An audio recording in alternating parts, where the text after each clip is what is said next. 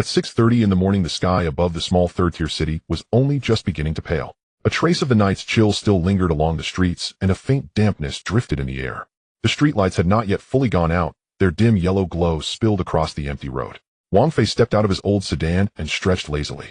He had finished work too late the previous night, and had simply spent the night in the car. He rubbed his hands together, his fingers felt stiff. The weather was not truly cold, but after a full day of labor his joints still ached. He pulled open the small compartment in front of the passenger seat, fished out a cold bun, tore open the plastic wrapping, and took a bite. The filling was no longer warm, and the dough had turned a little hard, yet he ate with a quiet sense of solidity. He had bought this sedan 5 years ago. It had already clocked almost 160,000 kilometers. The body of the car was covered with small scratches, and the right rear-view mirror was bound with tape damaged by last year's typhoon and never replaced. The seats inside were worn as well, the one on the left had even begun to sag. But the car could still run, consumed little fuel, and was cheap to repair. For him it was enough. Wang Fei finished the bun, crumpled the wrapping into a ball, and tossed it into the nearby trash bin. He glanced at his phone. It was still early. There was no job to take today, and he could have gone home to catch up on sleep. Yet he did not leave. He was waiting for someone. A few co-workers still lingered at the construction site. They clustered in a corner, smoking and chatting. Wang Fei walked over and leaned against the wall. No one offered him a cigarette. He knew they only saw him as an ordinary colleague, neither familiar nor close. "I heard there's an ability activation center in the city," a lanky co-worker said. "Run by the state, free testing. Anyone can go and try once." A short, pudgy man picked up the topic. "For real? Not some scam. My cousin went yesterday to that temporary white tent in the city center. They say it's run by a proper institution. People in uniforms guard the entrance, cameras everywhere." "So what did he awaken?" someone asked. "His fingernails can reflect light," came the reply. The lanky man laughed. "He doesn't even need a lamp to look in the mirror now." The group burst into loud laughter. "The girl downstairs from my place is even more ridiculous," the pudgy one added. "She awakened the ability to tell what brand of instant noodles someone is cooking within 10 meters, just by the smell. Tell me, what kind of ability is that supposed to be?" More laughter erupted. Wang Fei did not laugh. He lowered his head, looking at his own hands. Cement dust clung between his fingers, and the edges of his nails were split open. He usually wore gloves while working, but there were always places they failed to cover. These injuries had accumulated over countless days. "Are you going or not?" the lanky co-worker suddenly asked him. Wang Fei lifted his gaze to look at him. There was a hint of mockery on the man's face, as though certain that someone like Wang Fei would only be wasting his time there. "I want to go," Wang Fei said. His voice was not loud, yet everyone around heard him. "You really plan to go?" The pudgy man stared at him in surprise. "With this body, what could you possibly awaken? Careful you don't end up with something like tears that wipe themselves away whenever you sneeze." "That'd be hilarious," someone jeered. "Or an ability to never step in dog droppings while walking. That'd really be a blessing to society." Wang Fei still did not laugh. He simply stood there listening. In truth, the idea had already taken root in his heart. News of the activation centers had been circulating on the site for days. They said it was a nationwide program with centers set up in every city. Anyone over 18 who had not yet awakened could be tested once. The chance came only once. If you missed it, there would be no second time. It was not that he had never imagined awakening some formidable ability, but he did not dare indulge such thoughts for long. He only hoped that even a modest practical ability might be his. Something that gave him a bit more strength or made his reactions a little quicker. Then perhaps he could join a security team or work as an administrator in a property management office. At least he would no longer have to run from one construction site to another, day after day, battered by wind and sun, earning his pay one exhausting day at a time. He did not want to live like this for the rest of his life. His parents were growing old, and his younger brother was still in school. He himself was past 30 with no apartment, no car, beyond his old one, no savings. Nothing but these two hands. If he could secure a stable job, even with modest pay, he would gladly accept it. "I just hope it's not some useless chicken ability," he murmured under his breath. The men around him froze for a moment, then burst into laughter again. "What do you mean, chicken ability?" the pudgy one asked. "An ability that's completely useless," Wang Fei explained. "Like what we just mentioned. Fingernails that reflect light, hair that instantly grows an extra centimeter, the nose that can distinguish instant noodle brands. Those. So what do you want then?" The lanky co-worker shot him a sideways look. "You're not seriously hoping for its level ability to go hunt exotic beasts, are you?" Wang Fei did not answer. He knew they were just talking casually and did not truly mean anything by it. He also knew that his own words sounded foolish. What business did a man who did installation work wearing mud-stained work pants and driving a beat-up car have, speaking of level abilities? Yet some fragile sliver of hope still existed in his heart. Even if there were only a 1% chance, he wanted to try. After all, this was an opportunity granted by the state, and it would come only once. He did not want to look back with regret. The sun climbed higher, and more pedestrians appeared on the streets. A bus rumbled past, its windows plastered with an advertisement that read, "Nationwide Awakening, building our future together." Wang Fei raised his head to glance at it, saying nothing. His co-workers drifted away one after another, some heading off to new jobs, others going home for breakfast. Wang Fei too prepared to leave. He took out his keys and walked toward his car. As he opened the door, he reached into the trunk and grabbed a bottle of mineral water. Twisting off the cap, he drank a mouthful. The icy water slid down his throat, clearing his head a little. He settled into the driver's seat, fastened his seatbelt, and started the engine. The engine coughed a few times before turning over, a puff of black smoke rising from the exhaust. He paid it no mind and slowly drove the car out of the sight. He had driven this road countless times. On the left lay an old residential district, its outer walls mottled clotheslines crisscrossing the balconies. On the right stood a newly built commercial housing complex, its gates imposing security guards in uniform standing watch. The two worlds stood side by side, neither disturbing the other. He turned onto the main road, keeping his speed modest. Traffic had already begun to build. Many people rode electric scooters hurrying to work, and parents walked children to school. Crowds packed beneath the traffic lights. He rolled down the window, and the wind streamed in, carrying the aroma from breakfast stalls. Someone was selling jianbing with eggs, the iron griddle sizzling loudly. A little girl perched on the back of her mother's electric scooter, gnawing on a stick of fried dough, her cheeks puffed out. Watching her, Wang Fei suddenly felt a pang of hunger, but he did not pull over to buy food. He had already eaten and could not afford to waste money. The car continued onward. The closer he drove to the city center, the denser the crowds became. Many people gathered by the roadside, some raising their phones to take pictures. In the distance, a large white tent came into view, its entrance framed by a long queue that stretched all the way to the street corner. That was the Ability Activation Center. Wang Fei eased off the accelerator and drove slowly past. He saw several uniformed staff members maintaining order, walkie-talkies in hand. At the entrance stood metal detector gates and facial recognition devices. An electronic screen scrolled through the instructions: please remain quiet. Queue in order. Each person has only one testing opportunity. Repeated tests are not allowed. All kinds of people waited in line. Elderly men and women arrived in their pajamas. Young people listened to music on headphones, and mothers cradled children in their arms. A boy who looked like a middle school student said excitedly, "If only I could control fire." His friend immediately dampened his enthusiasm. "You should first hope they don't find you can only curl your nose hair." Wang Fei pressed the brake lightly. He saw a young man in his early 20s stepping out from inside, his expression complicated. A friend rushed up to him. "Well, what did you awaken?" "My hair can instantly grow 1 centimeter, the young man said with a bitter smile. "Is that ridiculous or what? At least you'll save on haircuts," his friend teased. "The problem is it grows even when I don't want it to." "Then wear a hat," the friend laughed. Their voices faded as they walked away together. People nearby who overheard their conversation chuckled. Wang Fei did not laugh. His grip tightened on the steering wheel until the knuckles turned faintly white. Outside the window, the world bustled like a story that had nothing to do with him, while he was merely a shadow quietly passing through.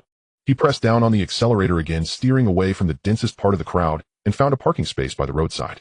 When the car came to a halt, he did not immediately get out. Sitting in the driver's seat, he gazed at the white tent ahead. Sunlight glared off its roof, casting a piercing shine. People still moved in and out at the entrance in orderly fashion. Some emerged running joyfully to share their results with family. Others walked away with drooping heads, leaving in silence. He knew that in a little while he too would step inside. He would lie down on the testing bed, don the cap covered with electrodes, and wait for the machine to read his genetic data. Within seconds, the screen would display the level and type of ability he possessed. In that instant, the course of his life would be decided. He was not afraid of failure. He feared only the absence of even the smallest hope. He lowered his eyes to his own hands. These hands had done countless rough jobs, carrying toilets, tightening water pipes, hauling tiles. They were coarse and strong, yet crisscrossed with scars. What if these hands could wield some kind of power as well? Not the kind that shattered heavens, nor the kind that made others worship him. Just a power that granted a slight chance to change his life. For instance, making heavy loads a little lighter, so moving things would be less exhausting. Or causing tools to return neatly to their places on their own, saving him the time spent tidying up. Even just an ability that made wounds heal faster, sparing him some pain. He did not care what others might think. He only wanted life to be a little easier. He did not want to worry over next month's rent, did not want to eat instant noodles whenever rain kept him from working, did not want to see his mother secretly hide her medicine bottle and say it was nothing, just an old ailment. He wanted only a steady life. Inside the car, it was very quiet save for the soft rush of air from the air conditioner. He pulled out his phone and checked the time, 8:17 in the morning. The activation center opened at 9, it was still early to go in. Yet he was already here. He did not hurry to get out. He needed a little time to calm himself. He thought of the previous night, tossing and turning in bed, unable to sleep. His mind had been filled with endless possibilities. What he might awaken, and whether he might awaken nothing at all. If he awakened some absurd ability, would others laugh at him? He was not afraid of being laughed at, he simply did not want to disappoint. He remembered his father from years ago often saying that living a steady, honest life was a blessing. Back then he had not understood, now he did. But these days were different. In this era of abilities, ordinary people could overturn their fate. The news constantly reported stories: a young man from a small town awakening flight, joining the Air Force straight away. A girl from the countryside awakening plant control, becoming an agricultural expert. Others using healing abilities to work in hospitals, earning tens of thousands a month. These stories were real. The state encouraged awakened individuals, offering subsidies, arranging jobs, even allocating housing. With ability, one could change one's destiny. He was not a greedy man. He only hoped to seize this opportunity. Even a low-tier but practical ability of level 10 would suffice, something that enhanced his physical strength or sharpened his focus. Then he could sit for exams for a formal position, sign a contract, pay into Social Security, and live a life with safeguards. He did not want to be a hero, nor did he crave fame. He simply wanted a home, a job, and a place where he could sleep in peace. Outside the car window, more people filed out of the activation center. Its large membrane wings behind it were as blue as the sky, unleashing thunderous sounds as they tore through the wind barrier, resembling a roaring battle. His wife laughed. Then you won't need to turn on the light when you get up at night. Those nearby chuckled along. Watching them, Wang Fei's lips twitched faintly, yet he still did not smile. He understood that most people awakened only these small abilities. The truly formidable ones were 1 in 10,000. He did not dream of becoming that one. He only prayed that his ability would not be too poor. Drawing a deep breath, he slowly exhaled. His heartbeat was fast, but he tried his best to remain calm. The car was quiet, with only the murmur of the air conditioner. He lowered his gaze again to his hands. These hands had done countless rough jobs, carrying toilets, tightening water pipes, hauling tiles. They were coarse and strong, yet crisscrossed with scars. If these hands could gain some sort of power, even just to make heavy objects slightly lighter or wounds heal a little faster, that would be enough. He needed only a small chance for life to change. He did not want to lie awake over rent. He did not want to subsist on instant noodles, nor see his mother hiding her medicine bottle. He wanted only a life of modest stability. Outside his window, the activation center remained busy. The white tint gleamed harshly under the sun. The line at the entrance grew longer and longer, while the uniformed staff occasionally lifted their heads to survey the crowd. Wang Fei tightened his hold on the steering wheel until his knuckles paled. He knew that in a little while he would push open the car door and walk toward that place. For now, he remained seated. He sat in the driver's seat, watching the crowd ahead. The car stood parked by the roadside, engine off, the air conditioner still humming softly. He did not move. He simply waited. He waited for 9 o'clock to arrive. He waited for those few minutes that would belong to him alone. At exactly 9 o'clock, the gate of the activation point swung open. Wang Fei stepped out of the car, tugged at the sleeves of his work jacket, and slipped the keys into his trouser pocket. He glanced at his watch. 9:07 already. The line ahead stretched far, all the way to the street corner. A staff member stood at the door with a walkie-talkie, speaking in a low voice, the tone edged with urgency. He walked to the end of the line and took his place. No one spoke. Everyone stared ahead, inching forward bit by bit. Someone was scrolling on their phone, someone else eating breakfast, and an old man with a thermos cup lifted it now and then for a sip. When it was finally Wang Fei's turn, the security gate stayed silent, and the facial recognition passed at once. The staff member scanned his ID card and handed him a blue card printed with a number, A739. Once you go and follow the arrows on the floor and head to testing station No. Free to wait for your number to be called, the person said quickly, but the instructions were clear enough. Wang Fei nodded and walked along the passageway. The hall was much larger than it looked from outside, lit by rows of fluorescent tubes above. On the floor, arrows in different colors pointed toward different zones. On the left was the waiting area, rows of plastic chairs, all filled with people. On the right lay the testing zone, divided into 6 small cubicles, each containing a metal bed and a single machine. He stopped just outside the yellow line in front of station No. 3. Inside, a young woman was lying down. She placed her hand on the sensor pad beneath the machine and closed her eyes. The screen flickered several times, then a line of text popped up, awakened ability, able to increase fingernail growth rate by 30. The grade displayed was level 1. She sat up, looking not particularly pleased, yet visibly relieved. The staff member handed her a form and asked her to sign. A few minutes later, the loudspeaker came on. A739, please proceed to testing station No. 3. Wang Fei stepped inside and removed his gloves, dropping them into the recycling box. The sensor pad was black, its surface smooth, encircled by a ring of tiny lights that were currently glowing blue. He glanced at the staffer. The man wore a mask, only his eyes visible, and gave Wang Fei a small nod. Just place your hand on it, don't press down, relax, he instructed. Wang Fei gave a quiet grunt of acknowledgement and pressed his palm onto the pad. The moment his hand touched the surface, the light overhead flickered once. He assumed the power was unstable and paid it no mind. Then the floor trembled faintly, as though a heavy vehicle had passed in the distance. The blue lights ringing the pad suddenly shifted to red and flared violently, forcing him to squint against the glare. Beep! The alarm shrieked, sharp and unrelenting, like sheet metal scraping against the ear. All the lights in the hall turned crimson, blinking on and off faster and faster. Wang Fei tried to lift his hand, only to find it seemed glued in place, immovable. He looked at the screen. Where data should have appeared, there was only garbled code characters scrambling in every direction, some symbols completely unfamiliar to him. Everyone paused at these words. Pan Xuanan, seeing the amount of meat sufficient for several meals, widened his eyes in disbelief, saying, "Are you a tiger or something?" The masked staffer had already retreated to the wall, leaning against the console, clutching the walkie-talkie in his hand. His lips moved, but no words came out. Another technician in a white lab coat rushed and took one glance at the main control screen, and his expression changed at once. He turned on his heel and sprinted toward the power box. The whole hall fell abruptly silent.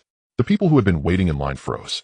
Some stood up to look, others backed away. None of the other testing stations dared accept new subjects. All staff crowded around the control console, speaking in low voices, hands moving quickly over equipment.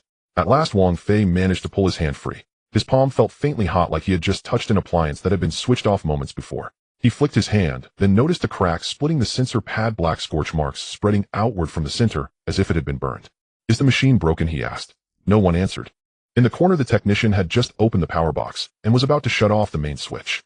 At the instant his hand pressed down, a streak of red light flashed inside the box, followed by a soft crack, and the circuit board belched a thin stream of bluish smoke. Startled, he jerked his hand back and froze where he stood. Wang Fei glanced around.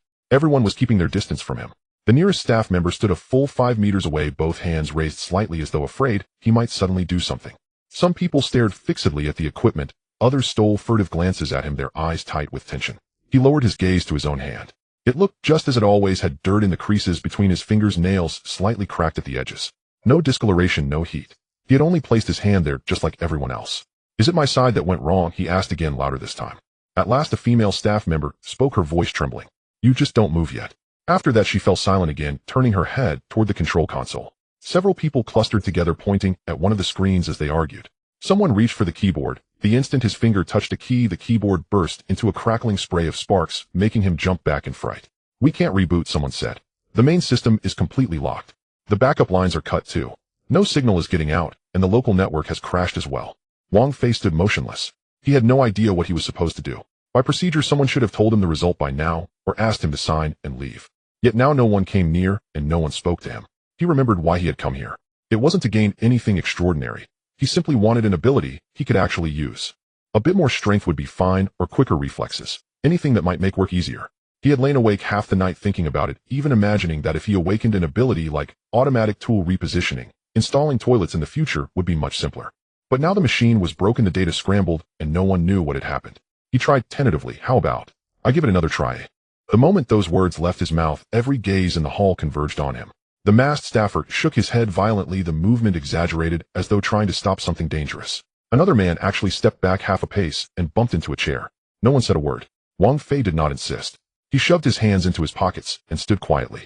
By his feet lay a torn scrap of paper. Someone's registration form dropped into chaos. He glanced at it.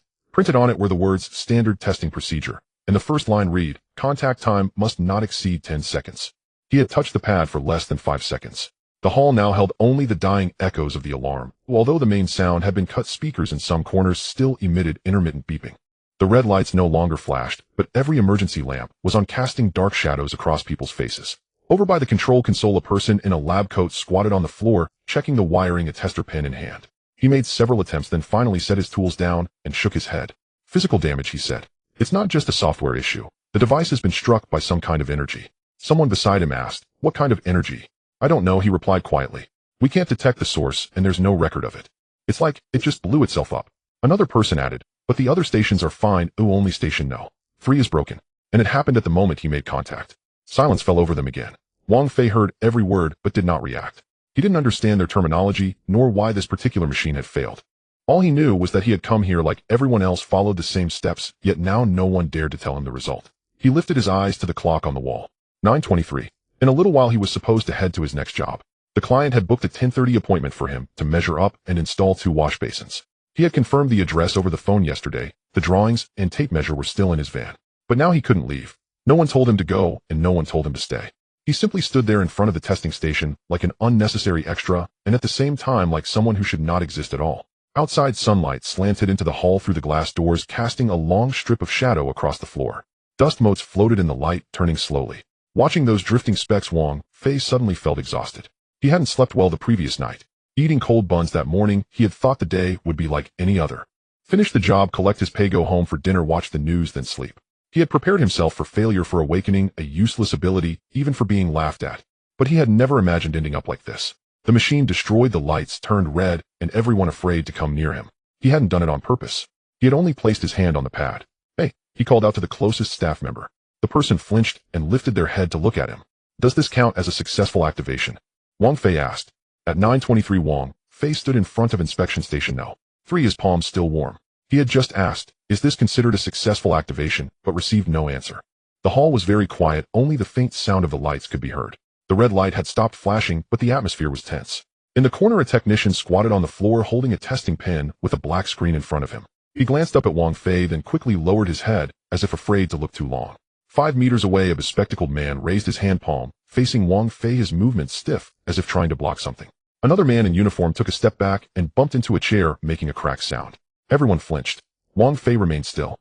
He put his hands in his pockets and looked down at a small piece of paper by his feet. It was a corner of a registration form with the words "Routine Testing Procedure" written on it. He remembered only touching the sensor station for less than 5 seconds, just like everyone else. But then the machine exploded, the lights turned red, the circuit board smoked, and sparks flew from the keyboard. Now no one was near him, and no one told him the results. He glanced towards the control console, where a few people were gathered speaking in hushed tones. A technician in a white coat suddenly looked up at him, and 2 seconds later hurriedly lowered his head to look at his tablet. His fingers trembled slightly, and it took several attempts before he opened the document. At that moment, the Emergency Command Center on the 3rd underground level of the city's Supernatural Abilities Management Center activated the alarm. It was not the kind of ear-piercing sound, but rather 16 surveillance screens on the wall simultaneously displayed red windows with the top right corner stating "level" and above "abnormal events automatically reported." One of the screens was showing footage of the activation point in a small town freezing on the moment Wang Fei placed his hand on the sensor station, with the next frame depicting the entire breakdown of the equipment. Director Zhang, while drinking water, flinched when he saw the screen, causing his thermos to drop to the floor and crack hot water spilling onto the side of the main unit. He didn't bother to pick it up, leaning forward, his eyes fixed on a line of text on the main screen: "Awakening rating SSS level." He swallowed hard, but remained silent. The operator beside him sensed something was wrong, turned to look, and immediately stood up. "Director Zhang." "What is this?" "Shut up," he replied. Director Zhang said in a low voice, his tone dry. He reached out to touch the tablet, but upon making contact with the screen, he quickly withdrew his hand, as if afraid to leave a mark. He took a deep breath and re-entered the information. The system required a level 2 permission verification. He entered a password, scanned his face, and pressed his fingerprint. After completing the 3 steps, the page unfolded, displaying at the top testing number is 739, name Wang Fei, age 31. Awakening ability type unresolved, energy characteristics exceed database limits, energy peak fluctuation unable to measure, exceeding limits, rating conclusion SSS, level highest, danger highest priority, note physical damage to equipment during testing, immediate activation of the high-level awaken isolation response plan is recommended. Director Zhang's hands shook even more violently. He had been in supernatural abilities management for 8 years, dealing with over 300 awakening cases, having seen only one S-level individual, a young person who could control fire, working in the provincial team. He also knew that there were only 4 SS-level individuals in the entire country, all directly managed by the headquarters, and ordinary people could not see them at all. And now a bathroom installer from a 3rd-tier small city designated a 739 stood in front of a scrap testing station rated as SSS by the system. He suddenly stood up and rushed to the door, pulling it open. "Assistant Lee, come to my office immediately." In less than 2 minutes, 3 security personnel and a data lockdown officer arrived. Director Zhang stood in front of the projection screen, lowering his voice. "Lock all external communications, cut off internet connections, and suspend all testing tasks for today." "Understood," the officer nodded, quickly typing on the keyboard. "Notify the on-site manager that all non-essential personnel should evacuate, leaving only 2 certified security guards on standby outside the yellow line." Director Zhang said, "You need to call and have someone from that side invite him into the reception room. Just say the system." Director Zhang said, "You need to call and have someone from that side invite him into the reception room. Just say the system needs to verify data and ask him to wait. Remember, don't mention the rating or the anomaly. Say nothing at all." The liaison nodded and ran out. Director Zhang sat back in his chair, watching Wang Fei's image on the screen. The man remained standing, wearing faded blue work clothes with frayed cuffs and mud-stained pant legs. He looked down at his hands, then shoved them into his pockets, standing upright, neither anxious nor flustered, as if he were just waiting for a client. Director Zhang suddenly felt a chill run down his back. This calmness was too strange. An ordinary person would have been anxious in such a situation. Machines malfunctioning, processes stalled, work delayed. Who wouldn't be anxious? But this person said not a word from beginning to end, and took very few actions, remaining eerily quiet. He picked up the intercom, retrieved his previous records ID number starting with 3304. Wang Fei, 30 years old, parents, employed, younger brother studying abroad, no criminal record, occupation as a freelance worker, stable, but not high income for the past 3 years. "Is that all?" "That's all," the assistant replied. "Check where he went yesterday." "Yesterday at 4 in the afternoon, he was at a hardware store buying waterproof tape and a new wrench. He returned home at 7 with surveillance footage capturing him carrying groceries inside. This morning at 6:20, he left, had buns at 7, and arrived near the construction site at 8 to wait for work to start."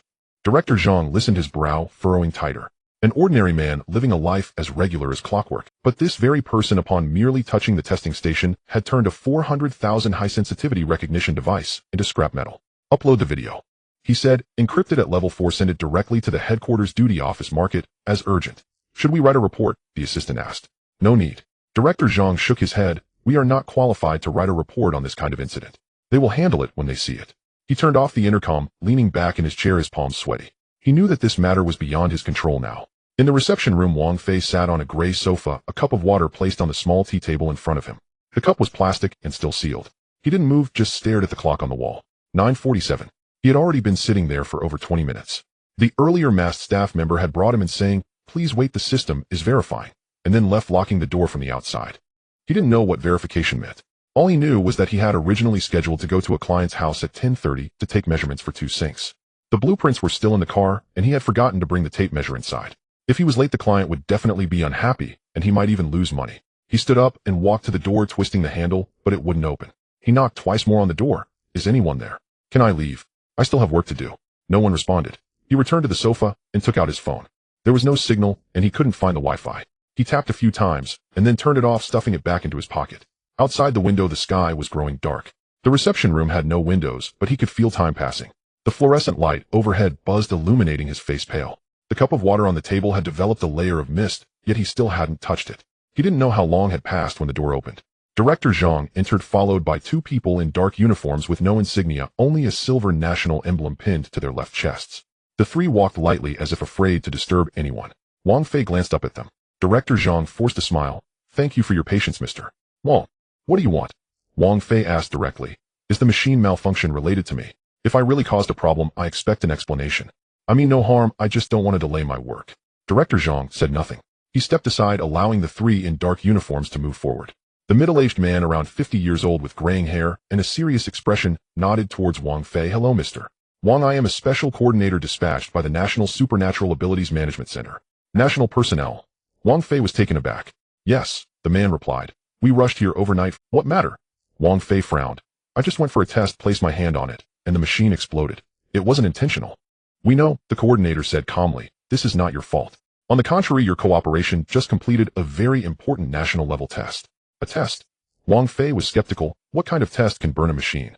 And even burn my hand? It was the first practical verification of a new energy recognition mechanism. You are the first individual to trigger it successfully. We appreciate your ability to remain calm despite the lack of preparation. So, does that mean I successfully activated it? He asked. Yes, the coordinator nodded. And it is the highest level of success. But specific details cannot be disclosed now due to confidentiality regulations. You only need to know that from now on your safety and livelihood will be specially guaranteed by the state. Guaranteed? Wang Fei laughed. I don't need your guarantees, I just want to get back to work. We understand, the coordinator replied, still gentle. But please give us some time. Tomorrow a designated person will get in touch regarding follow-up arrangements. You can rest tonight, and feel free to mention any needs you may have. As he spoke, he took a gift box marked with the national emblem and placed it on the tea table. This is a small token from the organization Tea Leaves Authentic Premium Longjing. And this envelope is a temporary allowance for this test, 3,000 yuan, please accept it. Wang Fei didn't move. He stared at the gift box, an envelope, his mind blank. These people were too polite, their attitudes too respectful, but he felt that something was off. He wasn't a fool. The machine exploded, the lights turned red, everyone avoided him, and now the state sent people to rush over at night delivering gifts and money, claiming he completed an important test. But he hadn't done anything. He merely placed his hand on it. I don't understand what you were saying, he finally spoke. I just want to know if I have awakened abilities. If I do, what is it? If not, I'll leave. The coordinator and the other 2 exchanged glances. The ability. But it is very special and requires further observation. The only thing we can tell you is, your condition is very stable and your emotions are healthy, which is our primary concern. Please continue to maintain this state. Do not feel anxious, do not doubt yourself. You are very important to us. Important? Wang Fei said softly. Very important, the coordinator repeated seriously. Wang Fei did not ask further. He looked down at the cup of water. The mist had dissipated and the surface was calm. He suddenly felt tired. Not physically tired, but mentally exhausted. It was as if the entire world had suddenly changed, and he was the only one unable to keep up. Footsteps were heard outside the door, the sound of leather shoes on the carpet. Director Zhang stood at the door holding the tablet, his fingers turning pale. The coordinator turned to him and nodded. We have finished our discussion. Please arrange for Mr. Wang to rest in the management center's guest room for the night, and do not schedule any external contact before 8 in the morning. Understood, Director Zhang's voice was hoarse. Wang Fei stood up, not looking at anyone nor touching the gift box or envelope. He walked to the door, paused, and turned back to ask, "Can I call my client? Just to say I'll be a bit late." The coordinator was silent for 2 seconds, then nodded yes. "We will help explain the situation. It will not affect your work reputation." Wang Fei replied with an and followed the security personnel out. The hallway was brightly lit, the walls were pale. As he turned the corner, he heard a lowered voice behind him. "Is it confirmed? Is he really SSS? The main server backup tag is clear, there's no mistake. But he looks. The more ordinary they appear, the more dangerous they are. If such a person loses control, we won't be able to stop them." Wang Fei did not turn back. He continued walking forward, his steps unwavering. He did not understand how he had become dangerous, nor did he know what SSS meant. All he knew was that from today onward some things would never return to the way they were. After the guest room door closed, he sat on the edge of the bed staring at the ceiling. The room was very clean, the sheets were new, and there were bottled water and towels on the table. The TV was on, broadcasting a breaking news report. This morning a short system failure occurred at a supernatural abilities testing point in a certain location, which has now been fixed, and normal testing order is unaffected. He did not change into pajamas, nor did he lie down. He simply sat there, hands resting on his knees, recalling the words of the person earlier. "You are very important to us." Important to what extent? He did not know, but he could feel that from the moment he placed his hand on the sensor station, he was no longer the Wang Fei he used to be. At the end of the corridor, Director Zhang leaned against the wall, his tablet still lit. He watched the surveillance footage of Wang Fei sitting on the edge of the bed, his lips moved, but ultimately, he said nothing. He knew he would never forget this name in his lifetime. Wang Fei. Number A739. SSS. At 6:17 in the morning, Wang Fei opened his eyes. The room was quiet, with only the sound of the air conditioning unit. He lay on the bed in the management center, the blanket not properly covering him, leaving his shoulder a bit cold. The bedside lamp was still on, casting a yellow light that illuminated the clock on the wall. He sat up, his feet touching the soft carpet. He hadn't slept well. His mind was occupied with the words from last night. "You are very important to us. There are special guarantees, subsidies will be provided." It sounded polite, but the more polite they were, the more uneasy he felt. He had dealt with the organization before and knew that if they truly regarded you as an ordinary person, they wouldn't be so cautious. They weren't afraid of him being incapable of work, it was something else that made them wary. He went to wash his face. The water was cold, and the stubble on his face felt rough. The person in the mirror had dark circles under his eyes, his brows furrowed. He stared at himself for a few seconds, then turned to grab his backpack and zipped it up. At 7 o'clock, someone knocked on the door. 2 knocks, neither too heavy nor too light. When the door opened, 2 men in dark uniforms stood there, both in their 30s, standing straight and walking silently. The man in the middle said, "Mr. Wang, we are here to take you home." Wang Fei nodded, not asking why he couldn't drive himself. He knew it was pointless to ask. The car stopped downstairs. It was a black sedan with no license plates, the windows heavily tinted. The back seat was very clean, as if no one had ever sat in it. He got in and smelled a hint of disinfectant. The seat covers were new still, with plastic wrap on them. The car started and no one spoke. Wang Fei leaned back in his seat, looking out the window. The sky was just brightening, with street vendors setting up stalls to sell breakfast, oil sticks frying in a pan, and someone squatting down to eat buns. He was familiar with this city, knowing which roads had potholes and which traffic lights took longer. But today, everything felt different. As they approached the neighborhood, he sat up straight. 3 people stood at the entrance. Dressed casually in t-shirts and sweatpants, they stood with perfect posture, evenly spaced hands hanging by their sides, eyes scanning back and forth. One of them noticed the black car and slightly raised his chin as if greeting or confirming something. The car slowly drove in, and the man stepped aside, his movements very standard. Wang Fei's expression was unchanged, but a heaviness settled in his heart. He recalled a phrase he overheard in the corridor last night: "Once such a person loses control, we cannot stop it." At that time he hadn't turned around, but now he felt a tightness on his back. The car stopped downstairs. Wang Fei got out and muttered a quiet "thank you." No one responded. He walked towards the hallway, his steps slow, not looking back, but he could feel someone watching him from behind. The key went into the lock, making a click sound. The door opened. It was very quiet inside. His parents had gone to work, and his younger brother was not home.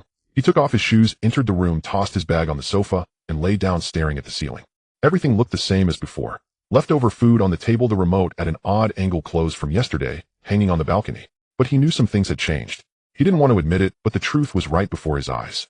After the machine explosion, the state sent people overnight. He stayed in the best room and followed the strictest protocols. Now there were more people at his doorstep. The car had been repaired, and there was a registry of information at home. This was no coincidence. He stood up, walked to the balcony, and lit a cigarette. The flame flickered and the wind was strong. He squinted to look downstairs. That black car was still under the shade of a tree 100 meters away, facing outward, as if ready to leave at any moment. The reflections from the car windows obscured whether anyone was inside. He took a puff, the smoke drifting into the air. At noon, he went downstairs to look at the car. That old car was still in place, its body dusty, the windshield wiper cracked. He circled around and found that all 4 tires had been newly patched with rubber marks on the side, and the gas tank was full. He crouched down to inspect the undercarriage, noting no signs of prying and the screws hadn't been touched. Who repaired it? When was it repaired? He remembered that the two men in uniforms only said we will handle it without mentioning anything about repairing or refueling. Moreover, they hadn't even approached this car. He stood up and brushed off his pants. There was no way to ask about this. Even if he did, they wouldn't tell the truth. In the afternoon, he received a call from his co-worker, Oldley, asking if he was still working today. He said he would talk about it later.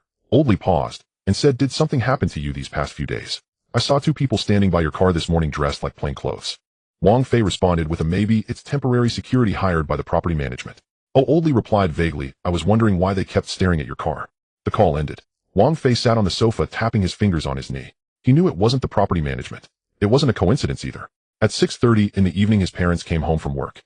As soon as his father entered, he smiled, saying, "Someone came to our house today, dressed in uniforms, claiming to be from a national project registering information, and they brought a refrigerator and a washing machine, all moved, and saying it's part of the high-risk occupation family care program." His mother continued, "It's true. The new refrigerator is bigger than the old one, a double door, and it even makes ice. They asked us if we had any difficulties and said we could apply for subsidies. I just mentioned that the water heater was always breaking down, and they immediately made a call to replace it tomorrow." His father put down his bag, looking pleased. "I told you your son must have some important abilities, right? Otherwise would the state care this much?" Wang Fei looked down at his meal, the grains of rice distinct in his bowl. He picked up a piece of green vegetable, chewing very slowly. "Maybe it's just good luck," he finally said. "What luck?" His father doubted. "They specifically came to our door, even equipped us with household appliances." "Is that luck?" "This is importance. I think you've hit the jackpot." His mother nodded as well. "Exactly. Before, if we wanted to install a cabinet, we had to go to the market ourselves. Now the state arranges it for you." Wang Fei said nothing more. He ate very little and returned to his room after finishing. At 9 o'clock, he stood on the balcony smoking again. The night breeze was colder than during the day. That black car was still downstairs in the same position.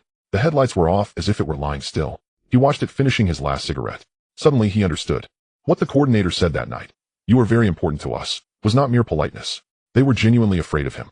Afraid that he might lose control, afraid he might get angry, afraid that he would do something impulsive and cause trouble. So he couldn't be provoked, couldn't be anxious, couldn't show any emotions. Therefore he had to treat his parents well, ensure his life was worry-free, and make everyone smile at him. Not because he was formidable, but because he was dangerous. He extinguished the cigarette, but his fingers turning white. The wind swayed the curtains gently. The next morning, he went downstairs to check the car again. The tires looked the same and the gas tank was still full. He opened the driver's door and sat inside. The steering wheel was cracked and the floor mats were worn. This car was like him. Old, unremarkable, and unnoticed by anyone. But now even this car was not entirely under his control. He turned the key, the engine revved twice, successfully starting. The dashboard lit up, everything was normal. He released the handbrake and slowly drove out of the parking space. In the rearview mirror, that black car was still there, unmoving. He turned out of the neighborhood and onto the main road, driving at a moderate speed. At a red light, he looked at his phone. There was signal and the Wi-Fi connected. He opened the map and entered City Ability Management Center. The navigation indicated a 23-minute arrival time. He turned off the screen and placed his hands back on the steering wheel. He knew he had to go there. Not to inquire about subsidies, nor to seek an explanation. He needed to understand what kind of person he had become. The green light turned on. He pressed the gas pedal, and the car moved forward. The plane trees by the roadside shifted backward, the sunlight slanting onto the windshield, dazzling his eyes. He adjusted the dimmer, making it clearer. Ahead was an intersection, and there were more cars. A bus was pulling into the stop, and he slowed down to wait. A lady on an electric bike crossed the road in front of him, and he gently pressed the brake. Everything was normal. But he knew that from today onwards there would no longer be any truly normal days. The car passed the third traffic light, and his phone buzzed. He didn't look. He knew who was calling. It could also be a message from the system. But he didn't move. His hands remained on the steering wheel, his fingers tightening slightly. The road ahead was straight, and the traffic was slowly moving forward. He stared ahead, his expression becoming serious. Wang Fei parked the car in the underground parking lot on the east side of the Municipal Superpower Administration Center in space number 078. He remembered this place. Last time he was brought here by someone else, but this time he drove himself. After turning off the engine, he did not get out of the car immediately. His hands remained on the steering wheel as he gazed at the slanted concrete beam outside the windshield. A bit of sunlight streamed in through the vent, landing on the edge of the driver's foot mat, where there was some dust. He unbuckled his seatbelt and pushed the door open to get out. Footsteps echoed twice in the garage before fading away. The elevator light was on, and a note next to the button read, "For staff, use only," in slightly crooked handwriting. He pressed the up button and waited for 7 or 8 seconds before the door opened. Inside were 2 people in white coats who paused when they saw him. One of them looked down at the tablet in his hand before quickly averting his gaze. No one spoke. Wang Fei stepped inside and stood in the corner. The elevator ascended slowly, stopping on the 3rd floor, where the 2 walked out, moving faster than before. The door closed, and the elevator continued upward. The 5th floor arrived. The hallway was cleaner than last time with shiny floor tiles and several potted green plants lining the walls, their leaves looking fresh. He walked to the right, turned a corner, and saw a young girl sitting at the reception desk writing with her head down. He approached and said, "I'm looking for Director Zhang." The girl looked up at him, her pen stopping. She didn't ask for his name or check her notebook. She simply stood up and said, "Please wait a moment, I'll contact him right away." She turned and went into the office behind her, returning in less than half a minute with a softer voice. Director Zhang said, "You can go straight in the office at the very back." Wang Fei nodded and walked forward. At the end of the hallway was a dark wooden door with a sign that read Director's Office. He knocked twice. "Please come in." A voice called from inside. Director Zhang sat behind the desk wearing a short-sleeved shirt with his sleeves rolled up to his elbows, holding a pen as if he had just set down some documents. There was a monitor on the desk, and the screen was black. Upon seeing Wang Fei enter, he immediately stood up and walked around the desk. "Mr. Wang, you've arrived. Please have a seat.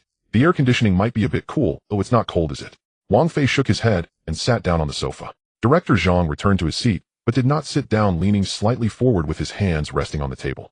"You came here in person today. Is there something you need us to cooperate with?" "I want to know." Wang Fei looked at him. "Why am I being treated?" Director Zhang's expression faltered for a moment, as if he had anticipated the question but was reluctant to answer. "Are you referring to which aspects?" "There are guards at my doorstep. My car was repaired and the gas tank is full, and suddenly home appliances were delivered while my parents had their information registered." Wang Fei listed them one by one. "I'm not here to complain. I just want to know why. Does the country treat every awakened individual like this?" Director Zhang slowly sat back in his chair, lightly tapping his fingers on the table. "Mr. Wang, your situation falls under a high-level special case. The procedures are indeed different from those for ordinary awakened individuals. I can't disclose all the specific details due to my limited authority, but I can assure you that all arrangements are made for your protection, not to control you." "A high-level special case," Wang Fei repeated. "Then what level am I?" "Well," Director Zhang hesitated. "According to regulations, the classification results can only be communicated through official channels and cannot be disclosed verbally." "Then show me the documents." "It's also inconvenient to present the documents directly." "Then give me a manual." Wang Fei said, "The kind you give to high-level awakened individuals. He'll know the context once I see it." Director Zhang stared at him for a few seconds, his expression somewhat complex. Finally, he opened the drawer and took out a small booklet with a dark blue cover printed with rights and management guidelines for high-level awakened individuals, with a small line underneath, "Internal document, strictly confidential." He handed the booklet over slowly. Wang Fei took it and opened the first page. It stated the classification standards for awakened levels. Level indicates no significant ability display. A level indicates fine-tuning of senses. E level indicates slight enhancement of physical abilities. Level indicates practical skills like temperature control and short-distance levitation. O level can influence the local environment. O level can produce sustained effects within a city. S level possesses regional destructive capability, requiring action trajectory registration. US level is included in the National Strategic Resource Pool, enjoying special protections. OSS level. He turned the pages slower and slower, until the last page. SS-level awakened individuals. There are currently less than 1,000th of such individuals globally, with peak single energy output reaching the equivalent of 1 million tons of TNT, capable of individually destroying a medium-sized city. Such individuals are extremely rare and usually come with unpredictable risks of chain reactions. The country implements the highest level of living guarantees and dynamic monitoring mechanisms to ensure both social stability and individual safety. Note, as of now, there are a total of 14 confirmed registered SS-level awakened individuals globally, with one in China. Wang Fei's finger stopped on the last line. His breathing became shallow. A multitude of images suddenly surged in his mind. That day when the testing machine exploded, the red lights flashing, staff retreating, someone guarding downstairs at night, the black car standing still, his father beaming with joy when mentioning the new refrigerator, his mother's eyes shining when mentioning the immediate replacement of the water heater, Oldly from work saying he saw someone standing next to the car. It turned out it wasn't care. It was precaution. They were afraid he might one day be unhappy, and with a mere gesture could erase the entire district. He closed the booklet and placed it on his lap, his fingertips pressing down on a corner of the cover.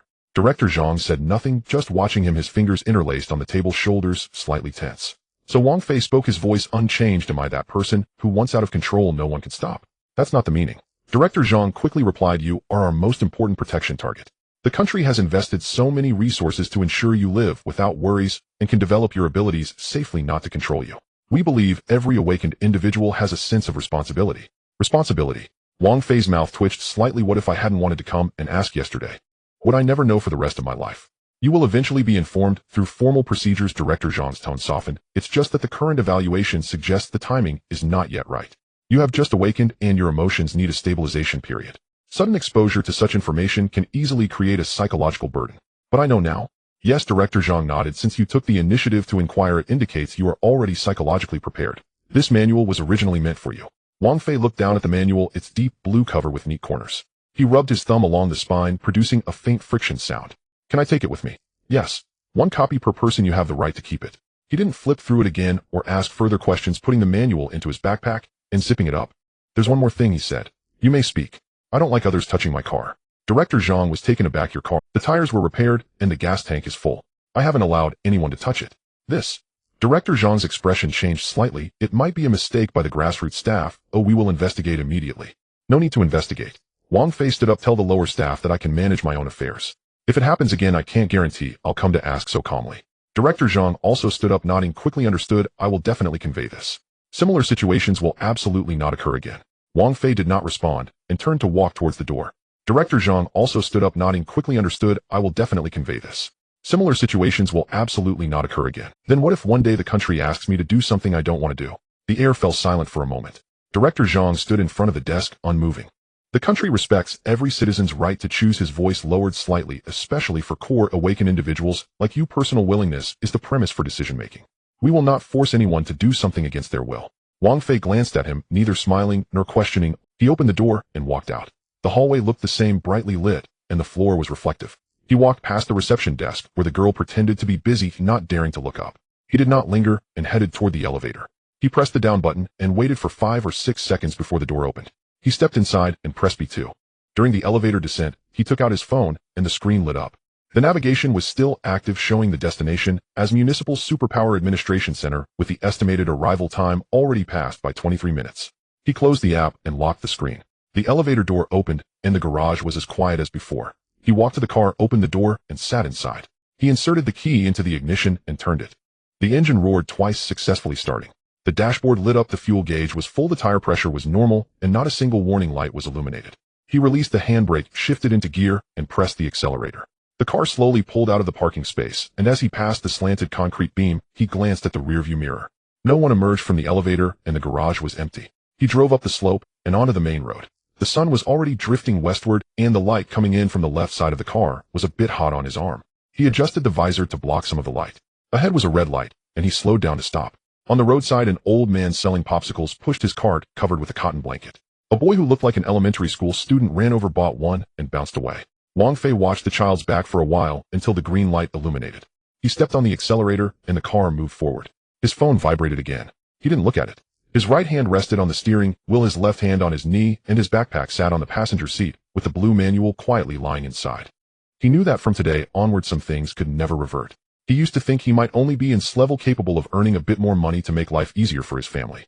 Now he understood that he was not just lucky. He was the kind of person who with just a thought could make an entire city and the better the country treated him, the more it indicated their fear of him. He tightened his grip on the steering wheel, his knuckles turning slightly white. The car passed through the third intersection, heading toward home. Wang Fei parked the car in the underground garage of the new community as dusk approached. He did not go to the spot marked exclusive, but instead turned into the regular area and found a corner to stop. The car was an old sedan that had been in use for 8 years. Its paint faded, the right front light cover cracked and held together with clear tape. He turned off the engine, leaving his hands on the steering wheel for a moment before unbuckling his seatbelt. Footsteps approached from outside as a middle-aged couple walked over from the elevator carrying moving boxes. The man glanced at the license plate, then looked up at Wang Fei's car, murmuring something quietly. The woman glanced this way, and the two quickened their pace to leave. Wang Fei paid them no mind. He opened the car door and got out, slinging his backpack over his shoulder and heading towards the elevator. Just as he entered, his phone vibrated. He took it out to check. It was a message from his mother. Where are you? We are in Unit 1202 of this building. He replied, I'll be there soon, and pressed the button for the 12th floor. The door opened, and his parents were waiting for him at the entrance of the new house. His mother wore a casual floral shirt, her hair neatly tied up, and upon seeing him, her first words were, "You finally made it. They said to wait for you to handle the paperwork together." His father stood beside her holding a red card that seemed to be a temporary property certificate. He handed it over, saying, "The staff said the property rights have been transferred to our name. No additional payment is required, nor any extra agreements to sign." Wang Fei took the card and glanced at it. It contained the address, area, and name of the property holder, all of which were legitimate. He stuffed it into his pocket. "Let's go in and take a look," his mother said, pulling on his arm. As the door swung open, a mix of renovation smells and air conditioning wafted out. The house was well ventilated from north to south, the living room tiled with light gray floor tiles, the walls painted a creamy white, and the kitchen countertop, made of quartz, shiny enough to reflect one's image. His mother followed the wall to the balcony, continuously exclaiming, "This floor is so sturdy, the windows seal perfectly, and the kitchen. Oh, they even installed the range hood." His father squatted by the bathroom door to check the drainage, testing the water pressure, and nodding, saying the plumbing is neatly done. Wang Fei stood in the center of the living room, not moving. An electronic clock hung on the wall, its numbers jumping accurately. He stared at it for a few seconds, recalling the manual he had seen at the Ability Center yesterday, the last page of which read, "Less than 1,000th of the world's current population exists." His mother suddenly turned to him and asked, "Do you think this is a treatment only SSS can enjoy? I heard from old Lee's wife that a young man at their factory awakened in SSS electrical control ability, and the country gave him a set of 7 square meter housing not even finished yet." Wang Fei did not answer. He knew it was not SSS. It was SS, but he could not say that answer, saying it would only make his parents more afraid, more unwilling to move in, and even more sleepless. "Maybe it's just rated a bit higher," he replied vaguely. "Of course." His mother laughed. "I just knew my son would be successful. I used to worry you would be too tired doing installations, but now it's fine. The country has arranged it for you. Why bother with those jobs anymore? It's better to rest." Wang Fei did not respond. He walked to the balcony and pushed open the glass door. The streetlights below had just turned on, illuminating the saplings in the green belt. A few children were riding bicycles in the open space, their laughter trickling up intermittently. A delivery electric bike turned into the community, ringing its bell once. He watched as the bike stopped under a building. The rider took off their helmet to wipe sweat and ran upstairs with a takeout box. He had once hurried like that too. "Mom, I have to work tomorrow," he said. "You still work?" His mother was taken aback. "With your current conditions, who would let you install toilets and tiles?" "I can't lose my skills," he said. "Besides, I can't sit idle." His father interjected from inside, "Isn't the state providing you with a new car? I saw there was an exclusive parking space left over there." "This one is easy to drive," Wang Fei replied. "It saves gas." His mother shook her head, muttering, "You're pushing away a good thing that others can't even grab." No one spoke further. His father began to unpack the suitcase, and his mother went to the kitchen to check if the cabinets were missing any items. Wang Fei stood on the balcony, feeling the cool breeze on his face. He looked down at his hands, which were quite ordinary, with slightly thick knuckles and traces of cement dust from yesterday's work still in the nail crevices. This was his hand. Not the sort of hand that could smooth out a building with a mere lift. At 6:40 the next morning, Wang Fei drove the old car out of the garage of the old community. The headlights were a bit dim. He wiped them with his hand, but they still weren't very bright. He didn't repair it and just started the engine. The car circled around and stopped in front of the new community's Unit 3. His parents heard the sound and came down. His mother wore a thick coat, carrying a thermos. "I made porridge for you, drink it all." "I'm not hungry," Wang Fei said. "Take it," she insisted, shoving it into the passenger seat. "You're different now. You can't neglect yourself." His father stood by the car, frowning as he looked at the old vehicle. "Why don't you get a new one?" "The staff said the keys for the new car are already an electric one, quiet and easy to drive." "This one can still run," Wang Fei replied. "I'm not used to a new one." "What will others think?" His mother said with a hint of urgency. "Do you think nobody knows your background is extraordinary? What are you trying to be low profile about?" Wang Fei glanced at her, but did not retort. He knew the neighbors were already gone. Last night when he returned, he overheard 2 women chatting at the entrance, their voices not loud, but he could hear clearly. "Look at that broken car. Is he afraid to spend the money the country gave him? I heard his son awakened a great ability, otherwise how could they have exchanged for a new house?" He did not stop then, nor did he look back. It was the same now. He fastened his seatbelt and started the car. "I'm leaving, you guys go up." The car slowly started to move, pulling away. In the rearview mirror, his parents were still standing there. His mother raised her hand to shield from the wind, and his father patted her shoulder. The two turned to go back inside the building. Wang Fei turned out of the community, driving along the main road. At 7:30 he arrived at the west gate of the building materials market. He parked in front of a bathroom store, got out, and walked inside. The boss was checking orders, and was momentarily stunned when he looked up and saw him. "Brother Wang, what brings you here? Is there work?"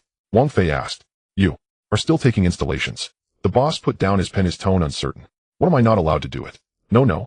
The boss quickly waved his hand. Yes. A new batch of apartments was just delivered in the East City, and a dozen households need bathroom cabinets and toilets installed. We can start this afternoon. Do you want to take it?" Wang Fei nodded and wrote down his name and phone number in the registration book. The boss looked at his signing hand and suddenly lowered his voice. "Brother Wang, let's be frank. With your current status, why are you still doing this?" Wang Fei closed the book and looked up for a sense of stability. The boss did not ask further. He understood. Wang Fei stepped out of the store and stood by the car. The sunlight slanted and hitting the car roof, and heat began to rise. He opened the driver's side door, sat down, and inserted the key into the ignition. The engine roared to life after a couple of attempts. The dashboard lit up, the fuel gauge was full, and the tire pressure was normal. He released the handbrake, shifted gears, and pressed the accelerator. The car slowly drove out of the parking lot, merging into the morning rush hour traffic. As he passed a traffic light, he slowed down and came to a stop. A black SUV was parked in the adjacent lane, its windows heavily tinted, obscuring the view inside. But in the rearview mirror, he saw 2 women on the opposite sidewalk, pointing at his car and talking. That's the one of them said. It's so old, and he still hasn't replaced it. I heard his family got a big house from the government. So why is he still doing this work? Is he pretending to be poor? Who knows, maybe he's afraid deep down and doesn't dare to spend. Wang Fei listened, and the corner of his mouth lifted slightly. It was neither a smile nor anger, just a moment. The green light illuminated. He pressed the accelerator, and the car moved forward. At noon, he returned to the new community. The car parked in the underground garage. He grabbed his toolbox and headed upstairs. His mother opened the door, looking surprised. "You're back. Didn't you say you had work in the afternoon?" "I just came back for a bit," Wang Fei said, to grab some things. He walked into his room and opened the wardrobe. There weren't many clothes, just a few work uniforms, 2 jackets, and an old pair of sneakers. He dug out a clean towel and stuffed it into his bag. His mother followed him and leaning against the doorframe. "Are you really going?" "I made an appointment," he replied. "Do you know what they're saying about you outside?" Her voice dropped a bit. "They say you clearly have an extraordinary background, but are pretending to be poor, unwilling to accept your fate. Some praise your groundedness while others say you are foolish." Wang Fei zipped up his bag and slung it over his shoulder. "Let them talk," he said. "Can't you at least look a bit more presentable?" His mother sighed. "At least change the car. It don't let people think our family is unreasonable." Wang Fei looked at her and said seriously, "Mom, I'm still me. The house has changed, but my life hasn't. I'm not ashamed of doing this work." His mother opened her mouth, but said nothing further. She knew she couldn't persuade him. Wang Fei walked to the door to change his shoes. His mother followed him to the entrance and suddenly asked, "So what exactly did you awaken?" He looked down to tie his shoelaces, his movement steady. "Just a little ability. It's nothing impressive." "Then why can you exchange for such a big house?" "Maybe it's just luck," he said, standing up and reaching out to touch the doorframe and leaving. The door closed. He entered the elevator and pressed B2. During the descent, he leaned against the wall of the cabin and closed his eyes for a moment. Flashes of words from yesterday's manual ran through his mind. The peak output of individual energy can reach the equivalent of 100,000 tons of TNT. He opened his eyes, watching the floor numbers change. 12, 11, 10. Ding. The door opened. The garage was quiet. He walked towards the car, opened the door, and sat inside. He inserted the key into the ignition and turned it. The engine roared to life. He glanced at the front view mirror, then checked the side mirrors. The empty road had no pedestrians. He released the handbrake, shifted gears, and pressed the accelerator. The car slowly rolled out of the parking space, glancing at the slanted concrete pillar as he passed. The base of the pillar was painted with yellow and black warning paint, and parking lines were drawn beside it. Everything was as usual. He drove out of the slope and onto the main road. The sun was setting in the west, casting light into the car from the left side, warming his arm. He adjusted the visor to block some of it. Ahead was a red light, so he slowed down and stopped. A vendor selling popsicles pushed his cart nearby, covered with a quilt. A boy who looked like an elementary school student ran past, bought one, and skipped away. Wang Fei watched the child's back for a while until the green light turned on. He pressed the accelerator and the car moved forward. His phone vibrated again, but he didn't look. His right hand rested on the steering wheel, while his left hand lay on his knee, and his backpack was placed in the passenger seat, the blue manual quietly lying inside. He knew that from today onward some things could never go back. He thought he was at most in class, capable of earning a bit more money to make his family comfortable. Now he understood it wasn't just luck. He was the kind of person who could make an entire city disappear with just a thought. And the better the country treated him, the more it indicated their fear of him. He gripped the steering wheel tightly, his knuckles turning slightly white. The car passed through the third intersection, heading towards the client's address. When Wang Fei parked the car downstairs, the sky had already darkened. He turned off the engine and glanced at his phone. There was a missed call on the screen. It was his brother Wang Hao, who had called 20 minutes earlier. He called back. The phone rang twice before it was answered. "Brother."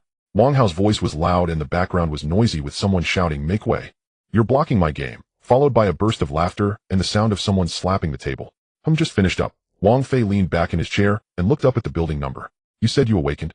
"Yes."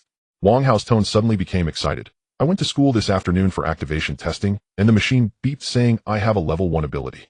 "Oh," Wang Fei responded. "The ability is, my nails can glow." Wang Hao paused, his voice lowering a bit, but then he laughed again. "Isn't that strange? It just glows at the fingertips, warm yellow like a small night light." Wang Fei didn't laugh or ask more. He knew his brother felt a bit embarrassed, wanting to share, but fearing ridicule. "That's great," he said. "Now you want me to turn on the lights to find things at night." The other end of the line paused for a moment before bursting into laughter. "Wow.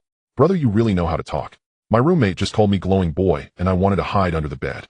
"Let them call you that," Wang Fei said. "Do they have abilities?"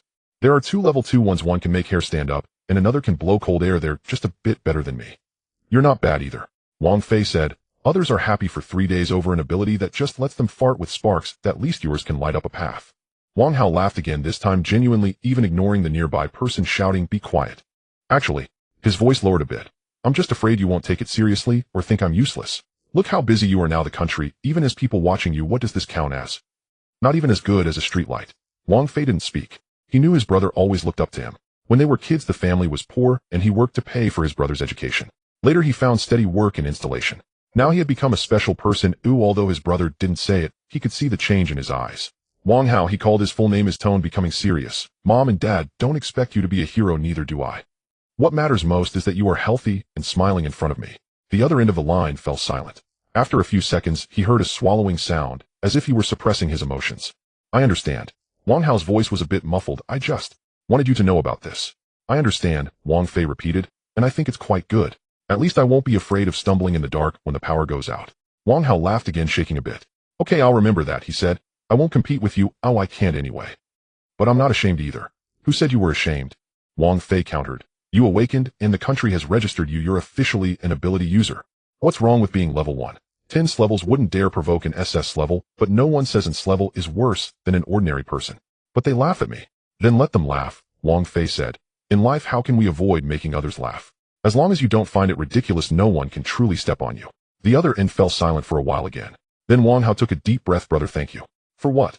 Wang Fei unbuckled his seatbelt, preparing to get out of the car. You're my brother. It's easy for me to say this. But it makes me feel secure, Wang Hao said. I used to always think you were strong, and I had to catch up with you. Now I know it doesn't have to be about how powerful one is to matter. Just being alive and safe is enough. Wang Fei didn't say anything further. He looked down at his hands. There was still residue from the water left over from installing the toilet earlier. He rubbed his fingertips. They didn't shine, nor would they. But he knew some things were more important than glowing. Get some sleep early, he said. Don't stay up late gaming. Got it, Wang Hao said with a smile. Brother, don't tire yourself out too much. I heard you're living in a big house now. It's still the same place. Wang Fei replied casually. Nothing has changed. Who are you kidding? Wang Hao scoffed. My classmate's mom works at the housing authority, and she said someone in your neighborhood changed ownership, the area doubled, and the renovation was fully covered. Who else could it be? Wang Fei neither denied nor confirmed. All right, let's hang up. I have to work tomorrow. Hey, just one last question. Wang Hao suddenly lowered his voice. What exactly did you awaken? Can't you tell me? If I told you, you wouldn't believe me, Wang Fei said. And besides, it wouldn't be good for you to know. Then let me guess, Wang Hao perked up again. Is it that you can make money out of thin air? Or can you make people shut up? Hanging up now, Wang Fei directly ended the call. After the call was disconnected, he placed his phone on the passenger seat and didn't move. Outside, the sky was completely dark. The corridor lights lit up one by one, reflecting on the car window like stars. He sat for a while before getting out of the car. He carried his toolbox upstairs to continue working. The client was a middle-aged man with a very pleasant attitude. Upon hearing he was Master Wang, he thanked him repeatedly and handed him a bottle of water. Wang Fei waved it off, finishing the inspection and confirming there were no drainage issues before leaving. When he went downstairs, the elevator was out of order, so he took the stairs. His footsteps echoed in the empty hallway as he descended floor by floor. When he reached the corner on the 3rd floor, he paused and leaned against the wall to catch his breath. It wasn't exhaustion, it was a heavy feeling inside. He thought of Wang Hao's voice. That forced laughter, the embarrassment of being nicknamed, and that line, afraid you wouldn't take it seriously. He understood the meaning behind those words. His brother didn't care about the size of the ability, he only cared whether it held weight in his eyes. And what about him? He used to just want to live a stable life, laying every tile properly, fixing every leaking faucet, easing his parents' worries, and ensuring his brother graduated smoothly. Now he realized he was no longer just Wang Fei who made a living with his skills. He could influence how others treated him, like that counselor who had a bad attitude and was dismissed the next day, or like those troublesome clients who were called in for talks at night, or like how his brother was now called Glowing Boy. It sounded like a joke, but over time it could become an insult. But as long as he wanted, these things could stop. Yet he was unwilling to intervene. It wasn't that he was afraid, he simply didn't. He feared that if he started to manage, he would have to oversee everything, and everyone would come looking for him. His parents would be watched more closely, and his brother could no longer live like an ordinary person. What he wanted was never to control anyone, but to preserve this bit of tranquility. But tonight Wang Hao's call made him realize one thing: he now had the ability to protect this peace, not through endurance, not through hiding, but by standing here, making others hesitant to act against him. This power wasn't meant for fighting, it was meant for protection. He continued to walk down his steps steadier than before. By the time he got home, it was already past 9. His mother sent a message asking if he had eaten. He replied, "I've eaten," and when he entered, he changed his shoes. The house was quiet, his parents' bedroom door was closed, and the television was on at a low volume. He walked to the balcony and opened the glass door. The evening breeze blew in, a bit cool. The city lights were far away, the traffic lights blinking, and the cars slowly moving. Standing here, he could see the old neighborhood where he used to live, as well as the outlines of the new buildings. He pulled out his phone, scrolled to the call log, and stared at the two characters, Wang Hao, for a long time. Then he put his phone back in his pocket, rested his hands on the railing. The wind rustled his clothes and the shadows of the trees swayed. A cat jumped onto the wall, paused for a few seconds, then ran into the darkness. He remembered the time when Wang Hao was 8 years old and had a fever over 39 degrees. He cried out for him in the middle of the night, "Brother!" He carried his brother 2 kilometers to the hospital, the road bumpy, with half the streetlights broken. At that time, he vowed to earn money in the future by a car, so that his brother would never have to take a night walk again. Now he had a car and money. What the country provided exceeded his imagination. Yet he still drove an old car, sticking to his old trade, because that was the only reality he could grasp. But tonight he knew reality had changed. He was no longer just someone who could protect his own life. He was someone who could let his brother be called glowing boy at school, yet ensure no one dared to bully him, someone who could let his parents move into a new home without being questioned about the source, someone who could make those who wished to harm his family think twice before acting. This power was subtle and didn't need anyone to know. It was just there, as natural as breathing. He looked down at his hands again, then raised them towards the distant light. Nothing happened. No light, no fire, no tremor. But he knew that as long as he wished, this light could extinguish in an instant or shine forever. He chose to let it shine, because what he wanted to protect was this bit of human warmth. The wind picked up, but he didn't move. The living room light was on behind him, casting a long shadow on the ground. He stood there for a long time until his phone vibrated. It was a WeChat message from Wang Hao. "Brother, I just checked. There are over 3,000 level 1 ability users in our province, most of them with minor abilities. I feel like I'm not alone anymore." Wang Fei looked at the message, the corner of his mouth twitching. He didn't reply. He just pressed the screen off and put the phone back in his pocket. Then he turned around and walked back inside. As he closed the door, he glanced back at the night sky. The lights of 10,000 homes were quietly shining. He drew the curtains and went into the kitchen to pour a glass of water. Halfway through drinking, he heard a sound from his parents' room as they turned over. He put down the cup, quietly walked to his room, took off his jacket, and sat on the edge of the bed. There was not much decoration in the room. On the bedside table lay a spare key and an unopened pack of tissue. On the wall was a promotional poster he had picked up at the building materials market last year, saying, "All bathroom products 20 off." Everything seemed normal, but he knew some things had changed. He closed his eyes and took a deep breath. When he opened them again, his gaze became firm. It wasn't anger, it wasn't ambition, nor was it fear. It was a calmness that once something was determined, it wouldn't change again. He lay down and turned off the light. In the darkness, his eyes remained open. After a long time, they slowly closed. Outside the window, the city was still in operation. He had made a decision. He wouldn't take the initiative to act, wouldn't flaunt, wouldn't become anyone's weapon. But he would let anyone who wished to harm his family know that some lines once crossed could never be returned. Even if it was just the last thing he thought of before falling asleep was Wang Hao's words, "Brother, thank you." He shouldn't thank him. The one who should be thankful was himself for not forgetting the way home after becoming stronger. At 4:40 in the morning, just as dawn broke, Wang Fei woke up. He didn't turn on the light, sitting on the edge of the bed to put on his shoes, moving quietly to avoid waking his family in the next room. The room was silent save for the low-frequency hum of the refrigerator. He looked down to fasten his last shoelace, stood up, and walked to the kitchen to boil some water and make a cup of instant coffee. The cup was old with a small chip at the rim, having been used for several years. He carried the cup to the balcony and opened the glass door. Outside, the wind was gentle and the air carried a hint of dampness as if it had just been watered. The community road below was empty with a few cars parked along the side. One black sedan caught his attention. It was parked beneath the shade of a tree about 100 meters from the entrance without a license plate, and the tinted windows obscured the view inside. He didn't think much of it and took a sip of coffee, which tasted slightly bitter. At 6:15, he changed out of his pajamas and into work clothes, a faded blue work jacket and pants with a patch on the knee. He picked up the tool bag that was placed behind the door and checked it. Wrench, tape measure, and sealant were all there. As he inserted the key into the lock, footsteps echoed in the hallway. Someone was coming. The footsteps stopped outside the door. Wang Fei hesitated for a moment before continuing to turn. The door opened to reveal a man in a gray suit standing at the entrance, around 35 or 36 years old, with neatly combed hair, holding a folder, and wearing a badge that read Life Coordinator Chen Feng.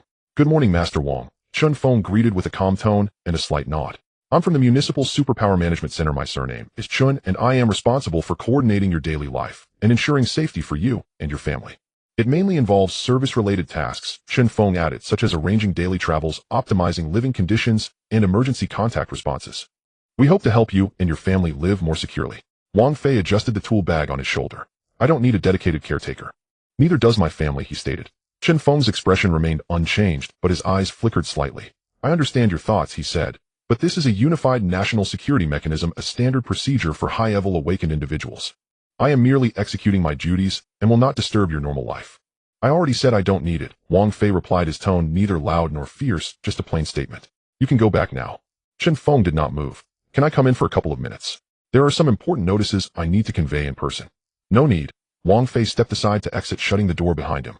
"I have work to do." After speaking, he walked toward the elevator. Chen Feng followed a couple of steps, then stopped. He stood still, watching Wang Fei enter the elevator, pressed the button for the first floor, and the doors closed without Wang Fei glancing back at him. Chun Feng glanced at his watch. It was 7:03. He turned and walked towards the black sedan, opened the door, and sat inside. On the passenger seat was a tablet, its screen lit up, displaying the real-time monitoring footage of the building where Wang. He did not touch the device, but took out his phone and sent a message. Subject refused direct contact, has clearly stated unwillingness to accept dedicated service. Now switch to external observation mode, waiting for further instructions. After sending it, he put away his phone and continued to sit in the car, occasionally glancing towards the entrance. Wang Fei exited through the back gate of the community and turned onto the main road. He wasn't driving today. His first job was in an old neighborhood in the eastern part of the city, not too far away, easily reachable on foot and by bus. There weren't many people on the road and breakfast stalls were gradually opening. The oil stick frying was steaming and the owner was flipping the fried dough. He passed by a convenience store and bought a bottle of mineral water. While scanning to pay, a notification popped up on his phone. New order pushed from the job platform location in the city center. Installation of shower room, starting at 2 in the afternoon with good compensation. He clicked, temporarily save, and continued walking. At 11:27 in the morning, he finished his work and exited the client's building. Today's task wasn't difficult, just replacing a valve and installing a new shower head. The client was quite polite and even offered him a drink when he was leaving, but he declined and waved it off. The sun was a bit hot, so he took off his jacket and draped it over his arm, ready to go for lunch. The beef noodle shop he often visited was located in a small alley, having been open for over a decade, with a sign featuring hand-pulled noodles served with large chunks of beef brisket priced at 10 yuan a bowl. He usually came here to sit for a while after finishing work, sipping soup and resting his legs. However, upon reaching the alley's mouth, he saw that the entire street was cordoned off with yellow tape. 5 or 6 workers in uniforms from the power company were digging a shallow pit by the roadside, laying out a few cables, but there were no construction vehicles, generators, or cutting machines on site. The workers moved slowly as if they were just passing time. One of them looked up and saw him, momentarily stunned, then quickly lowered his head to continue fiddling with the cables. Wang Fei approached, standing outside the tape. "How long will the construction take?" he asked. The worker didn't look up. "Temporary task, expected to take 3 days. "I didn't hear anything about this street changing the wiring beforehand," Wang Fei said. "It was notified from above," the worker replied curtly. "We are just executing orders." Wang Fei gazed at the noodle shop a few steps away. The rolling shutter was closed, but the lights were on. He knew the owner typically wouldn't close early. Through the glass, he could see the tables and chairs still inside, but no one was coming in or out. He recognized this worker. Last week when he had come for noodles, the man was also there, squatting at the shop's entrance, smoking, and they had exchanged a glance. Now the other person pretended not to recognize him. Wang Fei didn't ask again. He turned and walked away, retracing his steps. After walking 50 meters, he suddenly chuckled softly, almost to himself. They were not here to protect him. They were here to control him. Even a bowl of noodles was subjected to their decision on what. He shook his head as he walked, his pace steady. The sunlight reflected off the cement ground, glaringly bright. He squinted and tossed the empty water bottle into a trash bin by the road. At 3:08, he returned to the vicinity of the community. The black sedan was still in its original spot, with the window cracked open just a finger's width, revealing a faint shadow of a figure in the driver's seat. He didn't head home, but turned into the park across from the community. A few elderly people were sitting on benches playing chess, while children were running up and down the slide. He found a chair near the edge and sat down, pulling out his phone to access the job platform. The page refreshed, displaying a dozen new orders scattered throughout the city. He scrolled through them, pausing his finger on an entry marked, "Urgent order, renovation of a restroom in a certain office building starting at 4 in the afternoon, with a 2-hour duration and double the pay." He clicked, "Accept order," and the system notified him that the confirmation was successful. Just as he exited the page, his phone vibrated. It was a text message from an unknown number. "Master Wang, the old Zhang beef noodles you tried to go to earlier is temporarily closed due to municipal line repairs. It is advised to change your dining location. Similar situations will be alerted in advance." After reading it, he neither deleted nor replied, but stuffed his phone into his pants pocket. A breeze swept through the park, rustling the leaves. A small boy chased a balloon past him, almost colliding with his feet, then stopped to catch his breath, looked up at him for a moment, and ran off laughing. Wang Fei gazed at the distant buildings. He knew that from today onward some things were different. He could still walk, accept orders, work, and eat. But every step was now within a circle drawn by others. He didn't want to argue or create a fuss, yet he was also clear that this protection would eventually turn into a rope wrapping tighter and tighter. He stood up, brushed off the dust from his pants, and walked toward the community gate. As he passed the black sedan, he didn't pause or glance over. However, just as he brushed past it, he heard a faint keystroke sound from inside the car, as if something was being recorded. He twitched the corner of his mouth, but didn't turn back. Before entering the unit, he stopped and looked up at his window. The curtains were drawn, and there was no movement inside. He took out his key and opened the door. Inside was just as it was when he left in the morning. A half-knitted wool scarf from his mother lay on the sofa, and there was half a cup of cold tea on the coffee table. He set down the tool bag, walked to the water dispenser, poured himself a cup of water, and drank it in one go. The water was a bit warm. He set the cup down and went to the balcony, opening the glass door again. The wind was stronger than in the morning, causing the towels on the clothesline to sway. He leaned against the railing, gazing toward. The car was still there. The person hadn't gotten out or left either. He stood there for a few minutes, then turned back inside, picked up his phone, and scrolled to the top of his contacts list. The direct hotline for the Municipal Superpower Management Center, the last call coming 2 days ago from Director Zhang. He stared at that name for a long time. Finally, he exited the contacts, opened the camera, and took a picture of the view outside the street below the black sedan parked under the tree shade, its roof reflecting the light. After taking the photo, he didn't save or send it, but deleted it instead.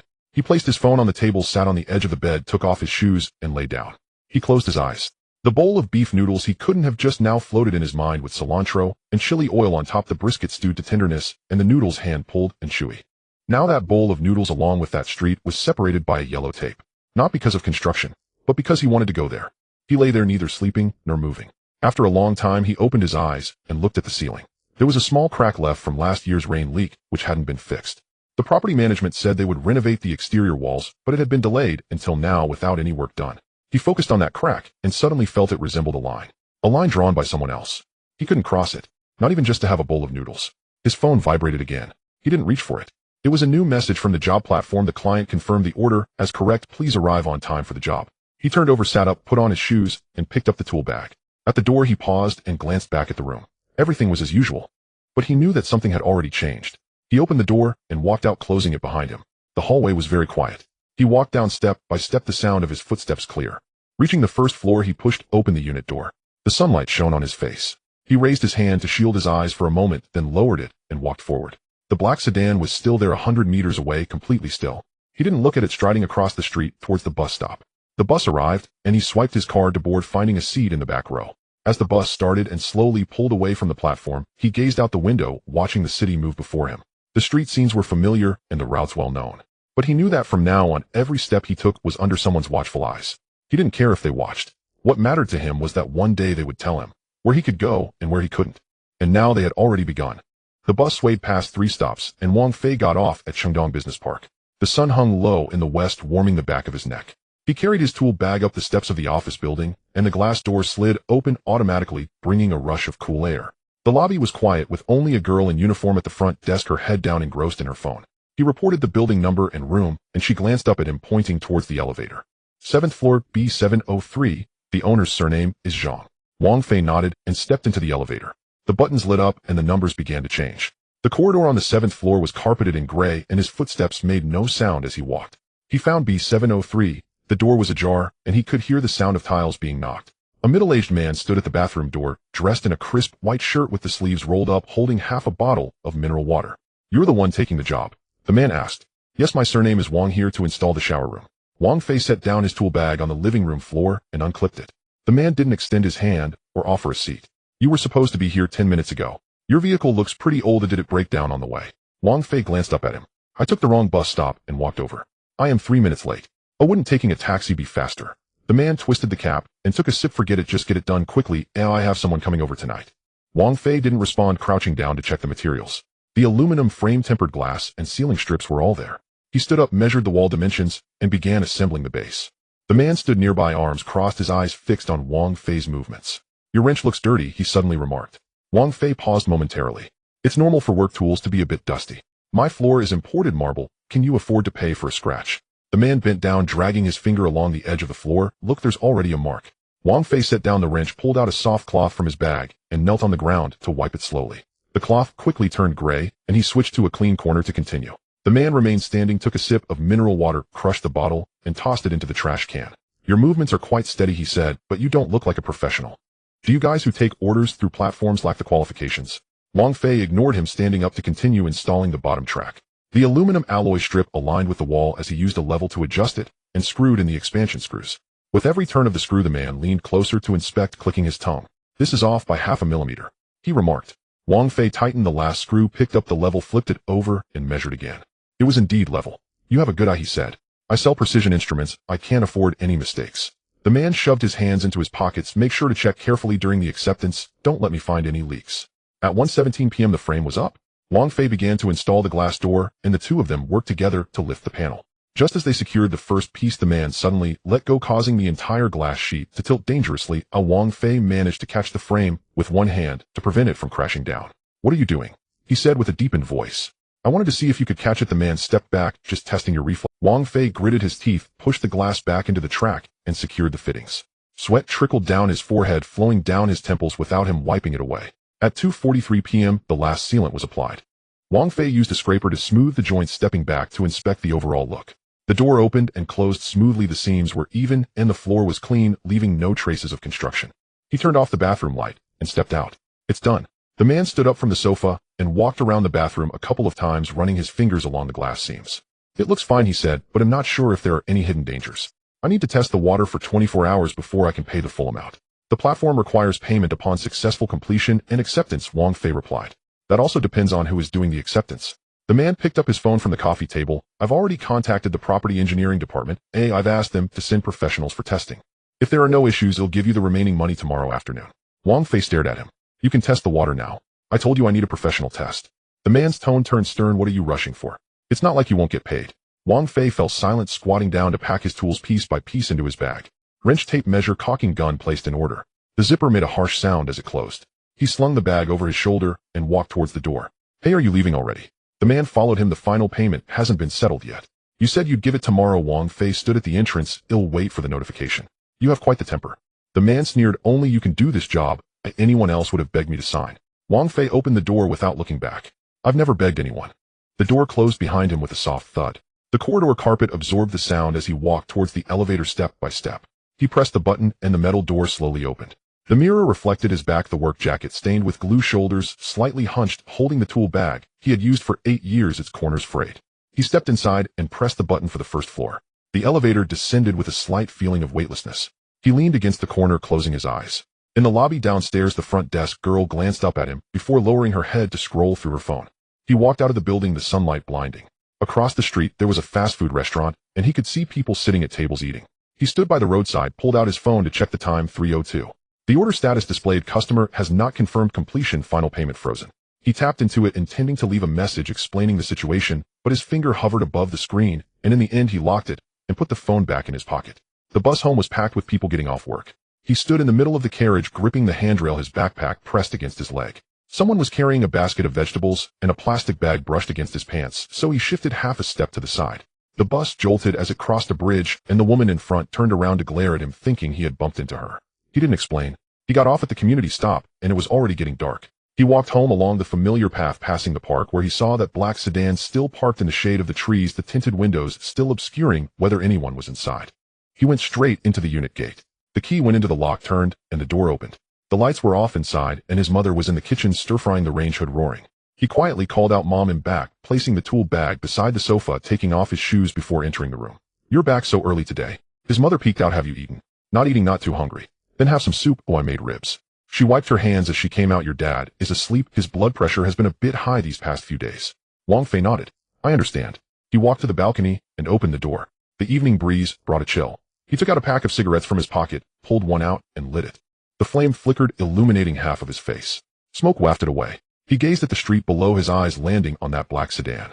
The car's roof gleamed with a dim light under the street lamp, like a piece of iron buried in the earth.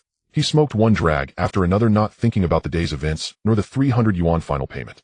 He only thought of that moment. When the glass was about to crash down, the instant the man let go, his first thought was not, I might get hurt, but I can't break anything.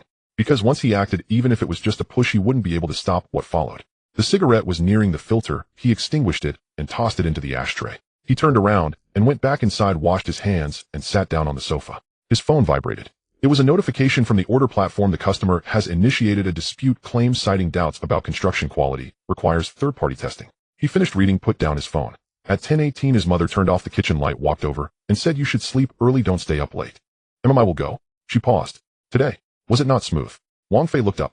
You usually smile when you come. You didn't today, she said. He was momentarily stunned, forcing a slight smile. It's nothing, just tired. His mother patted his shoulder and returned to her room. He sat alone in the living room with only a lamp on in the corner. The TV was off, and there was an envelope from his younger brother on the coffee table still unopened. Occasional sounds of cars could be heard outside, and that sedan downstairs remained still. He picked up his phone and scrolled through his contacts. Chen Feng's name was still at the top, the last call record being 2 days ago. He dialed the number, his finger hovered over the call button, and 3 seconds later, he put it down. He got up, walked to the balcony, and lit another cigarette. This time he smoked slowly. The wind swirled the cigarettes in and out. He stared at the distant cars, suddenly realizing they were not monitoring him.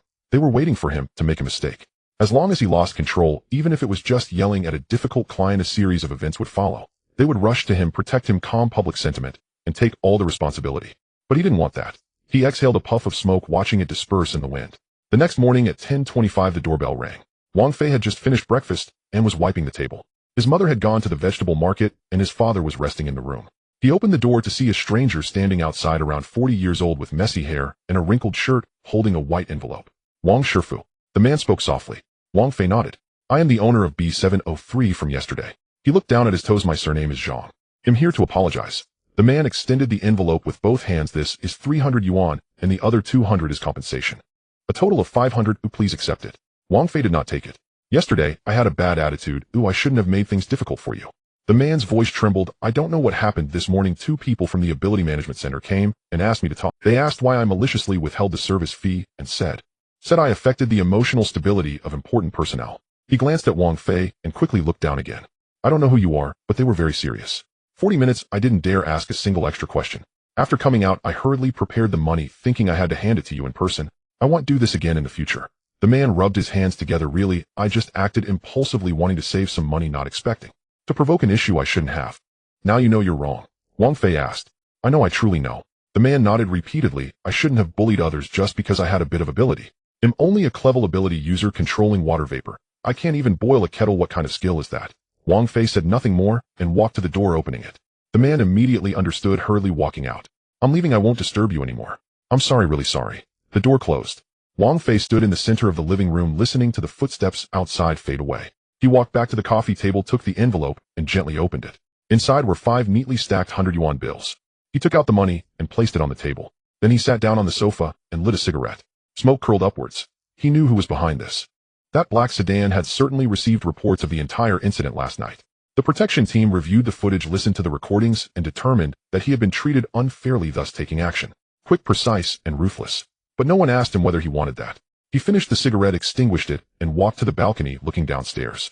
That car was still there. He pulled out his phone, scrolled to Chen Feng's number, and hovered over the dial button once again. This time he didn't press it. He turned back inside, opened the Notes app, and typed the line, "We need to talk. Don't act on your own without my consent." After finishing, he clicked save. He placed his phone on the coffee table, facing that envelope. The sunlight streamed in through the window, landing on the table and slightly whitening the edges of the bills. Wang Fei placed the envelope containing 500 yuan on the coffee table, motionless. Sunlight streamed in, glinting off the money, dazzlingly bright. He sat on the sofa, lightly tapping his fingers on his knee. He kept thinking about the appearance of the homeowner from yesterday. The man had his head down, rubbing his hands, not out of fear of him, but of others. He knew who was behind it. The black sedan parked downstairs remained still in the shade. He knew there were people in the car. They had watched the footage, listened to the recordings, analyzed his emotions, and then intervened on his behalf. Quick, precise, ruthless. Not a word was left for him. He took out his phone and found Chen Feng's name. The last call had been 2 days ago, when Chen Feng had politely asked if he wanted to change cars. He hadn't agreed or declined at the time, merely saying he would think about it. This time he took the initiative to call. The phone rang 3 times before it was picked up. Master Wang. Chen Feng's voice immediately turned tense, as if he had been waiting for this call. Come over now, Wang Fei said, his voice not loud, but very clear. We need to clarify things. Sure, I'll be there right away. Chen Feng replied without asking why or saying much more. After hanging up, Wang Fei walked to the balcony. There were still 2 cigarettes left in the pack. He took one out and lit it. The flame flickered and the wind blew it sideways, so he shielded it with his hand. The car downstairs remained still, and the passenger window lowered slightly, with someone inside looking up towards him. He didn't hide, standing there smoking, waiting. 20 minutes later, a dark gray business vehicle entered the community and stopped downstairs. The car door slid open and Chen Feng stepped out. He wasn't in uniform today. He wore a dark blue jacket, his hair cut very short. He walked lightly, yet every step was firm. He glanced up at the 6th-floor balcony, raised his hand in a gesture, and then entered the building. The elevator made a bit of noise as it arrived. Wang Fei stubbed out his cigarette and went inside to open the door. As soon as the door opened, Chen Feng was already standing at the entrance holding a thermos. I brought some congee on the way. Your mom said you haven't been having breakfast lately. He handed over the thermos. Wang Fei didn't take it. Come in. Chen Feng nodded, bowed his head to change his shoes, moving. Once inside, he stood straight, neither sitting nor looking around, his gaze falling on the envelope on the coffee table before quickly averting. Sit, Wang Fei said, gesturing to the sofa. Thank you. Chen Feng sat down, his back straight, hands resting on his knees like an obedient soldier. Wang Fei didn't beat her. Was it you who sent someone to talk to the homeowner yesterday? Yes, Chen Feng nodded. The surveillance showed he was behind on service fees and was quite rude. We thought it needed to be dealt with, otherwise you might get upset. The contingency plan. Wang Fei scoffed. Who decided that? Just because I might get upset, does that mean you go teach someone a lesson? He is a clever ability user unable to even boil water. Do you really think he would provoke me? It's not that we're afraid he would provoke you, Chun Feng replied steadily. It's that we're afraid you might react emotionally over these matters. You are at the highest security level. We must preemptively manage anything that could agitate you. So you just— Wang Fei stared at him. Did anyone ask me if I wanted that? Does anyone think I can handle things myself? We thought you wouldn't take action. Chun Feng said softly, but we can't let you suffer. I'm not made of glass. Wang Fei lowered his voice. I'm a person, not a bomb. You watch me every day, monitoring my heartbeat, my sleep, even noting every time I smoke. Now if someone bullies me while I work, you also rush out to settle it for me. What do I become then? An untouchable thing. Chun Feng lowered his head, beads of sweat forming on his forehead. We were wrong. Not just wrong. Wang Fei stood up and walked to the window. I was thinking yesterday, if I had really taken action, even just pushed him, would you have rushed in right away, saying Wang Fei has lost control? What do I become then? An untouchable thing. Chun Feng lowered his head, beads of sweat forming on his forehead. We were wrong. Wang Fei turned around. I held back. Because I know that once I take action, things will spiral out of control. But what I hope for is that I can decide when to act rather than have you judge whether this person should be managed. The room fell silent for a few seconds. Chun Feng lifted his head. You are right. His voice was low but clear. We turned protection into control and prevention into making decisions for you. You have the right to decide what is worth responding to and what is not. This is your life, not our procedure. Wang Fei looked at him. This team leader usually spoke little, followed rules, but today he admitted his mistake, made no excuses, and didn't use superior orders as a reason. From now on, Chun Feng continued, as long as it concerns you, if there is any risk, we will report it first and wait for your decision. We will no longer act on our own. All actions must receive your consent. Wang Fei didn't respond immediately. He walked back to the sofa, picked up the envelope, and opened it to find 5 neatly stacked 100 yuan bills. He'll take this money, he said, not because you forced him to give it, but because he was indeed wrong. His apology is his business. Your interference is yours. I don't need this kind of protection. Understood, Chun Feng nodded. I will change the rules, prioritizing your thoughts. And Wang Fei added, don't touch my car again. And don't let anyone come near my home. You can maintain a watch outside, observe and record, but don't interfere with my life. I still need to work, still want to take orders, and want to live like an ordinary person. I don't want to go out one day and find customers afraid to speak to me just because I have a special background.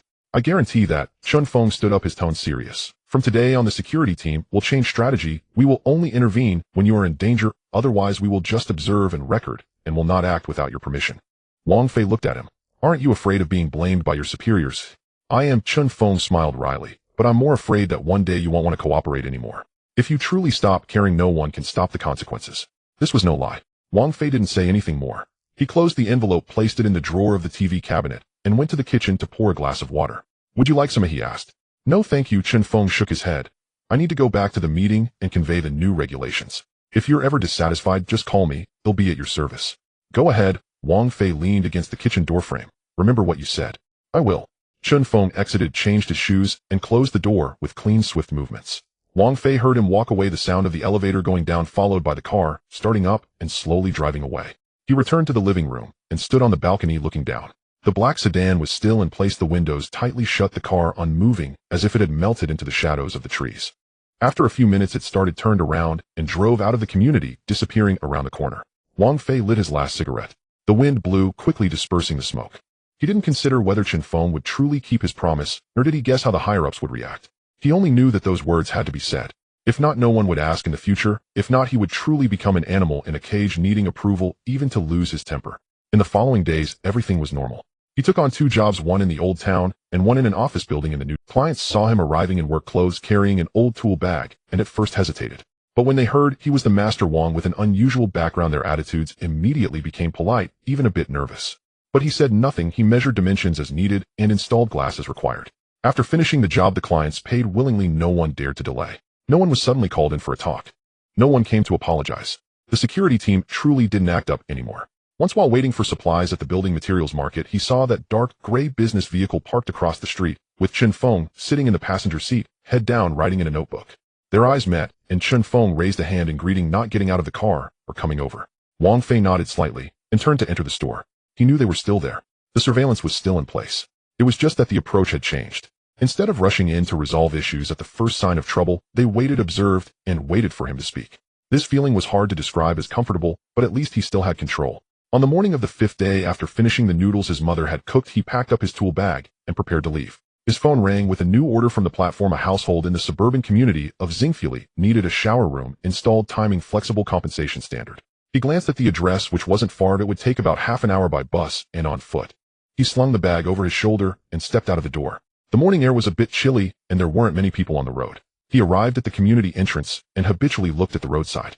The black sedan hadn't appeared. Instead, there was the dark, gray business vehicle parked 50 meters away, the window half open, with Chun Feng sitting inside, holding a cup of soybean milk and looking down at his tablet. Wang Fei didn't greet him and walked past directly. He knew they would follow, but they wouldn't intervene unless he spoke. He turned onto the main road, the bus arrived, and he swiped his card to board sitting by the window. The tool bag rested on his lap. The aluminum materials clinked against the floor, making a little noise. The vehicle started moving, the streets receding behind him. He looked out the window, sunlight warming his face. He closed his eyes for a moment. When he opened them again, the car was crossing a bridge. The river sparkled below, with elderly people walking dogs along the bank and children running after a kite. A very ordinary day. He felt his phone in his pocket, the signal full. Then he sat quietly waiting for the next stop.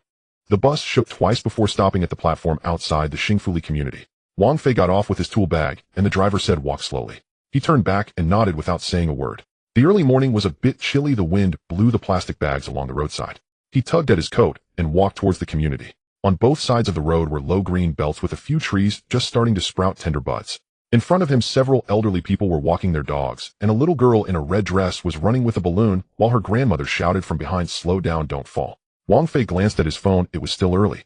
The client had said he wouldn't be home until 9, so he switched his tool bag to the other hand, thinking of going to buy a bottle of water.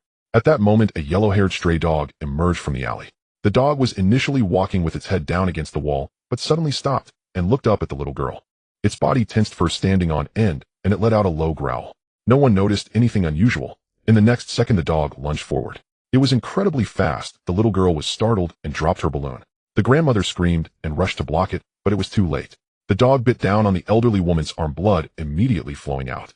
The old woman stumbled back, knocking over a bicycle. "Help! Rabid dog!" someone shouted. A man in sportswear rushed over from across the street and grabbed the dog's neck, pulling it back. He was a resident of the community, having awakened the power enhancement ability at level 10, and usually worked out nearby, making him somewhat formidable. However, after being pulled away, the dog did not retreat. Instead, it lunged at the man's face. The man dodged, but his shoulder was hit, and he fell to the ground. The dog jumped on him, opening its mouth to bite his neck. Someone nearby gasped, "Can't even handle a level 10. The dog's movements were too quick, unlike an ordinary animal. It pressed its front paw against the man's chest with its teeth, just half an inch from his throat. Everyone was too scared to move. Wang Fei had walked quite a distance. He saw the dog lunge at the man and instinctively raised his right hand, blocking towards the direction of the dog, just like an ordinary person would protect themselves upon sensing danger. Then the dog was gone. There was no sound, no explosion, only a small amount of grayish-white powder left on the ground resembling dust. The man lay on the ground, his hand still raised, looking dazed. The little girl burst into tears. The grandmother covered her hand and widened her eyes, asking, "Where's the dog? The dog?" No one answered. What had just happened? It had happened too fast. Someone rubbed their eyes and asked the person next to them, "Did you see that?" Someone replayed the phone video and discovered that after the dog lunged out, it flashed, and when it froze, there was just a bit more gray on the ground. Wang Fei lowered his hand.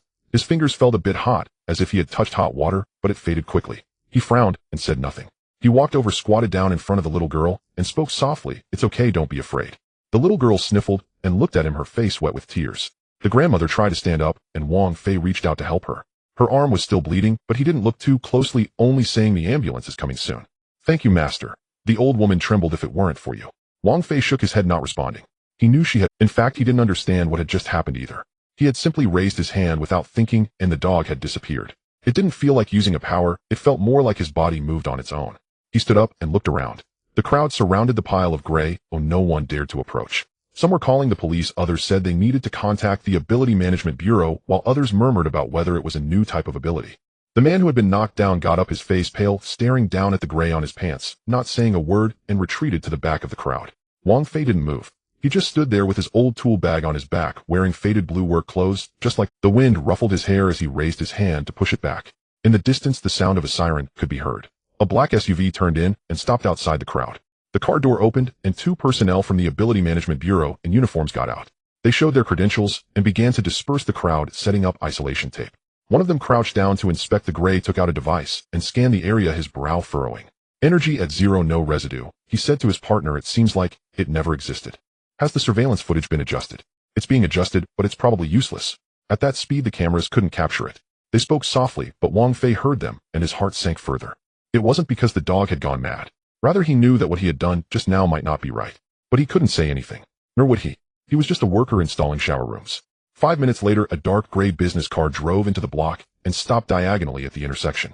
The driver's side window lowered slightly, and a hand reached out to take notes.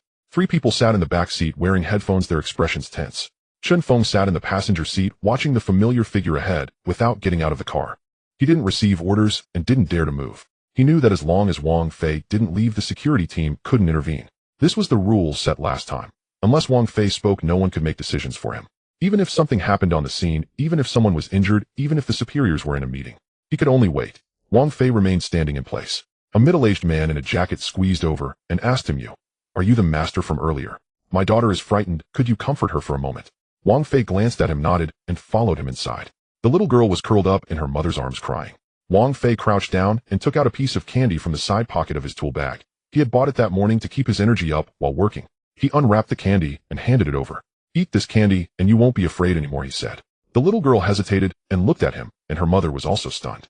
Wang Fei's expression was calm and his gaze was gentle, not saying much. The little girl slowly took the candy and put it in her mouth. The sweetness dissolved and she stopped crying. "Thank you, uncle," she said softly. Wang Fei smiled and stood up. At that moment, a person from the management bureau came over with a clipboard. "Are you a witness? Leave a contact, as we might need your cooperation for the investigation." "Sure." Wang Fei took out his phone and filled in a temporary number by scanning the code. The person noted the information and asked, "Since you were closest, did you see how the dog disappeared?" "No." Wang Fei shook his head. "It happened too fast. I just saw a flash of light, and then a bit of gray on the ground." "Light?"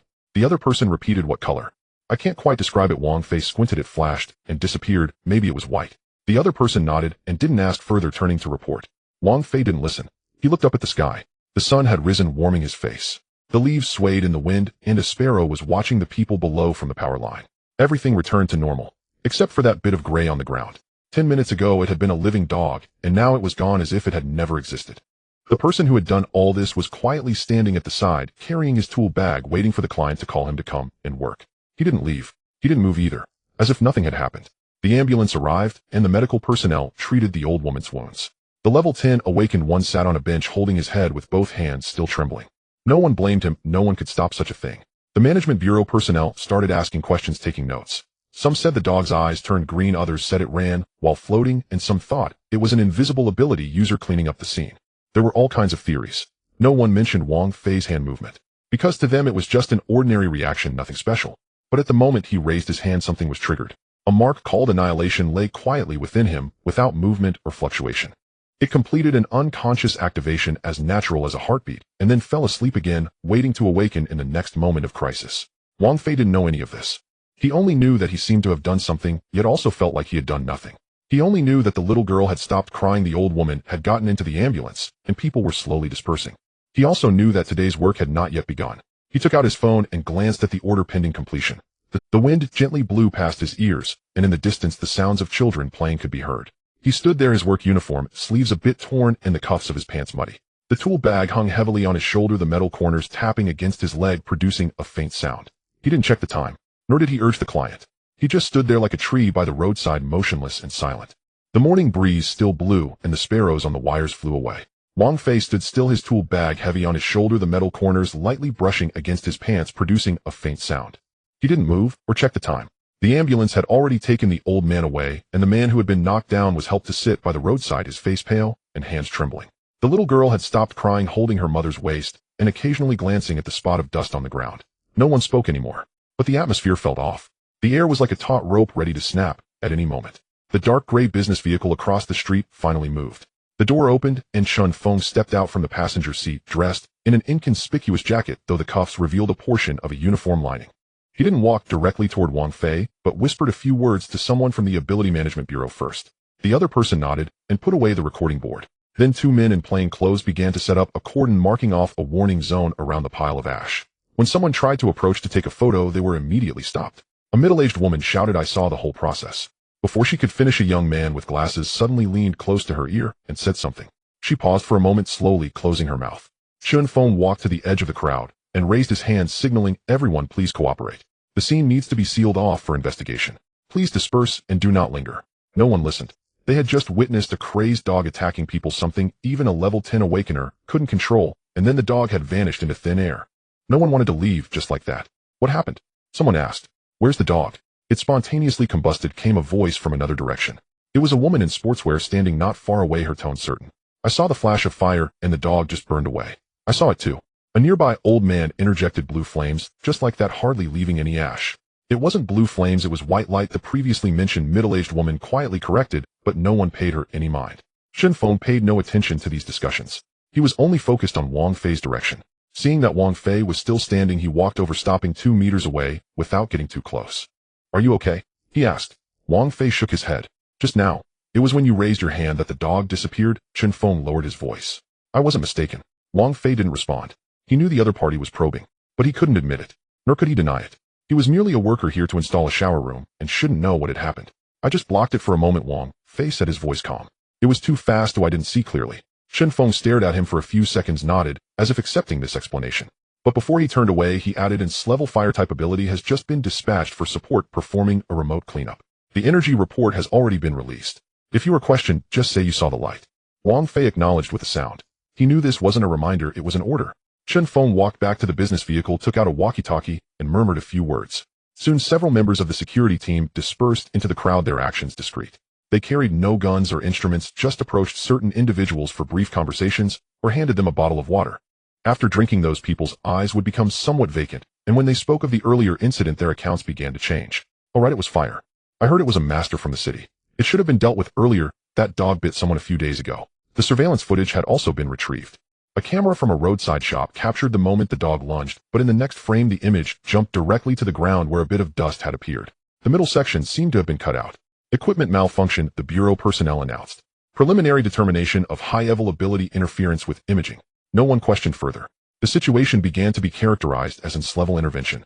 Gradually the crowd dispersed, and the injured parties were taken to the hospital, leaving only the area within the cordoned-off zone sealed. Shen Feng stood by the vehicle, reporting the situation via the walkie-talkie, his voice soft, but Wang Fei heard him clearly. The target did not actively expose themselves, behavior normal, emotion stable, did not mention any abnormal actions to anyone. Memory erasure completed, key witnesses' perceptions have been corrected. Unified external narrative, no risk of dissemination. Wang Fei listened, his fingers curling slightly. He wasn't a fool. He understood what they were doing. Altering memories, changing narratives, covering up the truth. And he himself had become the part that needed to be hidden. He felt neither anger nor fear. He simply felt suddenly tired. Not physically tired, but that sinking feeling in his heart.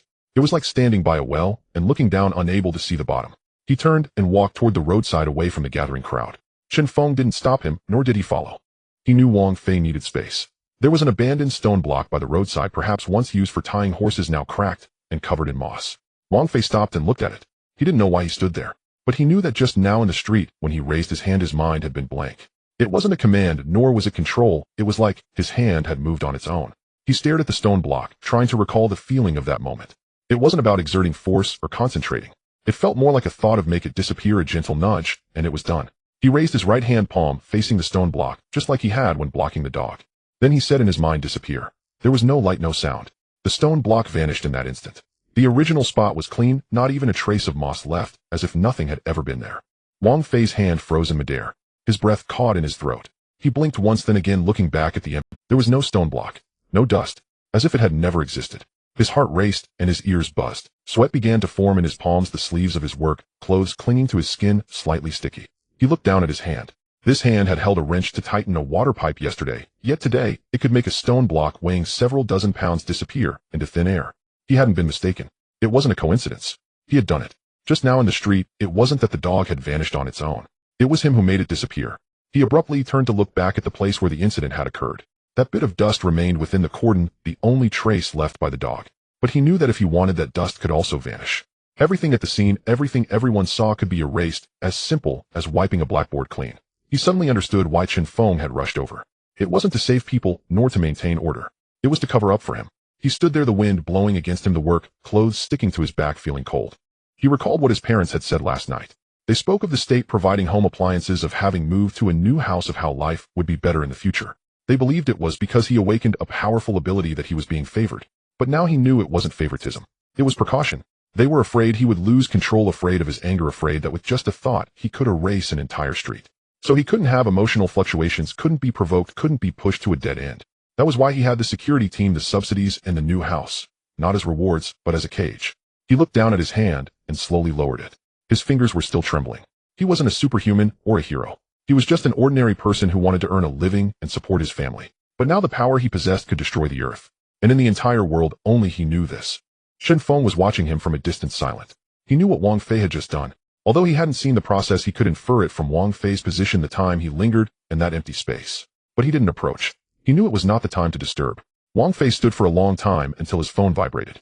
It was a message from a client. Master, there's an urgent matter at home. Let's reschedule the installation for tomorrow. He stared at the screen for a few seconds, replied with a simple okay, and then shoved his phone back into his pocket. He didn't leave. He didn't move. The tool bag remained heavy on his shoulder. The wind blew a plastic bag to his feet, and he kicked it, sending it rolling away. He lifted his head to look at the sky. The sun had risen high, warm against his face. The leaves swayed, the wires trembled, and a pigeon landed on the opposite rooftop, tilting its head to look at him. Everything seemed ordinary, but he knew that some things had changed. He could no longer be an ordinary person, not because of how others saw him, but because he knew what he was capable of. He turned and slowly walked toward the mouth of the alley. His steps were light, but each one felt like stepping on his own heart. He needed to find a place where no one was around, to see for himself just how far he could go. He passed by a convenience store, and the glass door reflected his shadow. Blue work clothes, old pants, carrying a tool bag, looking like the most ordinary worker. But he knew the person in the mirror was no longer the old him. He continued walking forward, passing by a public restroom. A sign reading under maintenance was posted at the entrance, and the door was slightly ajar. He stopped, glanced around. No one was paying attention to him. He reached out and gently pushed the door open. He walked inside. The door closed behind him. The door closed behind him with a faint click. Wang Fei stood in the cramped public restroom, the overhead fluorescent light flickering for a moment, casting a cold white glow on the tiled walls. He did not remove his canvas gloves. Instead, he simply set his tool bag against the partition door and retreated into the innermost stall, locking the latch behind him. The sounds from the street outside faded away. The traffic, the voices, and the muffled sounds of construction in the distance were all blocked by this thin door. Only the water tank occasionally made a gurgling sound as it refilled. He stared at the mirror above the sink. The face in the mirror looked slightly gray, with bloodshot eyes and dry, peeling lips. As usual, he was wearing a blue work uniform speckled with cement, the sleeves rolled up to his forearms, exposing part of his wrist. It was this hand that had lifted slightly earlier on the street, causing a mad dog to vanish. It was not dead. It was gone. He swallowed hard, his throat tightening. Slowly he extended his hand under the faucet and turned it on. Water flowed out, splashing into the porcelain basin and sending up tiny droplets. He fixated on the stream of water, watching as it broke just an inch in front of his fingertips. Its upper half vanished into thin air, while the lower half continued to flow down, as if interrupted by something invisible. He did not move a finger or chant any incantation. He merely thought gently in his mind, stop. And then it stopped. This time he focused on making the entire stream of water disappear. No sooner had the thought formed than the column of water vanished from the faucet, as if the space had collapsed in that spot. He turned off the faucet and looked down at the edge of the sink. There was an old tile there, cracked and aged, with a ring of yellow grime accumulated around its edge. He placed his palm against it, pressing his hand over the crack. The tile was icy cold, damp to the touch. He closed his eyes. This time he no longer hesitated. He said in his mind, completely disappear. No sound, no vibration. When he opened his eyes again, that tile, along with the layer of cement beneath it, was gone. It left behind a perfectly square pit, its edges neat as if drawn with a ruler, the surface smooth and devoid of any debris, not even a trace of moss. He crouched down and reached out to touch the hole. His fingertips met a dry, even surface, like the cut of some metal post-processing, yet not quite metal. It was more like something had been erased from the very concept of existence. Suddenly he recalled the incident from a few days ago, when he was fixing a pipe. That afternoon the sun was so bright it made one dizzy. He was crouched in a corner of the client's kitchen, and when the wrench touched a rusted joint, a small piece suddenly broke off the fingertip of his glove. At that time he thought it was worn out, muttering to himself that this material really wears down quickly. Now looking back, that was not wear at all. He had touched something he should not have. It was him who made that piece of fabric disappear. He slowly stood up, leaning against the partition wall, his breath a bit ragged. It felt as if a stone was pressing down on his chest, making it hard to breathe. He looked down at his hand, his fingers slightly warm, especially the tips, as if he had just touched hot iron. This was not a power. This was him. Just like breathing, heartbeat, or blinking. Completely natural. As long as he thought about it, he could make anything, be it water, brick, iron, or even living creatures, completely erased from this world. He didn't know what to call this, but he knew it was different. It was not about enhancing strength, controlling flames, or conjuring. It was about making things non-existent. He heard footsteps approaching from the corridor outside, coming closer and stopping at the door. Then there were two light knocks. Wang Fei. It was Chun Feng's voice, low and restrained. Are you in there? Wang Fei did not respond immediately. He took a deep breath, adjusted his gloves, opened the latch, and pushed open the stall door. Chen Feng stood by the sink, holding a deep, blue-covered book. He wore a regular jacket with part of a uniform peeking out from the collar, his face expressionless, but his gaze steady, directly fixed on Wang Fei. "You used it," he stated, not as a question. Wang Fei neither denied nor confirmed it. He walked to the sink and glanced at the square hole. Chen Feng also glanced at it, remaining silent. "This book," Chen Feng handed the book over. "Take a look." Wang Fei. The cover read Introduction to Abilities with a line of small text at the bottom, internal reference for the Abilities Management Center. He flipped to the first page, the paper crisp with a faint smell of ink. He turned to a chapter in the middle titled Characteristics of Advanced Abilities. One passage was highlighted. A very small number of awakened individuals exhibit a phenomenon known as passive triggering, where abilities activate autonomously under emotional fluctuations commonly seen in S-Rank and above, particularly in SSS-Rank individuals. Such abilities often do not rely on active control, but are deeply bound to the individual's mental state. In extreme cases, they can cause irreversible structural loss in space. Accompanied by a black and white photo, a metal countertop in a laboratory with a circular area in the center completely missing, the edges smooth, and the underlying support intact, as if precisely excised, yet there were no physical traces or energy residue at the cut. Wang Fei stared at that image, his fingers slowly gliding over the edge of the page. He remembered. Last week, while changing a light bulb, the tip of the screwdriver suddenly broke off. He thought it was damaged. His mother complained that the newly bought bowl had a peculiar chip, attributing it to shipping issues, and once while standing against a wall, he inadvertently brushed his hand against the paint, only to find the next day a coin-sized round patch missing from the wall, the paint and cement gone, as if something had absorbed it. Each time it was when he was feeling irritable and rushed. Each time it was where his fingertips or some part of his body had. It turned out it had already begun back then. He just didn't know. "Do you know what level you are?" Chen Feng suddenly asked. Wang Fei shook his head. "SS-Rank." Chen Feng's voice was calm. "Currently, there are fewer than 5 registered in the country. Worldwide, known cases don't exceed 20. SS-Rank abilities generally possess the capacity to rewrite local physical rules. Once out of control, it could trigger regional vacuum collapse, material chain breakage, or energy field disintegration. There was a historical incident where an experimental accident caused all organic matter within a 3-kilometer radius to instantaneously carbonize, with no radiation residue or explosion traces detectable afterward, only classified as existential elimination. Existential elimination. The 4 words pierced into his mind like nails. He looked up at Chen Feng. "You guys already knew I would be like this." "We didn't know." Chen Feng shook his head. "We only knew you were rated extremely high and required the highest level of protection. As for your specific abilities, no one dared to test, nor could they. The instruments cannot withstand it." He paused, then added, "What happened on the street just now is classified as in strength fire-type long-range eradication. Memory erasure has already been completed, and the surveillance has been processed. No one will pursue it." Wang Fei looked at him. "You are afraid I will expose it." Chen Feng did not avoid his gaze. "We are afraid you will get into trouble. And we are also afraid others will get into trouble." After saying this, he took a step back. "Take a good look at the book. Call me if you need anything." He turned and left, his footsteps light, taking the restroom door with him as he exited. Wang Fei stood alone in place. He looked down at the book in his hand, then glanced at the hole in the wall. A breeze blew in, slipping through the crack under the door, swirling a small piece of paper on the floor and nudging it against his feet. He slowly walked to the sink, placed the book on the counter, and flipped to the page he had just seen. The circular area missing in the photo was very neat, just like the square hole he had created, with edges so clean it seemed unnatural. He closed his eyes, recalling the moment this morning when the dog lunged at the old man. He raised his hand, not to save anyone, nor to showcase power. He simply found it bothersome and wanted it gone from that place. And then it was gone. He opened his eyes, his voice very soft, almost inaudible. "It wasn't me controlling it. I was it all along." He picked up the book, closed it, and hugged it to his chest. The tool bag was still at the door of the stall. He bent down to pick it up and slung it over his shoulder. The zipper was a bit stuck, and he tugged at it forcefully to secure it. He walked to the door, grasped the doorknob, and paused for a few seconds. Outside was the street, sunlight shining on the concrete, reflecting a harsh glare. A student in uniform rode by on a bicycle, the bell ringing lightly. A street vendor lifted the lid of a steamer, steam escaping, carrying the scent of buns. Everything seemed normal, but he knew some things could never go back. He pushed open the door and stepped outside. The wind blew toward him, carrying the scent of the city. He did not look back, but walked forward along the sidewalk. His steps were not hurried, but each one was firm. People on the street glanced at him, perhaps finding it strange for a worker to carry a tool bag while holding a book, but he paid no mind. He passed by a convenience store, the glass door reflecting his shadow work uniform, old pants, tool bag, and a book in his hand, just as he had entered 10 minutes ago. But he knew it was different now. He crossed the street and reached the bus stop. The sign read Route 307, Zingfili Community, the last bus at 9 o'clock in the evening. He glanced at his phone. The time was 11:23 in the morning. He stood there waiting for the bus, not sitting down. The book was pressed against his chest, and the tool bag hung down at his side.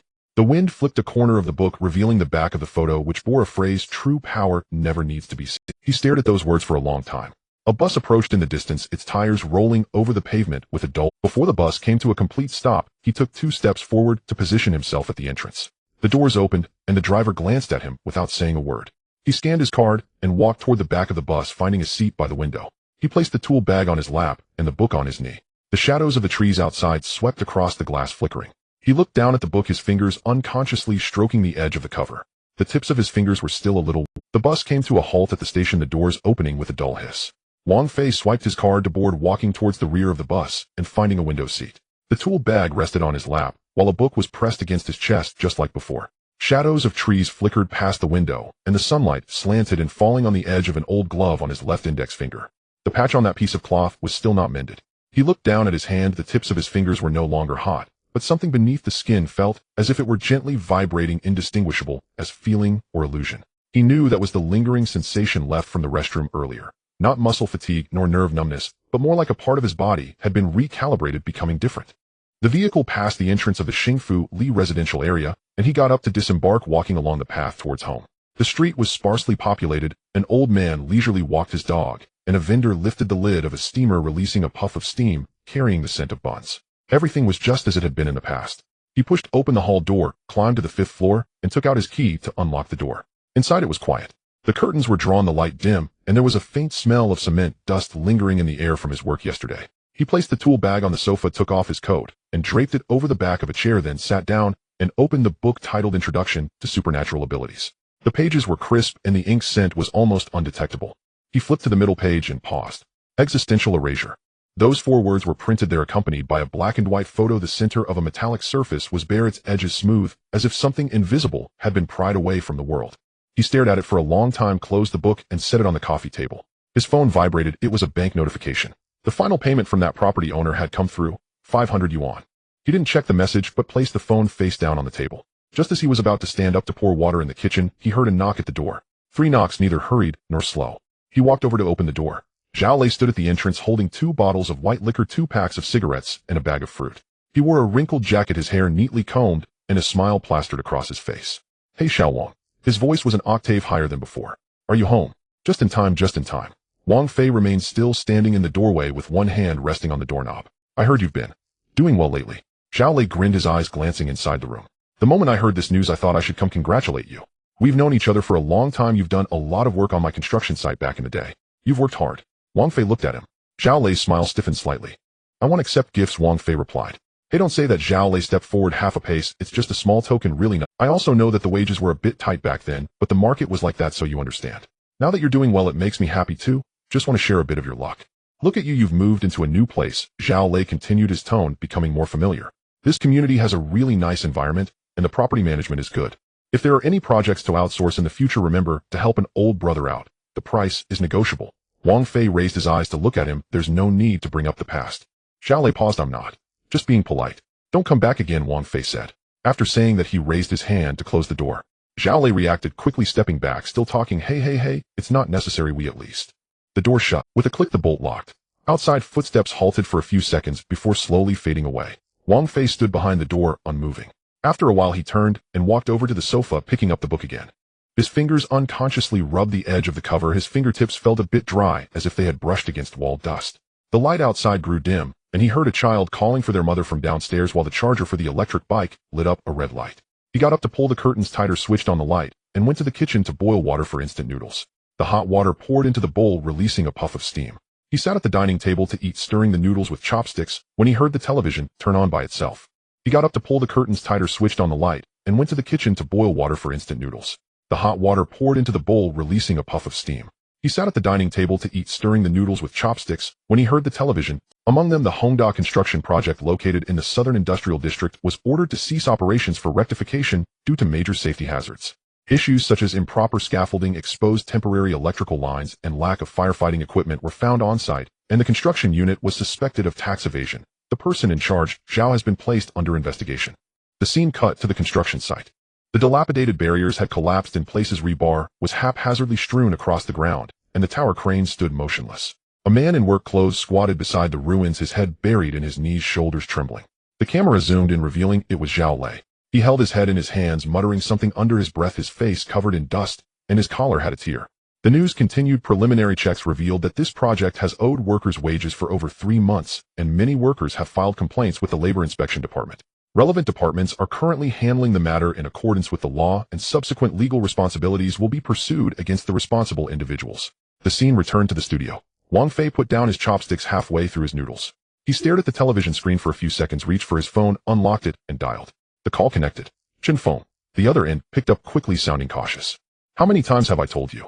Wang Fei began, his voice neither loud nor heavy. No unauthorized actions. Wang Fei, this matter truly wasn't directly interfered with by us. Chen Feng's tone immediately changed. It was the routine inspection by the Housing and Urban Rural Development Bureau that discovered the issues. The Tax Bureau had already filed this case, and it just so happened to be closing in today.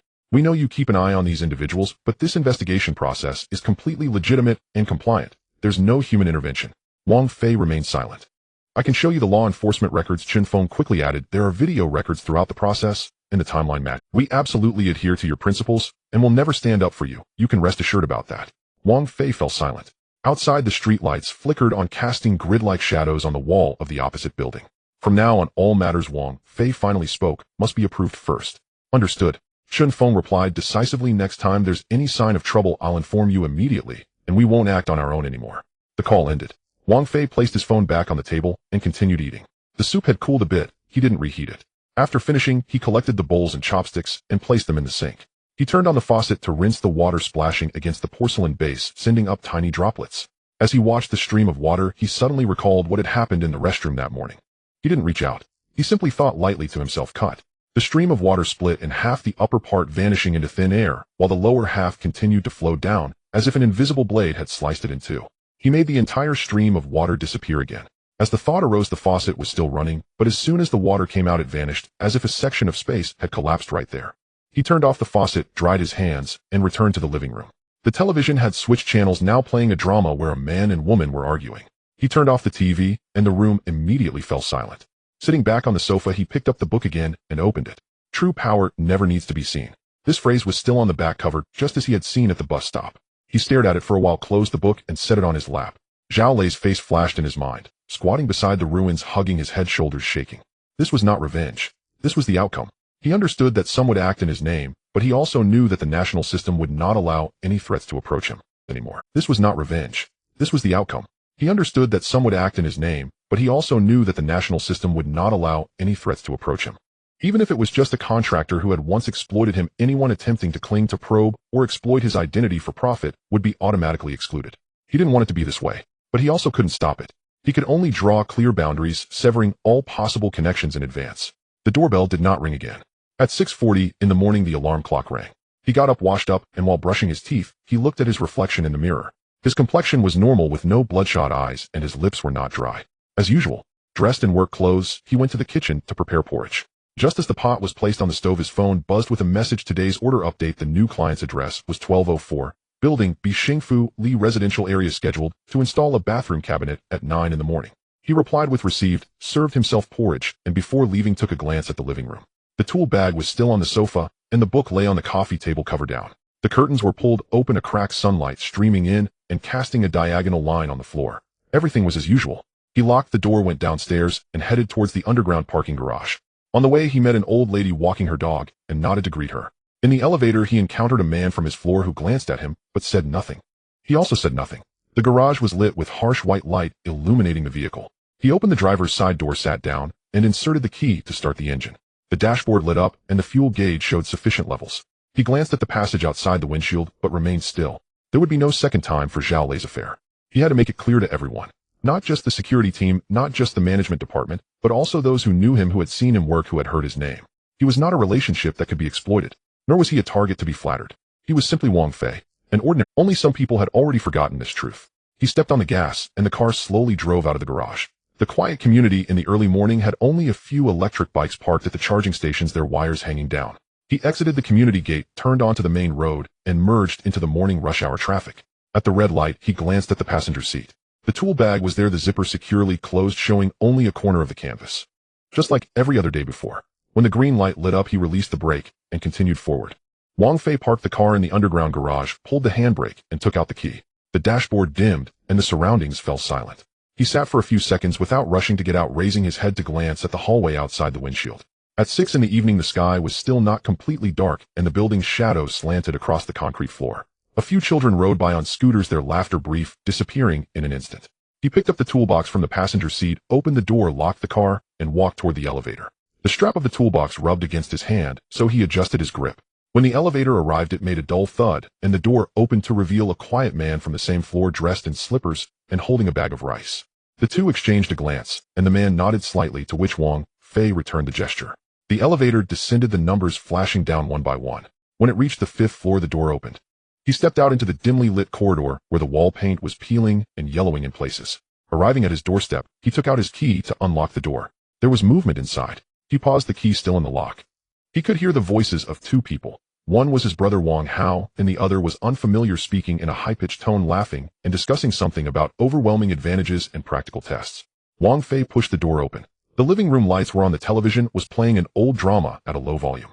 Wang Hao sat on the sofa with his back to the door, wearing a clean sweatshirt, his hair still damp from washing. Sitting opposite him was a young man around 20, tall and thin, dressed in sweatpants and a hoodie, with his feet propped up on the coffee table, leaving 2 gray marks on the glass surface.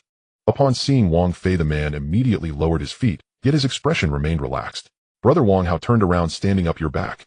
This is my classmate Li Wei. He's quite well known in our department, with an 8th level speed enhancement ability. He won first place in the internal competition last time. Li Wei also stood up, half a head shorter than Wang Fei, tilting his neck with a smile on his lips. Oh, so you are the brother Wang Hao mentioned. Are you a renovation worker? Wang Fei replied with a grunt, offering no further words. He placed the toolbox in a corner of the sofa, took off his coat, and draped it over the back of a chair, casually brushing off the dust from the knee of his work pants. I heard you are also an awakened. Li Wei asked, scanning him from head to toe. What level? It wouldn't be the kind that only makes your hair grow longer, would it? Wang Hao quickly interjected. My brother didn't participate in the raiding. He tends to keep a low profile. Low profile. Li Wei chuckled. In this day and age, ability is identity. Without strength, no matter how low-key you are, no one will recognize you. Those ordinary workers outside toil for a month, earning a few thousand less than what we earn in a single task's bonus. Don't you think? Wang Fei didn't respond, walking into the kitchen to wash his hands at the tap. The water gushed loudly as he scrubbed the dust from between his fingers, turning off the faucet and grabbing a towel. I went to the city's ability center for a routine check yesterday, and when they saw my ranking record they immediately opened a green channel for me. Li Wei's voice rose slightly. Even S-level people have to queue. I was in and out in under 3 minutes. Such treatment cannot be obtained by being low-key. Wang Hao sat there, his fingers digging into the seams of the sofa, remaining silent. Wang Fei finished washing his hands, returned to the living room, picked up the toolbox, unzipped it, and began to check the wrenches, squares, and sealant inside one by one. His movements were slow, as if he were checking to see if anything was missing. Your tools are quite complete, Li Wei glanced over, but they're just for work. We now train using smart simulation cabins. The ability loading speed tests are accurate to the millisecond. Your traditional craftsmanship will eventually be eliminated. Wang Hao looked up at Wang Fei, his lips moving, but no words came out. Wang Fei returned the square to its place, zipped up the toolbox, and leaned it back against the side of the sofa. He sat down, opened the book on the coffee table, which was titled Introduction to Abilities, flipping to the middle page, his gaze landing on the line about existential erasure, yet he remained still. Li Wei looked at him, and suddenly laughed. You sure can hold your composure. If we are both awakened, why not show off a bit? Let me see what abilities you have that make Wang Hao admire you so much. Wang Hao shot up. Li Wei. What? Li Wei shrugged. It's not illegal to spar a bit. I'm not asking you to hit anyone. Oh, just showcase your abilities. Does your brother lack the courage for even this? Wang Fei turned a page of the book. The paper made a soft crunch sound. Li Wei's smile faded slightly. He leaned forward a bit. Did you know our school has a ranking list? It ranks according to ability levels and combat scores. An 8th level is considered upper mid-tier. Below 7th level hardly anyone pays attention. People like you who don't even have a rating are classified by the system as unregistered, grouped with ordinary people. What do you get from doing manual labor every day? Is the subsidy the country gives to the awakened not enough? Or do you really think you are one of them? Wang Hao stood up. Enough. If you want to leave, go now. Hey, I'm just worried about him. Li Wei shrugged. With your brother like this, he'll eventually be looked down upon. Society values strength. If you don't show it, others will assume you have none. I came here with good intentions to remind him to recognize reality sooner. Wang Fei closed the book and placed it on his lap. He raised his gaze to glance at Li Wei, his eyes calm, neither angry nor evasive. Just that one look made Li Wei feel an inexplicable tension in his back. The unfinished words caught in his throat. Footsteps echoed from outside the door. It was not just one person. 2 pairs of leather shoes were stepping rhythmically on the concrete floor, approaching and stopping right at the door. Wang Fei remained still. Wang Hao turned to look. The door was not completely shut, leaving a gap. 2 men appeared at the entrance, wearing dark jackets, not displaying their work badges, but their demeanor was different, standing straight, their gazes scanning the room and landing directly on Li Wei. One of them raised a hand, gesturing politely with a soft voice. Mr. Li Wei, please come with us for a moment. Li Wei froze. Who are you? City Ability Management Center, the other man said quietly. A temporary interview regarding your recent public displays of ability levels outside campus, which disrupted public cognitive order. Please cooperate. I didn't break the law. Li Wei raised his voice. I was just communicating normally. Communication is fine, the first man replied steadily, but disclosing levels above 3, which involves confidentiality regulations, constitutes a violation. You have 10 minutes to state your case, after which we will decide whether to take restrictive measures based on the situation. Li Wei's expression changed. You can't do this. I didn't reveal any state secrets. An 8th level ability is classified as a mid to high level combat resource, the other man said. Any public self-promotion is regarded as a potential risk. Please accompany us immediately, or we will initiate emergency procedures. Wang Hao stood frozen, gripping the sleeve of his sweatshirt, too afraid to speak. Li Wei looked at the two men, then turned back to Wang Fei. Wang Fei looked down, flipping through the book as if the earlier events were of no concern to him. Li Wei gritted his teeth, grabbed his backpack, stood up from the sofa, and as he passed the door he wanted to say something, but one of the men gently stopped him, stepping aside to let him through, and followed him out. The footsteps faded away, the elevator chimed, and the doors closed. The hallway returned to silence. Wang Hao slowly sat down, exhaling, his hands still trembling. Brother, he whispered, what if they are too harsh on him? Wang Fei turned the page. He will be fine, Wang Fei said. A week. Huh. Ability freeze, Wang Fei replied flatly. A week. That should be enough for him to remember the rules. Wang Hao's eyes widened. How do you know? Wang Fei didn't reply. He closed the book, placed it on the coffee table, leaned back on the sofa, and closed his eyes for a while. Outside, the sky was completely dark. The streetlights below illuminated the opposite building's wall, casting a grid of light and shadow. The house was quiet, the television still broadcasting the male and female leads arguing, their voices soft, as if transmitted through a layer of fabric. Wang Hao sat for a moment, then whispered, Li Wei is usually like this, loves to show off. But he doesn't mean any harm, he just doesn't understand the boundaries. Wang Fei opened his eyes. Those who understand boundaries wouldn't come here to say such things. He's my classmate. Do I have to? You can bring people home. Wang Fei interrupted him, but don't bring fools. Wang Hao fell silent. After a while he whispered, I know you don't want to stir up trouble, but some people just can't see who you really are. They only see the surface. Wang Fei sat up straight and reached for the cup of water on the coffee table, taking a sip. The water was cool. After putting the cup down, the bottom touched the glass surface with a soft thud. I don't need them to see. Wang Hao looked up at him. What I want is for them to learn to keep their mouths shut. Wang Fei stared at the television screen where a man slammed the door and a woman cried on the sofa. As long as they speak, they will pay the price. I won't need to lift a finger or say a word. They will understand by themselves that some doors should not be knocked on. Wang Hao fell silent. He stared at the book on the coffee table, the title, Introduction to Abilities, clearly visible. They said that I violated the taboo clauses of a special protected object, which is a level 1 warning behavior. Wang Hao took out his phone. It was a WeChat voice message from Li Wei. He clicked to open it. I'm done for. Li Wei's voice trembled. I just received a formal notice. My ability is frozen for a week, all campus qualifications suspended, and my actions outside are restricted. They said that I violated the taboo clauses of a special protected object, which is a level 1 warning behavior. I had no idea what kind of person your brother is. The voice message ended. Wang Hao raised his head, looking at Wang Fei. Wang Fei had already stood up and was walking toward the kitchen. What is Mom making for dinner tonight? He asked. Huh. Oh, scrambled eggs with tomatoes and some greens. Wang Hao replied mechanically. I'll help out, Wang Fei said. He walked into the kitchen, opened the refrigerator, took out eggs, cracked them into a bowl, added salt, and whisked them with chopsticks. The pan was on the stove, the flames flickering blue. The oil heated up, sizzling as he poured it in the egg mixture, spreading the edges, curling into golden bubbles. He flipped them with a spatula. In the living room, the television continued to play. Wang Hao sat on the sofa, still holding his phone, the screen dimming, and he watched the figure in the kitchen. The man in old work clothes, cooking skillfully, his expression calm, as if nothing had happened moments ago. Suddenly he felt that this home had never changed. Yet it seemed that ever since his brother awakened, nothing could ever return to how it was. Wang Fei served the scrambled eggs onto a plate, brought it out, and placed it on the table. Dinner's ready, he said. Wang Hao responded, and got up to fetch bowls and chopsticks. Their mother came out of the room, still in her apron, smiling. Perfect timing, I just made soup. Did your brother's classmate leave? He left. Wang Hao replied quietly. He left in quite a hurry. Their mother did not notice anything unusual. Next time let him stay a bit longer. Wang Hao glanced at Wang Fei. Wang Fei lowered his head, serving rice, the steam rising from it. He scooped a spoonful into his bowl, picked up a piece of scrambled egg, blew on it, and put it in his mouth. The taste was normal. He chewed a couple of times and swallowed.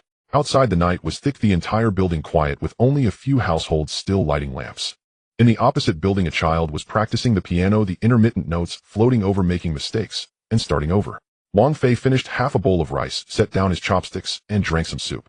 In the kitchen sink, the pan was still soaking, the range hood was off, leaving only the sound of dripping water drop by drop hitting the stainless steel bottom. He did not speak again. Sitting back on the sofa, he picked up the book and opened it. True power never needs to be seen. This sentence remained on the back. He stared at it for a few seconds, closed the book, and placed it on his lap. The sound of a janitor pushing a trash cart echoed in the hallway, the wheels clattering over the ground seams. In the distance, a dog barked, quickly cut off. The house returned to silence. Wang Hao sat beside him, wanting to say something, but hesitating. Wang Fei did not look at him. He simply rested his hand on the spine of the book, his fingertips gently rubbing the edge of the cover, as if confirming that something was still in place. The book did not move. Wang Fei brought the fried eggs to the table and sat down to eat. The rice was steaming, and he picked up a chopstick full of vegetables, chewing slowly. His mother came out of the kitchen holding a bowl of soup and gently placed it on the table. She glanced at the sofa in the corner of the living room, and then looked at Wang Hao. Wang Hao lowered his head, fiddling with the grains of rice in his bowl, hardly touching his chopsticks. The television was still off, and the room was so quiet that one could hear the sound of someone chopping dumpling filling downstairs outside, thumping intermittently. His mother sat down, filled a bowl of soup for Wang Fei, and said, "Eat more, you must be tired from working today." Wang Fei responded with a hum, and took a sip of soup, the temperature just right. "Li Wei has left?" his mother asked, her tone casual, as if she were merely mentioning a fact. "He left," Wang Fei said. "That boy seemed quite spirited. Oh, why did he leave after a while without even having a bite of food?" His mother frowned. "Your brother's classmate should have stayed longer."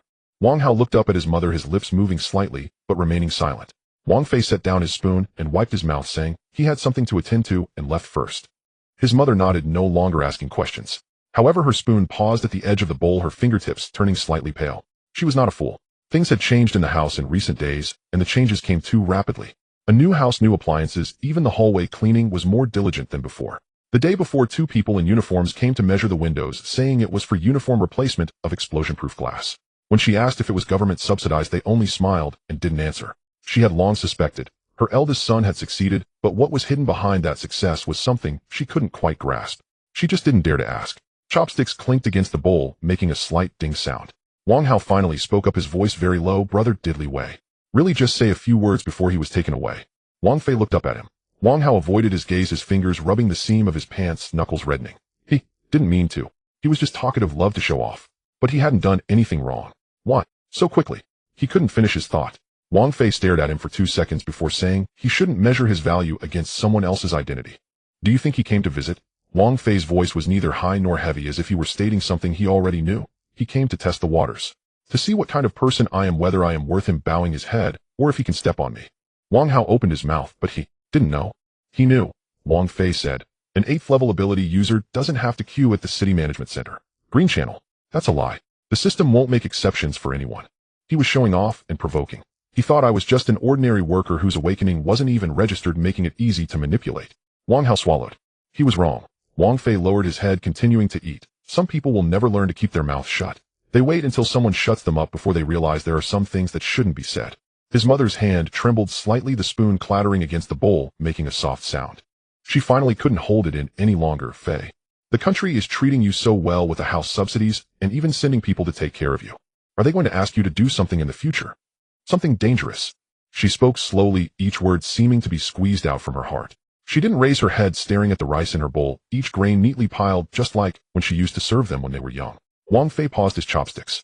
He set down the bowl gently on the table, without making a sound. Then he stood up, walked to his mother, crouched down, and held her hand. His mother's hand was icy. "Mom," he said, "I just want to live well and protect you.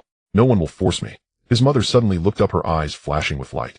Wang Fei looked at her, his gaze unwavering and soft, just like when she would cover him with a blanket in the middle of the night when he was little, reassuring and stable. "I am not a tool," he said. "I will not fight for anyone, nor will I serve anyone. Whatever they give me I accept because it is what I deserve. But if they want me to risk my life to be cannon fodder to clean up their mess, that won't happen." His mother's eyes turned red. "I have the ability." Wang Fei's voice was low but clear, "so I can protect this family. As long as I am here, no one can lay a finger on you. Not the country, nor anyone else." Wang Hao sat there listening, his hands slowly loosening from his pants, resting on his knees. He suddenly felt a pang in his nose. His brother had never been a talkative person. From childhood to adulthood, it was always him chattering away in front, while Wang Fei listened quietly behind, occasionally nodding at most, saying a few words like, "Okay," or "It's fine." But now it was his brother holding up this family in a way he completely couldn't understand. "Brother," he said softly, "then what exactly have you awakened?" Wang Fei turned to glance at him. "A pretty good ability," he said, "not bad." "How strong?" "Strong enough to make them think twice before making trouble." Wang Fei stood up, dusting off his pants. "Strong enough to allow me to live my life my way." Wang Hao didn't ask further. He knew this was the limit of what his brother could say. His mother slowly took a breath, wiping her eye corners with the back of her hand, forcing a smile. That's good, that's good. Mom just fears you being pushed to the front, taking the bullets, and bearing the blame. As long as you can make your own decisions, Mom can rest easy. Wang Fei nodded. I will. He walked back to the dining table, finishing the remaining half bowl of rice one bite at a time, neither fast nor slow. His mother stood up to clear the dishes, moving a bit slower than usual, but her hands were steady. She stacked the plates neatly and carried them into the kitchen, turning on the faucet, the sound of rushing water drowning out the cries of some child outside. Wang Hao sat on the sofa looking at his brother. Wang Fei picked up the book, Introduction to Abilities, the cover slightly worn, the corners curled. He flipped it open to the middle of the page, his finger pressing down on the line of text. True power never needs to be seen. He stared at it for a few seconds. Then he gently rubbed his thumb over the paper, as if confirming that the words were still there. The living room light was warm yellow, shining on him, casting a slanted shadow on the wall, neither big nor small, just the image of an ordinary man sitting on a sofa. His work pants still had a bit of cement dust on them, and his shoes were muddy from the construction site he had been to in the afternoon. He hadn't changed clothes or taken a shower, just sitting there as if ready to head out for the next job at any moment. But he knew he was already different. Wang Hao softly said, "Brother, I believe in you." Wang Fei didn't look up, just nodded. "You are my brother," Wang Hao said, his voice low but firm. "No matter how you change, you are still my brother. I am not afraid of you being strong. I am only afraid that you carry everything alone without saying a word." Wang Fei closed the book and placed it on his lap. "I am not carrying it alone," he said. "I am at home." Wang Hao smiled slightly, his eyes a bit moist. He stood up and said, "I'm going back to my room." Wang Fei hummed in response. Wang Hao walked to his room's door and looked back. His brother was still sitting there, his hand resting on the book, his gaze fixed on the television screen. The television was black, reflecting his blurry silhouette like an uncolored painting. He gently closed the door. His mother came out of the kitchen, still wearing her apron, standing in the hallway, watching Wang Fei for a while, saying nothing, then turned and went into the master bedroom. The door closed softly, not locked. The living room was left with only Wang Fei. He didn't move. Outside, the night was heavy, the lights of the opposite building extinguishing one by one, leaving only a few households still lit. The garbage bin downstairs was blown by the wind, shaking slightly, the wheels grinding against the ground, making a brief scraping sound. In the distance, a car passed by, the lights sweeping across the ceiling, flashing by. He lowered his head and opened the book again. Still that same page. True power never needs to be seen. He stared at the line for a long time. His finger pressed against the paper, not moving. The television screen was pitch black, reflecting nothing. His shadow remained still on the wall, like a mountain that would not collapse. The red alert light swept across the sky, and an urgent voice crackled over the loudspeaker. "Emergency notice. An incident has occurred in the suburban forest area. A mid-level awakened wild boar has charged into the human zone." Nearby residents immediately closed their doors and windows, urging everyone to stay indoors. Awakened individuals of B rank and above should prepare to stand by while others hurry to the evacuation center. Wang Fei sat on the sofa, still holding the book, Introduction to Abilities. The television screen was black, reflecting his blurred face. Outside, a red light flickered, casting shadows on his face. He heard someone shouting from the opposite building, "Hurry up, get the children downstairs." There followed the sounds of doors opening, footsteps, and the wheels of suitcases getting stuck on the steps. The electric bike downstairs kept ringing, but no one attended to it. He looked down at his phone, which had just popped up a message: City Ability Management Center report. The wild boar has basic intelligence, thick skin, and is immune to ordinary attacks. And Rank fire controller attempted to subdue it, but was severely injured and has retreated. The wild boar is now running into the mountains, and the danger level has been raised to orange. Wang Fei closed the book and placed it on the coffee table. He stood up and walked into the bedroom. Without changing clothes or taking anything, he simply pulled an old jacket from the side of the wardrobe and put it on. He zipped the jacket up to his neck, moving slowly but steadily. He wore the same shoes he had worn in the afternoon, their soles slightly dusty. He bent down to tie his shoelaces, stood up, and glanced at the clock on the wall. It was 10:17. At this time he should have been asleep, but the entire neighborhood was in motion. He opened the door and stepped outside, the hallway light flickering before going out. The elevator descended, the numbers counting down 7-605, down to 1. The door opened, and the lobby was empty. The intercom in the security booth was buzzing continuously, but no one answered. The car was parked right outside, cleaned, but with some scratches on the body. He opened the car door and slid inside, inserting the key and turning it. The engine roared to life, sounding as it usually did. As he backed out, he caught sight of two uniformed individuals hiding behind the greenery, taking pictures with a recording device. They did not stop him or say anything. Wang Fei pressed the accelerator, driving onto the main road. There were few cars on the road. Some streetlights were on while others were off, and some areas were completely dark. In the distance, police cars and fire trucks could be seen, their blue and red lights flashing against the clouds. A military jeep rushed past him from the opposite direction, its roof mounted with a searchlight aimed at the forest. He did not use the navigation. He held the steering wheel steadily, clearly remembering the route. He passed the commercial street, circled around the school wall, and then further ahead was the urban-rural junction. Fields and patches of wild grass began to appear by the roadside, the wind rustling through them. As he neared the forest area, the path ahead was blocked by iron horses and caution tape. 3 individuals in riot gear stood there holding electric batons and nets. One of them raised a hand, signaling him to stop. Wang Fei parked 50 meters away, turned off the engine, and unfastened his seatbelt. He got out his phone in the pocket of his jacket with nothing else in his hands. The wind pressed his clothes against his legs. He looked up at the surveillance pole. The camera was askew, as if it had been hit. The group of individuals noticed him. "You can't go further," the nearest person shouted. "Turn back immediately. This is a restricted area." Wang Fei said nothing, avoiding the main road and taking a side path into the forest. On either side were shrubs brushing against his pants, making a rustling sound. He walked at a steady pace without stopping. Behind him came the voice of the intercom. "Report. A man has breached the perimeter. Repeat. Someone has entered the outer edge of the forest. Identity unknown. Awaiting instructions." No one called out to him. He continued walking. 300 meters later, the path split into 2. The left path led into a pine forest with the ground covered in dry leaves. The right path sloped up toward a ruin on the mountain. He chose the left path. It was quieter in the forest. The wind calmed down. The trees blocked the sky, allowing only a glimpse of starlight. He stopped and took out his phone. There was no signal, and the location feature was unusable. He knew communication was cut off here, fearing that wild animals might sense the waves. He put the phone away and continued walking. The ground became soft and wet with a foul odor. It wasn't the smell of blood, but rather that of an animal den mixed with decaying leaves. He squatted down and pushed aside the fallen leaves. Beneath the leaves was a deep paw print, approximately 5 centimeters deep and 20 centimeters wide. Next to it were a few drops of dark brown substance, already half-dried. He stood up, following the paw print with his gaze. Ahead on a tree was a scrape, the bark peeled back to reveal white wood. Further ahead, a small tree the width of a bowl was broken, the break uneven. This creature possesses great strength. He continued walking, lightening his footsteps to avoid the dry branches. The forest was colder than outside, and his breath turned into white mist. Suddenly a loud thud came from the left, as if something had fallen. He stopped to listen. No sound followed. After a few seconds, he cautiously walked over. Pushing aside a thicket of thorns, he saw a clearing. On the ground lay torn fabric stained with blood. Not far away was a broken metal rod, the kind used by SSS-Rank awaken ones for flame conduction. Such equipment was beyond the reach of ordinary people. That warrior had fallen quickly. Wang Fei picked up a small piece of cloth on which a number was embroidered, H097. This was emergency team clothing. He remembered seeing someone wearing this outfit last week at the building materials market, arguing with a foreman about inadequate compensation for night shifts. Now that person was gone. He placed the cloth down and straightened up. In the distance came a low growl reminiscent of heavy breathing, hinting at anger. The sound was intermittent, indicating it was moving and alert. He moved toward the sound. The further he advanced, the more destruction he encountered. Trees were toppled, vines were broken, and the ground was churned up. The foul odor grew stronger. He climbed a gentle slope where the area ahead opened up a bit. In the dim light, he saw a large shadow moving at the bottom of the valley. It was quite big, standing nearly 2 meters at the shoulder with sturdy limbs and a thick layer of hard skin that appeared grayish-blue in the moonlight.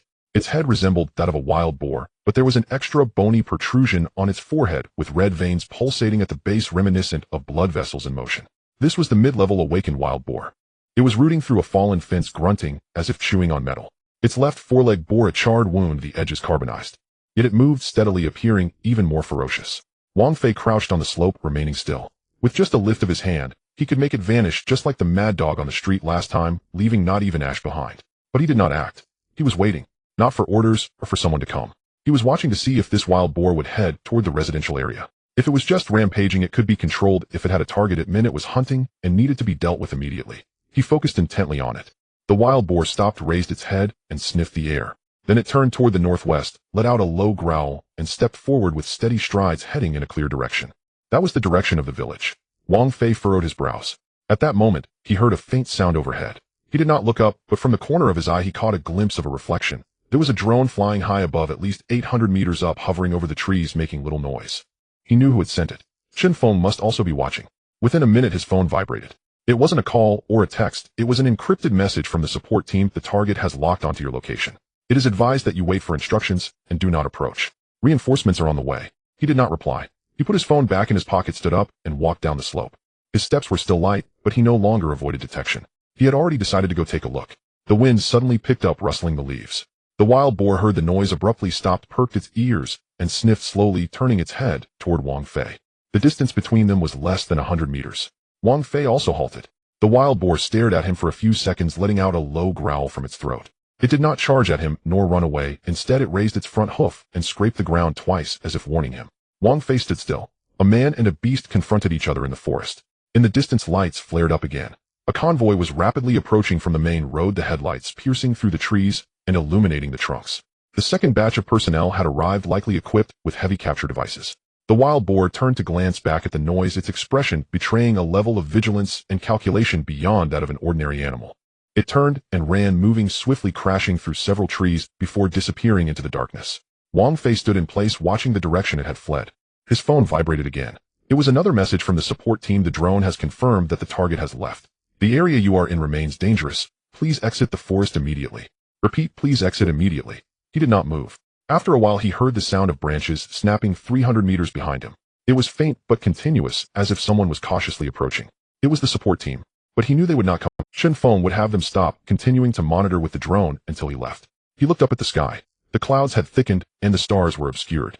The wind grew stronger, swaying the treetops. He took 2 steps forward, standing on a rock, gazing at the valley where the wild boar had disappeared. It was pitch black there, nothing visible.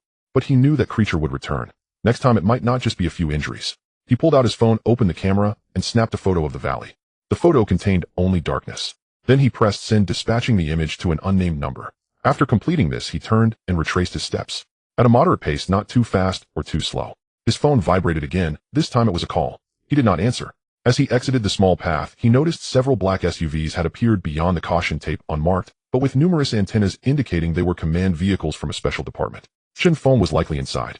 He did not greet anyone and headed straight for his car. He opened the door, slid in, and started the engine. In the rearview mirror, a man in plain clothes emerged from behind the trees. It was Chen Feng. He stood there watching Wang Fei's car, holding a walkie-talkie, his mouth moving as if reporting. Wang Fei pressed the accelerator. The car slowly drove away, and as he passed the blockade, the riot squad members silently made way. After 2 kilometers, he entered the auxiliary road of the highway and increased his speed. The car was silent. The air conditioning blew warm air, and the windows fogged slightly. He reached out to wipe the passenger window, the dark night rushing by outside. His phone vibrated again. He glanced at it. It was the 3rd call from Chen Feng. He did not answer. He parked at the next service area, turned off the engine, and walked to the railing. In the distance, the city lights shone brightly, resembling an unquenchable sea of stars. He leaned against the railing for a moment, took out that book, Introduction to Abilities, and flipped to the middle page. His finger pressed down on a sentence. True strength never needs to be seen. The wind fluttered the pages gently. He stared at the words for a long time. Then he closed the book, shoved it back into his pocket, turned around, returned to the car, and started the engine, turning back toward the forest. Wang Fei parked the car by the roadside in the service area and turned off the engine. He did not get out immediately, sitting in the driver's seat as he glanced in the rearview mirror, which reflected a dark forest beyond the highway barrier. The wind seeped in through the gaps, causing the car windows to tremble slightly. He unbuckled his seatbelt, pushed the door open, and walked to the edge of the barrier and stood still. In the distance, the lights of the city were still shining, merging into a patch like stars scattered on the ground. He stared at that cluster of lights for a few minutes, his hand in the jacket pocket gripping the corner of the book, Introduction to... The pages of the book had become somewhat frayed, especially the line in the middle that read, True power never needs to be seen, which he had pressed his nail against several times. He turned back to the car, restarted the engine. The car made a U-turn, leaving the service area and heading back. The navigation had long been turned off, and he didn't need it. He had already traversed this road, once remembering every turn and slope. The headlights illuminated the road, drawing 2 yellow lines that stretched forward. As he approached the forest blockade, he slowed down. The iron horses and warning lines were still ahead, but there were fewer people. Several emergency vehicles were parked by the roadside, their lights flashing, doors open with no one guarding them. He parked 50 meters away at the old spot, turned off the engine, unbuckled his seatbelt, and got out. This time he did not take the small path, but went directly from the main road. His feet made sounds on the gravel, startling a night bird. He did not look up, but walked forward along the gaps between the bushes. The air was filled with the scent of wet earth mixed with the odor of decaying animal fur. He ventured deeper, the shadows of the trees growing denser, the sky above reduced to a narrow slit. 300 meters later, new paw prints began to appear on the ground. They were deeper than before, with wider spacing, indicating that the wild boar's speed had increased. There were also drag marks nearby, as if something had been knocked down and then dragged away. He followed the traces, quickening his pace. Passing through a patch of pine forest, the terrain dipped downward. Ahead it opened up suddenly into a valley. He stopped at the slope. Below was a chaotic scene. The barriers had all collapsed, and the steel bars were twisted into spirals. Scattered on the ground were fragments of riot shields, broken net gun poles, and a charred combat suit with H-097 embroidered on the sleeve. 3 people in emergency team uniforms were lying in different positions. One was motionless on the ground, another was leaning against a tree root, holding his leg, and the third was trying to get up to grab a walkie-talkie. The wild boar was among them. It was more agitated than when he had seen it earlier, standing nearly 2.5 meters tall at the shoulder with a shiny layer of tough skin on its back and the bony protrusions on its forehead slightly reddened. The wound on its left front leg was already covered with a layer of black scab, yet it showed no signs of being affected as it ran. It was chewing on a piece of metal rod, making crunching sounds with saliva dripping down its mouth corner, reflecting white in the moonlight. It suddenly shook its head, throwing the object in its mouth, which clanged against the rocks. Then it lowered its head to sniff the ground, its nose twitching, turned towards the village with a low growl, and started to dig the ground with its hooves, preparing to charge out. Wang Fei stood on the slope motionless. He watched the wild boar, his expression unchanged. He felt neither nervous nor angry, as if he were observing a stray dog running wildly in the street. He lifted his eyelids, his gaze landing on the wild boar. In that instant it felt as if a portion of the air had been drawn away. The sound vanished, the wind stopped, and even the distant emergency vehicle's flashing lights dimmed for a moment. The front hoof of the wild boar hung in midair, its muscles tense, nostrils flaring as if it sensed something. But it had no time to react. From the moment Wang Fei's eyes swept over it, the wild boar's body began to disappear. It was neither an explosion nor flames, but rather it was gradually vanishing. First it was the head, then the neck, shoulders, the entire body, silently receding like it had been erased by an eraser. Even the dirt beneath its feet, the surrounding air, and the droplets of saliva, suspended in midair, all disappeared together. The entire process took less than a second. When the last trace of shadow faded from view, only a circular pit remained. About 3 meters in diameter, the edges were neat as if cut by a laser. The bottom of the pit was charred black, its surface gleaming like glass, clearly the result of instant melting and cooling due to high temperature. There was no smoke, no smell, and no shockwave. Wang Fei stood still looking at the pit. He knew what had happened. He also understood what it meant. Yet his face showed little expression, as if he had merely swatted a mosquito. He looked down at his hand. It felt slightly warm, but quickly faded. He didn't think much of it, and turned back to walk. His feet rustled over the fallen leaves just like when he came. He was not walking quickly, and did not look back. The battlefield behind was chillingly silent. The injured person leaning against the tree sat slumped, eyes wide, with the walkie-talkie slipping from his hand. Another person who had been crawling stopped moving, looking up at the top of the slope, his lips trembling slightly, but not making a sound. The drone was also silent. 800 meters in the sky, a black aircraft suddenly lost signal. The propellers stopped turning, and it plummeted straight down, crashing into the trees with a muffled thud. Wang Fei had walked 20 meters when he heard hurried footsteps behind him. Someone rushed down from a side path, dressed in casual clothes of the support team, wearing a communication earpiece, speaking into the microphone while running. He did not stop or greet anyone, just quickened his pace to clear the way. After the person rushed past, they glanced back at Wang Fei's figure, paused for a moment, then lowered their head and continued running forward. Wang Fei continued walking. He passed through the pine forest, stepped over the fallen tree trunks, and returned to the entrance of the forest. His car was still there, the doors locked, and the keys in his pocket. He took out the keys, pressed the unlock button, opened the car door, and got in. He inserted the key, turned it, and the engine roared to life. The sound was the same as usual. He fastened his seatbelt and looked at the road ahead. The tree shadows obscured his view. He turned on the headlights, and 2 beams of light shot out, illuminating the road 5 meters ahead. He shifted into gear and pressed the accelerator, the car slowly starting. In the rearview mirror, several beams of flashlight from the valley were already shaking, quickly converging on the pit. Someone began shouting, the voice intermittent and unclear. A black SUV sped down from the opposite hillside, its roof adorned with many antennas, a command vehicle from a special department. The headlights swept across the forest, illuminating the edge of the scorched pit for a moment. Wang Fei did not look again. The car drove out of the forest area, and as it passed the blockade, 2 riot squad members stood beside the iron horse. One of them raised a hand to signal for the car to stop, but upon recognizing Wang Fei's vehicle, slowly lowered his hand, stepping back, slightly lowering his head in silence. The car passed through smoothly. Once on the main road, Wang Fei slightly accelerated. The fields and wild grass by the roadside receded, and the sound of the wind poured in through the window gaps. One hand gripped the steering wheel, while the other rested on his knee, his knuckles slightly widening. His phone vibrated in his pocket. He did not take it out to check. He knew who it was, Chen Feng. It might be an inquiry about the situation or a request for him not to leave, but he did not want to receive any messages from anyone at that moment. The car continued forward. After passing the commercial street and bypassing the school wall, he entered the residential area. The streetlights lit up one after another while some areas remained dark. There were almost no people on the road, only the sound of garbage bins being blown over by the wind. He parked the car in the community garage, turned off the engine, removed the key, unbuckled his seatbelt, and got out. The garage was very quiet, only the sound of his footsteps. He locked the car and walked towards the elevator entrance. He pressed the button and waited for a dozen seconds until the elevator doors opened. It was empty inside. He stepped in and pressed the 7th floor. The numbers counted up 1, 2, 3. He leaned against the wall of the elevator, his gaze fixed on the floor display. His fingers unconsciously brushed against the inner pocket of his jacket, and the book was still there. With a ding, the elevator reached the 7th floor. The doors opened. He stepped out, and the corridor lights turned on, motion sensor activated, illuminating the small carpet at his doorstep. He took out the key, inserted it into the lock, gently twisted it, and pushed the door open. The room was dark. He did not turn on the lights, closed the door behind him, and changed into slippers. On the living room sofa lay the tool bag he had left behind in the afternoon, and the installation blueprints for the shower room were still spread out on the coffee table. The clock on the wall read 12:17. He walked to the side of the sofa, picked up the tool bag, and placed it into the storage cabinet on the balcony. On the way back, he casually grabbed a cup from the coffee table, went to the kitchen to fill it with water, took a sip, and placed it back in its original spot. Then he sat down on the sofa, not turning on the TV or playing with his phone. He just sat there gazing out the window. A car drove by downstairs, its headlights sweeping across the ceiling before disappearing. He closed his eyes momentarily and then opened them again. Everything was as usual. It was as if nothing had ever happened. Wang Fei parked the car in the community garage and turned off the engine. He remained still in the driver's seat, his hand resting on the steering wheel, staring at the dark windshield ahead.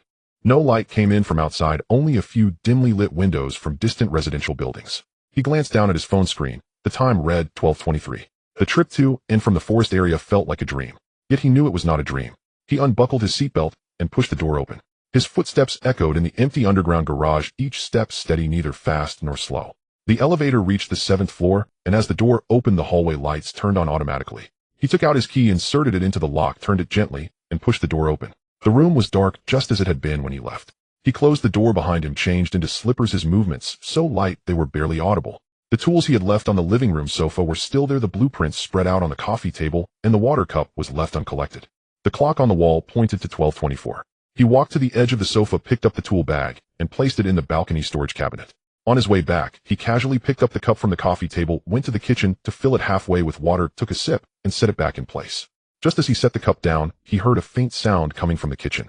The door to his mother's bedroom opened slightly, light spilling out. Then came the sound of the refrigerator door opening, followed by the soft clinking of a spatula against the bottom of a pot. Wang Fei remained silent, standing in the living room for a few seconds, his gaze sweeping across the floor. The robotic vacuum was stuck in the corner between the TV cabinet and the sofa, its wheels spinning in place, emitting a low hum. The corner of the blueprints on the coffee table had been blown askew by the wind, and the tool bag zipper was not fully closed, revealing half of a wrench. His jacket, which he had taken off, was crumpled on the sofa. He stood still, not moving. His fingers lightly pinched the fabric of his pants pocket, as if confirming something. In the next moment, his gaze fell on the robotic vacuum. It was still struggling, its wheels slipping. Wang Fei's expression tightened slightly, his palm warming, but his face remained unchanged. Suddenly the machine stopped moving. The wheels ceased their rotation, the body trembled slightly, and then it smoothly slid out from the corner, returning steadily to its charging dock, its indicator light changing from red to green. At the same time, the blueprints on the coffee table automatically aligned at the edges, the zipper of the tool bag silently closed, and the jacket lifted from the sofa, neatly folded, and hung over the back of a chair. The entire process took less than 2 seconds, without sound, without wind, as if someone had quietly tidied everything up. Wang Fei withdrew his hand as if he had done nothing. He walked back to the sofa and sat down, picking up the cup to take another sip. At that moment, the kitchen door opened. His mother came out holding a bowl of hot soup, dressed in an old nightgown, her hair loosely tied up. "Aren't you asleep yet?" she asked. "Just got back," Wang Fei replied, a bit thirsty, so I poured some water. His mother nodded, placing the soup on the coffee table. "Did you go out tonight?" Took a detour, got stuck in traffic. "No wonder it's so late," she said, not probing further, turning to switch off the kitchen light. "I simmered this soup for over an hour. Drink some before you sleep." "Okay," Wang Fei replied, looking down at the soup. Steam rose, the bowl's edge felt a bit hot to the touch. He blew on it and took a small sip. His mother stood beside the coffee table, looking around, then glanced at the robotic vacuum. "This thing is really smart now," she remarked. "I remember just a couple of days ago it got stuck, and I had to push it out myself. Today it returned on its own." "Oh." Wang Fei looked up. "Yeah." His mother bent down to touch the top of the robot. "And look, it even tidied up the tool bag. When did you develop this habit? You used to just leave it there, right?" "Maybe I did it casually before I left," Wang Fei. "Not like you," she chuckled. "But that's good, saves me from cleaning up tomorrow." Wang Fei laughed a little, but did not respond. He continued to sip the soup, his fingers unconsciously rubbing against the cup's wall. Just at the moment he used his special ability, he sensed something move within him. It wasn't pain nor a surge of power, but an extremely subtle warmth spreading from the left side of his chest, like a drop of hot water seeping into cotton fabric. He didn't know what it was, but he knew it was related to the action he had just taken. His mother sat in the chair opposite, watching him. "Have you lost weight recently?" she asked. "No," Wang Fei shook his head. "I've just been busy. I'm tired, but still." "Don't overdo it," she advised. "You don't lack money now. If you really don't want to do that physical work, just take a break." "What to take a break from?" Wang Fei set down the bowl. "Working is fine, as sitting still is actually uncomfortable." His mother sighed. "I know you don't want people to think you're relying on that, but I can see you've changed." It's not that your temper has changed nor your way of speaking, but you seem weighed down. You used to come home smiling, now you talk less, sitting here for a long time without moving. I'm not forcing you to talk, she waved her hand. If you want to say something, say it, if not, I won't ask. Just one thing, don't bottle yourself up. Wang Fei nodded, I understand. His mother stood up to clear the empty bowl. Get to bed early, you have work tomorrow. All right. She went into the kitchen to wash the dishes, the sound of water splashing echoed. Wang Fei sat still, listening to the sound of the flowing water, his fingers quietly pressing against the left side of his chest. That warm sensation had not completely dissipated, instead it felt like something was being drawn and tightening more and more, eventually becoming a small that hidden beneath the skin. He closed his eyes, recalling that moment of action. No incantations, no gestures, not even much effort. Just a glance and a thought in his mind, and it was done. It was as simple as flipping a switch. But he knew it wasn't simple. That was the power capable of erasing a wild boar along with the air around it. And now he used it to make the robotic vacuum return to its position, to arrange the blueprints, to fold the clothes neatly. Ridiculous. No. Rather, it gave him a sense of stability. At 6:40 in the morning the next day, Wang Fei got out of bed.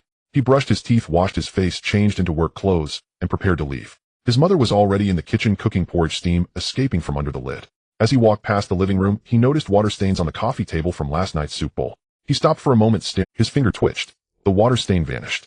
The tabletop was clean, as if nothing had ever been placed there. He continued forward, went to the kitchen, took 2 buns, and said to his mother, "I'm leaving," before opening the door. As the elevator descended, he looked down at his hand. The palm was still warm, more pronounced than last night. That secret warmth felt like something was stored within his body. On the 3rd day at noon, he finished work early and returned home to get a spare wrench. As soon as he inserted the key, the door opened, and the house was empty. He walked straight to the toolbox on the balcony, and while rummaging, he heard a soft bang from the living room.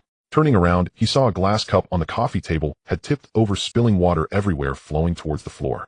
He walked over, intending to grab a cloth, but his feet froze. His gaze landed on the puddle of water. He raised his hand, his fingertip pointing at the puddle. 1 second later, the water disappeared. Along with the soaked tablecloth, it seemed to be drawn into another space. The glass cup stood upright as if it had never been overturned. He retracted his hand, his breathing steady. This time the sensation was clearer. The point in his chest gently thumped like the echo of a heartbeat. On the 4th evening, his mother broke a bowl while cooking. The porcelain shards scattered beneath the stove, just out of reach of the broom. Wang Fei passed by the kitchen door and saw her bending down to scrape the corner. "Forget it," she said. "He'll deal with it after dinner." Wang Fei said nothing, walked in, and crouched down to take a look at the shards in the gap. A thought flashed. The shards vanished. The area beneath the stove was spotless, not even a speck of dust left. Huh. His mother straightened up. "Didn't there used to be a lot of pieces here?" "They probably rolled to the back," Wang Fei replied. "Impossible," she shook her head. "I clearly saw 3 pieces right here. How could they just disappear?" "The floor gaps are big." Wang Fei stood up. "Old houses are like this." She looked at him suspiciously, then glanced down again. True. That night Wang Fei lay in bed, unable to sleep. He placed his hand on his chest, closing his eyes to feel. The point was still there, clearer than before, like a warm stone embedded in his skin.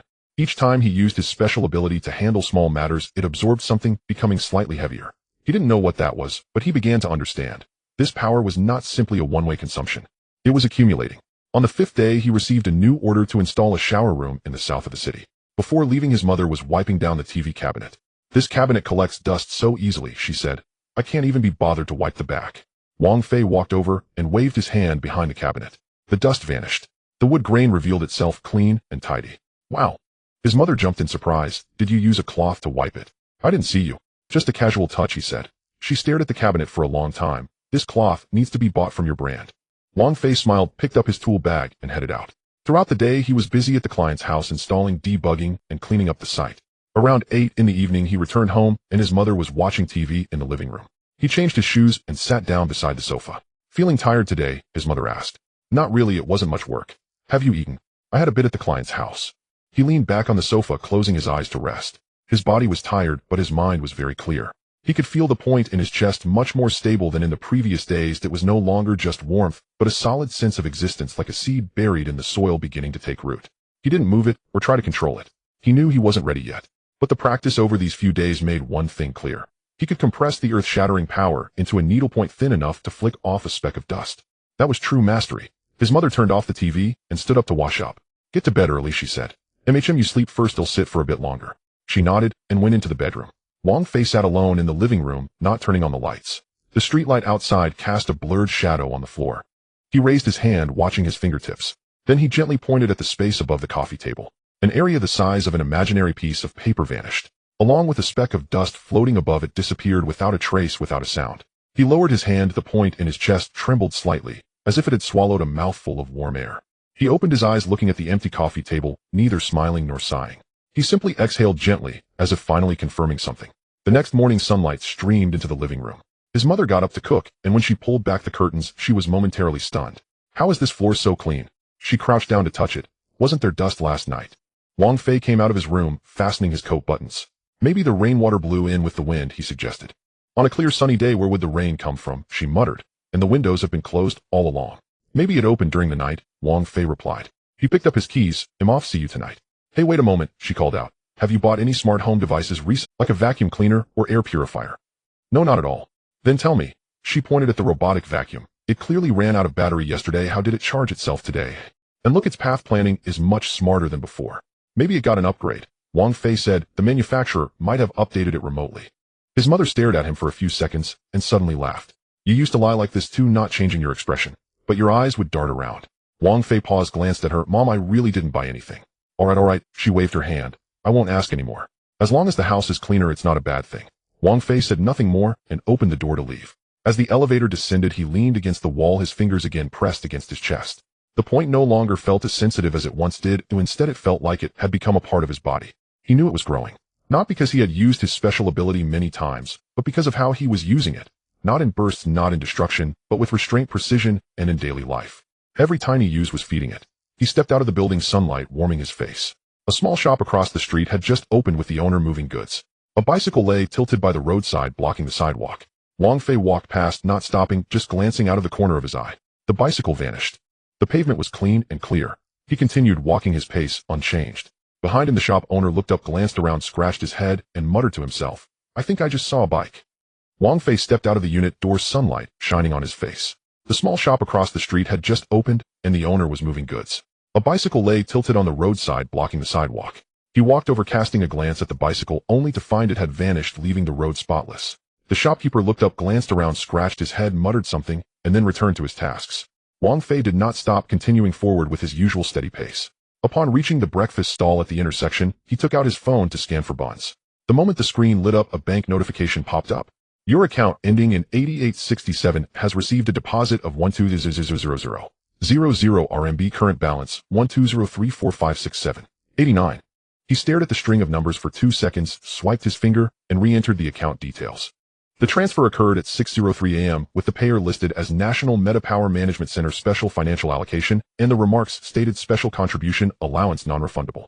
He flipped his phone over and set it down on the table, saying to the stall owner, 2 meat buns and a bowl of soy milk. His voice remained unchanged, his actions unhurried, though his hand, moving to grasp the chopsticks, was slightly slower than usual. Only when the buns were handed over did he look up, accepting the plastic bag and casually stuffing his phone into his pocket. While sitting on a small stool eating, he kept his head down. He took a bite of the bun, swallowed it, and took another bite.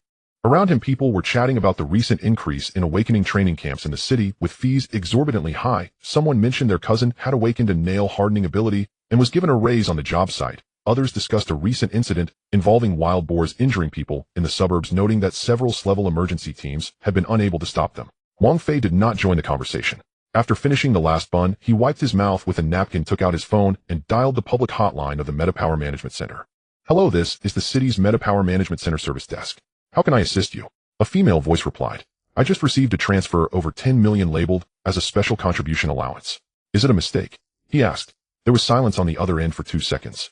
"Oh, this is not an erroneous disbursement, sir. It is a special security policy for high-level awakeners from the state, a special approval project that cannot be revoked." "I haven't done anything of note," he replied. "The system records indicate your status is stable and your assessment level has consistently met the standards. The allowance is an advanced comprehensive security fund and does not involve specific action rewards." The other party spoke in a calm tone, as if reciting from memory. "It is recommended that you contact the dedicated security officer, Director Chin Feng, for further information." After the call ended, he remained seated, unmoving. Morning light slanted across the table, reflecting off the grease stains. He looked down at the empty bowl, then took out his phone to check the balance. The numbers remained unchanged. He locked his phone, placed it in the innermost pocket of his tool bag, zipped it up, stood, and left. He finished work early, not taking on a new order, and headed straight home. As he inserted the key into the lock, his hand paused for a moment, confirming no one was in the hallway before pushing the door open. The room was quiet, curtains drawn, television off, and a thin layer of dust coated the sofa. He closed the door behind him, locked the door chain, and walked to the desk to open his laptop. Logging into the anonymous donation platform, he entered a long password and accessed the backend management interface.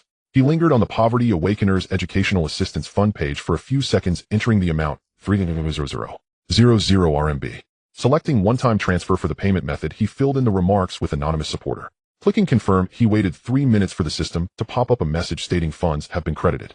Next, he created 2 separate accounts.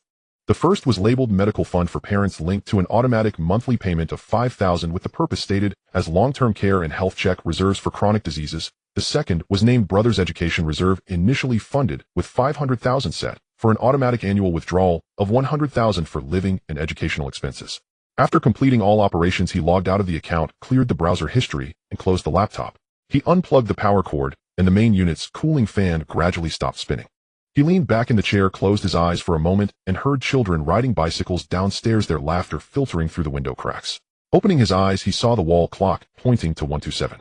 He stood up and went to the kitchen to pour a glass of water. After drinking, he returned the cup to its place.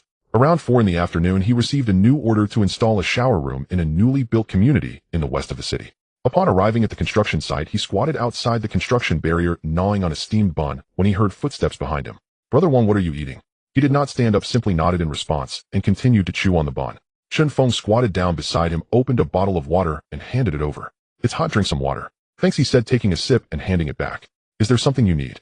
"I heard you checked on that money," Chen Feng said. "It was." "I know," Wang Fei replied. "You mentioned it on the phone." "This is not a reward," Chen Feng said, looking at the distant tower crane. "It is an advanced security measure for the risks you may face in the future. You are SSS level with fewer than 20 people in the world and less than 5 in the country. People of this level cannot have any lingering concerns." Wang Fei smiled slightly, the corners of his mouth twitching. "I can't even afford to hire someone to sweep the floor. Now I find I don't even have the right to be poor." Chen Feng did not laugh, instead becoming more serious. "This is not about money. It's about responsibility. If you don't act today or tomorrow, once you need to take action, the cost could be the entire city. This money is not for your comfort. It's to ensure the country can rely on you when it matters most." Wang Fei said nothing. He finished the bun in his hand, crumpled the paper bag into a ball, and tossed it into the nearby trash can. Standing up, he brushed off the dust from his pants, the tool bag hanging from his shoulder. "I know what you think," he said, "but I will work when it's time to work and eat when it's time to eat. I've dealt with the money issue, so there's no need to bring it up again." "Dealt with?" Chen Feng asked. "Yes. I donated a portion and shared the rest with my family," he said. "I don't lack money to spend, nor do I plan to live off this." Chen Feng opened his mouth, but ultimately said nothing. He nodded slightly, whispering, "This is about respect and responsibility." The two remained silent for a moment. The construction site's horn sounded, urging workers to enter.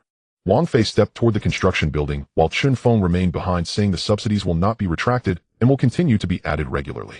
If you have other needs, you can submit an application through me." Wang Fei waved his hand, not looking back. By 6 in the evening, he completed the installation task for the second household of the day, adjusted the shower head, packed his tool bag, and stepped out. 2 lights in the hallway were out, casting dim light. When he reached the first floor lobby, the property attendant saw him and stood up, nodding, "Thank you for your hard work, master." He responded with a nod and pushed the door open. Outside, it was not yet completely dark. The streetlights had just come on. He walked along the perimeter of the community for a while, found his old sedan, opened the door, and got in, inserting the key into the ignition slot, but not starting the engine. Sitting in the driver's seat, he rested his hand on the steering wheel, gazing ahead. The windshield reflected the dots of streetlight like scattered shards of glass. He reached to touch his left chest area, where there was no obvious abnormality, but he could feel a bit of warmth, more substantial than in previous days. This sensation had accumulated from handling small matters with his abilities, as if an invisible container had formed within him. He did not know what it was, nor did he intend to delve deeper. He knew this power could be concealed and suppressed, just like the recent series of transfers appearing calm on the surface, but already meticulously arranged beneath. His phone vibrated. He took it out to check. It was a bank notification. "Your account ending in 8867 has received an additional allowance 8000000. Purpose: daily consumption compensation, non-refundable." After reading it, he locked the screen and put the phone back in his pocket. The car started and the air conditioning blew up. He shifted into gear, pressed the accelerator, and drove out of the community. When stopping at a traffic light, he saw a girl in a school uniform squatting on the ground, crying, her backpack spilled open with books scattered everywhere. She had a cut on her hand, oozing blood, likely from a fall. Wang Fei glanced in the rearview mirror, waited for the green light, and drove away. The next morning at 6:40 a.m., he got up, washed up, changed into work clothes, and left with his tool bag. As the elevator descended, his phone vibrated again. He pulled it out to check. It was another bank notification. "Your account ending in 8867 has received a new medical special reserve 20000. Purpose: emergency security for serious illnesses of family members, non-refundable." After reading it, he stuffed the phone into his pocket and walked out of the unit door. The street was already bustling. The breakfast stall was steaming, sanitation workers were sweeping, and delivery personnel were zipping around on electric bikes. He passed by the small shop from yesterday where the owner was setting up merchandise outside. The ground was clean with no bicycles or traces left. He walked over, bought 2 buns, and ate while walking. Sunlight warmed his face, just like yesterday. At 6:40 in the morning, Wang Fei walked out of the unit door. The sunlight shone on his face as the street-side shops just opened and the owners were moving goods. He carried a tool bag and slowly walked out of the residential area. The bicycle that had blocked the road yesterday was gone and the ground was very clean. The shopkeeper stood at the door, scratching his head, muttering something before bending down to get busy again. Wang Fei did not stop. He crossed the road and walked to his old sedan. The car body was a bit dusty and the right front tire valve was leaking air, with the tire pressure light illuminating when he started the engine in the morning. He opened the trunk and rummaged through a pile of tools to find a wrench and a valve core key, deciding to go to the repair shop in the old town to replace it. This car had been running for 8 years, had many issues, but it was still drivable and he did not want to change it. At 7:15 the car entered a narrow street in the old town. Old buildings lined both sides of the street, with peeling walls and clotheslines in disarray. The repair shop was at the corner of the alley with an iron roof by the roadside where several workers were gathered around a motorcycle taking apart its parts. Wang Fei parked his car next to it, turned off the engine, and got out with his tool bag. "Oldly replaced the valve," he said. Oldly looked up and saw him smiling. "Brother Wang, your car is still running. I thought it would have been thrown away. As long as it works, I'll keep using it." Wang Fei handed over the tools. "By the way, check if the rim has any cracks." Oldly took the tools and squatted down to pry off the tire. "Your car looks old, yet it's actually worth more than a new one. I heard that even class awaken ones don't have special cars, yet here you are driving it every day." Wang Fei remained silent, leaning against the front of the car waiting.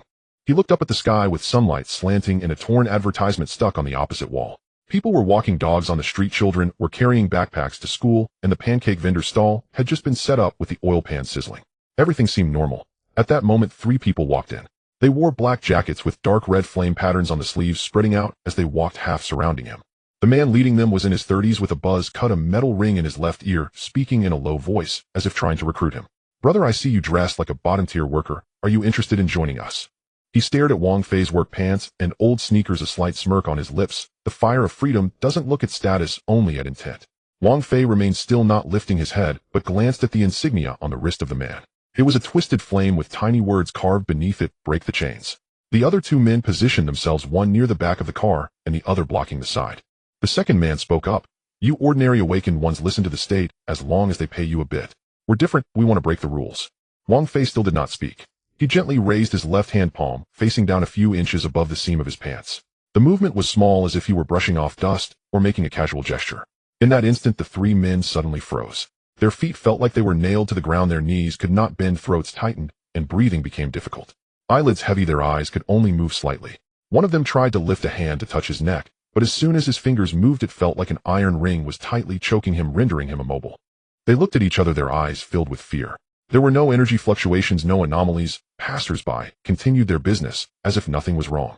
But they were aware. Their bodies no longer obeyed them. It wasn't numbness, nor was it cold. It was a force that directly rendered them unable to move. Wang Fei withdrew his hand and said calmly, "Don't bother me." Then he walked around to the front of the car, opened the hood, and checked if the battery cables were loose. The entire process took less than 10 seconds, as if he were just waiting for someone to return from buying groceries. The 3 men remained standing, their awareness intact, yet unable to move. Sweat dripped down their foreheads, dampening their temples.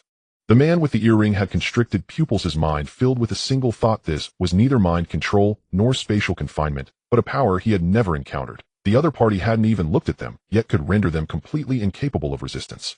The second man felt a spark of electricity in his fingertips, his class ability, static guidance, which could normally interfere with small electrical devices. But as soon as the spark appeared before it could touch the air, it vanished, as if something had consumed it.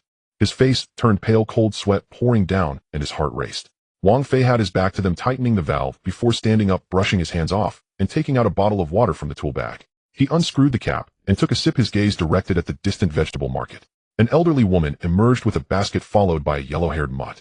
Time passed slowly. The sounds on the street continued as usual. The air gun from the repair shop, electric vehicle horns, and school bells mixed together. No one noticed what was happening over here. Old Lee was squatting under the car, replacing the valve, humming a tune, unaware that 3 terrified individuals stood a few meters away. About 2 minutes later, Wang Fei heard a car approaching from a distance. The sound of tires scraping against the ground was light, with a steady frequency, neither fast nor slow, clearly under control. He knew someone was coming. Only then did he slowly raise his hand, fingers spread, as if turning off an invisible switch. The three men suddenly regained their ability to move. The man with the earrings' knees buckled, collapsing to the ground, struggling to breathe, making muffled groans. The other one hugged his arms, trembling, his teeth chattering, muttering, "Impossible. How is this possible?" The third person staggered backward, colliding with a shared bicycle, the chain rattling. He didn't bother to steady himself, staring fixedly at Wang Fei's back, with a face full of terror. Wang Fei did not look at him. He closed the hood, returned to the driver's seat, pulled the door shut, inserted the key, ignited the engine, shifted gears, and pressed the accelerator. The car slowly turned around and drove away along the original route at a speed under 40 miles per hour without accelerating or looking back. He drove out of the alley and stopped at the traffic light. Ahead was the main road, where the traffic increased.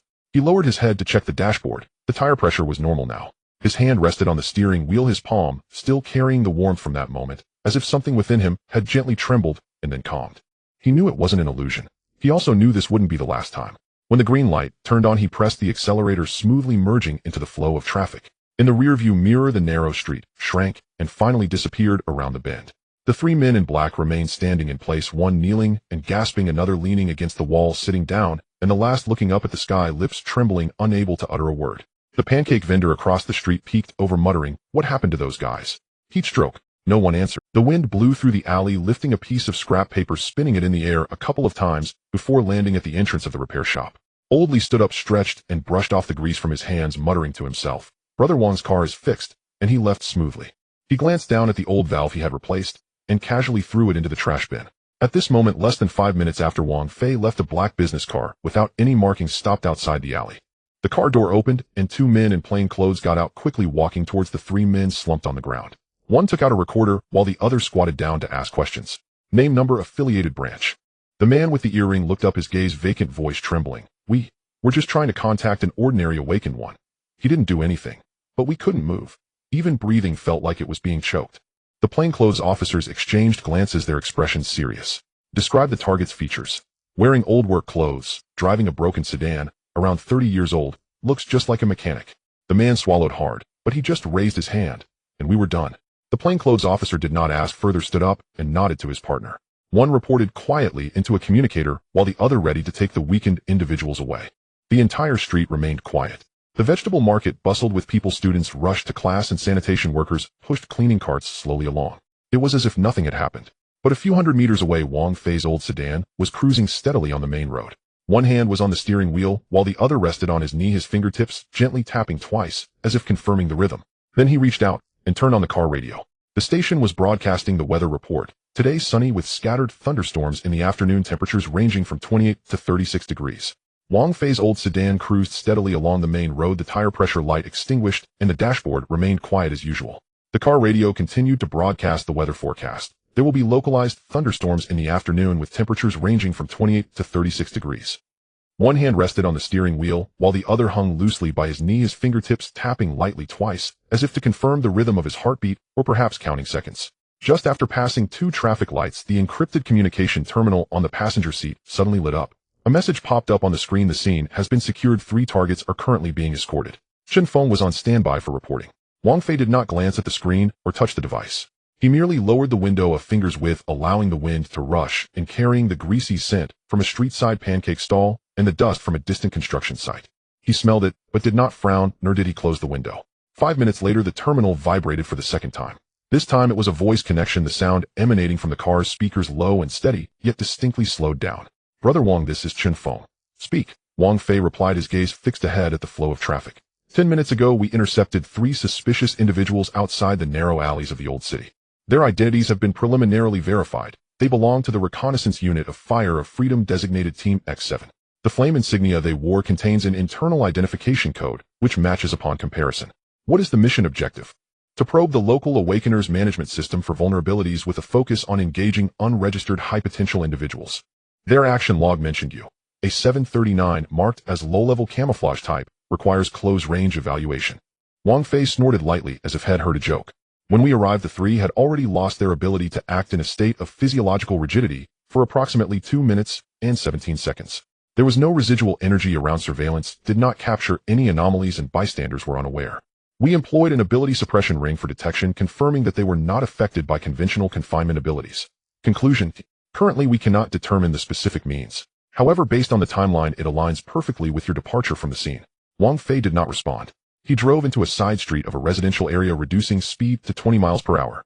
On the roadside, several children crouched, playing marbles. One looked up at the car before returning to his game. Wang Fei steered around them, the tires rolling over a speed bump with a dull thud. What is the handling method, he inquired. Take them away under the pretext of spreading illegal organization propaganda, claiming it's a routine inspection. The surrounding merchants cooperated by signing non-objection statements, and the memory erasure team has intervened with the relevant segments archived as power outage caused video interruption. What did they say? The one wearing earrings is called Zhongmeng, a Class C neural conduction interference ability user who claimed you merely raised your hand, and he became immobilized. Another attempted to counterattack with static electricity, but their ability failed on the spot. They still have no idea how they were subdued. Where are they now? At the temporary interrogation point in the suburbs, currently undergoing deep consciousness scans. The medical team reports that the adrenaline levels of the three remain more than 4 times above normal, with evident psychological trauma, rendering them incapable of combat in the short term. Wang Fei parked the car in front of an old residential building. A shared bicycle lay overturned at the entrance, blocking half of the door. He did not exit the car or help. He merely stared at the front wheel that was still slowly turning. Brother Wang. Chun Feng's voice sounded again. Will the subsequent security be upgraded? They have high-level contacts backing them. This failure will not be easily forgiven by the other side. No need. But, I said no need. His tone did not change, nor was it heavy, but Chun Feng immediately fell silent. Wang Fei continued, you arrest people, that is your duty. I do not interfere. But one thing. He paused, shifting his gaze from the fallen bicycle to a curled-up stray cat in the shadow of the hallway. Don't let people like that bother me again. With those words, he reached out to turn off the communication terminal. The screen went dark and the car returned to silence. Only the air conditioning vent continued to blow air, brushing against a small tear in his left sleeve. A few seconds later, the terminal automatically rebooted, displaying an encrypted receipt: command received. Subsequent actions will be executed under the principle of zero contact. All known screening points have been notified to enhance identity verification, and all individuals suspected of being associated with Fire of Freedom will be intercepted in advance, preventing them from entering within 500 meters of your daily activities. Wang Fei did not look at this message. He unbuckled his seatbelt and opened the door. His foot hit the cement ground with a soft sound. The sensor light in the hallway did not turn on. It might be broken. He paid it no mind, picked up his tool bag, and walked into the shadows. Someone upstairs was mopping the floor, the sound of water splashing, a drop of water seeping down from the corner of the staircase, landing on his shoulder. He glanced up, but said nothing, continuing to walk upward. Upon reaching the 3rd floor, he paused, took out a small wrench from his tool bag, crouched down, and loosened a wooden slat stuck under the staircase railing. The slat had long been loose, creaking with each passerby. He had repaired it twice, but not resolved it completely. This time he simply removed all the screws, took the slat down, and stuffed it into the tool bag. As he stood up, he heard the sound of an electric vehicle starting from downstairs. Looking up at the window, a black business car was slowly leaving the entrance of the community, its license plate half covered in mud obscuring the number. He knew who it was. He did not look longer, continuing to ascend the stairs.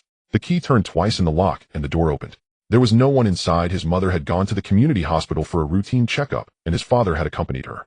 A note was left on the table. Lunch is in the pot, just heat it up to eat. He placed the tool bag on the sofa and took off his work jacket, draping it over the back of a chair.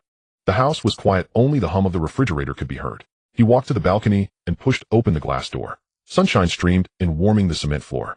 The fallen shared bicycle downstairs had been propped up by someone leaning against a utility pole. Several children were still playing marbles. One picked up a green marble, held it up to the sun, then flicked it away. Wang Fei leaned against the railing, observing the street. The pancake stall remained in its place, the owner flipping the pancakes with oil splattering. A girl in a school uniform rode past on a bicycle, the strap of her backpack falling off without her noticing. The wheels rolled over it, entangling it. He watched for a moment before turning back inside and switching on the television. The news was broadcasting footage of urban inspections. Several uniformed personnel were checking for suspicious items on the street. The camera swept past a wall covered in small advertisements on which someone had scrawled a crooked flame symbol in red pen, mostly torn away. The host stated, "Recently our city has intensified efforts to investigate illegal organizations, having legally dealt with multiple cases of suspected incitement to rebellion. Citizens should report any similar symbols immediately." Wang Fei turned off the television. He walked to the bedroom and pulled out an old shoebox from under the bed. Opening it revealed a stack of cash, several bank cards, a property ownership certificate, and a photocopy of his brother Wang Hao's student ID. He flipped through it, pushed the shoebox back, and stuffed it under the bed again. Then he sat down at the computer, turning it on. The screen lit up, the desktop clean, with only a recycle bin icon and the system's built-in calendar. He opened the browser and typed in a website, the city's Human Resources and Social Security Bureau Employment Service website. The cursor hovered over the job recommendations section for a few seconds before exiting. His phone vibrated. It was a bank notification. Your account ending in 8812 has received a transfer of 800,000 yuan. Note daily consumption compensation. He did not open it or delete it. The phone was flipped face down on the table. After a while he got up again to heat the rice in the kitchen. The rice was a bit dry, so he added some water and put it in the microwave.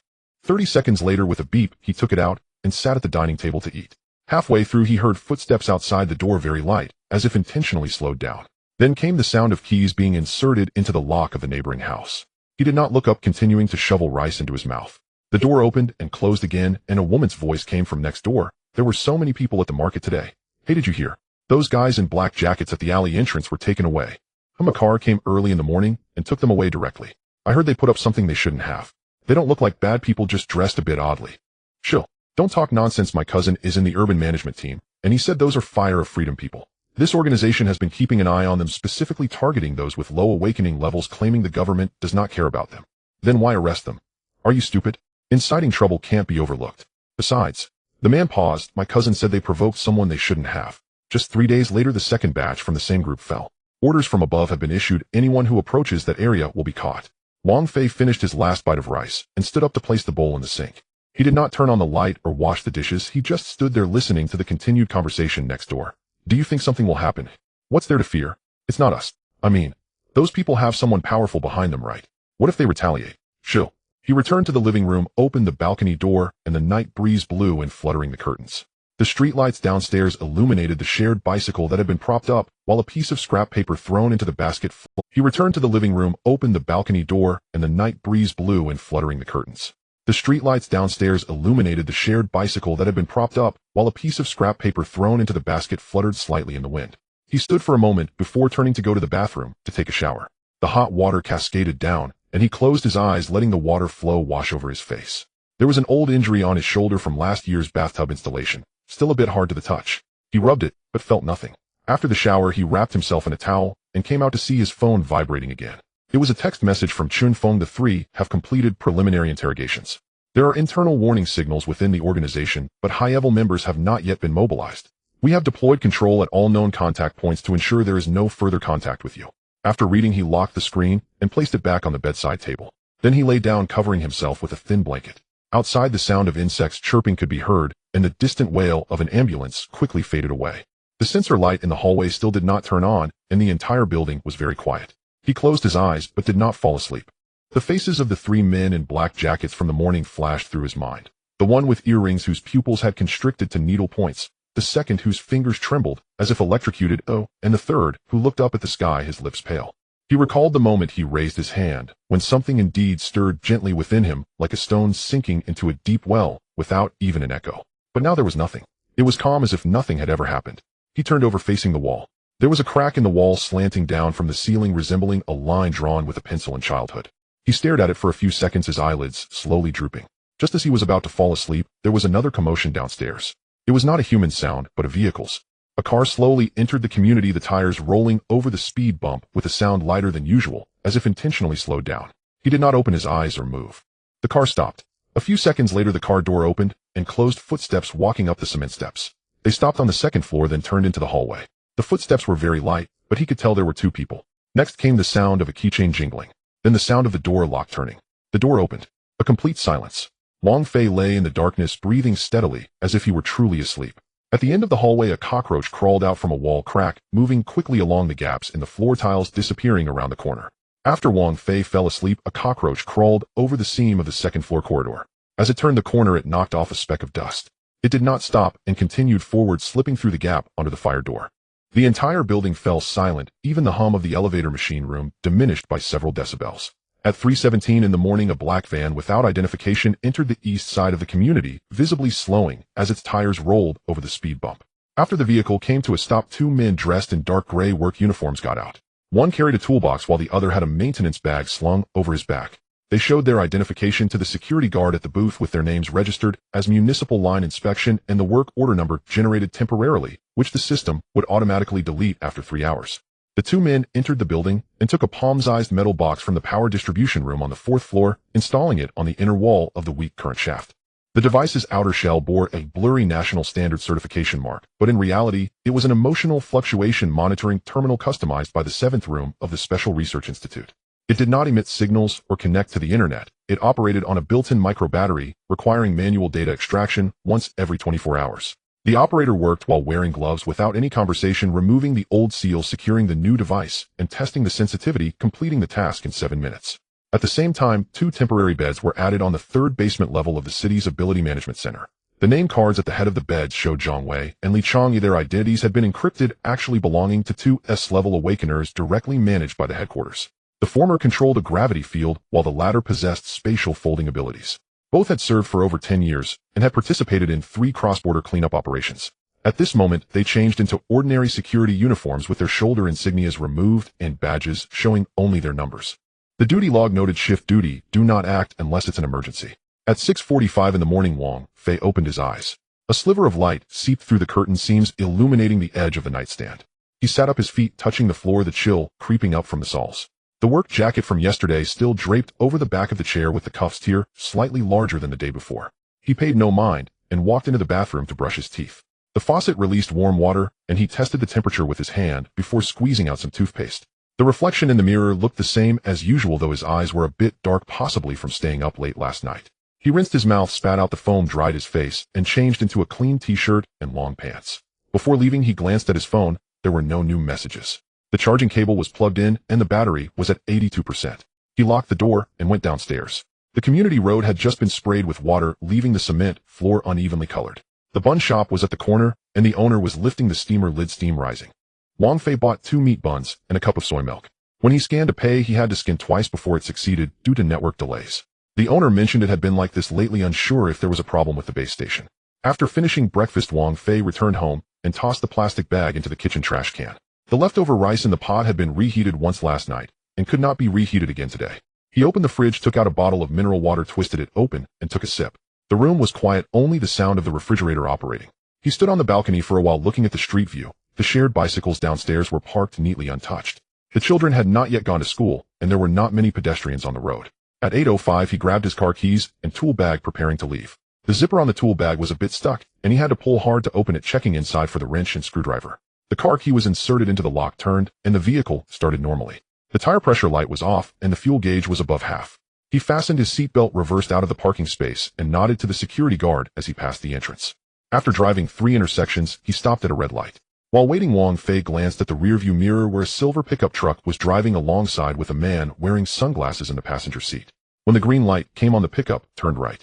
Wang Fei continued straight, turning onto a side road where there was a convenience store. He parked and went in to buy cigarettes, not for himself, but because a client had mentioned wanting that brand last time, saying it was hard to find. He remembered and decided to grab a pack this time.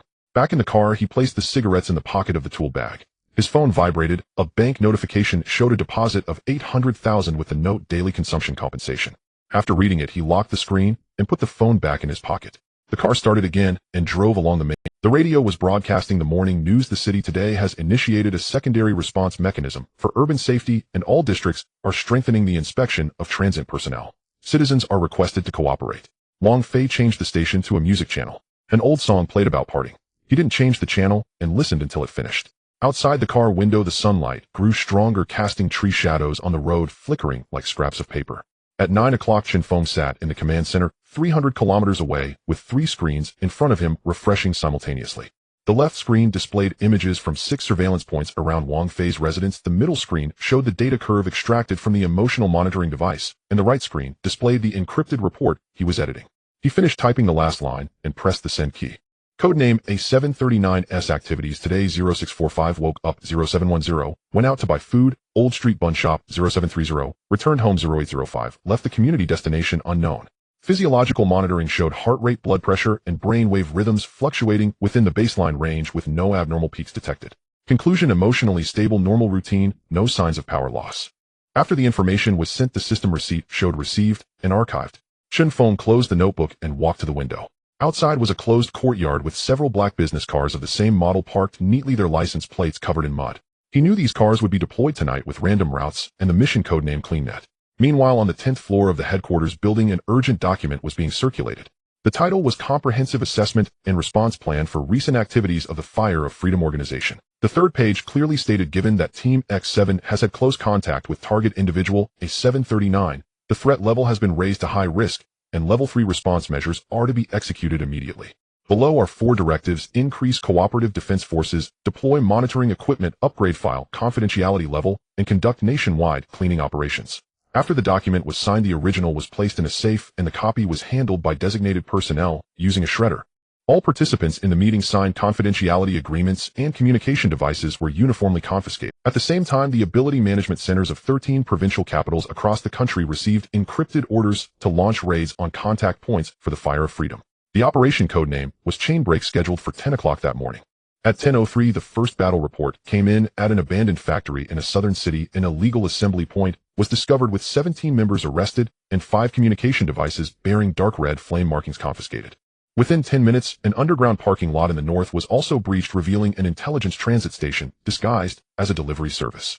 All arrested individuals had micro-tattoos on the inner side of their wrists with identical designs. These messages would not appear in public reports.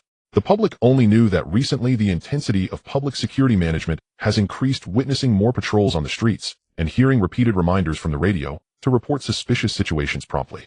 No one knew that all of this stemmed from an attempt 3 days ago by 3 men in black jackets to approach a worker repairing a shower room.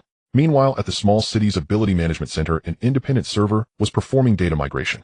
Wang Fei's personal file, previously classified as special protection level, was now moved to an independent area called Earth Level Top Secret. Access was limited to 3 individuals: the director of the headquarters, the deputy director, and the technical supervisor. Each retrieval required dual biometric verification and triggered an alert. The file cover's update date was this morning at 6 o'clock, and the operator ID had been obscured.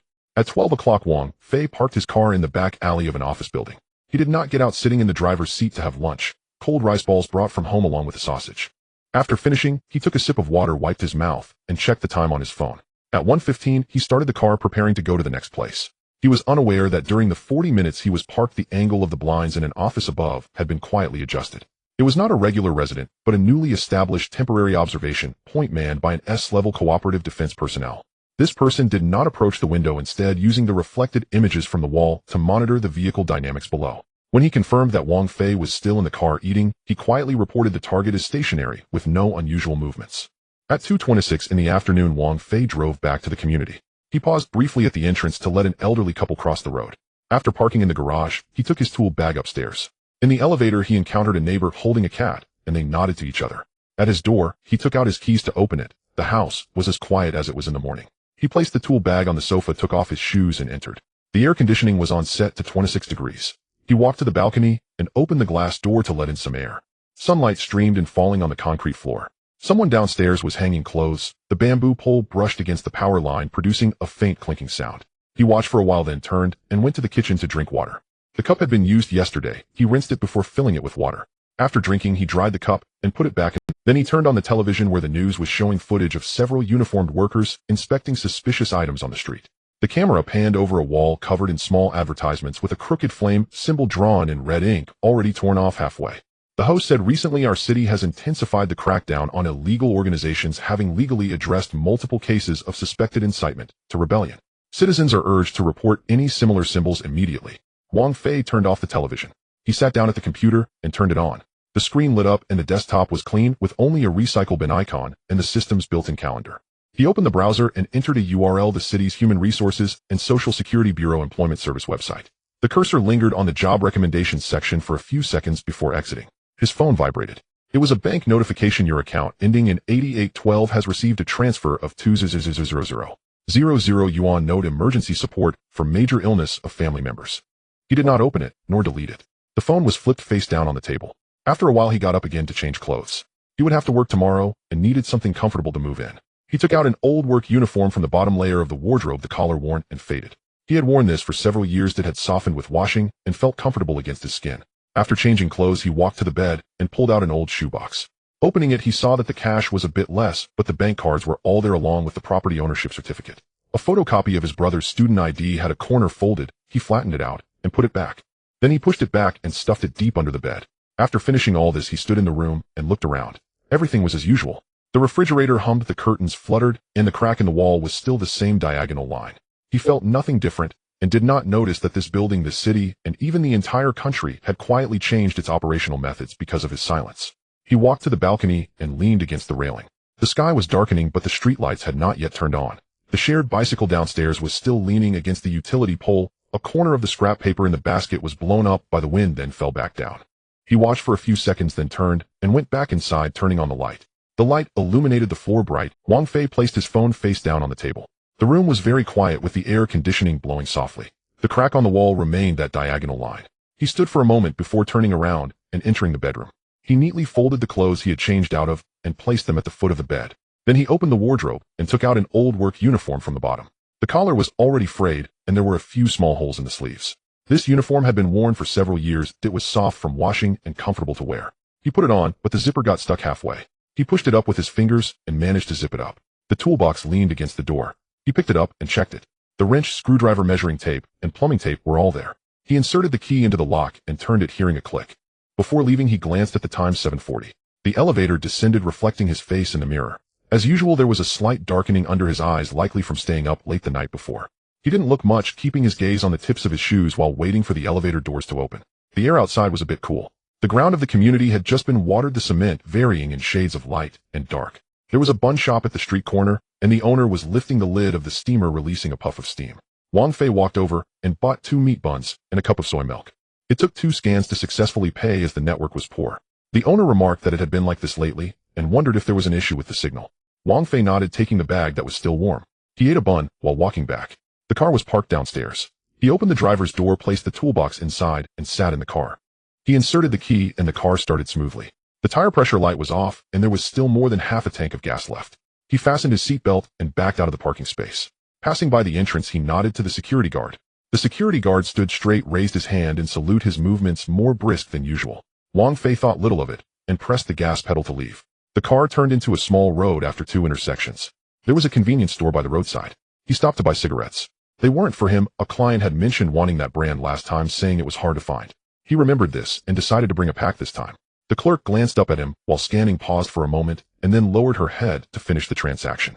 Wang Fei took the cigarettes, placed them in the toolbox's compartment, and said nothing. Back in the car, he started the engine. His phone vibrated. A bank notification appeared. 80,000 yuan has been credited to your account, ending in 8812, with the note daily consumption compensation. He glanced at it before locking the screen and stuffing the phone into his pocket. The radio was broadcasting the morning news. The city has activated a Level 2 urban safety response mechanism today, with all districts strengthening the inspection of mobile personnel. Citizens are requested to cooperate. Wang Fei changed the station to a music channel. An old song played, singing about parting. He didn't change the channel and listened to the whole piece. The sunlight grew stronger, and the shadows of the trees danced on the road. The first stop was at the South City New Garden, the East Unit, on the 7th floor. The car parked in the underground garage, and Wang Fei carried the bag upstairs.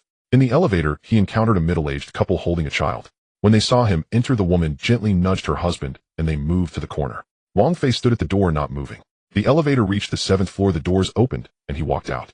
Behind him, a hushed voice was heard. It's him. Don't make a sound. He pretended not to hear and walked to the door of room 703, pressing the doorbell. The owner opened the door. He was in his 30s, wearing home clothes, smiling as he said, "Master Wang has arrived, please come in." The room was very clean, the floor polished to a shine. On the coffee table were fruits and water cups, seemingly prepared in advance. "Today we are installing the shower, right?" Wang Fei asked.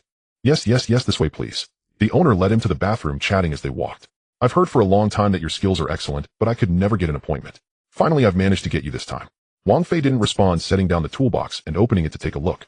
He pulled out a level and measuring tape, beginning to take measurements. The owner stood beside him, offering water and towels, his attitude very polite. Wang Fei tightened the last screw and wiped his hands. "All done, let's test the water pressure." "Your hands are really steady." The owner looked at the pipe joint and exclaimed, "Not a single drop leaks, better than the others I've hired before. When you do it long enough, you get the hang of it." Wang Fei packed up his tools, putting the waste into a bag.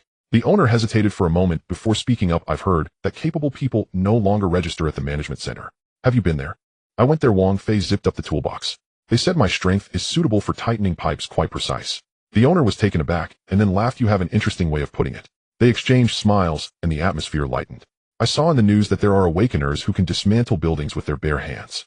Do you think such people are impressive?" The owner asked again, his tone casual, but his gaze serious. Wang Fei lifted the bag casually and replied, "No matter how impressive they are, they still have to take a shower, right? If the water pipe is blocked, it's still a hassle." The owner was stunned and then laughed heartily. "That makes sense."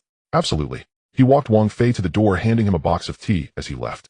"A little token of appreciation, please don't refuse." Wang Fei pushed twice, but it wouldn't budge, so he accepted it, nodding in thanks. As he exited, he casually adjusted the crooked shoe rack next door, his movements natural, without pausing.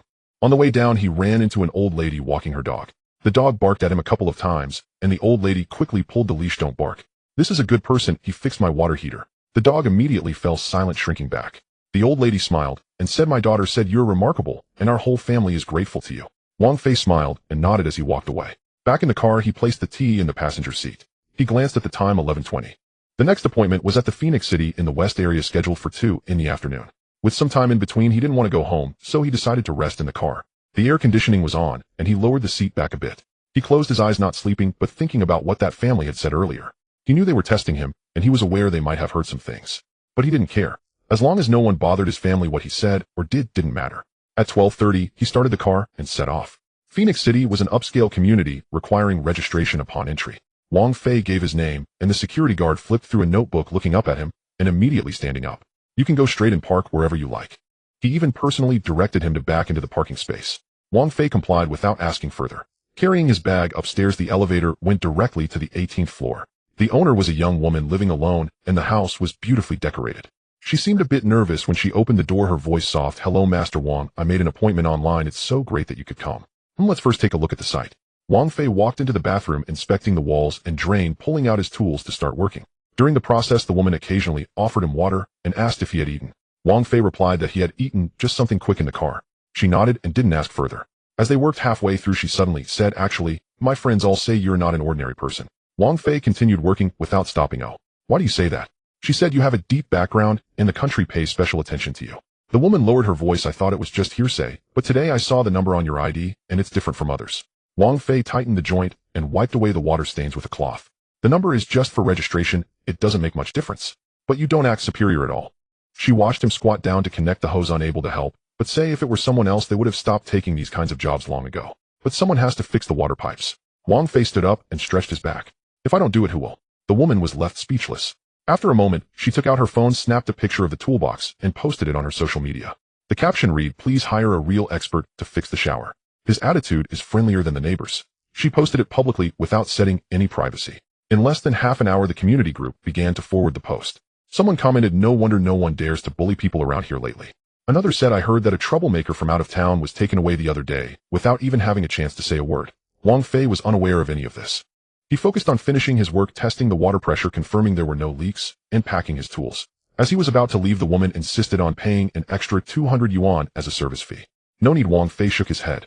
It should be whatever the price is. But you. I decide, he said calmly, but his tone left no room for rebuttal. The woman bit her lip and ultimately relented. She accompanied him to the door, deeply bowing. Thank you. Wang Fei nodded and left after closing the door. He took the elevator down in silence. When he exited the building, he saw an old man repairing shoes at the entrance, mending a pair of leather shoes. The old man looked up and paused for a moment. As Wang Fei walked by, the old man suddenly said, young man, you have It's not easy for someone who does great things to come back to fix water pipes. The old man's voice was hoarse. In this world, who doesn't want to climb up? You choose to go down, and you do it steadily. Wang Fei looked at him without saying a word. The old man smiled and lowered his head to continue stitching shoes. Go on, don't delay for the next job. Wang Fei nodded slightly and turned to walk toward the garage. The car drove out of the community and onto the main road. The car radio played a local livelihood segment. Recently, citizens have reported that the quality of some service industry workers has noticeably improved, especially in home renovation and repair, with a 67% reduction in complaints compared to last year. The host's tone was appreciative as he listed a few helpful cases. Wang Fei listened, the corners of his mouth twitching slightly. He didn't change the station, allowing the broadcast to continue. Sunlight streamed through the car window, landing on the tee box in the passenger seat. The box was labeled High Mountain Cloud Mist, the writing clear. He glanced at the navigation. The next stop was in the East City Happiness Lane, scheduled for 9 o'clock tomorrow morning. Today's work was finished. The car entered the community garage. He found his designated parking space, turned off the engine, and removed the key. He picked up his toolbox, got out of the car, and locked the door. Walking into the building, the elevator arrived with a neighbor holding a cat. They nodded at each other. At his door, he took out his keys to unlock it. The inside was as quiet as it had been in the morning. The air conditioning was on, keeping the temperature at 26 degrees. He placed the toolbox on the sofa, took off his shoes, and entered the room. He walked to the balcony and pushed open the glass door to let some air in. Sunlight streamed in, casting shadows on the concrete floor. Someone downstairs was hanging clothes, and the bamboo pole brushed against the power lines, producing a faint jingling sound. He watched for a moment before turning to the kitchen to get a drink. The cup he used yesterday was rinsed before filling it with water. After drinking, he dried the cup and put it back in the cap. Then he turned on the television. The news was showing footage of several uniformed personnel inspecting suspicious items on the street. The camera swept over a wall plastered with flyers where someone had drawn a crooked flame symbol in red ink, which had already been torn off in large parts. The host said recently our city has intensified the crackdown on illegal organizations and has legally dealt with multiple cases of alleged incitement to rebellion. Citizens are urged to report any similar symbols immediately. Wang Fei turned off the TV. He sat down at the computer and turned it on. The screen lit up and the desktop was clean with only a recycle bin icon and the system's built-in calendar. He opened the browser and entered a URL, the city's employment service website. The cursor lingered on the job recommendations section for a few seconds before he exited. His phone vibrated again. A bank notification appeared. Your account ending in 8812 has received a transfer of 2,000 yuan with the note emergency compensation for serious illness of a family member. He neither opened nor deleted it. The phone was flipped face down on the table. After a moment, he got up again, heading to the bedroom to change clothes. He would need to work tomorrow and needed something comfortable to move in. He took out an old work uniform from the bottom of the wardrobe, the collar frayed. This had been worn for several years, washed soft and fitting comfortably. After changing clothes, he walked to the bed and pulled out an old shoebox. Opening it, he found some cash missing, but the bank cards were all there and the property ownership certificate was still intact. His brother's student ID photocopy had a corner folded. He smoothed it out and put it back. Then he pushed it back, stuffing it deep under the bed. After finishing these tasks, he stood in the room and looked around. Everything was as usual. The refrigerator hummed, the curtains fluttered, and the crack on the wall remained that diagonal line. He didn't feel anything was different, nor did he notice that this building, the city, and even the entire country had quietly changed its operation due to his one moment of silence. He walked to the balcony, leaning against the railing. The sky was getting dark and the streetlights hadn't turned on yet. The shared bicycle downstairs leaned against the power pole, and a piece of scrap paper in the basket fluttered up in the wind before settling back down. He watched for a few seconds, then turned around, entered the house, and turned on the lights. The light shone on the floor, as bright as usual. Wang Fei flipped his phone face down on the table. The room was as quiet as before, with the refrigerator humming a low-frequency buzz and the curtains gently swaying in the air-conditioning breeze. He stood by the bed, glancing at the old work uniform he had just changed out of, noticing a little dust on the worn collar. He didn't touch it and turned to go into the kitchen, poured a glass of water, and after drinking returned the cup to the cabinet with smooth movements. The sky had darkened completely, and the streetlights downstairs flickered on, casting shadows of the utility poles on the outer wall of the balcony. He walked to the balcony, pushed open the glass door, and the evening breeze, carrying a hint of chill, wafted in. The shared bicycle downstairs was still leaning against the utility pole, and a corner of the scrap paper in the basket was blown up by the wind, brushing against the metal for a moment before falling back down. He watched for a few seconds unmoved, then turned and returned inside, turned off the light, and sat on the sofa. Tomorrow there was still work to do. At the East City Happiness Lane, Building 7, Unit 3, Apartment 502, to install a shower room. The appointment was set for 9 o'clock in the morning. He mentally went through the tools he would need: a wrench, Teflon tape, a level, a tape measure, and sealant. All set. He closed his eyes, leaned back against the sofa, not sleeping, but simply clearing his mind. At 6:40 in the morning, the alarm went off. He sat up, didn't turn on the light, and made his way to the bathroom in the dark to wash up. He squeezed too much toothpaste, and the foam splattered on the mirror, which he wiped off with a towel. While changing clothes, he picked up the work uniform with the worn collar again. The zipper got stuck in the middle, so he pushed it up with his fingernail and zipped it. The tool bag leaned against the door. He picked it up and checked it, inserting the key into the lock, turning it, and with a click he stepped outside. The elevator descended, and his reflection appeared in the mirror. His eyes had a slight bluish tint, perhaps from a restless sleep the night before. He didn't look for long, lowering his gaze to the tips of his shoes as he waited for the door to open. The ground outside was still wet, and the security guard stood at the door smoking. Seeing him come out, he immediately extinguished the cigarette, stood straight, and saluted. Wang Fei nodded, said nothing, and walked towards the car. The car started smoothly, the tire pressure was normal, and there was enough fuel. He fastened his seatbelt, reversed out of the parking space, and glanced at the rearview mirror as he passed the entrance of the neighborhood. The black, unlicensed car was gone. He pressed the accelerator and drove out of the neighborhood. At 7:55, the car parked in the underground garage of Happiness Lane. He picked up his bag and went upstairs, the elevator arriving at the 5th floor, and the door opened. A middle-aged man stood at the door of apartment 502, wearing slippers and peering through the peephole. Hearing the sound, he turned around, immediately breaking into a smile. "Is Master Wang here? Please come in quickly. Good morning." Wang Fei nodded and walked inside. The apartment was small, with average decor cluttered in the living room and a thin layer of dust on the floor. The owner took him to the bathroom and pointed at the wall, saying, "Right here, just follow the plans." Wang Fei set down his tool bag, took out the tape measure to measure the dimensions, and used the level to check the wall's inclination. The owner stood nearby, handing him water. He didn't say much, but his attitude was polite. Before starting work, he needed to polish the wall for leveling. He took out the angle grinder, connected the dust extraction hose, and turned on the power. As the machine roared to life, chunks of wall plaster mixed with cement dust erupted, quickly spreading everywhere. Dust settled on the coffee table, on the sofa, and even coated the television screen with a layer of white. The owner frowned, saying, "This dust is too much. I'll go open a window for ventilation." "Don't open it." Wang Fei raised his hand to stop him. "The wind will make it messy, and we'll have to clean up again." The owner was stunned for a moment. Then, "What should we do?" "Just wait a bit." Wang Fei lowered his head and continued working his peripheral vision, catching the tiny particles floating in the air. He recalled a few days ago while working in Phoenix City how he couldn't get rid of the mold stains in the tile gaps no matter how hard he tried. He had experimented with using his abilities to wipe away a small section, and the gap had become as clean as if newly laid without anyone noticing. After that incident, he started to ponder. Could this ability be applied to these small tasks? Now the room full of dust presented the perfect opportunity. As he continued to grind, he quietly closed his eyes for half a second, his mind subtly shifting. There was no light, no sound, not even a ripple in the air. But he could clearly feel that within that small area the dust had vanished in an instant. It wasn't blown away, nor did it settle, it simply no longer existed. He opened his eyes and continued working without showing any signs. A few seconds later he focused again on the area above the sofa, the corner of the coffee table, and the gaps of the TV cabinet, lightly nudging his thoughts.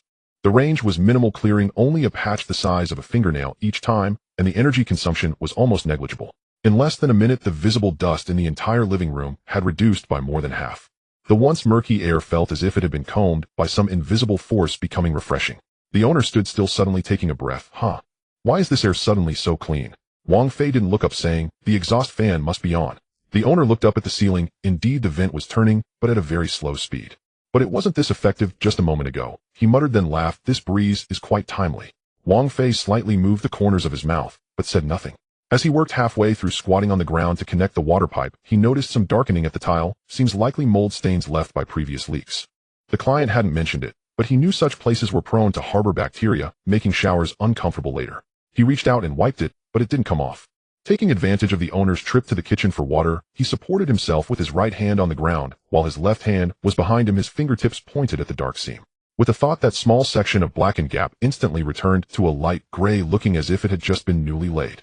He retracted his hand and continued tightening screws as if nothing had happened. At 12:20 the work was basically wrapping up. He tested the water pressure, confirmed there were no leaks, and began to pack up his tools. The owner walked around the bathroom, exclaiming in wonder, "It's really clean, not even a trace of old marks in the corners. Your skills are better than those of the big company's workers. After doing it for a long time you get used to it." Wang Fei packed the waste into a garbage bag and tied it shut. "You're truly an honest person," the owner remarked. "I heard some awakened individuals nowadays, the greater their abilities, the less willing they are to do such work, feeling it's beneath them. Unlike you, running to construction sites every day without any airs." Wang Fei zipped up the tool bag, saying, "If I don't run to the construction site, who will fix the pipes?" The owner laughed. "I love hearing that. So straightforward." He handed over a box of cookies, saying, "A small token of appreciation, please don't decline." Wang Fei glanced at it, didn't refuse again, accepted it with thanks, and put it in the compartment of the tool bag. As he walked out of the corridor, the sunlight was just right. He squinted, placed the tool bag in the back seat of the car, and closed the door. Before starting the engine, he suddenly stopped, closed his eyes, and quietly felt within himself. After eliminating the wild boar in the forest area, there had been a burning fatigue in his chest. But this time was different. After continuously using his abilities to clean dust, mold, and debris, he not only didn't feel tired, but instead sensed a warm flow at the dantian, as if an invisible energy was slowly seeping into some part of him. He couldn't pinpoint where it was or what it was, but it definitely existed.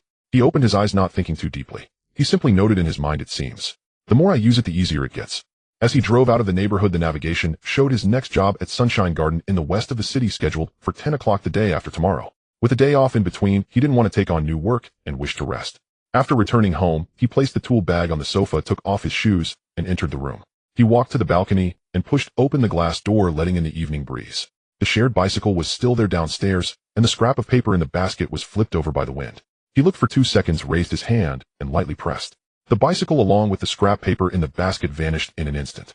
The ground was left with a clean patch of cement, with not even a trace of where the wheels had been. He retracted his hand, leaned against the railing, and breathed steadily.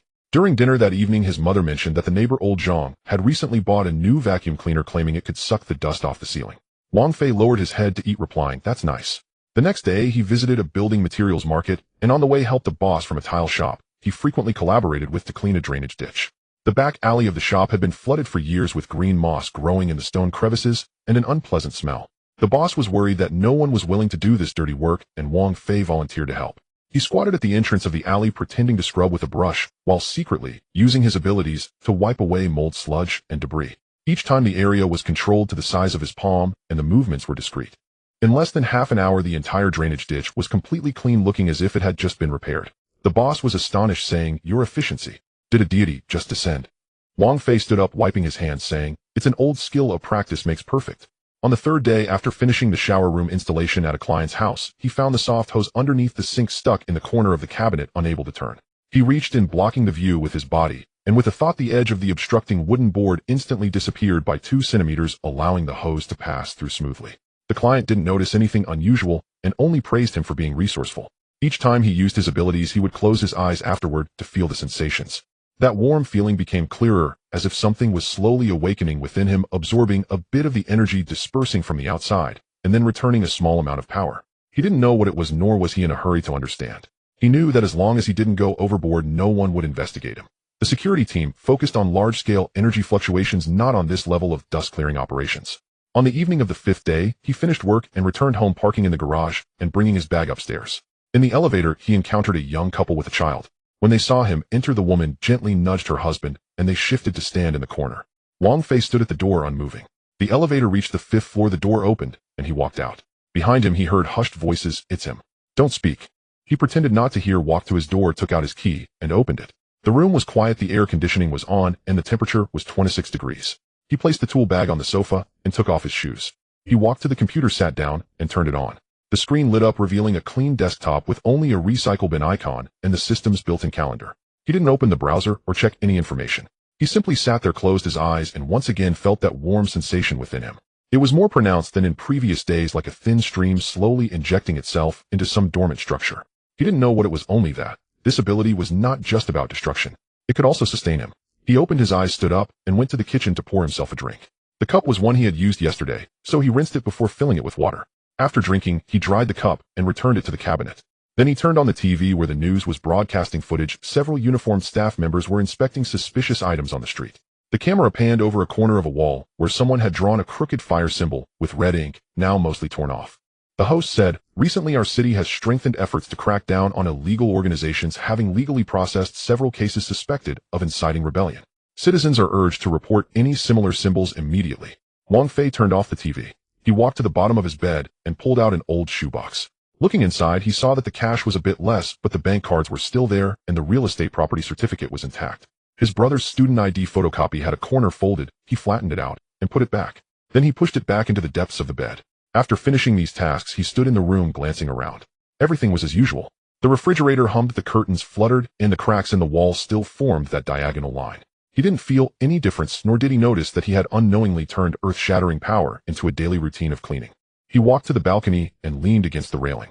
The sky was darkening and the streetlights had not yet turned on. The clean patch of cement left by the vanished bicycle remained spotless and no dust was blown in. He looked for a few seconds, then turned and went back inside, turning on the light. The illumination lit up the floor as Wang Fei turned off the television and the room fell silent. He stood in the middle of the living room, not turning on the main light, only the small night light at the entrance. The light cast a slanting glow on the shoe cabinet, creating a long shadow. He looked down at his slippers, one askew and the other resting on the edge of the doormat. He bent down to straighten them.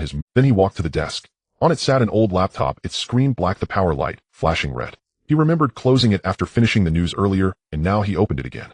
The fan began to spin, its sound soft yet audible in the quiet room. He entered his password and the desktop appeared neat and tidy with only a recycle bin icon and the system's built-in calendar. He didn't click on anything else and went straight to the browser. The address bar suggested several frequently visited websites, local building materials, market information, weather forecasts, and public transport route inquiries. He deleted these suggestions and typed ability level classification, one word at a time. The search results appeared and the first entry was a PDF document titled Ability Classification, white paper published by the government website, marked with a blue watermark stating National Ability Management Center Public Data, 2025 Revised Edition. He clicked to download it and waited for a few seconds until the file was saved successfully. He double-clicked to open it, and the page loaded, clearly showing a table of contents overview of levels 1 to S, control measures, historical case summaries, special notes for level SS and above. He slid his finger across the touchpad, flipping through the pages quickly. He knew some of the content already. Level C to A were ordinary awakeners. The most numerous, level S, was considered high risk and required tracking. Level SS were subjects of close observation, numbering less than 30 nationwide. He paused here for a moment before continuing downward. On the 17th page, the title changed to Special Notes on Level SSS Awakeners. The font was slightly bolder than before, and the paragraphs were shorter, seemingly designed for easier reading. The first sentence stated the number of confirmed living SSS-level awakeners worldwide does not exceed 100 with 5 registered in China. Their abilities exceeded the explanations of conventional physical rules. Some could cause regional structural collapse with just one release of energy. Wang Fei's finger paused, no longer moving. He read that sentence once, then read it again. Then he continued downward. Historically, there have been SSS-level awakeners who lost control due to emotional fluctuations, triggering a subsidence incident in a county town with the ground sinking 43 meters and an impact radius exceeding 2 kilometers. Reconstruction took 7 years. The incident was classified as a special disaster response, and the related area remains a restricted zone to this day. His throat felt dry as he stood up and went to the kitchen to pour a glass of water. After taking a sip, he returned to sit down and continued reading. The document warned in bold, any form of stimulation of SSS-level awakeners is strictly prohibited, including verbal provocation, behavioral encirclement, emotional pressure, and family threats. All contact must be authorized by the headquarters and carried out under the supervision of 2 or more SS-level or equivalent strength personnel. He also saw a note: any organization or individual that discovers suspected SSS-level characteristics, such as disappearance of energy without a source material vanishing into thin air or brief spatial fractures, must immediately report it and may not handle or attempt to verify it on their own. After reading this line, he closed his eyes. When he opened them again, he glanced at the time in the bottom right corner of the screen, 2317. The room was still silent, the air conditioner blowing continuously. He closed the laptop without shutting it down and walked toward the bedroom. On the bedside table lay a book, a paper one with a gray-white cover devoid of any patterns or text. He picked it up and opened it. This book had been accidentally left behind by the assurance team during their last visit to deliver living subsidies. At the time, Shinfeng had said it was because he had too much material and misplaced it, casually placing it on the coffee table. He didn't ask much and didn't throw it away. Later, one sleepless night, he picked it up and flipped through it. The content was similar to the electronic version, but the layout was looser and the paper was thicker, making it easier on the eyes. He turned to the page about level SSS, pressing his finger against the paper, slowly gliding over the description regarding the county town subsidence. There were only 3 paragraphs accompanied by a blurry satellite image showing a round depression where buildings around it had collapsed radially. He stared at that image for a long time. Then he flipped to the next page where a line of handwritten small text appeared, the ink faint as if written in pencil, and then erased, leaving only a slight trace. He leaned in closer and recognized it, as they are not afraid of us dying, but of us living. He didn't know who wrote it, nor was he sure if it was left intentionally.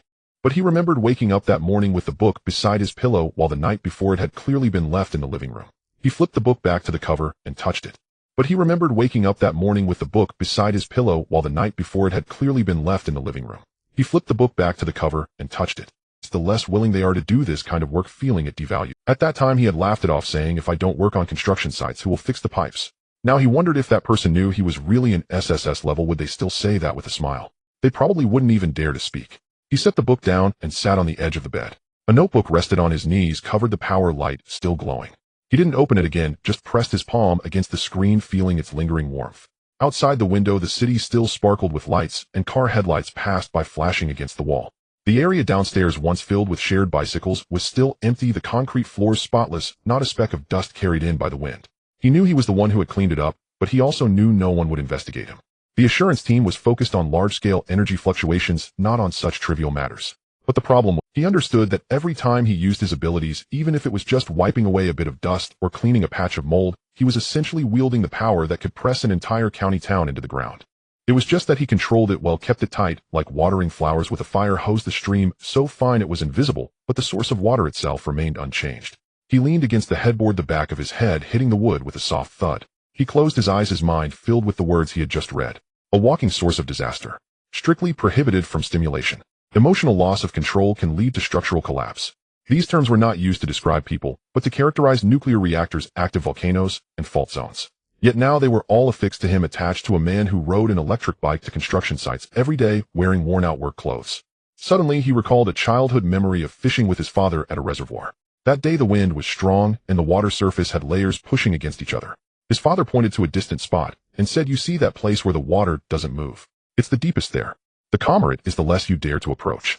He hadn't understood back then, but now it seemed clear. He opened his eyes and looked out at the night sky. Across the building, a few households still had their lights on, curtains drawn, making it impossible to see what they were doing. He fixated on one window, watching the light reflecting off the glass, murmuring, "I'm not a talent. I'm a nuclear button." His voice was barely above a whisper, as if asking himself or confirming a newfound realization. After saying that, he fell silent. Everything in the room remained unchanged, the refrigerator humming, the air conditioner blowing, the curtains gently swaying. He sat on the edge of the bed, the notebook resting on his lap, closed the power light red like an unblinking eye. He didn't move. Minutes passed, maybe even a dozen. He reached out and gently placed the notebook on the bedside table, casually turning off the bedside lamp. Darkness enveloped him, with only a sliver of city light seeping through the window, casting a blurred rectangle on the floor. He lay down, still dressed, without covering himself with a blanket. With his eyes open, he stared at the ceiling. There was a tiny crack extending diagonally from the corner of the wall, like a broken thread. He had always thought about fixing it one day, but had forgotten. Now he stared at it, wondering if one day something truly happened to him, would that crack open first? Would the entire building collapse? His parents lived upstairs, and his younger brother would come back during holidays to sleep in the guest room. If Lin Yu came, where would the child hide? He didn't know. All he knew was that from today onward he could no longer see himself as an ordinary person. It wasn't about how others viewed him, but about how he finally saw himself. What he possessed was not mere ability, it was a taboo. He turned over, lying on his side, facing away from the window. The sounds of cars outside faded, and the city gradually quieted. He closed his eyes, his breathing steady, but his mind raced. He knew he had to go to work tomorrow.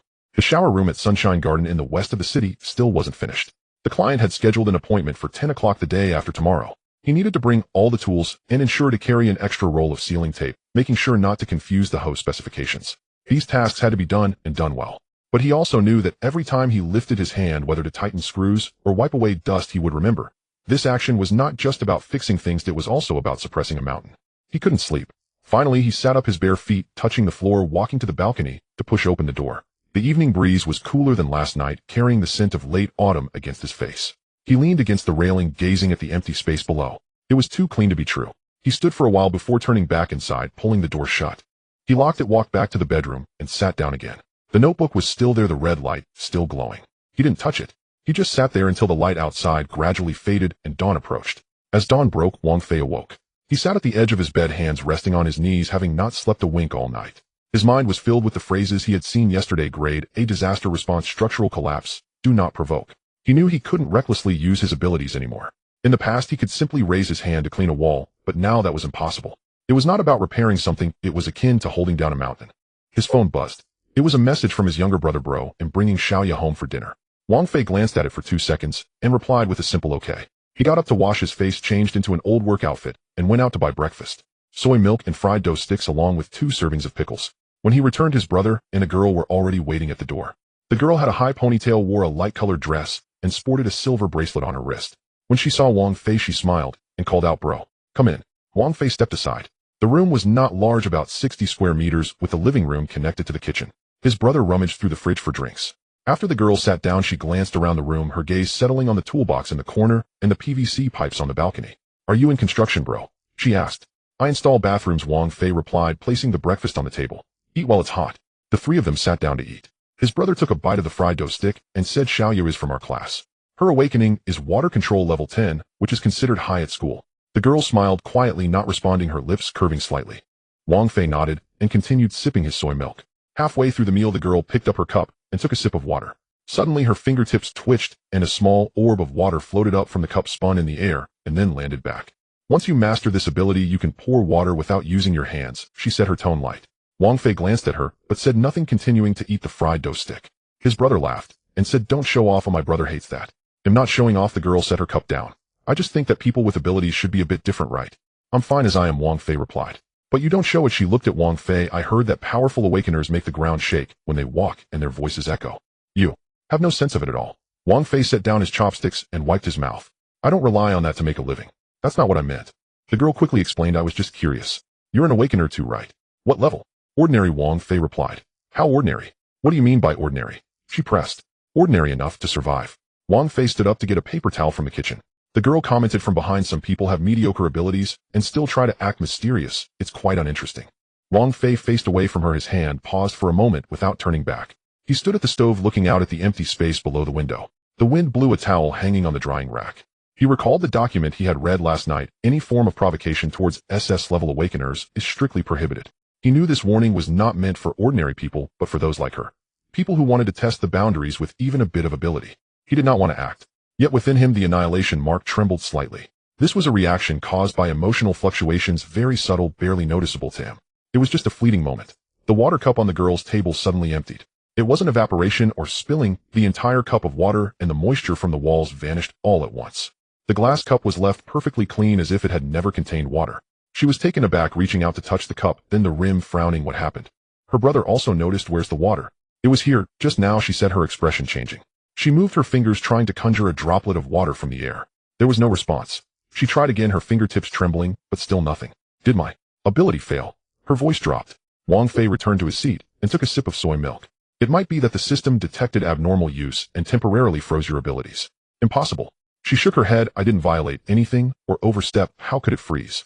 And it never happens. Wang Fei ignored her and asked his brother, have there been any drills at your school recently? No, his brother shook his head. The management center said everything is normal.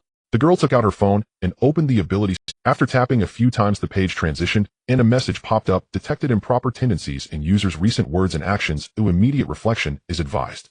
Ability permissions have been temporarily adjusted and will be restored within 24 hours. She stared at the screen, her fingers frozen. Improper tendencies. Her voice tightened. What does that mean? Wang Fei replied slowly, perhaps you said something you shouldn't have. I was just asking about your ability. She suddenly looked up at him. I didn't insult you. You said mediocre abilities. Acting mysterious, his brother reminded her softly. That doesn't justify freezing my powers. She exclaimed, this is a formally registered ability. Freezing requires an approval process. How could it happen just because of one sentence? She abruptly stopped, remembering that she had used her ability just in front of Wang Fei, and questioned him. You have no sense of it at all. And Wang Fei's identity? She had no idea. She looked at Wang Fei, who was slowly peeling a candy unhurriedly, as if nothing had happened. But a thought surged in her mind. Could it be him? Impossible. If he truly had such power, he would have been requisitioned by the state long ago. How could he still be here, eating fried dough sticks? Yet if it wasn't him, why did the water vanish right after she spoke that sentence? Why did her ability stop? And why did the system automatically issue a warning? The more she thought, the more anxious she became, her fingers digging into the edge of her phone. Wang Fei finished the last bite of his fried dough stick, folded the wrapper neatly, and tossed it in the trash. He walked to the balcony, opened the door, and a cool breeze came in. He leaned against the railing, looking at the shared bike area below. It was dry, the cement ground spotless. He knew he had cleaned that area just a few days prior, leaving no dust behind. He didn't look back, simply saying, there are some things you need to think through before speaking. The girl did not respond. She looked down at the emptied cup and then at the notification on her phone, her face shifting from pale to flushed. She finally realized she might have crossed a line. This was not a school rule, nor a regulation from the management center. It was something deeper, something that shouldn't be touched, questions that shouldn't be asked, not even mentioned. She opened her mouth, wanting to apologize, but it felt too abrupt. In the end, she simply placed the cup back on the table quietly, her head hanging low. The brother sensed the atmosphere was off and stole a glance at his brother. Wang Fei's expression was neutral, just like usual, perhaps even quieter. Yet he felt the air growing heavier, like the oppressive silence before a rainstorm. Bro, he asked softly, are you okay? Wang Fei turned back, smiling. Let's eat. No one moved their chopsticks again. The meal ended just like that. Wang Fei cleaned up the dishes and placed them in the sink, turning on the faucet to rinse. The sound of rushing water filled the air. The girl sat in her spot, motionless, silent. She watched Wang Fei's back. The man in old work clothes with narrow shoulders and a slightly hunched back, as if shaped by years of labor. Yet at that moment, she suddenly felt that this person was very distant from her. Not distant in space, but in level. She felt like she was standing at the peak of level 10 abilities, but in front of Wang Fei, she was like someone on the ground looking up at a mountain, unable to even see where the peak was. She finally understood what acting mysterious meant. It wasn't that he didn't want to show it was that he simply didn't need to. Some people are simply born on different levels. Wang Fei dried his hands, stepped out of the kitchen, and sat back on the sofa. The television was on, broadcasting morning news stating that the air quality was good today and suitable for outings. He switched channels, and the screen changed to the weather forecast, indicating scattered rain in the afternoon. His brother broke the silence. Bro, do you have work this afternoon? At Sunshine Garden in the west of the city, Wang Fei replied, the hose model needs to match, or it will leak. Then you should leave early. His brother turned to his girlfriend. We'll head back to school soon. The girl nodded silently, slowly standing up to straighten her dress. She walked to the door to put on her shoes, moving lightly, as if afraid to disturb anyone.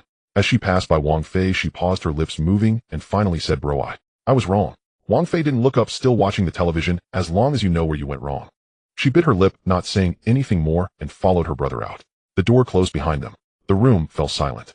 Wang Fei sat on the sofa, unmoving. The television continued to broadcast, with the host reporting that mutated plants had been discovered in a certain area and had been dealt with. He listened, his expression calm. He knew that the disappearance of that cup of water was not a punishment, but a reminder. A reminder for some people there are forces in this world that are invisible and intangible, yet should never be taken lightly. He stood up, walked into the bedroom, opened the nightstand drawer, and took out an old shoebox. Inside were a few items, a photo of his brother from childhood, a rusted screw, and a yellowed bus card. These were things he had kept over the years, unable to part with them. He placed the shoebox back and closed the drawer. Then he took off his work jacket, changed into a clean one, slung his tool bag over his shoulder, and checked his supplies of duct tape, wrenches, and sealant. Everything was in order. He picked up his car keys, preparing to head out. As he reached the door, he paused and looked back. The room was quiet, the television screen flickering. He knew that no one would easily ask him questions like, "What abilities do you have?" anymore, because the answer had already been conveyed to them in another way. The car door closed, echoing briefly in the hallway. Wang Fei stood motionless in the living room. The television was still on, having finished the weather report, which mentioned that it might rain in the afternoon and reminded viewers to take an umbrella. He walked over and pressed the remote, and the screen went dark. The room fell into silence. He went to the kitchen, poured the remaining half bowl of soybean milk into the sink, and placed the bowl in the washing basin. He turned on the faucet to rinse it out, dried his hands, and walked to the balcony, lighting a cigarette. The wind blew up from below, carrying a hint of dust. The area where the shared bicycles were parked downstairs was still dry, with no grass growing in the cracks of the concrete. Halfway through his smoke, footsteps echoed in the hallway. They were not distant, as someone was returning. The door was knocked twice. Wang Fei did not turn around. He knew who it was. "Brother." The voice from outside was soft, but it was his younger brother Wang Hao. "Come in," he said. The door opened slightly, and Wang Hao peeked in. "Are you the only one here?" Wang Hao stepped inside and casually closed the door. He stood still, not going to the sofa or turning on the light, just staring at the coffee table. On the coffee table was a glass used by Xiaoya. It was empty, turned upside down with slightly worn edges. "Has her ability really been frozen?" Wang Hao asked softly. Wang Fei extinguished his cigarette and tossed it into the trash can. "The system issued a warning. She can recover in 24 hours. But she didn't do anything wrong." Wang Hao looked up. "The management center has records. Speaking with abilities doesn't count as a violation unless it harms someone or causes a disturbance." She only said a few harsh words. And suddenly the water was gone. Wang Hao stepped forward. It wasn't spilled, nor did it evaporate. It was an entire cup of water that vanished along with the cup. "This doesn't add up. I checked the information. Only level and higher ability users can control water, but no one can make water disappear into thin air. This isn't control, bits erasure." He paused, breathing a bit heavily. "Brother, did you do this?" Wang Fei looked at him. The boy had lost weight since the last time he came home, his face clearer, his gaze more subdued, with a weightier presence. That day at the noodle shop, the owner defaulted on payment, but later came to apologize. Wang Hao's voice grew even lower. "I thought the protection team intervened. But today's incident is different. Xiaoya's ability was registered. Freezing it requires approval. It wouldn't have been suspended just because of a few words unless someone directly altered the system." He stopped, waiting for a response. Wang Fei did not deny it. Wang Hao swallowed hard. "How strong are you really?" Outside, the sky darkened, and the streetlights flickered on one by one. In the distance, a car passed by, its lights sweeping across the ceiling before dimming again. Wang Fei put his hands in his pockets and felt the keys. He gazed out the window, strong enough that if I wanted to, this city wouldn't have power tonight. The air seemed to freeze. Wang Hao suddenly looked up, his eyes wide. You're serious?" Wang Fei remained silent, still standing with relaxed shoulders, his back slightly bent, as if he had just finished working and was taking a break. But those words hit Wang Hao's heart louder than thunder. He knew his brother had awakened. He felt something was off that day at the noodle shop. Later, when they moved to a bigger house, the neighbors said the eldest son of the Wang family had connections. Yet he always thought it was just in level with the state giving him some favors. But now this statement, it's not to scare him, not to show off, and the tone hasn't changed. The meaning was clear: as long as he wanted, all the lights in the city could be extinguished. This wasn't protection, it was control. Wang Hao's fingers unconsciously dug into the edge of the coffee table, his nails scraping against the wood, producing a rustling sound. He recalled his childhood when his brother took him to the night market for barbecue. He had asked why the neon lights were so bright. His brother had said that electricity kept the world from being dark. Now he understood that the one who could darken the world could also be a person. I won't tell anyone else." He finally spoke, his voice a bit shaky but firm. Wang Fei glanced at him. In that look there was no doubt, no test, just a calm acknowledgement. Wang Hao took a deep breath, straightened his back. "I am your brother. I know the boundaries. If I let this kind of thing slip, it would harm you and myself. I'm not foolish." Wang Fei nodded, saying. He walked to the balcony and opened the glass door. The evening breeze poured in, feeling a bit chilly. He leaned against the railing, looking at the empty space below. A few children were riding bicycles, their laughter drifting up intermittently. An electric delivery bike turned into the neighborhood, its headlights casting a yellow beam. "You fell off your bike when you were little, and I fixed the chain for you," Wang Fei suddenly said. "You cried and said you'd never ride again. The next day you asked me to help you practice again." Wang Hao was stunned, not expecting him to bring this up. "Do you remember?" he asked softly. "I do," Wang Fei said. "You were always afraid of falling, but each time you dared to get back on." Wang Hao smiled lightly, a bit sour. "That was you teaching me. You said don't be afraid of falling, just stand up again." Wang Fei nodded. "It's the same now? Some things you've learned might scare you. But remember, it's fine to be scared, just don't let it weigh you down." Wang Hao stood beside him, resting his hand on the railing. The iron pipe was cold, and he gripped it a bit tighter. "I'm not afraid of you," he said. "I'm afraid that one day something might happen to you, or someone might target you. You're so strong, yet you're here fixing shower rooms, wearing old clothes, and driving that broken car. You shouldn't be like this." "Shouldn't be," Wang Fei retorted. "You should live a bit easier. Wang Hao said softly. The state definitely wants to use you. But you don't want to be a tool, right? You'd rather pretend to be an ordinary person than be pushed to the forefront. Wang Fei did not refute. So that's why you don't say anything. Wang Hao slowly understood. It's not that you don't trust others, you just don't want to involve them. Including me. You could have continued to keep it from me, but today, you told me. Because you touched on the point, Wang Fei said. Some people ask out of curiosity, or to test you. But you asked because you had already seen the issue. To deceive you further would be disrespectful. Wang Hao felt a pang in his nose, and quickly lowered his head to sniffle. Then if you tell me you're not afraid, I'll spill it. You will keep it safe, Wang Fei said, because you understand better than I do that once this kind of power is revealed it cannot be taken back. Once others know, they either want to exploit it, defend against it, or try to take you down. But family is different. When family knows it's to help you carry the burden. He turned slightly, and patted his brother's shoulder, the gesture light, just like when they were young. True strength is meant to protect, not to show off.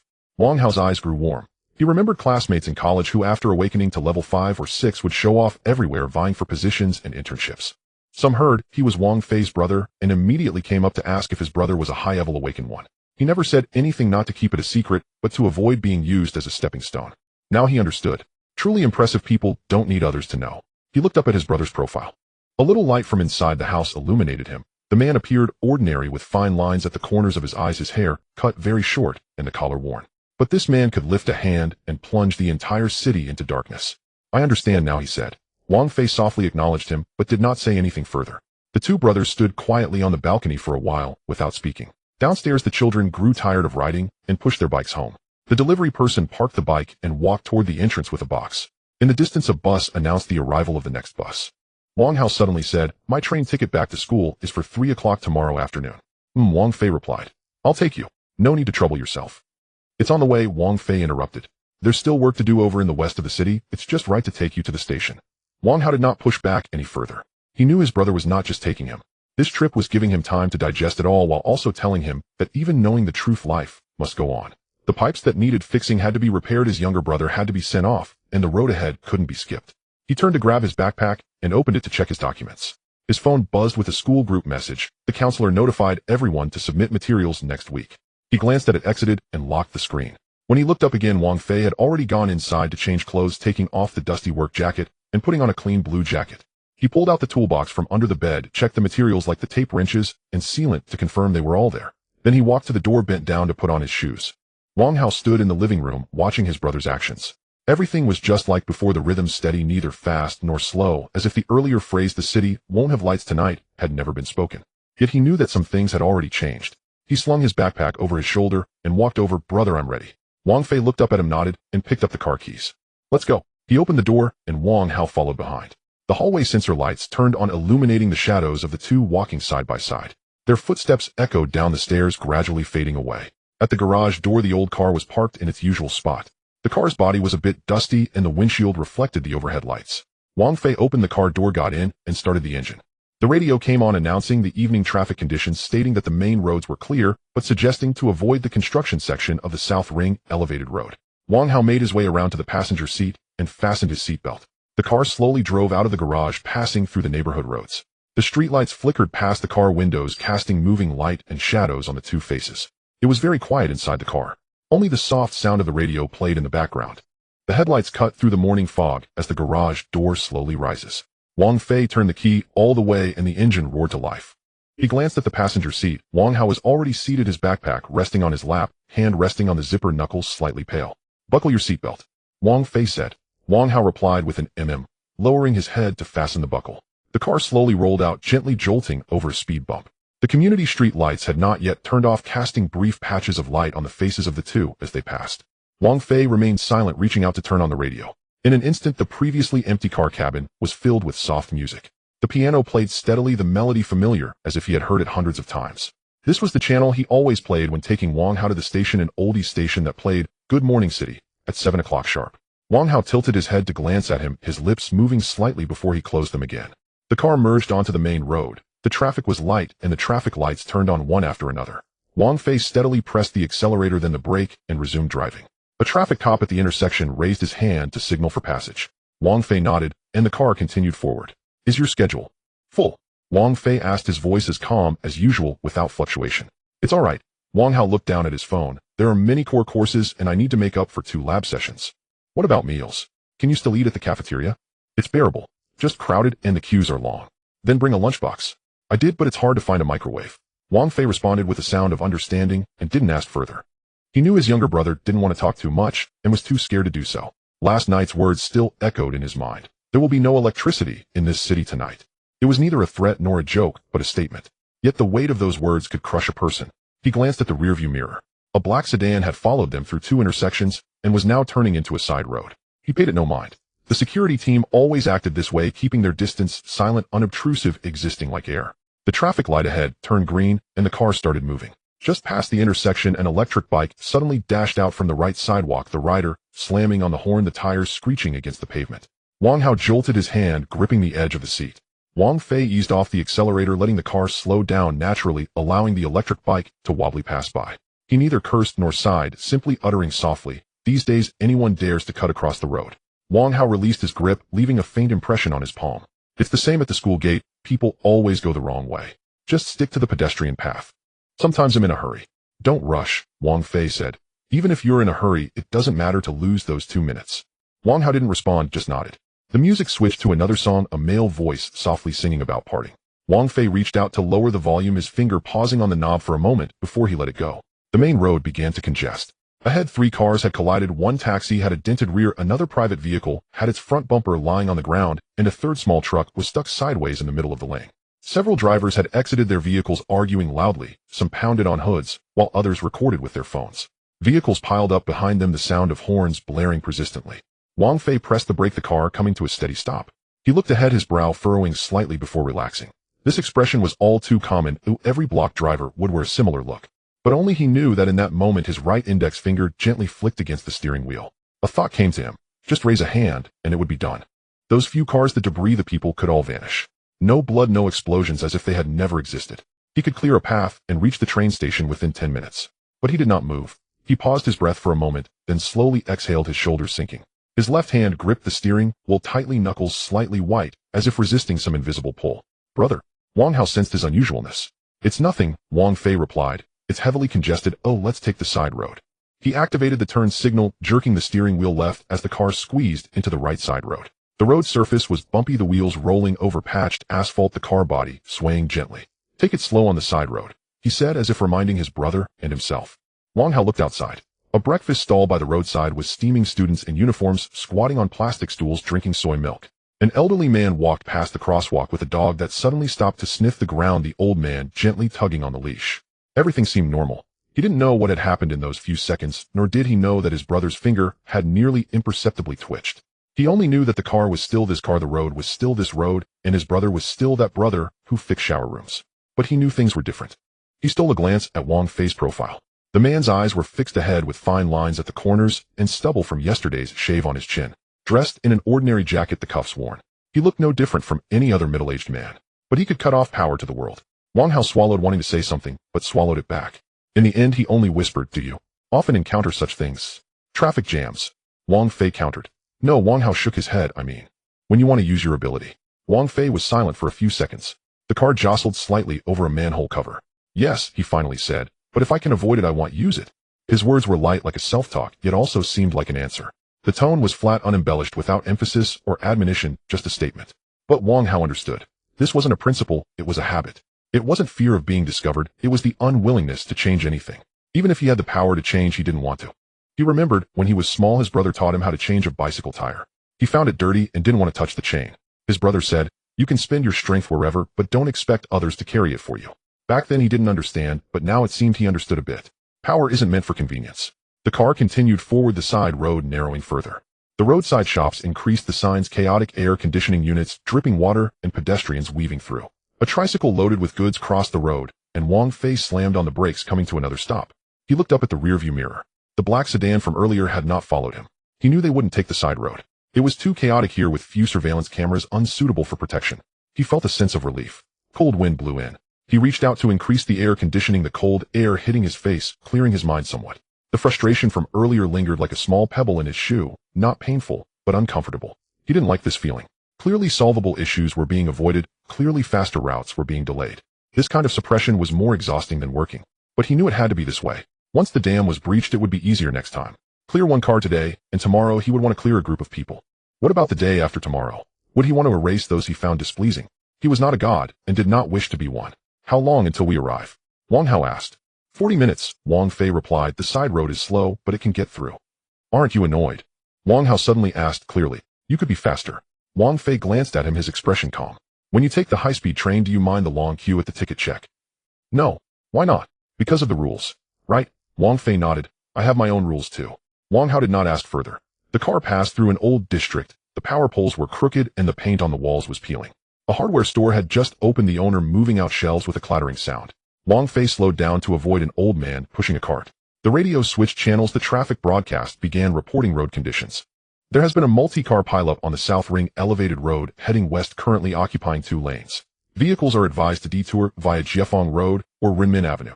The female announcer's voice was clear and steady. Please plan your route reasonably during the morning rush to avoid congestion. Wang Fei listened without changing the station. He knew the traffic was even worse over there.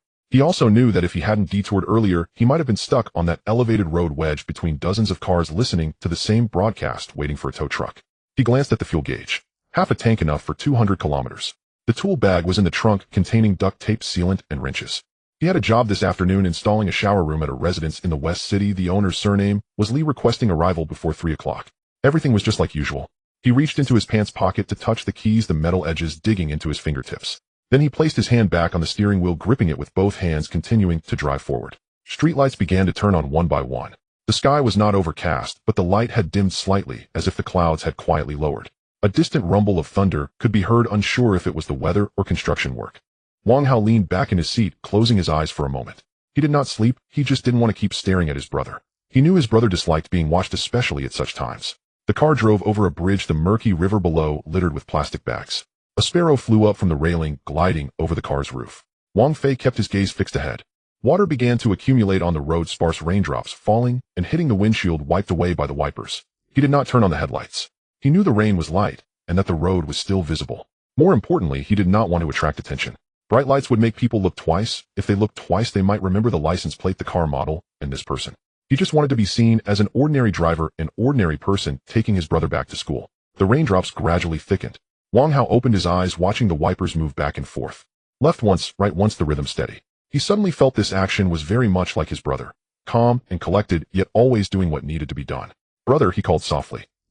I can walk in myself when we arrive. You don't need to take me into the station. Do you have work this afternoon? I have an installation job. Will you be busy? I can finish it. The conversation, the sound of rain filled the car cabin. Wang Fei stared ahead, raindrops trailing diagonally in the light. At the end of the side road was a fork. The left led to the train station and the right to the industrial area. He activated the turn signal, preparing to turn left. Just then his phone vibrated. He didn't look. He knew who it was. The security team sent an encrypted message every morning at 8 confirming location and status. He never replied, but they knew he was there. The car turned into the fork, the slope slightly rising. A roadside billboard read, "Welcome to Linjiang City." The lettering faded with cracks in the corners. Wang Fei tightened his grip on the steering wheel, his knuckles once again slightly pale. He knew this trip was not over yet. The vehicle's wheels rolled over the expansion joints of the bridge, producing 2 muffled sounds. Wang Fei turned the air conditioning to maximum, and the air vent blew out a burnt smell as if the wires had been scorched. He turned off the air conditioning and rolled down the window. At 6:17 in the evening, the elevated highway was completely jammed with traffic stuck on the ramp, motionless. The navigation voice had just reported, "Traffic is slow ahead," before automatically muting itself. A prompt popped up in the upper right corner of the screen, "Signal lost." He tapped the screen, but there was no response, and casually tossed his phone onto the passenger seat. The radio was playing traffic updates, and a female voice calmly read out detour suggestions, as if announcing a notice. He couldn't pinpoint which part annoyed him, the monotonous tone or the fact that they were clearly stuck here, yet still said, "You may choose other routes." The sun was setting, and the light slanted into the driver's cabin, illuminating his left hand. His hand was slightly sweaty, sticking to the leather surface of the steering wheel. He lifted his hand to wipe his forehead, and then placed it back down. The rearview mirror was filled with cars, stretching endlessly. A blue truck was parked on the left side. The driver slumped over the steering wheel, asleep, the window half open, with a cigarette dangling from his fingers, nearly burned out. Wang Fei stared at the glowing ember for a few seconds. He recalled driving on side roads while dropping off Wang Hao in the morning, the wipers rhythmically sweeping the rain off the windshield. He had managed to stay calm then. Now it was different. It felt like a line in his head had been stretched too long, beginning to tremble. Suddenly, a horn blared. A black sedan in the right lane honked 5 times in rapid succession, the sound sharp and relentless. The driver of the car in front leaned out to curse, but the other did not stop, continuing to honk. Wang Fei closed his eyes. When he opened them again, his gaze landed on three cars tangled together ahead. A silver sedan had rear end and SUV, the trunk raised with plastic fragments scattered on the road. Next to it, an electric bike was overturned, the rider crouched by the guardrail, talking on the phone, his helmet rolling into the third lane. He remembered scenes like this. When he used to renovate shower rooms, he often encountered clients arriving late due to traffic barging in and throwing their tool bags, cursing at the people on the road for being careless. He had been stuck to usually just smoking while waiting for a tow truck. Today, he didn't want to wait. His right hand moved away from the steering wheel, gently lifting with his fingertips pointing forward. The motion was delicate, as if he were adjusting the rearview mirror. In the next moment, those three cars, the debris, the electric bike, and even the safety helmet by the rider's feet all vanished. It wasn't an explosion, nor were they knocked away, they simply disappeared. The asphalt surface was as smooth as new without even a scratch. Only the air slightly distorted like the heat waves rising from a tar road in summer. Wang Fei's hand paused in midair for a second before he let it drop. He blinked, scanning the empty road. The drivers who had been arguing moments ago were gone, and the cursing had ceased. The black sedan on the right was still honking, but there were no cars in front to block the way. The driver pressed the gas and surged forward into the clear lane, almost colliding with a bus that had changed lanes. Wang Fei started the car, shifted gears, and pressed the accelerator. The tires rolled over where the debris had been. The ground felt slightly warmer, detectable underfoot. The car grew quiet inside. The air conditioning was still broken, but he didn't touch the switch again. In that brief moment, a familiar warmth surged within him, sinking down from his chest like sipping hot water. He knew that was the reaction from using his abilities. He had felt this way while doing small tasks like dusting or wiping away water stains these past few days. This time was different, the heat more pronounced, lasting longer. He glanced down at his hands. His fingers looked normal, but his palms were a bit damp from sweat. Nothing unusual. It was like replacing a blown fuse or tightening a screw. The job was done, and he was still here. The exit of the elevated highway approached. He signaled to turn, took the right ramp, and merged onto the main road. The shops by the road lit up, breakfast stalls set up their tents, and the spatula for frying noodles scraped against the iron plate. A girl in a school uniform carried a lunchbox across the road. The red light was on, and she jogged a couple of steps through the traffic. Wang Fei watched her retreating figure, loosening his foot off the gas. The green light came on, and he continued driving forward. Home was still far away. His old house of 50 square meters was in the east of the city, requiring him to pass through 3 traffic lights. He wondered what to eat tonight. There were leftovers in the fridge, just needed to heat them up. He had a new job at 9 in the morning, installing a wash basin at Zhang's residence in the Xingfuli community, requiring a specific brand of sealant. He was clear about these matters, listing them one by one in his mind, just like before. What he didn't know was that at the other end of the city, in a building 3 stories underground, the alarm had just sounded. 12 main screens in the surveillance hall flashed red frames simultaneously.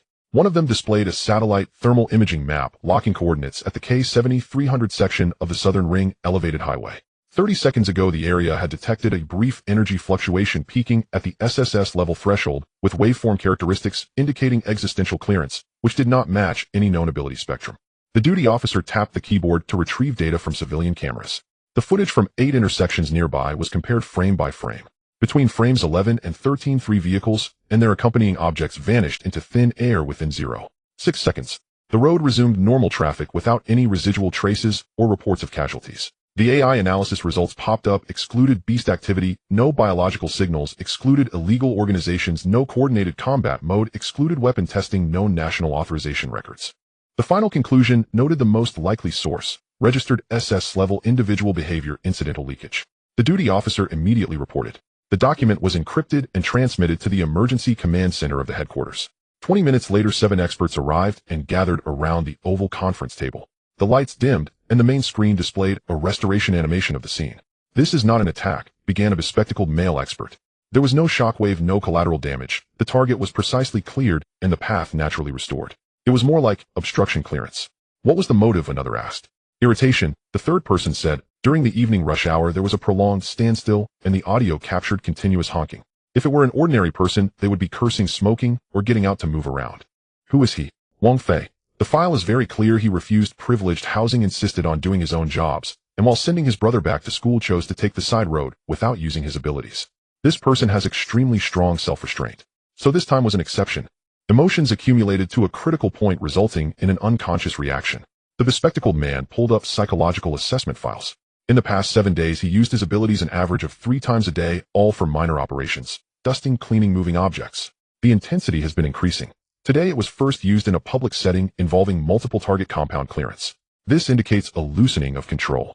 The conference room fell silent for a few seconds. "Should we issue a reminder?" someone asked. "Absolutely." The representative from the headquarters opened a notebook. The wording should be soft. We cannot use terms like warning or prohibit. Just say public area ability usage recommendations, listing a few general clauses like avoid releasing energy in densely populated areas and be mindful of interference from surrounding electronic devices. Make him feel it's a routine notice not targeted at him. What about strengthening monitoring? Maintain the original density, adding 2 high-altitude wide-angle cameras to cover his daily commute route. Keep the ground teams inactive, don't let him notice. By the end of the meeting, it was already 9:23 in the evening.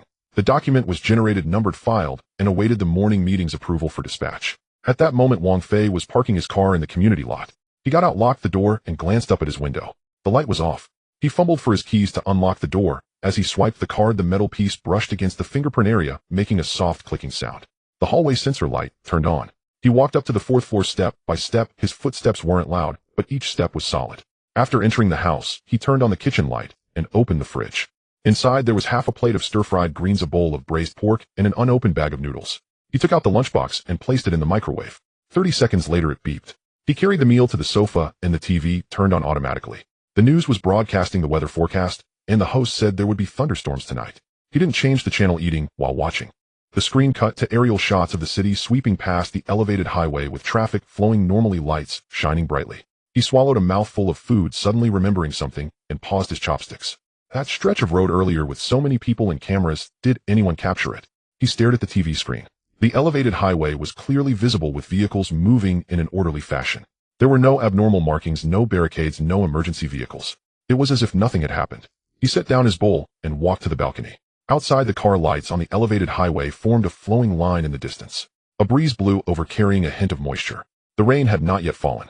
He stood there for a while before returning inside to turn off the TV. His phone lay on the coffee table with no messages. The security team had not contacted him. Everything was as usual. He walked into the bedroom, undressed, and prepared to take a shower. The water heater beeped once, starting to heat up. The water that flowed out was slightly yellow. He waited a few seconds until it became clear. After finishing his shower, he rubbed his hair and noticed the tool bag on the nightstand. The tape wrench and level were all there. Everything he needed for tomorrow was ready. He lay down, closed his eyes. His mind was not blank, but not overthinking either. He just felt a bit of heaviness in his shoulders, as if he had been carrying something heavy for a long time before putting it down. His breathing gradually deepened. He didn't know how long he had slept. A flash of lightning outside illuminated a corner of the ceiling, followed closely by the rumble of thunder shaking the window frame. He opened his eyes. The room was dark. The phone screen was off. There were no incoming calls, no messages. He closed his eyes again. At this moment, the headquarters document had been printed, quietly lying at the top of tomorrow's agenda. The title read: Request for Further Optimization of Public Activity Area Safety Guidelines for Key Protected Individuals. Attachment 1 listed 3 suggestions, with the second marked with an asterisk. It was advised to avoid lingering in congested traffic environments for long periods to prevent unnecessary ability releases due to environmental stress. The edges of the paper were neat, the ink not yet dry. The signature line was empty, waiting for the 3 responsible parties to co-sign at 8 o'clock tomorrow morning before being sent out. Wang Fei was unaware of all this. He only remembered that he had a dream. Dreaming of leaving in the morning, discovering a flat tire. He squatted down to check. Just as his fingers touched the rim, the tire vanished, leaving only the steel rim on the ground. He was momentarily stunned, then stood up and pulled out his phone to call for assistance. The dream cut off at this point. When he woke up, it was just before dawn. The rain had stopped outside. The alarm clock had not yet gone off. He turned over, sat up, and felt for the work pants on the bedside, pulling out the car keys from inside. The metallic edges pressed against his fingertips. He got dressed and prepared to head out. There was still work to be done today. As dawn broke, the rain had ceased. Wang Fei turned over and sat up, feeling the car keys in his work pants pocket pressing against his fingertips, their metallic edges sharp. He did not turn on the light, instead dressing in the dark, moving quietly so as not to disturb the floor. A faint sound of running water came from the kitchen, where the water heater was still dispensing water. The warmth from last night's shower long dissipated. He walked to the balcony and opened the window. The wind carrying moisture rushed in, revealing an empty community below. In the distance, the traffic on the overpass had begun to move, lines of lights slowly shifting, as if manipulated by an invisible hand. He stared at the spot where the obstruction had been cleared yesterday for a few seconds. The road was smooth, even the repair marks were absent, as if those 3 cars had never existed. The doorbell rang. He glanced back at the living room. His phone lay quietly on the coffee table, neither vibrating nor ringing. At this hour, no one should be visiting. He walked over to the door, opening it to find a man in a gray jacket standing outside, in his 30s, with neatly combed hair, holding a black briefcase, and wearing a badge from the Abilities Management Center. Mr. Wang Fei. The man spoke in a steady tone, not too loud. I am a psychological consultant sent by the headquarters. My surname is Chun. I'm here for a routine follow-up regarding the psychological health assessment of key protected individuals. Wang Fei did not move aside. He scrutinized the man, his gaze lingering on the badge for half a second. Psychological health. Who decided that? It's standard procedure, Consultant Chen smiled, shifting the briefcase to his other hand. You are our most important protected individual, and the state is very concerned about your physical and mental state. Especially recently, weak energy disturbances have been detected in high-traffic areas. Although they haven't caused any impact for safety reasons, we would like to understand your emotional management situation. Wang Fei's lips twitched slightly, but did not smile. So you've sent someone to watch over me. That can't be called watching, Consultant Chen replied in a gentle tone. It's part of the security mechanism. The city's public safety system automatically captures abnormal energy fluctuations, which is a passive record and not personal surveillance. Passive record. Wang Fei snorted coldly and stepped aside to let him in. Then tell me, at the K7300 section of the South Ring overpass between 6:17 and 20 last night, 3 cars, 1 electric bike, 2 drivers, 1 rider, plus a pile of plastic debris were all passively recorded, weren't they? Consultant Chen paused for a moment before stepping into the living room and sitting on the sofa, placing the briefcase on his lap. The data did indeed capture that. The waveform characteristics indicated a short-term high-density existence removal consistent with the SS level ability spectrum. However, we are more concerned about the triggering reasons. Could the accumulated irritation from prolonged traffic jams potentially become a future risk point? Our suggestion is to avoid long stays in crowded areas to prevent unnecessary ability releases due to environmental stress. Wang Fei stood at the balcony door without moving, with his back to the visitor, staring out the window. You installed surveillance a long time ago, and you see everything clearly. I don't harm others, I don't cause trouble, I haven't even changed my home, so why should I heed these suggestions? This isn't about control, Consultant Chen stated. It's about mutual safety assurance. Public safety is also your safety. If too many details of your abilities are exposed, speculation from the outside will intensify, thus increasing uncontrollable factors. We just hope you can consider these things more during your usage. Consider. Wang Fei turned around, meeting the man's eyes directly. I just wanted to clear a road yesterday. I didn't blow up cars, didn't kill anyone, didn't scare anyone. If that's what you call unsafe, then who do you think is safe? A driver stuck in traffic honking his horn? Or a thief stealing electric scooters at midnight? Consultant Chen didn't respond, lightly tapping the edge of his briefcase with his fingers. Wang Fei stepped forward, standing in front of the sofa. You don't need to beat around the bush. I know what you're afraid of. Afraid I'll lose control, afraid I'll retaliate, afraid I'll wipe out the entire system. But have you ever considered that what truly keeps this city running isn't your cameras or emergency plans, but the fact that I never intended to disrupt it? The room fell silent for a few seconds. Outside, the wind blew the curtains gently. I can understand your feelings, Consultant Chen finally spoke, but the operation of the system requires rules. We are not questioning your stability, but rather establishing a preventive mechanism. Even if it's just to cope with the risk of misjudgment in extreme situations, a communication channel is necessary. Communication? Wang Fei scoffed. How long did your meetings discuss my case? How many pages of documents were drafted? How many signatures were required? And I just wake up, eat, and work in this 50 square meter apartment, even fixing the air conditioner myself when it breaks. The extreme situations you speak of are just my daily routine. But what about you? You treat me like a ticking time bomb, practically measuring my heartbeat every minute. This isn't a matter of trust, Consultant Chen maintained his steady tone. It's about responsibility distribution. We are responsible for perimeter protection, you are responsible for ultimate deterrence. This structure must maintain transparency. Transparency. Wang Fei suddenly laughed. Are you transparent? Wasn't the report on last night's energy fluctuation written as the most likely source is a registered SS-level individual's occasional leak? Did it not include recommendations like avoid long stays in congested environments? Did it not need to be co-signed and issued by 8 o'clock this morning?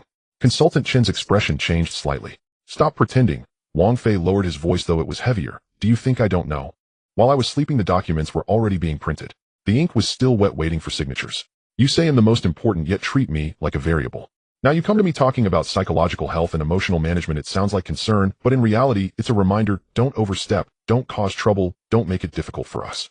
After finishing, he turned and walked toward the balcony, facing away from Consultant Chen, leaning on the railing.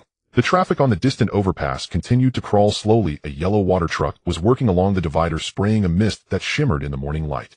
I know how many surveillance devices you've installed. He gazed ahead. Not just ground monitors, but also aerial wide-angle cameras and emotional fluctuation monitoring terminals have also entered the low-voltage well.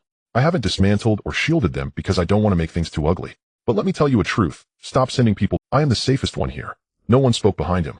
A few seconds later, the chair creaked slightly as Consultant. I will report today's conversation truthfully, he said, but will not add any subjective evaluations. I understand your position. Wang Fei did not turn around. Is the mission accomplished? He asked. It's completed, Consultant Chen replied as he reached the door, pausing for a moment. One last question. Do you remember dreaming about the tires disappearing last night? Wang Fei finally turned his head, his brow slightly furrowed. It was just a dream, he said. but we captured a slight brainwave anomaly in your biological feedback records that coincided with the dream's time frame. Such a degree of subconscious projection usually indicates deep-seated anxiety. Consultant Chen looked at him. Do you really think you have complete control? Wang Fei stared at him for 2 seconds before suddenly laughing. If you think I can't find someone else to try, get 10's rank 20 a rank, assemble a special task force, and have them live next door to me. Let's see who collapses first. Consultant Chen did not respond further, opened the door, and walked out. Wang Fei did not see him off, standing still as he listened to the footsteps gradually descend the stairs until they completely disappeared. He shut the door, locked it, and returned to the balcony. The old sedan parked in the lot below was still there, all 4 tires intact, its body covered in the gray marks left by last night's rain. He stared at it for a while, turned around, and went inside, pulling open an old shoe box from under the bed. Neatly stacked inside were several tool manuals, spare sealant, a photocopy of his brother's student ID, and 2 unused bus cards. He took out the toolkit and checked it. Teflon tape, wrenches, a level, a tape measure, and a marker. Everything was there. What he needed for tomorrow had to be prepared today. This was a habit he developed as an installer. His phone still hadn't rung. The security team had no news, nor had the headquarters notified him. Everything was as usual. He carried the toolkit to the door, changed into work shoes, and grabbed the car keys. A small knife hung on the keychain which he used to carry while fixing pipes, though the blade had dulled over time, and he hadn't replaced it. He held the keys as he stepped out, swiped his card to open the access control, and the corridor lights activated.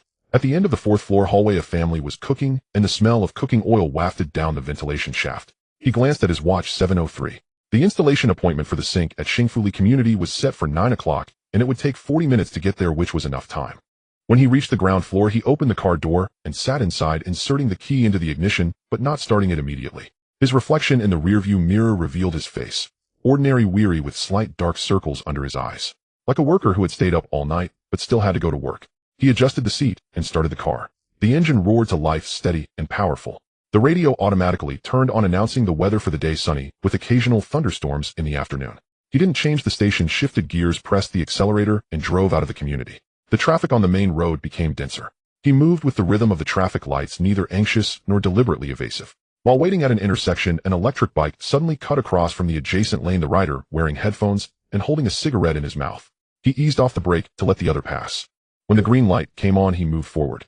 As he reached the entrance of the South Ring overpass, the navigation indicated that traffic was normal ahead. He glanced at the spot where the obstruction had been cleared yesterday. The road was clean, and traffic police were guiding the flow through a construction blockage. There were no abnormal markings, no barricades, no emergency vehicles. It was as if nothing had ever happened. He continued driving, the air conditioning blowing a breeze that no longer smelled burnt. With the steering wheel firmly in his hands, he felt grounded. He knew that starting today things had changed. It was not his attitude towards the system, but the system's perception of him. They would no longer test the limits so easily, because he had already stated, "I am not a hazard, I am a defense line." The car merged into the main road, sunlight streaming into the driver's cabin, falling on the back of his right hand. That hand rested calmly beside the gear shift, fingers naturally spread, palm dry, without any tremors. As Wang Fei parked his car in front of the repair shop, the sun had already risen high in the sky. Before getting out, he glanced at the dashboard. The fuel gauge was near the red line, and the engine had been shaking lately, idling unsteadily, likely due to excessive carbon buildup. In the past, he would have procrastinated repairs, waiting until he had money to spare. But now things were different. His account held several million yuan in transfers, so much that he didn't even want to count it. Yet he still drove this old car. It was silver gray with a dull paint job, and the right front door bore a scratch from a scrape last year that had never been repainted, showing signs of rust after being exposed to rain. The owner of the repair shop was working on a motorcycle, changing its chain. Hearing the sound, he looked up briefly, but continued with his task. He was in his 50s, wearing greasy blue coveralls with his sleeves rolled up to his elbows, revealing a section of tattooed arm that depicted a twisted dragon. "Need a repair?" he asked, his voice a bit hoarse. Wang Fei nodded. "The engine shakes, idling is unstable, and the throttle response is slow." The owner set down his wrench, wiped his hands, and walked over to inspect the car, focusing on the scratch and the tires. He crouched down to touch the front tire, tapped the rim, then sighed as he stood up. "Your car has old issues," he said. "Severe carbon buildup, the throttle needs cleaning, and the fuel injectors might be clogged. The engine mount is also aging, which could cause vibrations. Just checking will take half a day. Let's see." The owner pulled out his phone and tapped a few times. "For everything, including materials and labor, it's 8,500 yuan. Wang Fei frowned. "I bought this car for only 60,000. The owner replied seriously, "But you can't joke with your life. If it stalls on the highway, what then? If something happens, who will take responsibility? We're doing this for your own good. All parts are original, and I won't use cheap substitutes to deceive you." Wang Fei looked at him for 2 seconds and pulled a bank card from his wallet. "Swipe the card." The owner was momentarily taken aback, not expecting him to agree so readily. After finishing the transaction, he smiled and handed the card back, saying, "You're a straightforward man. They'll clean the air filter for you for free next time. Wang Fei accepted the receipt, secured his card, opened the car door, and sat inside. The car started successfully on the first attempt. The sound was still a bit rough, but it was smoother than before. He waited for 5 minutes to confirm there were no oil leaks or strange noises before shifting gears and driving away. In the rearview mirror, the owner was still bent over examining the bill and hadn't looked his way. Around 9 in the evening, Wang Fei was at home having dinner. A bowl of instant noodles with 2 fried eggs. His phone vibrated with a bank notification, a transaction of 8,500 yuan, and the balance changed. He glanced at it and continued eating. 10 minutes later, it vibrated again. This time it was an encrypted message from someone named Garni Group Chun. The message contained only a single line. Target location has been intervened. The tax audit team will arrive at 8 tomorrow morning to suspend the qualification review for business operations. Wang Fei paused his chopsticks. He stared at the screen for half a minute, pushed the remaining noodles aside, got up, walked to the balcony, and picked up the landline to dial. The phone rang 4 times before it was answered. Tell Chin Feng not to send anyone to the repair shop tomorrow, he said. The other party hesitated, but they're all ready. Wang Fei's voice was not loud. Their tax investigation is their business. I won't stop it. But if someone happens to show up, or if there are special follow-up measures, then that will be you taking my side. But that person is clearly overcharging you. Their quote is 3 times higher, in surveillance shows they only charged 3,000 for the same project for someone else. Wang Fei replied, I know. Wang Fei continued, I also know what you all intend to do. Helping me with small matters makes you feel it's your duty. But I am not someone who needs to be shielded. My dignity cannot rely on stepping on others to maintain. There was silence on the other end. Did you hear me clearly? Wang Fei asked. I heard clearly. The other party finally said, I will convey the message. The action will be halted, and there will be no further targeted measures. Wang Fei hung up the phone. He returned to the table, tossed the cold noodles into the trash, and while washing the dishes, the water splashed against the bottom of the basin with a dull sound. Outside, the city was lit up, and the headlights on the distant overpass formed a line. He recalled what the psychological consultant had said in the morning. Do you really think you have complete control? He hadn't answered then. He didn't intend to answer now. The next morning, Wang Fei woke up at 6:40. He pulled out a shoebox from under the bed, checked the toolbox inside, and found the tape sealant and level were all there. He had an appointment to replace the sink in an old neighborhood in the east of the city. The distance was far, so he needed to leave early. Before heading out, he stood in front of the mirror and examined himself. He wore the same gray-green coveralls, and the soles of his shoes were coming apart. He had forgotten to fix them yesterday. The small knife on his keychain was still there, though the blade was more dull now. He hadn't replaced it. As he went downstairs, he ran into a neighbor walking a dog, and they nodded at each other. His car was parked in its usual spot, all 4 wheels intact, the body covered in dust from the night dew. He opened the car door, sat inside, inserted the key, and started the engine. It roared to life after 2 tries, running smoothly. He avoided the main road, turning into a small street, and stopped in front of an office building after 10 minutes. This was a local liaison office for the National Supernatural Powers Management Center, looking like an ordinary office building with people coming and going in plain clothes. Wang Fei did not go upstairs. He made a phone call from downstairs. 10 minutes later, Chin Feng arrived wearing a dark jacket and with neatly styled hair. He quickly walked to the car and bent down to look into the driver's seat. Brother Wang, why did you come personally? It's enough to make a phone call for matters. Wang Fei rolled down the window and looked ahead. I don't want yesterday's incident to happen again. Chin Feng's expression tightened. Are you saying? Anything I haven't mentioned is off limits. No tax investigations, no license revocations, and no late-night talks. I paid the money, the transaction is complete, and it's over. You think I'm at a disadvantage and want to help me seek justice. But have you ever considered that I am willing to bear the loss because I want to live like an ordinary person, not to enjoy privileges? Chin Feng lowered his head, his fingers pinching the cuff button. I can accept protection, Wang Fei said, but I cannot accept care. Once you start deciding what I should manage and what I shouldn't, that's not protection, no, it's control. The premise of my cooperation with you is that I can still make my own choices. Even if I make the wrong choice, it's still my choice. I understand, Chin Feng replied softly. In the future, for personal matters, the Garni Group will not intervene proactively unless you give explicit instructions. Not just intervene, Wang Fei corrected. There should be no attention at all. Do not send people to monitor, do not adjust surveillance, do not collect information. My life is not a contingency plan. I do not need you to set up defenses in advance. Chin Feng looked up at him briefly, then lowered his head again. Understood. Wang Fei looked at him for 2 seconds and rolled up the window. As the car drove away, Chin Feng remained standing still in the rearview mirror. On the way back, Wang Fei turned on the radio. The weather forecast warned of isolated thunderstorms in the afternoon, reminding listeners to pay attention to safety. He didn't change the station and listened as the host read out an advertisement for a car repair shop offering summer maintenance promotions. Full vehicle inspections for 180 yuan with air conditioning, cleaning charged separately. He suddenly smiled. Before noon, he returned to his residence, parked, and carried his bag upstairs. As he inserted the key into the lock, he heard some movement inside, as if someone was walking around. He paused for a moment, pushed the door open. The living room was empty. The television was off, the sofa was tidy, and there was a half cup of water he had left over from the night before on the coffee table with a note pressed beneath it. He walked over and picked it up. It was a note from his mother. "The medicine is in the second compartment of the kitchen cabinet. I remember to take it on time." He folded the note neatly and tucked it into his pocket before walking into the bedroom. The shoebox under the bed was still there. He crouched down and pulled it out, rummaging through its contents: a bus card, a copy of his brother's student ID, and a few old manuals. Everything was neatly organized. He put it back, closed the lid, and pushed it back under the bed. He took off his coverall jacket and lay down on the bed. At 2:17 in the afternoon, sunlight slanted and casting a rectangular patch of light on the floor. He lay with his eyes closed, breathing evenly, appearing as if he were asleep. But he was actually awake. He knew that from today onward some things would be different. It wasn't that others had changed, it was he who had drawn the line. He could be looked down upon, could accept unfair deals, could drive a broken car, and be treated like a worker. But he would not allow anyone to interfere with others in the name of doing it for him. That was not justice, it was overstepping. He also understood that this path would be more exhausting. In the future, when faced with troubles, he could no longer expect anyone to catch him. If he was bullied, he would have to bear it alone. But he preferred it this way, because what he sought was never the convenience brought by power, but the right to say no, even if that no was directed at the entire system. Outside, the sound of children laughing could be heard, followed by the ringing of a bicycle bell. A sparrow landed on the windowsill, hopped twice, and flew away. Wang Fei opened his eyes and sat up. He put on his jacket, stepped out of the room, and gently closed the door behind him.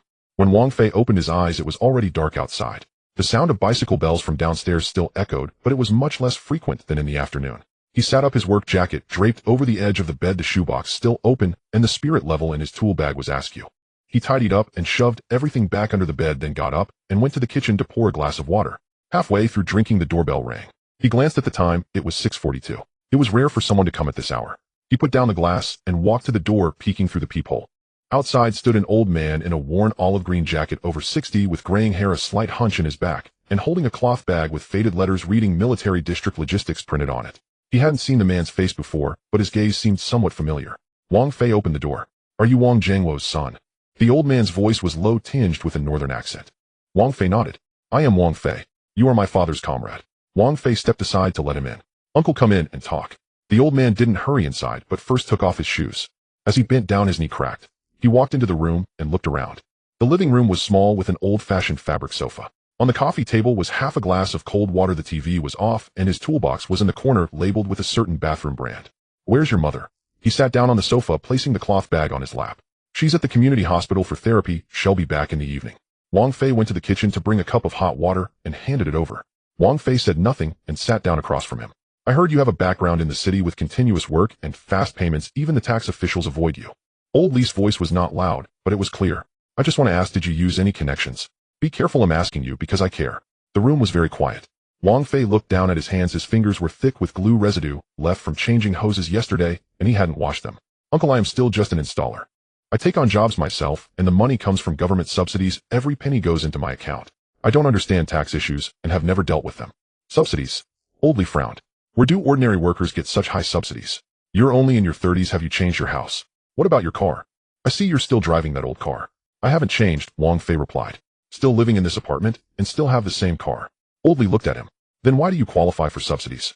Is someone helping you? Did you use your father's connections? Or did you use improper channels?" Wang Fei looked up at him. "I have no connections and don't need any. My father was an ordinary soldier and I never relied on anyone." Old Li scoffed lightly. "In this world, without someone backing you, how can you work safely, eh? Is anyone bullying you? Has anyone been giving you trouble? Speak honestly to me." "Yes," Wang Fei admitted. "A few days ago, the repair shop owner quoted me 8,500 and I paid it. The next day, I heard the tax officials were going to check on him, so I made a call to tell them not to go." Old Li was taken aback. "You made that call, eh?" Wang Fei replied. "I didn't take action. I just mentioned not to go. I didn't want my issues to cause someone to lose their job." Old Li was silent for a moment. "Then why did you pay 8,500 knowing you were being ripped off?" "I wanted to live an ordinary life," Wang Fei responded. "Even if it meant being looked down upon and treated as a simple person, I would still be willing to. I didn't want to ruin someone else's life because of my words." Old Li looked at him, his expression changing. "So who exactly are you? Why is the state giving you money?" Wang Fei did not answer. He stood up, went to the kitchen, and took out a bank card, placing it on the coffee table. "This is a sum of money I received last month, 2 million, labeled as family emergency support, legally and compliantly given by the state." Old Li looked at the card, but did not touch it. "I am not some big shot," Wang Fei said. "I am still the same Wang Fei, my father's son, my mother's son, and my brother's older brother. I take jobs, install water pipes, and tighten screws, just as I've always done under the sun and rain. I haven't changed. Old Lee lowered his head, his fingers tracing the edge of the cloth bag, speaking softly. I came today out of concern for you, nothing else. Old Lee looked up at him, gazing for a long time before nodding. All right, he said. I will believe you this once. Wang Fei heard his words and knew that Old Lee was not an ordinary retired soldier. The next morning at 6:40, Wang Fei got out of bed. He opened his toolbox to check his tools and glanced at his phone before leaving, but there were no messages. When he went downstairs, it was just getting light. The air was a bit damp and his old car was parked in place, all four wheels intact with the body covered in dust from the night dew. He opened the car door, turned the ignition, and the engine roared to life after 2 tries. The road was not busy, and he turned on the radio where the weather forecast warned of localized thunderstorms in the afternoon, reminding everyone to pay attention to safety. He didn't change the station and listened to an advertisement. A chain auto repair shop was promoting summer maintenance with a full vehicle inspection for $180 and air conditioning cleaning charged separately. He suddenly smiled. Before noon, he returned to his residence. As he inserted the key into the lock, he heard movement inside, as if someone was walking around. He paused and pushed the door open.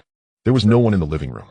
The TV was off, the sofa was tidy, and on the coffee table lay half a glass of water he had left from last night with a note underneath it. He walked over to pick it up. It was a note from his mother. The medicine is in the second compartment of the kitchen cabinet. Remember to take it on time. He folded the note neatly and stuffed it into his pocket before heading into the bedroom. The shoebox under the bed was still there. He crouched down, pulled it out, and rummaged through it. A few bus cards, a photocopy of his brother's student ID, and several old manuals. Everything was neatly arranged. He put it back, closed the lid, and pushed it back under the bed. Then he took off his work jacket and lay down on the bed. At 2:17 in the afternoon, sunlight slanted through, leaving a rectangular patch of light on the floor. He closed his eyes, breathing steadily, as if he had fallen asleep. But in reality, he was awake. He knew Old Lee would no longer doubt him, not because of anything he had said, but because of what he had not done. Half a month later, around 6 in the evening, Wang Fei had just finished installing a shower room and returned downstairs to the community, preparing to go upstairs when he saw someone standing at the entrance. It was Old Lee. He was still wearing that old olive green jacket, but he looked different. His face was slightly tanned, his gaze steady, his back straight, and he seemed 10 years younger. He wasn't holding the cloth bag and stood very straight. Uncle. Wang Fei walked over. Old Lee said nothing, suddenly bent down and bowed deeply. Wang Fei immediately stepped forward to support his arm. Uncle, don't do that. Old Lee was steadied and didn't bend further, but his head remained bowed. Xiao Fei, I was wrong. I shouldn't have doubted you. When I left that day, I received an urgent notice from the military district at midnight, sending me to the northwestern border to assist in training a new batch of station soldiers. The conditions there were harsh, the signal was lost, and I was there for 15 days. He looked up at Wang Fei. Before I left, no one knew I was going. But on the first day at the camp, the commander personally came to pick me up, saying that the higher-ups had specifically instructed this comrade is a relative of an important figure, ensure proper arrangements, and do not neglect him. I asked who it was, but he wouldn't say, only giving me a confidential document stamped with SS-level related personnel. Wang Fei said nothing. Then I understood. Old Lee's voice lowered. It wasn't that you took a shortcut. It was that everyone was guarding the gate. He looked at Wang Fei, his eyes filled with guilt, respect, and an indescribable emotion. In my life I have served many people, but I have never bowed to a junior before. Today I bowed not because you are so remarkable, but because you could have lived well, yet you are still willing to be an ordinary person, saying to us, I am just a worker. Uncle, I really am an ordinary person. I just want to be a good person, Wang Fei replied as he held onto his arm tightly. Old Lee looked at him, his lips moving, and finally said, You have succeeded. They stood at the entrance of the building, the setting sun casting long shadows. From upstairs came the sound of children running, followed by an adult calling for dinner. An electric bike passed by, ringing its bell. Wang Fei supported Old Lee to stand straight. Want to come up for a bit? My mom bought the pickled vegetables you love. Old Lee shook his head. No, I have to go back. I need to catch an early train tomorrow. They'll see you off. No need. Old Lee patted his shoulder. Take care of yourself. He took a few steps, then stopped without turning back. Xiao Fei, we are all very proud of you. After saying that, he raised his hand, giving a somewhat unstandard, yet serious salute. Wang Fei stood there watching him walk away, turning out of the community gate, disappearing around the corner of the street. He turned and entered the door, swiped his card to open the building door, and walked up the stairs step by step. He inserted the key into the lock, turned it, and pushed the door open. It was quiet inside, the lights were off, and the curtains were drawn. He walked in the dark to sit down on the sofa, not turning on the TV or drinking water. Outside, the sky darkened gradually, and the car lights on the distant overpass formed a flowing line. He sat there, closing his eyes as he had in the afternoon. This time he really fell asleep. When Wang Fei woke up, the sun was already shining. The sunlight streamed through the curtain seams, casting a bright streak on the floor. He glanced at the alarm clock, which read 7:03, 3 minutes later than usual. He sat up, his feet touching the cool floor. He didn't get up right away. He had slept deeply last night without dreaming. Today is October 12th, his mother's birthday. He put on his slippers and quietly walked to the living room. His parents' bedroom door was still closed. He went to the kitchen to boil water, and just as he placed the kettle on the stove, he heard some movement behind him. His mother stood at the bedroom door wearing that old pink nightgown, her hair a bit messy. "Mom, why are you up so early? I heard the water boiling." She came over and glanced at the stove. "You usually don't wake up this early." "I'm off to—" His mother smiled, opened the refrigerator, and took out some eggs and vegetables. Wang Fei took the vegetables from her hands. "They'll do it, you sit down." "What can you do? Just don't break the pot." Though she said this, she still let go and went to the bathroom. Wang Fei placed the vegetables in the sink and turned on the faucet. The water flowed noisily. He stood there for a moment glancing at the old television in the corner of the living room. This television had been used for nearly 10 years, the screen had yellowed, and there was static when changing channels. He knew his parents couldn't bear to replace it, saying it was still usable. He put down the vegetables, walked over, and crouched down to touch the side of the television. No one was watching. 3 seconds. The screen switched to the best high-definition display, and the signal improved. He tapped the casing, producing a dull thud. "Is it fixed, eh?" His mother came out of the bathroom. "It's not broken," he said, "just needed a bit of dusting." His mother walked over and touched the television. It was flickering just now, but now it's clear. "It might be better contact." Wang Fei stood up. "You go sit down and the food will be ready soon." He returned to the kitchen to continue his work. After chopping the scallions and ginger, he carried a plate past the range hood. This machine was very noisy as soon as it started, like a tractor running overhead. He looked up and raised a hand. In the next second, the noise of the range hood diminished, almost inaudible. His mother sat at the dining table peeling garlic and looked up. "Why is it so quiet today?" "Maybe the property management fixed it." Wang Fei poured oil into the heated pan. "Didn't they come to check the pipes a few days ago?" "It really seems so." His mother nodded.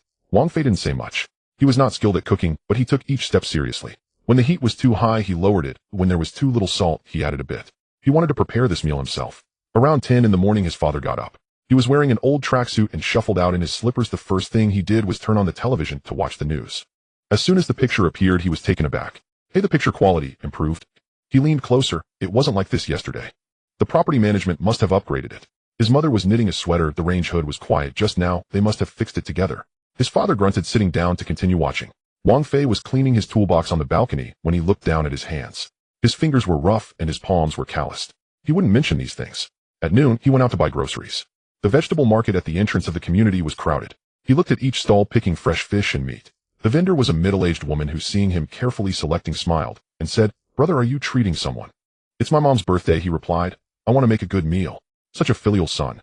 The woman weighed the crucian carp. "This fish is good for stewing soup. I'll give you a 2 yuan discount."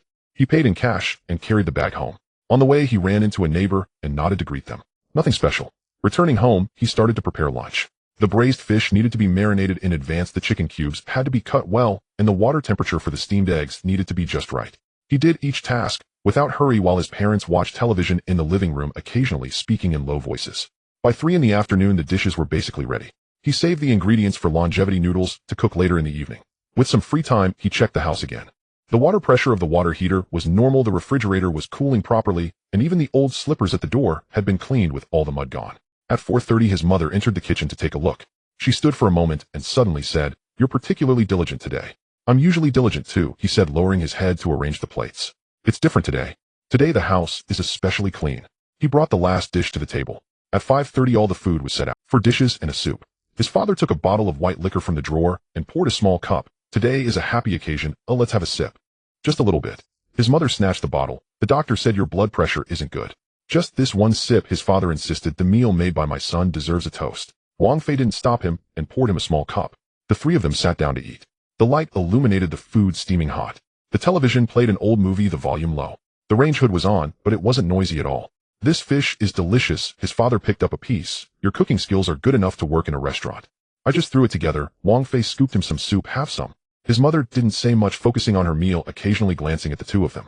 Halfway through, she put down her chopsticks. "Having you as my son is my blessing." Wang Fei looked up at her.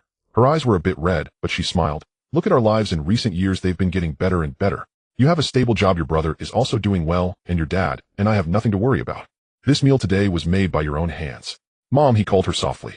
"I know you work hard," she said. "You work in the wind and sun, earning every penny with your sweat and blood. But you never complain, and you treat the family well. I just hope you stay safe." Wang Fei nodded without speaking. He picked up a piece of chicken and placed it in her bowl. "You should eat more." After the meal, his mother wanted to wash the dishes, but he insisted on doing it. His father sat on the sofa, continuing to watch television with the volume turned down. Wang Fei was in the kitchen washing the dishes, the water temperature just right. As he washed, he listened to the sounds from outside. His father laughing a couple of times, his mother wiping the table, and the mop scraping back and forth on the floor. After finishing the dishes, he walked out and saw his parents watching a war drama. The television picture was clear, the colors beautiful. His mother watched intently, while his father occasionally commented on tactics. He sat down on the other side without turning on the lights. The sunset streamed in, landing on the coffee table, casting shadows on the glass cup. He leaned against the sofa, his legs a bit sore. Suddenly his father asked him, "Do you work tomorrow?" "Yes," he replied. "There's a new community in the east of the city. Oh, I have an appointment at 7. "Go to bed early," his father advised. "Don't stay up late." His mother went to the kitchen to pour water, and as she passed by she gently patted his shoulder. This small gesture had been the same since he was little. He looked up at her, and she looked back at him smiling. In that moment many thoughts flashed through his mind. Things from the forest region, news from the support team, the numbers in his account, and the military salute from Old Lee. But now none of that mattered. What mattered was this family, this meal, this quiet range hood, this clear television, and the two people sitting beside him. He closed his eyes and heard the sound of his mother drinking water, the sound of his father changing channels, and the sound of a child's bicycle bell downstairs. The world was vast, and the future might bring storms. But at this moment, he just wanted to sit a little longer. Until his mother said, "You must be tired, go lie down for a while." He opened his eyes. "I'm not sleepy." "Then stay with me and watch some television," she said. He replied with a soft, reclining back on the sofa. The television was showing a scene where the main character returned home, and the family was having a meal. The picture was warm, the dialogue simple. He watched silently. His father yawned, and said he was going to take a shower, while his mother switched to a family drama, lowering the volume further. The room had no lights on, only the flickering of the television. Wang Fei sat still. He knew this was what he wanted to protect. Not power, not status, not the admiration of others. It was just this square meter of sofa, the dinner for 3, and the words, "Having you as my son is my blessing." That was enough. Wang Fei slept soundly that night. The television was still on, automatically switching to the weather report after the war drama, ended its volume low, the flickering image casting shadows on the armrest of the sofa. He leaned sideways for a while, sinking into the sofa, his eyelids gradually drooping. He didn't bother to turn off the light or go into the room. He simply sat there and fell asleep. In the early hours of the morning, his mother came out to use the bathroom. Noticing him curled up on the sofa, she tiptoed back to the room and brought him a thin blanket to cover himself with. He stirred slightly in his sleep, and in the dark stumbled into the room, collapsing back into sleep. At 6:40 the next morning, the alarm rang for the first time. He turned it off and rolled over. It took him another 10 minutes to truly open his eyes. Outside the window, the dawn light spilled into the gaps between the buildings. Below, the sounds of children riding skateboards echoed, clattering over the concrete, accompanied by a dog barking incessantly. He sat up, feet touching the cold floor, a chill creeping up from beneath, just like the day before. He slipped into his old grayish sportswear, put on his running shoes, and grabbed his keys and phone before stepping out. The air in the neighborhood was indeed the kind one expects in the morning, fresh with hints of dew and grass. He walked slowly along the main road, his pace neither hurried nor slow, resembling a retired old man out for a morning stroll. As he reached the corner by Building 3, his footsteps paused briefly when he passed under the balcony of the second floor. There squatting was a spotted cat. The cat's back arched, its tail fluffed up like a brush, and its front paws left several scorched marks on the ground. Not dust, but real charred black, as if burned by something. It stared at Wang Fei, its pupils glowing with a faint blue light, an unnatural hue that seemed to emanate from the depths of its eyes. It emitted a low growl from its throat, sounding less like a cat and more like the hum of electrical currents. Wang Fei glanced at it without speaking. Yet he understood what was happening deep down. This cat had encountered the trace of energy he left on the windowsill when he returned home yesterday. After leaving his parents' room yesterday, he still felt a lingering warmth on his fingertips. Just touching the wall had allowed a ripple of energy to seep into the brick crevices. The cat must have absorbed it while licking its paws. He didn't pay it much mind and continued walking. But after less than 50 meters, a piercing scream erupted behind him. Ouch! It bit someone. Wang Fei turned his head. The spotted cat was now perched on a stone bench, and the garden blood smeared around its mouth. An elderly man was retreating, clutching his hand, which was scratched and bleeding down his wrist. Several neighbors, out walking their children, hurriedly pulled the kids behind them. Someone pulled out a phone to call the police, while another shouted, "Quick, call the ability center. This cat's gone mad." Within 10 minutes, a white car drove into the neighborhood. The car door swung open, and a man in a light gray jacket stepped out, in his 30s, with an awakener badge pinned to his chest. He glanced at the cat's condition and nodded to the onlookers, saying, "Level 10 beast tamer, leave it to me." The crowd stepped back a few paces. The man stood firm, raising his hands with palms facing forward, murmuring a few incantations. A layer of translucent ripples appeared in the air, slowly advancing toward the spotted cat.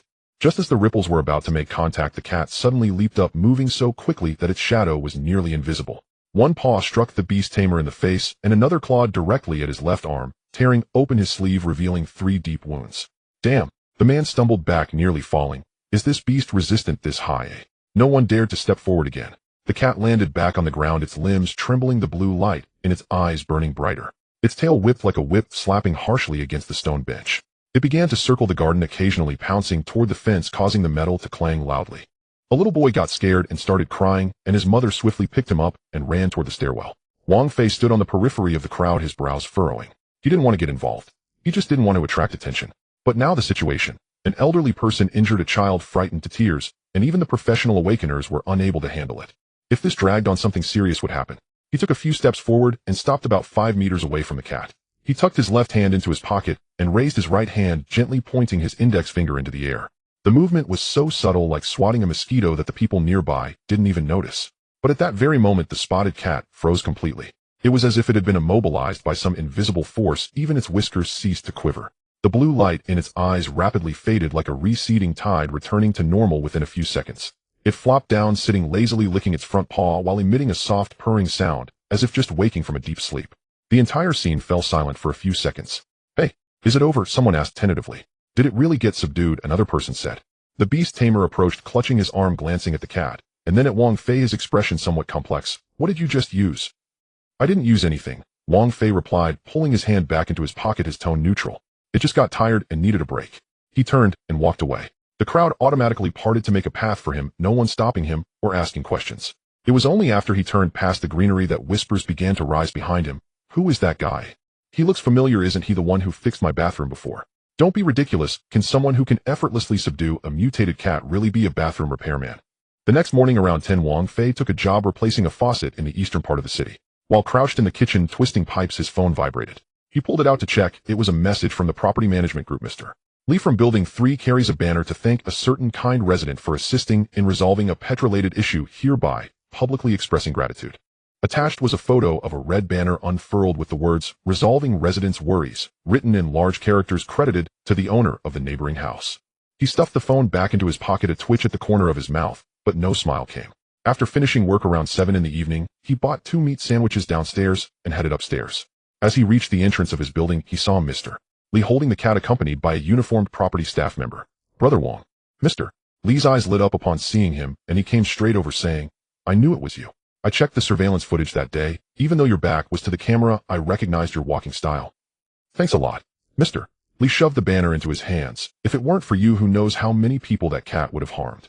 It's usually pretty well behaved. I don't know what happened that day." Wang Fei took the banner, and when his fingers brushed the fabric, a fleeting warmth surged through his chest. It was gone in an instant. He didn't pay it any mind, thinking it might just be the spicy food. "Really no need to be so polite," he said. "It was just a random act." "This isn't just a random act, it's a lifesaver." Mr. Lee's voice rose. "My father-in-law was once attacked by an animal, and it left him with lasting issues. Just hearing about this makes his legs go weak. We'll all remember your kindness, our whole family." Wang Fei waved his hand, heading toward the stairs with his food. Mr. Lee chased after him, adding, "Brother Wang, if you ever need help, just say the word.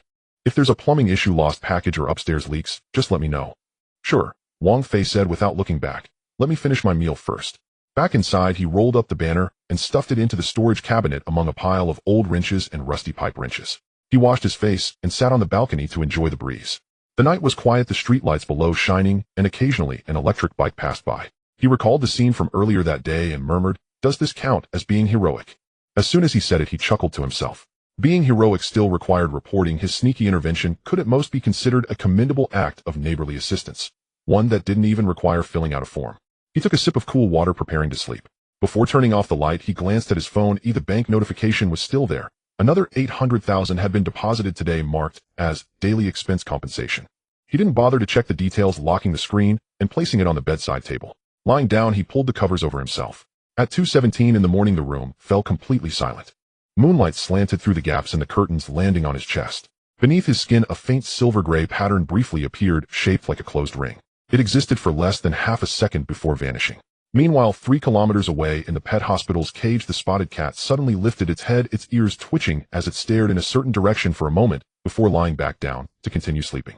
It seemed to sense something, yet also appeared to remember nothing.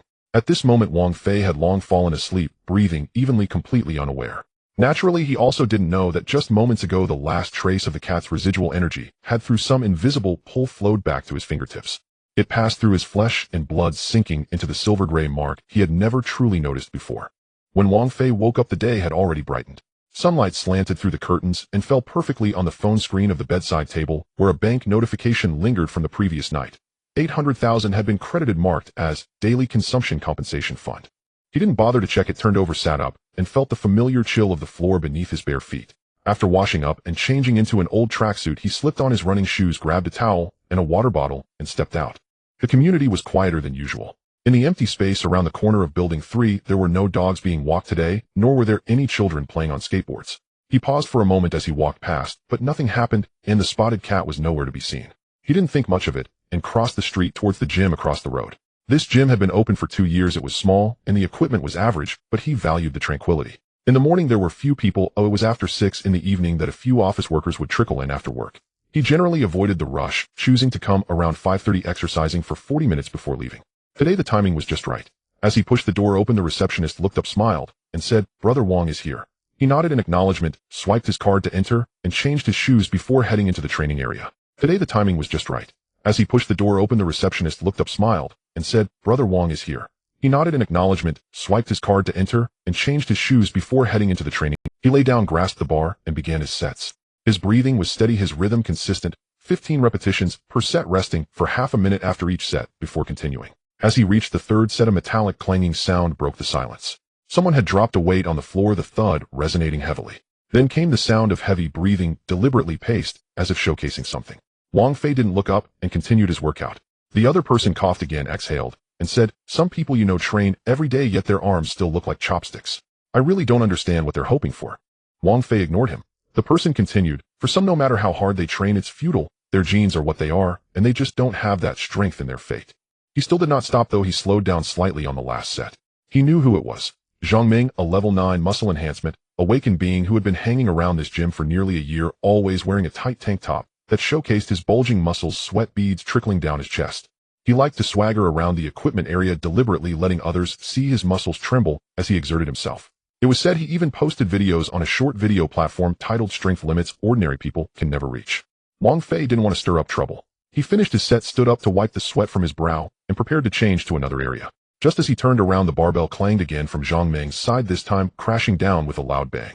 A weight rolled over, stopping less than 20 centimeters from his feet. "Oops, my hand slipped." Zhang Ming grinned, though his gaze was fixed on Wang Fei. "Sorry, I was too vigorous earlier, couldn't hold on." Wang Fei glanced at him, but said nothing, stepping around the dropped weights towards the squat rack. Zhang Ming followed him, standing by the barbell on the other side, loading weights, while saying, "With your build, training like this is pointless. If you ask me, you might as well go for a run, break a sweat, and don't overexert yourself." Wang Fei placed his towel on the rack and adjusted the height. Suddenly Zhang Ming added 2 more plates, hoisting the barbell down into a squat. His movements exaggerated, his knees bending deeply. Each landing shook the ground. He squatted while boasting, "Look at my strength, with just a little push I can lift 500 pounds. You ordinary people can't even touch it."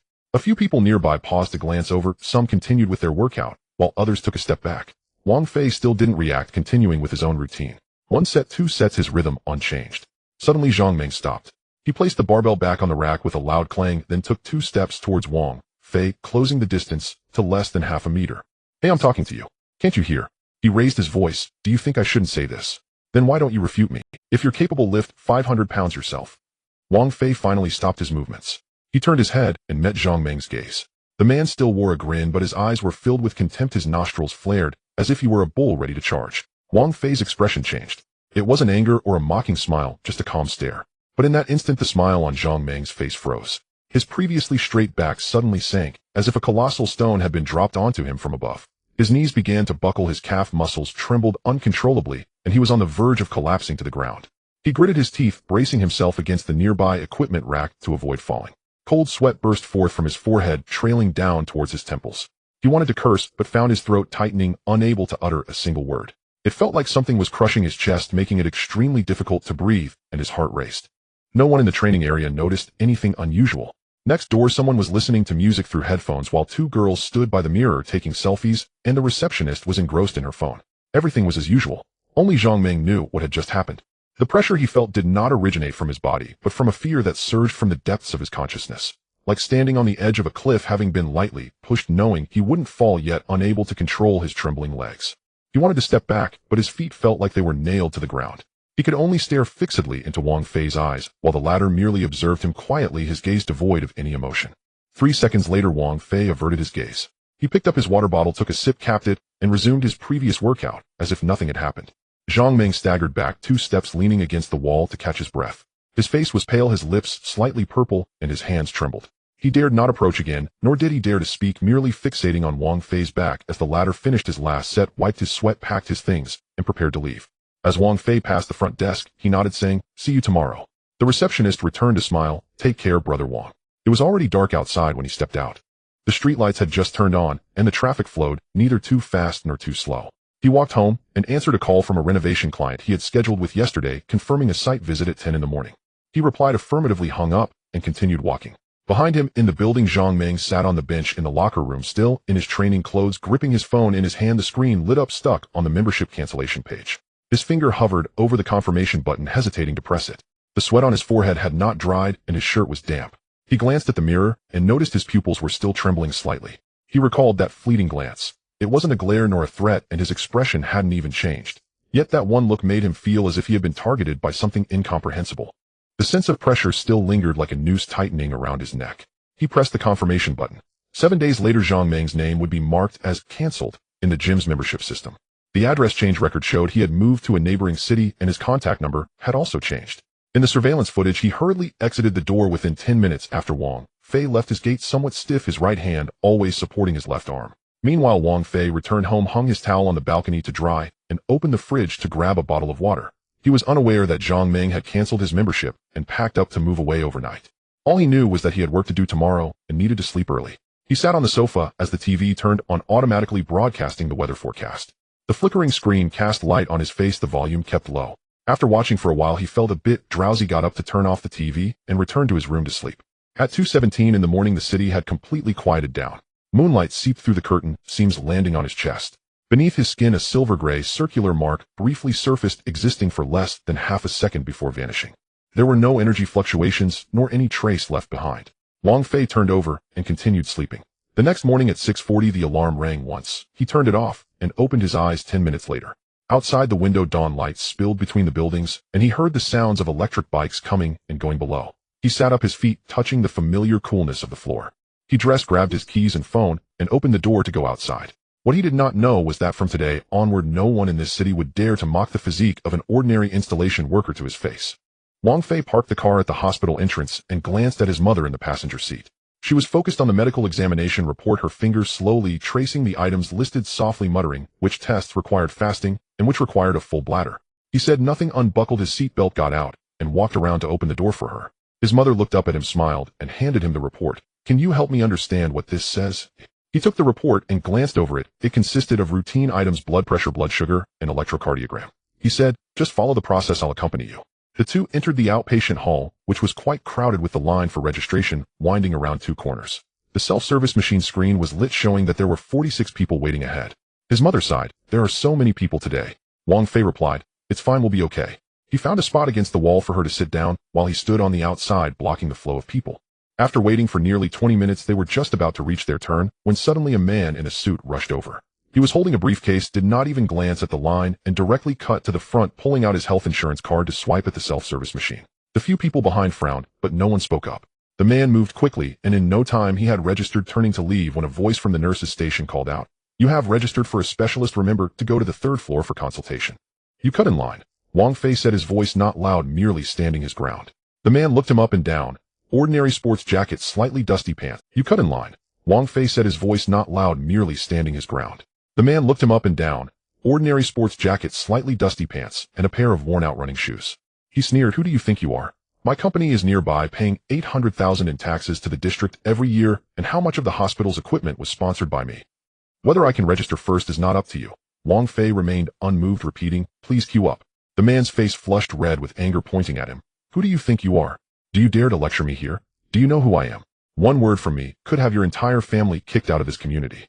The surrounding people quietly stepped back, some looking down at their phones, and no one stepped forward. His mother tugged at Wang Fei's sleeve from behind, whispering, "Let it go, don't make trouble."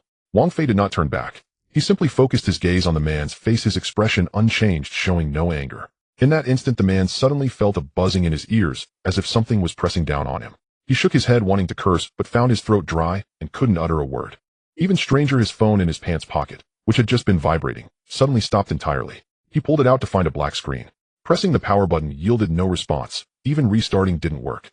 He frowned, shoved the phone back into his pocket, and prepared to leave.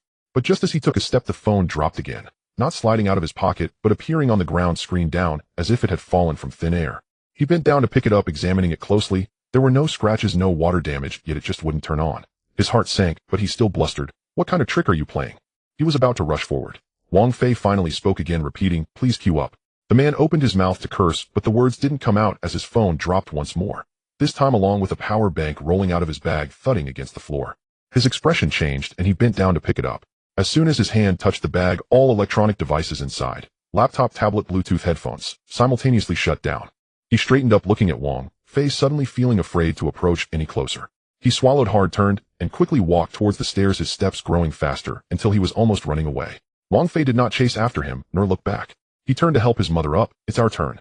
They successfully registered and went up floor by floor, having blood drawn, measuring blood pressure, and performing an electrocardiogram without any interruptions along the way. The nurse was very kind, even proactively helping his mother adjust the height of her chair. By the time they finished the last item, it was already 11:40. Wang Fei took her to the first floor cafeteria to buy a bowl of hot porridge, and they sat in a corner to finish eating before slowly walking out. On the way home, his mother leaned back in her seat, closing her eyes, saying she felt a bit tired. Wang Fei responded, and the car drove smoothly. Passing by the bank building, he caught a glimpse of the large screen outside where rolling news was broadcasting local business updates, one of which mentioned a certain real estate project temporarily halting cooperation, and the name of the involved company, Hongda Real Estate, flashed by. It was the wealthy businessman from the morning. He did not look further, switching the channel back to the music station and playing an old song. His mother had fallen asleep, breathing evenly. At 7:17 in the evening, the doorbell rang. Wang Fei was in the kitchen cooking noodles when he heard the sound, wiped his hands, and went to open the door. Standing outside was the man, his suit replaced with a dark jacket, his hair damp, as if he had been caught in the rain. Upon seeing Wang Fei, he immediately lowered his head, nervously twisting his hat in his hands, his voice tight. "Mr. Wang, I'm the one from the hospital this morning. I came to apologize." Wang Fei glanced at him, but said nothing. The man was sweating, speaking rapidly. "I shouldn't have cut in line, nor should I have insulted you. I was wrong. My phone still hasn't been repaired, and the company account has been frozen for 3 days. The bank said the system detected abnormal fund flows, and all loans have been suspended for approval. The contract that was supposed to be signed next week has been abruptly withdrawn by the other party. Right now, I can't do anything." He took a breath, his voice trembling. "I didn't mean to threaten you, really. I got heated at the moment and didn't know you. Didn't know your background was so strong. I'm just a businessman unfamiliar with the rules, but I swear I will follow the rules in the future. I won't dare again." After hearing this, Wang Fei turned back to the kitchen and placed a bowl of noodles on the dining table, sitting down to start eating. The man stood frozen at the door, unsure whether to leave or stay. "I'm not short on money," Wang Fei said, taking a bite of noodles. The man quickly nodded. "I know. I'm not asking for compensation. I just want to acknowledge my mistake in person and ask you to be lenient and let me unfreeze my account. My parents are in the hospital, and if my company collapses, they won't have funds for their continued treatment." Wang Fei took a sip of soup, set down the bowl, and looked at him. "Next time, queue up." The man trembled all over as if struck by something, his legs going weak. He nodded vigorously, his voice almost breaking. "Yes, yes, yes. I will remember. In the future, I'll yield to the elderly and children. I can even stand in line at the back." Wang Fei said nothing more and continued eating his noodles. The man stood there for a few seconds, seeing no further response, slowly retreated 2 steps, and turned to leave. The sound of the door closing was very soft, as if he was afraid of disturbing someone. Wang Fei finished his noodles, cleaned the dishes, and dried his hands before returning to the living room. The television was on, the news still broadcasting, and the screen switched to real-time traffic conditions in the city, showing slow-moving traffic on the overpass. He watched for a moment before getting up to turn off the television. Outside, the night had settled in, streetlights illuminating the empty road. He stood for a moment before turning to walk towards the bedroom. It was 10:17 in the evening. He took off his coat and hung it up, lying down. The blanket covered his chest as he closed his eyes. A few kilometers away, the black car was still parked by the roadside. The person in the driver's seat gripped the steering wheel, his hands still trembling. He stared at the direction of Wang Fei's building for a long time before suddenly slamming on the accelerator, the car quickly disappearing into the night. Wang Fei turned over, his breathing gradually stabilizing. On the bedside table, the phone screen lit up momentarily. A bank notification appeared stating that 800,000 had been deposited with the note, daily consumption compensation. The screen automatically turned off after a few seconds, plunging the room back into darkness. He had no idea how long that man had parked downstairs, nor whether he would come back the next day. All he knew was that there was work to be done tomorrow, and he needed to sleep early. Wang Fei opened his eyes. The day had already brightened. Sunlight illuminated the bed sheet, and the quilt was half draped over his waist while his phone lay quietly beside the pillow, its screen dark. He sat up, touched his face, and felt that he had slept soundly last night without dreaming. From the kitchen came the sound of a spatula lightly tapping, accompanied by his mother's soft humming, intermittent like an old song. He got dressed and walked out of the room. His mother was at the stove frying eggs, the sizzling oil releasing a hint of fragrance. His father sat at the dining table reading the newspaper, his reading glasses perched on his nose, fingers slowly gliding over the headlines. Wang Fei walked over to pour himself a glass of water and said, "The weather is nice today." His father glanced up at him. "Yeah, it must be crowded at the park." His mother turned and smiled. "Your dad insists on going for a walk. I suggested you take a day off, but he said you would accompany him and could manage." Wang Fei chuckled lightly and didn't reply. After finishing breakfast, he helped his mother clear the dishes, wiped the table, and casually straightened the slippers in the corner of the living room. The three of them headed out together. The old sedan was parked in the lot downstairs. A layer of fine dust settled on its body. He took out the keys and opened the door, his father sitting in the front passenger seat and his mother in the back, just like when they used to go on outings together as a family. As the car drove into the city center, many vehicles were parked at the entrance of the park.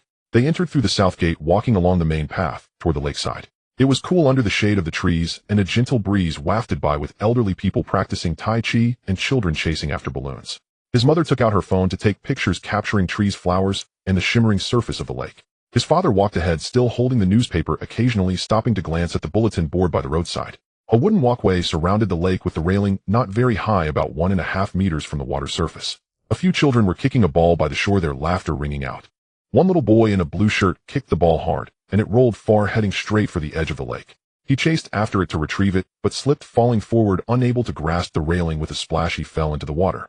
The two children beside him were startled. One reached out to pull him back, while the other shouted help. In the chaos, he stumbled, bumping his knee against the edge of the walkway, nearly slipping in as well.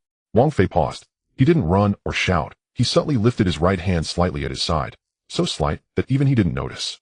In that instant, 3 streams of water surged silently from beneath the lake's surface, as if invisible hands were supporting the bodies of the 3 children, gently pushing them back to the shore. The entire process took less than 3 seconds, leaving only circles of ripples on the water's surface, as if the wind had merely swept by. The children sat down on the wooden planks, drenched, having forgotten to cry. Only then did the adults react. Several parents rushed over to hold their children, with someone shouting, "What just happened? Who saved them?" "I think I saw the water move on its own." A young woman kept her phone raised, filming, the lens focused on the lake, where one could still see the water momentarily bulging oddly. She lowered her head to scroll through the video, frowning. "Why is there only a blurry shadow left? I clearly recorded it." A few minutes later, several black sedans drove in from the outskirts of the park, stopping by the tree-lined path.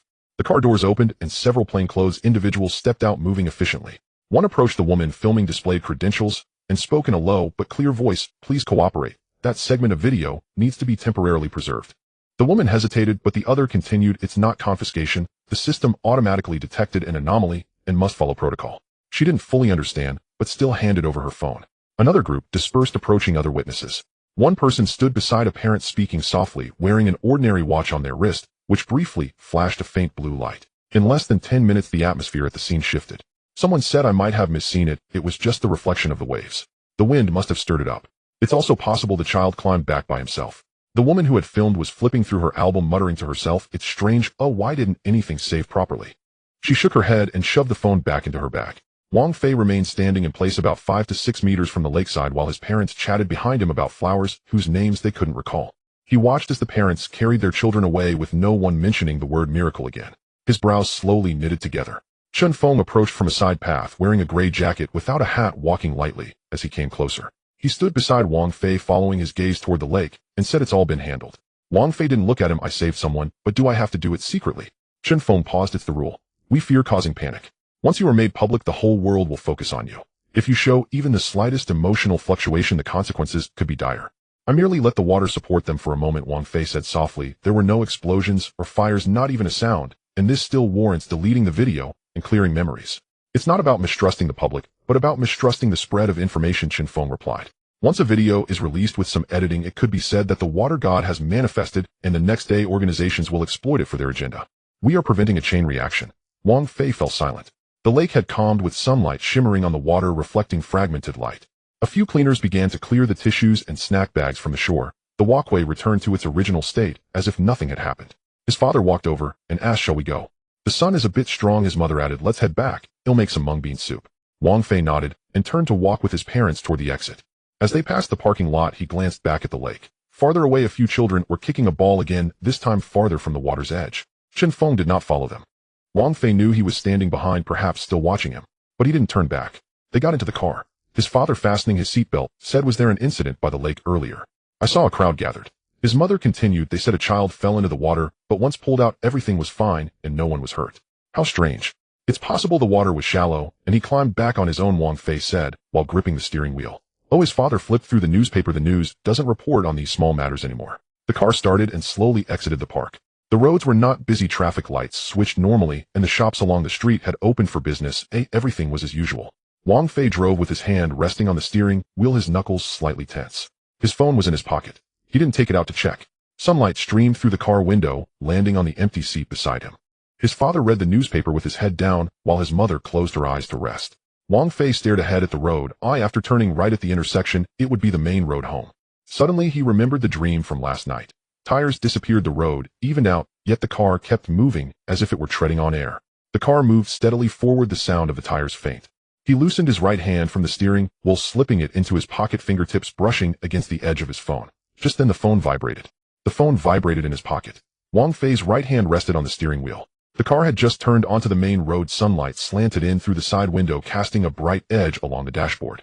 He didn't hurry to take it out. When the traffic light turned red, he reached for it, and the screen lit up. Younger brother. He pressed the answer button and held it to his ear. Brother.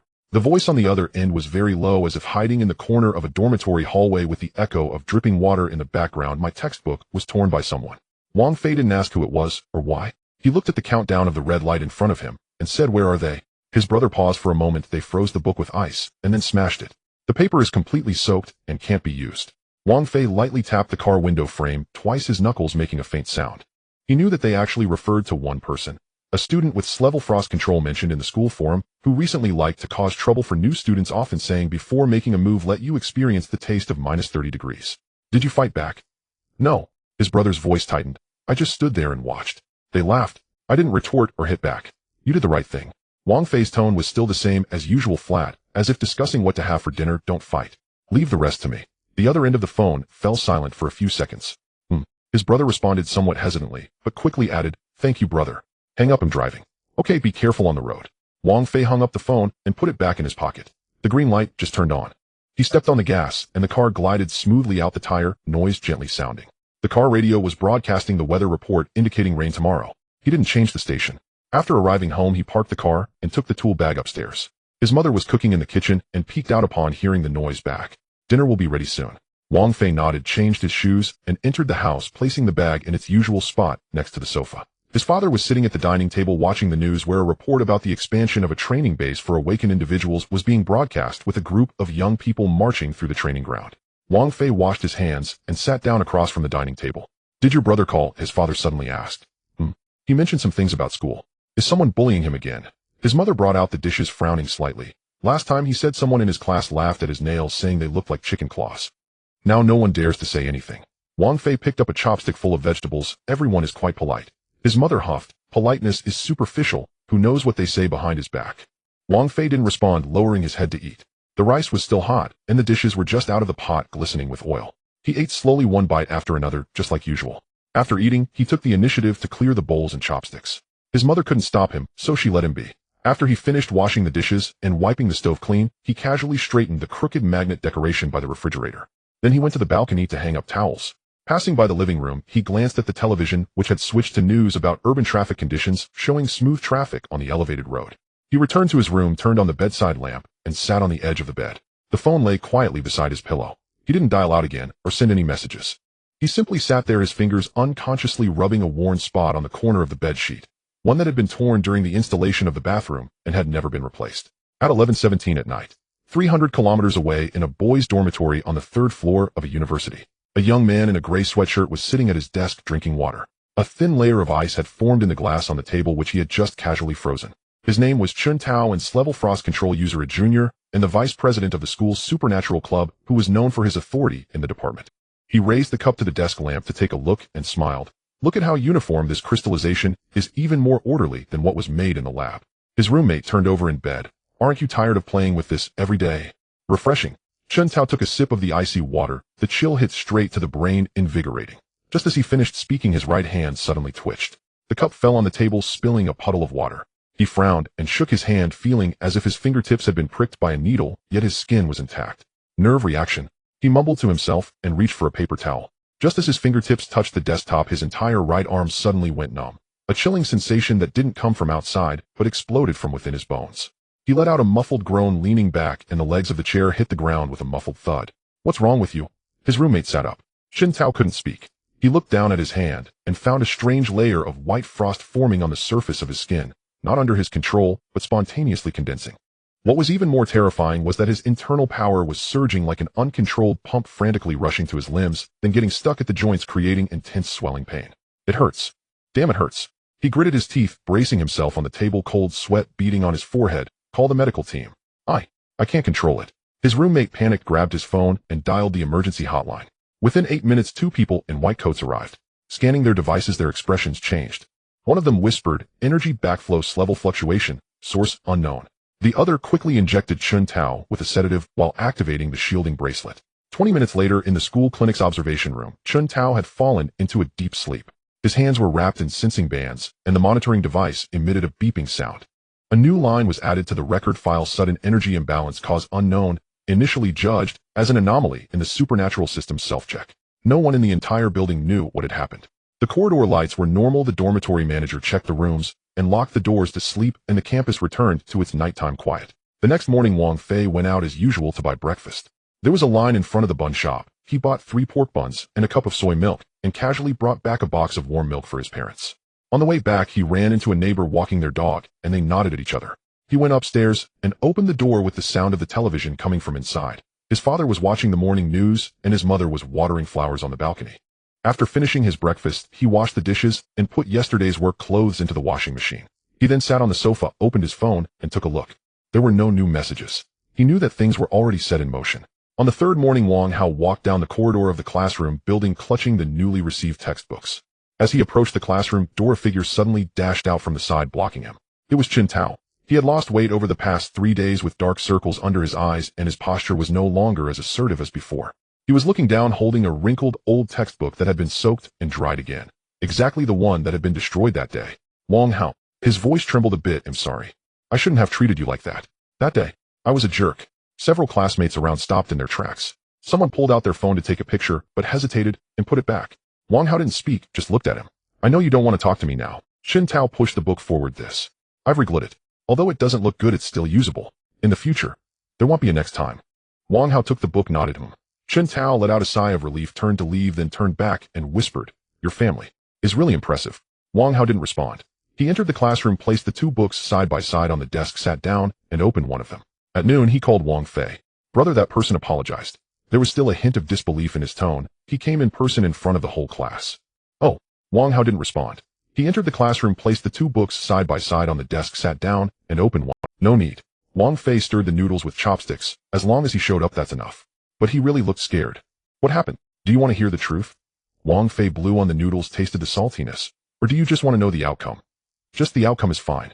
Wang Hao laughed a little. "Anyway, I'm peaceful now." "Then go eat your meal." The call ended. Wang Fei turned off the heat, poured the noodles into a bowl, added half a spoon of chili oil, and sprinkled some chopped green onions.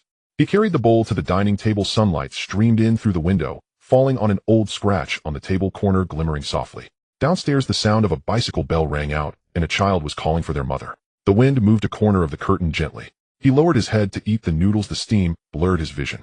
When he was almost finished, he put down his chopsticks and reached out to move his phone closer. The screen was black. He didn't unlock it or look again. After finishing the last sip of soup, he stood up with the empty bowl and walked into the kitchen to wash it. The sound of water flowing was loud, and the dishes leaned against the drying rack lined up in a row. The outside world continued to operate as usual. No one knew that last night a certain internal report was quietly archived, numbered 039 Delta, with a note stating, "Event closed loop, no need to trace back." No one knew that when Chen Tao was discharged from the hospital, he signed a confidentiality agreement, which contained only 2 lines. Even fewer knew that beneath Wang Fei's bed in an old shoebox a faint light had quietly appeared one night, flickering like a breath. He walked out, standing in the middle of the living room, glancing at the wall clock. 2:17. He could go out now. After all, there were no tasks today. After all, everything had already settled. At 2:17 p.m., Wang Fei rose from his seat. The room was silent. Dishes washed, table wiped clean, his phone lying face down on the coffee table, its screen dark. He did not glance at it again, nor did he intend to step outside. Yet neither had he ruled it out entirely. There was no work scheduled for today, the weather was fine, and sunlight streamed in through the balcony, casting a bright band across the floor. He walked to the bed and sat down, then casually pulled open the nightstand drawer and retrieved a neatly folded letter. The paper bore the official insignia of the Paranormal Ability Management Center in the upper right corner. A formal invitation from the city's key middle school forwarded through the center. The wording was exceedingly courteous. We sincerely invite you, our city's most representative and outstanding awakened individual, to deliver an inspirational talk to high school students on youth in the new era and the weight of responsibility. Wang Fei read the letter from beginning to end. A faint twitch crossed his lips. Not a smile, but the grimace one makes upon biting into a grain of sand. He picked up his phone, unlocked it, opened voice input, and spoke into the microphone. Thank you for your kind invitation, but I'm truly unskilled at public speaking. I'd only waste the student's time. He tapped send. The message went to the center's liaison account, then placed the phone face down on the coffee table as though setting down a brick. Rising, he went to the kitchen, poured himself a glass of water, drank half, and stood by the window gazing downward. Below, several elderly men played chess in the courtyard. A child squatted beside a flower bed, idly tossing pebbles. His car sat parked beside the building, mud still damp on its tires. Everything was unchanged from yesterday and from the day before. Leaning against the window frame, he absent-mindedly rubbed his fingertip along the dusty edge of the glass. And just like that, the matter was settled. The next morning at 9 o'clock, the auditorium of the city's key middle school was filled to capacity. A banner hung above the stage. Crimson background, white characters, outstanding awakened individuals, intercampus, igniting youthful ideals. Students in uniform filled the seats, teachers sat in the rear rows, while several uniformed administrators occupied the front. On stage stood the guest speaker, an SSS-Rank awakened individual who regulated the city's emergency drainage system and worked daily at the Water Resources Bureau. Standing before the microphone, he recounted his journey, from vocational school graduate to municipal infrastructure contributor after awakening. His tone steady, his diction measured and deliberate. The audience remained hushed, occasionally jotting notes. Midway through, a bespectacled boy raised his hand. The speaker nodded, granting permission to speak. Sir, the boy stood, voice soft, yet carrying clearly across the hall. Have you ever met an SSS-Rank awakened individual? What do they actually do each day? A sudden silence fell over the auditorium. Even the rustle of turning pages ceased. The speaker paused, his Adam's apple bobbing. This question could not be answered carelessly. Official protocols existed, and so did unspoken rules. He smiled faintly. To my knowledge, they are our nation's most precious asset, working quietly, tirelessly to safeguard our safety. Having spoken, he gave a slow, self-assuring nod, as if verifying the statement's propriety. Students exchanged glances. Some eyes gleamed with curiosity, though others pressed their lips together, saying nothing. No one pressed further, not daring to. Everyone understood what SSS-Rank meant, a designation confined to internal bulletins and encrypted briefings, a tier so elevated that even SSS-Rank individuals dared not meet their gaze directly. Polite applause followed, not fervent yet sustained for several seconds. The lecture resumed and concluded at 1130 a.m. Students filed out in orderly lines, gathering in small clusters to discuss what they'd heard. Some mimicked the speaker's cadence, others dissected the phrase, quietly safeguarding, parsing its layered implications. A girl remarked, I think they probably live in secure facilities, always on standby. Another boy shook his head. Impossible. I've heard one lives incognito in an ordinary city. No one knows who he is. No one fully believed it, and yet no one dismissed it outright. At that very moment, across the street from the auditorium, at the mouth of a narrow, weathered alley, Wang Fei sat on a plastic stool beside a modest food stall. The vendor, old Zhang, had spent 20 years flipping savory crepes. His cart had been retrofitted with a rain canopy and stainless steel countertop. Wang Fei had visited several times before, always ordering the standard 2-egg sausage, extra sauce, light on scallions. Today was no exception. He wore a charcoal gray jacket, his cap pulled low. In his hands he held a freshly made crepe, steam rising and fogging his glasses. He removed his spectacles and wiped the lenses with his sleeve before settling them back on his nose and taking a bite. The wrapper was crisp, the eggs fragrant, the sauce rich and bold, the sausage slightly charred. Exactly how he liked it. As he ate, he watched the street unfold. A bus pulled into the stop. Students crossed the zebra crossing in 2s and 3s. The school gate security guard changed shifts. The new officer glanced this way once, then looked away. He never turned toward the auditorium, not once. Then came footsteps behind him. A group of students spilled out from the side entrance, chatting animatedly as they walked. That question was spot on. Shame they didn't push further, someone laughed. Another replied, you're brave. Why don't you ask? What if he's from a classified agency? Someone else added, if such a person really walks among us, we'd never recognize him. Wang Fei took his second bite. He rolled the last piece of crepe, tightly finished it, crumpled the greasy paper into a ball, rose, and walked to the roadside bin, tossing it in along with the plastic bag, ensuring neither fluttered loose in the wind. He paused there, glancing at the traffic light, waiting for the pedestrian signal to turn green. Across the street, students dispersed. Some ducked into convenience stores, others boarded buses, still others lingered at the school gates, snapping photos. Not a single pair of eyes turned his way. None knew that the man 30 meters away, just finishing his crepe, was precisely the one they called quietly safeguarding. Wang Fei stepped off the curb, walking unhurriedly, shoulders relaxed. He crossed the main road and turned into the adjacent residential zone, past cobbler stalls, general stores, and a shuttered barbershop. He strolled along the sidewalk, passing a pharmacy whose glass door reflected his image, average height, ordinary clothes, carrying a worn tool bag, like any laborer returning home after a day's work. He paid the reflection no mind. At the bus stop he halted. 3 or 4 people already waited beneath the shelter. He took position at the rear, pulled out his phone. No new messages, battery at 62%. He locked the screen and slipped it back into his pocket. The bus had yet to arrive. A breeze drifted in from the street corner, carrying the faint scent of dust. A loose metal panel on the shelter's roof swayed gently in the wind, emitting a soft metallic whisper.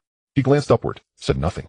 An elderly woman ahead turned briefly to look at him, then faced forward again, clutching a bamboo basket, holding bok choy and a block of tofu. Wang Fei stood motionless, hands buried deep in his coat pockets, gaze fixed on the glass facade of a distant office tower, sunlight blazing off its surface blindingly bright. He squinted, then shifted his gaze to the route map posted on the shelter. Route 301, terminus at West City Residential District, 6 stops, en route to 3rd, near his own neighborhood. He remembered riding this line as a child to the Children's Palace for art classes, until he stopped going, and later until the buses themselves were replaced generation after generation. Today's 301 was electric, nearly silent, recharged overnight at the depot. The bus still hadn't arrived. He wasn't in a hurry. Others at the stop scrolled phones, yawned, or, a boy barely into middle school, whispered English vocabulary, responsibility, responsibility. Wang Fei heard it. He didn't react. The breeze stirred again. The loose panel trembled twice more. He remained still, unmoving. Far off, the office tower's glass facade flashed, perhaps a window opening on a high floor. He flicked a glance toward it, then withdrew his gaze. The bus rounded the bend, white-bodied, its tires rumbling softly over pavement seams as it approached. It halted. Doors hissed open. A soft beep sounded from the fare reader. Passengers boarded in order. Wang Fei stepped forward 2 paces, tapped his card, and claimed a window seat. The bus pulled away. Outside, buildings and trees receded steadily. He leaned back, closed his eyes for a moment, then opened them, fixing his gaze on the driver's nape. At an intersection, the bus stopped for a red light. Through the window, he saw the crepe stall still operating at the corner, Old Zhang deftly assembling a new order for a fresh customer. Oil sizzled in the pan. The aroma couldn't reach him through the sealed glass, but he remembered its scent perfectly. The light turned green. The bus moved on. He did not look back. An automated announcement chimed, next stop South Gate of Xingfuli. Passengers alighting, please prepare. He sat still, hands resting on his knees. On his right knuckle, a faded scar from long ago when a screwdriver had sliced his hand installing bathroom fixtures. It no longer pained him, nor drew attention. Sunlight slanted through the window, pooling on his shoes, plain athletic footwear, laces tightly tied, the right toe scuffed pale with wear. He glanced down, then looked away, motionless. The bus continued onward, carrying him toward another part of the city. The bus arrived at the station, the doors opened, and Wang Fei swiped his card to get off. He stood by the platform of the South Gate of Happiness, the wind blowing in from the street, carrying a hint of dust. The pancake stall was still over there, and old Zhang was busy spreading sauce, the oil in the pot sizzling. Wang Fei didn't approach or say anything. He just walked a few steps towards the community and sat down on a bench near the entrance. He placed his tool bag at his feet, resting his hand on his knee, his right shoe slightly scuffed. The sunlight warmed his legs, gentle but not blinding. He squinted, looking at a small patch of sky visible between the distant buildings, grayish blue with hardly any clouds. A few minutes later, a figure quickly approached from the street corner. As it got closer, he could see it was Old Li, carrying a bag of fruit, the plastic bag digging into his fingers. He stopped in front of the bench, catching his breath, rubbing his palms together as if to wipe away his sweat. Old Li spoke, his voice a bit strained, saying it had been a long time since they last met. Wang Fei looked up, recognized him, stood up, brushed off the dust from his pants, and asked how Li ended up here. Li said he lived nearby and was fixing the drainage system.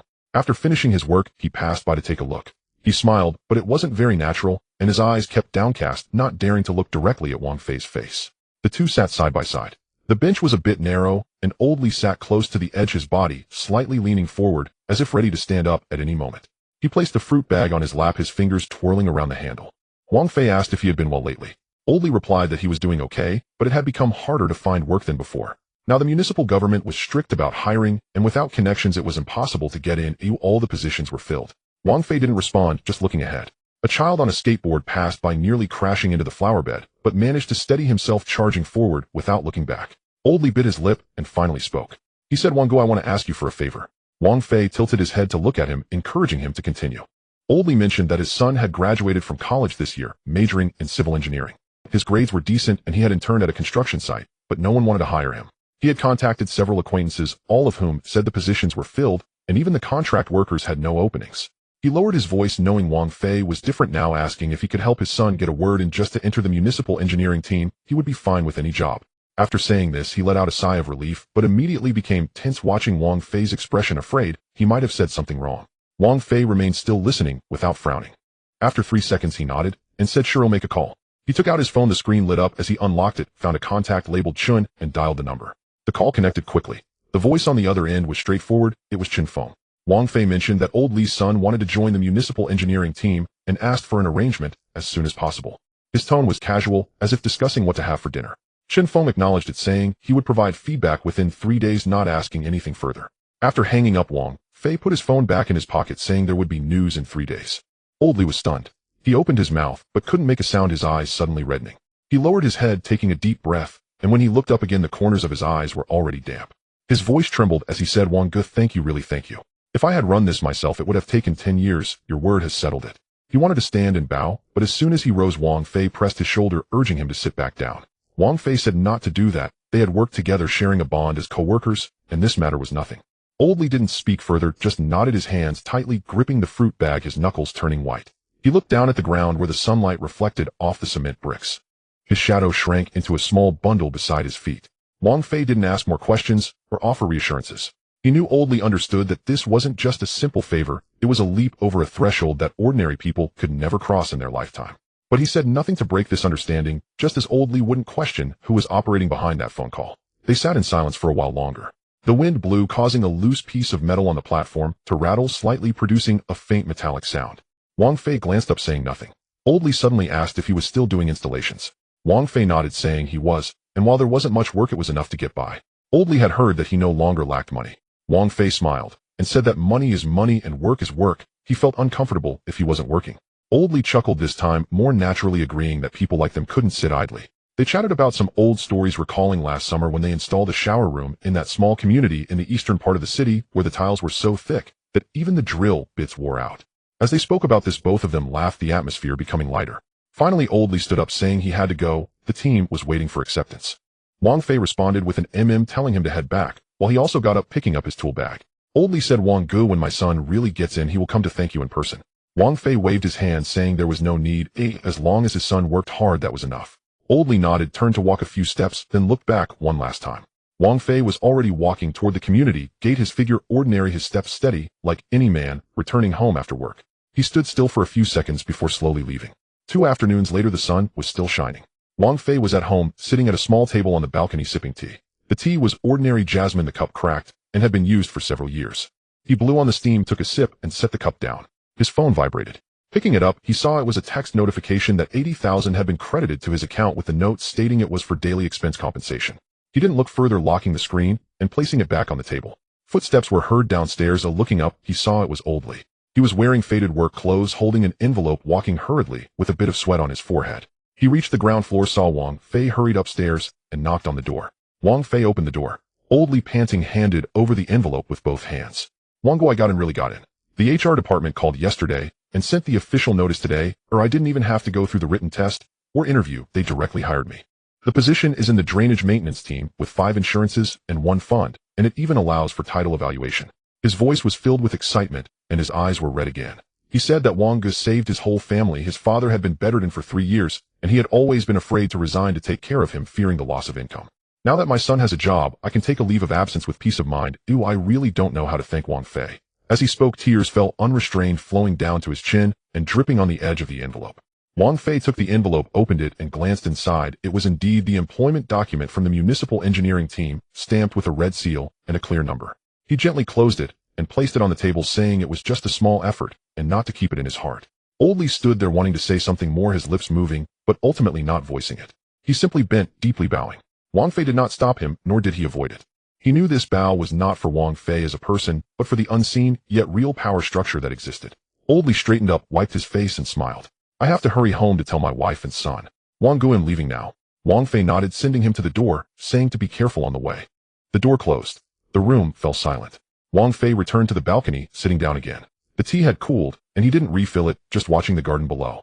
A few children were playing hopscotch. An elderly woman sat on a bench reading a newspaper, the sunlight casting a slanted glow on her graying hair. He gazed at that beam of light, his expression calm. He understood that behind the phrase a small effort lay countless invisible processes at work. After Chin Feng's phone call, the HR system worked overnight to adjust the files. The organization department approved quickly, the disciplinary committee suppressed doubts, and the propaganda department deleted any internal notices that might provoke discussion. The entire machinery started with a single sentence from one person silently and without leaving a trace. But what Oldley saw was merely an old co-worker lending a hand. This is good. He didn't want to be seen as a god, nor did he want people to worship him. He just wanted to sit on a bench eating pancakes, carrying his tool bag home, listening to the sound of the platform's metal being rattled by the wind. He lifted the teacup, drinking the last sip of cold tea. Downstairs, Oldley exited the building, his steps light, one hand tightly clutching the envelope, the other hand wiping his eyes corner. He looked up at the sky, smiled, and walked along the sidewalk out of the community. The sunlight warmed his back, casting. Wang Fei finished his cold tea, and upon setting down the cup, heard some commotion downstairs. Oldley had just left not long ago, and the footsteps still lingered in the corridor, light and bouncy, as if stepping on springs. He did not stare any longer, merely pushed the teacup half an inch toward the corner of the table, and got up to fetch water from the... As the faucet gushed water, he looked down at the stream filling the kettle, and suddenly remembered that the eggs in the fridge were nearly used up, and there were only a few packets of noodles left. He needed to make a trip to the supermarket. He changed into a pair of shoes, turned the keys in his hand, once opened the door, and went downstairs. The sunlight fell upon the cement ground, reflecting bright light that made his eyelids feel heavy. In the community garden, a few children were still playing hopscotch, and the old lady was still sitting on the bench reading the newspaper, her position unchanged, as if she were nailed down. Wang Fei walked along the small path by the flowerbed, exited the community gate, and saw the sign for the Huimin convenience store across the street, with its red background and yellow letters, two of the fluorescent tubes broken, flickering slightly, and consuming too much electricity. Promotional posters were stuck on either side of the glass door, stating a limited time offer, eggs at 3.98 yuan per gene, valid only from 10 a.m. to 2 p.m. today. A line had already formed at the entrance, mostly middle-aged and elderly individuals carrying cloth bags and plastic baskets. Some were tiptoeing to peek inside, afraid they might miss out. Wang Fei was not in a hurry. He stood at the back of the line with his hands in his pockets, watching as people ahead of him entered one by one. When it was his turn, the cashier scanned his membership code with a beep. She asked, "You have enough points today to exchange for tissue paper. Do you want it?" Wang Fei shook his head, declined, and then entered the store. Inside the supermarket, there were quite a few people, and the aisles were so crowded that he could only walk sideways. The discounted eggs were displayed at the back of the fresh produce section, surrounded by a circle of people. Wang Fei originally intended to grab a bag of noodles, but as he passed by, he heard a muffled thud. Looking up, he saw a man in a gray tracksuit forcefully pushing a shopping cart full of goods forward, the wheels colliding with an elderly person's elbow nearby. The old man staggered slightly, nearly dropping the basket he held, but remained silent, taking half a step back. The man was not tall, but he had broad shoulders, and his arms were exposed with veins bulging. He did not even glance at the old man, directly shoving the shopping cart into the gap on the shelf, and reaching for an entire layer of eggs to toss into his cart.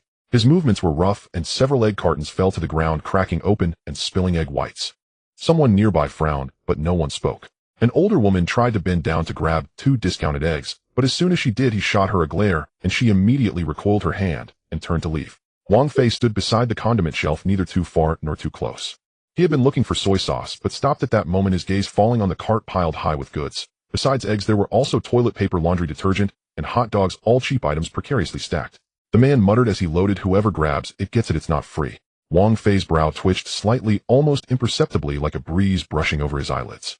He did not step forward or speak, merely stared at the cart for 3 seconds before turning and heading towards the noodle section. He picked a pack of noodles and a small bag of rice, placing them into the canvas bag he had brought. He could not quite articulate why he chose to remain silent. He just vaguely felt that some matters should not be his responsibility. Besides, it would be useless to speak. Such a person would not listen. Just as he was about to walk to the checkout counter, a commotion arose behind him. Someone shouted, "Hey, what happened to that cart just now? Did someone push it away?" "No way, I was standing right here, didn't see anyone move it." Wang Fei did not look back. He knew that the cart and everything on it were already gone. There was no sound, no light, nothing at all. It was as if it had never existed. Even the egg residue on the floor had vanished, leaving the ground spotless, without a trace of moisture. A strange sensation flickered through his mind, as if something had brushed past him lightly, but he did not allow himself to think too much, and continued walking forward. Yet the people remained. The man in gray suddenly turned around, staring wide-eyed, and looking around. "Where's my cart? Where's my stuff?" He rushed to the spot where he had left the cart, crouching down to feel the ground, as if doubting his own memory. Then he lunged toward the nearby shelf, rummaging through items, his curses growing louder. "Who hid my stuff? Who the hell dares to touch my things?" People were murmuring quietly. It was just there. How could it just disappear? Is there a system malfunction? I think I saw something flash over by the checkout just now. Impossible, the cameras are on. The man did not believe in the supernatural, rushing to the service counter and banging on the table. "I just grabbed a cart full of discounted items. All gone. What kind of nonsense is going on in your supermarket?" Are you deliberately clearing out stock and not letting the common people buy? The staff looked utterly confused. Sir, please don't get agitated. We'll check the surveillance. A few minutes later, the store manager came out, looked at the tablet for a moment, his expression changing as he whispered a few words to the staff. The staff nodded and turned to operate the computer. Moments later, the man's phone vibrated. He pulled it out to check and found a notification from the supermarket's membership system titled Account Status Change.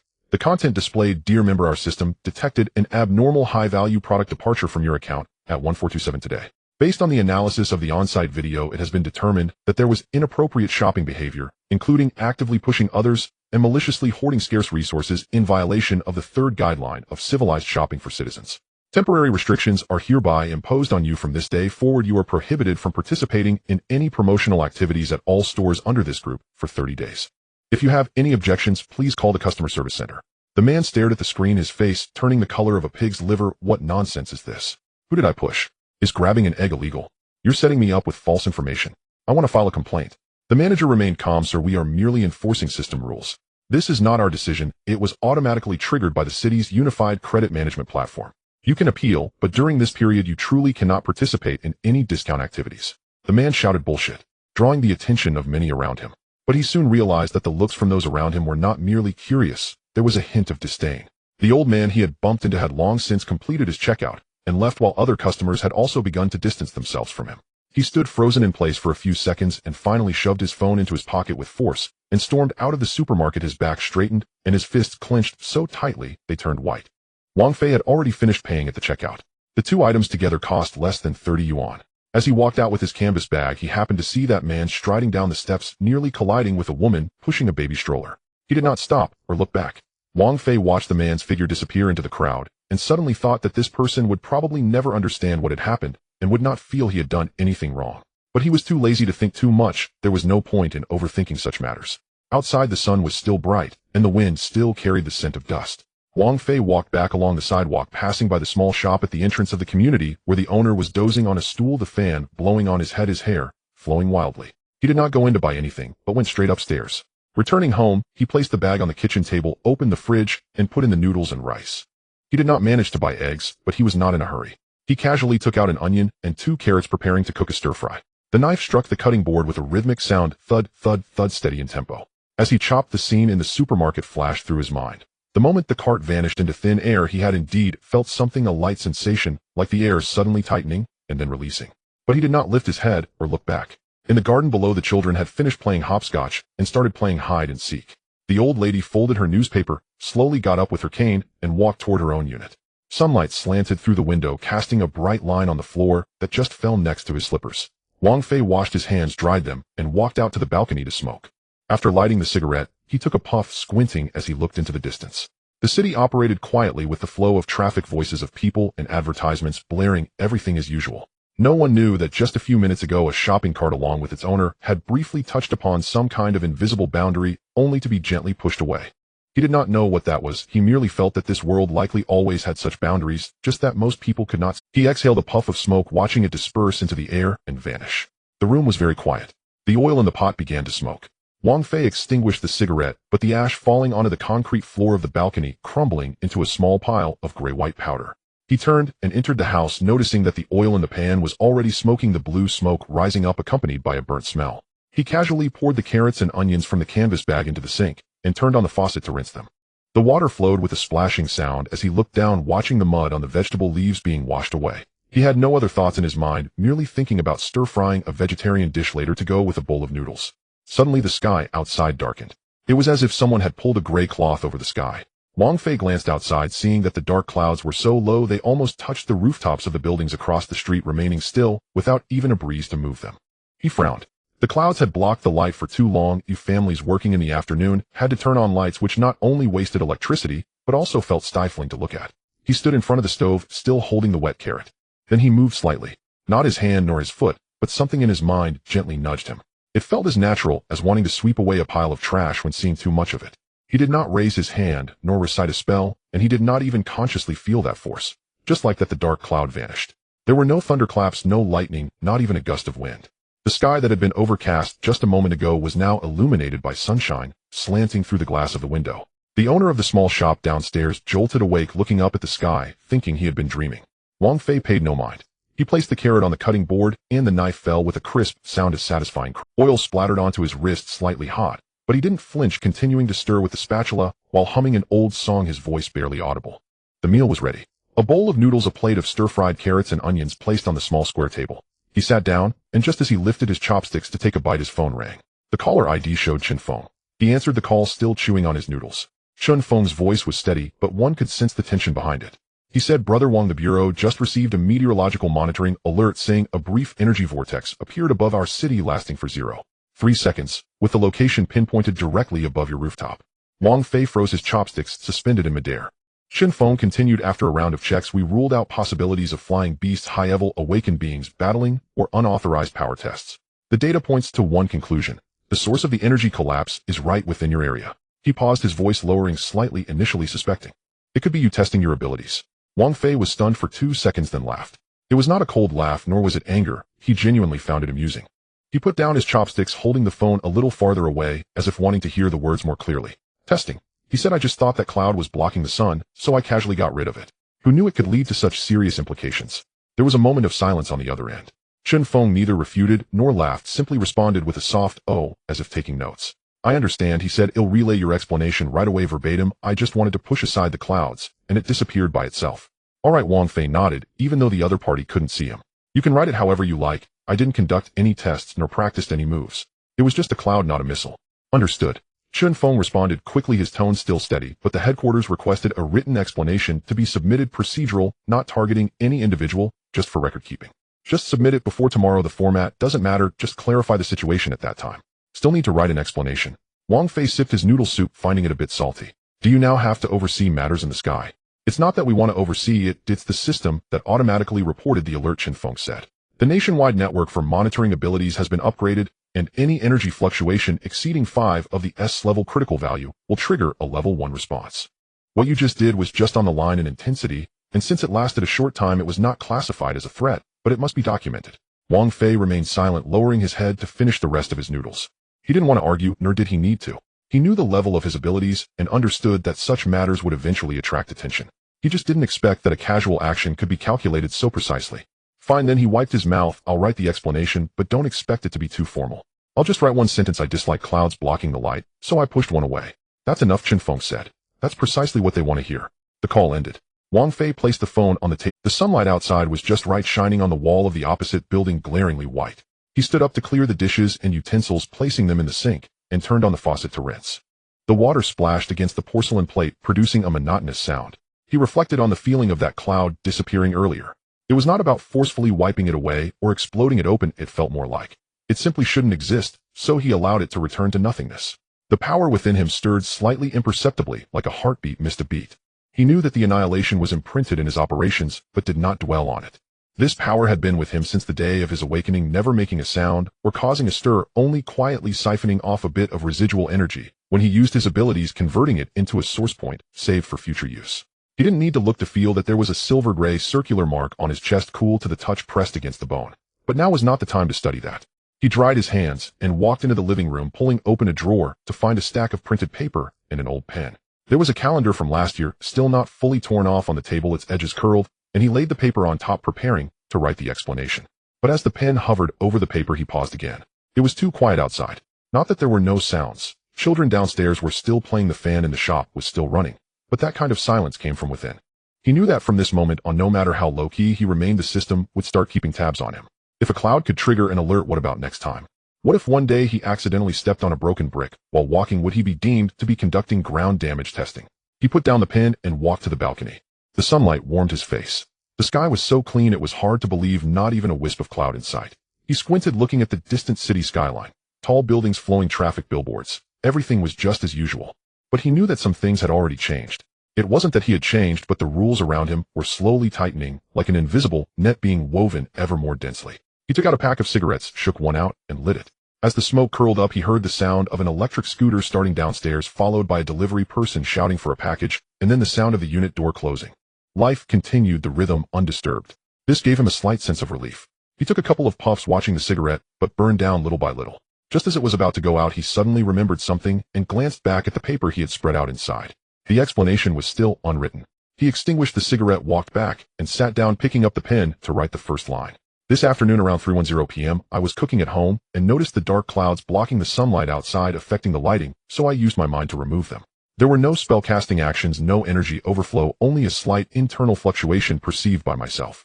The sole aim was to disperse the clouds, not to test my abilities, nor was there any other intention. Having written this much, he paused and added another sentence. If necessary, the community surveillance can be accessed to corroborate the weather changes at that time. In the last line, he signed his name and wrote the date.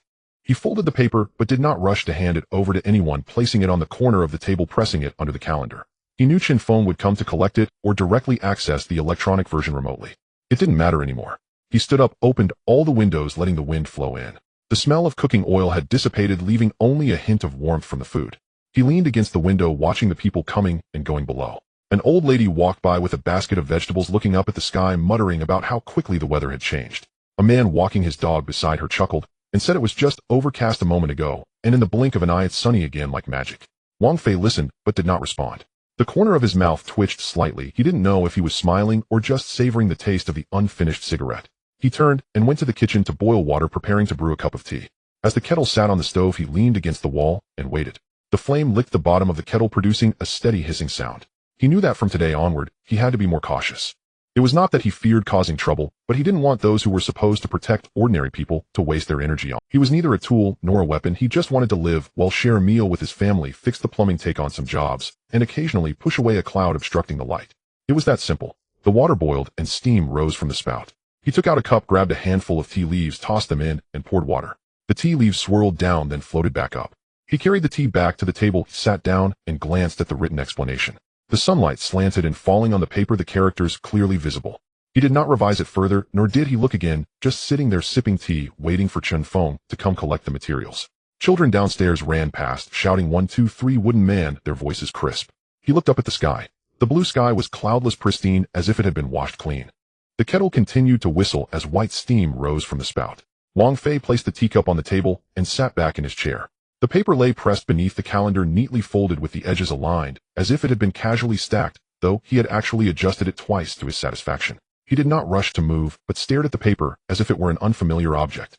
He could still recall the words he had just. This afternoon at around 3:10, while I was cooking at home, I noticed dark clouds blocking the sunlight, affecting the lighting, so I used my thoughts to disperse them. There were no magical gestures, no energy overflow, only a slight internal fluctuation that I sensed. The goal was solely to disperse the clouds, not to test my abilities, nor did I have any other intentions. I later added a promise to be mindful of my powers usage in the future to avoid similar situations. As I wrote, the pen hesitated for a moment. It wasn't a hesitation about the content, but a distaste for how formal the words sounded, which didn't feel like him. Yet he knew he had to write such things. Chin Feng needed to report back, the headquarters required documentation, and the system needed closure. He could be indifferent, but he couldn't let people come knocking every day, nor could he allow surveillance cameras to turn towards his rooftop in the middle of the night. Rather than being disturbed repeatedly, it was better to clarify matters himself. He glanced down at the calluses on the heel of his left hand, formed from years of twisting wrenches and hauling pipes. Upon opening it, a message appeared. The headquarters has received the written explanation you submitted through the assurance team. After assessment, this incident is classified as an unconscious ability discharge which did not cause substantial harm. There is no need. He felt a hint of amusement, but couldn't bring himself to laugh. His phone vibrated at the edge of the table. He picked it up to see a notification from an encrypted channel lacking a sender's name, only a package of files beginning with a string of numbers. Upon opening it, a message appeared. The headquarters has received the written explanation you submitted through the assurance team. After assessment, this incident is classified as an unconscious ability discharge which did not cause substantial harm. There is no need for self-reproach. It is recommended that you be provided with a dedicated training ground for daily ability adjustments. The location can be designated by you, and safety and confidentiality will be executed to the highest standards. There was a line of small print below. Please respond to feedback within 24 hours. If there are no objections, the arrangements will be accepted by default. Wang Fei set his phone down, screen up, and did not lock it. He stared at the line about not needing to self-reproach for several seconds before shaking his head. It wasn't anger or annoyance, he simply found it absurd. When did he ever self-reproach? He was too lazy to even explain. Writing an explanation was already a form of cooperation. Now, however, a phrase like no need for self-reproach sounded as if he were guilty, and they were generously forgiving him. Dedicated training ground. He muttered softly, not loud, as if talking to himself. I could use it. Yet he did not need any training ground. He did not intend to practice or test his skills. His ability was not meant for target practice nor for repeatedly testing data. He just wanted to live a peaceful life, do his work, eat his meals, and occasionally clear the view when the sky was overcast. But now they wanted to allocate him a space for specialized adjustments. He understood it was well-intentioned, at least on the surface. The headquarters feared he might cause another incident, worried the system would alert them again, or that one day he might step too heavily and be reported as a precursor to an earthquake. Providing him with a training ground was like drawing a boundary, allowing him to move within it while reassuring those outside. But he did not like it. It felt like when his parents had drawn a sandbox for him as a child, telling him to play there and not to mess up others' yards. Rules are good rules, yet it felt like being controlled. Now in his 30s, he was no longer a child, nor was he an unstable factor needing guidance. He stood up and walked to the balcony. The sky was still clear, and the sunlight slanted into the hallway, bleaching the opposite wall. Downstairs, children rode scooters, the wheels making a clacking sound against the concrete. An elderly woman sat on a low stool at the entrance, sorting vegetables with a plastic bag spread on the ground, snapping green beans with a crisp sound. This place hadn't changed at all. It was still the same neighborhood, the same people, and the same slow-paced days. He had lived here for over a decade and had never considered moving. The house was small, 52 square meters, crammed with 4 people in 2 bedrooms. It only became a bit more spacious when his younger brother went away to study. His father had retired and his mother cooked and shopped daily. He would finish his work and come home for dinner. Sometimes if he was late, he would settle for instant noodles. Life went on like this, calm and simple, with no one causing trouble. But since the day of awakening, things began to change. It wasn't that he wanted to change, it was that others perceived a change in him. The government sent people to assure him. The system created a file to monitor him. Even a single cloud disappearing required him to provide an explanation. He understood. He knew the level of his abilities. SSS-Rank, there were hardly a few in the nation, and globally, he could count them on one hand. Such power is a significant matter in anyone's hands. Yet the problem was he had no intention of using it for anything remarkable. He did not want to be a hero nor a weapon. He just wanted to be an ordinary person living a stable life. Yet now the sky was excessively clear with not a wisp of cloud, as if reminding him, you've disturbed this place. Leaning against the balcony railing, the wind brushed past him, carrying a hint of evening coolness. He took out a cigarette pack, shook one out, and lit it. The flame flickered once, pushed down by the wind, slowly burning into the paper. He took a puff, not deeply inhaling, just holding it, waiting for the smoke to escape from the corners of his mouth. He revisited the sensation of that cloud's disappearance in his mind. It was not an explosion, nor a push, nor a tear. It simply was no longer there. Like wiping a blackboard clean. That energy within him stirred gently, almost imperceptibly, but he knew it was the imprint of obliteration at work. This thing had been within him since the day of awakening, cold and pressed against his bones, usually unnoticed, only slightly weighing down when he used his abilities, akin to a heartbeat skipping a beat. He had not studied how it worked, nor did he want to know how the energy converted. As long as it was there and usable, that was enough. He only cared about one thing, whether he could continue living like this. After finishing the cigarette, he stubbed out the butt and tossed it into the empty drink bottle by his feet. The bottom already held several, but all from today. He had no plans to clean up. Tomorrow a colleague would come and take away this batch of waste, easily disposing of it. He turned back into the room, sat down again, and picked up the teacup. The tea had not yet cooled. He took a sip. The flavor was a bit bitter, but acceptable. He glanced at the explanation on the table, did not reopen it, and simply pressed it down. He knew Chen Feng would come to collect it. It could be tonight or possibly tomorrow morning. That person was measured in his actions. He wouldn't barge in or rush. He would knock politely, say, "Brother Wang, I'm here to collect the materials," then take the documents and leave with a nod. Once the process was completed, the matter would be settled. But he did not want to hand it over voluntarily. This was not out of spite, nor was it a confrontation. It was simply an attitude. If you want to come and take it. I wrote it, which counts as cooperation, but don't expect me to deliver it to you, making it seem like I am seeking your approval. He was not a part of the system, nor an employee of the state. He was a protected entity, not a tool to be managed. He placed the cup down lightly, tapping his fingers on the table twice before stopping. Outside, the sound of an electric scooter could be heard as someone was returning home. The noise of a spatula frying came from upstairs, followed by the humming of the exhaust fan. A child next door was running back and forth, the footsteps thudding loudly. Everything was just like usual. The rhythm remained unchanged. Life continued as before. Yet he knew that some things had changed. The rules had tightened. The system was monitoring him more closely. Every move he made, even if it was just a disdain for the clouds blocking the light, would be recorded, analyzed, and documented. What if next time, while fixing a pipe, he inadvertently obliterated rust? Would it again be reported as a local material deconstruction experiment? What if he accidentally stepped on a brick and broke it? Would he then need to write a second explanation? He did not want to speculate. He just wanted to live peacefully. He stood up, closing the window halfway, leaving a gap for ventilation. The smell of cooking oil had long dissipated, leaving only a hint of warmth from the leftover food. He walked to the edge of the bed, lifted a corner of the mattress, and glanced at the old shoebox. The box was still there, untouched. Inside were his wages, old photographs, and copies of his brother's childhood certificates collected over the years. There was nothing of value, but to him it was more important than anything. He pressed the mattress back down and sat on the edge of the bed. His phone vibrated again. He did not look. It could be a message from Chun Feng or an update from the system. It didn't matter. He knew that what needed to come would eventually come. He couldn't escape it, nor could he stop it.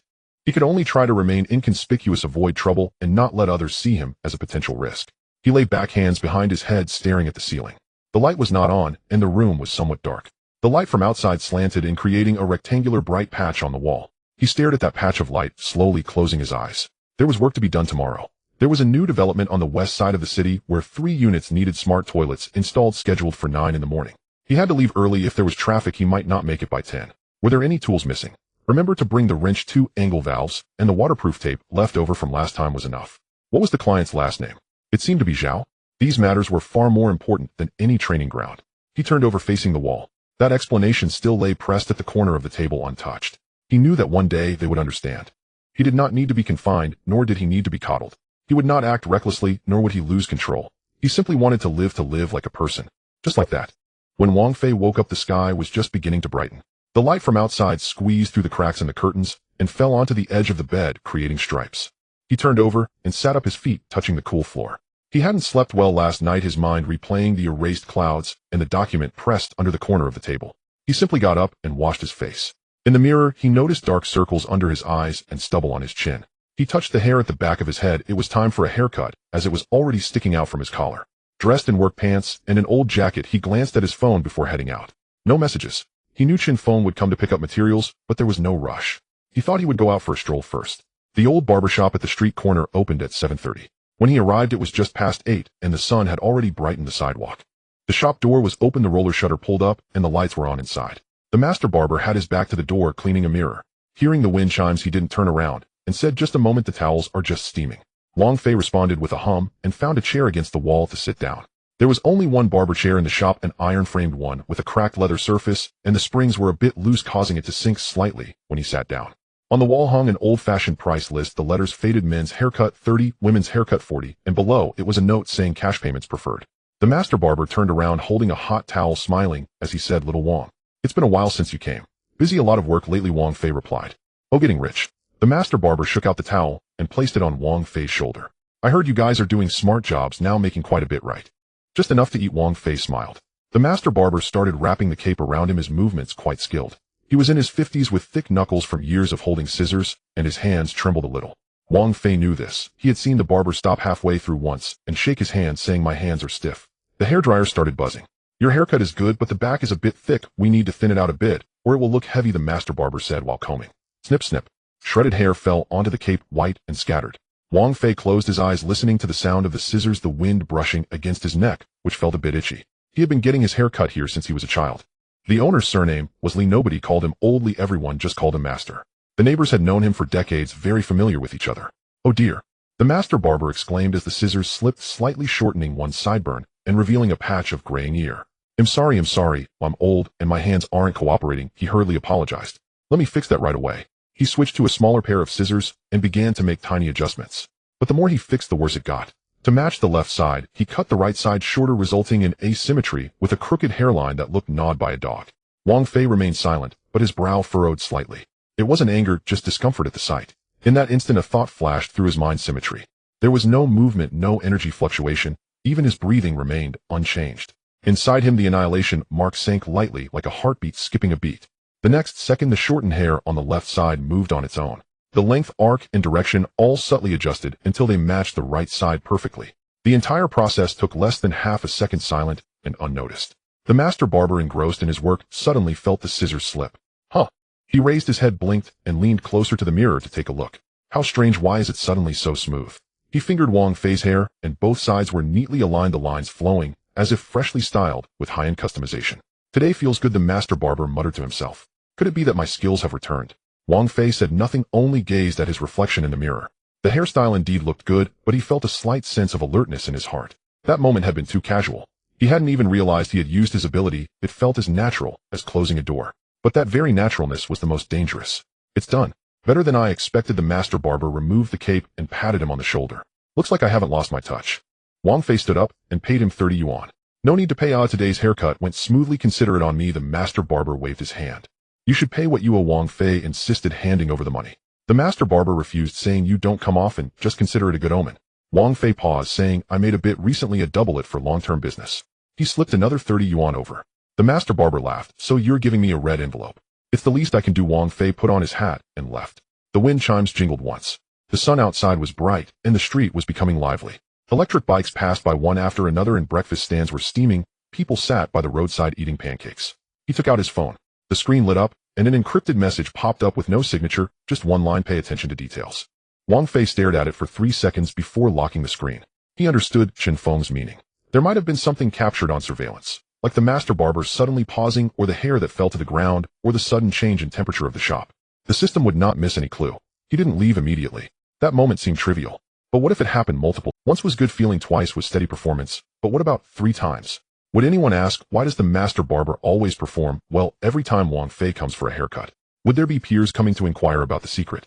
Would researchers review the footage and discover that the hair had arranged itself neatly? He raised his hand and touched the back of his head. It felt so natural that no one could tell it was an ability. But it was precisely because it was unnoticeable that it was more dangerous. Invisible flaws were the easiest to overlook and the most likely to become clues. He took a deep breath and let it out slowly. It couldn't go on like this. In the future, he couldn't use his abilities for such trivial matters. Adjusting his collar was out of the question. Dusting off was not allowed, and straightening signs was also prohibited. He had thought about living the life of an ordinary person, not wanting to be seen as a god, nor as a hidden danger. He walked toward the old car. The car was covered in a layer of dust, the tires worn down, the license plate reading 572. He sat inside, inserted the key, and with a click the dashboard lit up. The fuel was sufficient, and the time was 9:17. He was running late, but should be able to arrive before 10. The client's surname was Zhao, with a note saying urgent installation, 2 sets of angle valves. He shifted into gear and drove out. Looking in the rearview mirror, the barbershop shrank smaller and smaller, the wind chimes swaying in the morning light. The master barber hummed a tune in good spirits. He didn't look back. His grip tightened on the steering wheel. He knew that from now on every detail had to be guarded by himself.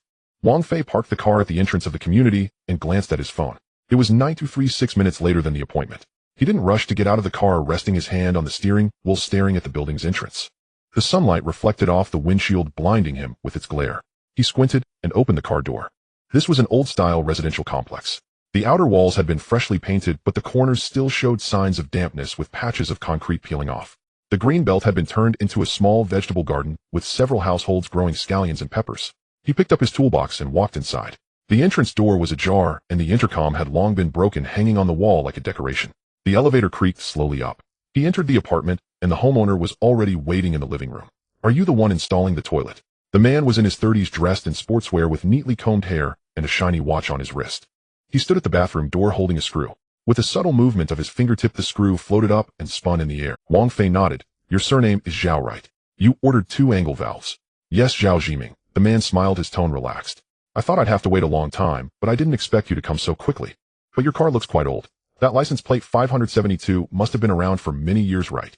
Wang Fei did not respond, bending down to open the toolbox and taking out a wrench and a sealing ring. He disassembled the old toilet, leaving a circle of black adhesive marks on the floor. Zhao Jiming watched from the side, suddenly raising his hand. A gentle breeze lifted the dust from the ground, forming a small vortex.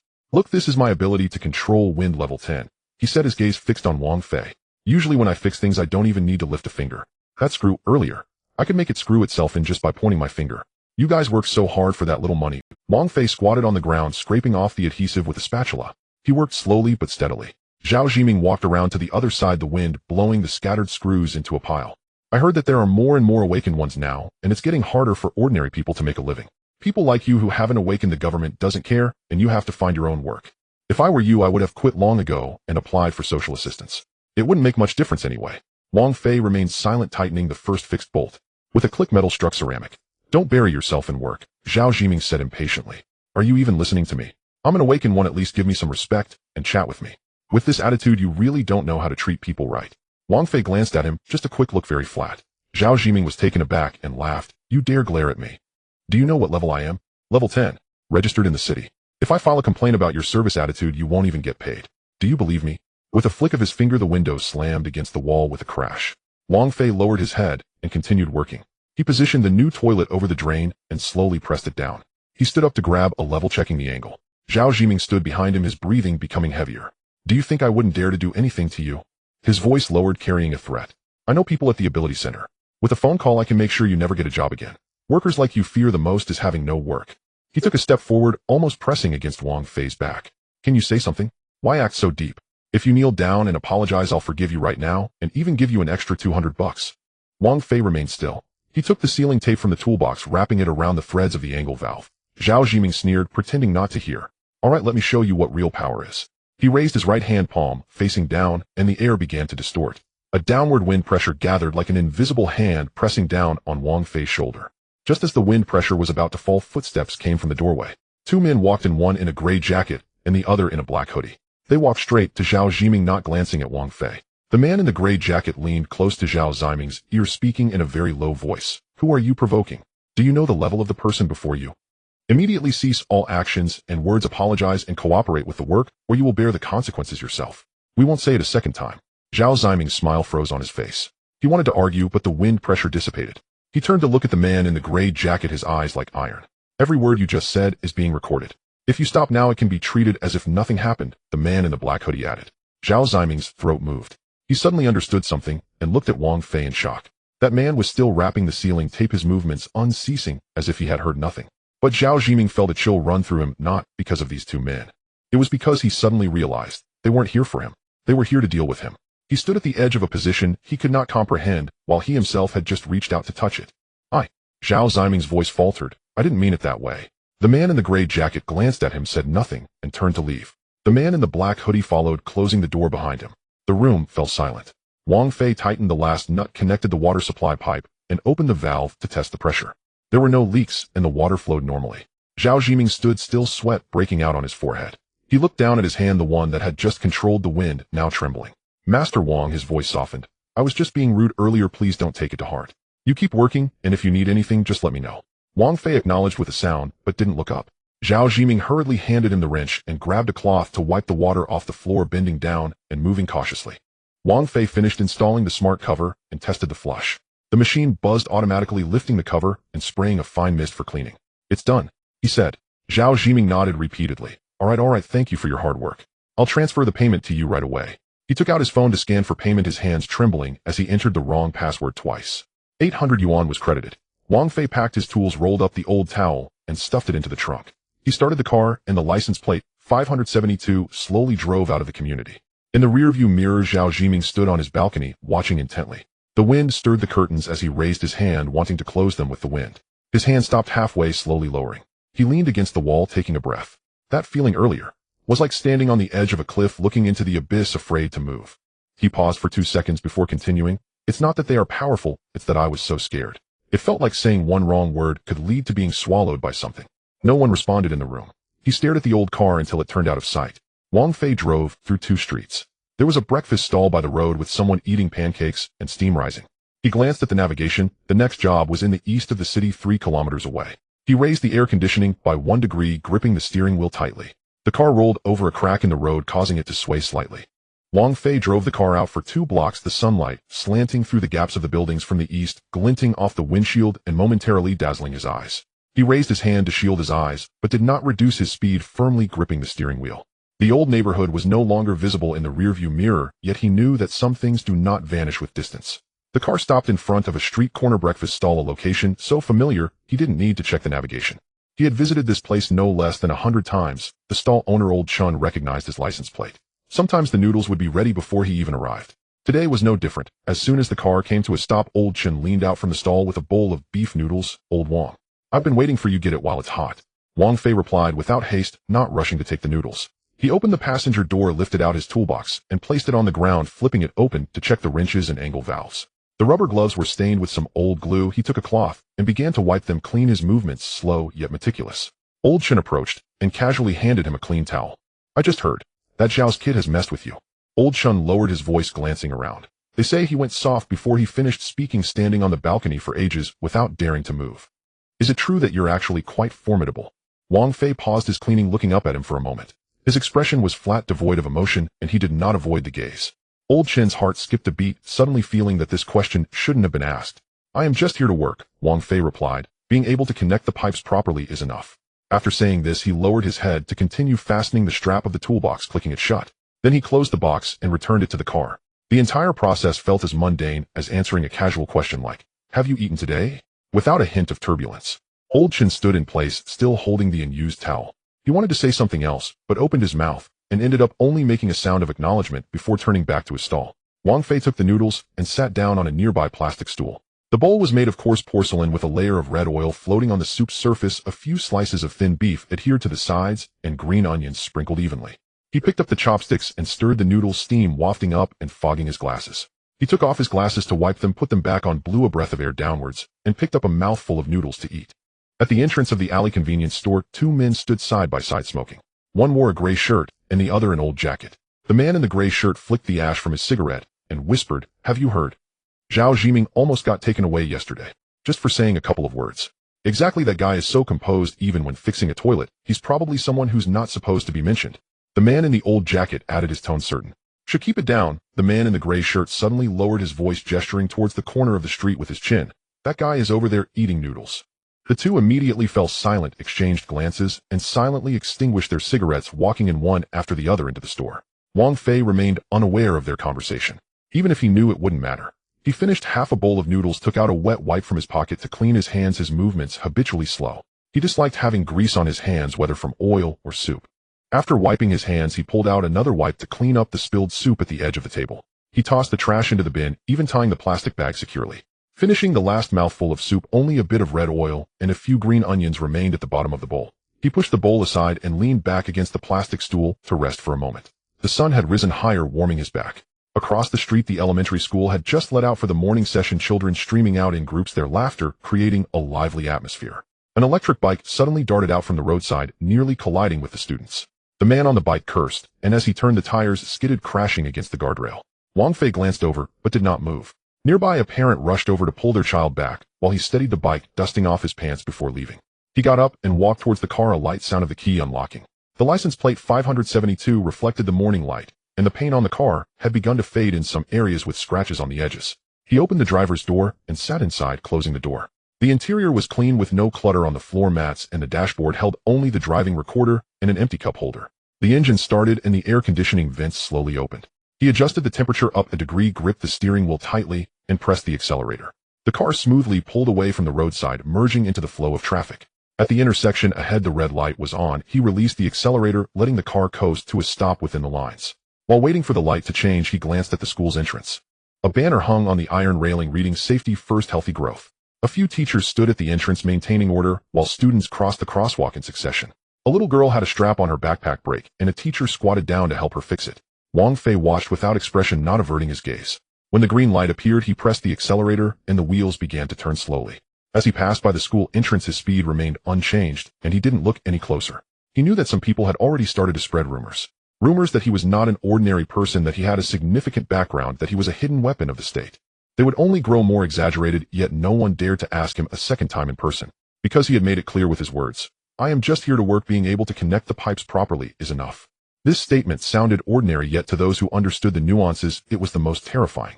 A person who could render a level 10 awakened individual speechless sat by the street, eating a bowl of 8 yuan beef noodles while cleaning his table. This was not about being ruthless, it was about being unfathomable. The car passed through 3 intersections and turned into a quieter street. The sycamore trees along the road shaded half of the sunlight, creating a dappled ground.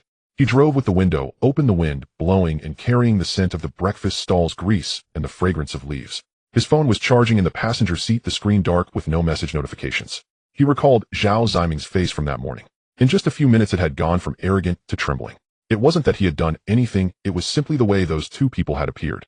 They were neither noisy nor aggressive, yet they made it clear with just a few words. You are not dealing with an individual, but with a line. Once you cross it, there is no turning back. But Wang Fei did not want to be that line. He only wished to wake up each day knowing he could still work, still enjoy a bowl of noodles, and still listen to an old song in his car. He didn't need others to fear him, nor did he need them to praise him. Fear breeds hatred, and praise breeds greed. All he wanted was tranquility. But he also knew that precisely because he sought nothing, others dared not act. You do not reveal your strengths, so others cannot fathom how deep you are.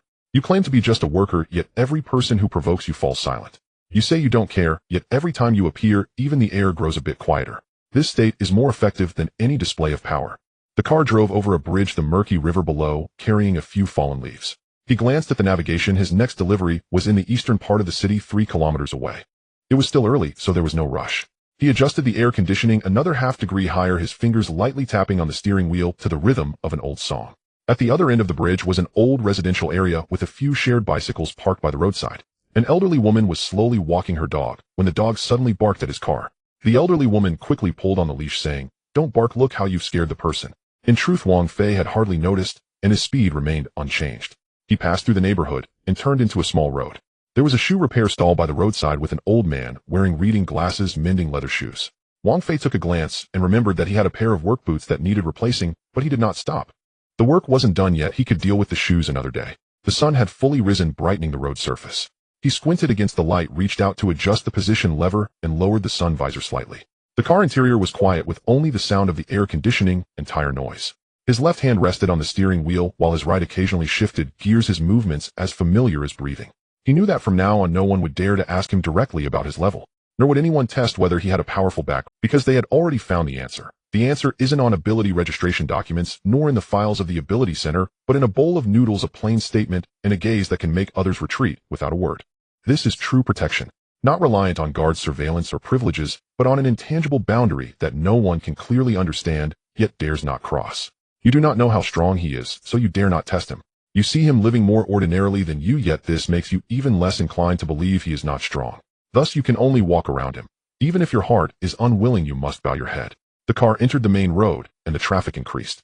He kept to the middle lane, neither rushing nor slowing down. Ahead, a bus was pulling into the stop. He gently pressed the brake, coming to a steady halt. After the passengers had boarded and disembarked, the green light lit up, and he started moving again. The roadside advertisement had changed to new content promoting the city's new Harmonious Community initiative. The image depicted a family of 3 walking in the park, their smiles radiant. He glanced at it briefly but did not linger. That kind of life he also had just hidden deeper. His phone vibrated once. He glanced over. It was a bank notification confirming a deposit. 800,000. He did not open it, nor delete it. Such occurrences had become frequent lately. He had grown accustomed to it. Money was not what he sought, but refusing it was useless. They always found ways to compensate, claiming it was a welfare policy, but in reality, it was hush money plus security fees. He shoved the phone back into his pocket and continued driving. Ahead lay the ramp to an overpass leading to his residential area. He signaled and slowly merged into the right lane. Wang Fei drove the car onto the ramp of the overpass, making a right turn onto the main road leading to his residence. The sunlight reflected off the road surface, shimmering brightly, while the traffic flowed at a leisurely pace. His hand rested on the steering wheel, feeling the dry air from the air conditioner, prompting him to lower the gear. The phone in his pocket had not vibrated again. He couldn't be bothered to glance at the notification of the 800,000 that had arrived. Such money came mysteriously and left just as silently, like some unspoken exchange. Without causing a stir, they remained undisturbed. The car turned into the community's entrance, lightly bumping over the speed bump. He parked in his usual spot downstairs where the scratch from the tricycle delivering goods last week was still visible. He didn't mind. It wasn't intentional on the other party's part. After the car came to a stop, he didn't rush to get out, but sat in the driver's seat, glancing at the earphone wire that his brother had left behind the last time he rode. He reached out to retrieve it, winding it around his fingers twice before placing it in the storage compartment. He removed the key, shutting off the engine. An elderly man was walking his dog down the corridor, and he nodded back, smiling. He nodded in return and carried the toolbox upstairs. The room was quiet. A note left by his mother was stuck to the refrigerator stating the food is in the pot. Ooh, just heat it up. He didn't move, but walked over to the sofa, sitting down and taking out his phone. The screen lit up and the contact list scrolled to the top, where only one number was marked emergency contact. He stared at it for a few seconds before pressing down with his thumb. The phone rang twice before the call connected, and a cautious voice came from the other end. "Hello, may I ask who this is?" "This is Wang Fei," he replied, his voice calm and steady. "My brother is in a city in his second year of college. Has there been any unusual movement of personnel around the school recently?" The other party paused for a moment before immediately responding, "Please hold on. Oh, I will transfer you to the head of the security team." Within 10 seconds, Chun Feng's voice came through, sounding more urgent than usual. "Brother Wang, what can I do for you?" "He knows nothing," Wang Fei said, looking out the window at the shoe repair stall below where the old man was still mending shoes. "Don't disturb his normal life." "Understood." Chun Feng's tone grew serious. "I will arrange for someone to go in, remaining inconspicuous, just observing without interference. You can rest assured." Wang Fei said nothing further and ended the call. He placed the phone back on the coffee table and leaned back on the sofa, closing his eyes for a moment. It wasn't that he distrusted the national system, but he knew that once involved, even protection would leave traces. However, some matters could not be gambled on. Chun Tao's incident a few days ago seemed to have settled on the surface, but he knew that an awakened person of that level wouldn't lose control without reason. It was right that his brother hadn't acted, but whether others would see him as a breakthrough point was uncertain. He didn't want to wait until trouble arose before taking action. Half an hour later, the phone vibrated. It was an encrypted video without a title. Upon opening it, the footage showed a corner of the campus students were coming and going along the Phoenix Road, while the camera smoothly panned across the exit of a teaching building. A few seconds later, a figure appeared wearing a backpack. Wang Fei. He had earphones on, looking down at his phone while walking and chatting with a classmate beside him, laughing as he pushed up his glasses. Two strangers passed by behind him, one in front of the other. The footage automatically zoomed in on one individual's face, marking them as non-school personnel under observation. The other person was labeled as a maintenance staff member, but was actually a perceptive awakened individual with a power level of grade 10 responsible for daily patrols in that area. The video ended silent and devoid of any text. Wang Fei watched it through without replying or deleting it. He stood up and walked to the balcony, lighting a cigarette. The old shoe repairman downstairs was closing up slowly, pushing his cart away. A gust of wind blew, scattering the ash from his cigarette halfway. The next morning he set off by car, taking the highway to a city. There was no music playing in the car, only the noise of the tires and the wind. During a fuel stop, the convenience store clerk scanned his license plate and cheerfully asked, "Do you often travel this route?" He simply responded with a hum, handing over cash. As the clerk fumbled for change, a coin fell to the ground. He didn't bend down to pick it up. The clerk retrieved it and stuffed it into his hand. He paid it no mind. By the time he arrived in a city, it was already noon. He parked on a secluded Phoenix road outside the school, rolling down the window with the engine still running. There weren't many people at the school gate. A few students were cycling in and out while a security guard sat in his booth reading a newspaper. He hadn't brought binoculars, nor did he need them. His gaze extended along the school path, allowing him to see the steps leading into the dormitory area. He waited for 40 minutes. Wang Fei appeared walking out of the side door of the teaching building with 3 classmates. They chatted as they walked, and one girl said something that made Wang Fei shake his head and smile. He carried that old backpack with a broken zipper which was wrapped in tape, swaying as he took each step. They walked toward the dormitory area, passing a small shop where someone bought a bottle of water and handed it to him. He twisted open the cap, took a sip, and continued walking. Everything was as usual. Wang Fei watched their figures gradually shrink until they turned into the tree-lined path between the dormitory buildings and disappeared from view. He remained still, his hand resting on the steering wheel, his knuckles turning slightly white. A few minutes later, he took out his phone and sent Chen Feng a message: "No change in protection level. Personnel will be rotated regularly to avoid exposure." After sending the message, he locked the screen and closed the window. The engine restarted, and the car slowly turned around, departing from the roadside. The return journey took a different highway. The sun was tilting to the west, casting slanted light into the cabin, hitting his left hand. He lifted his hand to shield his eyes, but didn't adjust the sun visor. The traffic ahead began to slow down, with a truck creeping along the emergency lane, creating a long line of cars behind it. He eased off the accelerator, letting the car coast naturally until it came to a stop behind a silver sedan. The brake lights lit up, reflecting on the rear of the car ahead, a deep red. He wasn't in a hurry. He reached into the toolbox and pulled out a bottle of water, opening it to take a sip. The car was quiet, with only the faint hum of the air conditioner. He glanced at the obstructed road ahead, and then checked the rearview mirror. Vehicles were gradually stopping behind him. Some people got out to stretch, while others opened their windows for fresh air. In the distance beyond the highway guardrail lay a patch of wasteland with weeds growing waist-high, swaying in the breeze. He crushed the empty bottle and tossed it into the garbage bag beside the passenger seat. The bag was already half full, containing tissues, wrappers, and a broken valve, forgotten after being replaced yesterday. The sky gradually darkened. A horn blared from a head short and impatient. He didn't honk back. His phone was charging, the screen remaining dark. He didn't want to check the news or look at his accounts. That money came and went quickly. Some went into his parents' accounts, while others were automatically designated by the system as special allowances, which he never inquired about. He only knew that his brother attended classes, ate meals, walked, and spoke just as usual today. That was enough. The traffic finally began to move. The truck in front was being towed away, and the traffic police stood in the middle of the road directing traffic. He pressed the gas pedal, and the car moved forward slowly. Passing by the accident site, he saw a few dark oil stains on the ground and a broken bumper with curled edges. No one was injured, it was merely a breakdown. He didn't linger, following the car ahead as they slowly passed by. The streetlights ahead began to light up one by one, forming a line stretching into the distance. He turned on the headlights, gripping the steering wheel tightly. The car's speed increased, and the sound of the wind grew louder. In the rearview mirror, the school was already out of sight, along with his brother's figure disappearing into the dusk. He didn't look back. The car crossed a bridge over the river, the water reflecting the city lights fragmented into a shimmering glow. He glanced at the navigation, noting that there were 47 kilometers left to his residence. The fuel gauge showed enough supply, and the tire pressure was normal. He adjusted the air conditioning down by 1 degree, tapping his finger on the steering wheel, which was the prelude to an old song, but he didn't continue. He knew that from today on, 2 people would be accompanying his brother.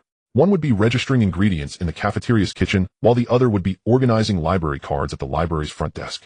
They wouldn't approach him, wouldn't speak, nor would they even glance at him. But they would be alert if someone followed for more than 3 minutes, intervene when there was a sudden shift in group emotions, and report any abnormal signals at the very first moment. This wasn't a foolproof plan, but it was the highest level of protection achievable for ordinary people. He didn't need his brother to know about this. Just like when they were young, if Wang Fei fell, he wouldn't rush to help, but would stand by and say, "Get up by yourself." It was the same now. He couldn't walk his brother's entire journey for him, but he could ensure that the path wouldn't be riddled with pitfalls. The car exited the highway and entered the city. The traffic lights alternated as the vehicles passed through. He waited at an intersection when the green light turned on. A nearby electric scooter failed to start. The rider, a young man with earphones on, was looking down at his phone. Only when someone honked behind him did he abruptly look up and hurriedly press the pedal. Wang Fei didn't honk. He started off smoothly, the wheels turning slowly as he crossed the crosswalk. Outside a milk tea shop, two girls who looked like students were chatting, one of them laughing while pointing at her phone. He glanced at them before looking away. He had witnessed and protected this kind of everyday life for far too long. He understood that true safety wasn't about being invulnerable, but rather about nothing happening at all. No one noticed anything unusual, no conflicts erupted, no abilities were displayed, and no heroes appeared. Just a person walking down the street, music playing in their ears with a broken zipper on their backpack, yet it didn't matter. They would still go to class the next day.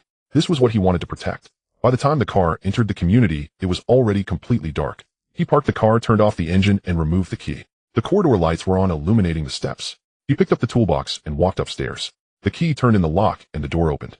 The room was dark. He didn't turn on the main light, but pressed the small night light in the foyer.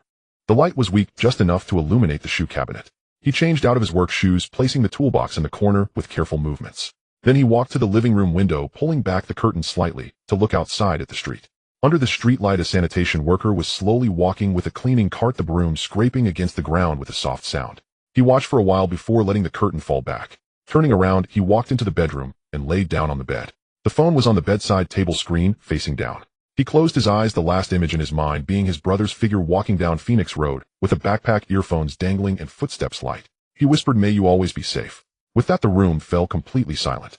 Wang Fei drove off the highway, and the sky had turned completely dark. Streetlights lit up one by one, casting a dim glow on the wet pavement.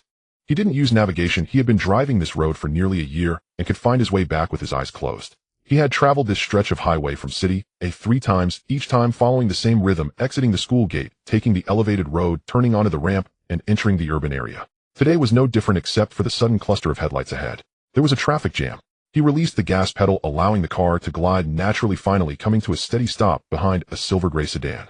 The brake lights illuminated the rear of the car, in front glowing dark red.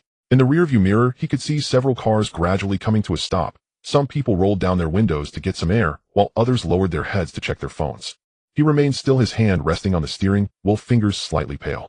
Ahead was the intersection of East Ring Road and South 3rd Street, a point that shouldn't be this congested. He glanced to the left. Front, a tow truck was parked by the roadside with traffic police directing the towing of a broken-down van. The vehicle was awkwardly wedged in the right turn lane, half of its wheels resting on the green belt. A few workers were slowly using a jack to lift it.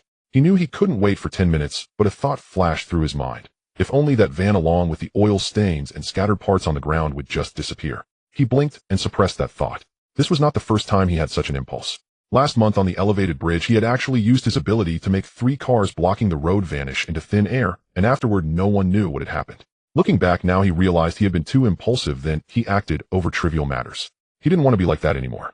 If it could be avoided, it should not be used. That was the rule he had set for himself. He reached out and adjusted the air conditioning knob, reducing the airflow slightly. The car grew quiet, the sound of tire noise blending with the distant flow of traffic.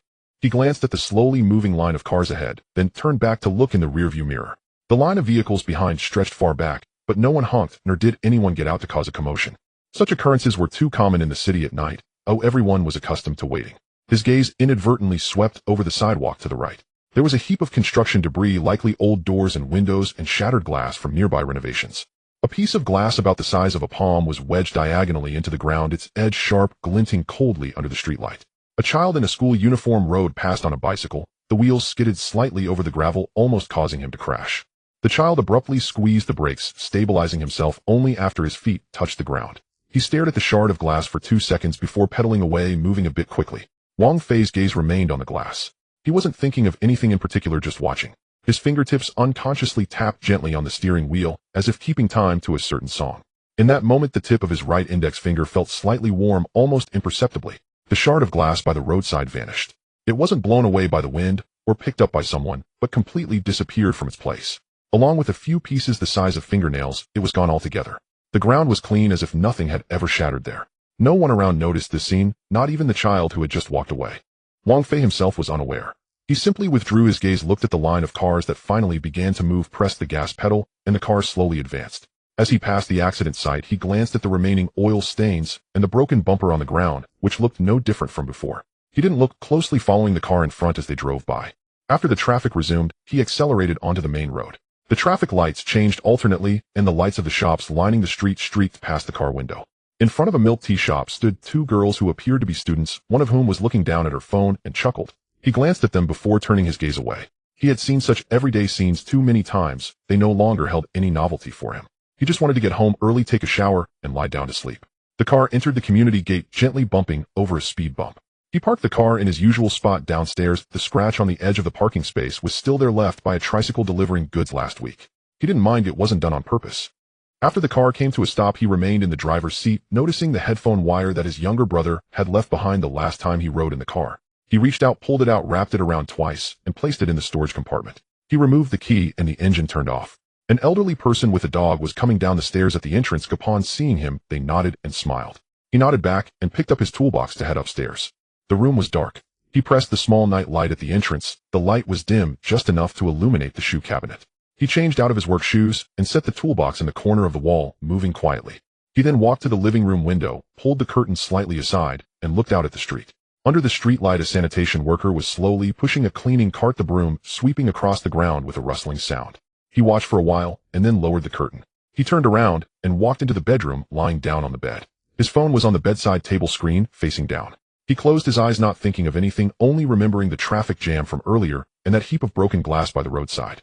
But he didn't connect the two events. He didn't even remember having looked at that shard of glass a second time. Hundreds of meters away, the concealed monitoring equipment at the top of the elevated bridge was operating. A group of quantum sensing probes captured a brief signal of energy decay lasting less than 0.3 seconds, with waveform characteristics reflecting a pure annihilation state, no residual radiation, no spatial disturbances, merely expressing a direct erasure of material existence.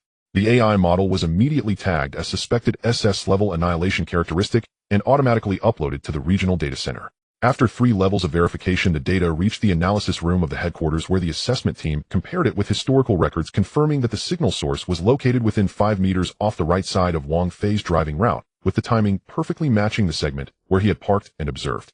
An order was promptly issued to increase the monitoring frequency of this individual's routine path and to initiate the on-site deployment plan for the Honeypot II quantum sensing array, aiming to embed it within the underground piping system beneath his daily commuting main road for millisecond-level real-time tracking. Oversight tightened once again. Meanwhile, Wang Fei had already fallen asleep.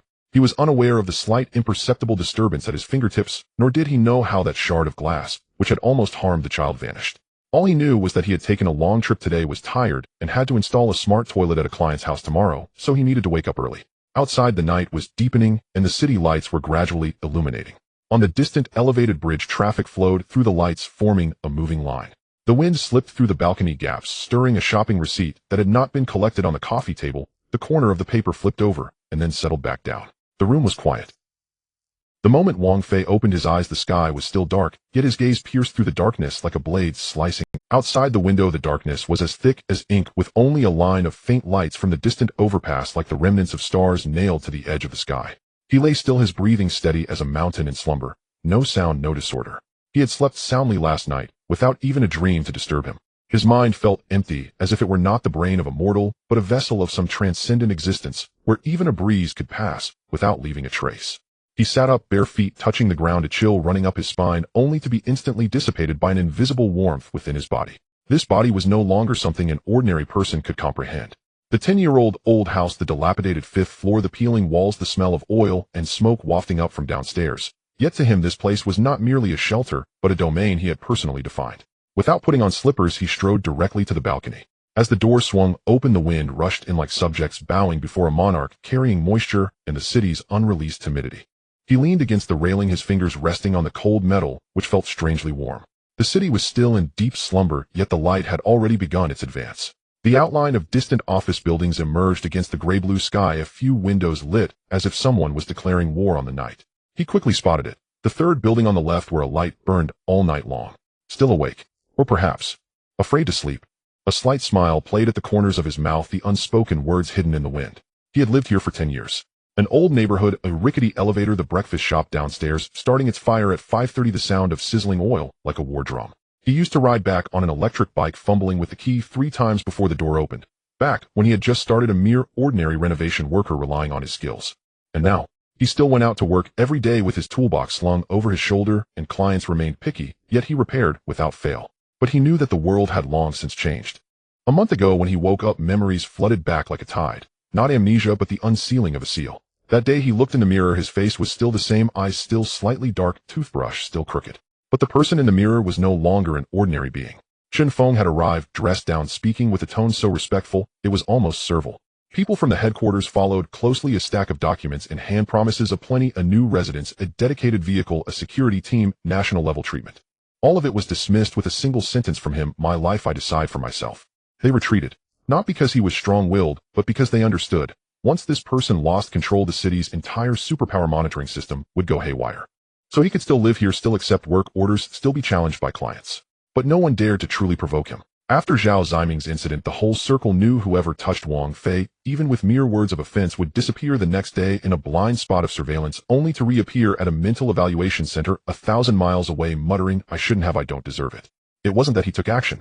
It was that he didn't need to. Some rules had already been written for him by powers of a higher order. He didn't care about those watching eyes, cameras, sensors, underground nodes, disguised inspectors. They could watch as they pleased. As long as they didn't touch his family, as long as they didn't cross his bottom line, he could pretend he hadn't seen anything. He was Wang Fei, 31 years old, a renovation worker. But he was also the one categorized as unmeasurable in the superpower level assessment. Above level, non-existent. The file only contained one line: recommend permanent observation, prohibit contact with any stimulation sources. Downstairs, a sanitation vehicle passed slowly. Workers in orange uniforms bowed their heads to clean their movements, gentle, afraid to disturb the morning. Wang Fei watched, his gaze calm. He knew who that person was, a level 3 monitor from the security team, codename Broom, tasked with ensuring his daily travel trajectory showed no abnormalities. They shared an unspoken understanding. He turned and returned to his room. The living room was small, the furniture old, with his work clothes draped over the armrest of the sofa. He walked over, folded them neatly, and placed them into the washing machine. His movements were brisk, devoid of any trace of smoke or fire. In the kitchen, water-boiled instant noodles served as breakfast. The kettle sat on the stove, and his phone vibrated. A bank deposit notification, 80000. He glanced at it, but didn't click to see the details. Money like this was common for him. Officially labeled as a subsidy, it was in fact a catch-all for hush money security service fees. Someone had offended the wrong person, and after the incident the money was transferred to him. Not a penny more or less, just enough to buy silence. He asked no questions and pursued no investigations. As long as his brother was safe and his parents were at ease, he could still enjoy this bowl of noodles. The water boiled, and he poured it over the noodles. As he picked up the chopsticks, a piece of braised egg flipped out. He took a bite, it was salty. He drank some soup to wash it down, and continued eating. The taste. It had long ceased to matter to him. Being able to taste salty and sweet was already a gift from the world. After finishing, he placed the bowl in the sink, leaving it unwashed. He stood by the window and watched for a while. The sun rose, casting light on the opposite balcony where the shadows of clothes hanging on the line fell diagonally to the ground, resembling a paper cut. Also like the patterns of fate, clear yet unchangeable. On his way out, he casually took the garbage bag. In the elevator, he encountered a mother and child. The child, holding a toy gun, chirped a greeting, "Hello, uncle." He nodded. The child looked up at him, their eyes suddenly brightening, as if they instinctively sensed something. Wang Fei felt a stir in his heart. This child. If they awaken in the future, I hope they won't be too powerful. Too powerful will lead to danger. Ordinary people are just fine. The car stopped downstairs, the scratch on the car still there, scratched by some reckless little thug last week. Later that person was hospitalized, the diagnosis stating sudden neurological disorder, and they were still in rehabilitation, learning to walk. Wang Fei circled the car, checking the tire pressure, which was normal. He opened the car door, sat down, inserted the key, and turned it. The engine roared to life, deep and powerful, like a beast awakening. In the rearview mirror, the sanitation worker, still with head bowed, maintained a visual blind spot rhythm of 3.7 seconds with him. He knew the other party was recording his travel dynamics. It didn't matter to him. He pressed the gas pedal, and the car slowly exited the community. The road was quiet, with traffic lights illuminating in sequence. He stopped at the second intersection, waiting for the green light. Next to him, a motorcyclist wearing a helmet was smoking, the cigarette tip flickering. Wang Fei's gaze skimmed over the crosswalk, recalling last night's news, a conflict involving superhumans somewhere with 3 injured, now under control. No names were mentioned, nor level stated. Just a dispute below level, he thought with a cold smile. That kind of combat was nothing more than street brawls in his eyes. He couldn't interfere, nor did he want to. As long as ordinary people weren't affected, he would turn a blind eye. The green light came on, and he started driving. In the old community in the east of the city, he parked and got out with his toolbox. Today's job was to replace a toilet tank, converting an old squat toilet to a smart toilet. It wasn't a big job, but it was labor-intensive. The homeowner, a middle-aged man, was polite upon opening the door, shaking a bit when he heard Wang's surname, repeatedly saying thank you for your hard work. Wang Fei nodded and entered to get to work. The tiled floor had cracks. He crouched down to inspect the pipe connections. His hand grazed the leak point, and with a slight movement of his knuckle, an imperceptible flow of heat flashed by locking the connector automatically. He had all the tools, wrenches, rubber pad, seals, but he didn't need to use them all. For each connection, he only needed to sense it once to know where it would leak and when it would burst. He didn't work quickly but steadily. Because his steadiness was not about skill, it was about control. The homeowner stood nearby several times wanting to speak, but ultimately only asking how long will it take. An hour, he replied. He stood up halfway to the balcony for some fresh air. The sunlight warmed his face. A group of children downstairs was jumping rope, their laughter crisp. A little girl with horn braids jumped the highest. He watched for a while, recalling the time he saved someone by the lake in the park. He didn't move, just concentrated. The lake water lifted the drowning child by 3 inches, just enough for the security guard on the shore to pull them up. Afterward, Chinfeng came to explain, saying the system had performed a memory wipe, classifying it as a coincidental event. He didn't blame anyone. He knew this world couldn't accommodate miracles. But miracles don't need to be known. Returning to the bathroom, he continued his work. After finishing, the homeowner scanned to pay, shaking, entering the wrong password. Wang Fei didn't rush him, waiting quietly. Once the money arrived, he gathered his tools, slung the box over his shoulder, and stepped out. Just as he closed the door, he heard a low voice inside exclaim, "What a genuine person." A slight smile appeared at the corners of his mouth as he didn't look back. The journey home was delayed by 20 minutes. A truck had overturned ahead, apples scattered all over the road. Traffic police directed while passers-by helped gather. He rolled down the car window, letting the wind in. No one recognized him. No one looked at him twice. He liked it this way. By the time he got home, the sky was nearing dusk. He went upstairs, the key inserting into the lock, hesitated for a moment. There was noise inside. The mother was on the phone, her voice soft. "Everything's fine lately. You don't need to worry." He didn't push the door open, waiting for her to finish before entering. Dinner was leftovers, reheated. He ate half a bowl of rice and drank some soup. After dinner, he sat on the sofa watching television. The news reported stable weather with no fluctuations in superpowers. He turned off the TV and walked to the balcony. Night fell, the city lights flickered on one by one, and the traffic flowed like a river of light. He leaned against the railing, resting his hands on it, just as he had in the morning. The wind lifted the corners of his clothes, fluttering like a flag. He gazed at the office building that always had its lights on, thinking perhaps there's someone inside, unable to sleep, worrying about tomorrow. But he knew that person could never be him. He was not a savior, nor did he wish to be one.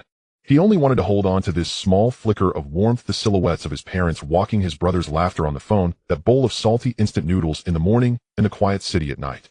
That was enough. He turned and returned to the room, closing the balcony door. He walked into the bedroom, laying on the bed. The phone was on the bedside table, screen down. He closed his eyes, his breathing gradually deepening.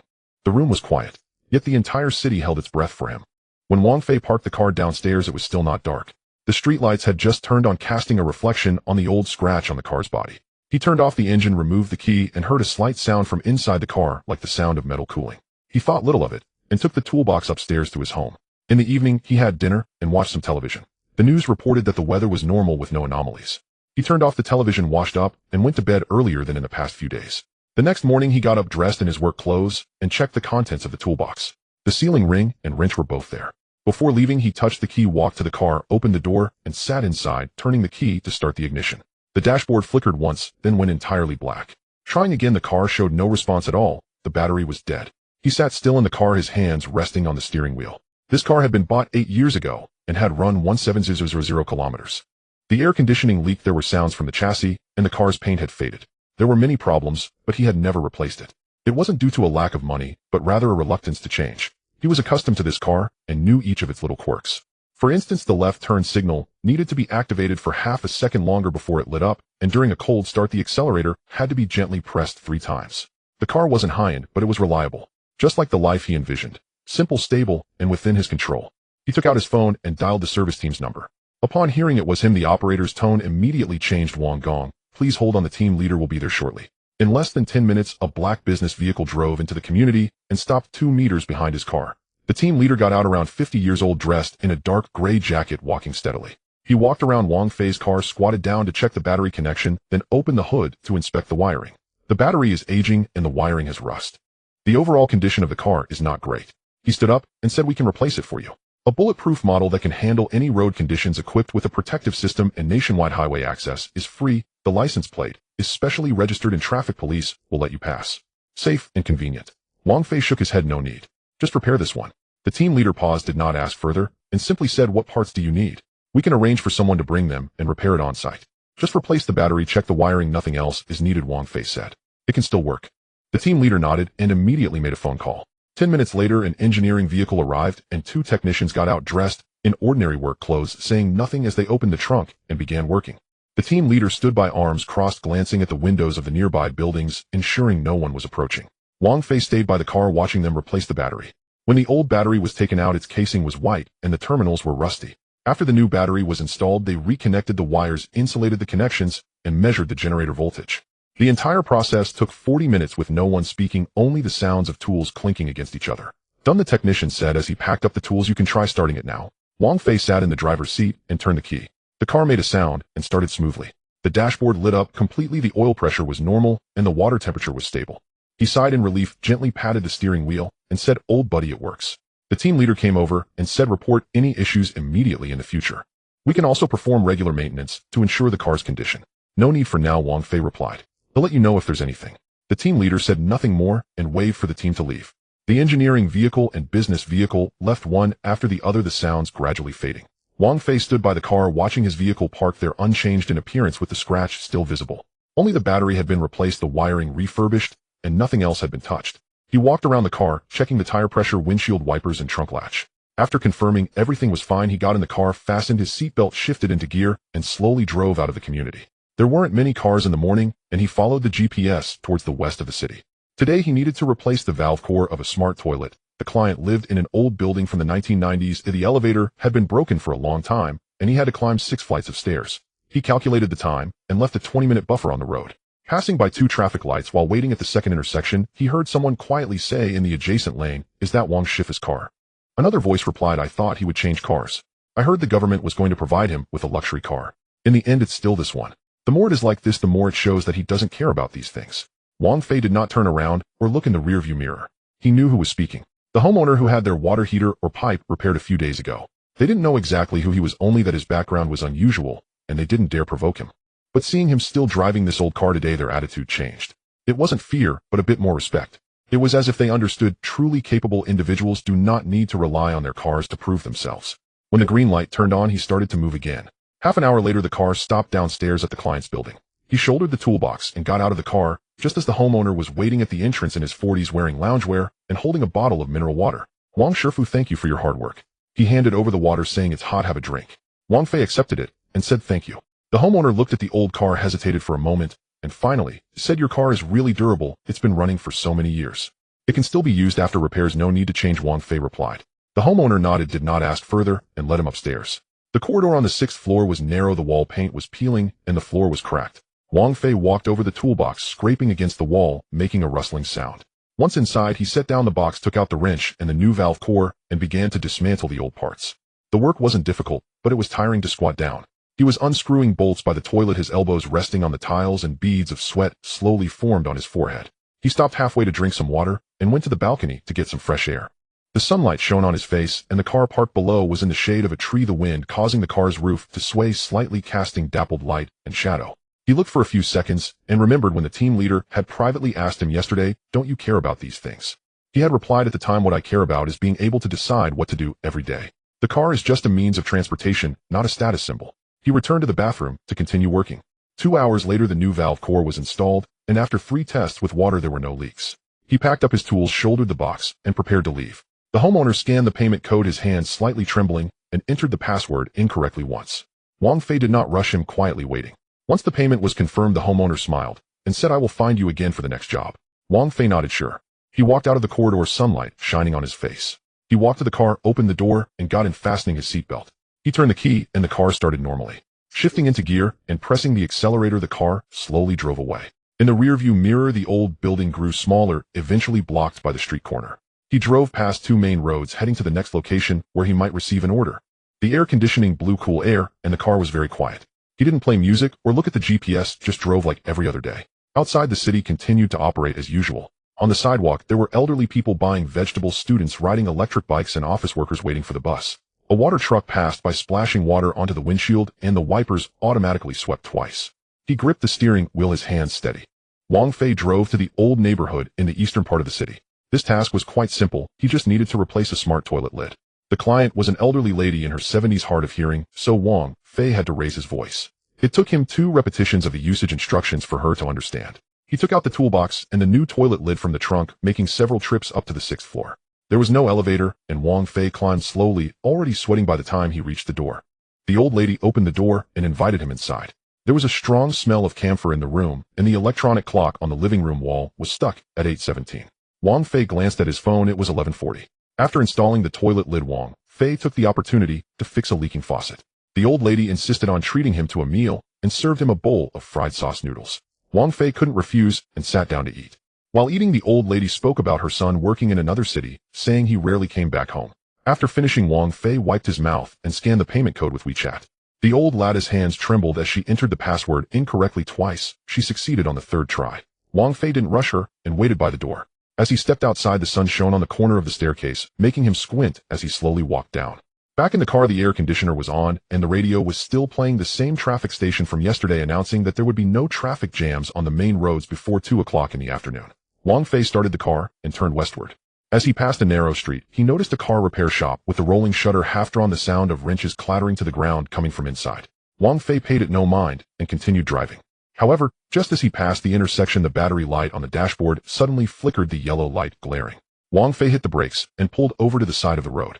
He tried restarting the engine. It turned over a few times before barely starting.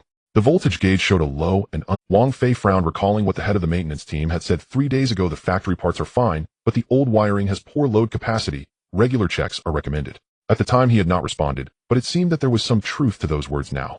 Wang Fei turned the car around and parked it in the vacant spot in front of the repair shop. He pulled the handbrake, turned off the engine, and took the toolbox out of the car. He had done this motion for 8 years and was quite adept at it. The repair shop was small, with a non-slip paint floor that had already cracked. A few old tires were piled against the wall, and the workbench was cluttered with wrenches, oil cans, and dirty rags. A man in a blue work uniform was squatting under a van with only his legs visible. "Boss," Wang Fei called out. The man slid out, his face covered in dust. He sat up and looked at Wang Fei. "You're here. Is it because the last repair? The battery connection is poor and the voltage is unstable," Wang Fei replied. "Can you take another look?" The boss nodded and walked to the front of the car, opening the hood. He bent down to take a look, shining a flashlight on the wiring, then touched the battery terminals. Straightening up, he wiped his face and sighed. "It's not just the battery that's an issue. The wiring is severely aged, the connections are corroded, and the generator is unstable. This system won't last long. If the power cuts out suddenly on the road, the brake assist will fail, which is very dangerous. I recommend replacing everything, the generator, battery, and main harness, with new parts. Otherwise it will break down again tomorrow, and that will be more troublesome. The total is 3,800 labor and materials included with genuine parts." Wang Fei looked at him. The boss was in his 40s, his hair messy and his fingernails dirty, but his gaze was serious, as if he genuinely cared for him. "Is that all?" Wang Fei asked. "This is the bare minimum," the boss nodded. "If something happens on the highway, the towing and rescue will cost even more." Wang Fei remained silent. He knew the price was high. The battery indeed had issues, and the wiring needed checking, but it shouldn't cost this much. He had seen this kind of thing many times. Workers charging $800 for a pipe replacement, claiming it was imported materials, or insisting that a valve needed welding when it just required tightening. He understood that people at the bottom made money off information gaps, but he didn't want to acknowledge it. Wang Fei didn't argue or negotiate. He simply said forget it. He turned and opened the car door, got in, inserted the key, and started the engine. The engine roared to life, somewhat stuttering, but still operable. Wang Fei shifted into gear, released the handbrake, and pressed the accelerator, driving away smoothly. In the rearview mirror, the boss stood there holding the flashlight, watching him leave, but did not chase after him. As the car exited the narrow street and merged onto the main road, the sunlight reflected off the windshield, making it a bit blinding. Wang Fei raised his hand to shield his eyes. He felt that the car was aging and problems would only increase. But he didn't want to change it. If he got a new car, others would look at him differently. What he wanted was not convenience, but freedom. By the time he got home, it was already past 4. His mother was cooking in the kitchen. Hearing the noise, she peered out and asked her back. "The meal will be ready soon," Wang Fei replied, and placed the toolbox in the entrance, changing into slippers before heading inside. His phone buzzed in his pocket, but he didn't check it. Dinner consisted of scrambled eggs with tomatoes, stir-fried spinach, and a bowl of seaweed soup. Wang Fei didn't eat much and put down half a bowl of rice. His mother asked if he was tired, and he replied that he was fine, just a bit weary from running around all day. After dinner, he sat on the sofa and turned on the TV. The news reported that the city had added 2 new convenient charging stations. Wang Fei watched for a while, found it uninteresting, turned off the TV, and took out his phone. The screen lit up with an The sender was the head of the maintenance team, and the message was short: "The repair shop you visited today has been found to have multiple fire hazards and was sealed off by relevant departments at 8:30 tonight. Further actions will be taken as per regulations." The time was 8:32. Wang Fei stared at the message for several seconds, his brow furrowing slowly. He felt neither anger nor surprise, just exhaustion. This was not the first time something like this had happened. People fighting over eggs in the supermarket were flagged by the system, the suited man who cut in line was banned, and the boastful homeowner was warned. He had done nothing, but wherever he went, if there was a bit of friction, the relevant departments would always act quickly. Wang Fei picked up his phone and dialed a voice call. The call was quickly connected. Old Zhang, Wang Fei said in a low voice, I know you all mean well for me, but I can handle these small matters myself. Please don't do this in the future. There was silence on the other end for a few seconds. The background was very quiet, only the faint sound of electricity. Understood, the other party finally spoke, his voice low. I'll be more careful next time. The call ended, and the screen went dark. Wang Fei placed the phone on his lap and didn't move it again. Outside it was getting dark, and the streetlights downstairs lit up, casting long shadows on the opposite wall. The house was quiet with the sound of running water from the kitchen as his mother washed the dishes. Wang Fei sat still, his eyes fixed on the remote control on the coffee table, its shell yellowed, having been used for nearly 10 years. He knew the maintenance team wouldn't harm him. Their task was highest priority protection. Anything that could affect his emotions, safety, or life rhythm must be cleared away in advance. But because of this, he felt more and more like a caged person. The car couldn't break down, he couldn't speak too much, and even going to a repair shop was reported as a risk. Wang Fei didn't want that. He remembered how it felt to be back on the road 3 days ago after the car was repaired, the sunlight shining on the roof, the old paint reflecting light. At that moment he felt at ease. But now, even if the car was parked by the roadside, it would be watched by others. He wasn't afraid of trouble or loss. What he feared was that one day he would want to be an ordinary person, only to find out that he no longer had the qualification to do so. His phone buzzed again.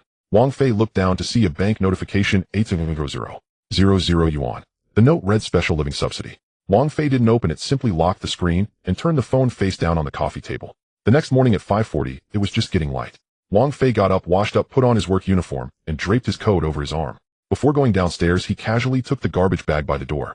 The elevator descended, reflecting his face in the mirror, ordinary, clean-shaven, with a calm gaze. When the first floor arrived, the door opened, and the wind blew in, carrying the moisture of the morning dew. Wang Fei walked to his parking spot, opened the car door, sat down, inserted the key, and started the engine. The engine started smoothly. Wang Fei lightly pressed the accelerator, and the car slowly drove out of the neighborhood. He stopped at a traffic light, and beside him an electric bike also came to a halt.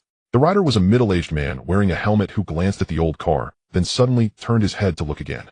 When the green light lit up, he didn't move, rolling down the car window and nodding to Wang Fei. Wang Fei raised his hand in acknowledgement, released the brake, and continued forward. As the car passed that narrow street, the repair shop's rolling shutter was completely closed, a white seal taped across it, stamped with a red official seal. Inside was dark and silent. Wang Fei didn't slow down or look back. He drove straight past. The road ahead was clear. Wang Fei gripped the steering wheel, his fingers and palms calloused. These calluses were earned from years of twisting wrenches, carrying pipes, and drilling under cabinets. He glanced at his hands, then back at the road. The radio switched stations, broadcasting an advertisement about an awakening exchange meeting in the city, welcoming those with special abilities to participate. Wang Fei listened for a bit, found it uninteresting, and turned it off. The car turned into a small street where there was a breakfast stall he often visited. The stall owner Lao Chen saw him and greeted him with a smile. Master Wang, same as usual today. Yes, Wang Fei nodded. 1 bowl of soybean milk and 2 buns. Lao Chen went to get his order.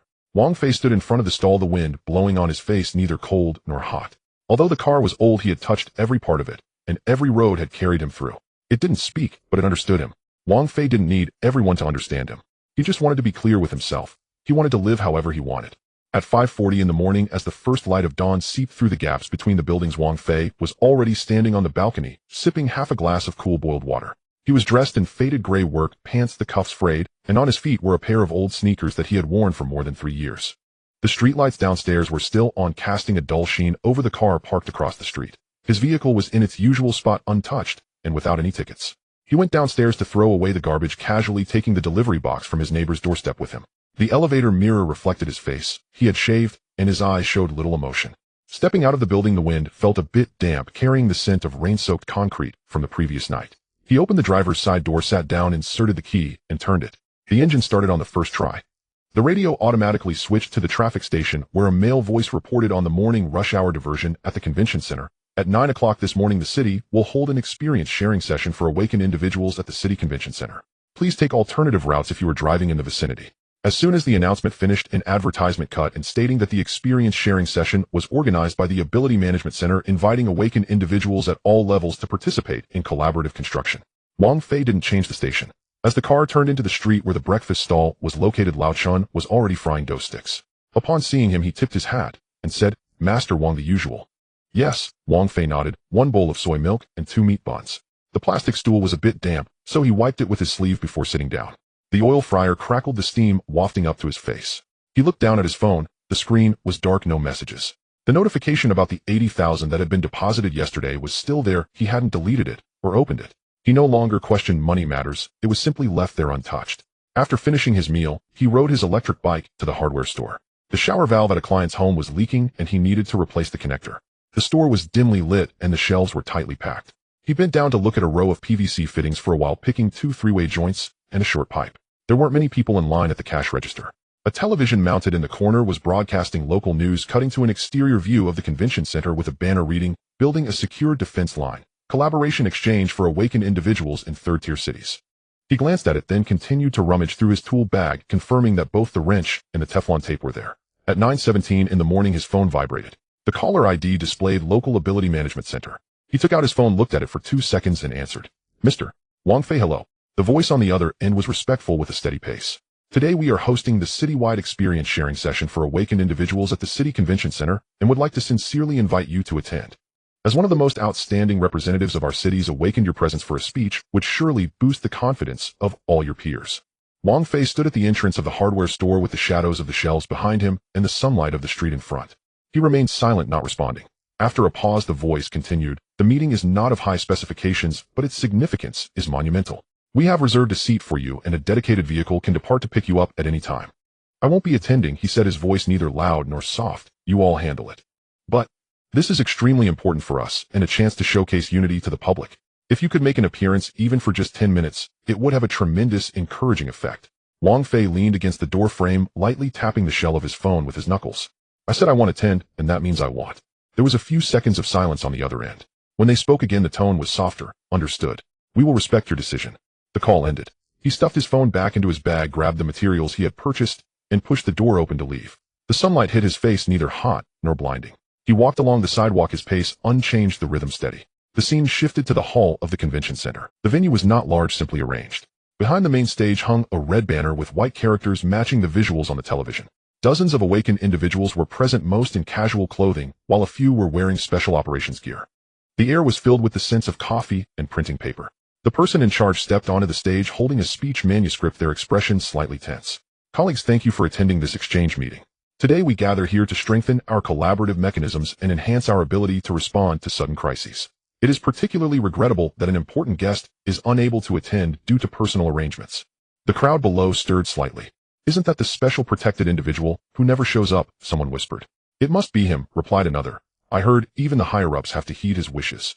Before the words had fully left their mouth, a man in a black combat suit stood up from the back row. He was in his 30s with a buzz-cut, prominent brow bones and a metal ring in his right ear. With his hands in his pockets, he smirked coldly. "What special protection?" Hiding away from the public, afraid his abilities can't stand the light of day. Several people around turned to look at him. "Zhang Lai, lower your voice." One person next to him tugged at his sleeve. The man named Zhang Lai shook off the hand and raised his voice even more. "If he's capable, he should come out and prove it. What kind of hero hides like a turtle?" The person in charge immediately stepped off the stage and quickly approached, lowering his voice. "Captain Zhang, be cautious with your words. That individual is of the highest control level, not someone you can discuss lightly." Zhang Lai turned to look at him, a smirk on his lips. "Can anyone be higher than SSS? If he really had that capability, why hide? I don't believe it. If he's truly strong, he should stand up and show everyone what top-tier strength is. Otherwise, how would anyone know if it's real or not? He might just be a figurehead propped up by those above." The person in charge's expression changed. "This is not something you can question. I remind you to watch your words carefully." "I'm careful enough." Zhang Lai crossed his arms. "I'm just saying that a strong person should act like a strong person. Hiding and peeking, what kind of strong person is that?" Some people around frowned in silence, while others nodded slightly. A female awakened whispered, "I think so too. If he's so powerful, at least he should show his face right. He can't just live on legends." The person in charge ceased to persuade further, quietly jotting down names before turning to leave. He knew he couldn't report too many details. If such words were written into the records, they would be held accountable.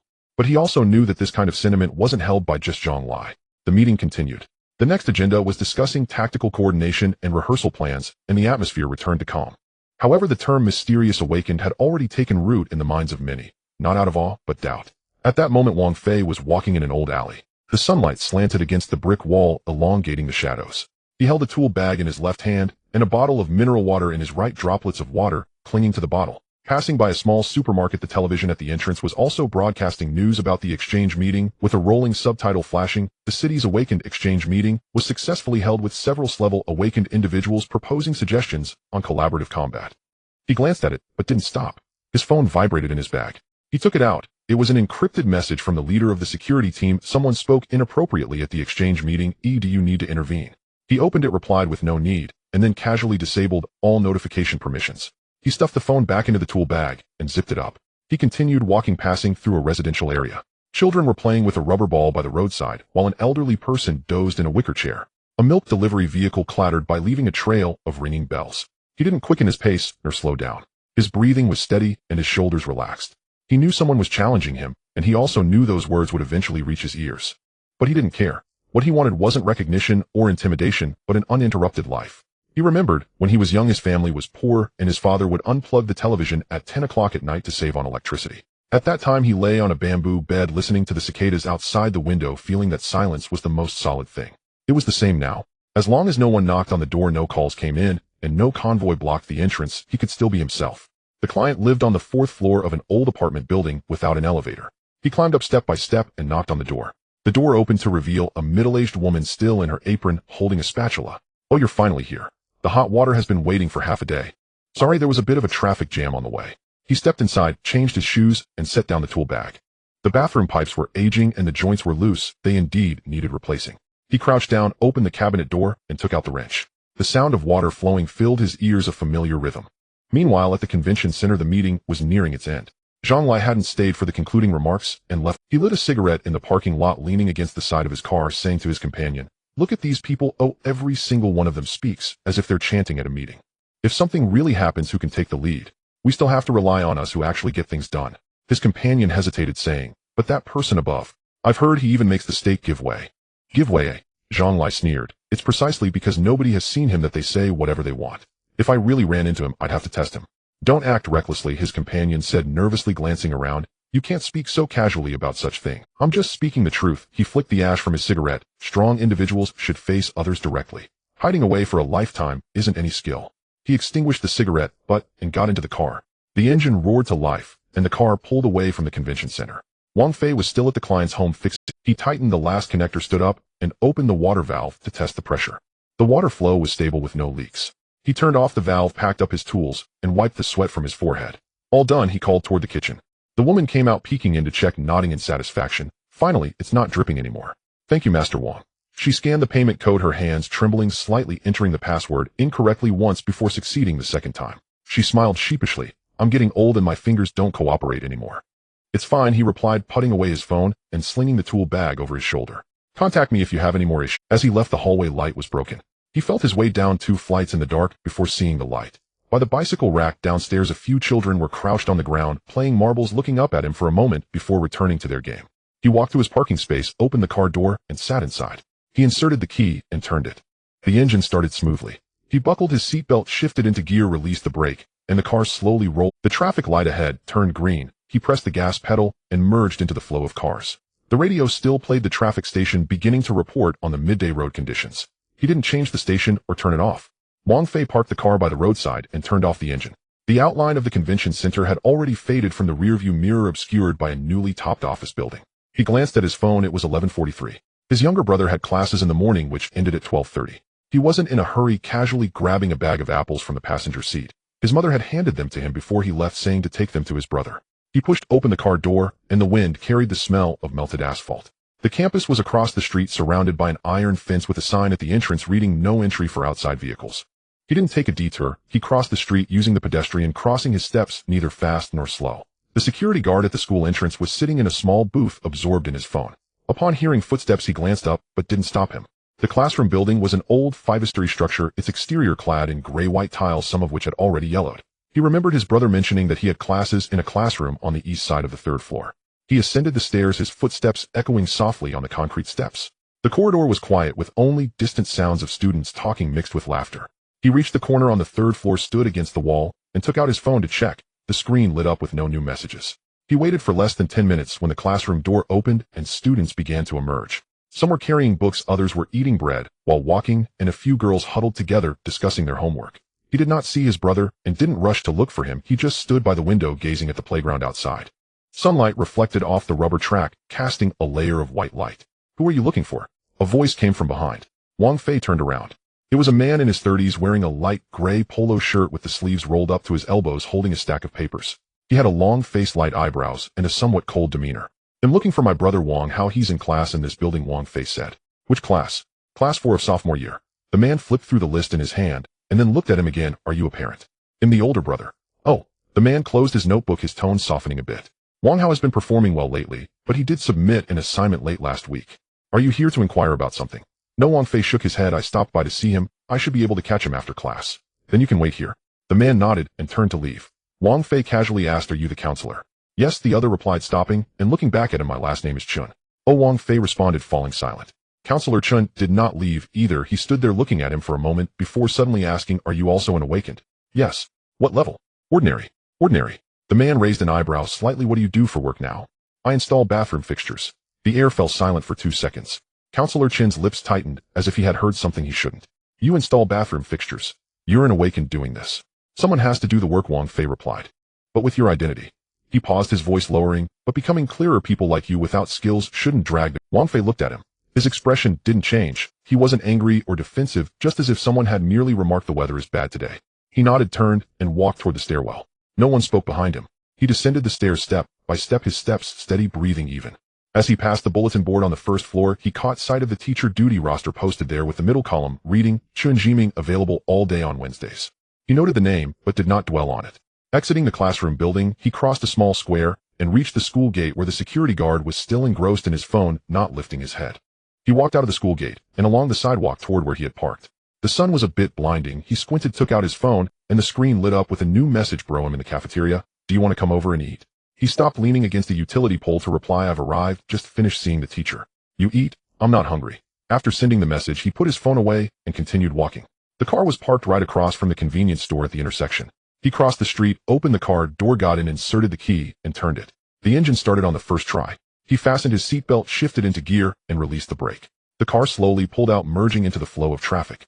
The radio automatically switched to the traffic station, where a female host was reporting on road conditions this afternoon. Several universities in the city announced personnel adjustments. A counselor at a certain university in the Southern District was immediately dismissed for violating teacher ethics. The school responded that they would strengthen the management of faculty and staff. Wang Fei glanced at the traffic light ahead, but did not change the station. The car stopped at the next intersection for a red light. In the adjacent lane, a taxi halted, and the driver rolled down the window to spit. Wang Fei kept his gaze straight ahead, lightly tapping his fingers on the steering wheel. When the green light turned on, he pressed the accelerator, and the car moved forward.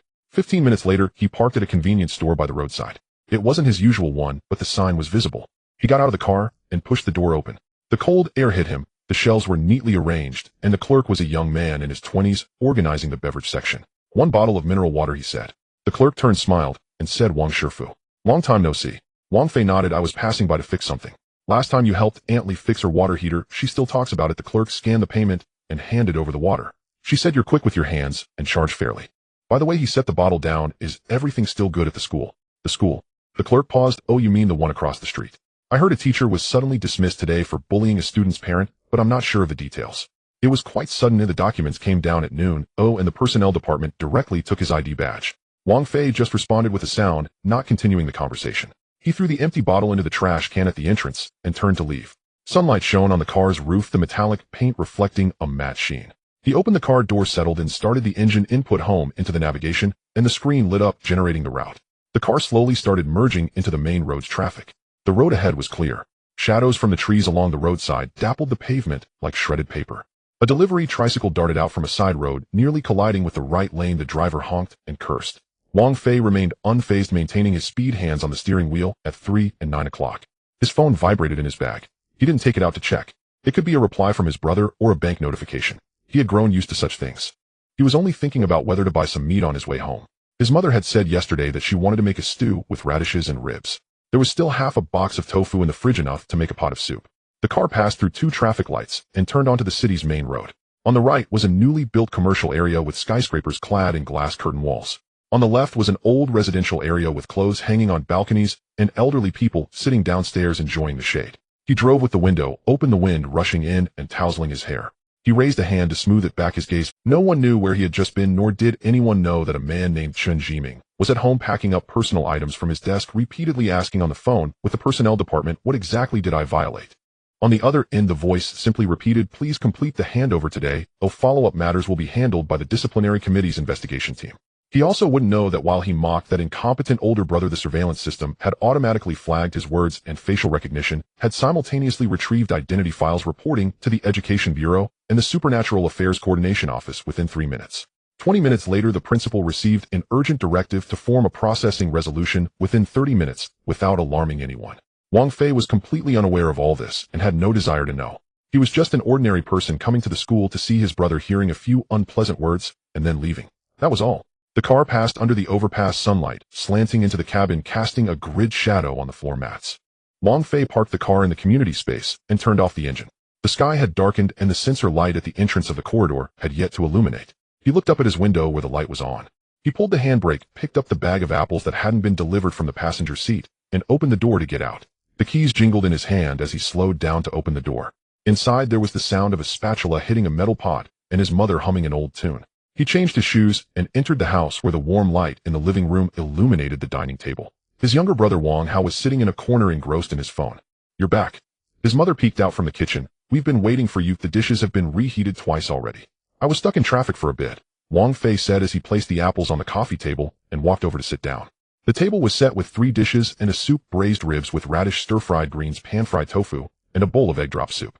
His father was absent, having been called for an emergency meeting at work. Wang Hao looked up at him and smiled. Bro, if you hadn't come, Mom would have really called you. I know, Wang Fei replied, picking up a piece of rib and placing it in his brother's bowl. Eat more. Wang Hao didn't touch the piece of meat, instead digging into his rice, and suddenly said, today's training went until 7:30 before we were released. We gathered at 6 in the morning for stance training, energy control, and physical conditioning nonstop. We even have extra training on weekends, said it's for next quarter's assessment. Wang Fei chewed his rice and nodded. Sounds quite exhausting. It's not just a matter of being tired. Wang Hao put down his chopsticks, his voice lowering. You know my abilities, my nails are just shiny. Even with a flashlight I can't compare. I practice 6 hours a day and it's completely useless compared to others. The instructor always uses me as a negative example, saying awakening level determines the upper limit, making everyone in class look down on me. After he finished speaking, he stared at his bowl for a while before looking up at Wang Fei. Bro, do you really think I'm not capable? Wang Fei didn't reply immediately. He took a sip of soup, set down the bowl, and looked at his brother's face. It still bore a hint of youth, but his eyes were slightly puffy, clearly lacking sleep. He remembered when he was in his early 20s hauling a 200-pound bathroom box up 7 flights of stairs, his back aching to the point he couldn't stand straight, but still going out to work the next day. You're better than I was, Wang Fei said. Wang Hao blinked. Back then I worked all day and collapsed into bed without even dreaming. You're still here chatting with me, which means you can hold on. Wang Fei added a piece of tofu to his brother's bowl. Besides, who says being weak means you're useless? If you really feel like you can't take it, don't force yourself. It's fine to come home. Come home. Wang Hao shook his head. That would be even more embarrassing. I finally got into a school out of town, and then I drop out halfway.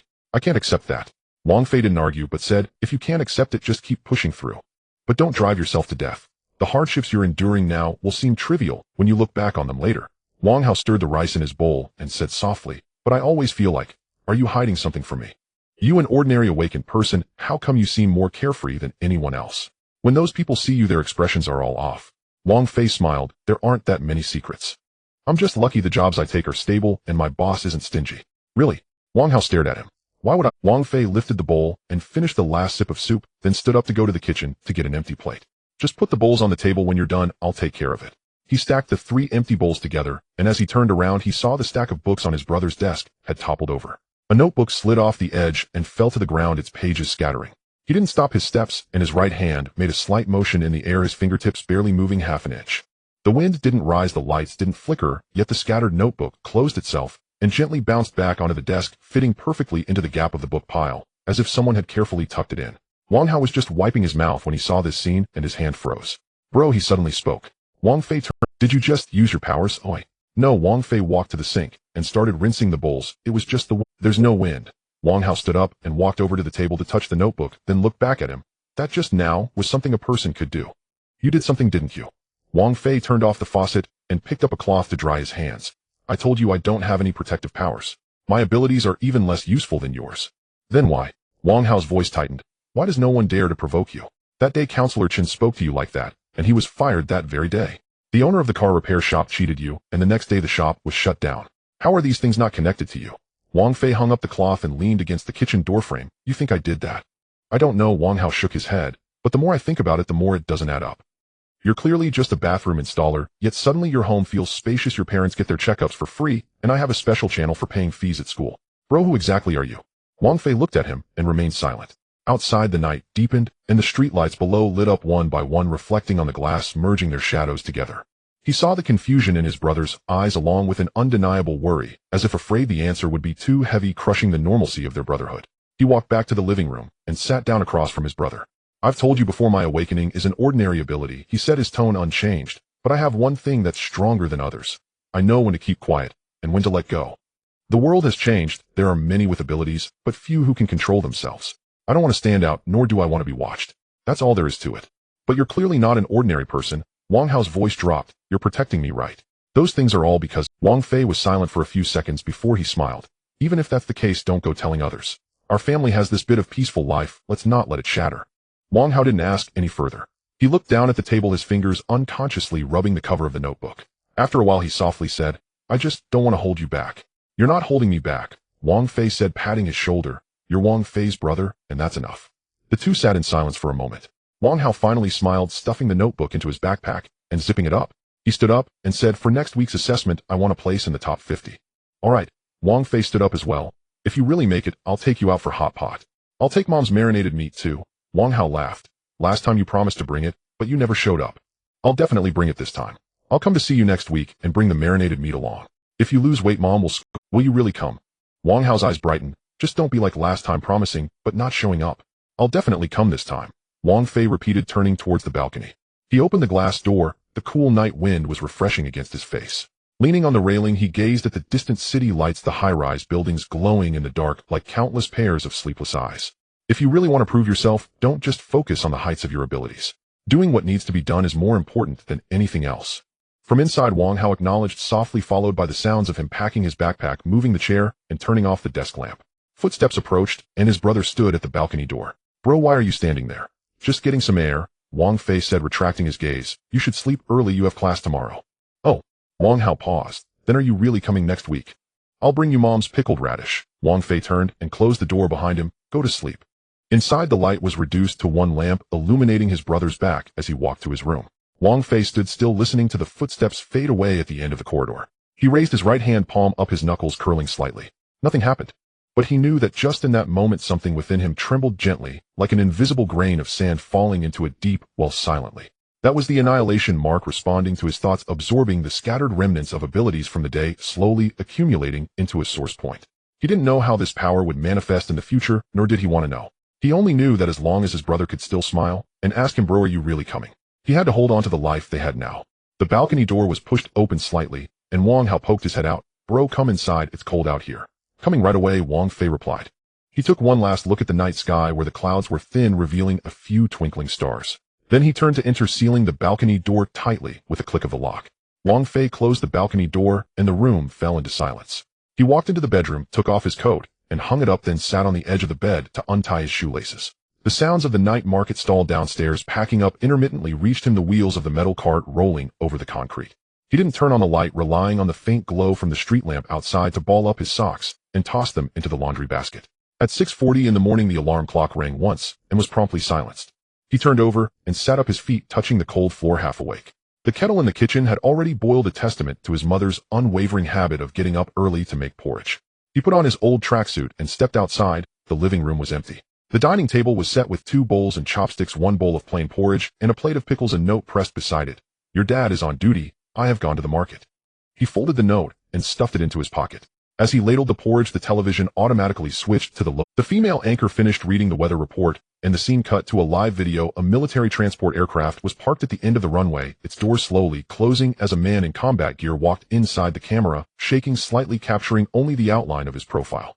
According to the latest report from the National Ability Management Center's class, Awakener Zhang XX has been reassigned to the Northwest region for a long-term mission due to strategic deployment needs, participating in the eradication of border beasts. The voiceover calmly stated, this reassignment is part of routine military resource allocation, reflecting our country's scientific management and efficient utilization of high-level Awakeners' resources. Wang Fei's porcelain spoon paused for half a second before he continued stirring the porridge. He did not look up nor stop drinking. He only listened as the phrase strategic deployment was repeated twice. The news quickly transitioned to the next topic about urban greening project progress. He put down the bowl, rinsed the empty bowl in the sink, and turned back to his room to change into clothes for leaving. At 7:20, he locked the front door and headed downstairs. The hallway sensor light still wasn't working. It had been broken since he returned last night. He reached out for the railing as he walked down, the sound of his footsteps echoing in the empty stairwell. When he reached the entrance of the community, the morning breeze was a bit chilly. He pulled up the collar of his coat and turned into the corner where the old fried dough stick stall was. The vendor, old Joe, was pulling out freshly fried dough sticks, the steam hitting his face. "Two today?" he asked without looking up. Wang Fei took out his phone to scan the code and stood aside waiting. Two familiar customers stood nearby. One was the security guard from the nearby property management, and the other was an old man fixing bicycles. The security guard took a bite of the dough stick and suddenly said, "Have you heard? That fire-type glass guy left on a plane last night." The old man blew on the heat from the dough stick. "Which one?" "The one who was making a fuss at the exchange conference a few days ago, saying something like mysterious awakeners dare to come out and compete." The security guard lowered his voice. "My brother works as a clerk at the management center. He said the order came down at 11 o'clock. Even the family members weren't allowed to see him. They just put him on a car and sent him to the airport." Old Joe handed over the dough sticks casually, continuing the conversation. "Deserved it. It's been years since anything happened around here. Who doesn't know their limits and just has to push? Isn't that asking to be reassigned?" Wang Fei took the bag without saying a word. The dough sticks were warm, their heat seeping through the plastic bag into his palm. He turned and walked towards the parking area, the discussions behind him continuing. "Who do you think that mysterious awakener really is, eh? Don't guess blindly.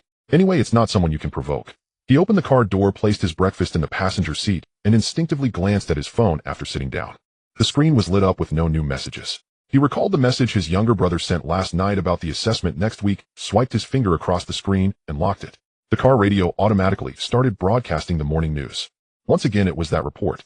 Class Awakener Zhang XX has arrived at the Northwest War Zone and will be incorporated into the 3rd Eradication Team for a 6-month high-risk mission. This move demonstrates the country's foresight and authority in the allocation of high-level combat power. Wang Fei reached out and turned off the radio. The sound of the engine drowned out the noise of the street market outside. He shifted into gear and slowly drove out. At the traffic light intersection, he noticed a new notice posted on the bulletin board by the roadside titled, "Notice on further strengthening the management of high-level awakeners' behavioral norms," signed by the City Ability Management Center. There was a line of small text below. "Any form of public provocation, boundary testing, and inappropriate remarks are strictly prohibited." He glanced at it for 2 seconds before the green light turned on. The car moved forward, passing through 2 blocks and stopping in front of a customer's building. It was an old residential building with a peeling exterior and a deformed metal front door. He grabbed his tool bag and got out of the car, looking up at the 5th-floor window. After confirming the location, he walked into the hallway. The client was a middle-aged man who opened the door, still holding a toothbrush. "You're here? The toilet tank has been leaking and my wife keeps nagging me about it. Let me take a look." Wang Fei nodded and changed into slippers before entering. The bathroom was small, the tile seams dark, and there were clear water stains behind the toilet. He opened the tank to check. The float valve was aging and the sealing ring was worn out. This was a common problem, easily fixed in 10 minutes. He took out a replacement part from his bag, squatted down, and began to work. The client leaned against the door frame, brushing his teeth, foam spilling down the corner of his mouth. "These awakeners are really becoming more and more outrageous," he mumbled. "A few days ago I heard about in class who boasted at some conference about challenging mysterious figures. What happened next? That same night, he was taken away. My cousin works in the government kitchen. He said even the luggage was packed by someone else and the family didn't have time to cry." What was he thinking? Wouldn't it be better to just get subsidies and live a steady life? Why provoke someone you shouldn't? The client spat out the foam and rinsed his mouth. He continued, "I heard that mysterious awakener didn't even show his face or say a word, and they just moved in on him over there. What kind of background must he have?" After installing the tank, Wang Fei pressed the flush button. The water flowed smoothly without any leaks. He stood up and wiped the dust from his forehead. "Fixed it. $30. The client scanned the payment code, his hand shaking slightly as he entered the password incorrectly once. This world is really something ordinary people can't understand anymore. Some people may look ordinary, but they really can't be provoked at all. Wang Fei put away his phone and shouldered his tool bag as he exited. As he descended the stairs, his pace was steady, neither quickening nor slowing. Upon reaching his car, he opened the trunk to put away his tools and sat in the driver's seat. The phone vibrated. A bank notification popped up, 800,000 yuan. He glanced at it and closed the screen. The car started heading towards the next job location. The traffic gradually increased on the road as the morning rush hour began. He rolled down the window, and the wind blew in, carrying a hint of dust. Passing a convenience store, he saw the TV at the entrance replaying the morning news, showing the scene of that military transport aircraft taking off again. He took a glance, but didn't linger. At 9:17, he received a delivery notification from the platform. The next job was in the southern new district involving a complete bathroom installation for a new house. After setting the navigation, he merged onto the main road. When the red light stopped him again, he reached for the bag of dough sticks on the passenger seat, which had gone cold. He took a bite. The crispness was gone, leaving only a hint of burnt fragrance. A nearby electric bike ran a red light and was stopped by a traffic policeman who raised his hand while the rider bent down to sign. He waited quietly until the green light came on. The car resumed its journey, passing through the intersection. He recalled the conversation he had with his younger brother last night. "If you really make it, I'll treat you to hot pot." He also remembered his promise to bring sauce meat over. His brother's assessment was coming up next week, and the time was drawing near. He felt a slight stir in his heart, but didn't say it out loud, just remembered it. The car system alerted him of traffic congestion ahead, suggesting a detour. He turned on the signal to change lanes, and the radio automatically switched frequencies just in time to hear. The country emphasizes that any false statements and provocative actions against high-level awakeners will be dealt with seriously according to the law. He raised his hand and turned off the power. The car continued forward, sunlight shining on the windshield, reflecting on his face, obscuring his expression. At 10 o'clock 3 minutes, he parked the car in a temporary parking spot by the roadside, preparing to go to the client's home to measure the installation dimensions. Just as he got out of the car, his phone vibrated again. He took it out to take a look. It was a trip reminder from the platform. Expected orders for tomorrow 3, with the furthest distance not exceeding 15 kilometers. Wang Fei parked the car in a temporary spot by the roadside, the travel reminder still glowing on his phone screen.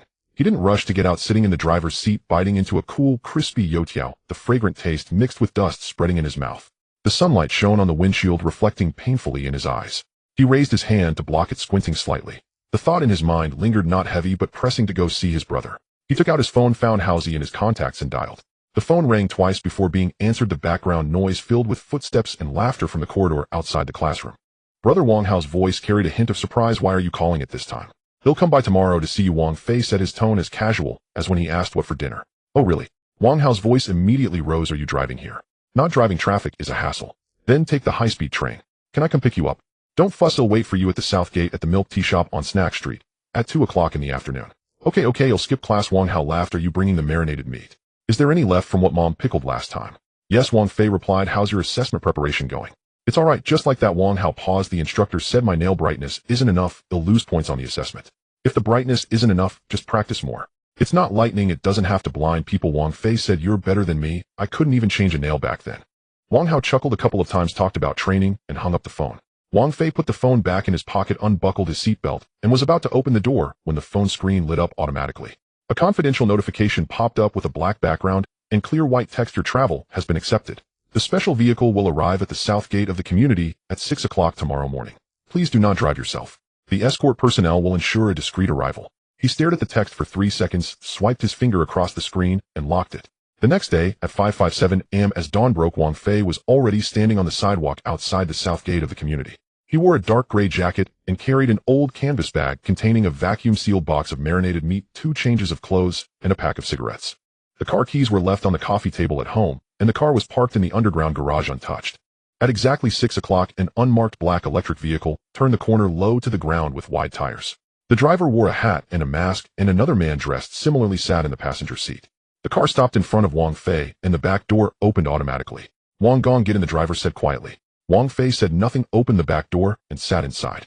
The interior of the car had no extra decorations, the seats made of hard material, and the trunk space had been transformed into an equipment compartment. Faint sounds of machinery could be heard. The car started and took a small road around the east city, avoiding the main road surveillance. At 7:40 they switched to the second vehicle, a municipal sanitation truck with pipeline maintenance printed on its body. Wang Fei moved to the passenger seat. The driver was a middle-aged man who handed him a pair of sunglasses and a construction safety helmet. "Put these on, there's a camera ahead." Wang Fei took them silently and put them on. At 8:19 the sanitation vehicle stopped at an abandoned bus stop on the outskirts of the city. The third vehicle was already waiting, a black business car. Its license plate obscured the windows, tinted dark. 2 men in casual clothes got out of the car, quickly exchanged something without a word. Wang Fei moved to the back seat of the business car, which immediately headed toward the university town. They passed 3 checkpoints on the way, with different vehicles briefly merging or parallel, as if by coincidence. Wang Fei leaned back in his seat and closed his eyes to rest. At 9:36 the car entered the campus perimeter via a desolate small road behind the university, finally stopping in a hidden area behind a row of greenery. "We've arrived." A man in the front seat turned around. 500 meters ahead is the back alley of Snack Street. "You can go through there. Wang Hao is waiting for you at the milk tea shop. We'll be on standby nearby. Contact us anytime if needed." Wang Fei took off his sunglasses and safety helmet, putting them in the canvas bag. He pushed the door open and got out, the wind brushing past him, carrying the mixed scent of grass and cafeteria grease. He adjusted the collar of his jacket and walked along the small path. Snack Street was bustling with people, students carrying backpacks and lunchboxes weaving in and out. Wang Hao was standing at the entrance of the shop holding 2 cups of milk tea, and upon seeing him, he immediately waved, "Brother, over here." He ran over, shoving 1 cup of milk tea into Wang Fei's hand. "Why do you always pick the most out-of-the-way entrance? The south gate is right across from the subway station, so convenient." "Old habits die hard," Wang Fei said, reaching out to ruffle his brother's hair. His brother's hair was shorter than last year, the stubble prickly. "Your bag is bulging. You really brought the marinated meat." Wang Hao took the canvas bag and weighed it. "Yeah, Mom pickled it. Make sure to heat it through before eating." "Great. I had instant noodles last night, and I almost forgot what meat tastes like." Wang Hao grinned. "Come on, I'll treat you to a meal." The cafeteria just opened a new Sichuan-style window, and it's spicy enough. The two walked side by side into the cafeteria, passing a stall selling jianbing guozi. Wang Hao asked, "Do you want to eat?" "They'll treat you." "No thanks, I had youtiao for breakfast." Wang Fei replied. "Do you have enough money?" "Yeah, I'm working part-time. I'm on duty at the library, earning 800 a month, not counting allowances. I can support myself." Wang Hao puffed out his chest. Wang Fei nodded. They found a corner to sit in the cafeteria, and Wang Hao brought 2 servings of kung pao chicken rice, intentionally adding extra peanuts to his own. Halfway through the meal, he suddenly lowered his voice. "Brother, do you know that a class S awaken visited our school a couple of days ago? They said it was to assess students' potential." "Oh," Wang Fei replied, picking up some vegetables. "They conducted a test on the playground, letting the awakened demonstrate their ability. There was a guy who controlled frost named Chen Tao. Do you remember him? He created a 1-person high eye sculpture on the spot. It was amazing." Wang Hao scooped up some rice. "But I'm only at level 1 of my nails just shown a bit, and the instructor didn't even look at me." "A little shine still counts as an awakening," Wang Fei said. "Not everyone can summon wind and rain. But I don't want to hold you back." Wang Hao lowered his head, stirring his rice. "You always say ordinary people can live well too, but I feel like you must have a secret." Wang Fei looked up at him. "Have you also awakened?" Wang Hao raised his head, his gaze serious. "Is your level very high? Is that why you live so freely? No one dares to provoke you." Wang Fei didn't answer, took a sip of the complimentary soup, and blew on the steam. "You're not saying right." Wang Hao chuckled, not pressing the issue. "Then I won't ask. After all, you're my brother. As long as you're doing well, I can rest easy." After finishing their meal, Wang Hao took him for a stroll around the campus. Teaching buildings, dormitory buildings, the benches in front of the library. At each spot, he had to share some amusing stories. Who was rejected while confessing in the stairwell, who blew up experimental equipment in the lab, whose awakening ability changed hair color but only lasted 3 seconds. Wang Fei listened, occasionally nodding, but didn't interrupt. At 1127, Wang Hao glanced at his phone. "I have class in the afternoon starting at 1:40. I need to go back to the dorm to get my textbooks." "All right," Wang Fei said, "I'll walk you back." The two headed towards the dormitory area. On the way, Wang Hao suddenly remembered something. "Oh, the counselor asked me yesterday if you were an ordinary awakened. I said I didn't know, and he just stopped talking. That guy is a bit strange. Why is he asking about that?" Wang Fei didn't respond. When they reached the bottom of the dormitory building, Wang Hao stood on the steps looking back at him. "You're not leaving tonight, right?" "Stay at my dorm. I'll tell my roommate to go study in the self-study room." "No, I have something to do tonight." Wang Fei shook his head. "What's more important than seeing me?" Wang Hao pouted. "You always do this. Come once, say a few words and leave." "Things are pressing," Wang Fei said. "Next time stay longer." "You say that every time." Wang Hao sighed, taking the canvas bag and hugging it to his chest. "I'll put the marinated meat in the fridge, heat it up for dinner. Be careful on the way." "Yeah," Wang Fei nodded. "Good luck with the assessment. If you place in the top 50, I'll take you to the movies." "This is what you said." Wang Hao laughed, waving his hand. As he turned around, his shoulder bumped against the door frame. "I'm leaving now." He turned and walked into the building, his figure quickly disappearing around the corner of the stairs. Wang Fei stood still, looking up at the outer wall of the dormitory. The sunlight shone on the concrete wall, with several pots of greenery placed on the windowsill and students hanging clothes to dry, white shirts fluttering in the wind. Everything was quiet and normal.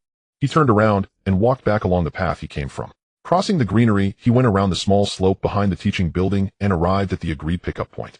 The black business car was parked under the shade of a tree, the window slowly rolling down to reveal the driver's face, the same person from the morning.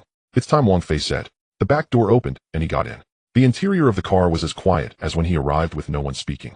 The car started and slowly drove away from the edge of the campus. Wang Fei leaned back in his seat, gazing out the window. The outlines of the teaching buildings gradually shrank in the sunlight before finally being obscured by a grove of trees. He slipped his hand into the jacket pocket, his fingers brushing against the cigarette box, but he didn't take it out. The car drove onto a suburban feeder road heading toward the main road's intersection. There was a billboard by the roadside that read, "Welcome to a city university town." The lettering faded. The car maintained a steady speed, neither accelerating nor slowing down. Wang Fei closed his eyes, breathing evenly. The car continued moving forward, heading toward the other end of the city. Sunlight streamed in through the window, casting a line of light and shadow across his face. The black business car drove out of a small road at the back of the university town, the tires crunching over the gravel, the car body jostling slightly. Wang Fei leaned back in the rear seat, his hand in the pocket of his jacket, his fingertips brushing against the hard edge of a cigarette box without taking it out. The greenery outside gradually gave way to the industrial zone's walls, the tall high-voltage towers in the distance resembling skeletal frames against the gray sky. The car was quiet, the driver focused on the road ahead, not uttering a word. Once on the main road, the speed increased. At the same time, in an office on the east side of the third floor of the administrative building of a city university, the nameplate had been removed and the lights were off. The desks and chairs were pushed into the corners, leaving only an empty desk in place, the drawer half open with several scattered documents inside. A man in a dark jacket stood at the desk, stuffing materials into a brown paper bag. He was in his 30s with a square face, dark circles under his eyes, and tightly pressed lips. This was Chun Jiming, the recently dismissed counselor. Footsteps echoed in the hallway as two young teachers passed by the door, speaking in hushed tones. "Did you hear? Teacher Chun really left." Yes, the personnel office issued a notice violating regulations concerning students' family members, a serious offense, and was immediately terminated. But he didn't even lay a hand on anyone, he just asked a few questions. Their voices faded away. Chun Jiming's finger twitched the edge of the paper bag, grazing his fingertip, leaving a thin red mark. He looked down at the words "decision on the handling of Comrade Chen's violation of teacher ethics," signed with the joint seal of the school party committee and the personnel office. Black and white, no explanations, no hearings, effective immediately. He stuffed the document into the bag, zipped it up. At 6:17 in the evening, Chun Jiming sat on the sofa in his living room, the screen of his phone lit up.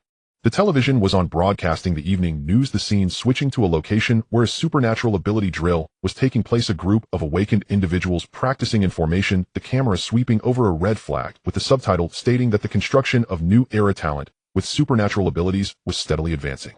He wasn't watching. His finger was scrolling through a social platform's internal circle. Suddenly, an encrypted forwarded message popped up, an urgent report stating that around 11:30 this morning, a suspected national-level SS-class mysterious awakened individual appeared in a city university town snack street, accompanied by a student, for about 40 minutes, during which their identity remained concealed.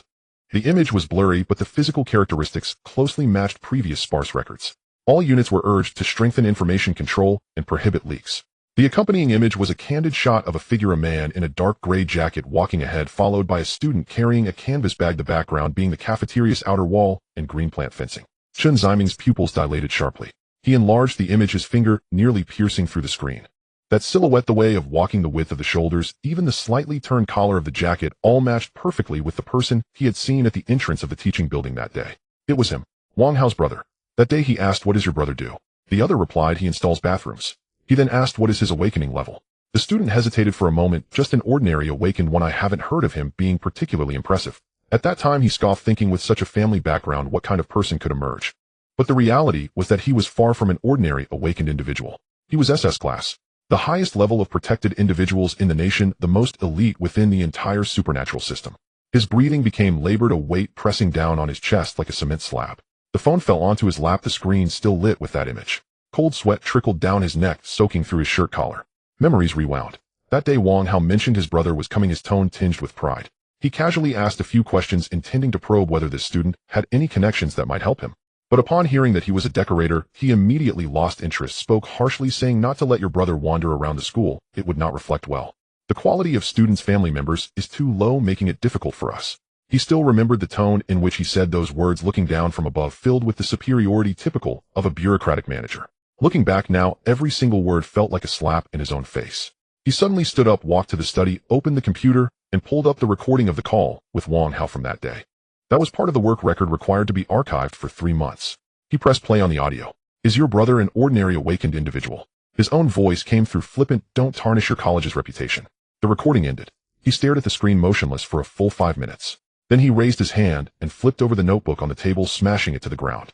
The keyboard flew far away, and the screen cracked open. He stood there, breathing heavily, his chest rising and falling violently, his gaze vacant. At 7:40 the next morning, Chun Jiming wore the same jacket as yesterday, holding that brown paper bag, and walked into the personnel office building of the school. He stood in front of window number 3, placing the bag on the counter. "I want to appeal," he said, his voice hoarse. "I request reinstatement." The female staff member at the window glanced at him, her expression blank.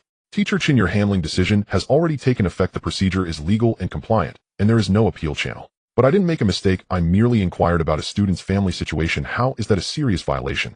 You touched upon things you shouldn't have asked, things you shouldn't have investigated." The female staff member set down her pen, stating that being able to leave without incident was already a privilege. As for anything beyond that, do not ask. Chen Jiming stood frozen in place. Who issued the order? He asked quietly. I don't know. The female staff member lowered her head, continuing to write materials, but I suggest you complete the handover quickly and leave the system's view. Otherwise things won't get any better in the future. He said nothing more, picked up the bag, and turned to walk out of the building.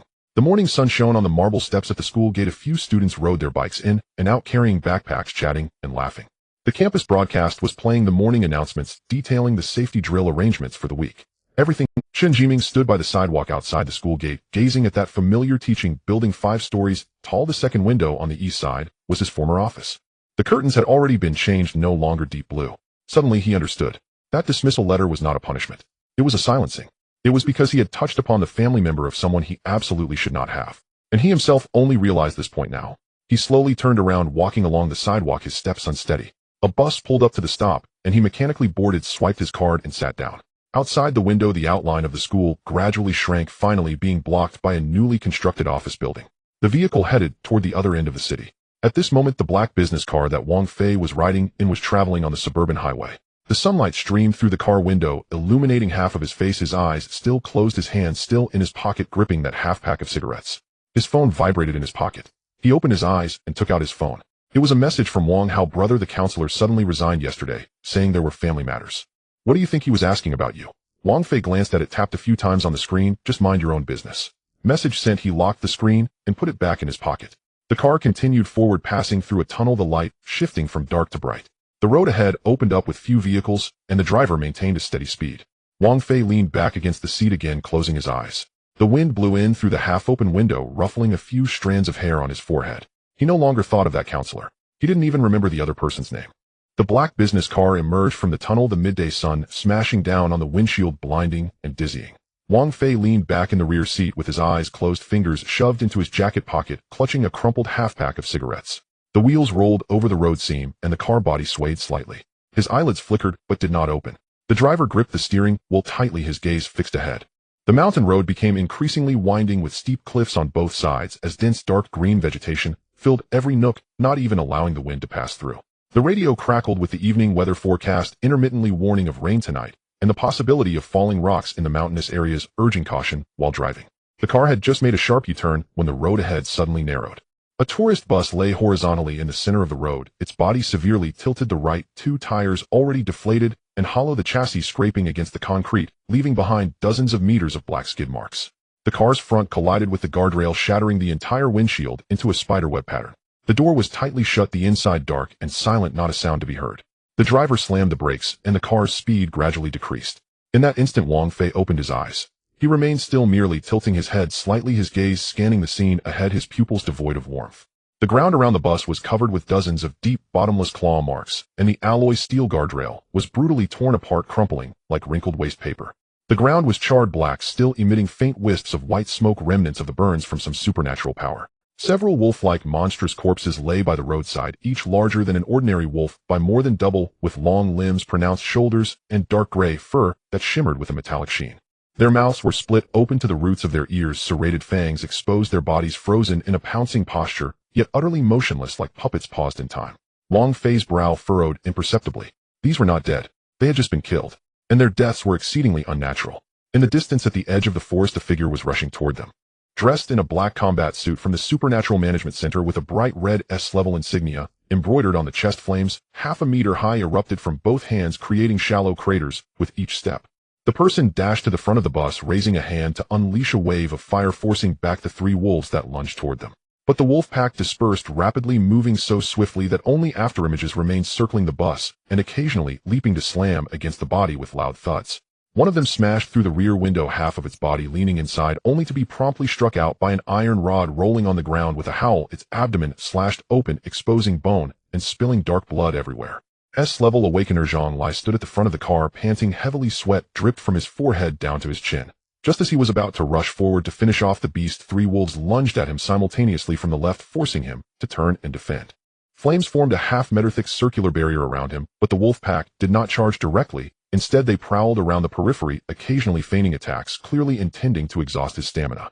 Wang Fei watched lightly, tapping his fingertips on the cigarette pack. Noisy. The voice was soft, carried away by the mountain wind. The driver heard it, but dared not respond, his fingers on the steering wheel turning white. He knew this gentleman's identity and understood the rules. What should not be seen he did not see, what should not be asked he did not ask, what should not be heard he did not hear. He was just to support. His task was simply to safely escort the person back, and nothing else concerned him. Wang Fei fell silent again. He slowly rolled down the car window, allowing the evening breeze tinged with the scent of grass, and would mixed with a faint whiff of blood to flow in. His right hand rested on the window frame, palm pressed against the cold metal edge, fingertips pointing outward. His gaze sharpened. No gestures, no incantations, not even a hint of energy fluctuation. In that instant, all the still moving wolf-like beasts, whether leaping in midair, dashing along the ground, or just emerging from the forest, stopped dead in their tracks.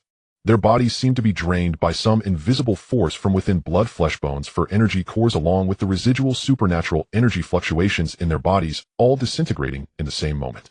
It was not an explosion, nor was it combustion. It was a complete disappearance, leaving not even a trace of ash. Only the ground remained with charred circular marks, perfectly matching the positions they had just occupied, as if they were stamped by a high-temperature mold.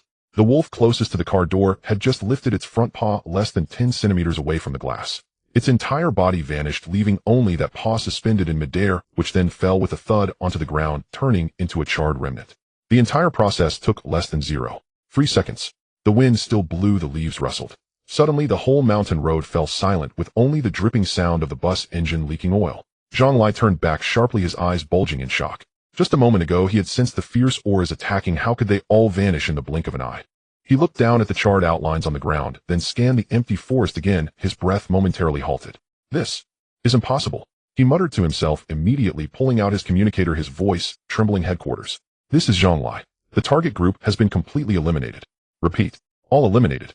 It wasn't me. It wasn't me. The communicator relayed urgent responses from the other side, but he didn't listen, turning and rushing to the bus door, gripping the deformed metal frame tightly, his knuckles turning white. There was finally movement inside the bus. Someone was banging on the windows, a child was crying, and a woman was screaming. The emergency lights flickered a few times before finally lighting up, illuminating faces that were pale and filled with unshakable terror. Wang Fei withdrew his hand, the window automatically rising, completely isolating the outside noises. He leaned back against the seat, closed his eyes again, as if nothing had happened just moments ago. The driver swallowed hard, his back already soaked with sweat. He didn't know what had happened, but he had seen it clearly. The wolves had vanished into thin air in an instant. No flash, no loud noise, as if they had never existed at all. Yet the charred marks on the ground were undeniable. Wang Fei sat there, not even changing his posture.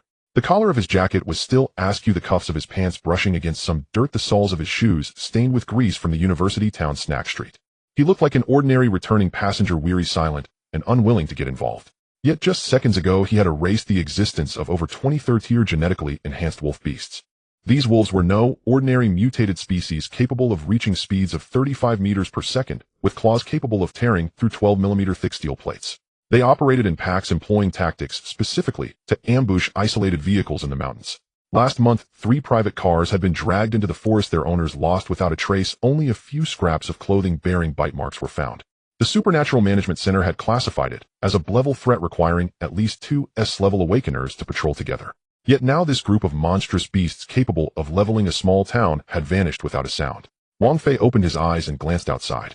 The bus door had finally been wrenched open and passengers were trickling. Some were so weak they could barely stand and needed support. A child was clinging tightly to his mother's neck, his face buried in her shoulder, too scared to look up. The bus driver was the last to emerge, his face as pale as paper, still clutching the walkie-talkie, his knuckles rigid. They huddled together, moving away from the bus, staring at the empty forest, their expressions filled with lingering fear. Zhang Lai stood at the front of the crowd, loudly urging them to remain calm, saying that help was on the way. Nobody listened to him. All eyes were fixed on the charred outlines on the ground, and no one dared to speak. An old lady suddenly knelt down with a thud, clasping her hands together, her lips trembling, as she muttered, "The Bodhisattva has manifested. It was a divine being that saved us." Nearby, a young man also kneeled down, bowing his head earnestly. The crowd began to murmur in low voices, the tone suppressed, but unable to hide the tremble of having survived. Those wolves just disappeared like that. Did the country unleash some secret weapon? It doesn't seem so. There wasn't even a sound, they just evaporated. I heard someone say that there's a top-tier mysterious awakener who can quell a beast tide all by himself. Could it be him? The voices drifted further away. Zhang Lai heard it, but did not refute or explain. He merely looked up at the black business car parked 50 meters away. The windows were tinted, obscuring the occupants inside. Yet he could feel it. The energy fluctuation from just a moment ago, though faint enough to be nearly imperceptible, indeed existed. Moreover, the source was undoubtedly from that car. He hesitated for a moment, lifting his foot to walk in that direction. But before he could take 2 steps, a sudden wail of sirens erupted behind him. 2 off-road vehicles emblazoned with the Supernatural Management Center's logo sped toward them, tires screeching against the ground and sending up a spray of gravel. 7 or 8 personnel in protective suits jumped out quickly, setting up a cordon, evacuating the passengers and sealing off the scene. A leading officer rushed over, pulling him aside with urgency, whispering, "Zhonglai, are you alright?" "I'm fine, but those wolves. It really wasn't me who killed them." "We know." The officer glanced at the distant black business car. The monitoring system detected the release of obliteration-type energy long ago with highly abnormal characteristics. "The higher-ups have already intervened. Just wait for orders and say nothing." Zhonglai was taken aback. "Wasn't it my report?" "You don't need to report it." The officer's voice dropped even lower. "They've known he was here for a long time." Wang Fei sat in the car, his phone vibrating in his pocket. He didn't take it out to check. The air conditioning breeze gently tousled the strands of hair on his forehead. He closed his eyes, his hand slipping back into his pocket, finding the half-pack of cigarettes. This time he didn't take it out. Passengers were being led onto rescue vehicles one after another. Some glanced back at the battered bus, sweeping their eyes across the forest, fearful that the wolves might still emerge. They didn't know that those wolves would never return. Not dead, but completely wiped from this world, leaving no trace of their existence. A little girl in a school uniform holding her mother's hand suddenly stopped at the rescue vehicle's door. She pointed toward the black business car and quietly asked, "Mom, is there someone in that car?" Her mother glanced in the direction her finger pointed, shook her head, and pulled her forward, saying, "Don't worry about others, let's get in the car quickly." The little girl did not move, staring at the car for several seconds. It seemed to her that a face was reflected in the window, eyes closed, serene as if asleep. Yet she felt that the person was actually wide awake. She blinked, and when she looked again, the window was nothing but a blinding reflection, revealing nothing. The rescue convoy slowly started rolling away from the scene. Only the battered bus remained forlornly blocking the center of the road, its body twisted glass, shattered like a nightmare, yet to be awakened from. The mountain wind swept through the trees across the charred ground, stirring up a few wisps of lingering smoke. Wang Fei remained seated in the car, unmoving. The black business car stood still, the engine rumbling softly, its taillights glowing red like 2 pools of... The black business car came to a halt, its engine rumbling softly, the taillights glowing red like 2 pools of congealed blood. In the distance, the siren's wail grew closer, shattering the silence of the mountain path. 2 dark, gray SUVs burst out from around the bend, their tires crushing the gravel and splashing a mixture of mud and grass. The car doors opened and 7 or 8 individuals clad in black combat uniforms from the Supernatural Management Center swiftly alighted, their movements as synchronized as if they were copied and pasted, their footsteps overlapping with not a word wasted. The leader of the security team was the first to leap down, a silver badge pinned to the collar of his black jacket, engraved with the words Special Class Defense glimmering coldly. He scanned the scene, his gaze sweeping past the twisted wreckage of the bus, the charred outlines of the alien beasts on the ground, and the lingering fear etched on the faces of the crowd, then raised his hand to signal 3 gestures. The 3 groups immediately dispersed. One surrounded the passengers, distributing warm water and calming spray, while another squatted on the ground with metal detectors scanning for residual energy fragments. The last group set up 3 portable signal jammers, instantaneously cutting off all electronic devices' upload functions within a 300-meter radius, even the mobile phone signals turning into crosses. Register your name, contact information, and the range of your observations. The leader approached a middle-aged man, his voice low, yet each word fell like stones upon the ground. Signing this document means you will only see the content without question, and it will take effect upon signing. The man's fingers trembled violently as he accepted the paper. Looking up, he saw the Temporary Information Control Agreement, the 7 clauses tightly printed with a section for fingerprint input at the end. He opened his mouth to ask something, but the leader had already turned to the next person. "It's not me asking you to sign," he said without turning back. "It's the regulations." No one dared to refute. 5 minutes later, all the passengers were led away from the bus and gathered onto the rest. Staff members performed memory-obscuring treatments on them one by one. Not deletion, but simply tagging key images with psychological suggestions of system error. The little girl in the school uniform wanted to say something, but her mother quickly covered her mouth. She took one last glance at the black business car 50 meters away, its windows still dark, emanating a cold light, revealing nothing. Only then did the leader walk to the front of the bus, standing in the position where Zhonglai had been. He pulled out an encrypted communicator and pressed the earpiece. On-site control complete, no signs of spread. All witnesses have been registered and signed the agreement, and the data is synchronizing with the central database. External statements will be released according to the plan, and we are executing now. He put away the communicator, turned to face the crowd, cleared his throat, and his voice, transmitted through the portable loudspeaker, was cold and hard, devoid of any warmth. This incident was resolved by an SS-class awakener urgently dispatched by headquarters. The specific identity will not be disclosed for safety reasons. Please trust that the country has the capability to handle any threats, and any abnormal situations will be addressed immediately. The air seemed to freeze for a second. SS-class, someone whispered, their voice trembling. Higher than S-class. Does such a person really exist?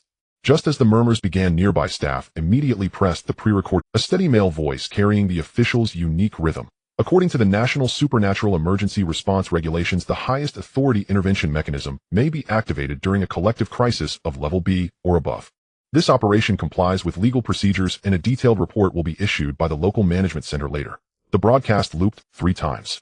The crowd gradually quieted down. The fear lingered, but the direction had changed, from a panic faced with unknown alien beasts to a reverence for a presence that transcended all rules. The leader lowered his gaze to the charred outlines on the ground. He knew they were not marks left by high temperatures, nor traces of explosion or corrosion. They were imprints left after matter was completely erased, causing a brief collapse of space that quickly restored. But he said nothing. He could not say anything. He only knew that the people in that car had not even raised a hand, nor had they opened their eyes from beginning to end. After the SUVs withdrew, the black business car restarted. The driver glanced at the rearview mirror. Wang Fei was still leaning against the back seat with his eyes closed, his hands tucked in his jacket pockets, not even changing his sitting posture. He hesitated for a moment and asked softly, "Do we need to report the details to the bureau?" Wang Fei shook his head. The motion was slight, less than a centimeter, but the meaning was clear. The driver fell silent, pressing down on the accelerator. The car slowly left the accident scene, winding down the mountain. The trees outside flew past the sky, gradually darkening, the mountain wind blowing through the bent guardrail, sending a few charred leaves spinning to the ground. After 40 minutes, they finally entered the flatland. Streetlights illuminated one by one the shops along the street, hung lightbox signs, the white smoke from barbecue stalls wafted far away, and schoolchildren with backpacks chased and played. The vibrant urban atmosphere rushed in all at once, contrasting sharply with the chill of the mountain path. Wang Fei opened his eyes and glanced outside. A convenience store on the roadside glowed with warm yellow light, its shelves stocked with cheap instant noodles, canned soy milk, and whole packs of hometown mountain cigarettes. An old man sat on a small stool at the door, smoking, with half a bag of freshly bought cabbage at his feet. He had seen this scene countless times. When he finished work late, he often stopped by this store to buy a bottle of orange soda, and sat at the door to finish it before heading upstairs to go home. The corner of his mouth twitched slightly, fast as a mirage, soon returning to his expressionless demeanor. The car continued forward, turning onto the main road of the small town. Traffic lights flickered alternately, buses stopped to pick up and drop off passengers, and students in school uniforms ran across the road with their backpacks. Life operated as usual, like an old but sturdy machine, its gears meshing seamlessly, the rhythm steady. The car stopped under Wang Fei's building. 2 plainclothes individuals stood at the entrance of the hallway, holding a notebook, seemingly patrolling, but their eyes were fixed on the vehicles coming in and out. One of them saw the black business car stop, and immediately lowered his head to press the communicator on his wrist. Wang Fei pushed the car door open and stepped out, his footsteps steady. He wore a plain gray jacket, the cuffs of his pants slightly frayed, with the soles of his shoes stained with some red mud from the mountain road. He looked like an ordinary renovation worker who had just finished overtime, indistinguishable in a crowd. The leader of the security team quickly circled to his side, speaking in a very low voice. "Do you need someone specifically assigned to escort you home? Should we enhance perimeter security tonight?" Wang Fei waved his hand. The leader immediately shut his mouth, not asking another word. Wang Fei climbed the stairs himself. It was an old 6-story building, and he walked up step by step without stopping. The motion sensor lights in the hallway turned on as he stepped on the floor, and dimmed again as he passed. A neighbor across the hall peeked through the peephole, then immediately retreated. Everyone knew that something was off with this household recently, but no one dared to say what was wrong. The key turned in the lock twice, and the door opened. The inside was exactly as he left it. The cushions on the sofa were askew, half a cup of cold chrysanthemum tea sat on the coffee table, and the TV remote was tossed on the armrest. He took off his jacket and hung it on the hook behind the door, changed into slippers, and walked to the fridge, pulling it open. Inside was a bottle of orange soda he often drank in a glass bottle priced at 2 yuan each. He took it out, twisted off the cap, and took a big gulp. The bubbles surged up, causing his nose to tingle. He walked to the living room and turned on the TV. Local news was broadcasting the evening updates, the host's tone steady, as if reading from a script. This afternoon, a high-level alien beast attack occurred on a mountain road where a long-distance bus was ambushed. Fortunately, emergency forces responded quickly, preventing major casualties. Relevant departments have now intervened in the investigation, and specific details await further announcement. The footage cut to aerial shots of the scene, the bus parked at an angle by the roadside, its body damaged with blurred char marks on the ground, and rescue personnel cleaning up the site. Not a word was mentioned about SS glass, nor were there any images of extraordinary phenomena. Wang Fei glanced at it a couple of times, and reached out to press the power button. The room instantly fell silent. He walked to the balcony, lit a cigarette. The street below was brightly lit. The convenience store owner was moving a box of instant noodles inside. 2 young men riding electric bikes passed by, laughing. One of them wore headphones, and the music was loud enough to be heard from the balcony. Everything was just as it had been. Nothing had changed. He took a drag from his cigarette, gazing at the lights of the office buildings in the distance. He knew that starting today, more people would hear the term SS glass. There would be discussions, speculations, and young awakeners who felt indignant would seek him out for recognition. But he did not care. He just wanted to finish this bottle of soda, take a hot shower, and sleep well. Tomorrow there was still work to be done. A family in the west of the city had scheduled an installation for a smart toilet at 8 in the morning, and he couldn't be late. As the cigarette burned down to the filter, he extinguished it and tossed the butt into the trash bin on the balcony. He returned indoors, removed his clothes, and stepped into the bathroom. The faucet turned on, hot water gushed out. He stood under it, letting the water flow over his shoulders and back. There were some mold stains in the grout of the tiles. He had intended to scrub them last time, but had forgotten. He would have to take care of that one day when he had the time. 20 minutes later, he emerged, wiping his hair, dressed in an old faded t-shirt and sweatpants. His phone on the nightstand lit up, a bank notification popping up, living allowance of 800 yuan has been credited. He glanced at it, pressed the lock screen, and tossed the phone back onto the nightstand. He lay down on the bed. The pillow was still flat, creaking as he turned. There was a fine crack in the ceiling, shaped like the icicles that used to hang under the eaves of his childhood home. He stared at it for a while, his eyelids slowly growing heavy. Outside on the street, a patrol car slowly passed by, its headlights sweeping across the curtains, casting a moving shadow on the wall, which quickly faded away. Wang Fei turned over, burying his face in the pillow. The outside world was quietly boiling over the words SS class. The conference room of the Supernatural Management Bureau was lit all night long. The Awakeners circles in various cities were frantically speculating about the identity of that mysterious powerhouse, and discontented S-class individuals had already begun to inquire about the details of the incident, eager to find an opportunity to meet this legendary presence. Some stayed awake all night, others urgently adjusted their schedules, sending ripples through the entire supernatural system due to these three words. But in this 50-square-meter-old house, everything was as usual. The next day, he would wake up at 7:30 as usual, gnaw on a bun, ride that half-old electric bike to the client's house, move boxes, connect water pipes, and adjust the toilet buttons. The homeowner might chat with him about yesterday's news, saying how powerful the SS-class awakeners were. He would just smile, continuing his work, saying the state is managing it. What is there to be afraid of? At 6 in the morning, just as dawn broke, the street still carried the coolness of the night. Streetlights went out one by one, yet the lightbox at the convenience store remained lit, casting red and blue hues on the wet tiles of the pavement. Wang Fei pushed open the glass door and entered, finding the clerk crouched on the floor, unpacking a box, not even lifting his head.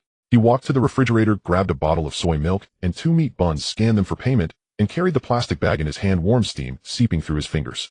He stepped out of the store where an old sedan was parked by the roadside, its body covered in a thin layer of dust, the left front wheel resting against the curb, as if it had been parked carelessly last night and never moved since. The key slid into the lock, and with a click the car door opened. He sat in the driver's seat, placed his breakfast on the passenger side, unbuckled his seatbelt, and bent down to retrieve a wrench from the floor mat, tucking it into the corner of the toolbox. The toolbox was made of iron with rust at the corners, requiring a firm hand to shut it properly. Just as he pulled the car door closed, footsteps approached from the sidewalk. The man wore a black tactical jacket, broad-shouldered with long strides. The rolled-up sleeve of his left arm revealed a half-visible flame tattoo, bright red with blurred edges, as if it had been inked recently. He walked up to the convenience store's entrance, but did not go inside, standing in front of the glass door to glance inside, before turning to look at the bus stop across the street, mumbling, "Can this place really produce an SS level?" The clerk, hearing him, glanced up, but remained silent. "I'm talking to you." The man turned to the clerk. "Has there been any SS level activity around here lately?" "Is that true?" The clerk stood up, brushing his nose. "I'm not sure." "Stop playing dumb.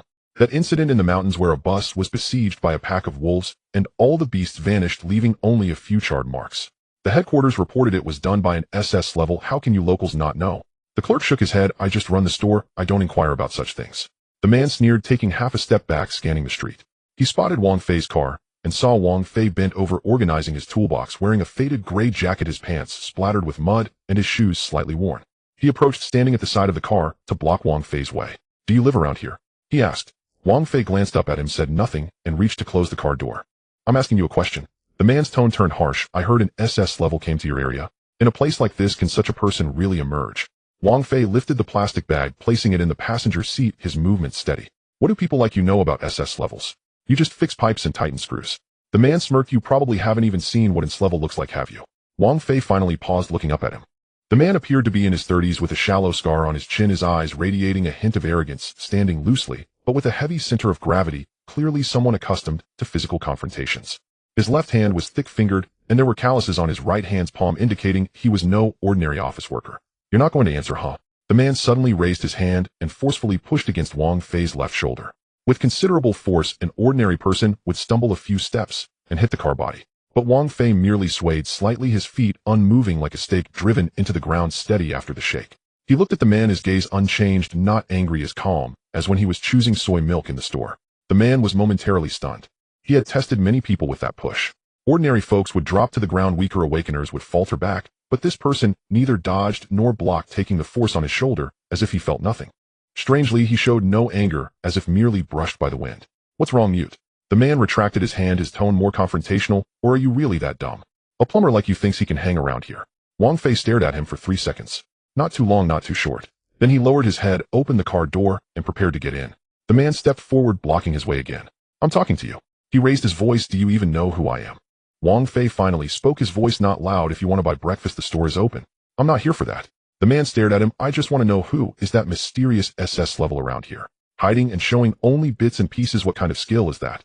Wang Fei braced himself against the car door, one hand resting on the steering wheel, standing straight. I don't know. You don't know? The man laughed. It's been all over the city, and you're pretending. I haven't heard. Wang Fei replied, I just know I have to be on site at 8, can't be late. On site. The man looked him up and down. Someone like you is only fit for that. If there really was an SS level, they would have stepped forward to show everyone what kind of extraordinary person they are. But look at this. Sneaking around, not even daring to show their face. I bet it's just something the headquarters blew up to scare people. Wang Fei did not respond.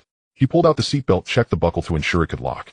Aren't you curious? The man stepped closer. Don't you want to know how strong the one who can eliminate a pack of wolf-like beasts really is? That's someone else's business, Wang Fei replied. Someone else's business. The man scoffed. You're living life so clearly. Dressed in these ragged clothes, driving this old car, fixing toilets your whole life, living a poor life, and you're still at ease. Wang Fei looked up at him. This time his gaze remained calm, but added something else. Not anger nor fear, but a faint scrutiny, like watching a child throw a tantrum. The man felt a surge of frustration at being observed like that. What? Not satisfied. He swung his arm, pushing forward again, this time with real strength. Today, I'm going to teach you what it means. Before his palm could touch Wang Fei, the latter's body had already gone rigid. The car door was open, the morning breeze flowing through the driver's seat, rustling the corner of Wang Fei's jacket. His left hand remained on the steering wheel, his right hand hanging by his side, his stance unchanged, not even shifting his feet. Yet the man felt as if he had crashed into a wall. Not a physical barrier, but some kind of invisible force pressing. His hand froze in midair, unable to push or retract, even his muscles tensed up momentarily. It felt as if something was gently pressing against his chest, halting his breath for a moment. He suddenly yanked his hand back, stepping back half a step, glaring at Wang Fei. You. Wang Fei remained still, saying nothing, just standing there as ordinary as before, with the same attire and expression. But in that instant the man had a fleeting thought. This person was not ordinary. Too calm. Someone being shoved on the street should not be so calm. There was no anger, no grievance, and no fear. He stood there as if that push was merely brushing off a leaf from it. Who exactly are you? The man's voice lowered, but he still forced himself to maintain an imposing tone. Wang Fei finally moved. He closed the car door, walked around to the passenger side, pulled out the plastic bag, and took a bite of the meat bun. Steam escaped from the corner of his mouth as he chewed a couple of times, swallowed, then said, I'm just someone who works. The man sneered, though his tone was less harsh than before. Do you know that last night Slevel in the northwest was sent to guard the Gobi Desert this morning because he couldn't keep his mouth shut?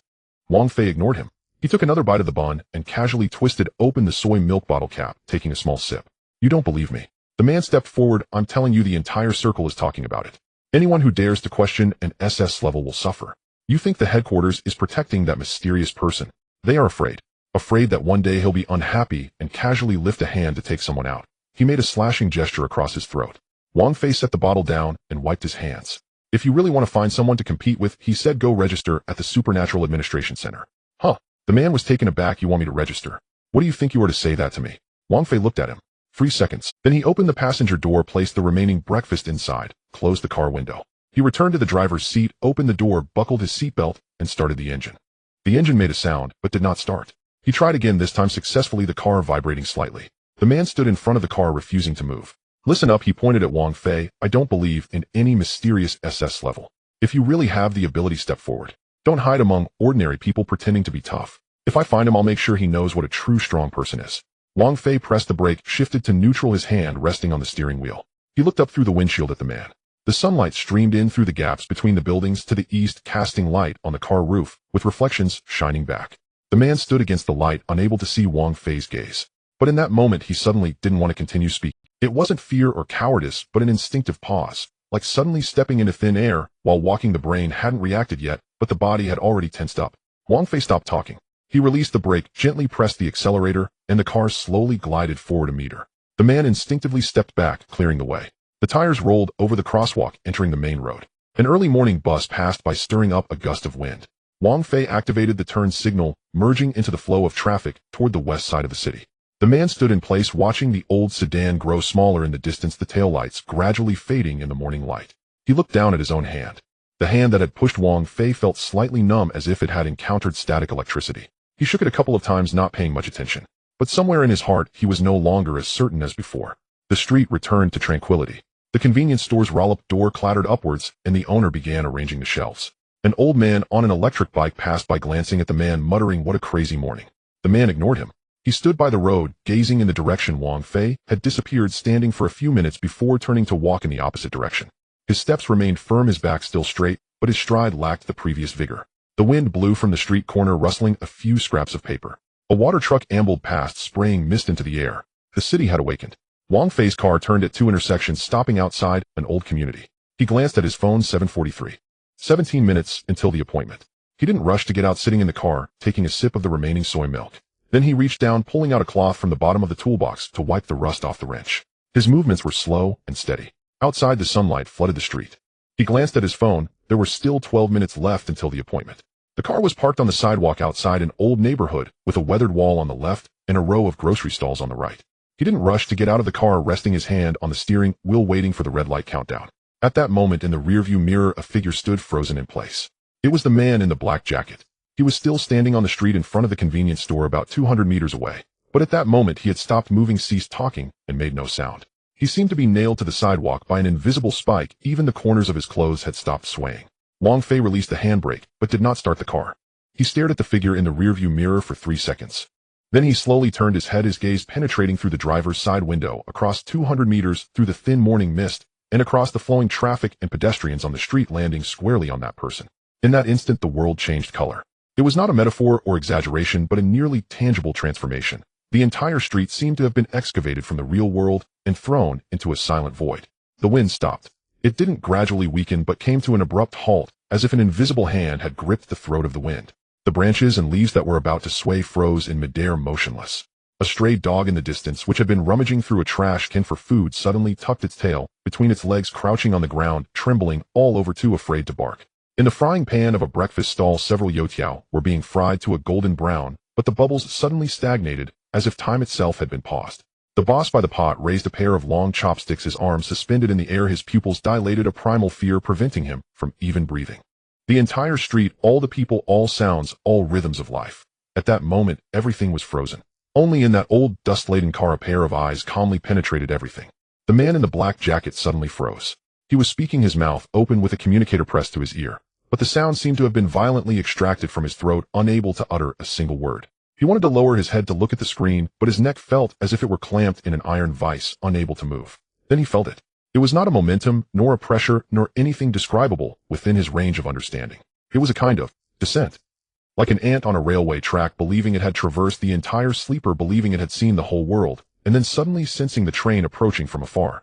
That deep, low, irreversible tremor coming from the depths of the track. It was not directed at him, nor was it intentionally released. It was merely that person turning their head, merely that person's gaze sweeping in his direction. That was all. Yet that was all made him feel as if he had been thrown into the deep sea. The pressure of 10,000 tons weighed on his chest, making every breath a struggle, requiring all his strength. Cold sweat poured from every pore, flowing down his neck and soaking through his undershirt. He wanted to retreat, but his legs would not obey. He wanted to shout, but his throat felt as if it had been sandpapered. He wanted to close his eyes and not look at that car, but his eyelids simply would not obey. His vision began to narrow, dark fog encroaching at the edges, as if something were consuming his perception. He stared fixedly at the car window, 200 meters away, focusing on the calm face behind it. That face bore no expression. No anger, no intent to kill, no disdain, not even any implication. It was as if one were sweeping past a tree by the roadside, a utility pole, or a rock. But it was precisely this indifference, this aloof, condescending perspective that looked down upon the dust, nearly akin to a deity overlooking ants, that caused the string named courage deep within him to snap with a resounding crack. He suddenly understood. The report from the headquarters was not false. The wolf pack in the mountainous area was not eliminated, but erased. And the person before him, this repairman dressed in a faded gray jacket, driving a dilapidated car with mud-specked cuffs. He was not some secluded master, nor a low-key powerhouse. He was an existence standing on a higher dimension. An existence capable of making him, this street, and this city completely disappear from this world at will. The communicator slipped from his hand, crashing to the ground. The screen shattered, emitting a piercing electric sound. He didn't bend down to pick it up. He even forgot how to bend down. His lips trembled violently, his teeth clattered softly, and he wanted to say something, to plead, to explain, or simply to cry out, "Spare me." But his throat felt as if it were gripped by an invisible hand, unable to force out a single word. Wang Fei looked at him. His gaze was icy. Not the kind of cold found in winter, but the cold of the depths of the universe, devoid of warmth, emotion, compassion, or intent to kill. It was simply pure, absolute existence. For a full 5 seconds. In those 5 seconds, the man in the black jacket felt as if he had been stripped of all disguises, all pride, and all the arrogance of being an S-class awakened one, laid bare, to reveal the trembling, insignificant, fragile soul within. Then Wang Fei gently rolled down the car window. The glass silently descended halfway, allowing the morning breeze to enter, carrying the scent of coal smoke and fried dough sticks. The outside world seemed to have been pressed play. Sounds, actions, time, everything began to flow again. "Don't cause trouble." The voice was neither loud nor heavy, just like reminding a neighbor who had forgotten to turn off the lights. But the instant those 4 words fell, the man in the black jacket's knees buckled, and he leaned forward. He bit his tongue, enduring the pain to hold on to his last breath, refusing to kneel. Yet his complexion had turned as pale as paper, his lips tinged with a bluish hue, his pupils sharply constricted from fear. He opened his mouth, blood seeping from the corner of his lips, but ultimately nothing came out. Because he suddenly realized the other party was not speaking to him. It was speaking to the heavens and the earth. And he was merely a speck of dust swept up in this expanse. Wang Fei no longer looked at him. He reached out to pull up the car window, his movements steady and unhurried. Then he fastened his seatbelt, checked the gear, and pressed the accelerator. The car slowly moved forward, rolling over a speed bump with a faint thudding sound. At that moment, 2 black, unmarked business cars silently emerged from the street corner, as if they had been waiting there all along for this moment to arrive. One parked 10 meters behind Wang Fei's car, while the other slanted in front of the convenience store, precisely blocking the view on the sidewalk. The doors opened, and 4 men in dark casual clothes got out. Their movements were synchronized, their steps precise, as if measured by a ruler, each step falling in the same rhythm. There were no extraneous movements, no eye contact, not even the sound of breathing. They approached the man in the black jacket without scolding or shoving. One offered a bottle of water, while another gently supported the man's elbow, not to control, but to assist. Their actions were polite to the utmost, yet also resolute to the utmost, leaving no room for negotiation. The man in the black jacket glanced back at the rear of Wang Fei's car. That old car had already turned the corner, its taillights blurring into 2 dark red dots in the morning light, like the dying embers of a cigarette. He suddenly felt that car, that person, that gaze, would appear in his dreams tonight. No, it would haunt every night. He made no resistance, not even having the strength to resist. He lowered his head and got into the back seat, the door closing behind him. The 2 cars turned around and drove away, their tires rolling over the damp tiles, without honking, without speeding, as quiet as 2 ghost ships sailing into the deep sea. The street returned to normal. The breakfast stall owner finally fished the youtiao out of the pan, looking around in confusion, muttering what just happened. A sanitation worker pushed a cleaning cart past the broom, scratching against the ground. A schoolboy with a backpack ran across the intersection, nearly bumping into a bicycle, only to be yanked back by a parent with a scolding. No one noticed what had just happened. Or rather, no one was allowed to notice. Wang Fei's car turned into the entrance of the old neighborhood, slowing to a stop. He glanced at the building number, confirming it was building No. 70, shifted to neutral, and pulled the handbrake. He grabbed the toolbox, opened the car door, and stepped out. The soles of his shoes made a soft sound on the cement floor. He locked the car and walked towards the unit door. On his way, he encountered an elderly lady carrying a vegetable basket, and they nodded at each other. The lady asked if he was there to fix someone's toilet again, and he replied affirmatively. She smiled and said that the plumbing in that building always had issues, thanking him for his hard work. He replied it's nothing and continued walking. Upon reaching the unit door, he looked up at the 4th floor balcony. A few pieces of clothing were hanging on the drying rack, one of the children's t-shirts puffed up in the wind like a small balloon. He withdrew his gaze and pressed the elevator button. As he waited for the elevator, he leaned against the wall and absent-mindedly touched the toolbox handle. The rust was still there, but it no longer scratched. He remembered using a bit of force when closing the lid yesterday, making it fit more securely today. Someone upstairs was mopping the floor, drops of water leaking through the staircase's crevices, forming a small wet patch at his feet. He did not dodge. He simply stood there waiting for the elevator. His phone vibrated in his pocket, possibly a construction reminder from the platform or a bank notification. He did not take it out to check. The elevator arrived with a ding. The door opened, and it was empty. He stepped inside, pressed the button for the 4th floor. The metal door slowly closed, reflecting his blurred silhouette. An ordinary face, hair slightly disheveled with stubble from not shaving properly last night. The cuffs of his jacket were frayed, and there was an indelible glue stain on his pants at the knee. The door closed completely. The elevator ascended. The hallway fell silent. Only the ventilation fan above continued to turn, emitting a low hum. The corridor on the 4th floor was paved with dark red tiles, the wall plaster peeling in some places, with several maintenance phone numbers posted. He exited the elevator and walked down the corridor towards room 403, his pace neither fast nor slow. Passing by the door of room 405, he heard a child crying inside, while an adult was coaxing them to eat. He did not stop, proceeding directly to the front of room 403, raising his hand to press the doorbell. "Coming." A woman's voice called from inside. He stepped back half a step, standing still waiting. The door opened, and a woman in her 50s peeked out. Upon seeing him, she immediately smiled. "Master Wang, you're here, please come in." "Yes, I'm here." He nodded, put on shoe covers, and entered. The living room was small with old furniture, the television on broadcasting the morning news. The male homeowner stood up to offer him a seat when he saw him enter. He waved his hand, directly asking for the toilet's location, saying he wanted to take a look first. The female homeowner led him to the bathroom. He squatted down to check the water tank connection pipe, unscrewed the joint to inspect the degree of wear on the washer, and tested the angle valve switch. Everything was normal, only the seal had aged. He took a new washer from the toolbox to replace it, reconnected the pipe, turned on the water source to test it. No leaks. He stood up, washed his hands, and dried them. "All set," he said. "It's usable. Just observe for half an hour, and it should be fine." "Oh, thank you so much."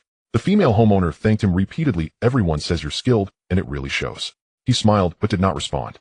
Back in the living room, the male homeowner scanned the payment, his hands trembling, entering the password incorrectly twice. He walked toward the elevator, his footsteps echoing softly in the empty hallway. The elevator was still on the 4th floor. He pressed the down button and waited.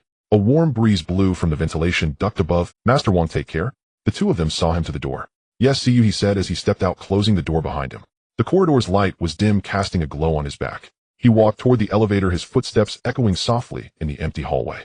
The elevator was still on the 4th floor. He pressed the down button and waited. A warm breeze blew from the ventilation duct above, carrying a hint of dust.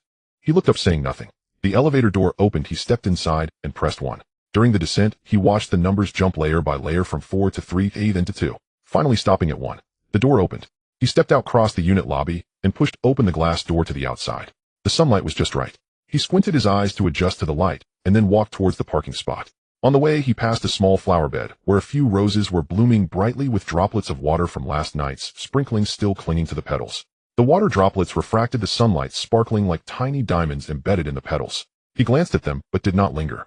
Continuing ahead, the car was parked in the shade of a tree still covered in dust, the left front tire resting on the curb. He took out the key, unlocked it with a click. He opened the driver's door, sat in, and closed the door. Fastened his seatbelt, inserted the key, and started the engine. The engine revved twice, successfully igniting. He released the brake, lightly pressed the accelerator, and the car slowly drove out of the neighborhood, merging into the flow of traffic on the main road. The red light ahead illuminated, and he came to a stable stop. While waiting for the light, he looked at the intersection ahead. Across the street, the convenience store was still in operation. The staff had changed, and one was mopping the floor. The advertising board at the entrance was slightly askew, but no one went to straighten it. He returned his gaze to the steering wheel. The green light illuminated. He pressed the accelerator, and the car moved forward. On the dashboard, the clock ticked to 9:31. In the rearview mirror, the old neighborhood gradually shrank, disappearing at the end of the traffic. He reached out to turn on the radio, where the morning news was announcing the weather. Sunny with a high temperature of 32 degrees, perfect for drying clothes. He did not change the channel. He drove on, listening to the weather forecast, heading towards his next appointment. The cabin was very quiet. The toolbox rested on the passenger seat, its metal lid reflecting the sky outside, gray and hazy, but with a thin layer of light. The city's clamor flowed outside the car window like a river that would never cease. And he in that river felt like a stone settled at the bottom. Unremarkable, unassuming, but unmovable by anyone. Wang Fei drove for less than 3 kilometers when the red light turned on. He stopped the car, hands resting on the steering wheel, waiting for the green light. 10 meters behind, a black business vehicle also came to a halt. Then another car appeared, slowly approaching and stopping by the side road. Both vehicles bore no markings, their dark colors muted, and the tires pressed against the ground made almost no sound. The leader of the security team got out of the car first. Dressed in a dark gray jacket without a tie, he walked lightly, as if afraid of disturbing someone. He approached Wang Fei's car and tapped on the window. Wang Fei glanced at him and pressed the unlock button. The window lowered halfway. A breeze rushed in, carrying the scent from a nearby breakfast stall. "Just finished handling it," the leader said quietly from outside. "That S-level individual has been transferred to the northwest. We've also begun an internal investigation into the responsibilities." The leader continued, "The person in charge of the local management center will be here shortly to explain the situation to you. This time it was our negligence that allowed him to come close to this area."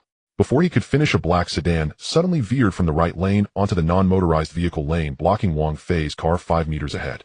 The car door opened, and a man in his 50s hurriedly exited, carrying a briefcase. His steps were brisk as he approached, but slowed down as he got closer. He was the head of the Supernatural Ability Management Center. Standing outside the car window, he did not bend down, merely looking at Wang Fei with his hands crossed in front of his stomach, his demeanor very respectful. "Master Wang," he started, his voice steady but slightly nervous. "What happened earlier was our fault. That S-level awakened individual should not have appeared in your usual vicinity. It is our dereliction of duty, and I apologize." Wang Fei then turned to look at him. The man did not evade his gaze and did not elaborate further, only repeating, "The responsibility lies with us. We will write a self-criticism and the corrective measures will be reported to the headquarters today." Wang Fei gazed at him. No one spoke. The door of a convenience store across the street opened and closed, and a student in uniform walked out carrying a bag. In the distance, the sound of sweeping could be heard swish, swish, swish incessantly. Wang Fei withdrew his gaze and looked ahead. "I don't care who comes looking for trouble," he said, his voice neither loud nor agitated, as if stating something he already knew, "but I will say this once. Don't let me encounter such matters again." The air fell silent instantly. The leader stood still, his throat moving, slightly afraid to respond. The head of the management center did not move either, just lowered his head a bit more. "Understood," the head finally spoke. "There will be no similar incidents again. We will enhance monitoring and all high-risk individuals' movements will be reported to you 24 hours in advance." Wang Fei did not nod or shake his head. He reached out to roll up the car window. The glass stopped halfway, and he paused. "You all do your work according to your own rules," he said. "As long as you don't disturb me or touch my family, I won't interfere with anything else." The head immediately replied yes. The leader also nodded, though Wang Fei did not look at him. The window closed completely. Inside the car it was quiet. Wang Fei inserted the key, turned on the ignition, and the engine revved to life. He shifted into gear, eased off the brake, and the car slowly moved forward. The black sedan in front had started and cleared the way. The two business vehicles followed behind him, maintaining a distance of 50 meters, neither fast nor slow. Wang Fei did not check the rearview mirror. After driving straight through two intersections, he turned right onto a narrow road in an old district. The street narrowed, flanked by old buildings from the 90s, their plaster peeling and air conditioning units haphazardly hung.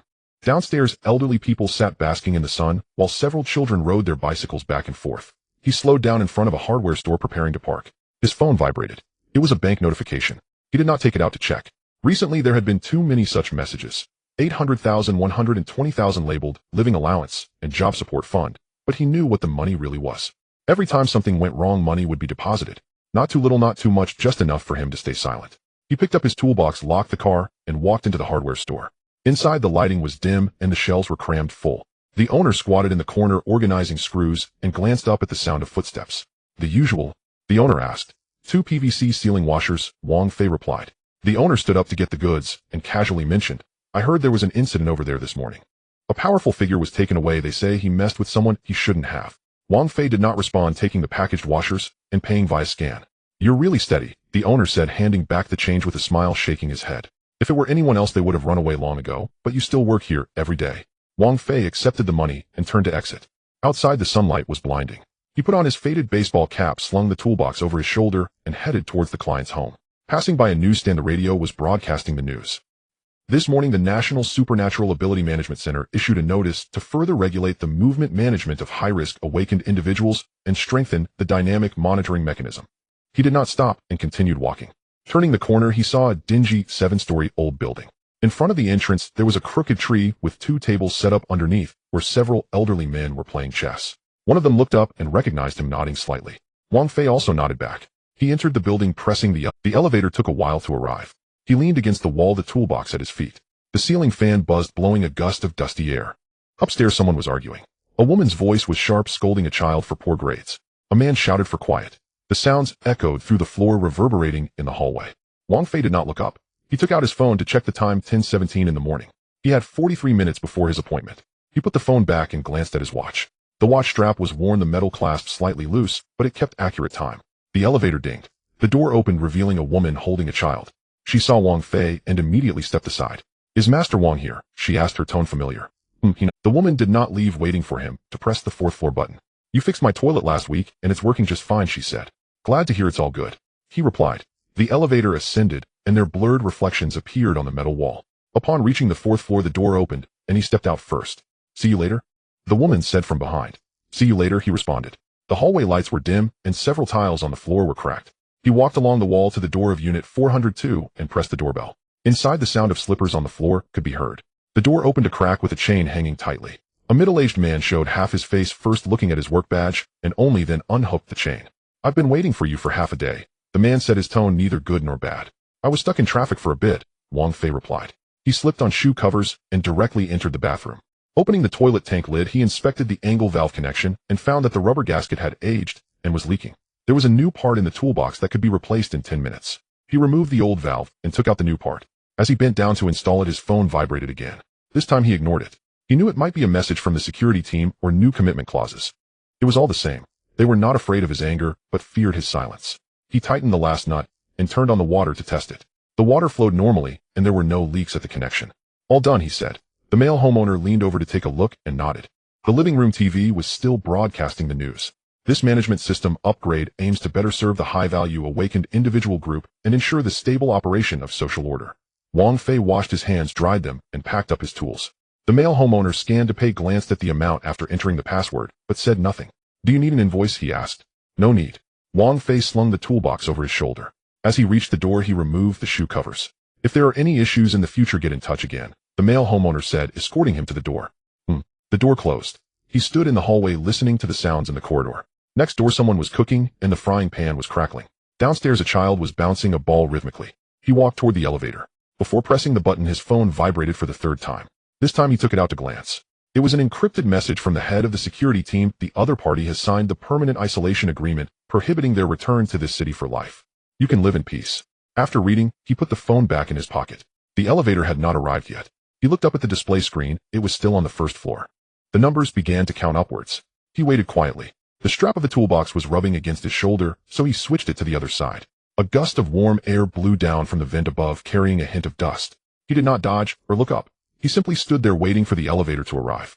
Wang Fei parked the car in front of Building 7 of Xinyuan on the west side of the city, glancing at his phone, which read 1042. He picked up the toolbox, got out of the car, and hurried toward Unit 3.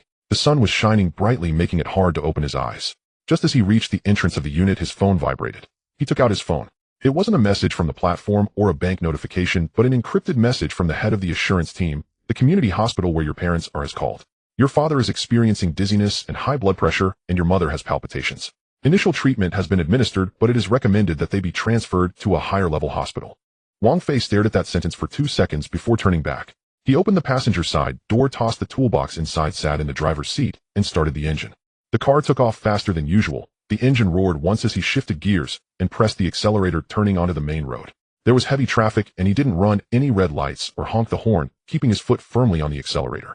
It usually took 40 minutes to get from the west side of the city to the East District Central Hospital, but he made it in 27 minutes.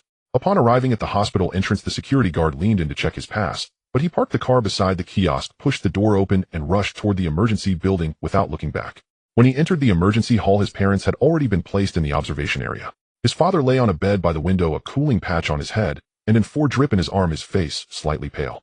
His mother sat by the bed, her hand resting on the edge, her fingers trembling slightly. Upon seeing Wang Fei enter, she opened her mouth, but did not speak. How are they? Wang Fei asked softly as he approached the bed. A doctor came over. He was in his 30s, wearing a white coat and holding a medical record. You are a family member, right? Your father's blood pressure just reached a maximum of 190, and he experienced brief confusion. We have conducted some tests and temporarily ruled out a brain hemorrhage, but further examinations of the blood vessels are necessary. Your mother is experiencing rapid heartbeats due to anxiety and has already received a sedative. Wang Fei nodded. Transfer them to a specialized ward for a comprehensive examination. The doctor replied, there is a waiting list for hospitalization and beds are tight. The earliest will be tomorrow. Before he could finish, Wang Fei took out his phone. An incoming call popped up from the head of the assurance team. He dialed back directly. The call connected with a single ring. I'm in the East District Central Hospital emergency room. Wang Fei said, my parents have just been admitted and my father's blood pressure is high and my mother has palpitations. They need to be hospitalized immediately for a full examination. Understood. The other party's voice was steady. A provincial-level expert team is already on the way and will arrive within 15 minutes. A dedicated ambulance will arrive in 5 minutes to pick them up from the emergency entrance and transfer them to the VIP medical area of the Municipal Central Hospital. We will coordinate with the Health Commission for the procedures. You just need to accompany them and don't worry about anything else. Wang Fei hung up the phone and told the doctor they are coming to pick them up soon. The doctor was taken aback. Who? Wang Fei did not answer. He walked to his mother's side, gently squeezing her hand. Don't worry. We will check thoroughly in another place. His mother looked up at him. How much will this cost? Such a big operation. Wang Fei replied. It's part of the health management policy for the families of awakened individuals provided by the state. It's free, Wang Fei said. His mother opened her mouth to ask more, but seeing her son's expression swallowed her words. She knew that her son had always been honest and never lied.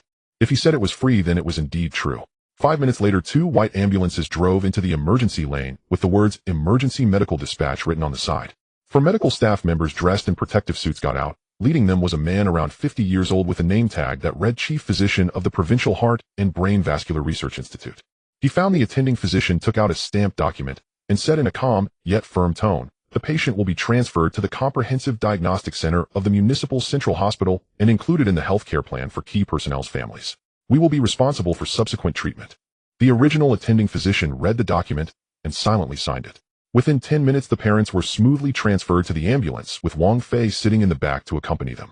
As the vehicle started, he glanced back at the entrance of the East District Hospital. A few nurses stood at the door watching, but no one spoke. The VIP area of the Municipal Central Hospital was on the 16th floor of Building B. The elevator went straight up, and the corridor was carpeted in dark gray with soft lighting. The ward was a double room with 2 beds, an independent bathroom, and a view of a corner of the park outside. All the equipment was new, including monitors, ventilators, and telemedicine systems. After settling his parents, the expert group immediately began their consultations. 3 individuals, all holding senior titles, came from cardiology, neurology, and geriatrics. They surrounded the hospital bed, examining the indicators, flipping through reports, and quietly discussing medication plans. Wang Fei stood in the corner, silent and unmoving. Half an hour later, the head of the assurance team arrived, dressed casually and holding a file bag. He walked over to Wang Fei and lowered his voice. "The approval documents have been filed and all expenses will be covered under the National Key Personnel Family Medical Guarantee Plan without entering the health insurance system and not disclosed to the public. The doctors have all signed confidentiality agreements and treatment records are encrypted and securely stored." Wang Fei responded with an MM. This time is a proactive response, not a remedy after an incident. The head said, "The higher-ups are very clear. This kind of incident cannot happen again." Wang Fei did not respond. He walked to his father's bedside and tucked the blanket around him. His father was asleep, breathing more steadily than before. For the next 3 days, everything proceeded according to plan. His father underwent a brain CT and carotid ultrasound, which revealed mild plaque on the right carotid artery, but no blockage. The doctor stated that it was an early problem caused by long-term high blood pressure and adjusted his blood pressure medication immediately, while a nutritionist created a dietary plan. His mother's ECG returned to normal, and once her emotions stabilized, she no longer needed medication, only regular checkups.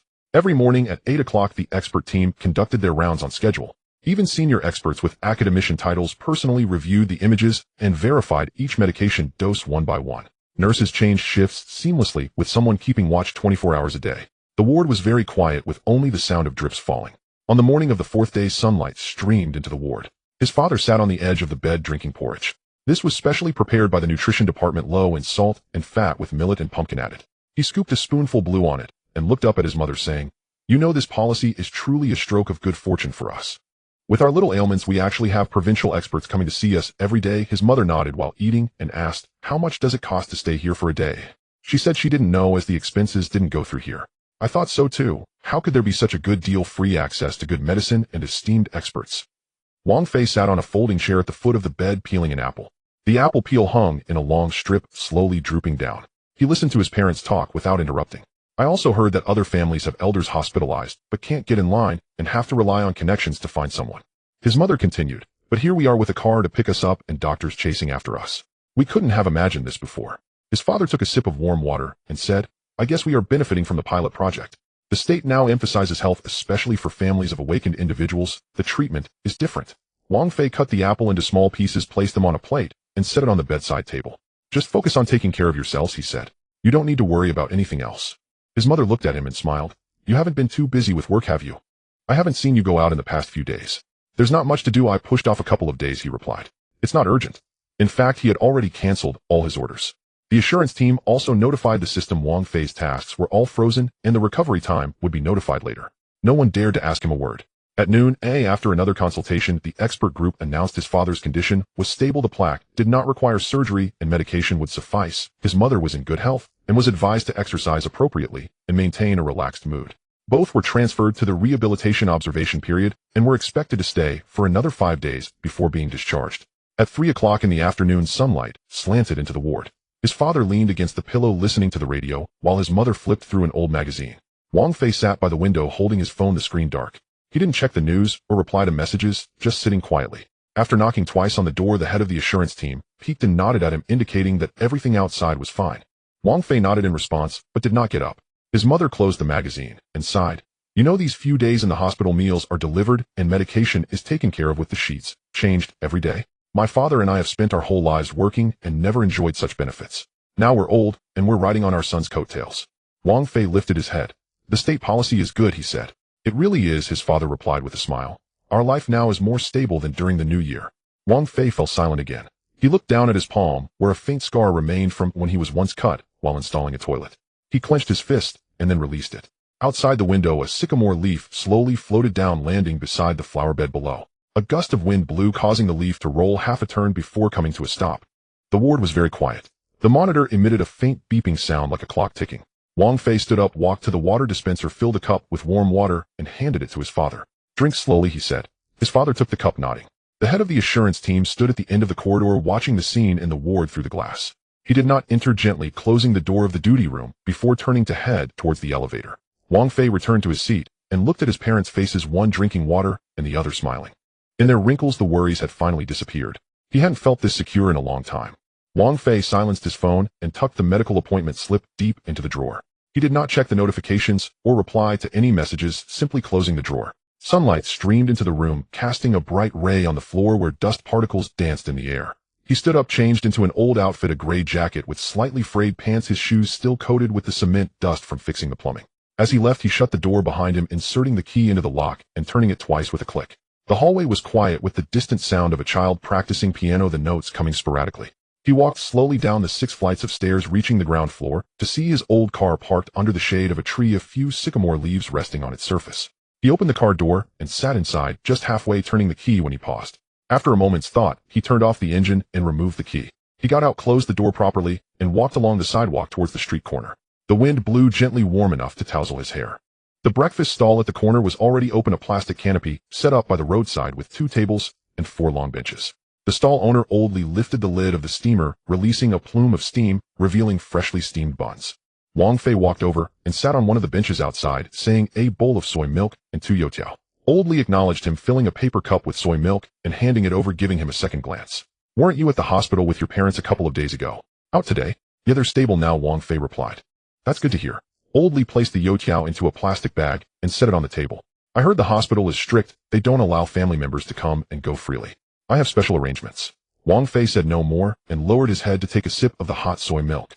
At that moment, 2 young men walked by wearing sports jackets with the logo of the Ability Association emblazoned on their chests. One of them whispered, "Did you hear? A whole pack of wolf-type mutants disappeared overnight in the northwest. Not a single one survived." The other shook his head. "It couldn't have been its class doing it. That scale would require at least 3 or 4 TOPS classes to team up, and it would take a long time. Yet there are no signs of a struggle at the scene, not even a trace of energy left behind. So who do you think did it? Who else could it be? It must have been that one from above." The man lowered his voice. "SS class, this confirms it." Wang Fei paused for a moment, holding the youtiao, then continued eating. "My brother works in data entry at the headquarters. He said the system detected an annihilation signal that night, right near the incident site. The signal disappeared in a flash, but the AI determined the match probability to be over 97%. So powerful. Does that mean just a thought could make it happen?" "Exactly. Now all the illegal organizations across the country are too scared to act. Even street fights have decreased. That fire-types class from East City tried to show off yesterday, but was reassigned to the Gobi Desert for defense that same night. Who would dare to oppose that?"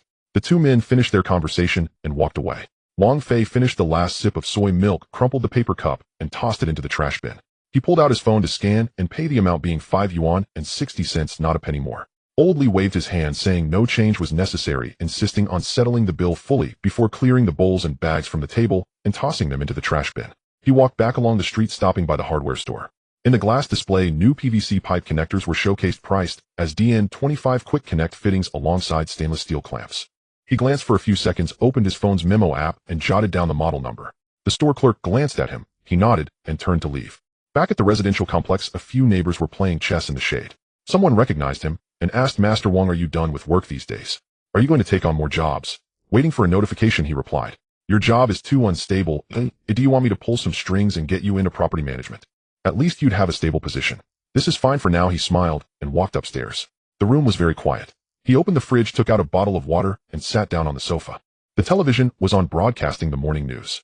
The screen switched to a national report on abilities with the female anchor stating, "Recently, the National Ability Management Center released a notice reaffirming its control over high-risk abilities.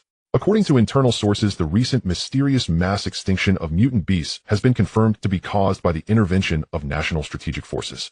The center reminds all awakened individuals that challenging the bottom line of order is strictly prohibited. Violators will be dealt with according to the law. The camera cut to an animated map showing several red areas turning gray, with a voiceover saying, as of now, the activity frequency of the three major illegal organizations that used to operate in the border areas has decreased by 82%, and the migration paths of level 2 and above mutant beasts have significantly shifted, indicating a sustained improvement in overall safety.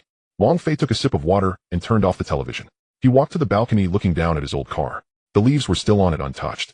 He knew that as long as he spoke up, someone would immediately come to wash and maintain it, even replacing the tires with new ones. But he didn't want that.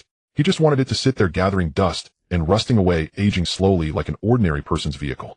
At 3 in the afternoon, the sunlight shifted to the other side of the building. He received a push notification from the platform. A new order was available needing a smart toilet seat replaced in a community in the southern city with a reward of 320 yuan, and the user rating was 5 stars with an appointment time of 10 o'clock tomorrow. He clicked to view the details, which included the floor plan, and elevator situation, with a note stating priority for experienced workers. He clicked accept, and the system notified him that the task was locked. His phone vibrated once, receiving an encrypted message from the support team. You have not responded to official communications for 48 consecutive hours. Do you need a specialist to assist you? No, he replied with a single word. After sending, he placed the phone down on the coffee table. In the evening, he prepared 2 dishes with rice steaming in the pot. After eating, he washed the dishes, wiped the stove clean, and stored the leftover rice in the fridge. Outside, the sky grew dark and the city lights flickered on. Traffic flowed continuously over the distant overpass, the lights moving like a flowing line. He sat in the chair, not turning on the main light, just the desk lamp. The wall clock ticked, showing 7:23. Sounds of children playing drifted up from downstairs, followed by a parent's call for dinner. A family of 3 walked past the flower bed, the little girl jumping as she stepped on the cracks between the tiles, her parents smiling as they pulled her along. He watched for a while before getting up to pull the curtains. His phone vibrated again. This time it was a notification for a heated forum post breaking the true identity of the mysterious SS Glass exposed. Insiders revealed that they reside in a third-tier small city. Below it was a blurry street scene photo showing the corner breakfast stall with a figure sitting on a bench drinking soy milk. He glanced at it, then exited and deleted the notification. He knew exactly where that photo was taken and whether that person, but he didn't care. What mattered to him was whether he could get up on time tomorrow, arrive at the client's home to take measurements before 10, or whether the newly bought ceiling ring would leak, whether his younger brother could rank in the top 50 in next week's evaluation. These matters were far more important than any SS Glass. He went to the bathroom to wash up, brushing his teeth while looking at himself in the mirror. His face was quite ordinary, with some fine lines at the corners of his eyes, and he hadn't shaved properly, leaving a few stubble. He squeezed out toothpaste, brushing thoroughly, ensuring every tooth was clean. After finishing his shower, he filled the kettle with water and plugged it in. While waiting for the water to boil, he sat on the edge of the bed and neatly placed his shoes under it. When the water boiled, he poured a cup and set it on the bedside table to cool. He lay down and closed his eyes. The sound of the fan whirring filled his ears, along with the faint murmur of traffic in the distance. His breathing gradually became steady. The city continued to function, with many discussing a name, speculating about an unseen person. Some were afraid, some worshipped, some sought to climb the ranks, and others wrote loyalty letters overnight. The state used this pressure to restore order, and everyone in the ability community felt uneasy. Even the most reckless among them dared not act rashly. And he was just a plumber. The next morning at 6:17, the alarm clock rang. He opened his eyes and reached out to turn it off. Sitting up, he got dressed and tied his shoelaces. He picked up his tool bag and checked wrenches, screwdrivers, sealing glue, and the newly bought DN25 connector. All there. He opened the door and stepped out as the hallway lights turned on automatically. His footsteps echoed evenly on the stairs, 1 floor, 2 floors, all the way down to the 6th floor. Exiting the unit door, the morning breeze greeted him, carrying a hint of moisture. He approached his old car, inserting the key into the lock and hearing a click as he opened the door. Sitting inside, he started the engine. The dashboard lit up, fuel was sufficient, and the tire pressure was normal. The car slowly pulled out of the community entrance, merging into the morning rush hour traffic. A red light shone ahead. He pressed the brake and waited there. The morning rush hour intersection was packed like a can of sardines, with horns blaring as if to shake the heavens. Wang Fei sat in a dilapidated van, fingers resting on the steering wheel, his expression devoid of emotion.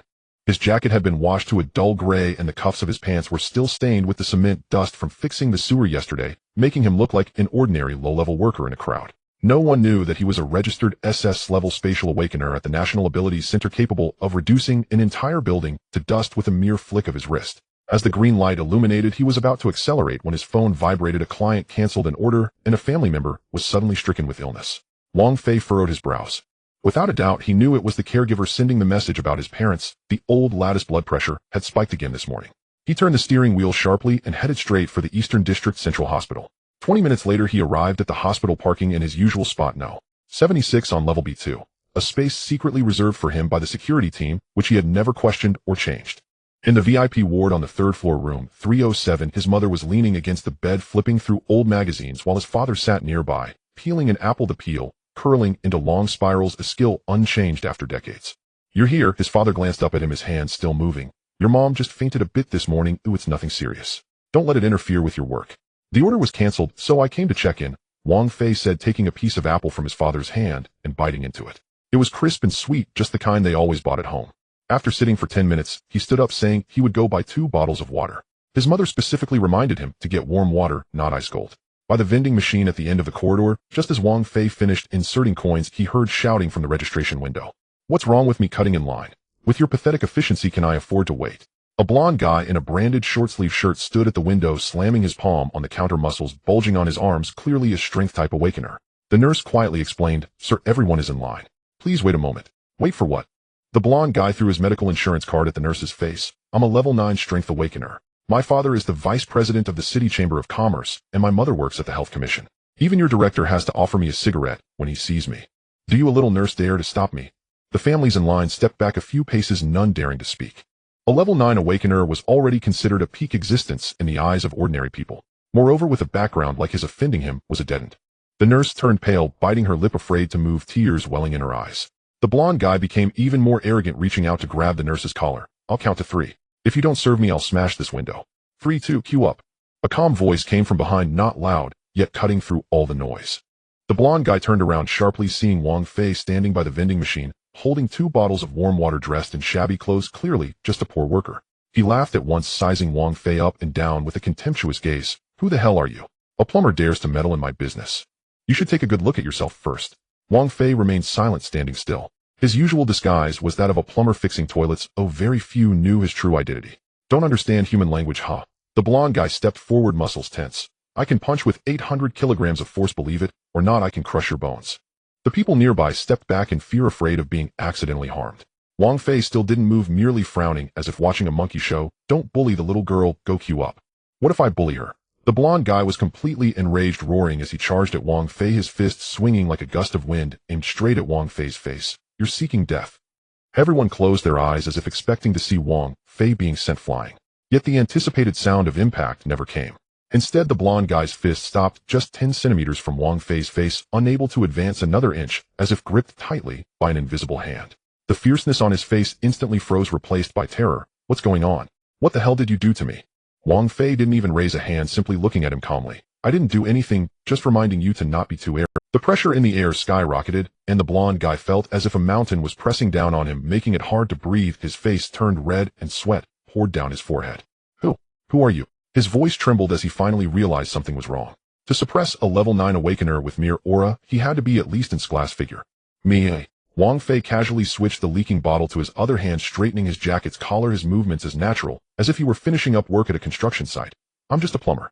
With a thud, the blond guy's legs turned to jelly, dropping to the floor, trembling like a leaf.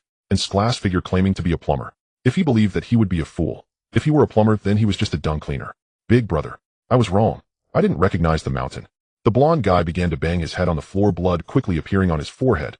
"I shouldn't have cut in line. I shouldn't have bullied the nurse. I'll queue up right now. Please have mercy on me." The once arrogant rich second generation now knelt on the ground, crying like a... The onlookers stared in disbelief, their eyes wide open, unable to believe what they were seeing. Wang Fei ignored him, walking to the nurse's station, placing the 2 bottles of warm water on the counter, softening his voice considerably. "Could you please help me refill the 4 order for Wang Jiangwo and Li Xiaoying in room 307? Thank you." The nurse was still in a daze, taking 2 seconds to respond before quickly nodding. "Okay, yes, I'll take care of it right away." Wang Fei stood there waiting for the order, his back straight. Although he was dressed in rags, no one dared to look at him as they once did. The blond guy knelt on the ground, not even having the courage to look up. He now regretted his actions, deeply wondering how he had offended such a big shot. If this person held a grudge, his entire family would be finished. Before long, the nurse handed over the order. Wang Fei thanked her and turned to walk toward the ward. As he passed by the blond guy, the latter was so scared that he pressed his face to the ground, not daring to breathe. Wang Fei didn't stop or say anything, as if he hadn't seen him. It was only after his figure disappeared around the corner of the corridor that the blond guy dared to lift his head, his back already soaked. Someone nearby murmured, "Who exactly was that person? So impressive. I don't know, he looks ordinary, but I didn't expect him to be so powerful." A level 9 awakener says he can suppress. He must be a hidden big shot. The blond guy listened to these words, his face alternating between green and white, scrambling out of the hospital, no longer daring to be arrogant. In the ward, Wang Fei handed the 4 order to the caregiver, and his mother asked him why he had taken so long. Nothing much, just ran into someone who didn't know better and had a few words with him. Wang Fei said, casually picking up an apple and continuing to munch. The sunlight from the window fell on his face, calm, as if nothing had happened. Only the special communicator from the abilities center in his pocket buzzed a moment ago, sending a message. Captain, we just detected fluctuations in your aura. Do you need assistance? Wang Fei casually replied with 2 words, no need. He indeed hadn't made a move, only releasing a bit of aura. If he had truly acted, that rich kid would have been left with nothing. Wang Fei carried 2 bottles of water toward Ward 307. One bottle was beaded with condensation, a droplets slid down his fingers to his wrist, cool against his skin. He did not wipe them away or stop. A noise came from behind, someone had fallen, then a voice shouted for a doctor, while another whispered that the impact had been severe. Wang Fei heard it, but did not look back. The corridor was immaculately clean, a sunlight poured through the window and fell on the potted plants by the wall. The breeze stirred the leaves, their shadows flickering on the plaster. He reached the corner as the elevator descended. 543. Yet he did not wait and kept walking. His sole scraped the floor, making a faint sound. About 30 meters behind him, the rich air suddenly collapsed. He had been chasing Wang Fei, rubbing his arm and cursing as he ran. He had intended to shove Wang Fei from behind to make him fall and get his revenge. But as he lunged forward, his whole body seemed to strike against something unseen. His knees hit first. He tumbled forward and struck his forehead on the floor, bleeding. His right shoulder dislocated, the arm hanging at an awkward angle, pain stealing his breath. He tried to call out, but could only groan. Relatives gathered nearby. An elderly woman asked in alarm why the young man had suddenly fallen. A man crouched to examine him and asked whether it might be an epileptic seizure. A nurse rushed out and hit the emergency call button at once. Minutes later, a gurney arrived and 2 orderlies lifted him onto it. He lay there with his face streaked in blood, teeth chattering, eyes fixed on the direction Wang Fei had departed, lips trembling, unable to utter a word. Wang Fei pushed open the ward door and set the bottles on the bedside table. His mother was folding a blanket while his father peeled an apple, the peel coming off in a continuous spiral. They looked up at him. Where have you been so long? His mother asked. Something happened on the way, he replied, then hung his toolkit on the hook behind the chair. His father glanced at him.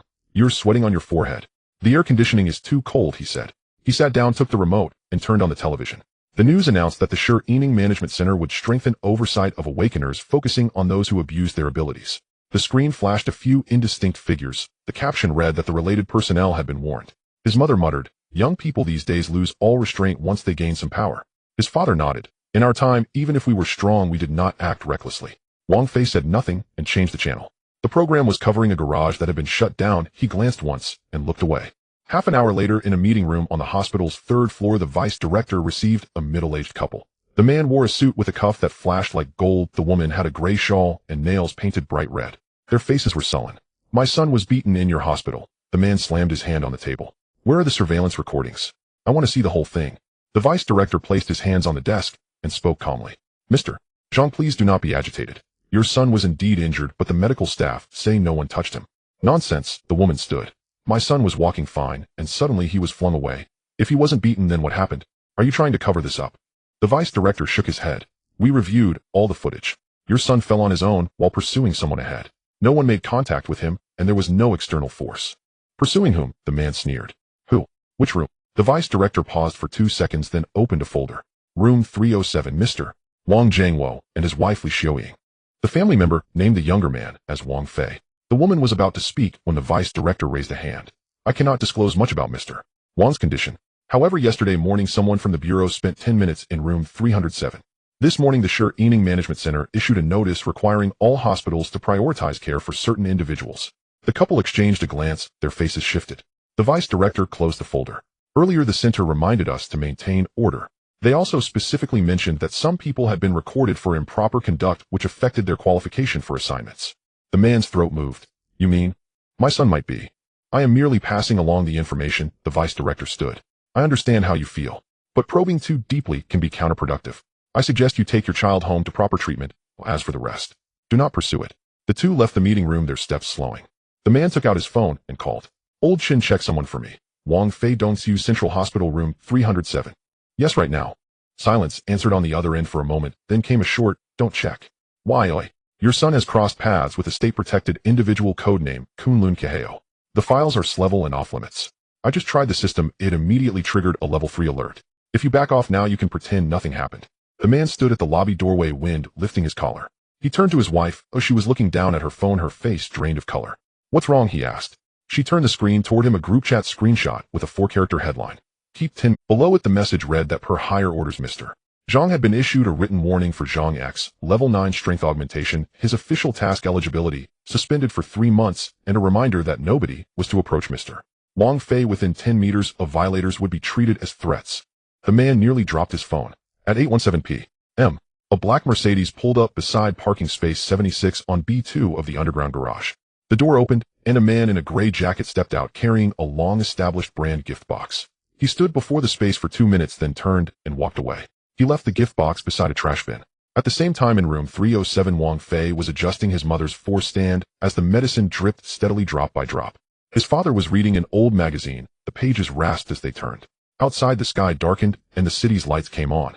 The phone vibrated once. He took it out and saw a bank notification. A living subsidy of 800,000 had been credited. He did not open it and slid the phone back into his pocket. His mother said, "The nurse said the last 2 checks are tomorrow, perhaps the day after we can be discharged." He replied.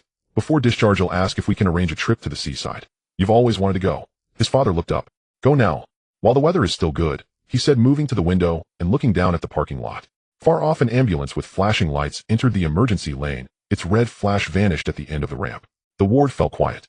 The television had switched to an interview with S-level awakener who remarked, "Some people think ability grants them license to act. They do not understand how tightly the authorities regulate us. A single careless move and you could end up on the list," the awakener warned. Wang Fei turned off the television. He sat back down, hands on his knees, staring at the floor. There was a small crack in the floor as if made by the pressure of a heavy object. He stared at it for a few seconds without speaking. The next morning at 9:43, the Ening Management Center office. A staff member handed the rich air a paper warning. He sat in a wheelchair with his right arm bandaged and his face still bruised. His hand trembled as he signed. "Reflect on this when you return," the staff member said. "A 3-month suspension of task eligibility is not trivial. In public, restrain both your hands and your tongue." He nodded, throat dry and unable to speak. When he wrote his name in the signature field, his last stroke trailed long like a tear torn across the paper.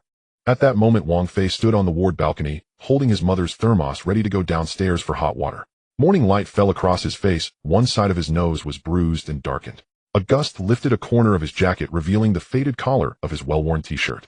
He turned back into the room and closed the balcony door behind him. Wang Fei stood on the balcony of the hospital ward holding his mother's thermos cup. The morning sunlight spilled onto the wall, bringing a touch of warmth. A gentle breeze blew, lifting a corner of his jacket and revealing a faded t-shirt underneath. He did not go downstairs immediately, but first checked the parking lot below. There were few vehicles inside, with several private cars parked, and an ambulance had just left, leaving wet traces on the slope. Yesterday's matters had been resolved smoothly, and no further disturbances arose from the relevant personnel. The examination results for his parents had been issued. Recovery was satisfactory, and they could be discharged tomorrow. He turned back to the ward and promptly closed the balcony door. "Why did you stay outside for so long?" his mother asked, sitting by the bed, putting medicines into a bag. "The water hasn't boiled yet," he replied. "I'll get it later." Father had just finished peeling an apple, the skin intact, and gently placed it on a plate. "Your mother just mentioned she hopes to visit the seaside." Wang Fei paused briefly, then walked to the table to place the thermos cup down. "I share that sentiment as well. Given that the weather is quite nice, we should head out immediately." Mother looked up at him, asking, "Have you successfully taken leave?" "Yes," he replied, pulling out a chair to sit down. "I've checked the train tickets. We'll depart the day after tomorrow and be back in 5 days. Father snorted. "Do you really think you're a travel agency?" "I'm not a travel agency, I'm your son." He took out his phone and opened the itinerary page. "The tickets and hotel are all booked. The room is close to the beach, just a 5-minute walk to the shore. You need not worry about anything, just enjoy the food and relaxation." Mother smiled, saying, "When did you become so good at planning, my child?" "Previously, economic conditions were limited, and there was no leisure time," he explained. "Now both conditions are met." Father remained silent, flipping through an old magazine. He knew that his son had changed, but he couldn't pinpoint how. In the past 2 years, family matters had progressed smoothly, and they had assistance during the hospitalization with a quiet living environment. However, the car repair shop at the entrance of the community had been sealed without prior notice the next day. He did not inquire or speculate. The next morning, Wang Fei emerged from the apartment with 2 suitcases. His parents were already waiting downstairs. Mother wore a thick coat wrapped in a scarf. Father carried a canvas bag and held a thermos. A gray travel van was parked by the roadside unmarked. The driver was wearing a gray sweatshirt and a hat. Upon seeing the relevant personnel approach, the driver got out and opened the trunk. "Good morning, driver." Wang Fei handed over the suitcases. The driver nodded, took them, placed them in the car, and then returned to start the vehicle. The interior was very clean, with light-colored seat covers and warm air from the air conditioning. After his parents got in the car, Mother looked out the window at the community entrance and said softly, This car is quite comfortable. Oh, did the rental company send it? Good service. Wang Fei fastened his seatbelt. The car slowly drove out of the community and onto the main road.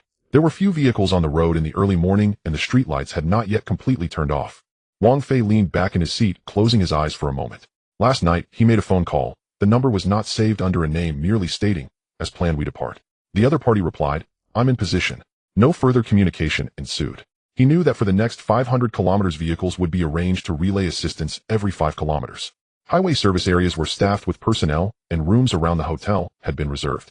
Elevators also had designated passageways. All tasks would proceed in an orderly manner, ensuring no noise. He also knew that his parents would never be aware. As the car passed the toll booth, Mother suddenly said, "I remember 10 years ago the three of us went south taking the hard seat on a green train, and your father held you through the night." Father then said, "You were only 8 at that time," insisting that there were monsters in the train engine. Waking up in tears, Wang Fei opened his eyes and smiled, saying, "I remember later the attendant brought me a boxed meal, and I thought it was a reward." Very true. Mother lightly patted his hand. In those days of scarcity, being able to have a boxed meal was like celebrating a festival. Now life has improved, and flying is quite common. Father looked out the window, saying, "The same person, but different days. It's time to enjoy life." The car continued southward, the sunlight becoming brighter, flooding into the cabin. Mother had fallen asleep against the back of her chair, while Father flipped through the newspaper he brought. Wang Fei did not sleep, focusing on the road ahead. 3 hours later, the driver stopped at a service area, allowing them to stretch a bit. After accompanying his parents out of the car, he went to the convenience store to buy drinking water. Father headed to the restroom, while Mother checked the biscuits on the shelf. "Is this one suitable?" She picked up a pack of sugar-free snacks. "Your father has high blood sugar and should avoid sugary foods." "Agreed, please take it." He received it and completed the payment process. The cashier was a young woman who looked up at Wang Fei and then lowered her head to scan the barcode. "Are you traveling with family? You seem very harmonious." "Yes, taking the elderly out for a break." She smiled, handing over the bag. "Your parents are fortunate." Wang Fei did not say much, merely nodded in acknowledgement before heading back out. Once back in the car, Mother took a sip of water and suddenly lowered her voice, saying, "Fizi, do you think anyone will follow us on this trip?" "What happened?" "I just feel something is off." She continued, "During the hospitalization, the nurses were enthusiastic and attentive, and the doctor was particularly polite when communicating. Moreover, the deputy director even came personally to understand the situation. We are not important people. Why were we treated like this?" Wang Fei paused for a moment, gazing at the flowing traffic ahead. "You are priority protection subjects," he pointed out.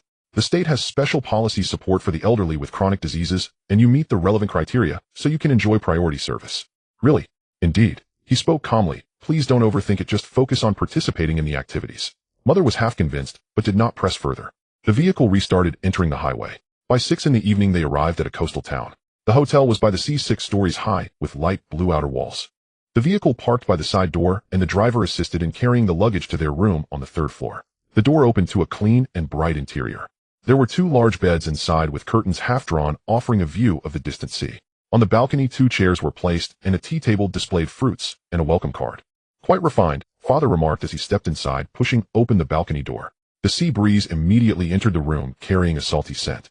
Mother stood by the window for a moment, then turned around and smiled, saying, "I can hear the sound of the waves." Wang Fei set down his luggage and asked, "Are you feeling hungry? There's a restaurant downstairs. I've reserved a table. Let's rest a bit first." Mother sat on the sofa. "You've been busy all day. You must be tired too." He did not decline, sitting down on the other side, then took off his shoes, resting his feet on the carpet. At that moment his phone in his pants pocket vibrated, displaying a bank notification. Living allowance of 800 yuan has been credited. He did not take it out to check. Half an hour later the 4 of them went downstairs to eat. The restaurant was adjacent to the beach with large windows overlooking the darkening sky. They ordered several local dishes, and Father had a small cup of yellow wine, his cheeks slightly flushed. "I haven't seen the vastness of the sea for 30 years, he raised his glass towards the window. "I never expected to return here in my old age. We should come every year." Mother served him food, saying, "As long as you can still walk." Wang Fei ate less, mainly observing others talking, laughing, and serving each other food. The server slowed down slightly, while changing the dishes, casting him an extra glance. He knew that this server was prearranged personnel, and also understood that the restaurant was only serving their table that evening. But he did not speak of it. After dinner he accompanied his parents for a walk by the sea. The sand was soft, and the streetlights along the path lit up in sequence, casting long shadows. Mother linked her arm with Father's, walking slowly, and occasionally stopping to take photos. "This picture turned out well," she exclaimed, holding up her phone. "Your father looks just like an elderly fisherman in backlight." "Don't speak nonsense," Father laughed, avoiding her. "If you keep taking pictures of me, I'll go back." Wang Fei walked behind, hands in his jacket pockets. His hair was blown by the wind, and in the distance children chased the waves while a couple sat on the rocks kissing. The world was functioning normally, no one recognized him, nor did anyone need him to do any work. This was the life he desired. On the morning of the third day, his parents woke up early and went to the beach after breakfast. Wang Fei stayed behind at the hotel lobby to buy a cup of hot coffee, standing by the window of the seaside cafe. His reflection appeared on the glass, an ordinary face, slightly tired with fine lines visible at the corners of his eyes. He held his cup, gazing at two figures 20 meters away. Mother sat on a beach chair soaking in the sun, while father squatted by the shallow water picking up shells, lightly resting his hand on his knee as he bent down. If your father were good at swimming when he was young, I would let him give it a try, Mother pointed at a distant sailboat, laughing. It's not too late to start now? Father stood up, saying, tomorrow we can sign up for relevant courses. The two joked with each other, laughter faintly echoing. A passerby glanced at them and smiled as well. Wang Fei lowered his head and took a sip of coffee, finding it quite hot.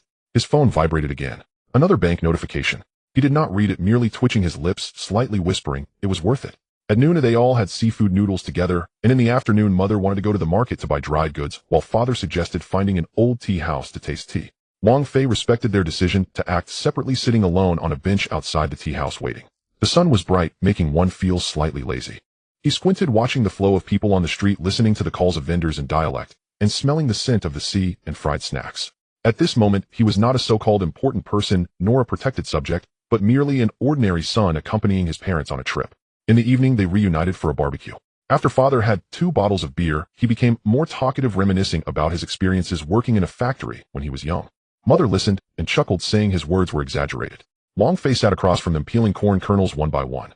On the way back to the hotel, Mother suddenly said, Feezy, I had a dream during this trip. What dream?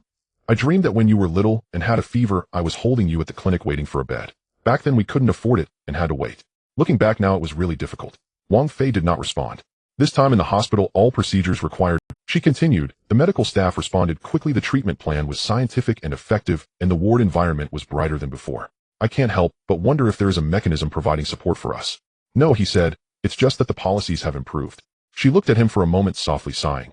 If you are unwilling to speak about it, I won't ask further. I know that you are now living well and can give us a stable life, and that is enough. He raised his head, looking into her eyes. In her words, there was no doubt, no questioning, only tenderness and contentment. He swallowed, finally saying, I will ensure that you continue to live this well. At 10 o'clock at night, after washing up, his parents returned to their respective rooms to rest. Wang Fei stood on the balcony of his room, gazing out at the dark sea. In the distance, the lighthouse flickered, as if responding to him. He took out his phone, opened the contacts, and found that he did not dial. He knew that everything continued to operate in an orderly fashion, quietly, yet unbreakably. He turned and entered the room, casually closing the balcony door.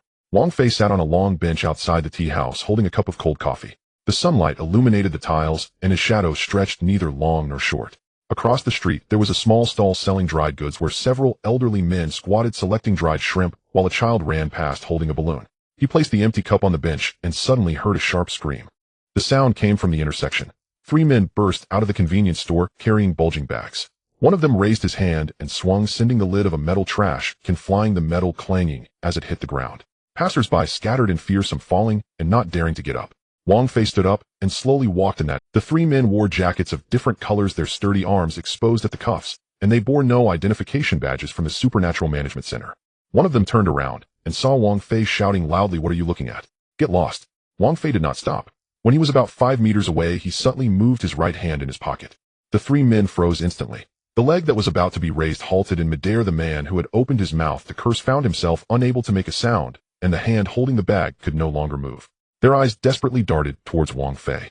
He approached an elderly man who had fallen and crouched down. The old man was still clutching the corner of his wallet, his shoulder trembling. Wang Fei whispered, don't be afraid, it's over. Then he took out a stack of money from his inner pocket and stuffed it into the old man's hand, saying, go buy something to eat, calm yourself down. The old man's lips trembled, unable to speak. He could only squeeze out 2 words, thank you. Wang Fei nodded, stood up, pulled out his phone, and dialed the number for the Binhai City Supernatural Management Center.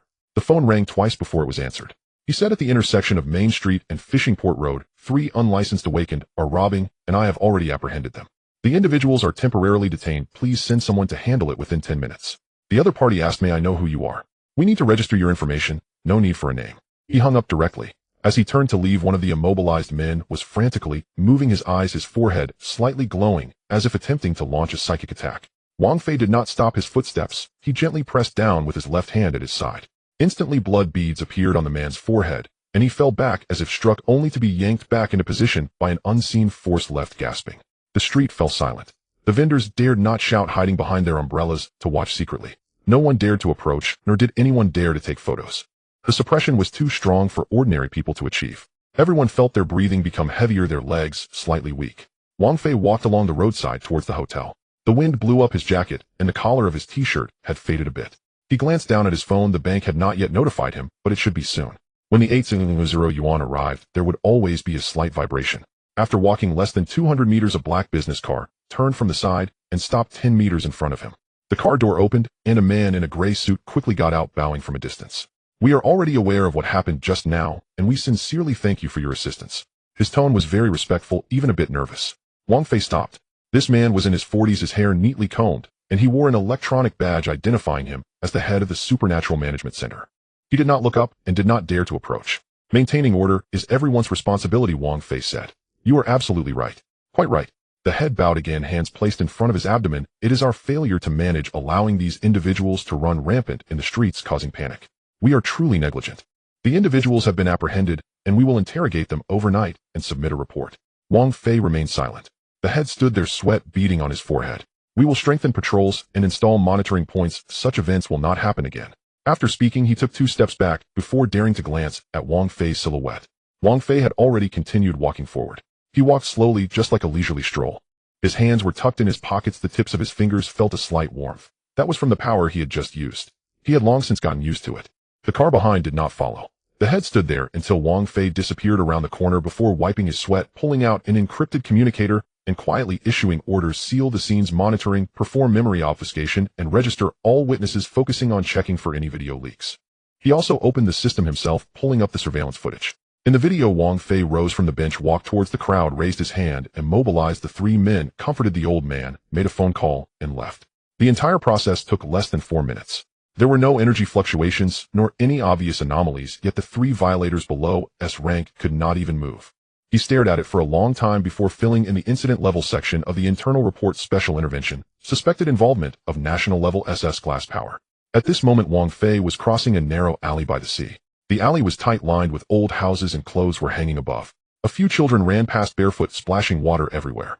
He avoided the puddles and walked forward on the dry tiles. His phone vibrated. He took it out to take a look.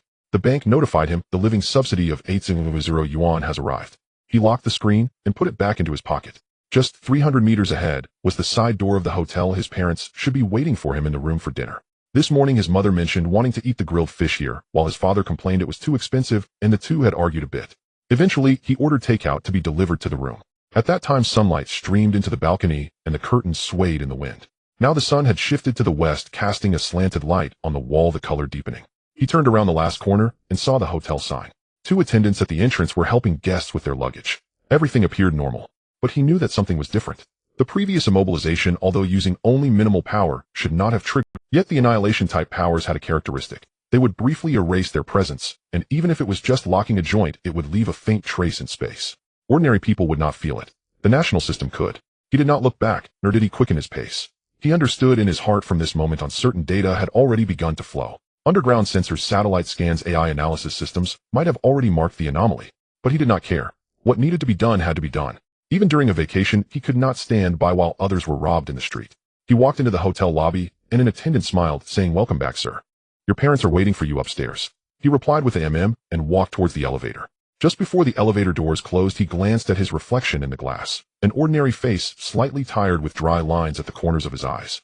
There was no difference between him and any other middle-aged man on the street. The door closed. As the elevator ascended, he leaned against the wall and closed his eyes for a moment. The world outside continued to turn. Some were trying to rob others with powers. Some were busy assigning blame and taking credit. And there were those who would never know who had shielded them from danger. That was enough. Wang Fei pushed open the door to the hotel room, the corridor light casting a long shadow behind him. The words of the waiter, "Your parents are waiting for you upstairs," still lingered in his ears. He didn't respond, merely nodding. Once the door was closed, the room was quiet. The curtains were half-drawn, sunlight streaming in through the gap and illuminating the edge of the bed. His mother's slippers lay one upside down and the other upright, while his father's coat was draped over the back of a chair, wrinkled. He sat down at the bedside, feeling a slight heaviness in his waist and tension in his shoulders. The scene from earlier on the street hadn't been strenuous, but he had used his powers and the tips of his fingers still felt warm. He took off his jacket and tossed it aside, then got up to shower. The water was a bit hot as he stood under the spray, eyes closed, letting the water flow over his face and neck. After about 10 minutes, he emerged towel in hand and casually opened his phone. A bank notification popped up indicating a life subsidy of 800,000 yuan had been credited. He glanced at it and locked the screen, placing the phone on the bedside table. The room remained silent, the air conditioning humming and a breeze carrying a hint of dust wafted from the vent. He walked over to adjust the fan speed, but as his finger brushed the button, he caught sight of something in the corner of the vent. A small metal piece was wedged at the edge of the wiring box, its color too similar to the plastic connector for an ordinary person to notice. He stared at it for 2 seconds, then crouched down and gently pried open the cover. Inside was a device the size of a fingernail connected by a thin wire, and it was slightly warm to the touch. He picked it up, holding it in his hand.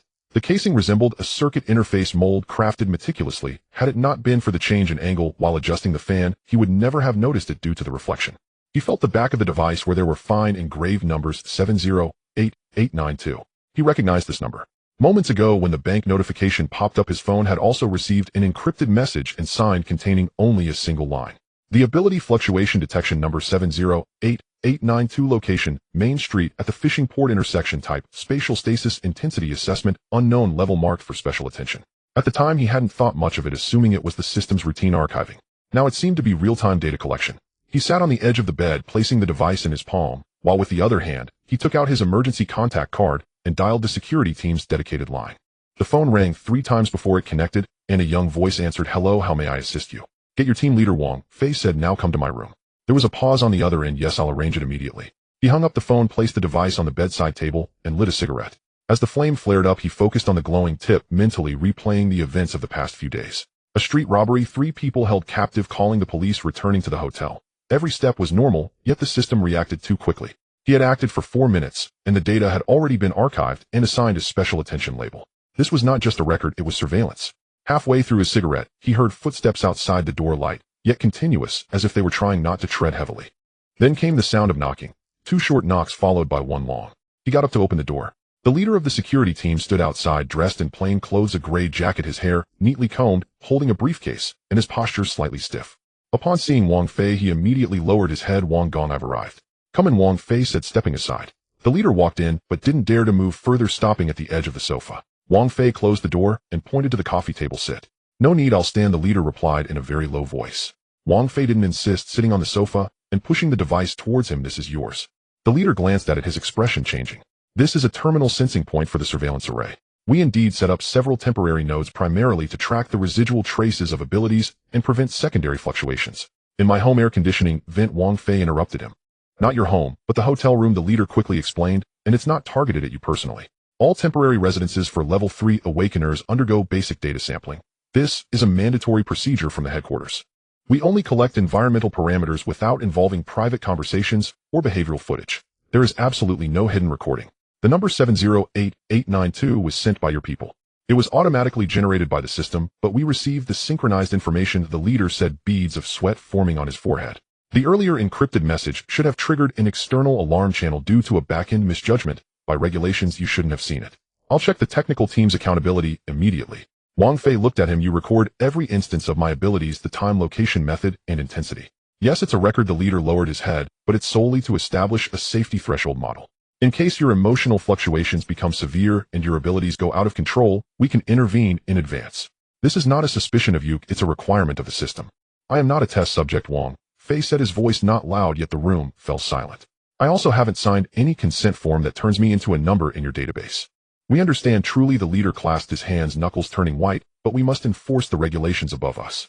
You are the only confirmed level 3 and also an involuntary awakener with no reference cases available. The country must grasp basic data to ensure absolute safety." Wang Fei remained silent. He stared at the device on the coffee table, the ash of his cigarette nearing the filter. The leader didn't dare to move or look up. After a few seconds, Wang Fei extinguished the cigarette, leaning against the sofa back. "I can accept the recording, but don't install things where I can't see them. Don't track my breathing, don't count how many times I used my abilities. I act with restraint. I don't need you watching me every moment." Yes, I will remove all concealed nodes immediately," the leader quickly agreed. "I've already ordered the recovery of 3 temporary points, including auxiliary probes in the corridor and elevator shaft. For future data collection, all will be conducted through publicly registered devices, and you can check them at any time." Also, Wang Fei raised his eyes. "Don't push such messages to my phone again. I know what I did. I don't need your reminders." "Understood. I will immediately close the external alarm channel permissions," the leader nodded vigorously, "and all internal reports will not mark your real identity, only archived under a code name." Wang Fei stood up, walking to the window. Down on the street, people came and went, several children chasing a balloon, their laughter intermittently wafting up. He pulled back the curtain, sunlight flooding the room. "You can leave," he said. "Yes." The leader picked up his briefcase, stepping back to the door, then paused. "By the way, your parents will be discharged tomorrow. The itinerary has been arranged and the seaside accommodation has been confirmed. We will maintain minimal external security, ensuring not to interfere with your family's activities." Wang Fei replied without turning around. The door closed behind him. He was alone in the room again. He stood by the window for a while, observing the street scene, then turned and tossed the device into the trash can. His phone was still lit on the bedside table. He walked over, opened the banking app, and saw the balance unchanged, 800,000 quietly resting there. He exited the app and casually deleted the encrypted notification. Outside, the sky was darkening, sunlight transitioning from slanted beams to a flat spread, casting deeper colors on the wall. He sat back down at the edge of the bed, hearing the TV sound from next door. It seemed his parents were watching the weather forecast. He didn't go over, just sat there until his mother called from outside. "Xiao Fei, it's time for dinner." He responded and got up to open the door. The dining table was set in the small living room, 3 sets of chopsticks and bowls. The food was takeout, but arranged neatly. His mother ladled soup into a bowl and handed it to him. He took it, sat down, and began to eat. Not a word said about the earlier events. Nor did anyone know that 10 minutes earlier an encrypted order had been sent from the hotel directly to the underground level 3 of the Ability Management Center in Binhai City. The order contained only 8 characters: immediately terminate, concealed monitoring, retain, archived sampling. After the operator input the confirmation password, a prompt appeared on the screen: node status update for 708892 offline. The wind blew in through the window, fluttering the menu paper on the table. Wang Fei picked up a piece of green vegetable and chewed slowly. Not long after sitting down to eat, I sensed movement at the door. Squinting, I realized my brother had returned. The sound of keys turning in the lock came from outside, followed by the creaking of the door being pushed open. My brother Wang Hao walked in, carrying 2 plastic bags, smiling as he said, "Mom, Dad, I'm back." He stepped aside, allowing a girl to enter behind him. The girl wore a light blue dress, her hair tied in a ponytail, and she sported white sneakers while cradling a beautifully packaged box of snacks. Upon entering, she greeted, "Hello, uncle," and aunt, then turned to Wang Fei saying, "Hello, brother." Wang Fei and our parents nodded in acknowledgement. Wang Hao placed the bags on the cabinet by the door and introduced, "This is my girlfriend, Lin Shi." Lin Shi took a step forward and introduced herself, saying she was Lin Shi, a junior in university in the provincial city with a level 10 awakening capable of controlling water flow. As soon as she finished speaking, she raised her fingertips slightly, causing the faucet above the sink to turn on automatically, and a fine stream of water fell like a thread, swirling in the air before retracting. The droplets rolled on the countertop, forming the shape of a small flower. My mother was momentarily taken aback, then smiled and nodded, praising her impressive ability. My father also straightened up from the sofa and nodded in agreement.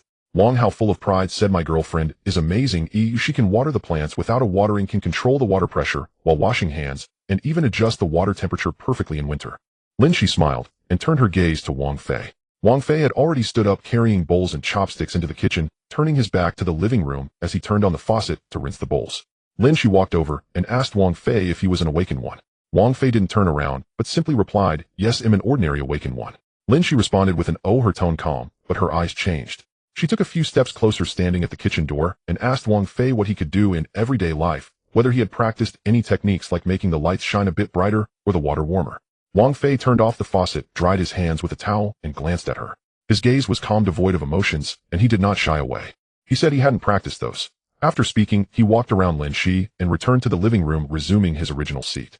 The television was still broadcasting the weather report, mentioning that there would be showers in coastal areas tomorrow. Lin Shi stood still, her fingers moving slightly, causing a bit of water to surge from the sink, drawing a circle on the countertop before spreading out. She pursed her lips, turned, and walked into the living room to sit beside Wang Hao, smiling as she said, "Actually, it doesn't have to be too powerful. Having a little usefulness is enough for a more convenient life like mine." Wang Hao nodded in agreement, asking, "What do you think, brother?"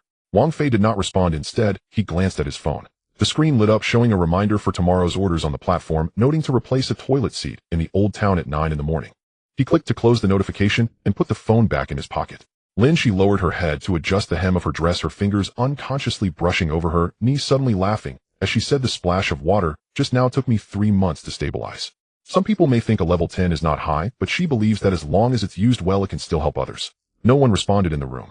My mother came out of the kitchen with a teacup and, hearing this casually, said, "The young lady is sensible and skilled." Lin's eyes brightened a bit, saying, "Aunt, don't be so polite. I will come often in the future and can help with the water pipes and clean the filters, gets all fine." My mother smiled and replied, "That sounds great." Wang Fei stood up and went to the balcony. Outside, the sky had not yet darkened completely. The streetlights downstairs had just turned on, illuminating a few dog walkers in the neighborhood. He leaned against the railing and saw a water delivery truck parked at the convenience store below, with workers unloading bottles of water. One of the bottles suddenly shook and a jet of water sprayed out from the seal, splattering everywhere. The worker cursed and hurriedly tightened the lid. Wang Fei stared at the puddle for a few seconds before turning back inside. After dinner, everyone moved to the living room. The television switched channels to a family drama.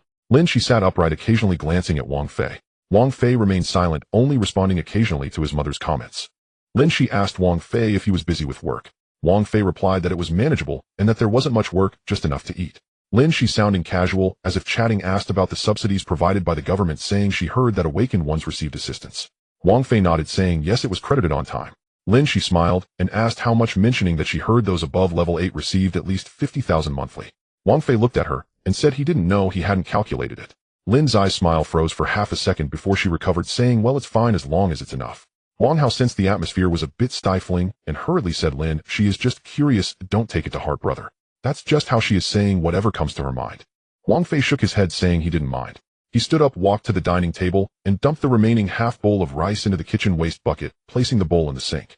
On his way back, he passed by the sofa and casually picked up the empty beverage bottles from the coffee table. She washed his back, her fingers gently tapping on her knees, suddenly raising her hand with her palm facing up. In the corner of the living room, the soil in a potted plant trembled slightly, and a fine stream of water seeped from the bottom of the pot, rising into the air and twisting into the shape of a butterfly glimmering under the light. She said this was the water butterfly technique taught by their department head, and it was considered a more delicate operation among level 10s. Wang Hao clapped, exclaiming, that's amazing. My mother leaned in to take a look, saying, oh my, it looks just like a real one. The butterfly flew around twice before landing on the coffee table and slowly dissipating. She looked at Wang Fei and asked, brother, do you want to try something too? Even just making the lights flicker a bit would be fine. Let's play together. Wang Fei sat on the sofa with his hand resting on his knee, glancing at the puddle of water before looking at Shi. He said he wasn't very good at those things. Suddenly his father spoke up, his voice steady, but not loud, saying not all awakened ones have to perform. Lin's eyes face flushed slightly as she said it wasn't her intention, as she just wanted to liven things up a bit. Wang Fei replied that he understood, but he didn't want to. The room fell silent. The television was showing a scene of a family eating together filled with laughter, while the reality of this room had become void of sound. My mother got up to boil water in the kitchen while my father read the newspaper. Wang Hao pulled Shi to ask if she was tired from the journey. Shi shook her head, forcing a smile. Wang Fei remained silent, sitting in his place, listening to the sounds of footsteps in the hallway as someone ascended and descended the stairs, along with the sound of a neighbor's child scribbling with a pencil while doing homework. He felt his phone in his pocket. The screen remained dark. She looked down at her hands, noting that her nails were suddenly recalling something. She looked up and asked Wang Fei if he knew about the recent incident involving an illegal awakened one in the city, saying 3 unregistered individuals had robbed a convenience store but were subdued on the spot, allegedly by a big shot who even suppressed their abilities. Wang Fei looked up and said he had heard of it. She pouted, saying it was really frightening. If she had been there, she would have first used a mist of water to obscure their vision and then restrained their wrists. Although level 10 wasn't high, it was enough to handle ordinary people. Wang Fei didn't respond. He stood up and walked toward his room, saying, I'm going to lie down for a bit. Before the door closed, he heard Shi still talking, saying that in fact the awakening level was secondary. The key was whether one dared to use it. Some people clearly had abilities but pretended to be ordinary, making it hard for others to discern the truth. Wang Fei didn't look back. He walked into his room, closed the door, and sat on the edge of the bed. Outside, the sky had completely darkened and the lights downstairs flickered against the wall like rippling water. He sat there without turning on the light. Outside, Lin's voice continued, speaking about her participation in drills at school, explaining how she used water flow to pin her opponent's joints and earn the highest score. Wang Hao chimed in, while my mother occasionally interjected, cautioning her to be careful not to hurt anyone.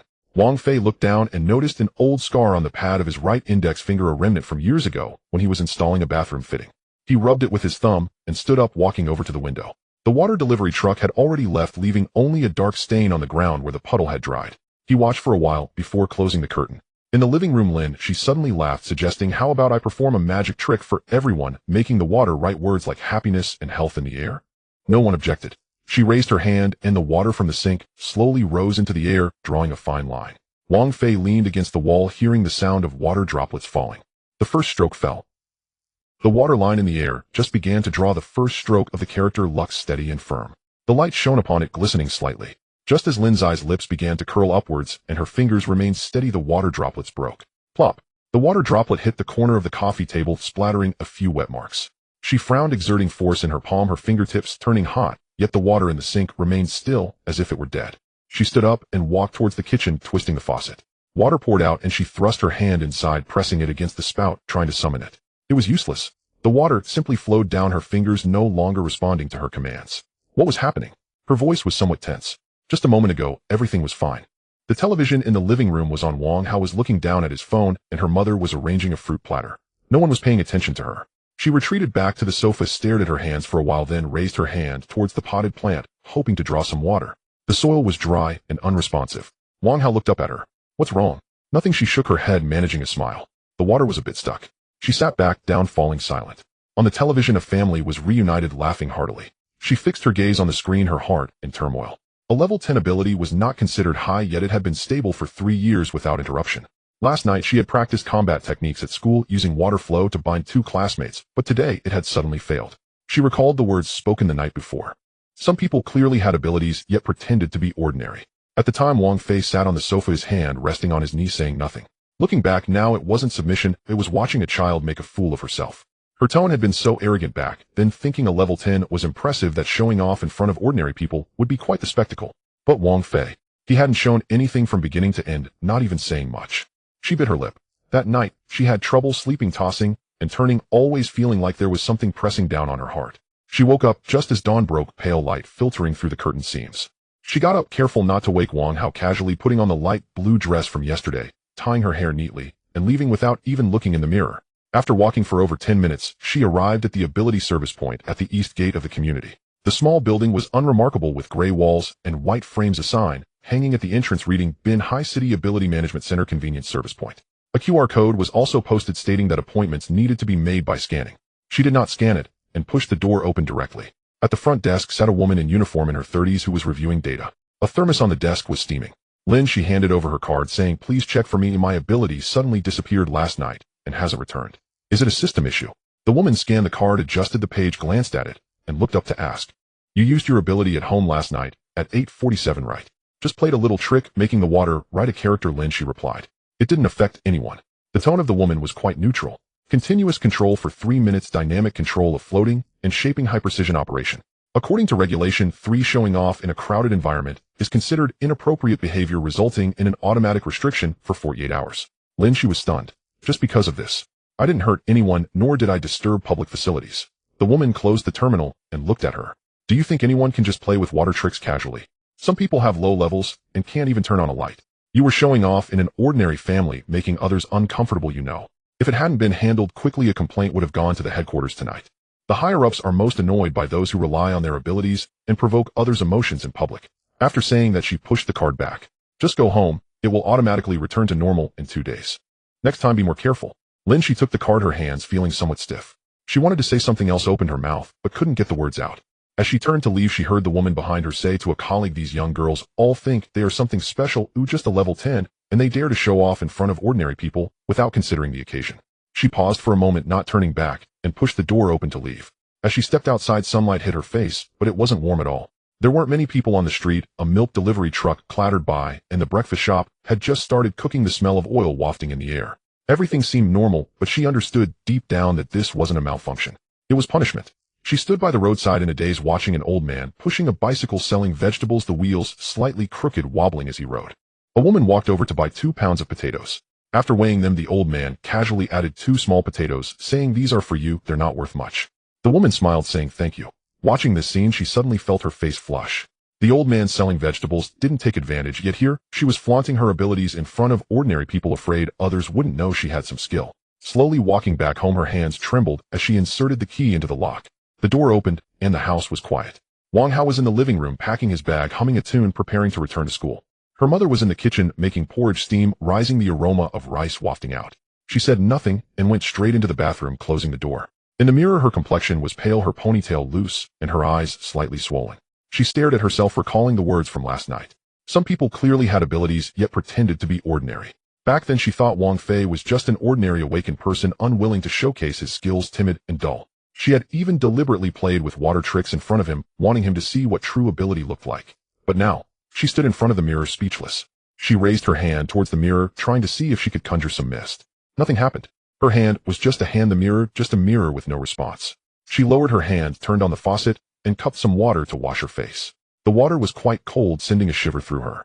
Raising her head to look in the mirror, water droplets cascaded down her face like tears. Wang Fei was on the balcony with his back to the living room. He held an old water gun, the plastic casing yellowed, with a small pressure valve at the front. He used a screwdriver to take it apart, cleaning the rubber gasket, moving slowly but steadily. Sunlight illuminated his hands, revealing several old scars and new abrasions. This water gun was an old tool used during the installation of the bathroom, meant for testing the pressure of water pipes. Once repaired, it could spray 6 meters. He blew off the dust, reassembled it, and tested the trigger. Click. He raised the water gun, aimed at the flower bed below, and pulled the trigger. A jet of water shot out quite far, landing in the flower bed and splattering a few mud droplets. He nodded in satisfaction, placed the water gun on the railing, and wiped his hands with a cloth. Downstairs, a water delivery worker was carrying a barrel of water into the building, resting a towel on his shoulder, panting with every step. The elevator dinged, the door opened, and the worker stepped inside, the door closing again. Wang Fei watched for a while before turning back inside. Lin Shi had been in the bathroom for a long time. She sat on the toilet lid, listening to the sounds outside. Wang Hao was pacing in the living room, looking for something, mumbling about where he had put his keys. Her mother said they were on the shoe rack. He had left them there yesterday. Wang Hao responded with an "oh," then said, "Mom, I'm leaving." Her mother urged him to eat first. Wang Hao replied, "I'm not eating you. I have things to do at school and need to go back early." Footsteps approached the door, and Wang Hao called out from outside, "Lin Shi, I'm leaving. See you next week." She opened the door and smiled. "Be careful on the way." Wang Hao with his backpack waved goodbye and glanced at the balcony. "Bro, I'm leaving." Wang Fei responded, but didn't turn his head. Lin Shi stood watching his silhouette. Wang Fei, wearing an old gray work t-shirt with sleeves rolled up to his elbows and a towel draped around his neck, looked quiet like a stone in the sunlight. She suddenly remembered that Wang Fei had been sitting in that spot all along, never moving, never showing anything, never saying anything. But looking back now, he was the one who was truly steady. She suddenly felt that her performances, those displays, words, and tests from last night, seemed trivial in front of him. He didn't care at all. He didn't take her little abilities seriously. She turned back to the bathroom, closed the door, and didn't turn on the light. Leaning against the door, she slowly slid down to the floor. The tiles were cold, seeping through her dress. She hugged her knees, burying her face in them. Outside, Wang Hao closed the door, and his footsteps faded away. Her mother called from the kitchen, asking her to eat, saying, "Xiao Lin, the porridge is ready, come out and eat." She did not respond. Her mother called again, but still there was no answer. Her mother stopped calling, and the sounds of bowls and chopsticks came from the kitchen as she said to Wang Fei, "Xiao Hao has left. Let's eat, just the 3 of us." Wang Fei replied, "Mm." She sat on the floor, listening to the 2 of them eating. Outside, the clinking of bowls and chopsticks, the sound of spoons against bowls, quiet yet peaceful. Suddenly she felt hungry but didn't want to go out. So she just sat there, hugging her knees, burying her face. After a while, the sounds outside faded away. Wang Fei was clearing the bowls, and her mother said, "I'll do it, you go rest." Wang Fei replied, "It's fine, I can handle it." She heard the sound of water. Wang Fei was washing dishes. After a while, footsteps approached the bathroom door and stopped. Wang Fei's voice came through the door, calm and steady. "The rice is in the pot. Heat it up if you're hungry." After he finished speaking, the footsteps walked away. She sat on the floor, lingering for a moment before finally standing up. She opened the door, and indeed there was a bowl of porridge left in the kitchen, still warm. She picked it up and took a sip. Outside, the sky had darkened, looking like it was about to rain. She stared for a while, then washed the bowl and put it away. Wang Fei was on the balcony, looking downstairs. The water delivery worker emerged, his cart empty, humming a tune. The elevator dinged again, the door opened, and then it closed. He stood up, walked inside, and casually turned off the balcony light. The room darkened. Wang Fei turned off the balcony light, plunging the room into darkness. Outside, a faint glow still filtered into the living room, casting a streak of light on the floor. He placed the water gun on the sofa, sat down, and twisted open a soda to take a sip. Droplets slid down the bottle, but he paid no mind. The phone rang. It was Wang Hao calling. He answered silently. The television was airing an advertisement for toilets where the presenter held a ceramic item, talking incessantly. Brother Wang Hao's voice was low on the other end. "Was it you who caused the incident with Lin Shi?" Wang Fei clenched the bottle, silent. He glanced outside. The water delivery man was downstairs, crouched, catching his breath. After a moment, Wang Hao continued, "I heard from her roommate that last night she went to the ability center, but was stopped. They said she was flaunting her abilities at home and imposed a 48-hour restriction. She just wrote a word. Was that necessary? Unless someone was targeting her." Wang Fei responded with a grunt. "Was it you?" Wang Hao's voice softened further. "What did you tell the higher-ups?" Wang Fei set the bottle on the table and shifted his position. "It wasn't me," he said. "Then who?" "Me," Wang Fei replied after a pause. "I didn't do much either. They handled it themselves." Wang Hao fell silent. The sound of a door closing and someone shouting could be heard on the other end. Brother Wang Hao spoke again, urgency creeping into his voice. "What exactly is going on? Changing houses and cars, parents hospitalized, seeking specialists, a repair shop shutting down because of you. You claim to be an ordinary awakener. Who would believe that?" Wang Fei stared out the window. The sun was setting, the glass of the opposite building reflecting the light.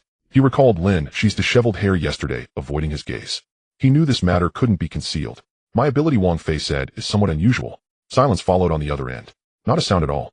After a long pause, Wang Hao finally spoke, his voice tense. How unusual.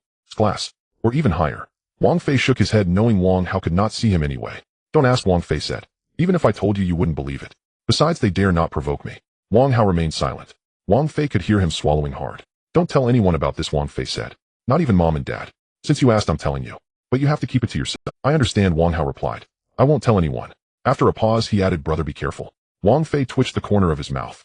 He took another sip of the cold soda, which unsettled his stomach. I know, he said. Both fell silent. The call remained connected. The water delivery man left downstairs. The elevator chimed as two elderly women entered chatting. Wang Fei watched the television. The advertisement ended, replaced by a weather forecast warning of an approaching typhoon. How's your training? Wang Fei asked. Not bad, Wang Hao answered. I ranked in the top 70 in last week's test. The instructor stopped scolding me. The glowing fingernail technique. I can hold it for 3 minutes now. Good, Wang Fei said. Don't overexert, but don't slack off either. You're better than me. What about you? Wang Hao didn't speak further. Wang Fei knew what he wanted to ask. You're so strong, why pretend to be ordinary? You're so formidable, why fix toilets? You're so impressive, why pick up car keys? Wang Hao refrained from asking the questions aloud. Perhaps he understood that some things were better left unspoken. I'm hanging up, Wang Fei said. Okay. The call ended. Wang Fei tossed his phone face down on the table. The room fell silent except for the television, which warned of heavy rain and advised stocking up on food. He did not change the channel, listening intently. The water gun remained on the sofa, its plastic yellowed and slightly rusted at the front. He picked it up and inspected it. This used to spray 6 meters, but it was no longer useful. Still, he did not discard it. He opened the cap and brushed away the dust inside. The gasket was old and needed replacement. His toolbox had spares, he'd deal with it tomorrow. Outside, darkness had fallen. The corridor lights illuminated floor by floor. Below, someone was cooking. A child cried, and an adult soothed the child, quieting the sobs. He sat still without turning on the light. The phone lay on the table, screen dark. After a while, he smiled, quietly silent. He rose to the kitchen for a glass of water, then returned to watch television. The typhoon was still at sea, but approaching. The scene shifted to night. Streetlights illuminated the roads, and cars packed the streets. He finished his water, setting the cup on the table to cover a water ring left by the soda bottle. The last trace of light outside vanished. The room was plunged into complete darkness. He did not turn on the lights, sitting as the television's glow flickered against the wall. After the weather forecast, a family drama played on the screen, showing a family dining happily. He watched, pondering today's events. Lin, Xi's restriction, Wang Hao's call, his parents watching television. Everything was normal, yet somehow not. His phone vibrated. He picked it up to see an unknown number and a single message. Restriction executed, please monitor closely. Wang Fei stared for a few seconds before deleting it. He put the phone down and resumed watching the drama where a father and son argued. The son left, and the father sighed deeply. He recalled what he told Wang Hao about his ability being somewhat unusual. Actually, it was far more than that. But he could not speak of it. Too troublesome. If family knew, they would either fear, plead, or worry. None of those outcomes were good. Enough. Work when it was time, eat when it was time.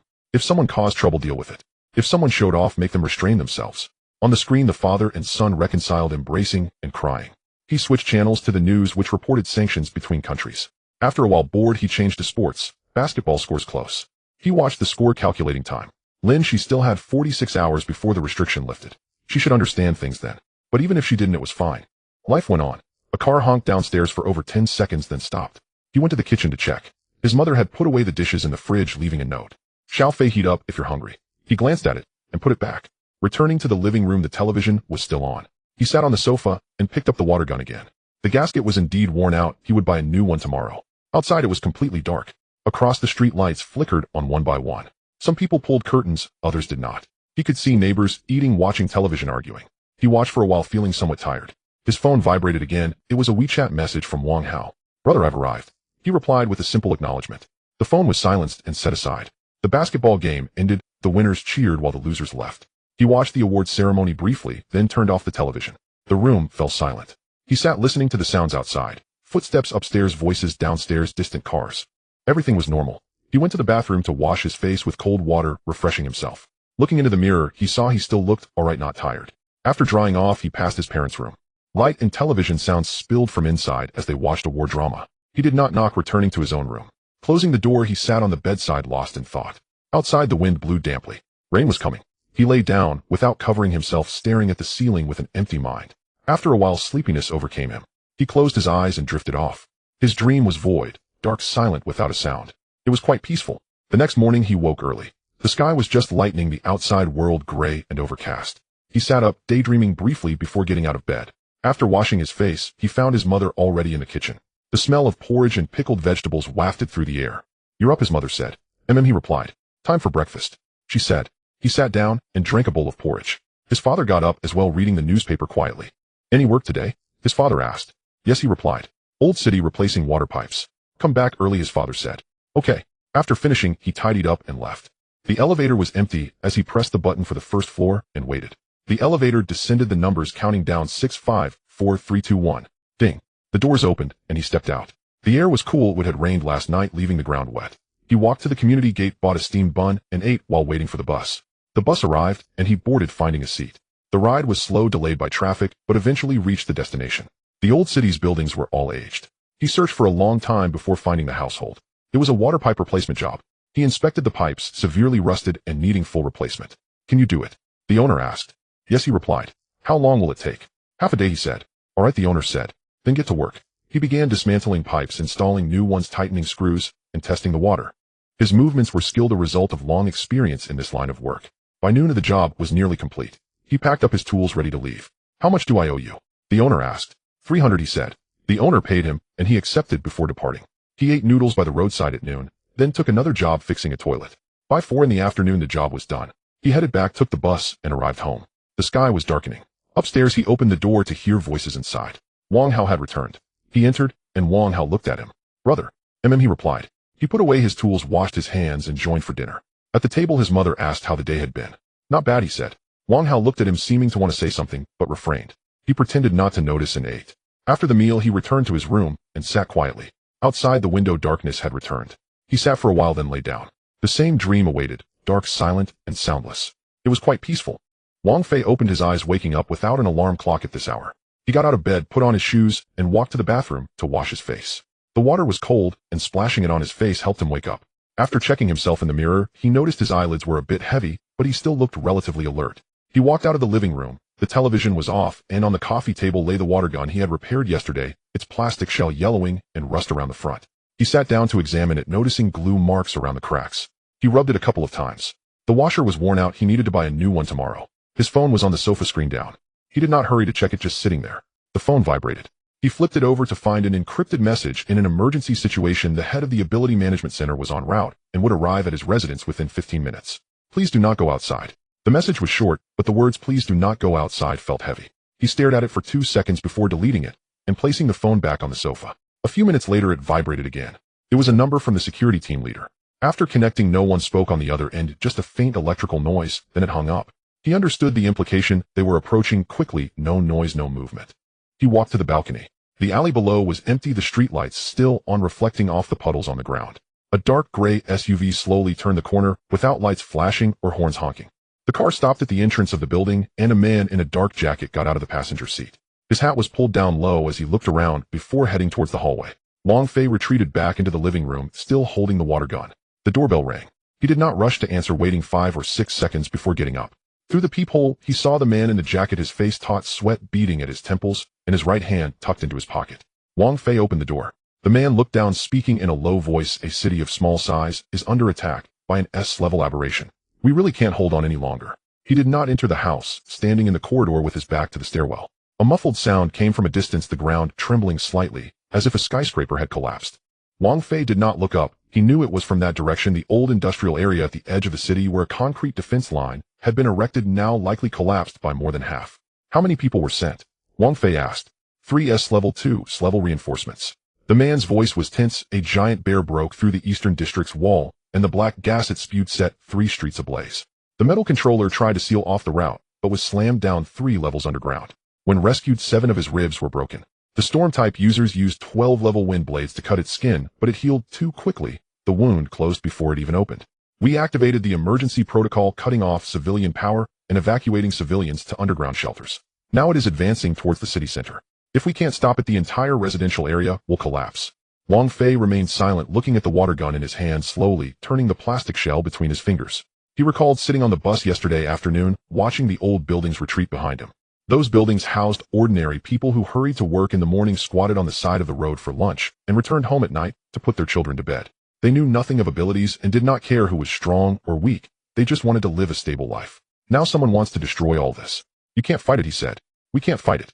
The man admitted frankly, we have tried all methods, high-temperature, high-pressure electromagnetic pulses, but its flesh regenerates faster than we can destroy it. Bullets go and blood flows out, and the next second the wound is sealed. Flames engulf it, and it roars, its fur grows back, leaving no trace of the burning smell. We reported a red alert, and the higher-ups responded that the current combat strength cannot contain it. Please coordinate SS-level support immediately. Wang Fei lifted his gaze to him. So you came. I came personally, the man nodded. There are only 3 SS-level operatives available nationwide, the other 2 are on missions abroad and won't return for at least 6 hours. And it, he paused, lowering his voice further, has already breached the 3rd line of defense less than 800 meters from the nearest residential building. We can't hold for half an hour. Wang Fei looked at him. This man was the highest authority on ability affairs in the entire city, capable of determining the task assignments of hundreds of awakened ones with a single word. Even S-level awakened ones had to salute him.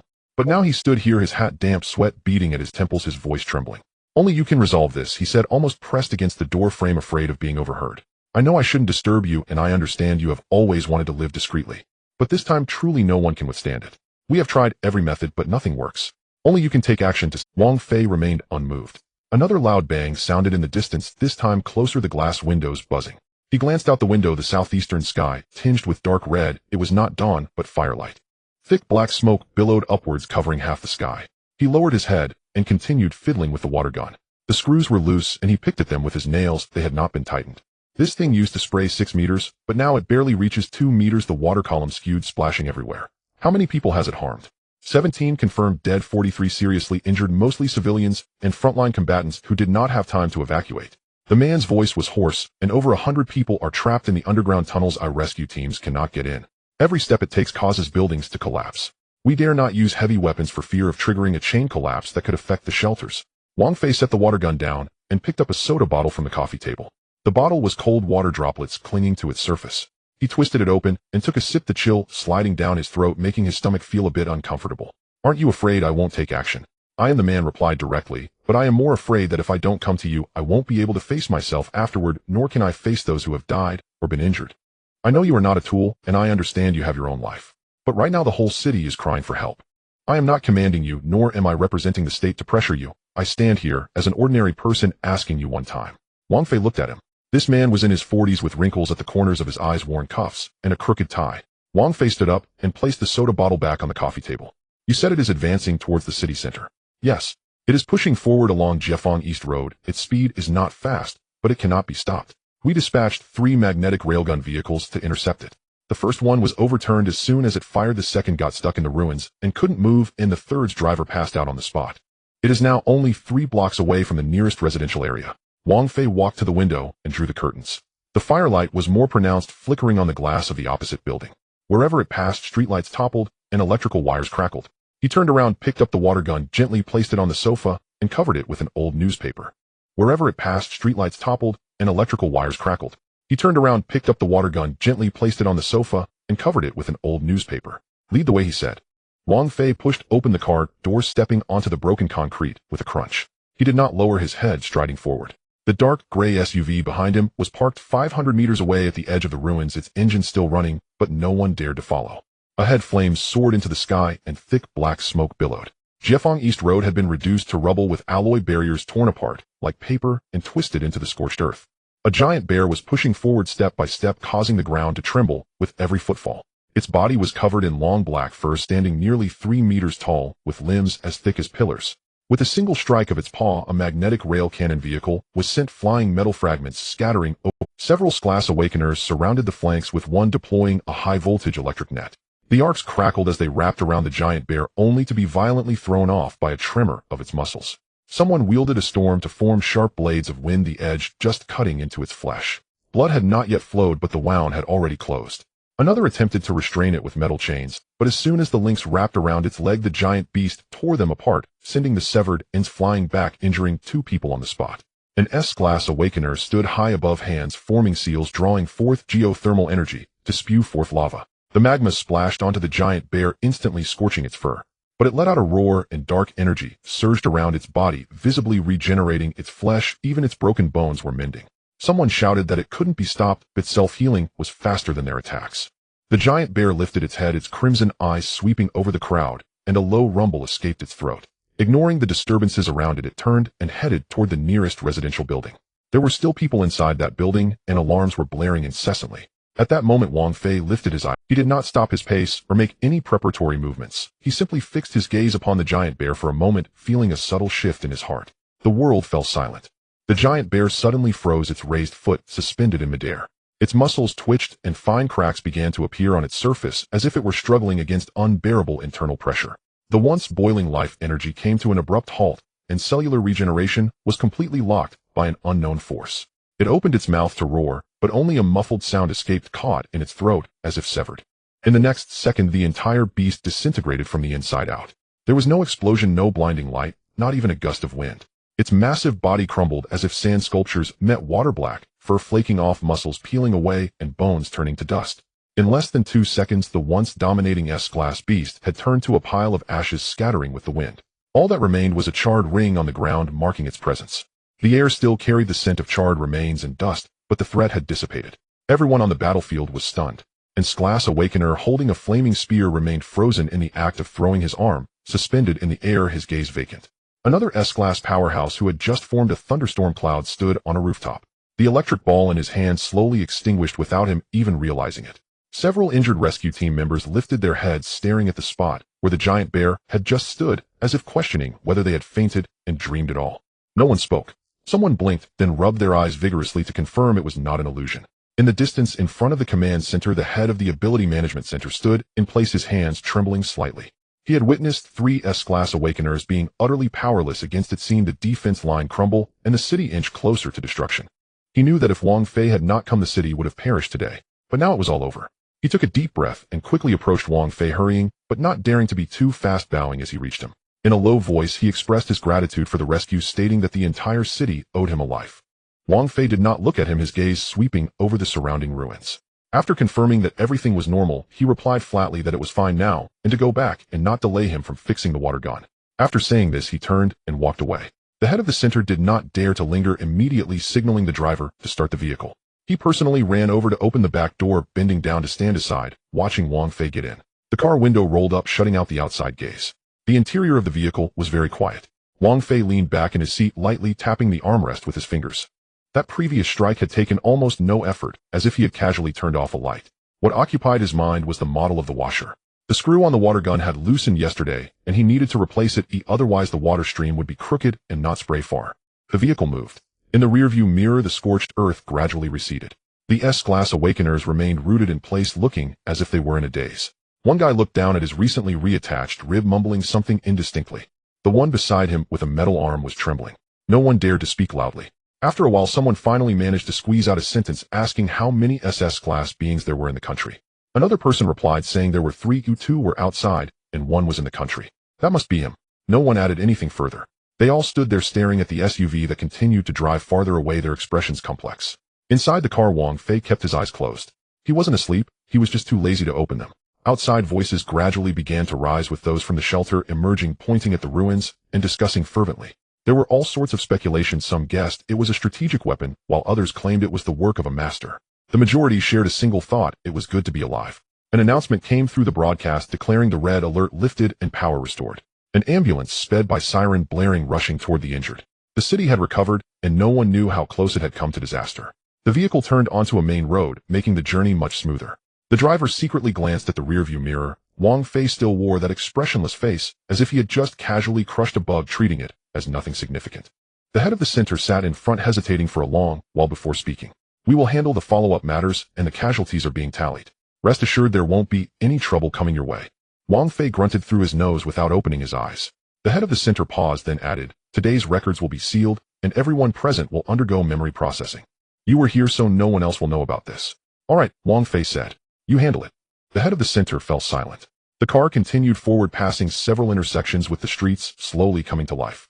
A breakfast stall had opened with something frying in oil, the aroma wafting into the car. An old man rode by on a bicycle, his basket carrying soy milk, the bag swaying with the motion. Wang Fei opened his eyes to glance outside. He pulled out his phone to check the screen, lighting up with no new messages. After unlocking, he opened a shopping app, searched for a plastic water pipe washer, and placed an order with a well-reviewed store. It indicated delivery for tomorrow. He stowed his phone back into his pocket and leaned against the seat back. The car was heading toward the residential area, and the day had already brightened. The place where he lived was not large, about 50 square meters, with an old sofa inside. A television was left on halfway, and the disassembled water gun was waiting for him on the balcony to be repaired. Life just went on like this. The car turned into the community, and the night had completely fallen. The streetlights were on, and the ground, freshly sprinkled with water, shimmered in the light. Wang Fei got out of the car, his feet stepping on the tiles, not in a hurry to leave. After standing for a moment, he noticed a bit of dust on the shoulder of his jacket, remnants from the giant bear's disintegration earlier. He did not brush it off. His hand touched the back of his neck, which felt a bit stiff. It wasn't exactly painful, just heavy, as though wet sand had been poured into the joints of his bones. He didn't look back and walked toward the apartment building. 2 hallway lights were broken, and the one at the 3rd floor corner flickered on and off. It blinked as he passed by, then stabilized. The key was inserted into the lock, and after twisting it twice, it opened. There was no one in the room, and he didn't turn on the lights. The light from the street lamp outside illuminated the floor, casting a rectangular patch of light. He entered bent down to change his shoes, his movements a half-beat slower than usual. The left slipper was askew, and he adjusted it with his toes, setting it right while his tool bag was placed beside the sofa. The corner of the bag scraped against the coffee table, making a sound. He took off his jacket and draped it over the back of a chair, then sat down on the sofa. His body sank into it a bit, and the springs creaked.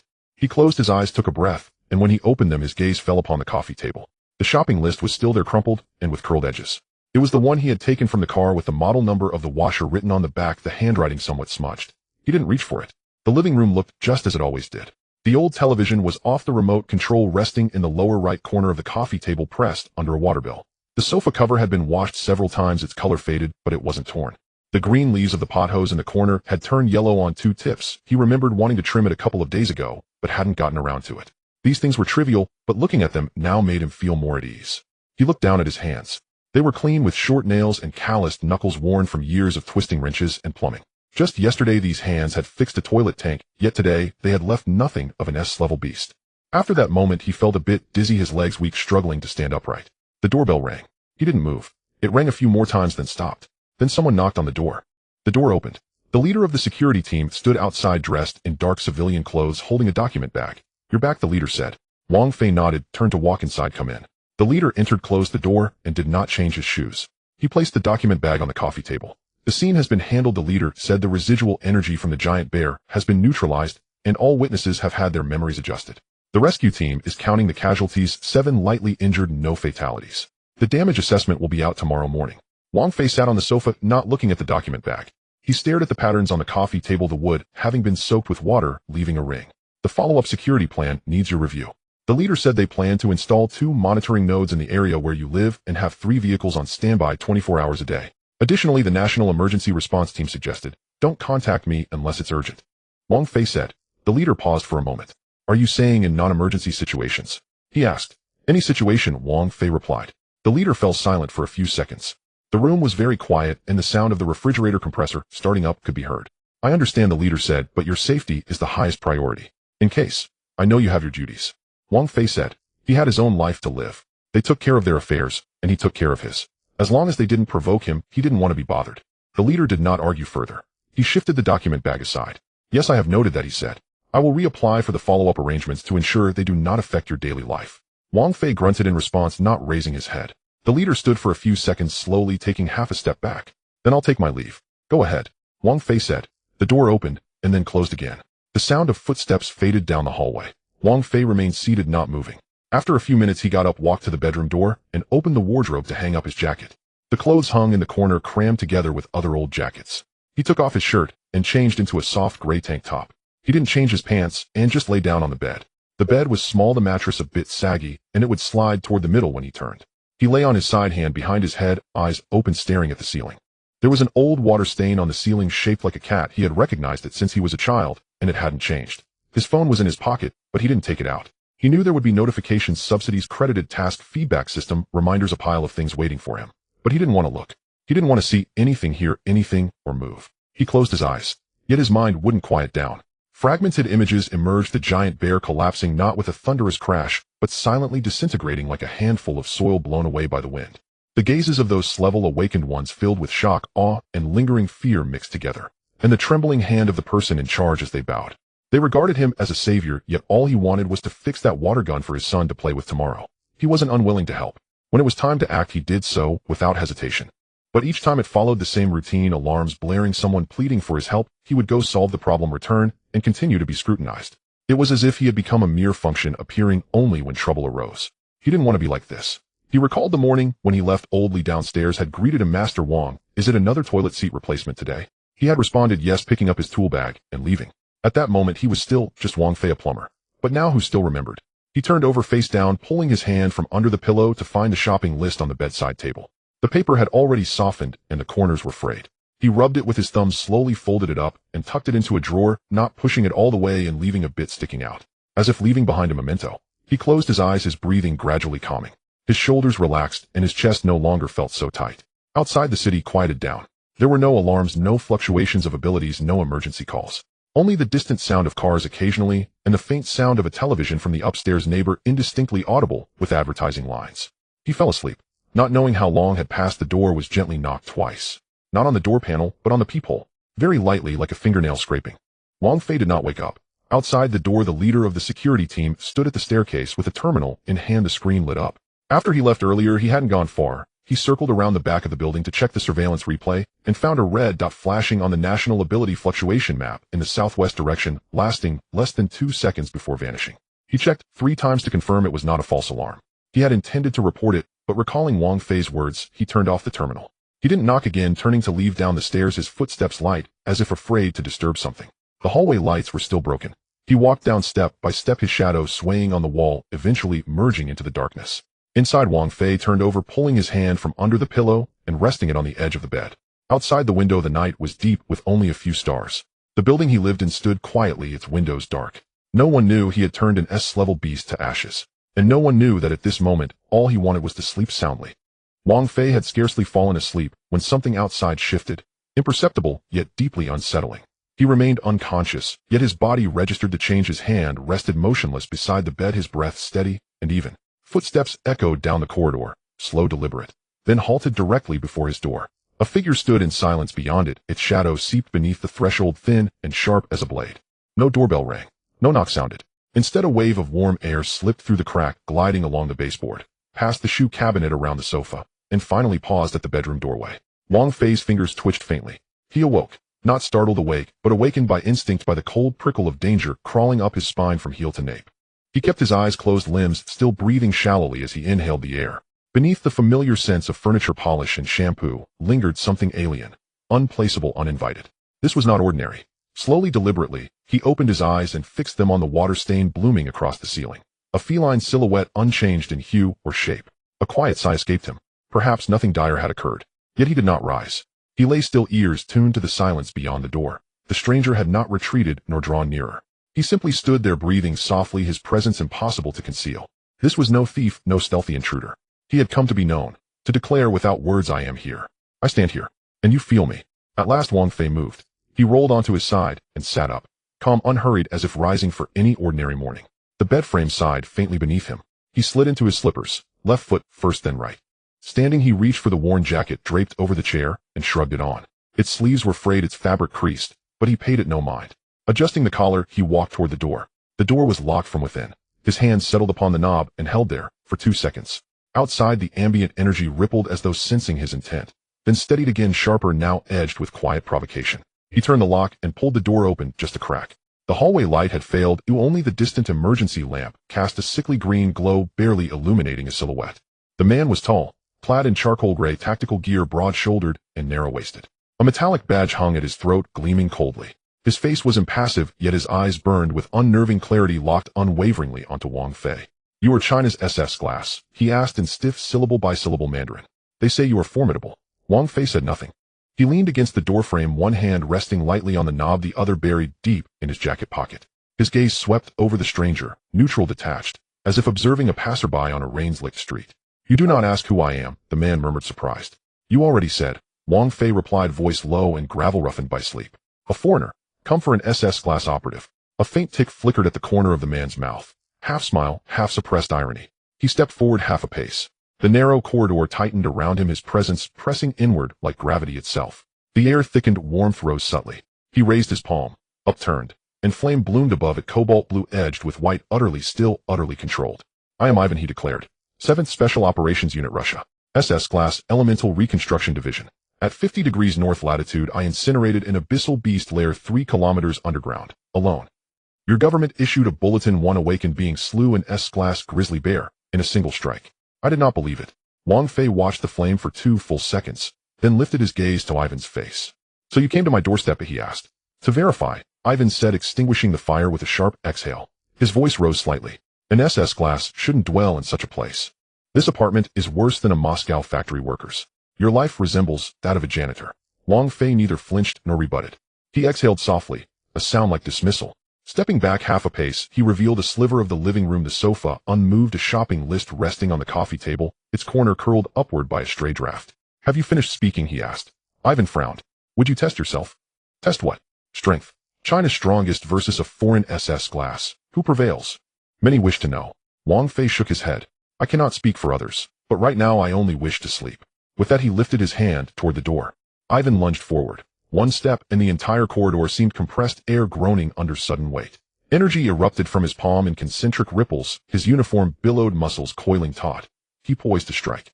The pressure ceased to be probing. It became thread incarnate. "Stop pretending," Ivan commanded. "You sense rank. I know you do. I am no class weakling. We are both apex. Evasion serves no purpose." Wang Fei's hand stilled on the knob. He turned his head, just once, to meet Ivan's gaze. No aura flared. No phenomenon stirred. Not a muscle shifted on his face. Yet in that instant a hairline fissure split the floor beneath Ivan's boots. Not from shockwave or tremor, but sheer silent compression. His knees buckled minutely, his soles ground into the concrete, carving twin furrows. His eyes widened. Wang Fei remained leaning against the frame, hands in pockets, expression serene, as if waiting for a delayed train. Quietly he asked, "What did you say just now?" "China's SS glass is no more than this." Ivan did not answer. His mouth open, throat working, but no sound emerged. He felt it clearly. The man in the faded jacket had not unleashed power, yet the pressure emanated from his very being. It was not dominance forged by force, but the crushing weight of existence itself, like an ant beneath a mountain knowing the peak will not move yet unable to draw breath. Wang Fei did not wait for reply. He turned and stepped inside. The door clicked shut, soft final locked. Inside he sank onto the sofa, leaving the lights unlit. A slant of moonlight pierced the window, tracing a pale line across the floor. He studied his own hands, ordinary calloused nails, short and clean. He reached out, fingertips brushing the shopping list. The paper yielded softly. He folded it neatly and placed it beneath the remote. Then he reclined, closed his eyes. Outside, Ivan remained motionless. He did not leave. He did not knock again. The hallway hushed, so still his heartbeat drummed loud in his ears. He stared down at the hairline fracture beneath his boots, then up again at the unyielding door. The tactical suit's energy signature had vanished. The flame would not reignite in his palm. For the first time he wondered whether the man he'd traveled so far to challenge even cared for the word strongest. Nor did he care whence Ivan came, or the legitimacy of this so-called verification. He simply wished not to be disturbed. Slowly Ivan retreated, one step then another, until his back met the opposite wall. He tilted his head upward, swallowed hard. Inside, Wang Fei lay still on the sofa, breath deepening, settling. He was not yet asleep, but he would not stir again. He knew Ivan remained outside. He knew he would depart, eventually. He had no interest in how SS glass operatives were debated in corridors of power, nor in becoming symbol, standard, or spectacle.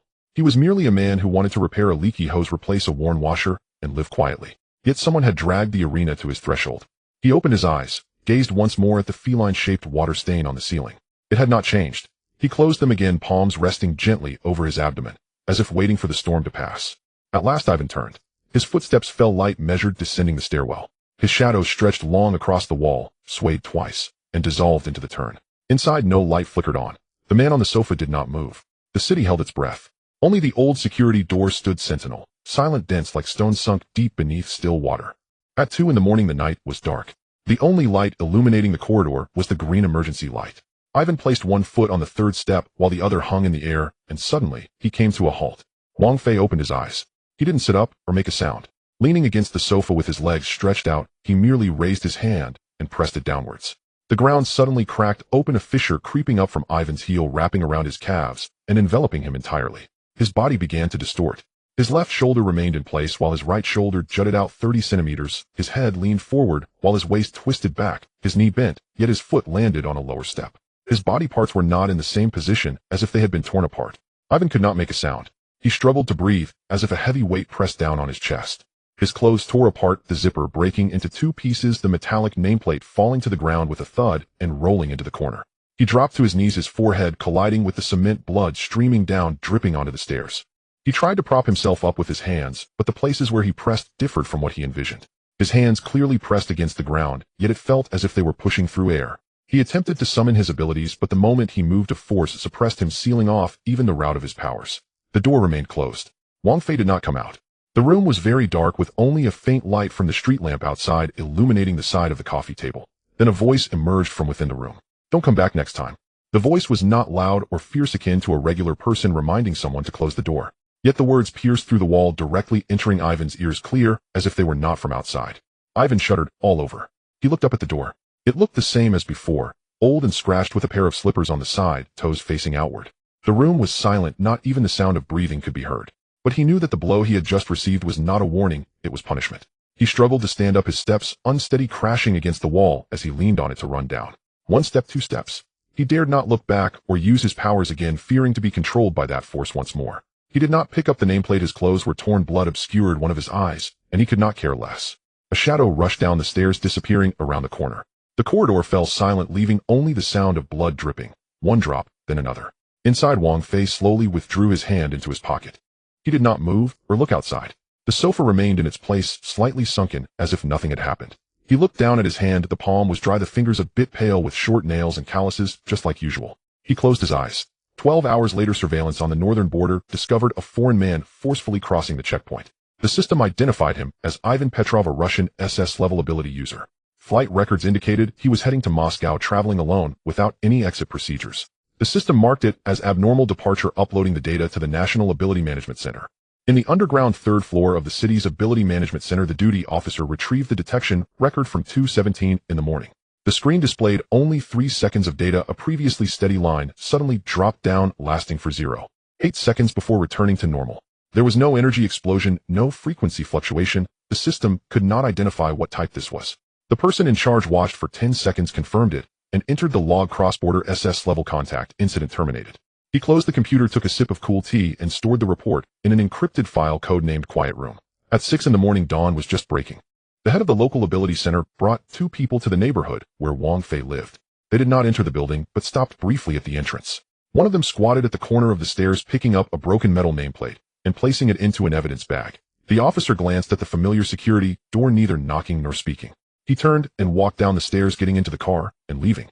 On the way, he made a call: increase the density of the protective net by 1 level, with a focus on protecting a 500-meter radius around the residence.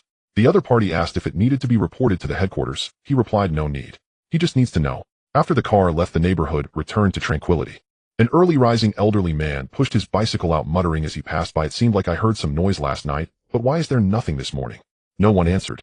At 7:23, Wang Fei woke up. He sat up, rubbing his temples, feeling a bit heavy-headed. He had used his abilities last night. Though just a light touch had affected the very fabric of space, exhausting him more than a fight. He got up and went to the kitchen to boil water for instant noodles. With the lid on the pot, he leaned against the stove, waiting for the water to boil, casually picking up the water gun he had repaired halfway yesterday. The barrel was crooked and the washer was misaligned. He used a wrench to straighten it and tighten the screws. The water boiled. He added the noodles, stirred them, and brought them to the table. His phone beeped. A bank notification: living subsidy of 800 yuan credited. He glanced at it, set his phone down, and continued eating the noodles.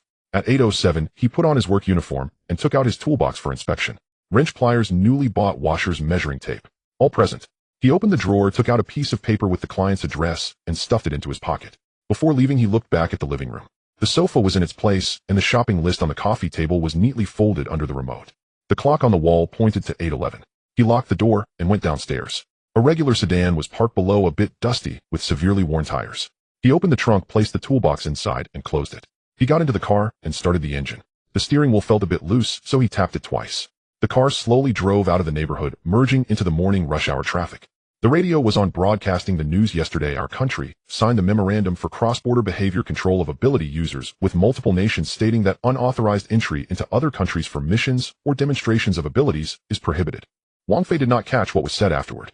The traffic ahead was congested. He eased off the brake, moving forward half a meter before stopping again. He took out a cigarette box and lit one. The smoke rose, obstructing his view of a police motorcycle flashing by in the rearview mirror. He exhaled a puff of smoke and looked down at the dashboard. He still had enough fuel for 200 kilometers. The car started again, passing through the intersection, heading towards the old neighborhood in the east of the city. The first job of the day was to replace the toilet's water inlet valve. The client had called 3 times, saying it had been leaking all night. Wang Fei stubbed out his cigarette and tossed it into an empty beverage bottle next to him. The bottle was left over from yesterday. He had not thrown it away. Wang Fei drove out of the residential complex. The navigation told him there were 15 minutes left to Qingxi. He switched on the radio and heard the weather report warning that rain might fall in the afternoon, advising everyone to take an umbrella. The car's air conditioning smelled a little stale. He frowned, thinking the vehicle needed a wash. A new gasket lay by the front passenger's feet from that morning's purchase. The toolbox in the trunk remained untouched, the wrench, rubber pads, and screwdriver all in their places. He did not look back at the stairwell entrance.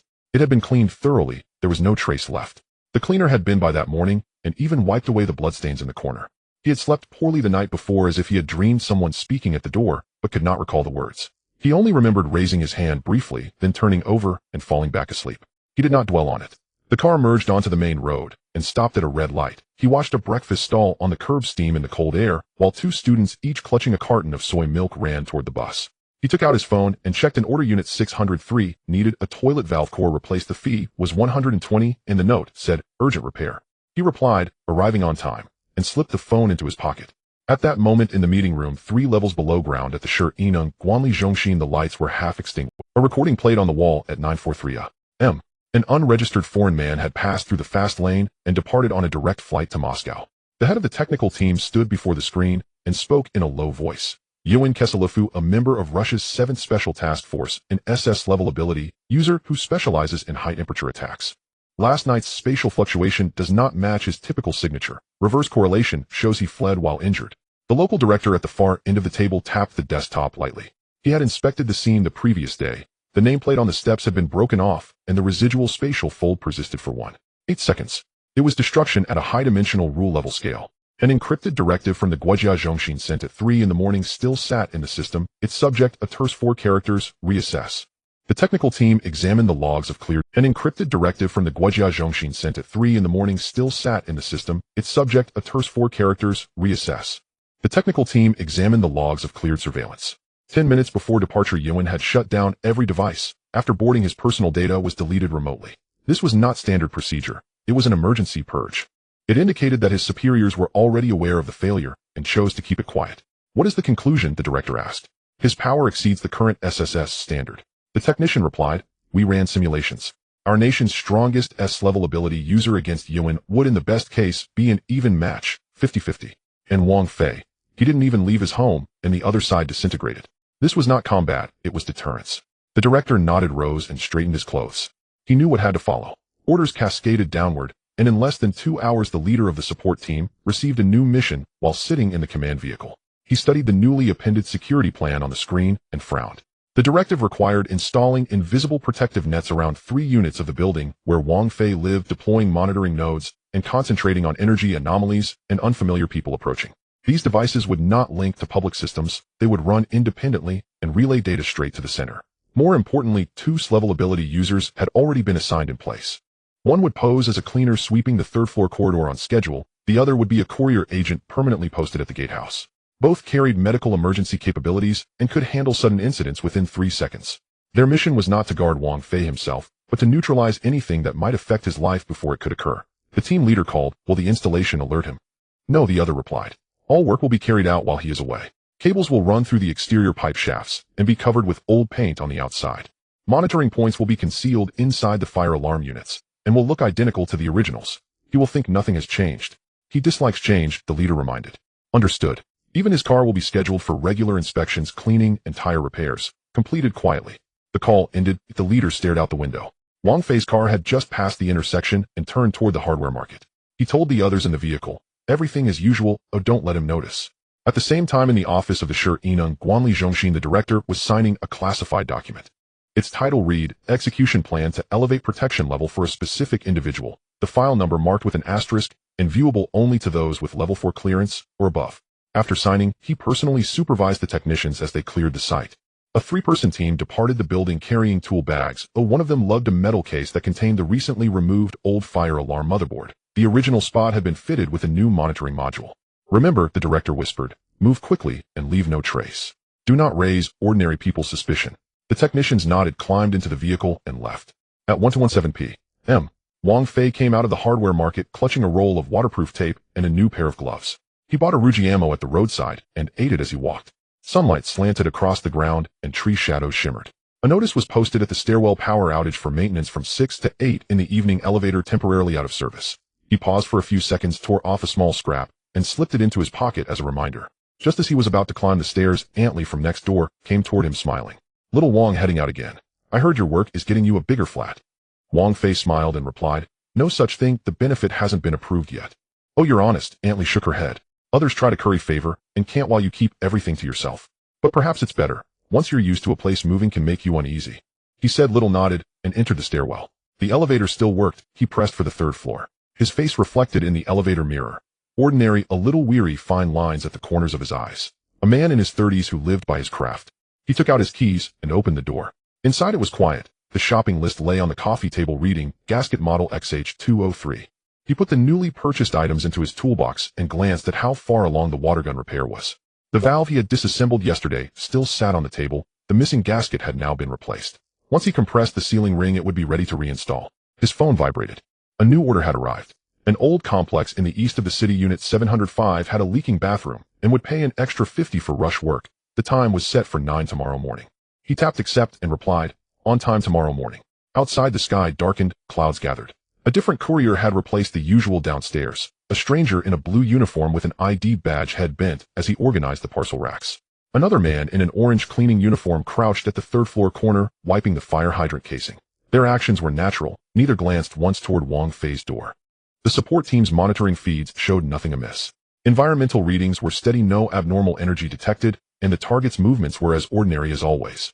The leader closed his tablet and ordered, maintain the current posture, report once a day. He knew some people would never learn how closely they were guarded. At that moment, the man sat on his worn sofa, tightened the final screw, and placed the repaired water gun on the windowsill to dry. He took a sip of cold tea and turned on the television. The news was on. Our city's security remains sound. No major anomalous ability incidents have occurred.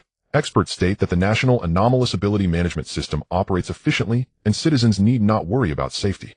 He switched the channel to sports. The match had just begun, and the commentator's voice brimmed with excitement. He leaned back on the sofa and closed his eyes for a moment.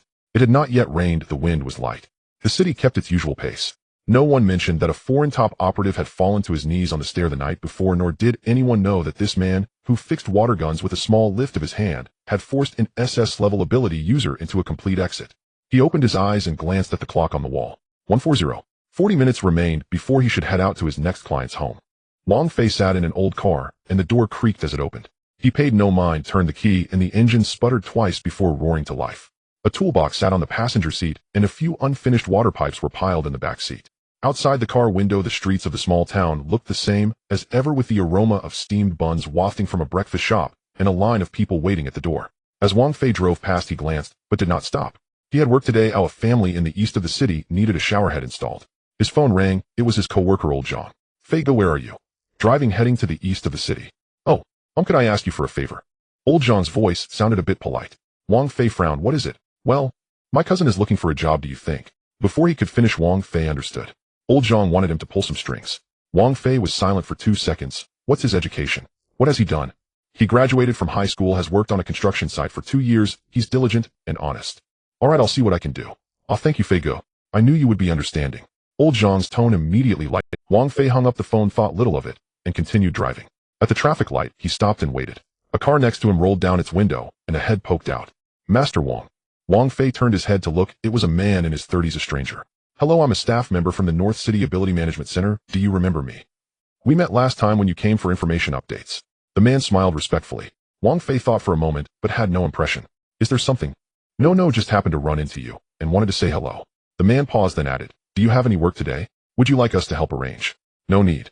Wang Fei interrupted him, his tone flat. The green light lit up. He pressed the accelerator and drove away. In the rearview mirror, the man stood by the car, bowing towards him. Wang Fei did not look back.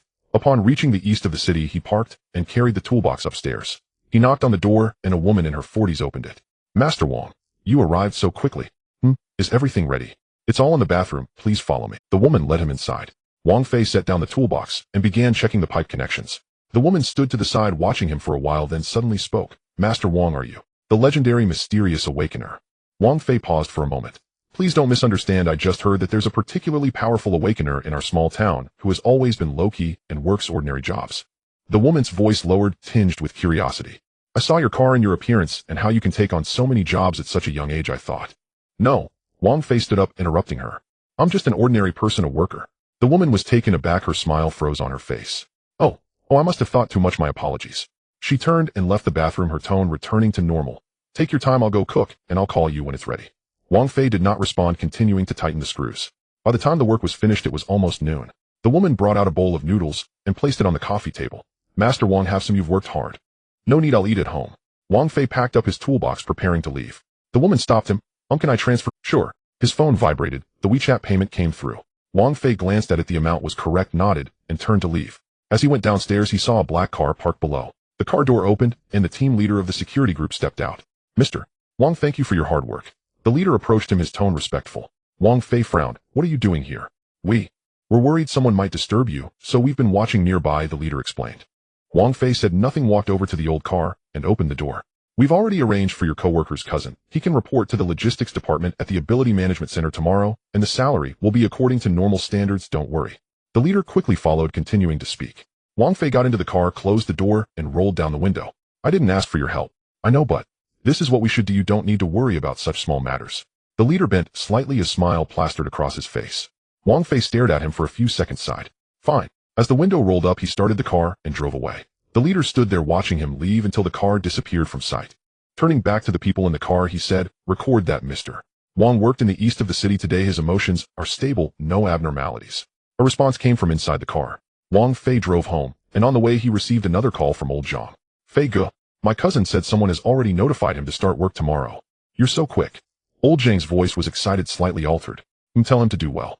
Of course. Fei Ge, I'll remember this favor. If you ever need anything from me, just let me know. No problem, goodbye. Wang Fei hung up and tossed his phone onto the passenger seat. The car stopped at the entrance of the community, and he got out with the toolbox. The community security guard saw him and immediately stood up straight. Hello, Mr. Wang. Wang Fei nodded, said nothing, and walked upstairs. Upon entering, his parents were busy cooking in the kitchen. You're back, son. Wash your hands and come eat. His mother. Wang Fei set down the toolbox and took off his coat. Are you tired today? His father came out with the dishes and asked. Not too much. Wang Fei sat down and picked up his chopsticks. The family ate together, and no one mentioned that he was an SS level. The dinner table talk was all about mundane things. His mother mentioned which child in the community got into university, and his father said a new co-worker had joined at his workplace. Wang Fei listened, occasionally responding. After dinner, he returned to his room and lay down. His phone rang again. It was his younger brother calling. Bro, I heard you helped someone find a job. Aren't you particularly impressive now? One word, and someone can start working at a good place. His brother's tone was filled with admiration. Wang Fei was silent for a moment. Don't talk nonsense, I'm just an ordinary person. Bro, don't lie to me, I know. Wang Fei interrupted him, his voice serious. His brother was taken aback, then said softly, I just think you're pretty impressive. Just focus on studying, don't think about these things. Got it, bro. His brother hung up. Wang Fei stared at the ceiling, closing his eyes. He just wanted to live an ordinary life, but this life he could no longer return to. As Wang Fei stuffed the toolbox into the trunk of his car, his phone rang. It was Laoli. Fei, go about that. The voice on the other end sounded a bit tense with a hint of hesitation. You mentioned helping me find a job. Is that still on? Wang Fei closed the trunk, holding the phone to his ear as he walked to the driver's seat. Of course it's on, what's up?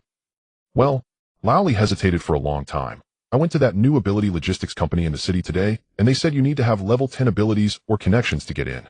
I have level 1 abilities and didn't even make it to the door. Alright, I'll ask around. Wang Fei started the car. He'll get back to you in a couple of days. Hey, thanks, Fei Ge. Laoli clearly sighed with relief on the other end. He'll treat you to a meal another day. Wang Fei smiled as he hung up. He had saved the number of the head of the security team, who usually called to report trivial matters. This time was just right. The phone rang twice before connecting. Mr. Wang, the head's voice was polite yet cautious. A friend of mine is looking for a job. Wang Fei said directly, the ability logistics company in the city, can you arrange something? Yes. The head almost rushed to reply. Please hold on, I'll contact the person in charge right away. May I ask what your friend's name is? Any specific requirements? Wang Fei provided Laoli's name and ID number. An ordinary position will do, nothing too flashy. Understood, don't worry. The head noted down, his voice clear. By tomorrow afternoon at the latest, I'll get back to you. Hanging up, Wang Fei drove home. Passing by the vegetable market, he casually bought some vegetables. It was his turn to cook today, and his mother said she wanted to eat braised pork. The next afternoon, while Wang Fei was installing a toilet at a construction site, his phone vibrated. It was a message from the head. Mr. Wang, your friend's matter has been taken care of. The Human Resources Department of the Ability Logistics Company is expecting him at 9 a.m. tomorrow. The position is warehouse management with a monthly salary of 8,000 and all benefits included. Wang Fei wiped his hands and called Laoli. Hello, Fei Ge. Laoli answered quickly. Tomorrow at 9 a.m. I go to the Human Resources Department of the Ability Logistics Company. Wang Fei said succinctly, Warehouse management monthly salary of 8,000. There was silence on the other end for a few seconds. Fei go. Lao Li's voice trembled. What? What exactly is your background? Just an ordinary person. Wang Fei turned on the faucet to wash his hands. Are you going or not? Yes, yes, yes. Lao Li hurriedly replied. I'll prepare my resume right away. Fei Gu, I'll remember this favor. Alright, I'm hanging up. Wang Fei ended the call and continued working. The construction foreman passed by and glanced at him. Master Wang, you're quite diligent with the work. Can't sit idle. Wang Fei chuckled. The foreman shook his head and walked away. He thought that those who had awakened their abilities would leave such jobs behind, but he didn't expect Wang Fei to be so enthusiastic. When he returned home in the evening, his mother had already prepared dinner. Are you tired today? His mother ladled soup for him. Not tired. Wang Fei took the bowl. Mom, in a couple of days I'll take you all to the city for a visit. What for? His mother waved her hand. It's crowded and uncomfortable.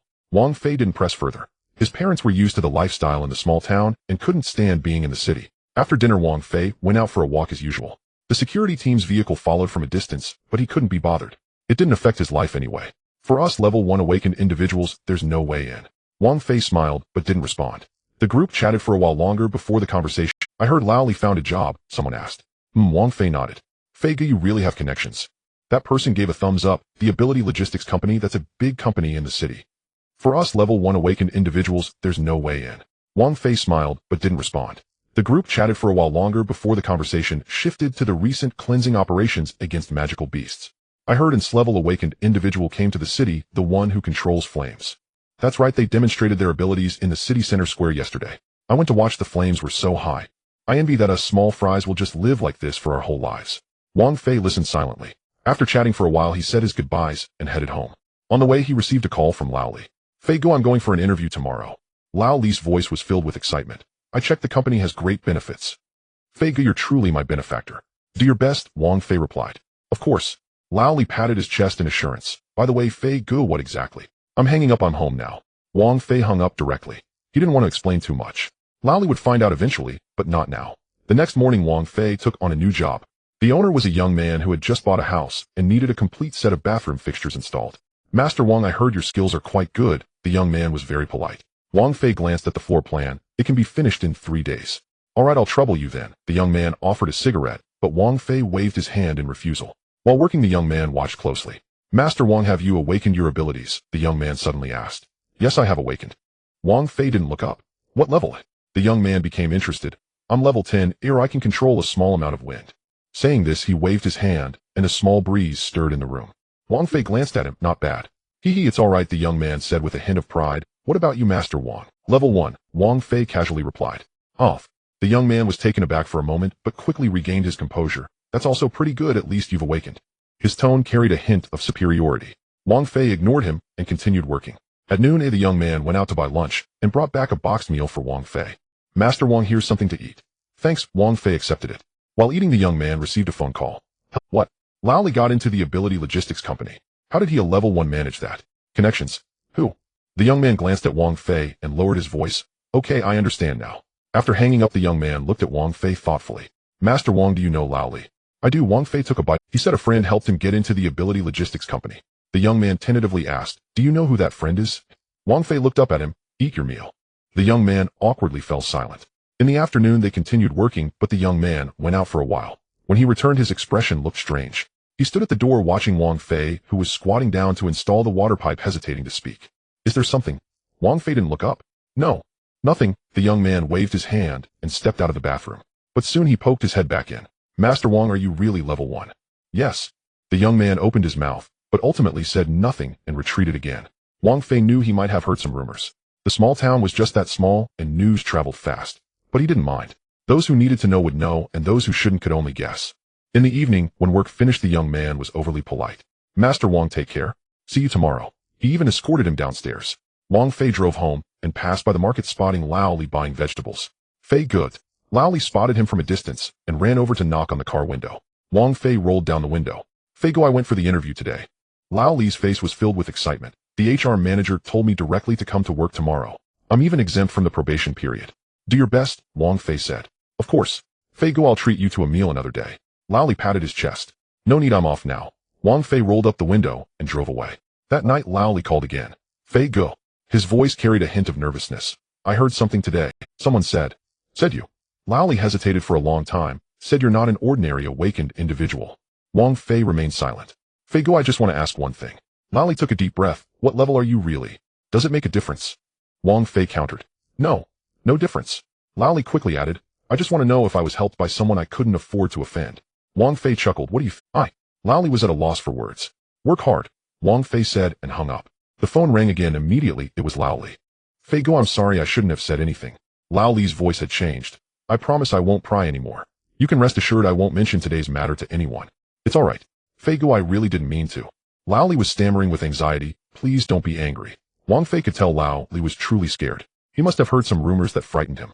Lao Li, Wang Fei's voice was calm. We're still friends, you understand. I understand. Then that's fine, Wang Fei said. If you have difficulties in the future you can still come to me, but don't ask random questions. Sure. You can rest assured, Fei Go. Lao Li repeatedly assured. After hanging up, Wang Fei leaned back on the sofa. His mother walked over with fruit. Who was it? You've been talking for so long. A coworker. Wang Fei took the apple. He's asking for help. What kind of help, eh? Finding a job. That's great. His mother smiled. Now that you have the ability, help your friends more. Wang Fei took a bite of the apple. He knew that from today onwards Lao Li's attitude towards him would completely change. It would no longer be casual among co-workers, but filled with a respectful awe. He had seen this kind of change too many times. His phone vibrated. It was a message from Lao Li. Fei Go, feel free to tell me if you have any instructions in the future. My life is yours. Wang Fei looked at the screen and sighed. Another person was frightened. But there was nothing to be done. It was better than spreading rumors. He replied, work hard, then turned off his phone and continued eating the apple. Outside, the security team's vehicle was still parked at the street corner. They probably also heard the commotion from Lao Li's side and were waiting for his reaction. But Wang Fei did nothing, just carried on with his life. This was the life he wanted. Wang Fei got up early as usual to start his car, but to his surprise it wouldn't ignite. This time it was truly beyond repair and he had no choice but to call the support team. They quickly sent over a silver gray sedan. The exterior was unremarkable, the brand was not prominent, and it looked no different from the family cars on the street. The leader of the support team stood by the car saying, Mr. Wang, are you satisfied with this vehicle? He smiled as he spoke. We selected models that are commonly seen on the market. They won't draw too much attention. Wang Fei circled around the car and replied, this will do. That's great to hear, the leader sighed in relief, handing over the keys. The car is registered under your name. All the paperwork is complete and you can drive it whenever you like. Wang Fei took the keys and opened the door to sit inside. The interior was also quite ordinary. Black leather seats and just a few basic buttons on the dashboard. He started the car and tested the accelerator and brakes. Mr. Wang, this car is a bit more comfortable to drive compared to ordinary vehicles, the leader said cautiously from outside the window. We made slight adjustments to the suspension so it won't tire you out on long drives. Wang Fei nodded and didn't ask further. After all, he didn't plan on driving long distances, but just getting around the city was sufficient. You can take your time to familiarize yourself with the car. Feel free to contact me if you have any issues. The leader stepped back. Wang Fei drove the new car onto the main road. The car indeed felt smoother than his old sedan, with a light steering wheel that made turning effortless. He drove near the market intending to buy some groceries for home. Just as he parked, he noticed the fruit stall owner across the street. Wang Fei locked the car and walked over. Master Wang got a new car. The owner greeted him enthusiastically. This car looks great. The old one was scrapped, Wang Fei replied casually. This car must have cost a pretty penny. The owner leaned in for a closer look. The paint, the tires, they're all quite refined. Wang Fei remained silent and picked out some apples. Business must be good for you, Master Wang. You can afford a new car now, the owner said, while bagging the fruit. I've heard you've been taking on a lot of big jobs lately. It's been all right, Wang Fei replied. That makes a difference, the owner said with a smile, waving his hand. When you were driving that old clunker, I knew you were a low-key person. Now it seems I wasn't wrong. Wang Fei paid and returned to the car where several pedestrians were gathered looking at it. Is this a new model? A young man touched the car door. I've seen it at the 4S dealership. Oh, it must be worth at least over 200,000. Over 200,000. A middle-aged woman beside him exclaimed. It doesn't look like it. The exterior is quite ordinary. You don't understand. The more understated, the more expensive it is. The young man spoke with an air of authority. Cars like this are usually modified. Ordinary people can't purchase them. Wang Fei walked over, and the group quickly made way for him. Sorry, is this your car? The young man smiled shyly. I just love cars and couldn't help but take a closer look. Wang Fei said nothing, got in the car, and drove away. When he returned home, his mother was in the kitchen cooking. Is my son back? She peeked out and said, oh, whose car are you driving? It's mine, just bought it. Wang Fei placed the fruit on the table. You bought a car? His mother was taken aback. How much did it cost? Where did you get the money? Not expensive, I sold the old car and added a bit more. Wang Fei fabricated a reason. His mother stepped out of the kitchen and looked through the window at the silver gray sedan parked downstairs. It looks quite ordinary, but buying a car is a big deal. Why didn't you discuss it with the family? His mother seemed a bit unhappy. Just because you have some extra cash now doesn't mean you can spend it recklessly. I didn't spend recklessly, it's just a normal means of transportation. His mother wanted to say more, but her phone rang. It was his father calling. Old Wang, did you know your son bought a car? What? You knew earlier. Why didn't you tell me? Alright, we'll talk about it when you get home. His mother hung up the phone and looked at Wang Fei. Your dad said he knew about this. Yeah, I mentioned it to him. Wang Fei made up another lie. His mother looked at him suspiciously. Haven't you two been hiding something from me? Not at all. Wang Fei stood up and headed to the kitchen. He'll help you with dinner. That evening his father returned home. The three of them sat at the dining table, and his mother spoke first. Old Wang, did you really know about our son's car purchase ahead of time? His father took a bite of food. Yeah, he told me a few days ago that the old car was no good and wanted to replace it. I said fine, he has the means now. Having the means doesn't mean you can buy whatever you want. His mother expressed concern. What if something happens in the future? What could possibly happen? His father interrupted. He's over 30. He earns his own money and spends it as he sees fit. Why are you worrying? His mother fell silent, but her expression still showed some worry. Wang Fei focused on eating, not wanting to explain further. He knew what his mother was concerned about. She feared that after awakening his abilities he would become extravagant and start spending recklessly. But this car was provided by the support team. He spent not a single penny. However, that was something he couldn't admit. After dinner, Wang Fei received a call about a job for the next day. Master Wang, can you come over tomorrow? I'm in a hurry to get things installed. The other party's voice was polite. Just quote me a price, and if it's reasonable we can set it up. Sure, we'll be there at 9 tomorrow morning. After hanging up, Wang Fei glanced at the time. It was 7:30 in the evening. He walked to the balcony and lit a cigarette. The black business vehicle at the street corner was still there. The people inside must have seen him change cars and were likely reporting it. Wang Fei exhaled a puff of smoke, feeling a bit annoyed. This car was definitely not just slightly adjusted suspension as they claimed. The support team was known for their meticulousness. Since they provided him with this vehicle, they must have made modifications. But he couldn't be bothered to care. As long as it didn't affect his normal life, they could modify it however they liked. His phone buzzed again. It was a message from his younger brother. Bro, I heard you changed cars. What kind of car? Send me a picture. Wang Fei replied, just an ordinary family car, nothing worth looking at. His brother responded instantly, an ordinary family car can make mom so anxious. It must not be cheap, right? Wang Fei stopped replying. The next morning, he drove the new car to the owner's place. The owner was a middle-aged man in his 40s waiting at the entrance of the community. Upon seeing Wang Fei's car, the middle-aged man's gaze paused for a moment. Master Wang, this car is quite nice. It's decent for driving, Wang Fei replied, getting out of the car with his toolbox. The middle-aged man led him upstairs, and they exchanged little conversation along the way. At the door, the middle-aged man suddenly asked, Master Wang, have you awakened your abilities? I have. What level? Level 1, Wang Fei replied casually. The middle-aged man smiled slightly and didn't ask further. Once inside, Wang Fei began to work. Installing the bathroom equipment wasn't complicated but required some physical effort. The middle-aged man stood nearby watching for a while before stepping out to take a call. Wang Fei was focused on his work and didn't pay much attention. Around noon, the middle-aged man returned with 2 takeout boxes. Master Wang, let's have a quick bite. Thanks, Wang Fei replied, accepting the food. They sat in the living room to eat when the middle-aged man suddenly spoke up. Master Wang, did you buy that car? Yourself? The middle-aged man smiled. I have a friend who does modifications, he says. The middle-aged man smiled. I have a friend who does modifications, he says. Some cars that look ordinary are actually specially made. Wang Fei continued eating and didn't respond. The middle-aged man didn't ask again, but there was something different in his gaze. By 3 in the afternoon, the work was completed. Wang Fei packed up his tools while the middle-aged man settled the payment. Master Wang, I will look for you for future jobs. The middle-aged man said politely, your skills are top-notch. All right. Wang Fei drove out of the community, and as he passed the street corner, he noticed the black business vehicle following him. He frowned, but said nothing. Once home, his mother started nagging again. Son, I ran into Aunt Zhang downstairs today. She said your car is at least over 200,000. Is that true? She's just talking nonsense. Wang Fei took off his shoes. It's just an ordinary car worth about 100,000. 100,000 is still a lot, his mother sighed. You've been earning more, but you can't spend like this. You still need to save money for marriage in the future. Wang Fei didn't explain further and entered his bedroom. Lying on the bed, he stared at the ceiling. The news about this car would spread sooner or later. The town was small, and one couldn't hide what kind of car they drove. At that time, those who knew him would start speculating about his background. It was bothersome. His phone vibrated, and it was a message from the leader of the support team, Mr. Wang. A few people inquired about your car today. We have already handled it, so you don't need to worry. Wang Fei looked at the message and didn't reply. He turned over and closed his eyes. Forget it, let them guess as they please. Life still goes on. Today is the weekend, and the weather is nice. Wang Fei is driving his new car with his parents sitting in the back seat, heading to the city center to explore the food festival. His mother chattered nonstop along the way, mentioning how many stalls there are this year, and how Aunt Zhang from next door went last week and bought several bags of marinated snacks, telling her son not to park too far as his father's legs aren't in good shape. Wang Fei responded with "Ahu" and found a nearby parking spot. Just as he parked the car, a few young people nearby started looking over. They weren't looking at people, they were looking at the license plate. One of them nudged a companion and whispered something, causing the companion to turn, looking a bit strange. Wang Fei ignored them and got out to open the back door. Mom, watch your step. His mother got out and glanced at the license plate, asking, "Son, what's the number on your plate?" "Just a random one. Just a random one." His mother frowned. "That number doesn't look random at all, 4/8, and it's a sequence." His father, who had come around from the passenger seat, also looked down, but didn't say anything, though the corners of his mouth twitched. Wang Fei tucked the keys into his pocket. "Let's go, or the good food will be gone." His mother wanted to say something, but was swept along by the crowd.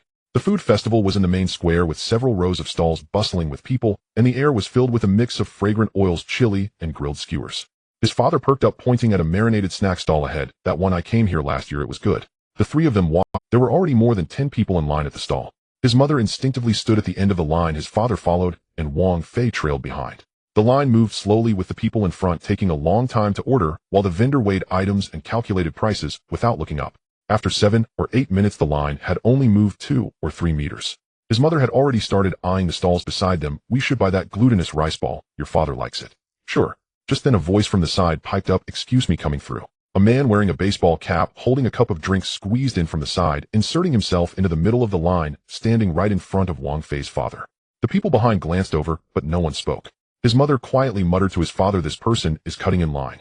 His father didn't react, pretending not to see. Wang Fei also remained silent.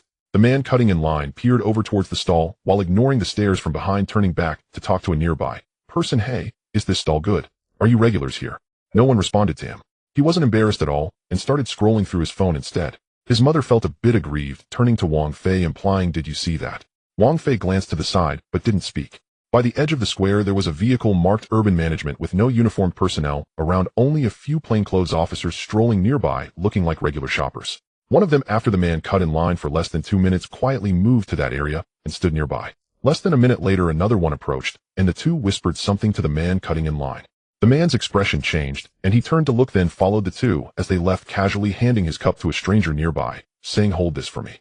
The stranger looked bewildered, now holding a cup of unknown drink. Several people in line exchanged glances. Someone whispered, "Did something happen?" The person next to them shrank back, taking half a step back. His mother turned to Wang Fei. "What's going on? Did something really happen?" "I don't know. Let's move forward. The line is moving," Wang Fei said, stepping ahead. His mother, skeptical, followed along. His father kept his head down and said nothing, walking steadily as if nothing had happened. The vendor started addressing his father. "What do you want?"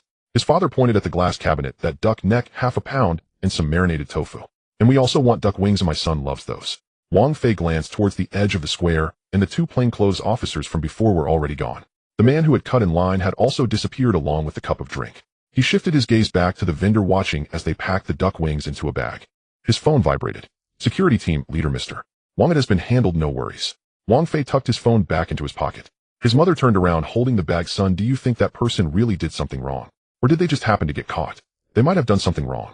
His mother turned around, holding the bag. "Son, do you think that person really did something?" His mother hesitated for a moment before following. "That's true. There are plenty of cameras now. Anything you do outside is recorded." His father interjected, "Stop talking, let's go." His mother fell silent, but after 2 steps she spoke again. "But that person cutting in line was wrong. They deserve to be caught." Wang Fei didn't respond. The three continued exploring deeper into the festival, the crowd getting thicker and the various aromas blending together. His mother stopped in front of a glutinous rice ball stall, waving for his father. Over here, over here. Didn't you want to buy some?" His father approached, pointing at the glutinous rice balls and ordering several varieties. Wang Fei stood beside them, his gaze drifting over to a street tree at the edge of the square beside which a regular private car was parked with the passenger window slightly open. He glanced for a second before shifting his gaze away. In the center of the square, a small stage had been set up, playing cheerful music as children ran around the stage with parents chasing behind. His mother picked up 2 bags of glutinous rice balls and turned to Wang Fei. "Son, what do you want? Pick for yourself. I'm not hungry. Whatever. I'll get you a grilled skewer." His mother walked toward the grilled skewer stall, saying, "You're eating less and less. You've gotten thinner." Wang Fei followed. "I haven't lost weight." "You have. Did you weigh yourself last week?" "Your dad weighs more than you." "Don't bring me into this," his father interjected. His mother laughed and told the vendor, "Grilled skewers, lamb ones, make it plenty, my son is eating." The vendor kept moving, responding as they started flipping the skewers.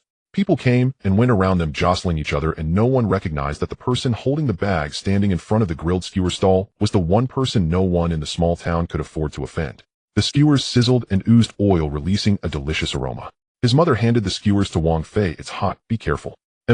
Wang Fei took a bite and found them quite tasty. His father also got 2 skewers, and the 3 of them stood beside the stall eating, with no one bringing up the man who had cut. The music in the square changed to a faster tune, and the elderly women dancing began to gather towards the center, their laughter growing louder. His mother took a bite of her skewer and turned to Wang Fei. "We should come again.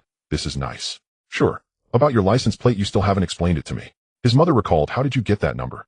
Wang Fei chewed on the skewer, not in a hurry to respond. His father glanced at him, and turned back to his mother. Let's eat. His mother shot his father a glance, but didn't press further, continuing to eat her skewer. Wang Fei focused on the crowd ahead, finishing his skewer, and casually tossing the stick into a trash can. Not far away, that private car quietly started slowly moving to a position where it could see Wang Fei's family. The window was closed, and there was no sound. They had a great time today. Seeing his parents smile made it all worthwhile, and they returned home late, going to rest in their own rooms. The next morning, Wang Fei received a job order from a resident of an old community, stating that the toilet was clogged and asking him to come take a look. It was not a major task, so he grabbed his tool bag and headed over. The elderly lady lived on the 4th floor. When she opened the door and glanced at him, she said, "Just you alone." "That's enough," Wang Fei replied as he changed his shoes and went in, squatting down to check the situation at the bathroom door. He could spot the problem in the pipes at a glance. Setting down his tools, he began to disassemble. The elderly lady stood at the door chattering away, saying that the last technician charged her 200 yuan, but did not fix the issue and never returned. Wang Fei did not respond, focusing on his work, occasionally uttering an acknowledgement to show he was listening. After about 40 minutes, the toilet was unclogged. The elderly lady was pleased and insisted on giving him a bag of apples. After some back and forth, he ended up carrying the apples down the stairs. Just as he stuffed the tool bag into the trunk, his phone rang. It was his younger brother Wang Hao. As soon as he answered, he sensed something was off on the other end. The background noise was chaotic, mixed with the sound of a broadcast, as if an announcement was playing. "Brother."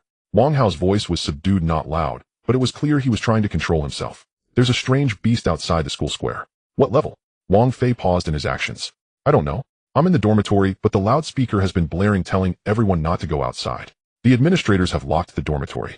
I can see it though. It's over at the West Gate Square." The glass shook a little. Wang Fei was already getting into his car. "What floor are you on?" "4th floor. Stay put, don't move if the door is locked." "Got it." "Okay." Wang Hao asked no further questions, his voice steadied a bit. "You don't need to come over. The government should have someone handling it. You stay put." Wang Fei hung up the phone and started the engine. Checking the navigation, he realized his brother's school was about a 20. He didn't drive fast, maintaining a normal pace. At a red light, he picked up his phone and sent a message to the emergency response team. "Westgate Square of the school, strange beast, what's the situation?" The reply came swiftly. "Team leader Mr. Wang, we are coordinating. The local supernatural management center has dispatched personnel and is expected to arrive in about 15 minutes. The preliminary assessment indicates it is an SS-level strange beast, and we are reporting it." Wang Fei put down his phone as the light turned green and pressed the accelerator. SS level. He mentally reviewed this, feeling no particular thoughts, just finding the timing quite troublesome. He had 2 more jobs lined up for the day. With 3 intersections left until the school, he could already see smoke rising in the distance, small but curling upwards.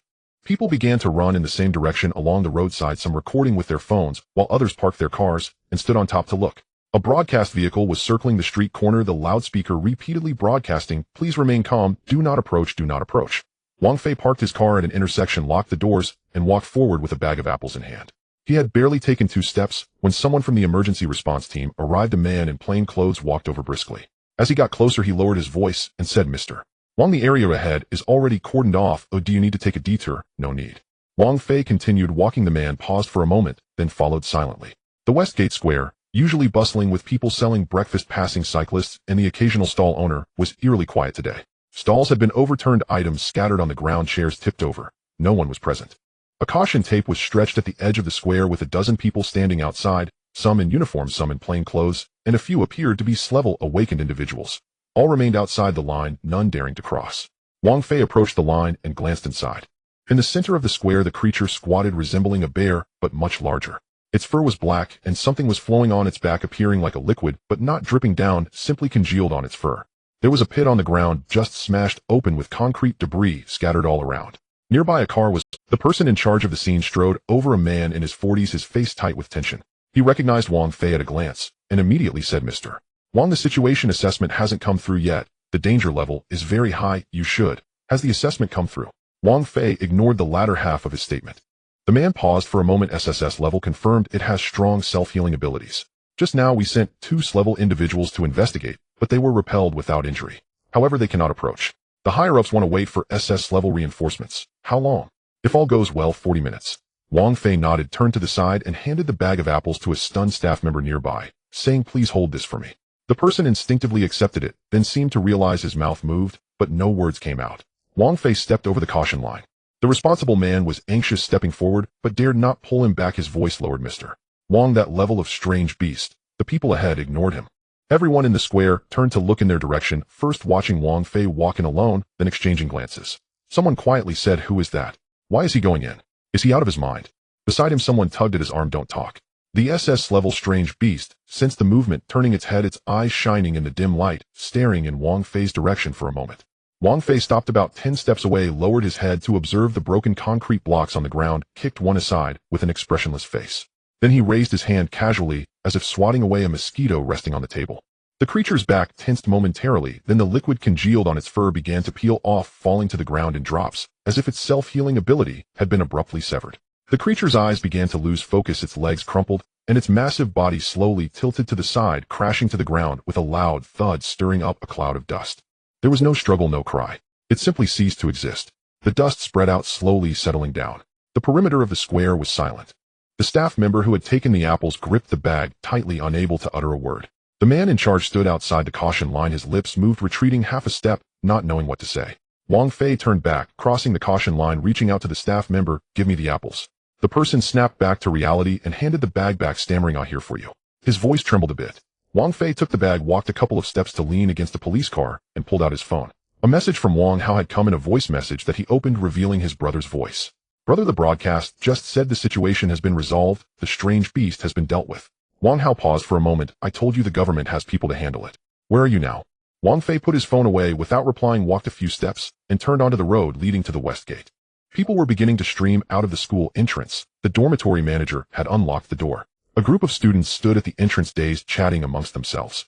Many were on their phones, and videos of the strange beast's fall had already surfaced, the angle blurry, lacking in detail, but already shared widely. Wang Hao spotted Wang Fei approaching from the west gate, and was momentarily taken aback. "You're here. Just passing by." Wang Hao scrutinized him. "What are you holding?" "Apples." Wang Fei handed him the bag. "The elderly lady gave them to you. Eat up." Wang Hao accepted it, glancing inside, without saying a word, following him a few steps to stand beside a roadside tree. Crowds moved past them, oblivious to their presence. Wang Hao stared at the apples in his hand for a long moment, before looking up. "Brother, that strange beast." "Yeah, it was you." It was not a question, but a confirmation. Wang Fei stuffed his hands into his pockets, not responding, turning to glance at the distance, where people were already setting up barriers, preparing to clear the scene. Wang Hao did not press further, weighing the apples in his hand, his tone calming. "That thing was taller than the building, and you just walked right in." Wang Fei turned back. "Aren't there still 2 of your roommates in the dorm? Have they all come out?" "They came out." Wang Hao paused. "They said they wanted to go over to the square, but I didn't go." "Smart." Wang Hao looked up at him, his mouth moved, but in the end he stuffed the apple into his pocket, saying nothing. The two stood under the tree for a while, as the surrounding noise gradually settled down, and the crowd dispersed by half. Wang Hao spoke up. "Do you have any work left today?" "I have 2 more jobs." "Then you should go." Wang Fei nodded, turned to leave, but took 2 steps, and stopped, looking back. "Remember, don't talk about this outside." Wang Hao stuffed his hands into his pockets. "Got it. Really got it. Brother, you can go now." Wang Fei turned around and walked in the direction of his car. Another message came in from the emergency response team, sent by the team leader. "Team leader, Mr. Wang, the scene has begun to be cleared up, and the local center has recorded the handling situation. The identity of the person handling it has not been disclosed to the public throughout the process, and will follow normal procedures for reporting. Additionally, your itinerary for today has been recorded." Wang Fei put his phone away without responding. He still had 2 more jobs, one to change a shower head, and another to install a sink. Neither task was complicated, and he should be able to complete them before dark. There are still 2 tasks left. Replace the shower head and install the sink. Wang Fei tucked his phone back into his pocket, started the engine, and headed towards the first address. The navigation showed a route that passed through the Western District, requiring him to cross a flyover. The area under the flyover was congested. 2 cars were stopped ahead, not moving at all, and a few people stood on the roadside. One of them was on the phone, speaking loudly, saying things like, "What right do you have to stop me? And I'll call the police, believe it or not." Wang Fei parked his car, rolled down the window, and took a look outside. It wasn't a traffic jam. In the middle of the road was something squatting that resembled a large cat, but with red fur and several black stripes. Its head was wider than a tire. None of the people stuck in their cars dared to get out. They stayed inside. The man on the phone was standing outside, about 20 steps away from the creature, still shouting, his voice trembling, but his mouth never stopped moving. The creature lowered its head, sniffed the ground, lifted its eyelids, and glanced at the man on the phone. The man's voice immediately ceased.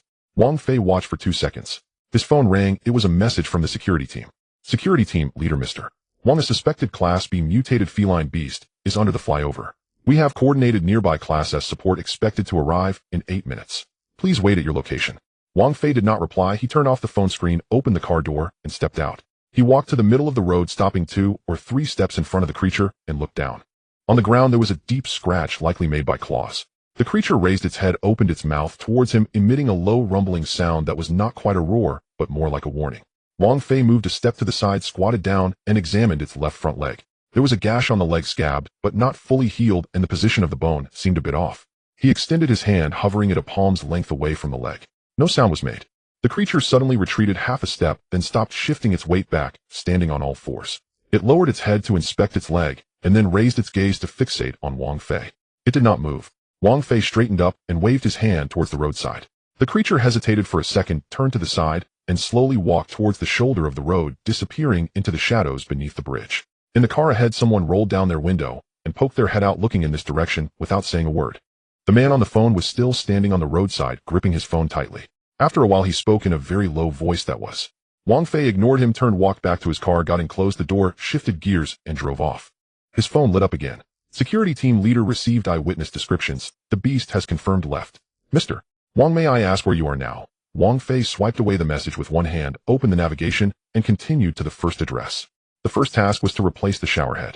The address was an old residential complex, 5th floor, no elevator. Wang Fei carried his tool bag upstairs, rang the doorbell, and a voice responded from inside. The door was opened by a woman in her 40s or 50s, hair pinned up, wearing an apron. Upon seeing him, she gave him a once-over. Here to install the showerhead. Yes. Come in, it's inside. The bathroom is on the right in the hallway. The woman turned around and went inside, brushing flour off her hands. I'm making pancakes. You can do it yourself. Call me when you're done.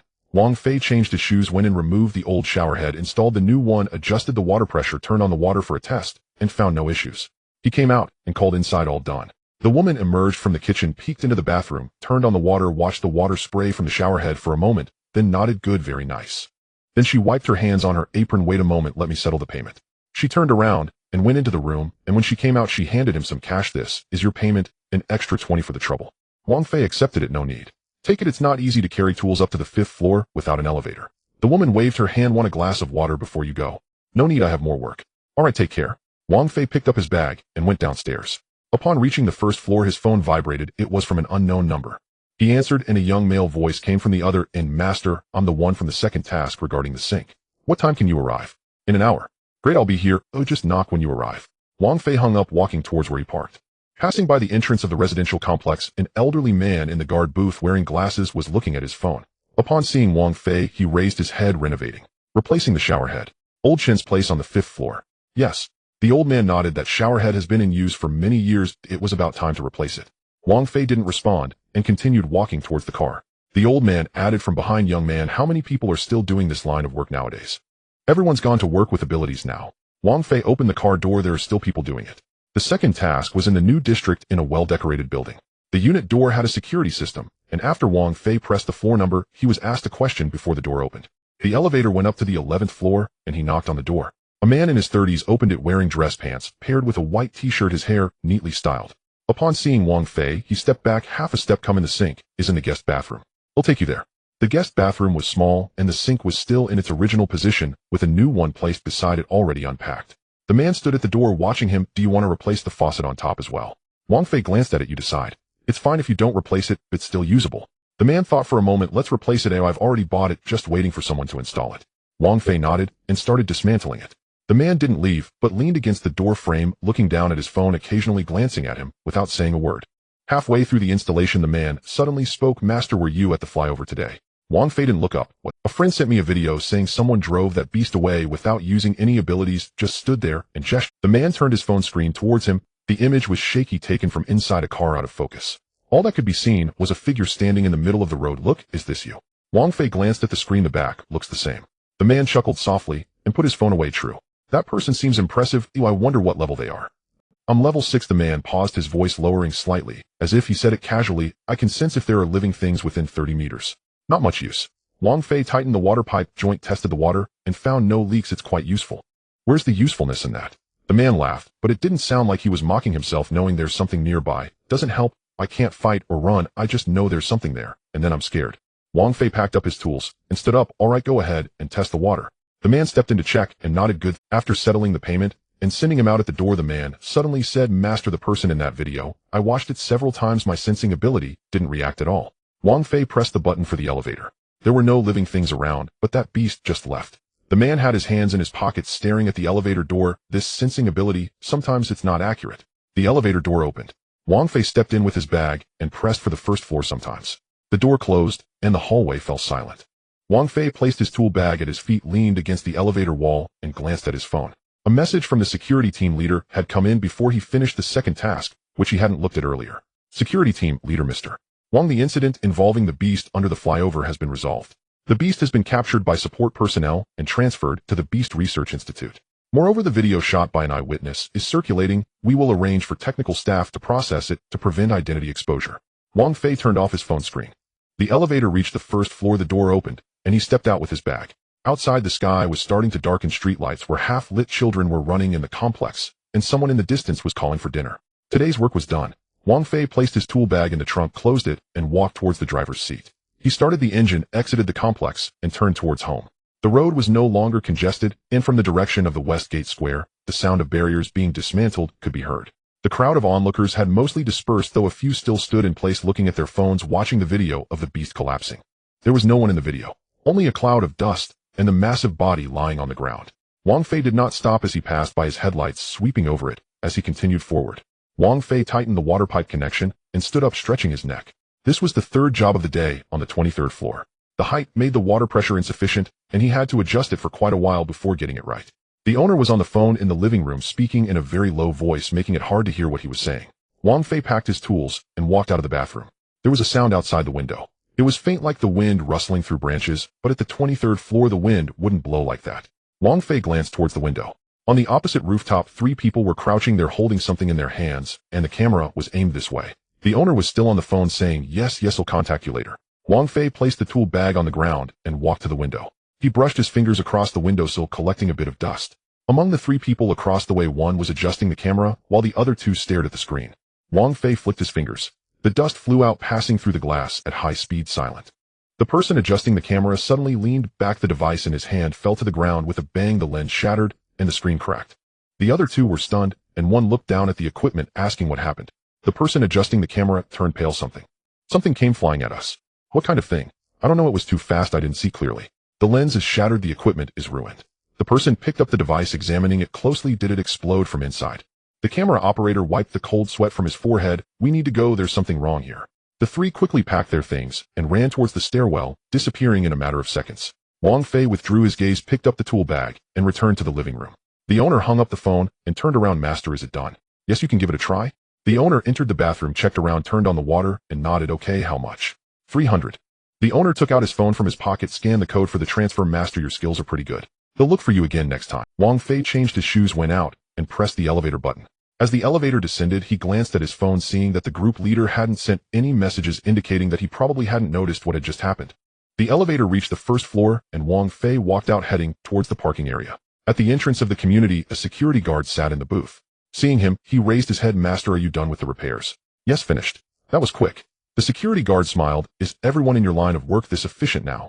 Wang Fei didn't respond, got into his car, started it, and drove out of the community. On the rooftop of the opposite building, the 3 had already run downstairs, one of them holding a phone, making a call. Hello, leader, there's a problem with the target. A low voice came from the other end of the line. What kind of problem? We were setting up equipment on the opposite rooftop to film him, but the equipment suddenly exploded. The lens shattered, and the screen cracked. How did it explode? I don't know. The third one said something came flying at us, but he didn't see it clearly. There was silence on the other end for a few seconds. Are you sure you weren't discovered? We shouldn't have been. The person's voice was shaky. We were using our powers to remain hidden, and at that distance, he couldn't possibly notice us. Couldn't possibly notice. The voice on the other end turned cold. Then how did the equipment explode? This. Withdraw immediately. Withdraw. Don't stay there. Understood. The 3 hung up the phone and quickly walked out of the community. One of them whispered, is the leader being too? That guy looks just like an ordinary installer. An ordinary installer can shatter equipment from a distance. Another person glared at him. Didn't you hear the third one say something flew over too fast to see? Could just be a coincidence. Coincidence. The person scoffed. Do you believe that? The 3 fell silent, exited the community, and got into a black business vehicle, which then drove away. Inside the car, the passenger in the front seat took out his phone and dialed the number. Leader, we are withdrawing. On the other end, let's talk when you return. What about the target? The target is suspected to be SS level with an extremely strong perception. The 3 of you combined wouldn't be enough to withstand even one of his fingers. The voice on the other end paused. I will request support from above. Under my orders, do not approach him again. Understood. The car continued to drive towards the outskirts of the city.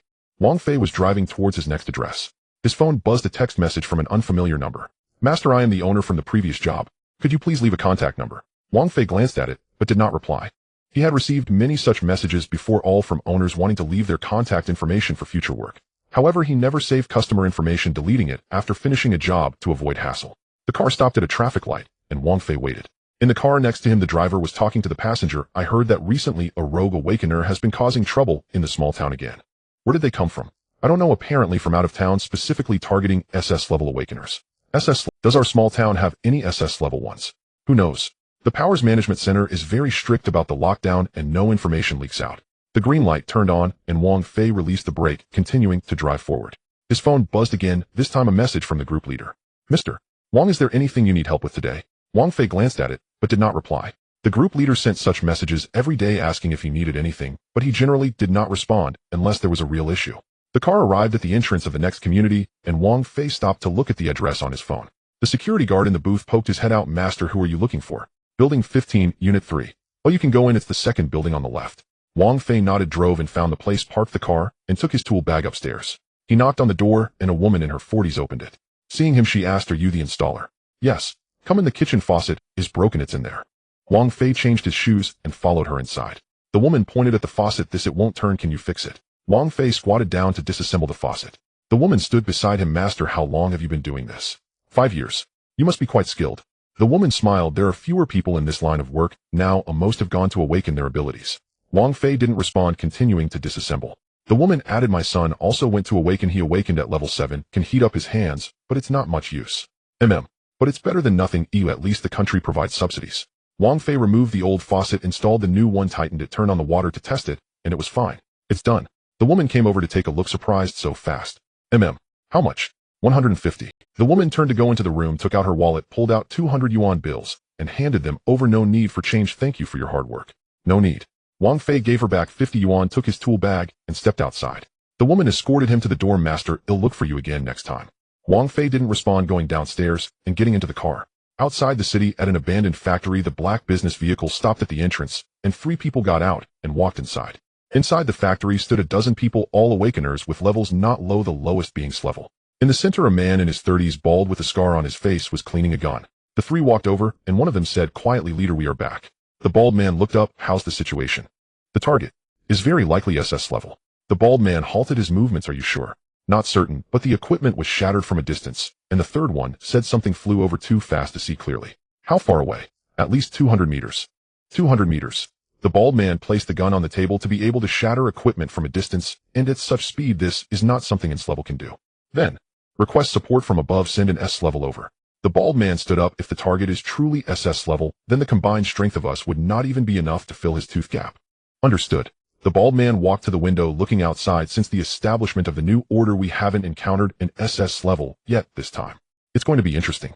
The bald man stared at the phone screen, which displayed a blurry photo. Wang Fei was crouching in front of a water pipe, holding a wrench. Is that it? The man named San nodded. Yes, the target is fixing the water heater at his family compound. Our people have been watching for 3 days. 3 days, and we only got this useless shot. The bald man tossed the phone onto the table. Team leader, this person is too alert. We can't get too close. San wiped the sweat from his forehead. And what?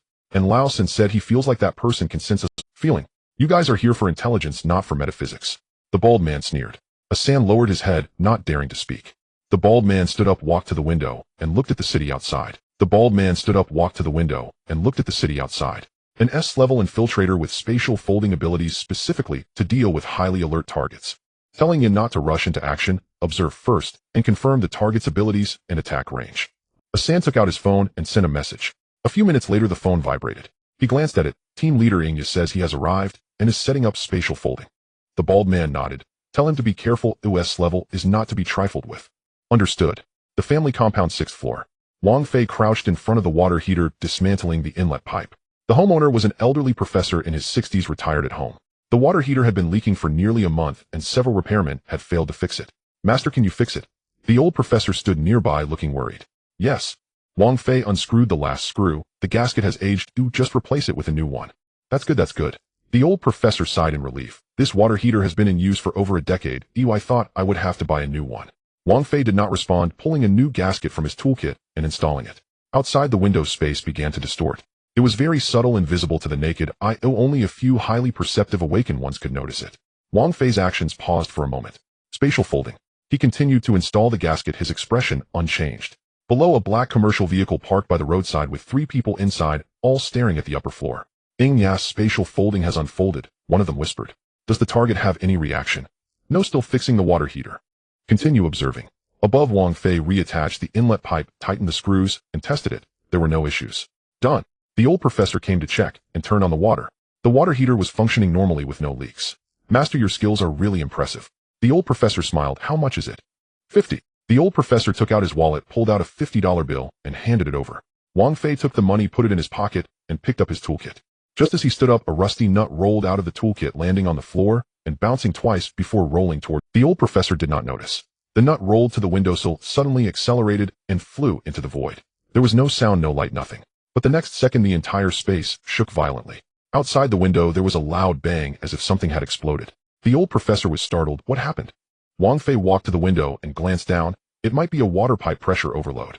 Below, a figure fell from the sky and landed directly in a garbage bin, shattering it into pieces and scattering trash everywhere. Inside the black commercial vehicle, the 3 people stood up simultaneously. Is that Inya? How is that possible? How could he be thrown out? Quick, let's go check. The 3 of them got out of the car and rushed to the garbage bin. Inya was lying in the pile of trash, pale, with blood at the corner of his mouth, trembling all over. Team leader. His voice was weak. That old man is a master. Old man. One of them was stunned. You mean that retired professor? Yes. Inya gritted his teeth. What he threw. Initial velocity. Broke through the ability barrier. My spatial folding was directly penetrated. The 3 exchanged glances. Impossible. That old man looks like an ordinary person. Can an ordinary person penetrate S-level spatial? Inya struggled to stand up. He is definitely a master of the sound system. I have never seen such terrifying throwing skills. Sound system. Yes, sound system awakeners can manipulate objects through sound and vibration. When taken to the extreme, they can allow objects to break through physical limits. Inya wiped the blood from the corner of his mouth. What that old man threw had no sound, no energy fluctuations, but the speed was so fast that I couldn't react at all. The 3 fell silent. After a long pause, one of them took out his phone and dialed the bald man's number. Team leader, something happened. On the other end, the bald man's voice turned grim. Speak. Inya was thrown out and fell into the garbage bin, severely injured. What? The bald man jumped to his feet. Did the target take action? Not the target, but that retired professor. Who? The old man that the target is fixing the water. The man swallowed hard. Inya said that old man is a master of the sound system, and his throwing skills have reached S level, capable of breaking through ability barriers. The bald man was stunned. A few seconds later, he cursed quietly. Withdraw, immediately withdraw, bringing you back. Understood. The 3 helped Inya up and hurried to the car, which drove away. Above, the old professor was still puzzled. Was that sound really a water pipe pressure overload?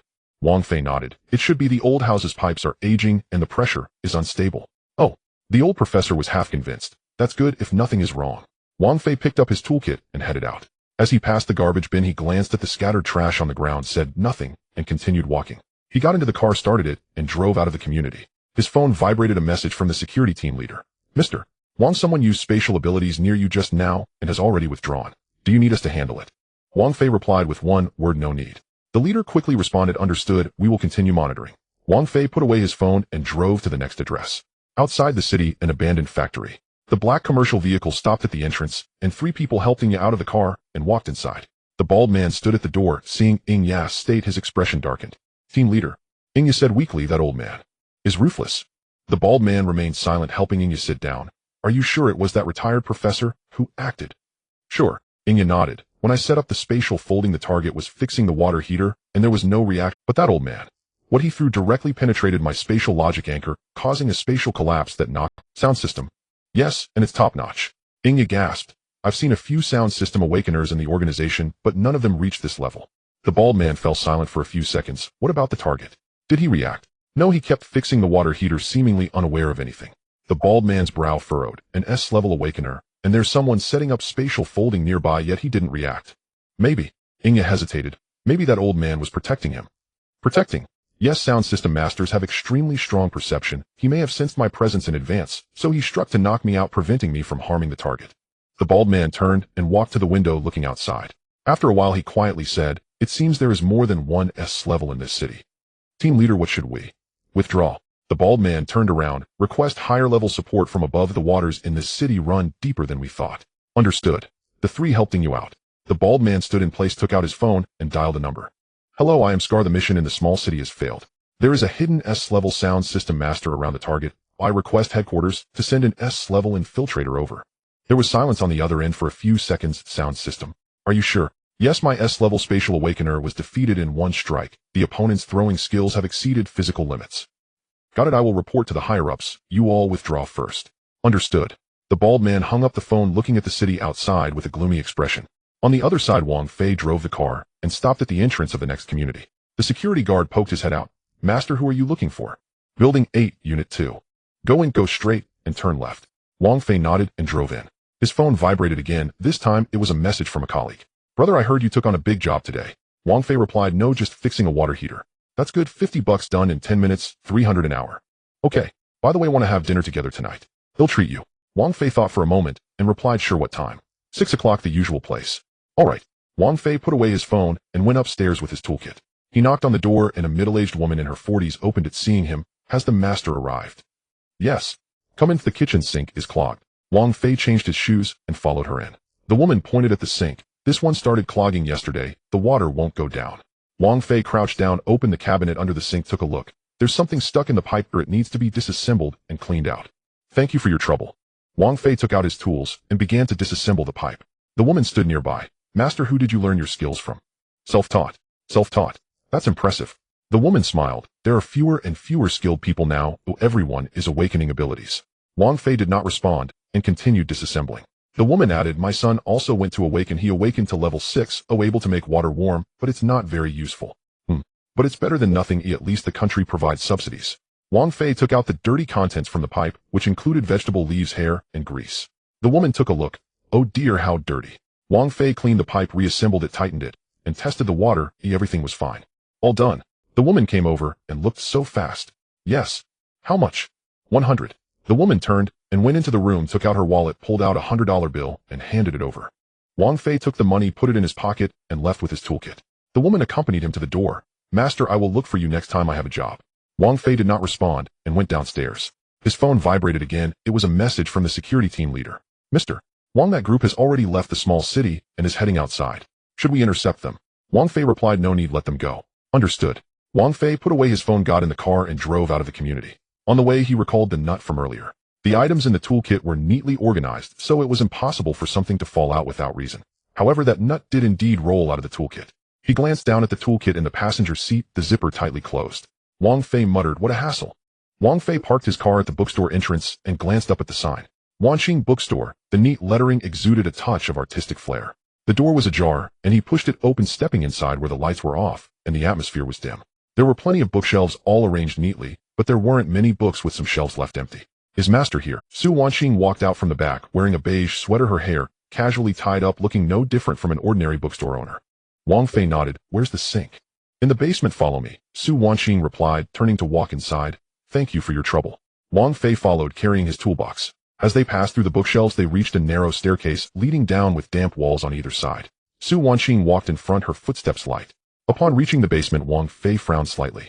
The mist was thick, visibility low, the floor was wet, and metal decorations hung on the walls resembling items used for some sort of ritual.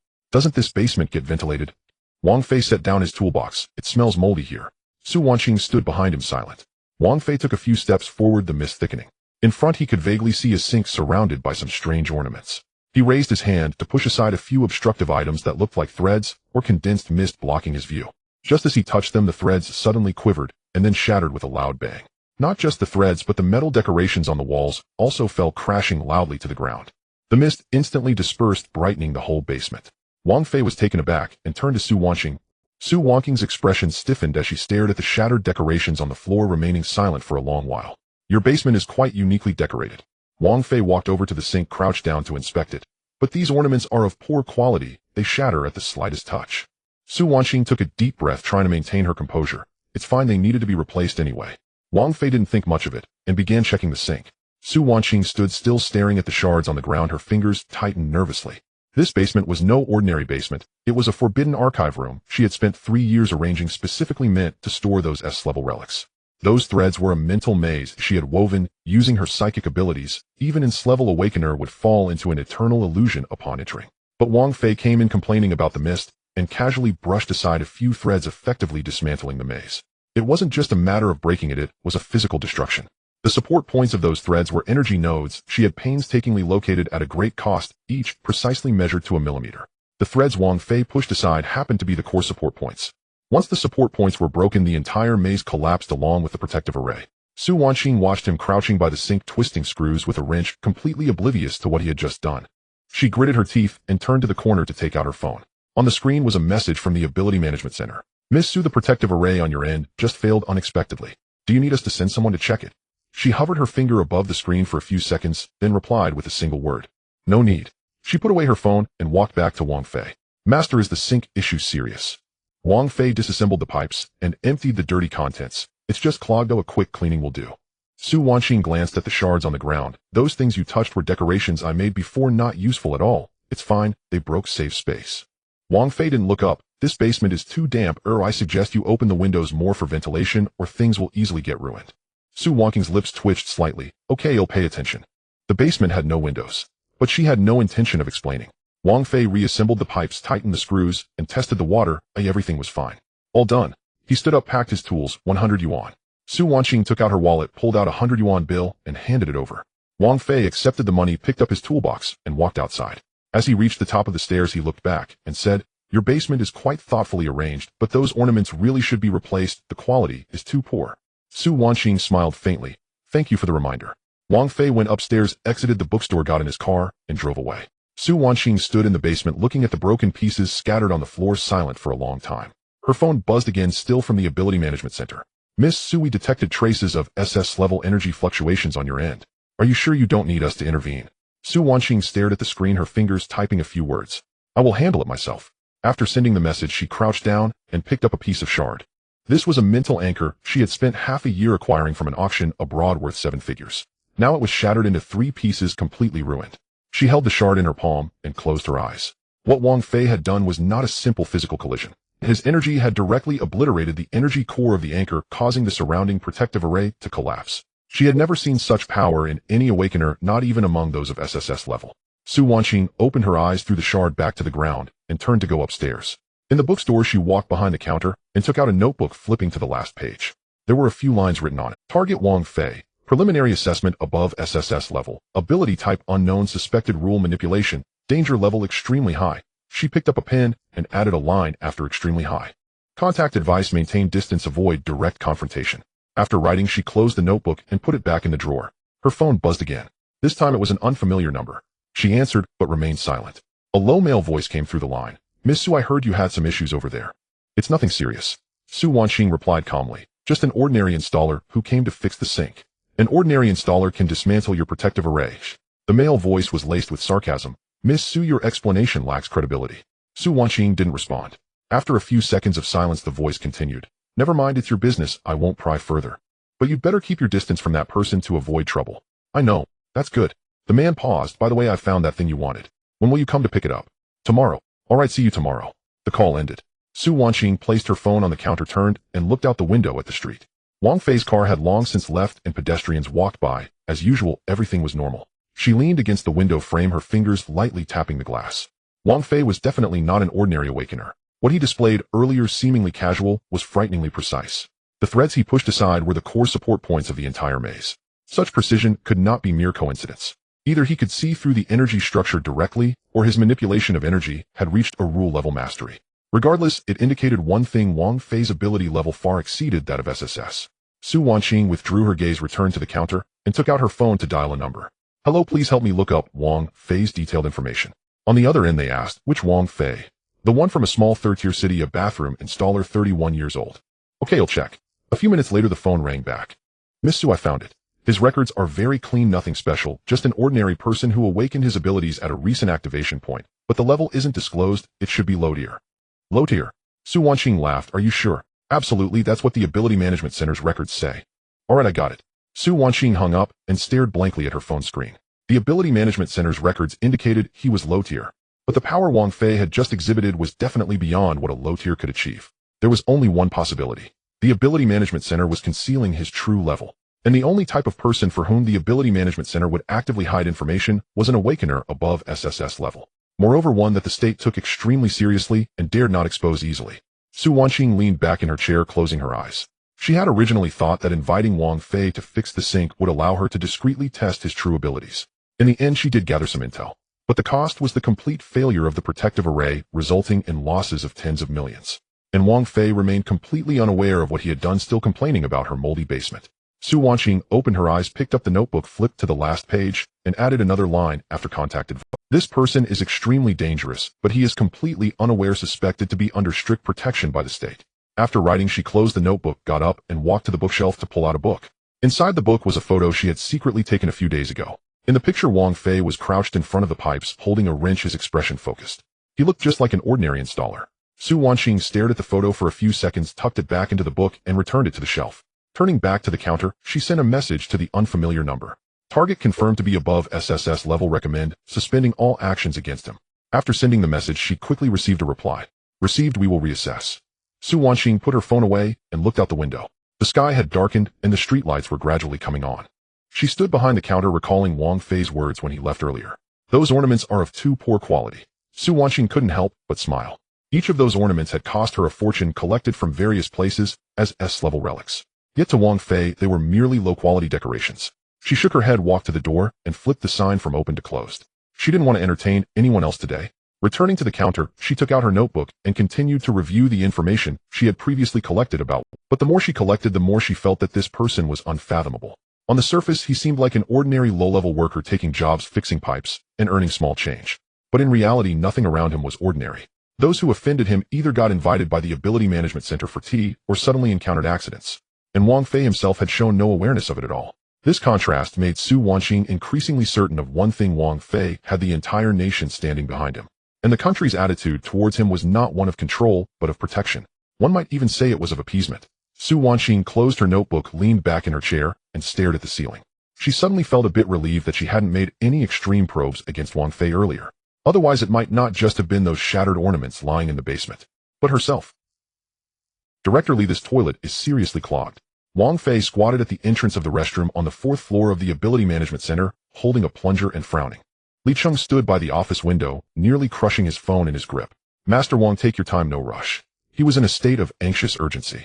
For 3 consecutive days, there had been 17 instances of spatial infiltration around the small city. Awakened ones had suddenly vanished from the surveillance blind spots and reappeared dead in sealed rooms with causes of death unknown. The higher-ups dispatched 2 S-level agents to investigate. After 2 days, they found nothing. Last night, an activation point in the neighboring city was infiltrated, and the base code of the equipment was nearly stolen. If it weren't for the on-duty personnel noticing the abnormal humidity, the entire system would have collapsed. Li Cheng gazed out the window, his fingers tapping rapidly on the desk. Wang Fei entered with a toolbox. Director Li, the pipes in your restroom are aging. They need replacing.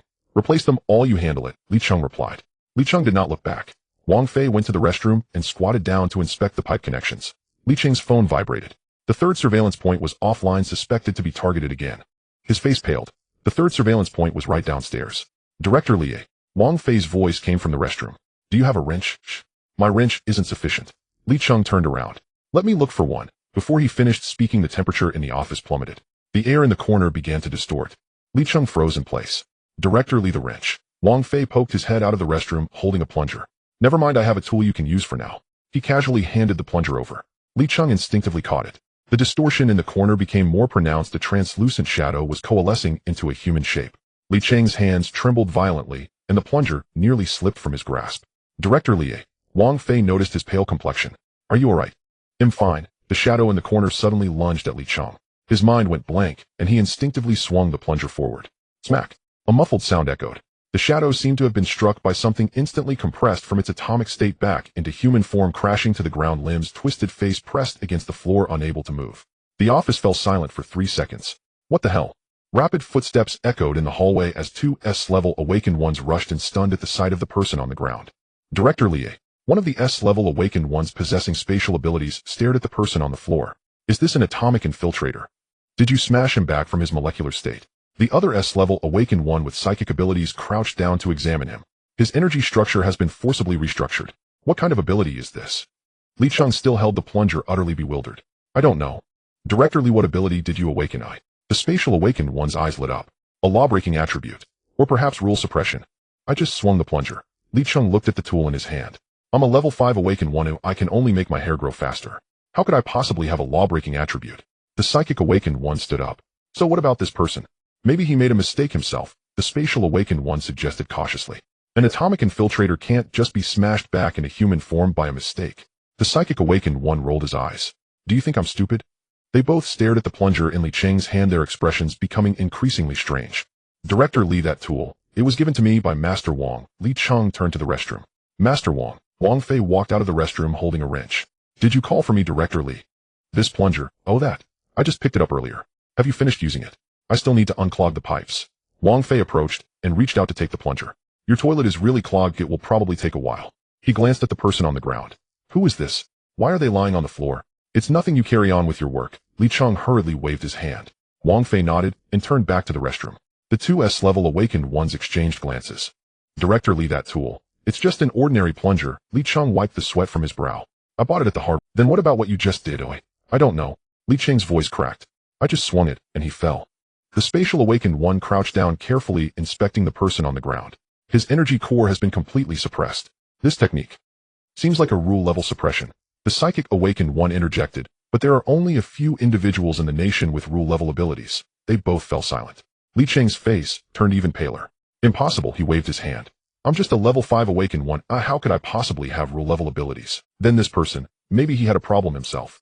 Li Cheng forced himself to say, failed infiltration energy backlash. The two S-level awakened ones fell silent.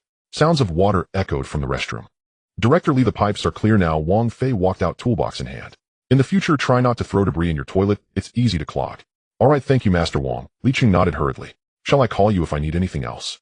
No, you take care. Wang Fei left with his toolbox. In the hallway, several staff members nodded politely at him. Thank you for your hard work, Master Wang. It's my duty. Wang Fei smiled, walking to the front desk to sign the register. Has Director Li settled his bill? Yes, it's settled. The young woman at the front desk nodded hurriedly. 150 yuan, it has already been charged. All right. Wang Fei put away his pen and turned to leave the Ability Management Center building. His electric scooter was parked downstairs with the toolbox in the basket. He hopped on, started it up, and leisurely rode away. The security team's vehicle trailed far behind, not daring to get too close. In the vehicle, the team leader stared silently at Wang Fei's retreating figure for a long time. The deputy leader whispered, Team leader, just now. Don't speak. The team leader interrupted him. Say nothing at all. But the higher-ups will handle it. The team leader took a deep breath. We are only responsible for security, or do not ask about anything else that does not concern us.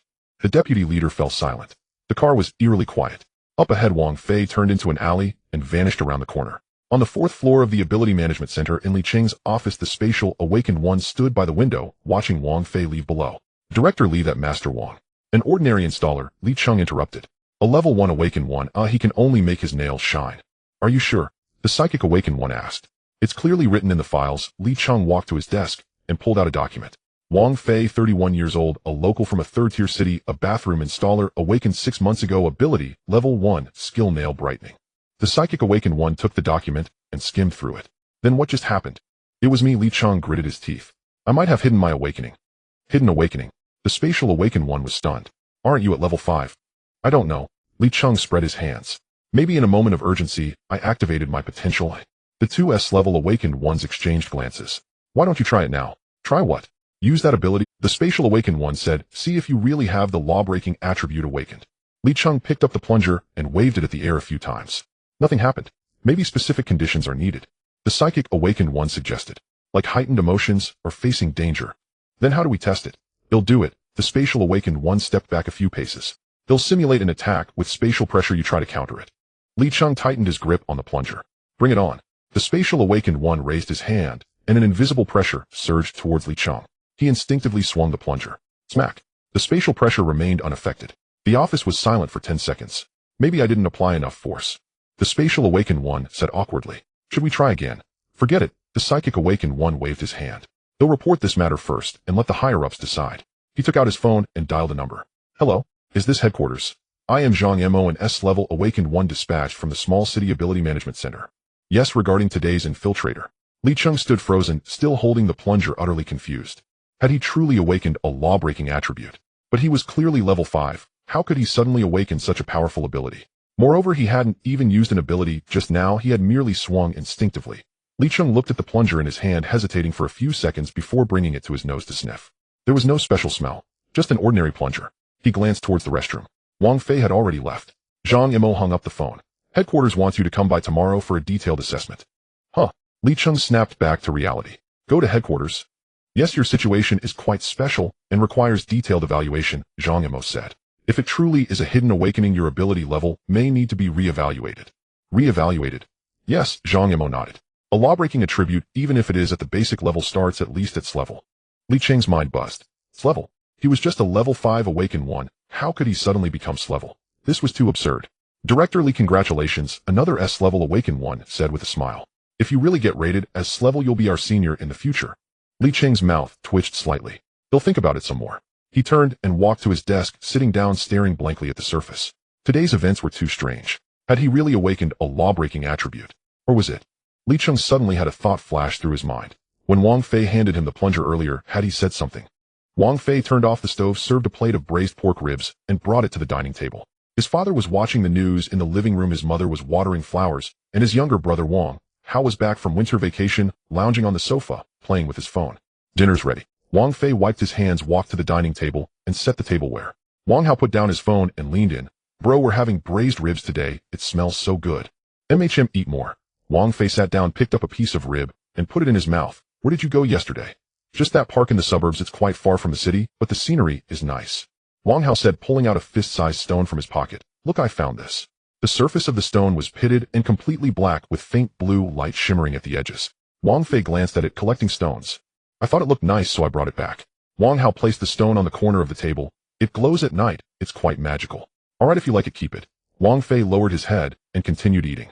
Their father walked over, glanced at the stone, and asked, where did this come from? I found it in the park. Wang Hao chuckled. You think it looks nice too, right? Don't pick up random things. What if it's dangerous? Their father frowned. Oh, come on, it's just a stone. How dangerous can it be? Wang Hao was unconcerned. I've had it for several days, nothing happened. Their father shook his head and said no more. Wang Fei finished his meal and got up to clear the tableware. Wang Hao followed him into the kitchen. Bro, do you have time tonight? I invited a few classmates out to have some fun. Go ahead, come back early. Got it. Wang Hao turned and dashed back to the living room, grabbing his jacket to head out. Don't forget to put the stone away. Wang Fei poked his head out from the kitchen. Just leave it on the table. Oh, it won't get lost. Wang Hao waved his hand and closed the door behind him. The living room fell silent again. Their father resumed watching the news while their mother sat nearby knitting. Wang Fei finished washing the dishes, returned to his room, and lay on the bed scrolling through his phone. The leader of the security team sent a message. Mr. Wang, there are foreign forces active around the small town tonight. We have dispatched personnel to enhance patrols. Please rest assured. Wang Fei glanced at the message but did not reply. He scrolled through Wang Hao's moments and saw a photo posted by him captioned, the scenery in the suburbs is really nice, with Wang Hao holding that stone against a backdrop of trees. Several classmates had liked the post in the comments. This stone is quite special. Where did you find it? I want to check it out too. Wang Fei turned off his phone and closed his eyes. In the deep of night, Wang Fei was sleeping soundly when his phone suddenly vibrated. He opened his eyes and picked up the phone. It was a call from the security team leader. Mr. Wang. The other party spoke urgently with wind and footsteps audible in the background. What happened? Wang Fei sat up.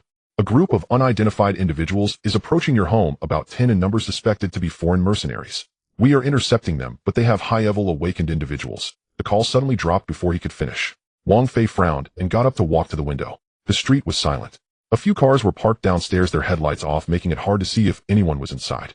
Wang Fei turned and walked to the living room. The door to his parents' room was closed, and there was no sound. He walked to the table and glanced at the stone.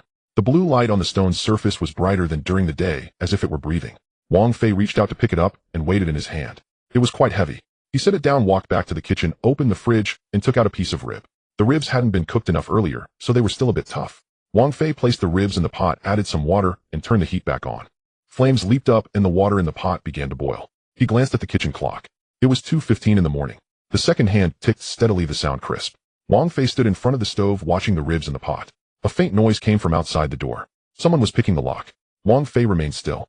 Suddenly the lights in the living room dimmed. The entire building plunged into darkness. Wang Fei turned his head to look towards the living room. Several figures jumped in from the balcony, moving swiftly and silently. One of the figures raised a hand, and the air in the living room began to distort. Time slowed down. Wang Fei could feel everything around him slowing down, even his breathing becoming heavy. He glanced at the clock again. The second hand was stuck at 16, no longer ticking. Wang Fei reached out and gently wound the clock's mechanism. Tick-tock. The sound of the clock suddenly grew louder, like a heart beating.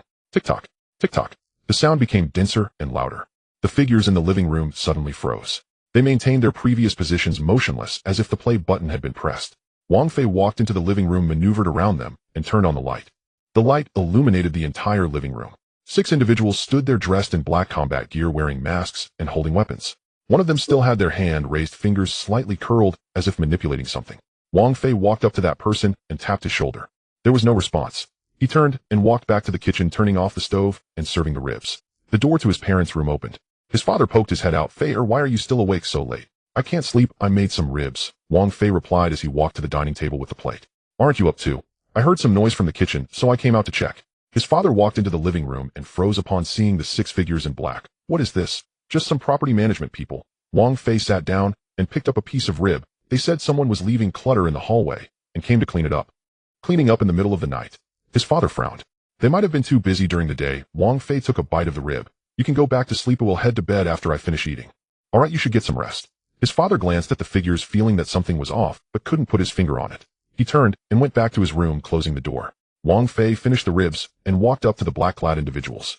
He reached out and grabbed one by the shoulder, dragging him towards the window. The person's body was stiff like a piece of wood. Wang Fei dragged him to the window, opened it, and threw him out. Thud. A dull sound came from below. Wang Fei turned and dragged out another one. Thud. Another one. Thud. After throwing all 6 out, Wang Fei closed the window and dusted off his hands. The living room returned to normal. The ticking of the clock resumed its usual rhythm. Wang Fei walked back to his room and lay on the bed. His phone vibrated again. The leader of the security team sent another message. "Mr. Wang, we have successfully intercepted the unidentified individuals with no injuries reported. Please rest assured and get some sleep." Wang Fei glanced at the message but didn't reply. He set down his phone and closed his eyes. The next morning, Wang Fei was awakened by his mother. "Fei, get up, breakfast is ready." Wang Hao was already sitting at the dining table having breakfast. "Bro, I heard something happened in our neighborhood last night." Wang Hao looked up. Someone fell from upstairs. "Which building?"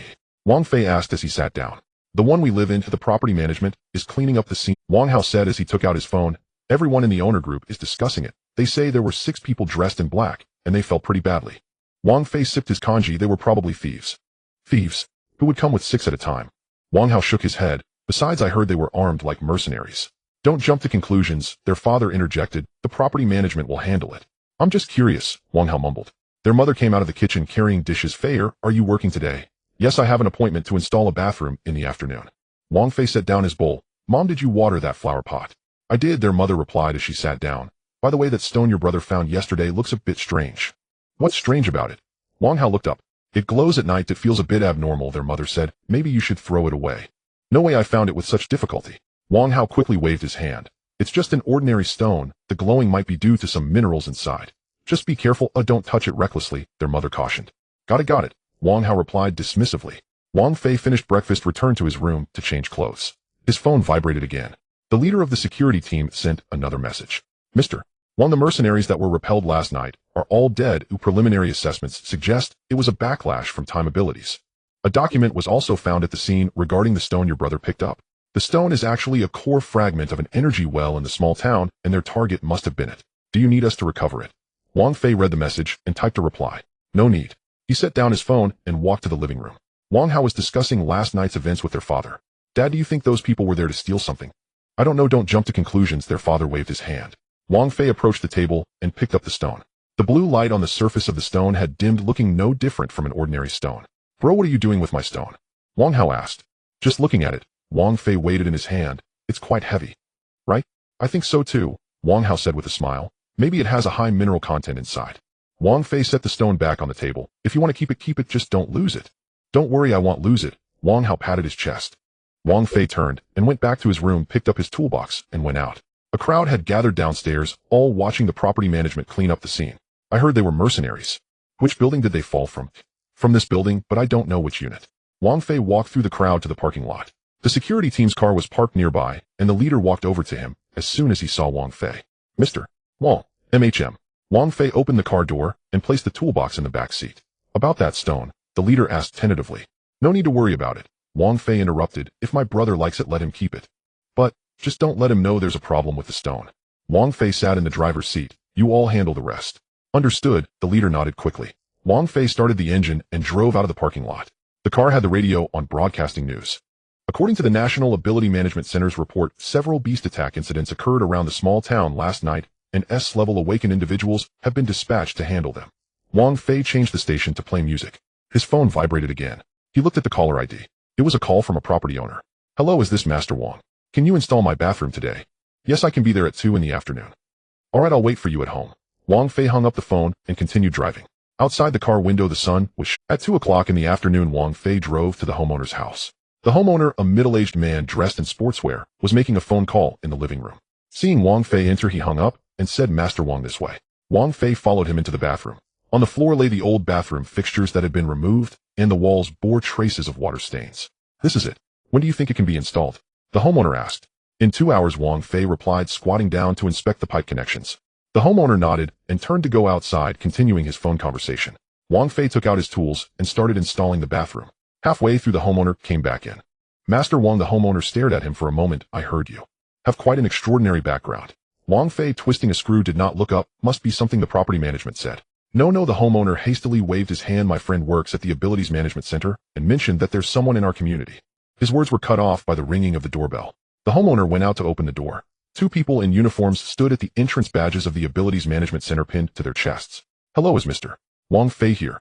The homeowner paused for a moment. Yes, he's in the bathroom installing the fixtures. The 2 entered the house and headed straight for the bathroom. Upon seeing Wang Fei, one of them hurriedly approached. Mr. Wang, sorry to disturb you. What is it? Wang Fei stood up, brushing the dust from his hands. Anomalous energy fluctuations have been detected around the outskirts of the city. The man lowered his voice. It seems an organization is preparing for a major operation. The person in charge asked us to inform you. What organization? The New Order. They were previously active in other provinces and have recently infiltrated our city. Wang Fei frowned. What do they want? Unclear, but the energy fluctuation levels are very high. Preliminary assessments suggest it may involve an S-level anomalous beast. The homeowner stood at the door stunned. Wang Fei was silent for a few seconds. I understand. You can head back now. Alright, well, notify you immediately if there's... The 2 turned and left. The homeowner watched them walk away, turning back to Wang Fei. Master Wang, what they said. Don't think too much about it. Wang Fei squatted down to continue installing the bathroom. They probably mistook me for someone else.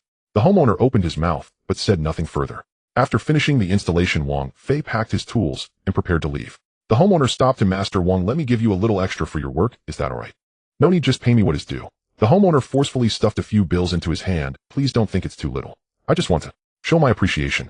Wang Fei looked at him. Not taking the money. I earn my pay through work. It is only right. I don't want more. The homeowner stood there looking completely at a loss.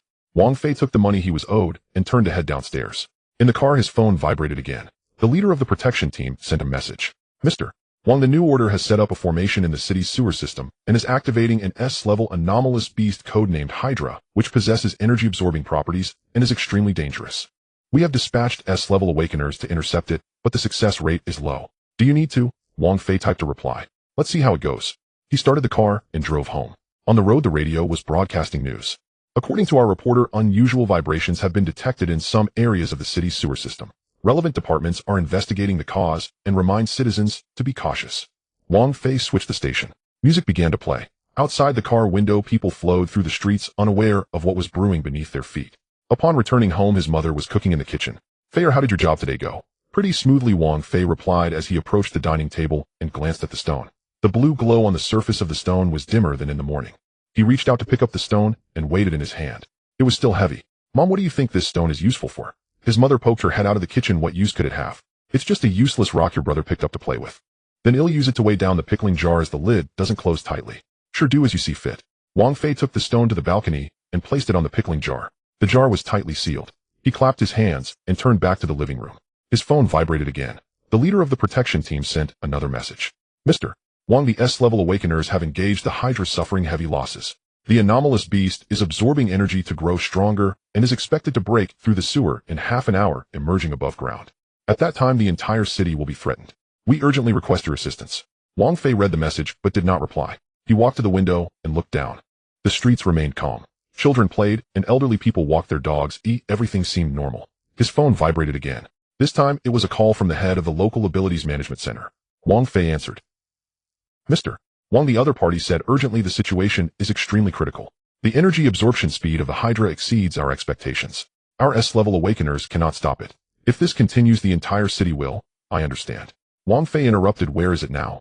In the main sewer. The location has been sent to you. Wang Fei hung up the phone and looked at the location on his phone. Not far from home. He turned back to his room, changed his clothes. His mother came out of the kitchen. Fei, are you going out? Yes, I have something to take care of. He'll be back soon. Then come back early for dinner. Okay. Wang Fei went downstairs and drove straight to the location. On the way, the streets began to be blocked off. People from the Abilities Management Center were evacuating the crowd. Please leave quickly, but it's dangerous here. What happened? Don't ask, just go. The crowd scrambled to flee. Wang Fei drove around the perimeter of the blocked area, parked the car, and walked over. The protection team members were already waiting for him. The leader saw Wang Fei and hurriedly approached. Mr. Wang, you're here. What's the situation? Very bad.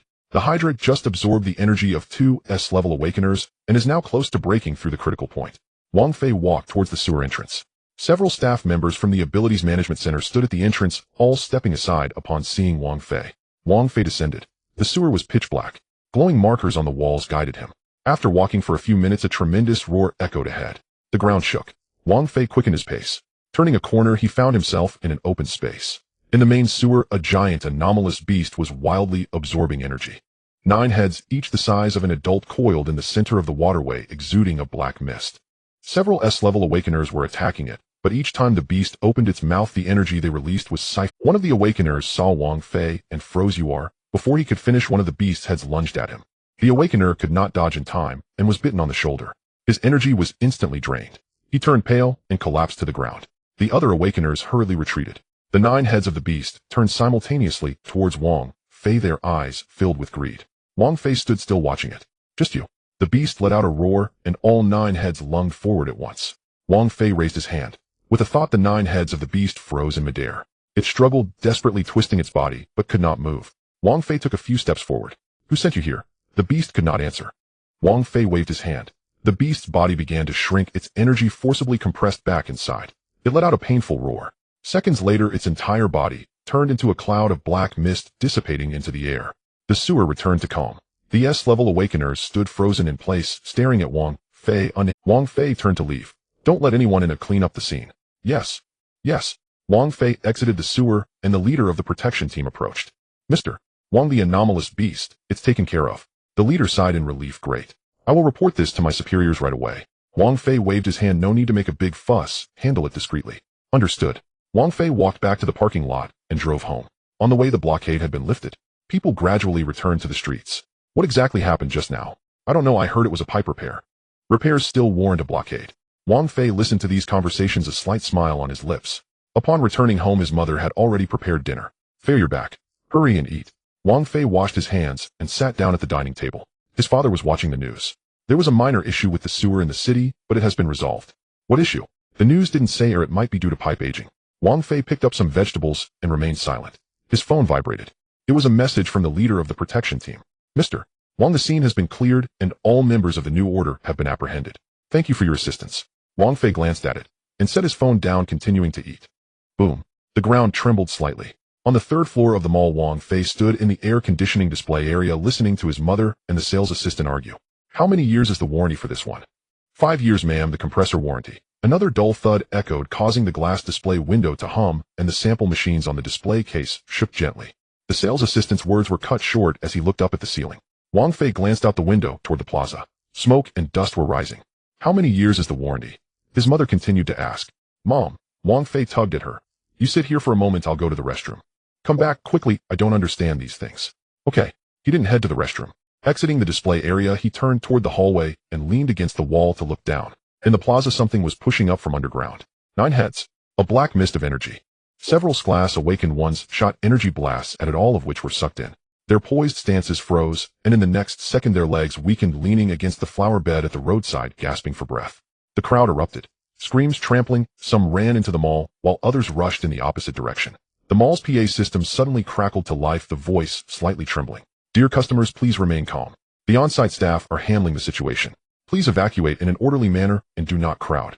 In the lower sales area, the sales assistants began to evacuate customers, their faces pale, but their gestures still orderly, clearly trained. Wang Fei glanced at the plaza, then at the phone in his hand. The emergency response team had already sent a message. Mr. Wang, the Hydra has appeared in the city center plaza. The situation is urgent. All S-class awakened ones have failed to suppress it.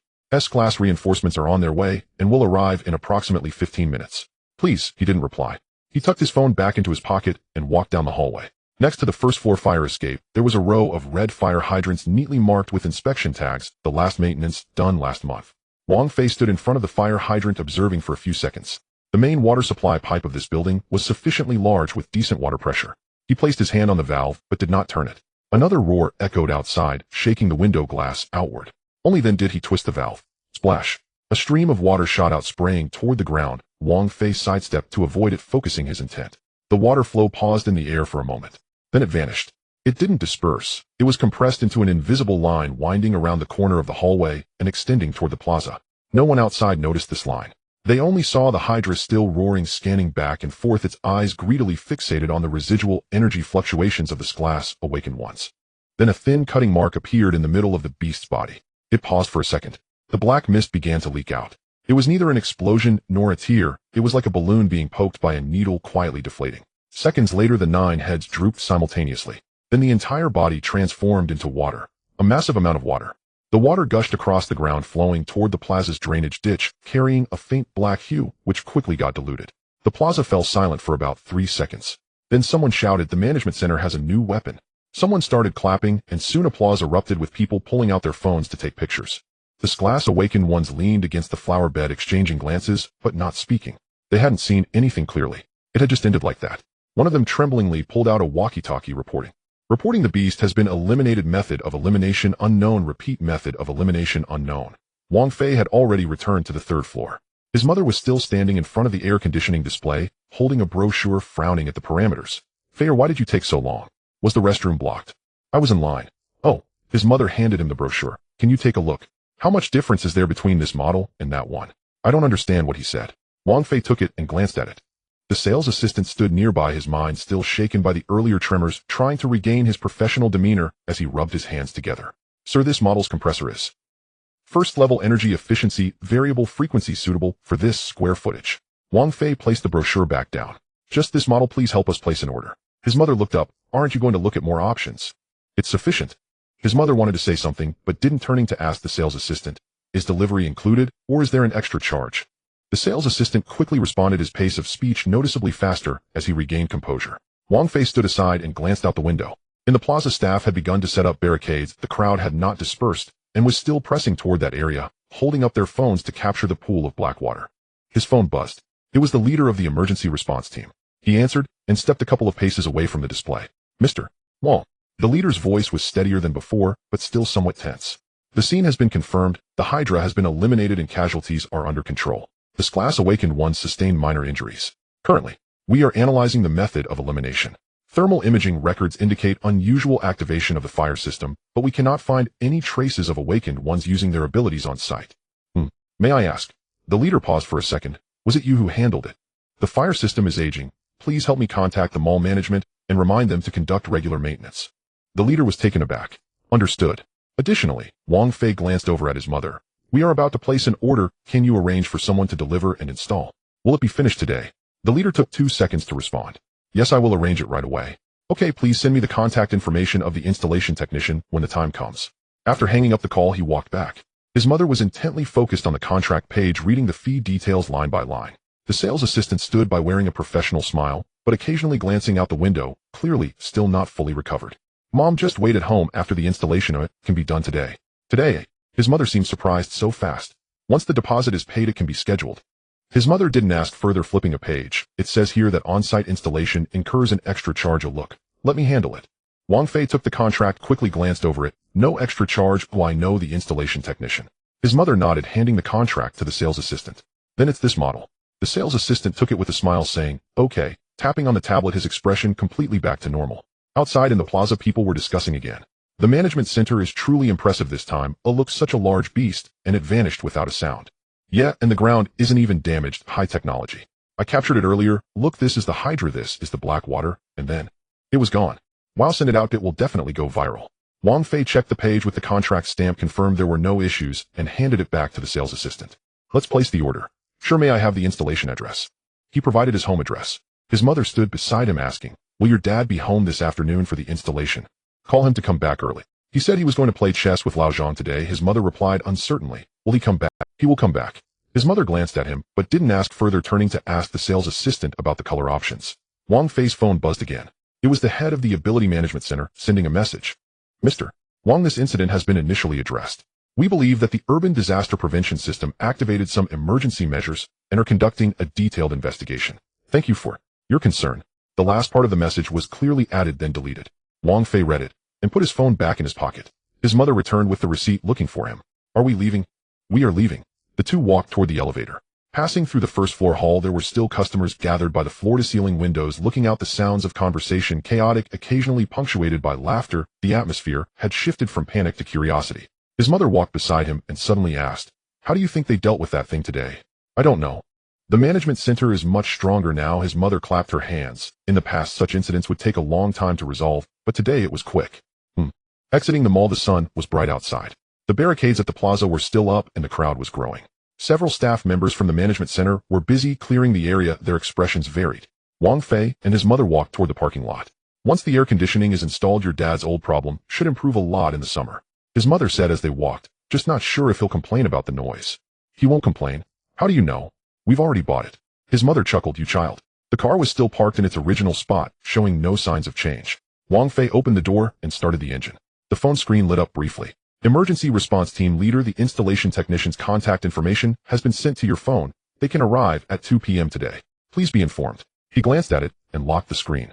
"Mom, just wait at home. It will be finished today." His mother fastened her seatbelt and responded, then focused on the receipt in her hand, beginning to calculate. The car exited the parking lot and circled around the mall's perimeter. Toward the plaza, police cars and management center vehicles were lined up. People hadn't left, but the pool of black water had been mostly cleaned up. As they passed by, a staff member from the management center looked up at the car and then lowered his head to continue recording. No one recognized this vehicle.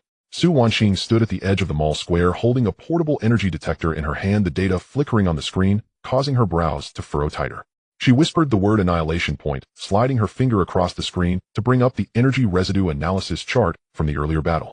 The chart indicated that at the location where the Hydra had vanished there existed an extremely tiny yet clear energy vacuum zone, not an explosion, not a tear, but a complete annihilation on a physical level. She had only seen such traces once in the top-secret files of the Global Guardians Alliance. It was 10 years ago, left by an SS-level awakened who had gone out of control. Su Wanxing raised her head, looking towards the third floor of the mall. Wang Fei had just been standing there. She took a deep breath, put away the detector, and quickly walked towards the mall. In the elevator, she pressed the button for the third floor, her mind racing through the information she had just collected. Wang Fei, 31 years old, an ordinary person from a small third-tier city, a bathroom installation worker, had awakened his abilities 6 months ago. The National Ability Management Center had classified him with an SSS security level, a status shared by only 3 individuals nationwide. As an observer dispatched by the Global Guardians Alliance to China, it had taken her a full 3 months to confirm his identity. The elevator doors opened. In the air conditioning display area on the third floor, Wang Fei was standing in front of a sample machine listening to his mother discuss installation costs with the sales assistant. Su Wanxing walked over, standing 2 meters behind him in silence. Wang Fei turned his head and glanced at her. "Is there something, Mr. Wang, we need to talk?" Su Wanxing lowered her voice. "About that Hydra from earlier." Wang Fei did not respond, turning back to continue listening to his mother. "Fei, can you make the installation fee a bit cheaper?" "Mom, there's no need to lower it. This price is reasonable." The sales assistant quickly nodded. "Yes, ma'am, this price is already the lowest." Su Wanxing stood still, her fingers gently tapping on the casing of the detector. She knew Wang Fei had heard her words, but he chose to ignore her. This was very typical of his behavioral pattern, low-key, unassuming, and avoiding trouble. But today was different. "The judge has entered Chinese airspace," Su Wanxing said again, her voice even lower. Wang Fei's movements paused for a moment. His mother was busy signing a contract and did not notice his abnormality. "Mom, you sign first. I need to go to the restroom." "Again? Why are you running to the restroom so much today?" "I drank too much." Wang Fei walked towards the hallway, and Su Wanxing followed closely behind. The two turned into the emergency exit. Wang Fei leaned against the wall looking at her. "Who are you?" "Global Guardians Alliance, Observer, codename Dawn." Su Wanxing took out an identification card with the Alliance's emblem. "We detected that the judge left Europe 3 hours ago, aiming for China, specifically the city you are in." Wang Fei did not take the ID, just glanced at it. "What is he here for?" "Provocation." Su Wanxing put away the ID. "The judge is an SS-level awakened from Europe. His ability is absolute judgment, which can forcibly strip a target of their ability to use powers. He heard that there is an SS-level awakened in China and wants to challenge him." "Challenge?" Wang Fei laughed. "Is he crazy?" "He is indeed crazy." Su Wanxing spoke very seriously. "The judge has severe obsessive-compulsive disorder. He believes that all SS-level awakened should accept his judgment to prove they deserve this rank." Wang Fei fell silent for a few seconds. "Does the country know?" "Yes," Su Wanxing nodded. "The Ability Management Center has initiated the highest-level contingency plan, but they cannot stop the judge. His ability can temporarily strip the powers of SS-level awakened. Ordinary interception methods are ineffective against him." "So you came to find me?" "Yes." Su Wanxing looked him straight in the eye. "I need to confirm your stance. If the judge finds you, will you take action?" Wang Fei did not answer, turning to walk out. I need to help my mom buy an air conditioner. Mr. Wang. Don't. Wang Fei walked away without looking back. I don't want my mom to see you. Su Wanqing stood still, watching his figure disappear at the corridor's end. She took out her phone and dialed an encrypted number. Don calling headquarters, target confirmed, but refusing to cooperate. A calm male voice came from the other end as expected. Continue monitoring, do not alert the target. The judge is expected to arrive in 2 hours, keep records. Understood. Su Wanqing hung up and walked out of the emergency exit. In the third-floor exhibition area, Wang Fei had returned to his mother, helping her carry shopping bags. Mom, let's go home. Okay, we had a good haul today. His mother said with a smile, we bought the air conditioner. Your dad's old illness should be better this summer. The two walked toward the elevator with Su Wanqing trailing behind at a safe distance. She saw Wang Fei take out his phone and answer a call. Mr. Wang, the judge's plane has just landed at the city airport. The voice of the head of the support team sounded a bit anxious. We have sent someone to make contact, but he refused to cooperate and left the airport directly. Where did he go? Unknown. The leader paused. His abilities can shield our tracking devices. We have lost his location. Wang Fei hung up the phone, rubbing his forehead. His mother glanced at him. What's wrong? Is there something at work? It's nothing, just a customer pushing for an order. Then you should hurry up. I can go home by myself. No need, I'll take you back. The two walked out of the mall towards the parking lot. Su Wanqing stood at the mall entrance watching them get into the car, then took out the detector and switched to energy tracking mode. A red dot suddenly appeared on the screen, less than 500 meters from her. Su Wanqing's expression changed as she immediately dialed the headquarters. The judge has appeared, position on the east side of the mall, 500 meters from the target. Immediately evacuate, do not engage. Understood. Su Wanqing put away the detector and quickly walked towards the parking lot. She had to find Wang Fei before the judge did. In the parking lot, Wang Fei was starting the car, his mother seated in the passenger seat, fastening her seatbelt. Fei, are you a bit distracted today? No. Who are you trying to fool? I'm your mom. Oh, I know you too well. His mother patted his hand. If there's something, just say it, don't hold it in.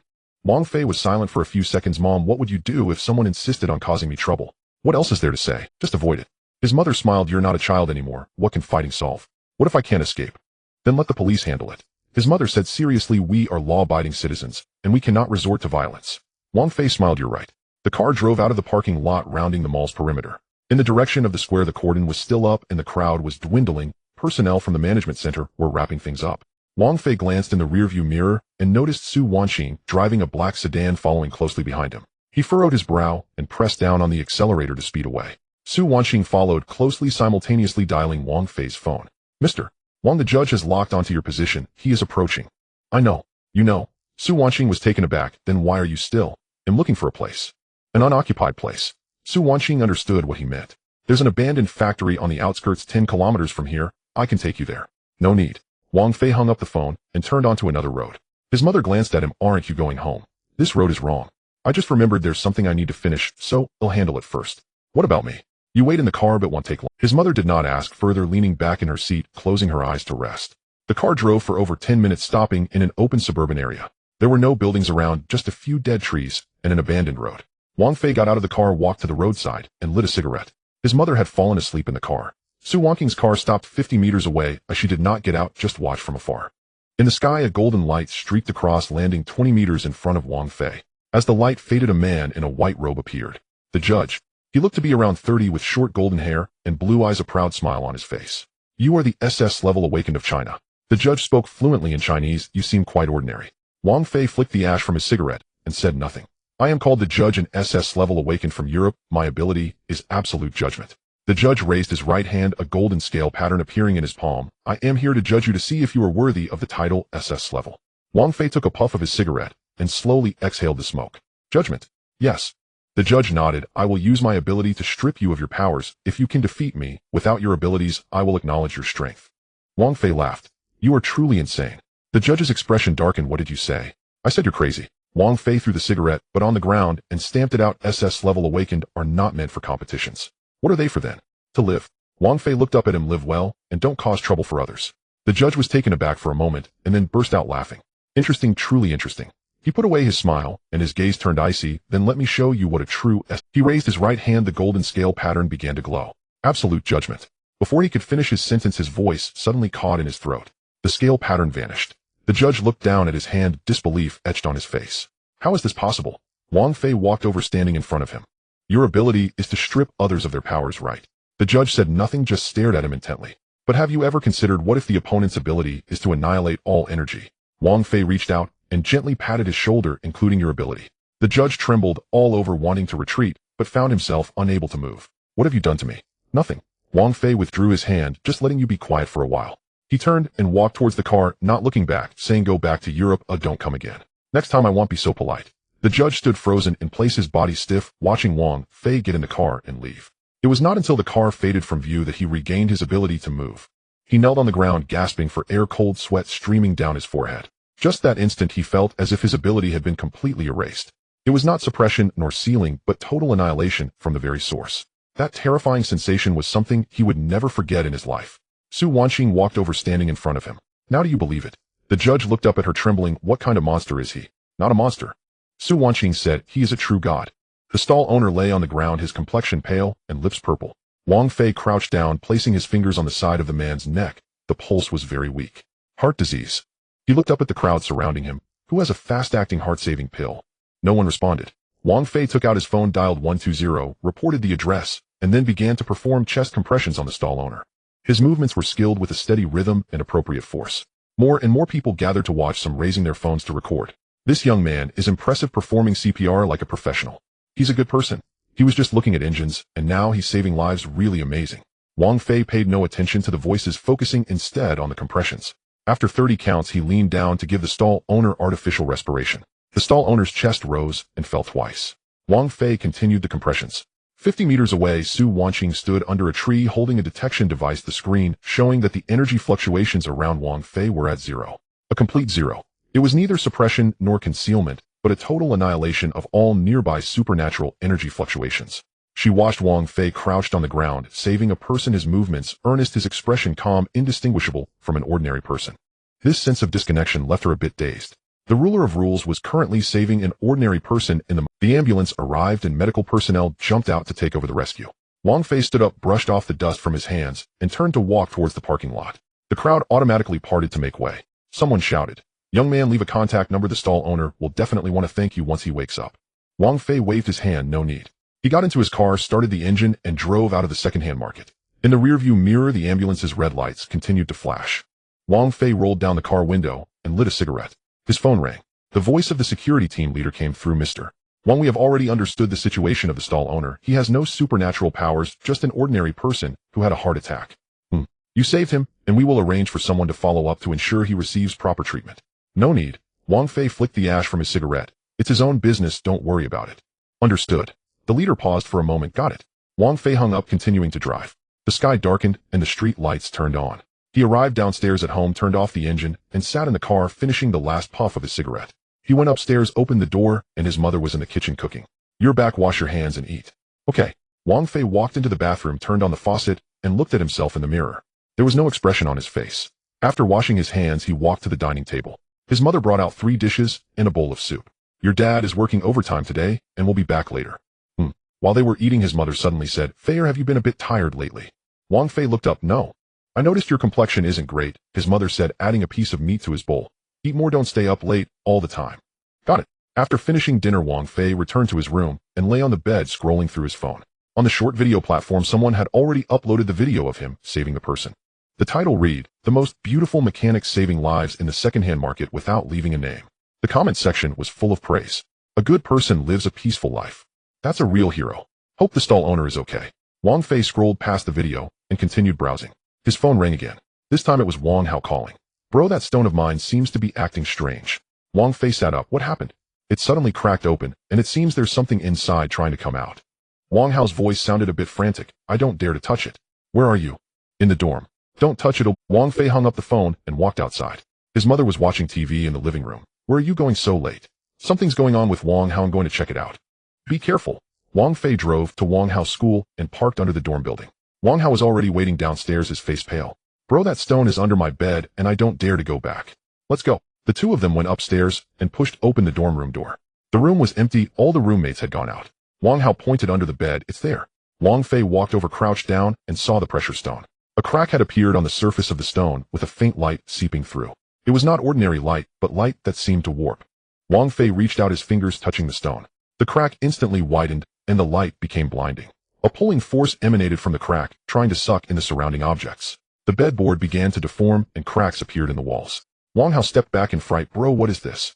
Wang Fei said nothing, and pulled out a rubber band from his pocket. An ordinary rubber band, yellow and a bit worn. He put the rubber band on his finger, stretched it, and aimed it at the crack. The rubber band flew out and landed on the crack. In the next moment, the crack stopped expanding. The light began to shrink, and the pulling force vanished. The rubber band had tightened around something, growing tighter. The crack emitted a piercing sound. Then everything returned to calm.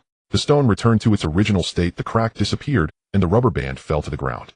Wang Fei picked up the rubber band and stuffed it back into his pocket. Wang Hao stood at the door, eyes wide. Bro, what did you just do? Nothing. Wang Fei stood up and brushed off his hands. Don't keep this stone, throw it away. Throw it where? In the trash. Wang Hao hesitated. Just throw it away like that. What else? Wang Fei walked to the door. Come on, I'll take you for a late night snack. Oh. The two of them went downstairs, and Wang Hao looked back at the dorm building. Bro, what exactly was that stone? I don't know. Wang Fei opened the car door. It could be a beast egg, or it could be a dimensional rift. In any case, it's fine now. How did you do it? Just did it casually. Wang Hao got into the car and fastened his seatbelt. Bro, how powerful are you exactly? Wang Fei started the car. Don't ask these things. What do you want to eat? Barbecue. Okay. The car drove out of the school gate, and Wang Hao looked out the window, suddenly saying, Bro, I think you can solve anything. Wang Fei didn't respond and focused on driving. Wang Hao continued, I also want to be as powerful as you in the future. Just study well. But I awakened. That doesn't matter. Wang Fei turned at a corner.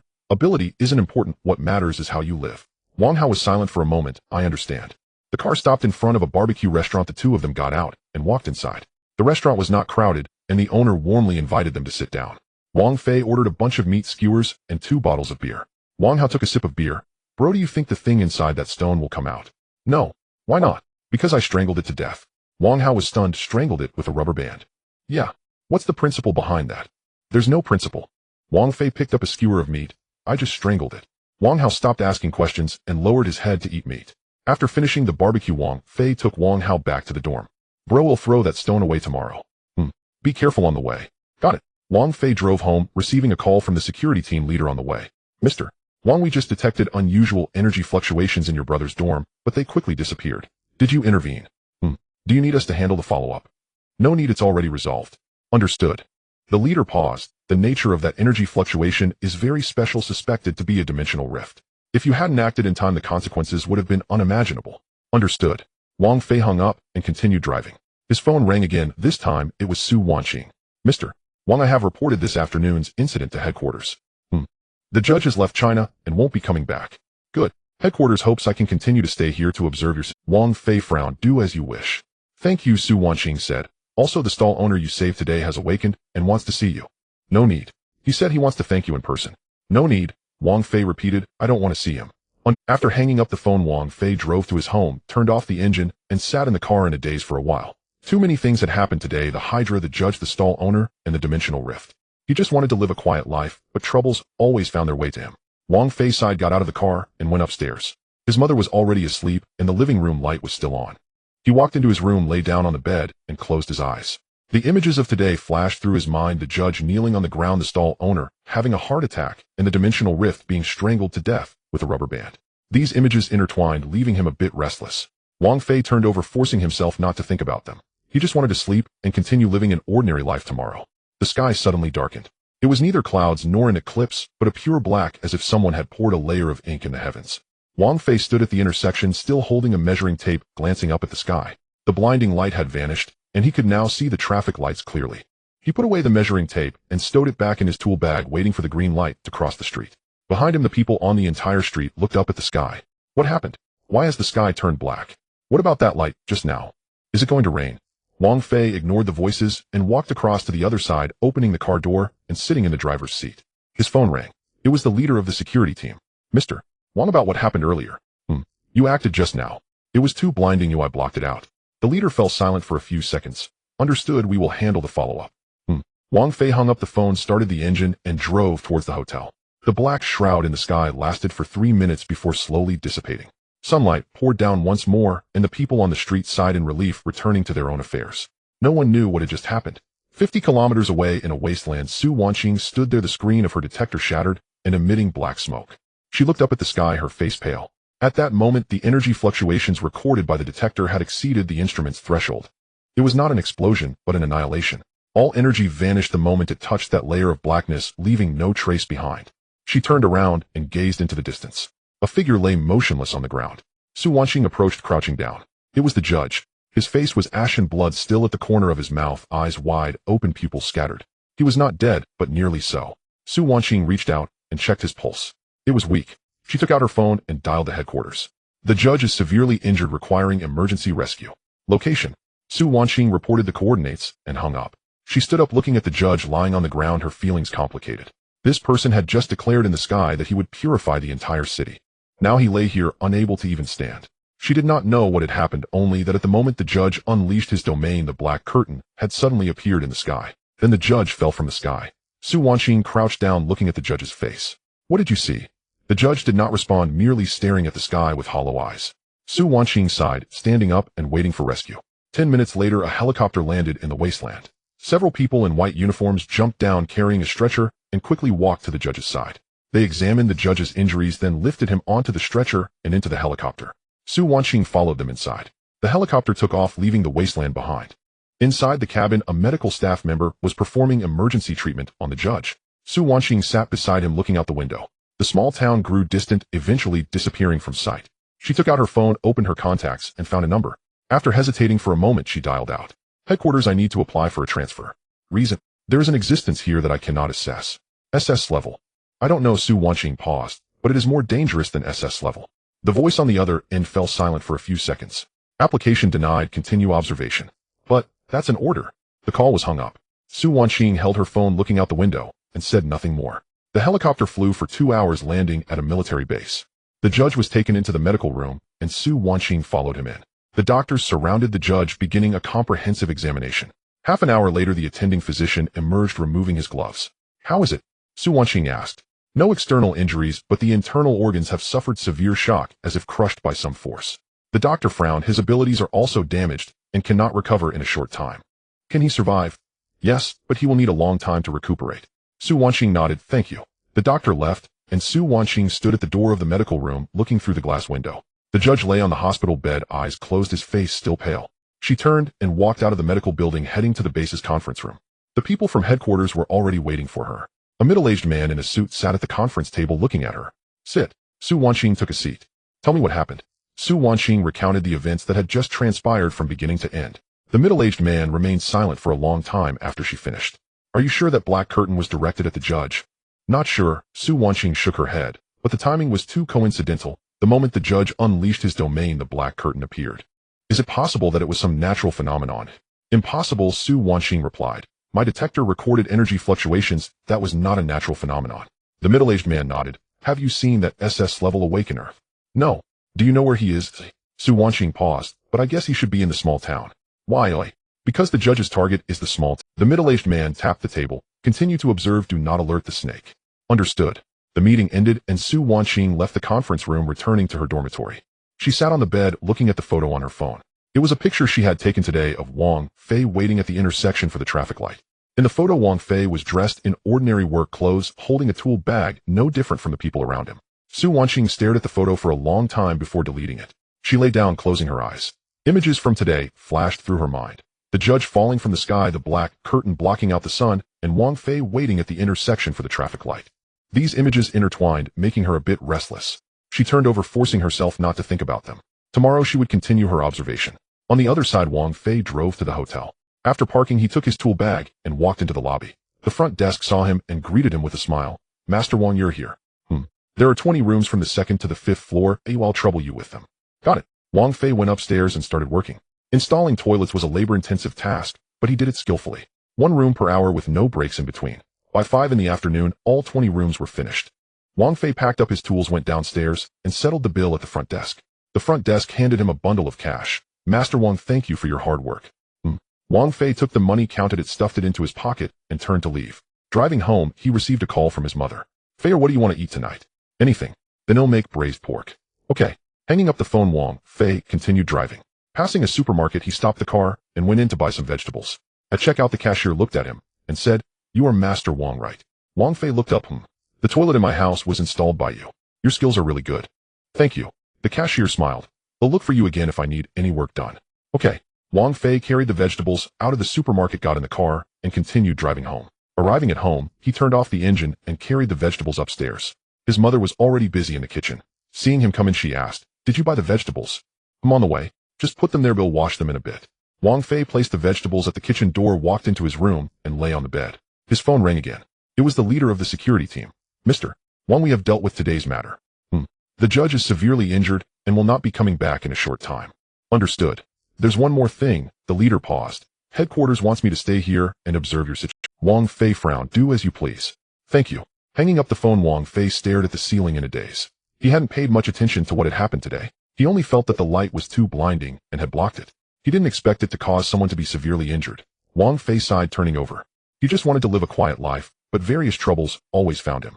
His mother called from the living room. Fei, coming. Wang Fei got up, walked out of his room, and sat at the dining table. His mother brought out 3 dishes and a bowl of soup. Your dad is working late again and will be back later. As they ate, his mother suddenly said, Fei, why did the sky suddenly turn black today? Wang Fei picked up a piece of meat. I don't know, maybe it's due to the weather. I saw the news saying it was because of a battle between awakened ones.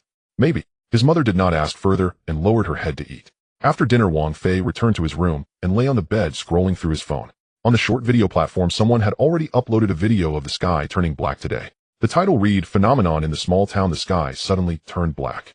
The comments section was filled with speculation. Is it because of a battle between awakened ones? Could it be a beast? Hope everything is okay. Wang Fei swiped past this video and continued scrolling. His phone rang again. This time it was Wang Hao. Bro, why did the sky suddenly turn black today? I don't know. Everyone at school is discussing it, saying there's an SS level awakener fighting. Maybe. Bro, do you think it could be you? Wang Fei froze for a moment. Don't talk nonsense. I was just asking. Wang Hao chuckled. When will you come to see me? Maybe in a while. Alright, I'll wait for you. After hanging up, Wang Fei stared blankly at his phone screen. His brother's words made him a bit uneasy. He didn't want his family to know his identity, but some things were hard to hide. Wang Fei sighed, putting down his phone and closing his eyes. Tomorrow he would continue taking on jobs and live the life of an ordinary person. The judge lay on the hospital bed, his eyes fixed on the ceiling, utterly motionless. Su Wanqing stood outside the door, peering through the glass window at him. The doctor said he needed a long period of recovery, but she knew that what truly hindered his healing was not the physical injuries, but the psychological trauma. That layer of darkness had shattered his pride completely. Su Wanqing turned and walked out of the medical building. She took out her phone and dialed a number. Is it home? This is Wanqing. Wanqing, what's wrong? A middle-aged man's voice came from the other end, warm and tough. I need a favor. Go ahead. Help me forge a file, a low-tier awakened one. It needs to be perfect without any flaws. The other end fell silent for a few seconds. Who do you need to protect? Someone who doesn't want to be disturbed. Understood, I'll get it to you within 3 days. Thank you. Su Wanqing hung up the phone, gazing at the distant sky. She knew that Wang Fei did not want to be involved in these disputes. He just wanted to lead an ordinary life. Let him continue to do so. In a small town, Wang Fei lay in bed, scrolling. Discussions about the darkening sky on short video platforms had diminished significantly. Most people believed it was just an unusual weather phenomenon, with no one considering the possibility of a battle involving awakened individuals. Wang Fei swiped through these videos and clicked on one from a food blogger. The blogger was making braised pork, detailing the steps, and it looked delicious. After watching for a while, Wang Fei felt a bit hungry. He got up, left his room, and headed to the kitchen. His mother was washing the dishes and saw him come in. What's wrong? I'm a bit hungry and want to eat something. There's leftover food from yesterday in the fridge. You can heat it up yourself. Okay. Wang Fei opened the fridge, took out a box of leftovers, and placed it in the microwave. The microwave hummed as Wang Fei leaned against the kitchen door, watching his mother wash the dishes. Mom, are you tired? Not tired, just washing a few dishes. How tiring can that be? How about I wash them from now on? His mother laughed. As long as you remember, you always say that, yet I end up washing them every time. Wang Fei scratched his head. I'll definitely remember this time. The microwave beeped, and Wang Fei took out the leftovers, sitting down at the dining table. His mother dried her hands and sat across from him. Fei, is there something you're hiding from me lately? Wang Fei picked up some food. No, not at all. Really not. Really not. His mother stared at him for a few seconds. Wang Fei lowered his head to eat, saying nothing more. He knew his mother had noticed something, but he didn't want to worry her. After finishing his meal, Wang Fei returned to his room and lay on his bed. His phone rang again. It was the leader of the security team. Mr. Wang, I need to discuss something with you. Go ahead. The judge's incident has caused a significant stir in the international awakened community, and someone has begun investigating your identity. Wang Fei frowned, and then, we will do our best to cover your information, but we may need your cooperation. How should I cooperate? Try to avoid using your powers in public, and if you encounter any trouble, we will handle it immediately. Understood. There's one more thing. The leader paused. The project funds for the new hotel have been deposited, a total of 500,000. We will transfer it to your account. Wang Fei was taken aback. 500,000. Yes, this is what you deserve. Alright, I understand. After hanging up, Wang Fei stared blankly at the ceiling. 500,000 was a fortune for him. Previously, when he took on bathroom installation jobs, he only earned a few thousand a month. Now receiving 500,000 at once felt surreal. Wang Fei turned over and closed his eyes. He would check at the bank tomorrow to see if the money had arrived. The next day, Wang Fei drove to the bank. He received a call from Wang Hao on the way. Bro, there's a transfer student at our school, quite strange. What's strange about it? He said he came to find me and wants to live in our dorm. Wang Fei frowned. Do you know him? No, but he seems to know me. Then be careful and avoid contact with strangers. Understood, bro. After hanging up, Wang Fei felt something was off. A transfer student specifically looking for Wang Hao. He took out his phone and dialed the leader of the security team. Mr. Wang, a transfer student came to my brother's school. Oh, please check into it. Okay, I'll arrange it right away. Wang Fei hung up and continued driving. Upon arriving at the bank, he parked the car and walked into the lobby. He took a number queued, and after waiting for several minutes, it was his turn. Hello, what service would you like? The teller asked with a smile. I'd like to check my balance. Sure, please show your ID. Wang Fei handed over his ID, and the teller scanned it looking at the computer screen. Your account balance is 523,400 yuan. Wang Fei was stunned. 520,000. Yes. Wang Fei nodded. Thank you. He turned and walked out of the bank sitting in his car. 520,000 had truly arrived. Wang Fei started the engine and drove home. On the way, his phone rang again. It was the leader of the security team. Mr. Wang, we have found information on that transfer student. Go ahead. His name is Lin Feng. He is 19 years old, and his file shows he is an ordinary student, but we found discrepancies in his identity. What kind of discrepancies? His file is forged and his true identity is unknown. Wang Fei tightened his grip on the steering wheel. Can you find out his real identity? We are investigating, but it will take time. Hurry up. Understood. After hanging up, Wang Fei pressed the accelerator. The car sped up. He had a bad feeling. That transfer student might be after him. Wang Fei drove to the base of his building, turned off the engine, and grabbed his phone to head upstairs. His mother was watching TV in the living room and greeted him as he entered. You're back. Have you eaten? Not yet. Then I'll go make some food. No need, I'll handle it myself. Wang Fei walked into the kitchen, opened the fridge, and took out. He turned on the stove, heated the pan, and poured in some oil. The eggs sizzled in the pan as Wang Fei stirred them with a spatula. His phone rang again. It was the leader of the security team. Mr. Wang, we found out. Go ahead. That transfer student is an artificial human created by the judge, classified as SSS level. Wang Fei paused with the spatula in hand. An artificial human. Yes, before escaping, the judge initiated a secret program to create this artificial human with the intent to take revenge on you. He is currently at my brother's school. Yes, we have already sent people over, but we need your direction. Should we capture him directly or continue to observe? Wang Fei was silent for a few seconds. Continue to observe, don't scare the snake. Understood. After hanging up, Wang Fei stared at the eggs in the pan. An artificial human SSS level. The judge really wouldn't give up. Wang Fei turned off the stove, plated the eggs, and walked out of the kitchen to sit at the dining table. His mother looked at him. What's wrong? You don't look too good. It's nothing, maybe just a bit tired. Then get some rest early. Wang Fei lowered his head to eat, his mind occupied with thoughts about that artificial human. The judge created him surely not for peaceful coexistence. What was his ultimate goal? After finishing his meal, Wang Fei returned to his room and lay on his bed. His phone rang again. It was Wang Hao. Bro, that transfer student helped me carry a toolbox earlier and almost fell. Fell it? Yes, he said the toolbox was too heavy, but I don't think it is. Wang Fei was taken aback. How is he? He's fine, just looks a bit pale. Keep your distance from him. Why? Just trust me. All right. After hanging up, Wang Fei stared at the ceiling. The toolbox was too heavy. That artificial human might have sensed something. Wang Fei closed his eyes and focused. His powers activated automatically to protect him the moment the artificial human approached Wang Hao. That was why the artificial human perceived the toolbox as heavy. Wang Fei sighed. It seemed he had to pay a visit to Wang Hao's school. Early the next morning, Wang Fei drove to Wang Hao's school without telling anyone. The security team sent a message stating that they had found more information about Lin Feng last night. The judge had implanted a tracking program in him when creating this android, specifically targeting Wang Hao's biological traits. The purpose was simple, not to kill Wang Hao, but to use him to locate Wang Fei. Wang Fei tossed his phone into the passenger seat and continued driving. The school was on the outskirts of the city with narrow roads lined with a few lackluster poplar trees. He parked by the roadside outside the school gate, not getting out of the car, just sitting there and glancing inside. On the playground, some students were running, and a few windows in the dormitory building were open with someone leaning against the window frame, scrolling on their phone. It was an ordinary morning. His phone rang. It was Wang Hao. Brother, you're here. It was not a question. Wang Fei frowned. How do you know? You said you would come yesterday. I calculated the time, you must have just arrived. Wang Hao's voice was quiet. That Lin Feng came particularly early this morning, hanging around the dormitory entrance, saying he wanted to help me move things. Did you let him help? No, I told him it was unnecessary, and he just left, but I feel like he's still nearby. Wang Fei glanced toward the playground. All right, I understand. You go about your business and don't stare at him. Brother, is he? Don't ask, just attend class as normal. He hung up the phone and pushed open the car door, getting out. He was wearing an old gray t-shirt that had been washed many times and was holding a thermos cup he had grabbed on his way out as he walked toward the school gate. The security guard, a man in his 50s, glanced at him. What's your business? I'm here to see my brother Wang Hao, sophomore. The guard flipped through a notebook. Register, please. After Wang Fei registered, he entered the school gate. He didn't rush to the dormitory building, but took a stroll around the playground first. In the equipment area by the playground, a boy was sitting on the parallel bars, head down, with his phone screen facing down on his lap, but his eyes weren't on the phone. His gaze followed the people coming and going. 19 years old, with a clean appearance, dressed normally. He was no different from any ordinary student. Yet as Wang Fei stood in the direction of the boy's gaze, he didn't look over even once. Deliberate. Wang Fei took a sip from the thermos, turned, and walked toward the dormitory building. He bumped into Wang Hao at the bottom of the dormitory building. As soon as Wang Hao saw him, he visibly relaxed and quietly asked, "Brother, what about that person?"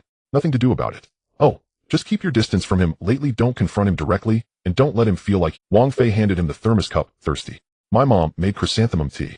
Wang Hao took it, but didn't drink. "That's it." Wang Hao hesitated for a moment. "What if he stays here for a long time?" "He won't be here too long." His tone was calm, as if discussing the pleasant weather. Wang Hao glanced at him, but didn't ask further. The two had breakfast in the cafeteria. Wang Fei ordered soy milk and fried dough sticks, while Wang Hao watched him finish, hesitating to speak several times. Finally, he said, "Brother, be careful." Wang Fei looked up. "What have I done?" "Just be careful." Wang Fei pushed his bowl aside and stood up. "All right, I'm leaving. Call me if anything comes up." After leaving the cafeteria, he walked around the campus, not actively seeking Lin Feng, nor letting the security team get too close. He only walked halfway around the playground, slowed down near the equipment area, and stopped for about 30 seconds. Lin Feng was still in the same position. This time, he had picked up his phone, seemingly looking at something. But his toes were pointed in Wang Fei's direction. Wang Fei glanced down at the thermos, twisted the lid, and turned to leave. Exiting the school gate, he sat in the car and took out his phone, dialing the number for the security team leader. "Have you found out the activation trigger conditions for that android?" The leader paused for a moment. "We are still investigating. The current information indicates that he needs to establish a certain level of trust with the target to initiate the next command. So he keeps getting closer to Wang Hao." Wang Fei said. "He is building trust." "That seems to be the case. What's his Since Wang Hao has been keeping his distance, the progress is not smooth." Wang Fei leaned back against the seat. The leader quietly added, "Mr. Wang, should we directly intervene and isolate him from the school?" "No need. But if he hasn't moved and you act, the judge will know the plan has been exposed." Wang Fei started the car. "Just wait, keep a close watch, and don't let him approach Wang Hao." "Understood. We will arrange for people to be near the dormitory building. The visible people shouldn't get too close." "Yes." After hanging up, Wang Fei drove off. Passing by a bun shop, he stopped by the side of the road, bought a few buns, and continued driving. His phone rang again. This time, it was an unknown number. He answered, and there was a silence on the other end for 2 seconds. "Mr. Wang," a strange male voice said, speaking Mandarin with a slight southern accent. "We are from the International Abilities Research Association, and we have a few questions regarding your recent activities." Wang Fei hung up directly. Then he forwarded this number to the team leader. 20 minutes later, the leader replied, saying that this number had been dealt with. It was a probe sent by the International Abilities community to test his identity information, and it was linked to the group investigating his background, which would continue to follow up. Wang Fei glanced at the message and placed his phone screen down on the center console. The buns had cooled. He picked one up and took a bite. It tasted acceptable. The sunlight outside was bright, making the road's surface gleam. He drove with the windows slightly open, and the wind blew in, sending the crumpled parking ticket from the passenger seat to the floor. Wang Fei ignored it and continued driving. The matter with Lin Feng could not be rushed. He was still unclear about how deeply and completely the program implanted in the android was. The judge had left this hand before fleeing, indicating that this matter had been planned for more than a day. But Wang Fei was very clear about one point. The judge hated him, not Wang Hao. Wang Hao was merely a trigger. What truly made the judge restless, compelling him to leave a backup plan just before fleeing, was the pride that Wang Fei had publicly shattered that day. That was the critical point. Thus Lin Feng's ultimate target must be him, not Wang Hao. Wang Fei stuffed the remaining half bun into his mouth and tapped his fingers on the steering wheel twice. "Let him come to find me then." He slowed down and drove home. His mother said she wanted to eat braised pork today, so he needed to buy some pork. The car arrived at the vegetable market, and Wang Fei bought 2 pounds of pork belly along with some greens. The cashier, an older woman, recognized him and smiled, saying, "Xiao Wang, your mother wants to eat red braised pork today." You're such a filial child." Wang Fei did not respond, carrying the groceries home. His phone rang again. This time, it was the leader of the security team. "Mr. Wang, regarding your accommodation arrangements, the higher-ups wish to discuss it with you in person." Wang Fei stopped walking, asking, "What do you mean?" "It's like this. Considering your current living situation may not be very convenient, the state is preparing to provide you with better accommodation along with security measures. My home is perfectly fine. Mr. Wang, this is for your and your family's safety." "I said my home is perfectly..." The leader was silent for a few seconds before saying, "Understood. We will strengthen the protection around your current residence and will not disturb your life." After hanging up the phone, Wang Fei continued walking home. Passing by the entrance of the community, security guard Lao Zhang was sitting in his booth reading the newspaper. Upon seeing Wang Fei, he looked up and greeted him. "Xiao Wang is back." Buying groceries. Lao Zhang glanced at the vegetables in Wang Fei's hands, and then at the ordinary car parked behind him, hesitating to say more. Wang Fei ignored him and went straight upstairs. Opening the door, his mother was watching TV in the living room. Seeing him return, she smiled and said, "You've bought the groceries. You go ahead and watch, I'll start cooking." Wang Fei put the vegetables in the kitchen and began to wash and cut the meat. His mother walked over and stood at the kitchen door, asking, "Xiao Fei, have you been dealing with something recently?" "No, not at all." "Then why are there always calls coming to our house talking about guarantees and arrangements?" Wang Fei paused his actions for a moment, saying, "It might be some community activity, don't worry about it." "I don't think so." His mother stared at him. "Have you gotten into some trouble outside?" "No." "Then why?" "Mom, please don't ask." "Really, there's nothing wrong." His mother looked at him for a while, then sighed and turned back to the living room. Wang Fei continued cutting the meat when his phone rang again. This time it was an unfamiliar number. He hesitated for a moment, but still answered. "Mr. Wang, I am from the National Ability Management Center. We need to discuss your brother Wang Hao's situation with you." "What happened to my brother?" Wang Fei frowned, asking. "During our routine checks, we found that someone had marked his file as pending before your brother awakened. The note said it was to be processed." "What does that mean?" "We are also investigating and currently suspect it may be related to an illegal organization. They might want to get close to you through your brother." Wang Fei remained silent. The other side continued. "For your brother's safety, we recommend you bring him back to the small town as soon as possible. We will arrange for special protection." "No need." "But," I said, "no need." Wang Fei hung up the phone and threw it aside. He stood in the kitchen staring at the meat on the cutting board, his mind racing. Wang Hao's file had been marked before his awakening. This meant someone had been watching Wang Hao for a long time. Why? Wang Hao was just an ordinary student awakening a level 1 chicken ability with no value whatsoever. Unless someone knew he would awaken an SS level ability. Wang Fei raised his head and looked out the window. Below the building, a few ordinary-looking people were wandering around, appearing no different from regular residents. But their gazes kept scanning this building. Wang Fei turned around, picked up his phone, and dialed the security team's leader's number. "Send me my brother's file, all of it, including the marked records." "Mr. Wangness. Now." "Yes." 10 minutes later, Wang Fei received an encrypted file. He opened it and flipped to the page with the marked records. Marking time 3 days after the ability outbreak. Marker unknown. Marking content pending high priority. Wang Fei stared at those words, tapping his fingers on the screen twice. 3 days after the ability outbreak, he hadn't gone to the activation point yet. At that time, no one knew what ability he would awaken. But someone had already set their sights on Wang Hao. Why? Wang Fei continued to scroll down and saw a note. "This target is related by blood to number 037, recommended for observation." Number 037. Wang Fei was stunned for a moment, then realized. That was his number. His file number at the Ability Management Center. This meant that someone knew of his existence before his awakening and had listed Wang Hao as a pending subject. Wang Fei put down his phone and leaned against the wall. He recalled the expression of the staff when they saw him awaken an SS-level ability at the activation point. Shocked, but not completely surprised. It was more like a confirmation of something. Wang Fei closed his eyes and took a deep breath. Then he picked up his phone and dialed Wang Hao's number. "Bro, have you encountered any strange people recently?" "Not really, just that Lin Feng has been hanging around the dormitory entrance, but he didn't come today." "Anyone else?" "No." Wang Fei fell silent for a few seconds. "Stay indoors for a few days. Call me if anything happens." "Bro, what's going on?" "Nothing, just listen to me." After hanging up, Wang Fei stood in the kitchen staring at the meat on the cutting. The red braised pork wasn't made yet, but he wasn't in the mood to cook now. He walked to the living room and said to his mother, "Mom, I'm going out for a bit." "Aren't you eating?" "I'll eat when I get back." His mother glanced at him, but didn't ask further. Wang Fei went downstairs and drove straight to the local Ability Management Center.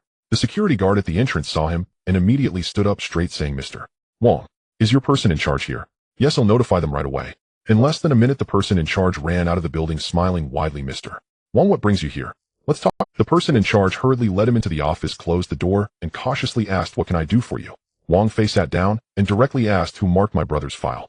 The person in charge was taken aback, saying, "We are also investigating this and currently have no results." "How long have you been investigating?"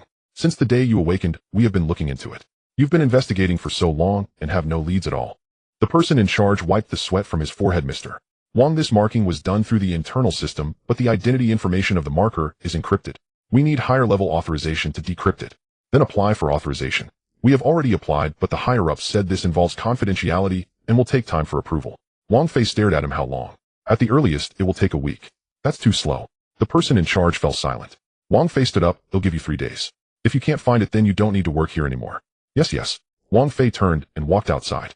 As he reached the door, he stopped again. "Also keep a close eye on that Lin Feng, the artificial human. Don't let him approach my brother." "Understood, we have already arranged for personnel." Wang Fei said nothing more and left directly. Back in the car, he sat in the driver's seat, staring at the steering wheel.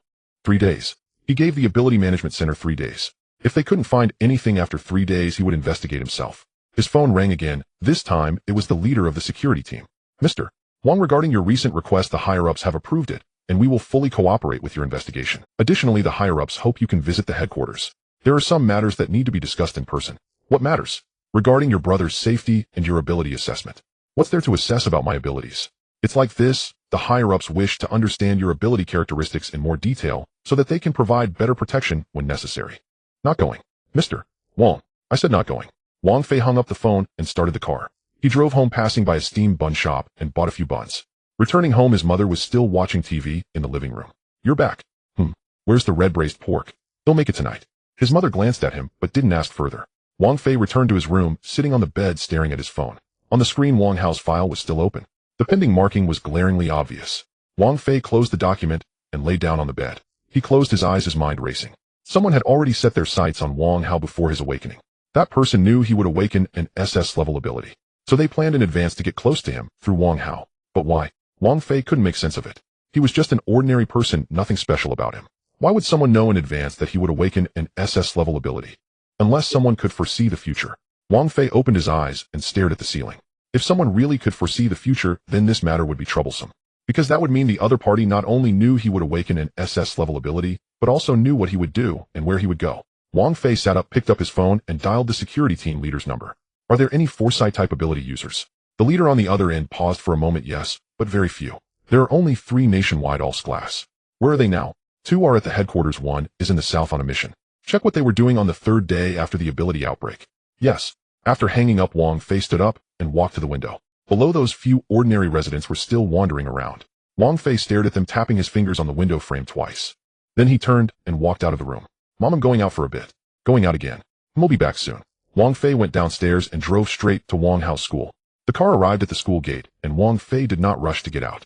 He sat in the driver's seat, staring at the phone screen. The file was still open, and the time marked in the column was particularly glaring. It was the 3rd day after the abilities erupted. At that time, he was still working at the construction site and hadn't even gone to the activation point. Wang Fei turned off his phone and pushed open the car door. The security guard at the school gate saw him and immediately stood up straight. Mr. Wang, is my brother in the dorm? Yes, I just saw him return a while ago. Wang Fei nodded and walked towards the dormitory building. Passing by the playground, a few students were playing basketball. Upon seeing him pass by, they froze for a moment. One of the students whispered something, and the others immediately fell silent. Wang Fei ignored them and went straight upstairs. He knocked on the door, and Wang Hao opened it. Seeing him, he was taken aback. Brother, what brings you here? Come in and talk. Wang Hao stepped aside, and Wang Fei entered the dorm. Only Wang Hao was in the room. The other roommates were nowhere to be found. Wang Fei sat on a chair. Has anyone been looking for you recently? No, just Lin Feng, but he didn't come today. Besides him, have any strangers approached you? Wang Hao thought for a moment. No, brother, what's going on? Wang Fei did not answer directly, but asked, do you remember anything from when you were little? What are you referring to? You had a serious illness when you were young, almost didn't make it back. Wang Hao nodded. I remember Mom mentioned it, I was only 3 at the time. Do you know what illness it was? I don't know, Mom never said. Wang Fei stared at him. Have you ever thought that you might not be our biological parents' child? Wang Hao's face changed instantly. Brother, what are you saying? I just found out that your file has a note stating you are related by blood to the number 037. Who is number 037? Me. Wang Hao was stunned. Wang Fei continued. But we are not biological brothers, you were adopted by our parents. Impossible. Wang Hao's voice trembled slightly. Mom never mentioned it. She might not know. How do you know? I found out. Wang Hao sat on the bed, lowering his head, silent for a long time. Wang Fei stood up and walked to the window. Don't overthink it. Our parents are sincere about you, and that won't change. Then why would someone annotate my file? Because someone knows I will awaken an SS-level ability and wants to get close to me through you. That Lin Feng. It could be, or it might not be. What should I do? Stay on campus these days. If anything happens, call me. Wang Hao nodded. Brother, will you be in danger? No. What about me? You won't be either. Wang Fei turned and walked to the door. Remember, don't tell anyone you know about this matter. Wang Fei pushed open the door and exited the dormitory. On his way down, he dialed the number of the security team leader. Mr. Wang, have someone keep an eye on my brother 24 hours a day. It's already arranged, you can rest assured. Also check Lin Feng's background, the more detailed the better. Understood. After hanging up, Wang Fei exited the dormitory building. The students on the playground were still playing basketball, and upon seeing him come out, they paused their movements again. Wang Fei approached them. Do you know Lin Feng?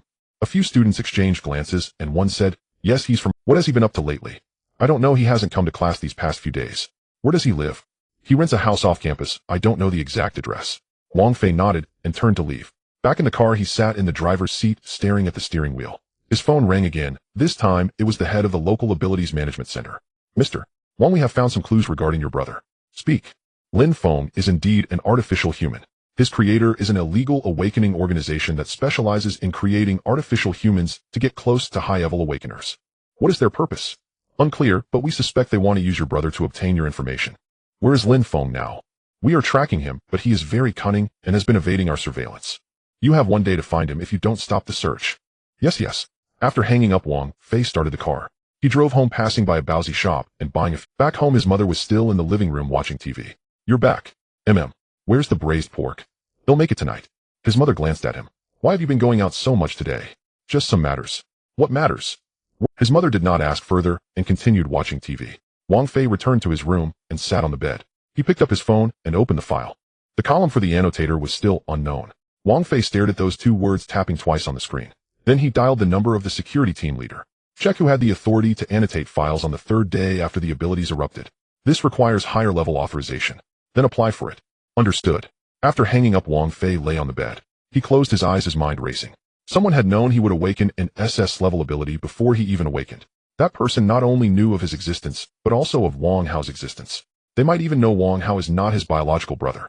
What does this imply? Wang Fei opened his eyes and stared at the ceiling. If that person could foresee the future, then everything he was doing now could be known to them, including what he was thinking at that moment. Wang Fei sat up and picked up his phone. He dialed the number of the security team leader. Are there any precognitive abilities users? The leader was taken aback for a moment. Yes, but very few. There are only 3 nationwide, all of whom are S-level. Where are they now? 2 are at headquarters. 1 is on a mission in the south. Check what they were doing on the third day after the abilities erupted. Understood. After hanging up, Wang Fei stood up and walked to the window. Below, a few ordinary residents were still wandering about. Wang Fei stared at them, tapping twice on the window frame. Then he turned around and walked out of the room. Mom, I'm going out for a bit. Out again. Will be back soon. His mother sighed. What's going on with you today? It's nothing, just some matters to handle. Wang Fei went downstairs and drove directly to the local abilities management center. The security guard at the entrance saw him and immediately stood up straight. Mr. Wang, is your person in charge here? Yes, I'll notify them right away. In less than a minute, the person in charge ran out from the building, beaming. Mr. Wang, what brings you here again? Let's talk inside. The person in charge hurriedly led him into the office and closed the door. Wang Fei sat down. Have you found Lin Feng? Not yet, but we have already locked down his activity range. How long until he is captured? As soon as tonight. Tonight is too slow. The person in charge wiped the sweat from his forehead. Mr. Wang, we have done our best. Doing your best is not enough. So what do you mean? I will find him myself. The person in charge was taken aback. This might not be appropriate. Why? Because the organization behind Lin Feng is very dangerous, and we are worried you might be in danger. Wang Fei stared at him. Do you think I will be in danger? The person in charge immediately changed his tone. No, I mean we are concerned that your actions might cause unnecessary trouble. What trouble? For example, if you act too harshly, it could attract international attention. Wang Fei stood up. I don't care about international attention. I just want my brother to be safe. Yes, I understand. Give me Lin Feng's activity range. This. Now. The person in charge quickly opened the computer and pulled up a map. He was last seen here at an abandoned factory on the outskirts of the city. Wang Fei took a glance, turned around, and walked out. Mr. Wang, are you really going yourself? Then we will send someone to follow you. No need. Wang Fei exited the office and went straight downstairs. Back in the car, he started the engine and drove towards the outskirts of the city. His phone rang again. This time, it was the security team leader. Mr. Wang, we have detected that you are heading to the outskirts. Are you looking for Lin Feng? We advise you not to act alone. That organization is very dangerous. I know. Then you. I know what I'm doing. After hanging up, Wang Fei kept driving. Half an hour later, he arrived at the abandoned factory. The factory gate was tightly closed, surrounded by desolation. Wang Fei got out of the car and walked to the gate. He raised his hand and gently pushed. The gate opened with a creak. Wang Fei entered the factory, which was pitch black inside. He took out his phone and turned on the flashlight. The beam illuminated the ground, revealing some footprints. Wang Fei followed the footprints deeper into the factory. Soon he reached the back, where there was an iron door locked with a padlock. Wang Fei stared at the lock, and with a thought it turned to ashes. He pushed open the door, revealing a brightly lit basement. A dozen people were gathered discussing something. Upon seeing Wang Fei enter, everyone froze. One person stood up. Who are you? Wang Fei. The person's face changed instantly. How did you find this place? Weren't you looking for me? I'm here. The person signaled to those around him, and several immediately stood up and rushed towards Wang Fei. Wang Fei stood still, unmoving. The group reached him, and just as they were about to strike, they were all frozen by an invisible force. They could not move, only stare wide-eyed at Wang Fei. Wang Fei walked up to the leader and asked, "Where's Lin Feng?" "I don't know. Don't know. Wang Fei raised his hand, and the person was lifted into the air. I will ask again, where is Lin Feng? I really don't know. Wang Fei stared at him, and with a thought the person's clothes turned to ashes. Last chance. He is in the back room. Wang Fei released him, and he fell to the ground. Wang Fei turned and walked to the back. Pushing open the door, Lin Feng was sitting in a chair. Upon seeing Wang Fei enter, a smile appeared on his face. Mr. Wang, I have been waiting for you for a long time. Lin Feng's smile froze on his face. He stared at Wang Fei, his fingers tapping twice on the armrest of the chair. Mr. Wang, you arrived faster than I expected. What did you expect? I expected you to come, expected you to be angry, expected you to want to know the truth. Lin Feng stood up and walked in front of Wang Fei. But I didn't expect you to find this place so quickly. What do you want to know? I can tell you anything. Who sent you to approach my brother? The organization. Which organization? Dawn. Wang Fei's brow furrowed slightly upon hearing this name. The Dawn organization. He had heard the security team mention. It was an illegal organization dedicated to creating artificial beings and approaching high-level awakened individuals using ruthless methods with unclear purposes. What do you want to do? We want to gather information about you through your brother. And then use this information to find your weaknesses. Do I have any weaknesses? Wang Fei stared at Lin Feng. Lin Feng shook his head. No, at least we haven't found any. Then what are you still doing? Waiting. Waiting for what? Waiting for you to show a flaw. Wang Fei laughed. Do you think I will show a flaw? No, Lin Feng was honest, so we failed. Failed and still not leaving. Because the organization doesn't allow it. Wang Fei raised his hand, and Lin Feng was suddenly lifted into the air. Where is the organization? I don't know. You don't know? With a thought, Wang Fei caused Lin Feng's clothes to begin disintegrating into ashes. I really don't know. The people from the organization never show up. All commands are issued through encrypted communication. Then how do you contact them? I can't contact them. I can only wait for them to contact me. Wang Fei stared at him, confirming he wasn't lying, then released his grip. Lin Feng fell to the ground, clutching his chest as he coughed. How many people does your organization have? Not sure. I'm just the lowest level executor. What do you know? I know the organization has people nationwide specifically monitoring high-level awakened individuals, especially those rated SSS. How long have you been watching me? Wang Fei walked to the window, looking at the pitch-black night sky. Since the day you awakened. Where were you that day? Outside the activation point. I saw you come out and noticed the attitude of the people from the Ability Management Center towards you, realizing you were not ordinary. So you went to approach my brother? Yes. How did you know he was my brother? There are records in the files. How did you get the files? There are people from the organization inside the Ability Management Center.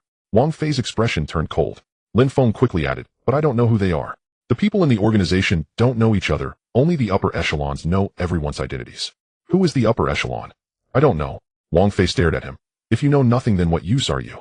Lin Feng's face turned pale. I can help you find the people from the organization. How?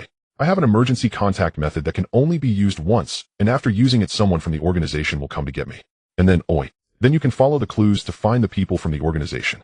Wang Fei pondered. Use it. Lin Feng was momentarily stunned. Now. Lin Feng took out a small communication device from his pocket and pressed a button. The device emitted a soft sound, then went silent. Wang Fei waited for a few minutes, but no one came. They won't come. Lin Feng's face turned even paler. Impossible. This is an emergency contact method. They will definitely come. Then we wait. Wang Fei sat in the chair, took out his phone, and called the security team leader. Send someone to the abandoned factory on the outskirts of the city to take everyone here away. Yes. After hanging up, Wang Fei continued to wait. 10 minutes later, the sound of a helicopter came from outside. The security team had arrived. The leader rushed into the basement with several people, seeing Wang Fei sitting in the chair, and quickly walked over. Mr. Wang, are you alright? I'm fine. The leader sighed in relief, then looked at Lin Feng and the imprisoned individuals. What about these people? Take them all away and interrogate them thoroughly. Yes. The security team began to act, taking each person away. Before Lin Feng was taken away, he turned back to glance at Wang Fei. Mr. Wang, everything I said is true. Wang Fei ignored him. Once everyone was taken away, the leader walked up to Mr. Wang. We will interrogate them and get results as soon as possible. Also, we are already investigating the matter regarding the files. There should be results soon. Let me know once you find out. Yes. Wang Fei stood up and walked out. The leader hurriedly followed. Mr. Wang will drive you back. No need, I drove here myself. Then let me have someone escort you. No need. Wang Fei walked out of the factory and got into his car. He started the engine and drove home. On the way, he dialed the number of the security team leader. Have you found anything about the precognitive ability users? We found out that 3 individuals were at headquarters for testing on the 3rd day after the ability explosion, but there are no timestamps on the files. Who annotated the files? We are still investigating, but there is a clue. What clue? On the 3rd day after the ability explosion, someone applied to view your files, but was denied. Who? A staff member from the local Ability Management Center named Zhang Wei. Where is he now? He has already resigned, and the resignation was on the 5th day after your awakening. Wang Fei's expression turned cold. Find him. Yes, we are tracking his whereabouts. After hanging up the phone, Wang Fei continued to drive. When he returned home, it was already 11 at night. His mother was still awake, sitting in the living room watching TV. "You're back. MHM. So late, where have you been?" "Dealing with some matters." His mother glanced at him.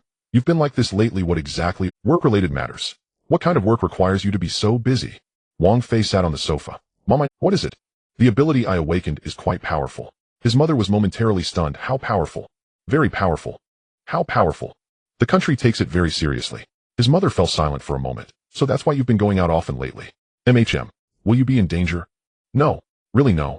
Really." His mother sighed in relief. She stood up and walked in front of Wang Fei. "No matter how powerful your ability is, you are still my son, remember that." Wang Fei nodded. "I remember." "Go to bed, you have to go to work tomorrow." "I'm not going to work anymore." "Why, oi? The country assigned me a job." "What job?" "It's confidential." His mother smiled. "All right then, do your best." Wang Fei returned to his room and lay on the bed. His phone rang again. This time, it was the security team leader. "Mr. Wang, we found Zhang Wei." "Where?" "In a small town in the south. We have already sent someone to capture him. Let me know once you catch him." "Yes." After hanging up the phone, Wang Fei closed his eyes. His mind raced. Dawn Organization, Zhang Wei file annotations, these matters must be connected. He needed to find out who was behind all this. The next morning, Wang Fei was awakened by the ringing of his phone. It was the security team leader. "Mr. Wang, we have captured Zhang Wei. Have you interrogated him?" "We have. He admitted to annotating the files." "Why did he annotate them?" "Because someone gave him a sum of money to annotate your and your brother's files." "Who gave him the money?" "He doesn't know. The money was transferred through an encrypted account, and the source can't be traced." Wang Fei sat up. "What else did he say?" "He said that person told him to annotate the files, and then resigned without leaving any traces." "Where did he go after he resigned?" "He went to that small town in the south, and has been hiding there." "Why is he hiding?" "Because he is afraid of being discovered." Wang Fei thought for a moment. "Bring him back. I want to see him." "Yes." After hanging up the phone, Wang Fei got up and washed up. After finishing breakfast, he drove to the Ability Management Center. The person in charge saw him and hurriedly approached. "Mr. Wang, what brings you here?" "I want to see Zhang Wei. He is still on the way. He should arrive by afternoon." "Let me know when he arrives." "Yes." Wang Fei turned and left, driving home. On the way, he received another call from the security team leader. "Mr. Wang, Lin Feng has confessed." "What did he say?" "He said that the people from the Dawn Organization will indeed come to pick him up, but not now. Oh, it will be 3 days later." "Why 3 days later?" "Because the organization has regulations. Oh, after an emergency contact, they have to wait 3 days to confirm safety before coming to pick him up." Wang Fei frowned. "Then we wait for 3 days." "Yes, we will set up surveillance around the factory and catch them." MHM.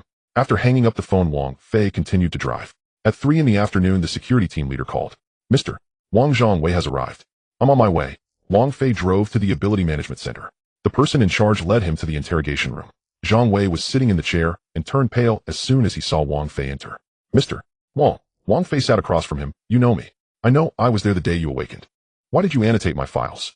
"Because someone gave me money." "How much?" 500,000. Wang Fei stared at him. 500,000 made you take such a huge risk? Zhang Wei lowered his head. "My family is in trouble and needs money." "What kind of trouble?" "My mother is sick and needs surgery, and I don't have the money." Wang Fei was silent for a moment. "How did that person contact you?" "Through encrypted communication. Oh, I don't know who he is." "What did he ask you to do?" "Just annotate your and your brother's files, and then resign." "What else did he say?" "He said if I did well, there would be more money for me in the future." "Did you believe him, me?" "I believe." Wang Fei stood up. "How is your mother now?" "The surgery is done, and she is recovering well." "That's good." Wang Fei turned and walked out. Zhang Wei hurriedly stood up. "Mr. Wang, I really don't know who that person is. Who I just wanted to save my mother." Wang Fei stopped. "I know." He walked out of the interrogation room and said to the person in charge, "This matter ends here. Don't make things difficult for him." The person in charge was taken aback. "Yes." Wang Fei left the Ability Management Center and drove home. On the way, he recalled Zhang Wei's words. 500,000 file annotations, resignation. Everything felt too deliberate. That person must have known he would awaken an SS-level ability, thus planning ahead. But who was that person? Wang Fei couldn't figure it out. When he got home, his mother was making dinner. "You're back. MHM. How was your day?" "It was fine. The braised pork is ready. Come eat." Wang Fei walked to the dining table and looked at the plate of braised pork. His mother's cooking had always been excellent. He picked up a piece and put it in his mouth. The taste was still the same, but his mood was no longer the same as before. Wang Fei stood at the living room doorway, gazing at his parents seated on the sofa. His mother's face pale, still clutching the glass of water, trembling slightly in her hand. His father sat beside her, staring silently at the floor. Wang Fei stepped forward, gently took the glass from his mother's hand, and placed it on the coffee table. "It's over." His mother looked up, eyes reddened. "That man just now. I've dealt with him. Was he here for you?" Wang Fei gave no reply. He turned and walked to the window. Below, several black sedans were parked, members of the security team clearing the scene. The team leader stood by a car speaking tersely into his phone, jaw tight. Wang Fei pulled out his own phone and dialed the leader's number. Come up. He ended the call, returned to the living room, and sat across from his father. His father finally lifted his gaze. Xiao Fei, have you gotten yourself into trouble? I didn't cause it. Then why did someone break into our home? Wang Fei met his father's eyes. Because my ability is rare, and some people wish to exploit it. His mother grasped his father's hand. Are you in danger? No. But that man just now. He is dead. His mother froze. His father remained silent. The doorbell rang. Wang Fei rose and opened the door. The team leader stood there, sweat beading on his forehead. Mr. Wang, come in. The leader entered the living room, saw Wang Fei's parents, and bowed deeply. Sir, madam, today's incident was our grave failure. On behalf of the security team, I offer my deepest apologies. His father waved a hand dismissively. What exactly do you do? The leader glanced at Wang Fei, who nodded. We are dispatched by the National Metahuman Management Center to protect Mr. Wang. Protect? His mother frowned. Why must he be protected? The leader looked again at Wang Fei. He settled back onto the sofa. Because my awakened ability ranks exceptionally high. Our government fears hostile actors may target me. How high? SSS-Rank. His mother gasped sharply. His father's eyes widened in disbelief. The team leader stood quietly beside them, head lowered, speechless. His father paused, collecting himself. So that's why you've been going out so often lately? Yes. And that man today? He belonged to an illicit awakening syndicate, seeking to coerce me through you. His mother tightened her grip on his father's hand. Will others come after us? Wang Fei turned to the team leader. He hurriedly replied, no. Security protocols will be reinforced. Such an incident will never recur. How? His father asked. We'll deploy additional personnel around your residence, implement round-the-clock surveillance, and intercept any suspicious individuals instantly. His father fell silent for a moment. Will this disrupt our daily life? No. We'll operate discreetly, ensuring minimal intrusion upon your routine. His mother looked intently at Wang Fei. Xiao Fei, are you truly safe? I am. Then how did that man die? Wang Fei said nothing. The team leader spoke cautiously. Mr. Wang neutralized him personally. The intruder wielded gravity manipulation, but proved utterly powerless before Mr. Wang. His mother stared stunned. You killed him. He intended to kill you. She opened her mouth, then closed it without another word. His father rose, approached Wang Fei, and firmly clasped his shoulder. You did what you had to do. Wang Fei looked up at his father. His father's eyes shimmered faintly. You're my son. I know you'd never act recklessly. Wang Fei nodded. His father turned to the team leader. From now on, you'll guard him well. Keep him safe. The leader bowed again. Yes, sir. We'll spare no effort. His father added, and ensure nothing like this ever happens again. We're not young enough to endure such shocks. Yep. His father waved a hand. That's enough. Go on with your work. The leader bowed once more and departed. Wang Fei escorted him to the door, lowering his voice. Keep me informed on the follow-up investigation. Understood. After closing the door, Wang Fei returned to the living room. His mother had calmed. She was pouring water for his father. Wang Fei resumed his seat on the sofa. Mom, don't worry. This won't happen again. Shouldn't I worry about you? She studied him. Now that you're so powerful, won't more people set their sights on you? They will, but none dare move against me. Why? Because I'm simply too formidable. She blinked, then laughed softly. Since when did you learn to boast? Wang Fei smiled back. I'm not boasting. It's the truth. His father sipped his water. So, will you still take plumbing installation jobs? Of course. I see no reason to stop. You're this extraordinary, and still doing that. I enjoy it. His father shook his head. Do as you wish, as long as you're happy. His mother rose. I'll prepare dinner. You two talk. Wang Fei stood too. Let me help. No, stay and keep your father company. She disappeared into the kitchen. Wang Fei sat back down. His father watched him closely. Xiao Fei, are you really all right? Truly, I am. Will you be leaving home often now? Possibly, but not frequently. His father nodded. Then take care. I will. A quiet pause settled between them. Then his father asked suddenly, does your brother know? He knows something, but not everything. Will you tell him? It depends. His father sighed. You too. Each more worrisome than the last. Wang Fei chuckled. Aren't we doing fine? Fine. Your brother awakened a trivial chicken ability, while you manifested SSS-Rank. What comes next? We'll cross that bridge when we reach it. His father said, no more picking up the remote to switch on the television. Wang Fei sat beside him and drew out his phone. A message arrived from the security team leader. The scene had been fully secured, the gravity manipulator's body removed, and would undergo thorough forensic examination. Wang Fei typed a terse understood, then set the phone aside. The news broadcast flickered on screen. Reporters analyzing societal shifts following the global emergence of metahuman abilities. He watched for a while, then grew restless, rising to stand by the window. The black sedans had departed. The street had settled back into quietude. A few children played by the roadside, wholly unaware of the violence that had just unfolded beneath their very feet. Wang Fei watched the mind racing. The Dawn organization. A gravity manipulator. His parents held hostage. These threads were inseparable. He pulled out his phone and redialed the team leader. Mr. Wang, have you identified the gravity manipulator yet? We're verifying. Results should be notify me the instant you do. Yes, sir. He ended the call and kept his gaze fixed beyond the glass. His phone chimed again, this time the director of the local metahuman management center. Mr.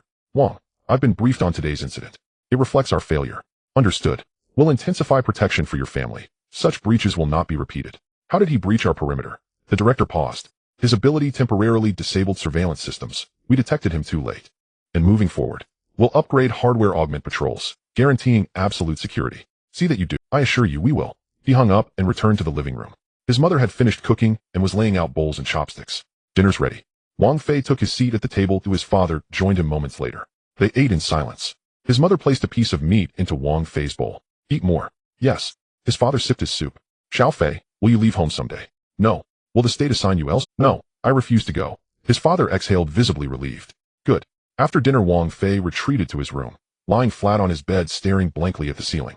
His phone chimed again. The security team leader. Mr. Wang, the identity of the gravity manipulator has been confirmed. Speak. His name is Li Chong, 32 years old SSS-Rank awakener and a core member of the Dawn organization. How many core members does the Dawn organization possess? 5 confirmed, each ranked S or SS. What are their objectives? According to our intelligence, they seek to recruit elite awakeners to establish an autonomous power independent of national authority. Wang Fei narrowed his eyes. How did they learn of my identity? We're investigating, but have no leads yet. Continue. Yes, sir. He ended the call and sat upright. He crossed to his desk and opened the drawer. Inside lay miscellaneous items and several photographs. He sifted through them until he found one of Wang Hao as a child. In the photo, Wang Hao wore faded clothes, grinning broadly. Wang Fei studied it, then noticed in the background a figure standing half obscured. The man wore a dark coat, its buttons unusually distinctive. Wang Fei lifted the photo, examining the fastening, closely antique, archaic, unmistakably decades old. He set the photo down and entered Wang Hao's room. It was immaculate. Several books rested on the neatly made bed. Wang Fei knelt beside it, reaching beneath the mattress. His fingers brushed something hard. He withdrew a small box. Inside lay 3 objects, a button identical to the one in the photograph, a folded slip of paper, and a yellowed portrait. Wang Fei picked up the button. Its shape, its patina matched perfectly. Then he lifted the portrait, a man in a police uniform, badge gleaming on his chest. Time had blurred his features, but his strong, angular jaw remained unmistakable. Wang Fei stared, a sudden sharp thought piercing his mind. Wang Hao's biological father. He unfolded the note. 3 lines were written in firm, deliberate script. Howard, when you come of age, seek me out. Beneath it, an address. Wang Fei slipped the note back into the box, rose, and retrieved his phone. He dialed the security team leader. I need you to locate someone. Who? Wang Hao's biological father. The leader hesitated. This is delicate. Find him. Yes, sir. He ended the call and walked to the window. Below, fresh black sedans had arrived. Security personnel installed new surveillance nodes with practiced efficiency.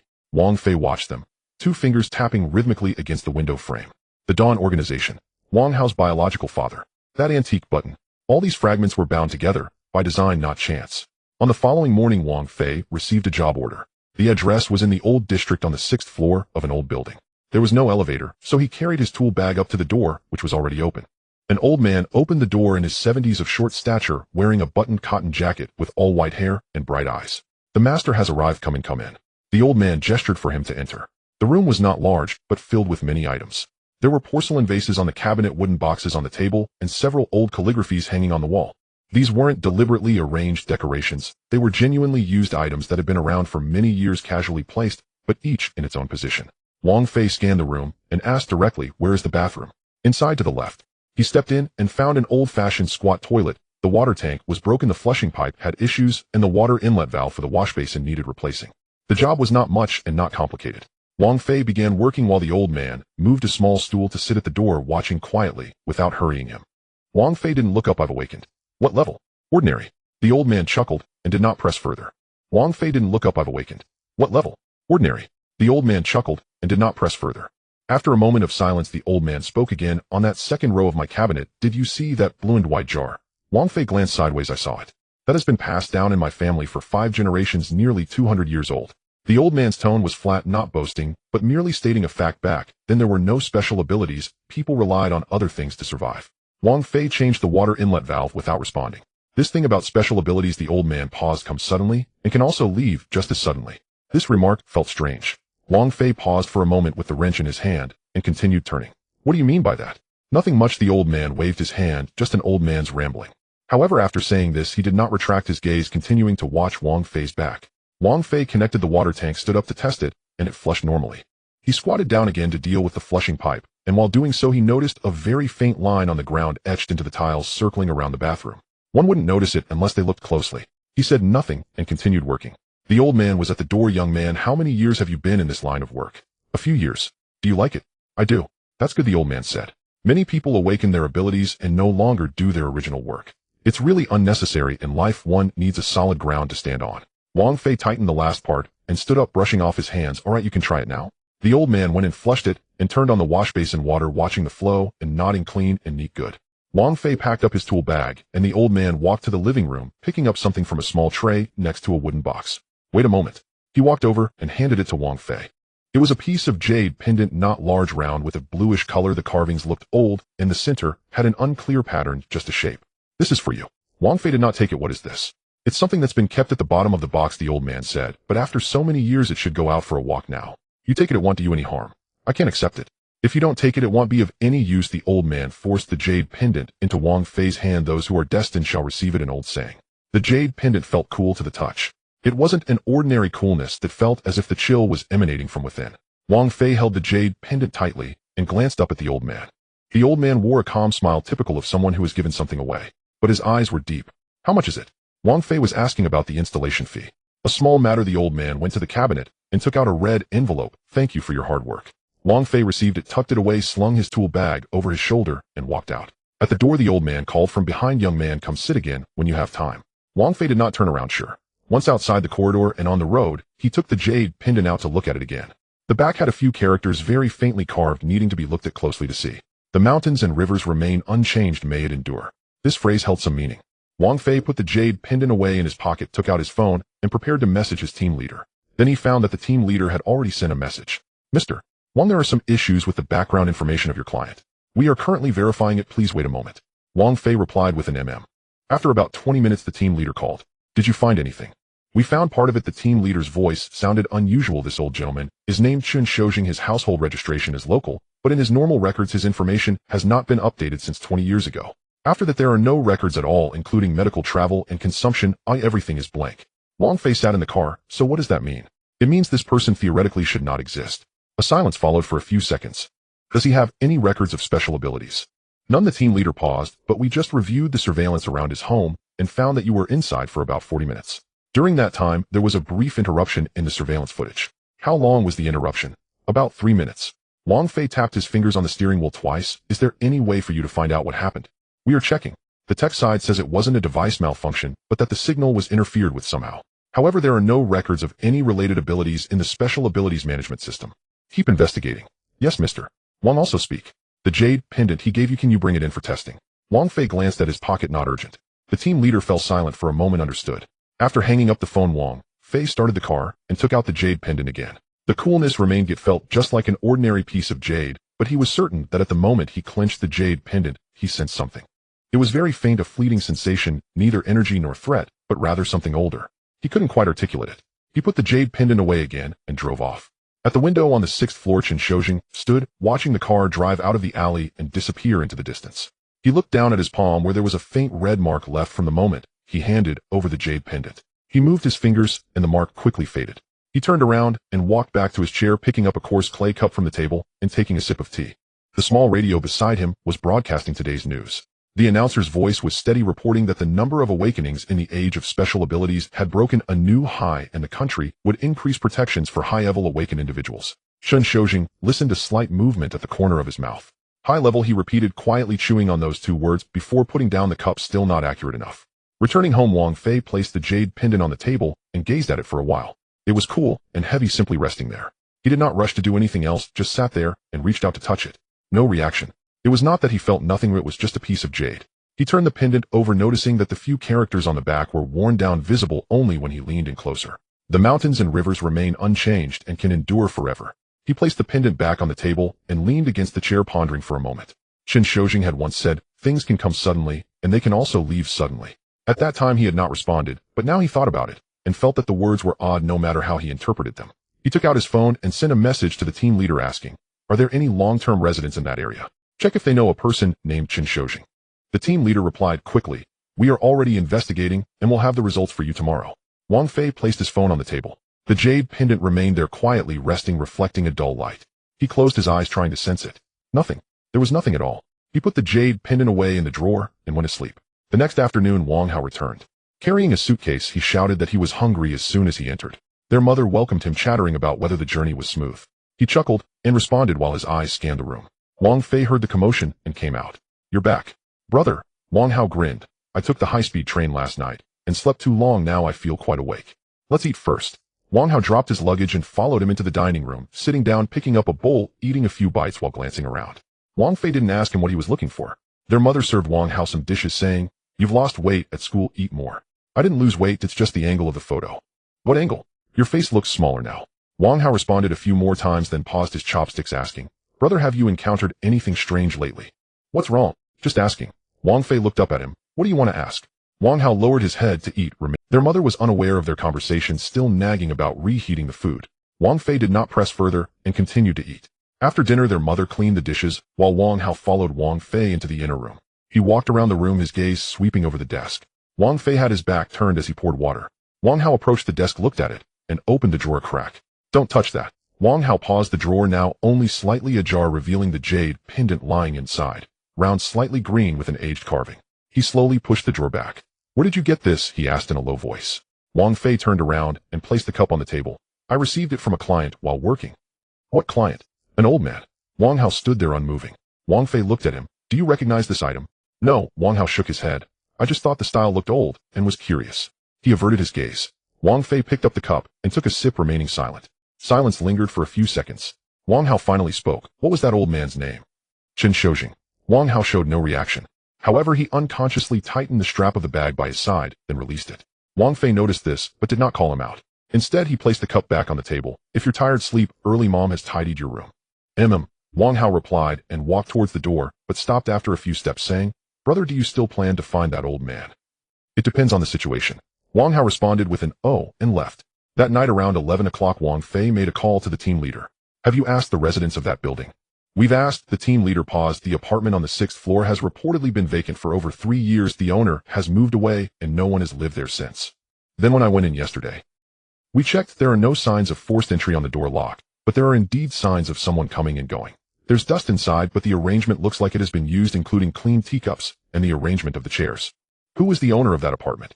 "According to the registration information, the owner is named Chen Shoren, who is Chen Xiaozhang's brother. He is currently in another province and cannot be contacted." Wang Fei tapped his fingers on his leg twice. "Continue the investigation." "Yes, and one more thing, the line engraved in the floor tiles.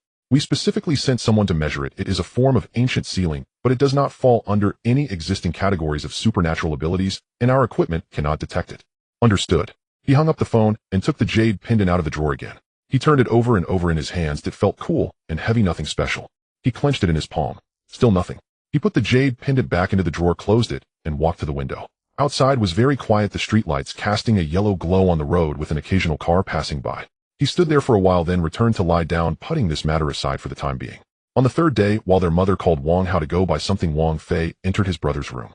Wang Hao's luggage was still by the bedside, half open, containing a few pieces of clothing, a stack of books, and an old brown pen. Wang Fei did not touch the luggage. He crouched down and reached to feel under the bed. There was nothing, just the wooden floor. He stood up, his gaze landing on the desk, where Wang Hao had stacked several textbooks, pressing down a charging cable. Next to it was a stack of photos that Wang Hao liked to take and develop. He flipped through them. Most were from school, the dormitory, the cafeteria, and some classmates. Toward the back, he found a folded piece of paper pressed underneath. He took it out and unfolded it. It was not the one he had found before. This was new, or rather it was something Wang Hao had brought back himself. There was only one line of handwritten text, the strokes looking very old. "The time has come, go identify it yourself." There was no signature or date.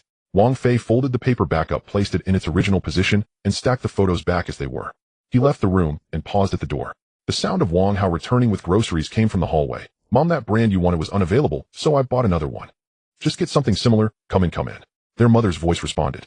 Wang Fei entered his own room and closed the door. He opened the drawer and glanced at the jade pendant. "The time has come, go identify it yourself."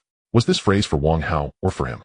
He could not be sure for now, but one thing he could be certain of was that Wang Hao recognized that item or knew someone related to it, yet he was not ready. He closed the drawer. No rush. When Wang Hao was ready to speak, he naturally would. That night he took out the old photo he had found earlier on Wang Hao's desk. It had been discovered while clearing out Wang Hao's old clutter, kept in a small box. The photo had yellowed, showing a man in a police uniform with a badge pinned to his chest. His facial features were rugged, the outlines somewhat blurry, but the structure still remained. That was Wang Hao's biological father. He had not looked closely before, but now he adjusted the light with his phone and leaned in to examine the badge on his chest. Above the badge was a small emblem, round in shape, with a groove running through the middle, the pattern unclear. It was identical to the pattern on the front of the jade pendant.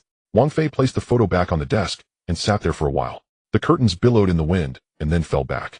He carefully stored the photo away, not immediately calling or knocking on Wang Hao's door. He just sat there going through these matters one by one in his mind. Shun Shoujing, the mountains and rivers remain unchanged and can endure forever. The ceiling line and the floor tiles, the disappearing surveillance, signal the tight grip of Wang Hao on the bag. When he saw the jade pendant, the note that said, "The time has come, go identify it yourself," and the badge and the photo that matched the pendant's pattern. These things woven together were no longer mere coincidences. He turned off the light and lay down, waiting for Wang Hao to speak up or for the team leader to find information on Wang Hao's biological father. Just wait. Wang Fei grasped the photograph and pushed open Wang Hao's door. Inside, the lights were on, and Wang Hao was sitting on the edge of his bed, engrossed in his phone. Hearing the door creak, he looked up, and the moment he saw the photograph in Wang Fei's hand, his face went pale. "Brother, you, just sit still." Wang Fei closed the door and walked to the bedside, placing the photograph in front of Wang Hao. The police badge in the photo was clearly visible, its intricate patterns identical to those on the jade pendant. Wang Hao stared at the photograph, his throat bobbing a few times without a sound. Wang Fei sat opposite him, his voice low. "The jade pendant given to me by Shun Shoujing, you've seen it before." It was not a question. Wang Hao clenched his phone tightly. "Before your father went missing, did he say anything to you?" Wang Hao closed his eyes, rubbing his fingers on his knee. After a long pause, he finally spoke in a soft voice. "He mentioned that our family is cursed." Wang Fei remained still. "It has existed for a long time. I don't know exactly how long," and he couldn't clarify. Wang Hao opened his eyes, his gaze slightly reddened. "But every generation encounters strange occurrences. Some people suddenly go missing, some encounter dangers, and some die." He paused for a moment. "My dad said it was his turn in his generation, and he had to find a solution, otherwise the next generation would be me." Wang Fei tapped his knee with his fingers twice. "Where did he go?" "To the Forgotten Land." "What place is that?" "I don't know the exact location." Wang Hao shook his head. "He didn't tell me, only that it's a dangerous place, unrelated to abilities, but a source of another kind of power called source energy." Wang Fei's expression grew serious. "Source energy is not awakened through national equipment. It is a bloodline inheritance. Those in the family who possess this bloodline will naturally awaken at a certain time." Wang Hao said, raising his hand to glance at his own nails. "My dad said, I also have this bloodline, but mine is very weak. I might never awaken, just like an ordinary person." He lowered his hand. "That badge is the mark of the guardian. My dad is one of the guardians, and his task is to find a way to lift the curse so that the next generation does not have to endure this." Wang Fei stared at him. "That note, when the time comes, go recognize for yourself who gave it to you." "I don't know," Wang Hao said. "The night before I returned to school, it appeared on my desk.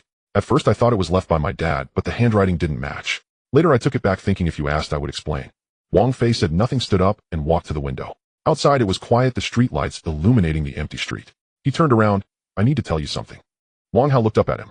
"The ability I awakened is SSS level." Wang Hao was stunned. "The state assigned me a dedicated security team, and all aspects of my life are well arranged. My parents' lives are also secured, and the troubles you encountered at school were resolved by them." Wang Hao opened his mouth, but couldn't find his voice.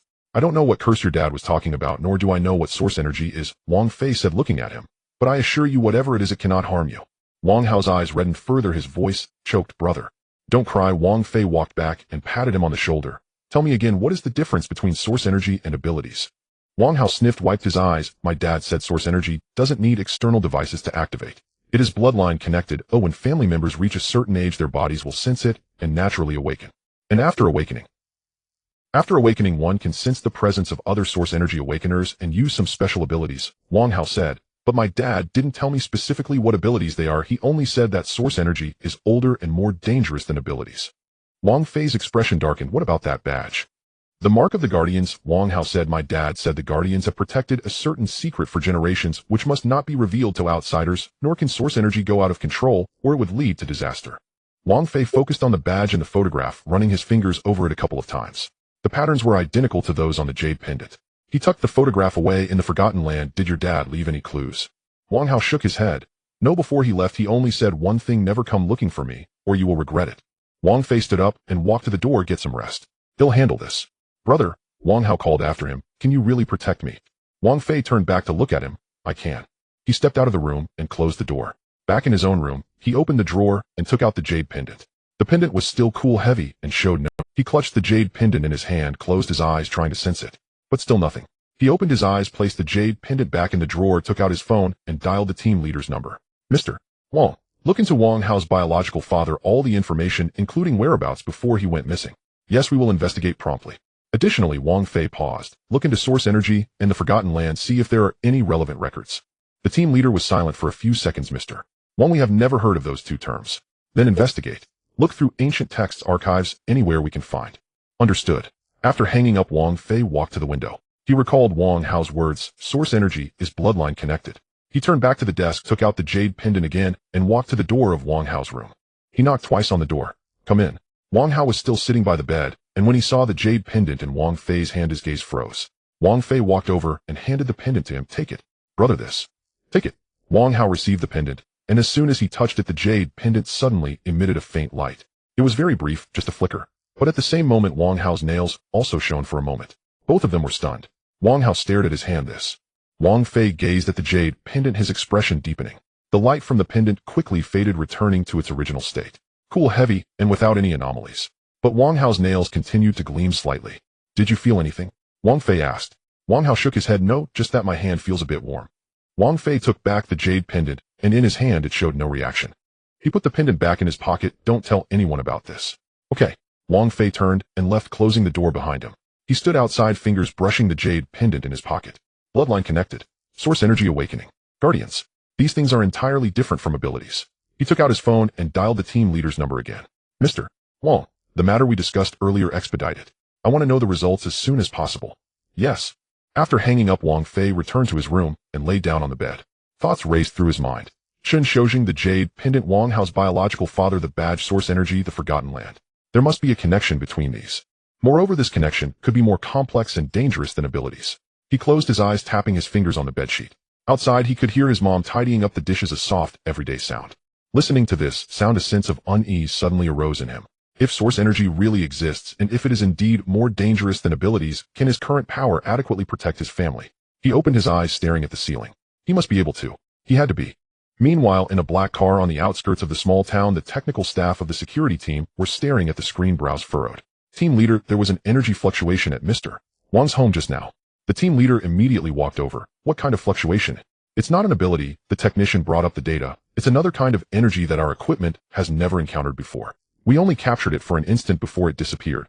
The team leader's expression darkened. Where was the location? In Wang Hao's room. The team leader fell silent for a few seconds, reported. The team leader's expression darkened. Where was the location? In Wang Hao's room. The team leader fell silent for a few seconds, reported.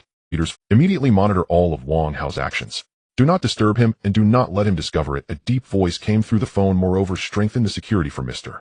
Wang. Any suspicious individuals must be intercepted at the first opportunity. Understood. After hanging up, the team leader stood outside the car, lighting a cigarette. He looked up at the windows of Wang Fei's house, his expression complicated. Source energy, he murmured, repeating the term as the smoke dispersed into the night. On the afternoon of the second day, Wang Fei received a job. The address was in the new district on the 23rd floor of a high-rise residential building. The owner, surnamed Zhao, spoke harshly on the phone, saying that the shower in the bathroom was broken and that he must arrive before 3 o'clock in the afternoon. When Wang Fei arrived at 2:50, he rang the doorbell. A man in his 30s opened the door, dressed in branded sportswear, with an expensive-looking watch on his wrist. You're here? Owner Zhao glanced at him and stepped aside, saying, the shower is inside, you can take a look yourself. Wang Fei nodded and entered with his tool bag. The bathroom was small but exquisitely decorated. The shower head was imported and so was the faucet, but the water pipe was blocked and needed to be disassembled for cleaning. Wang Fei squatted down and began to work. Owner Zhao stood at the door and watched for a while before suddenly asking, have you awakened? I have awakened. What level? Ordinary. Owner Zhao chuckled. I'm level 10, 8-element manipulation, able to control a small amount of water flow and flames. How about you? Level 1, not much use. That's quite unfortunate. Owner Zhao leaned against the wall. Level 1 is basically useless. It will be difficult for you to find a job in the future. However, your skills are decent. You can still make a living doing bathroom installations. Wang Fei paused momentarily with the wrench in his hand before continuing to turn it. Owner Zhao continued, I currently have a position at the Ability Management Center. Although it's not a formal position, the benefits are good. If you're looking for a more stable job, I can help introduce you, but of course I'll need to charge a referral fee. Wang Fei took down the pipe and started clearing the blockage inside, saying, no need, I'm doing fine right now. Owner Zhao's tone carried a hint of sarcasm. What's good about being a level 1 awakener? You'll be stuck like this for life.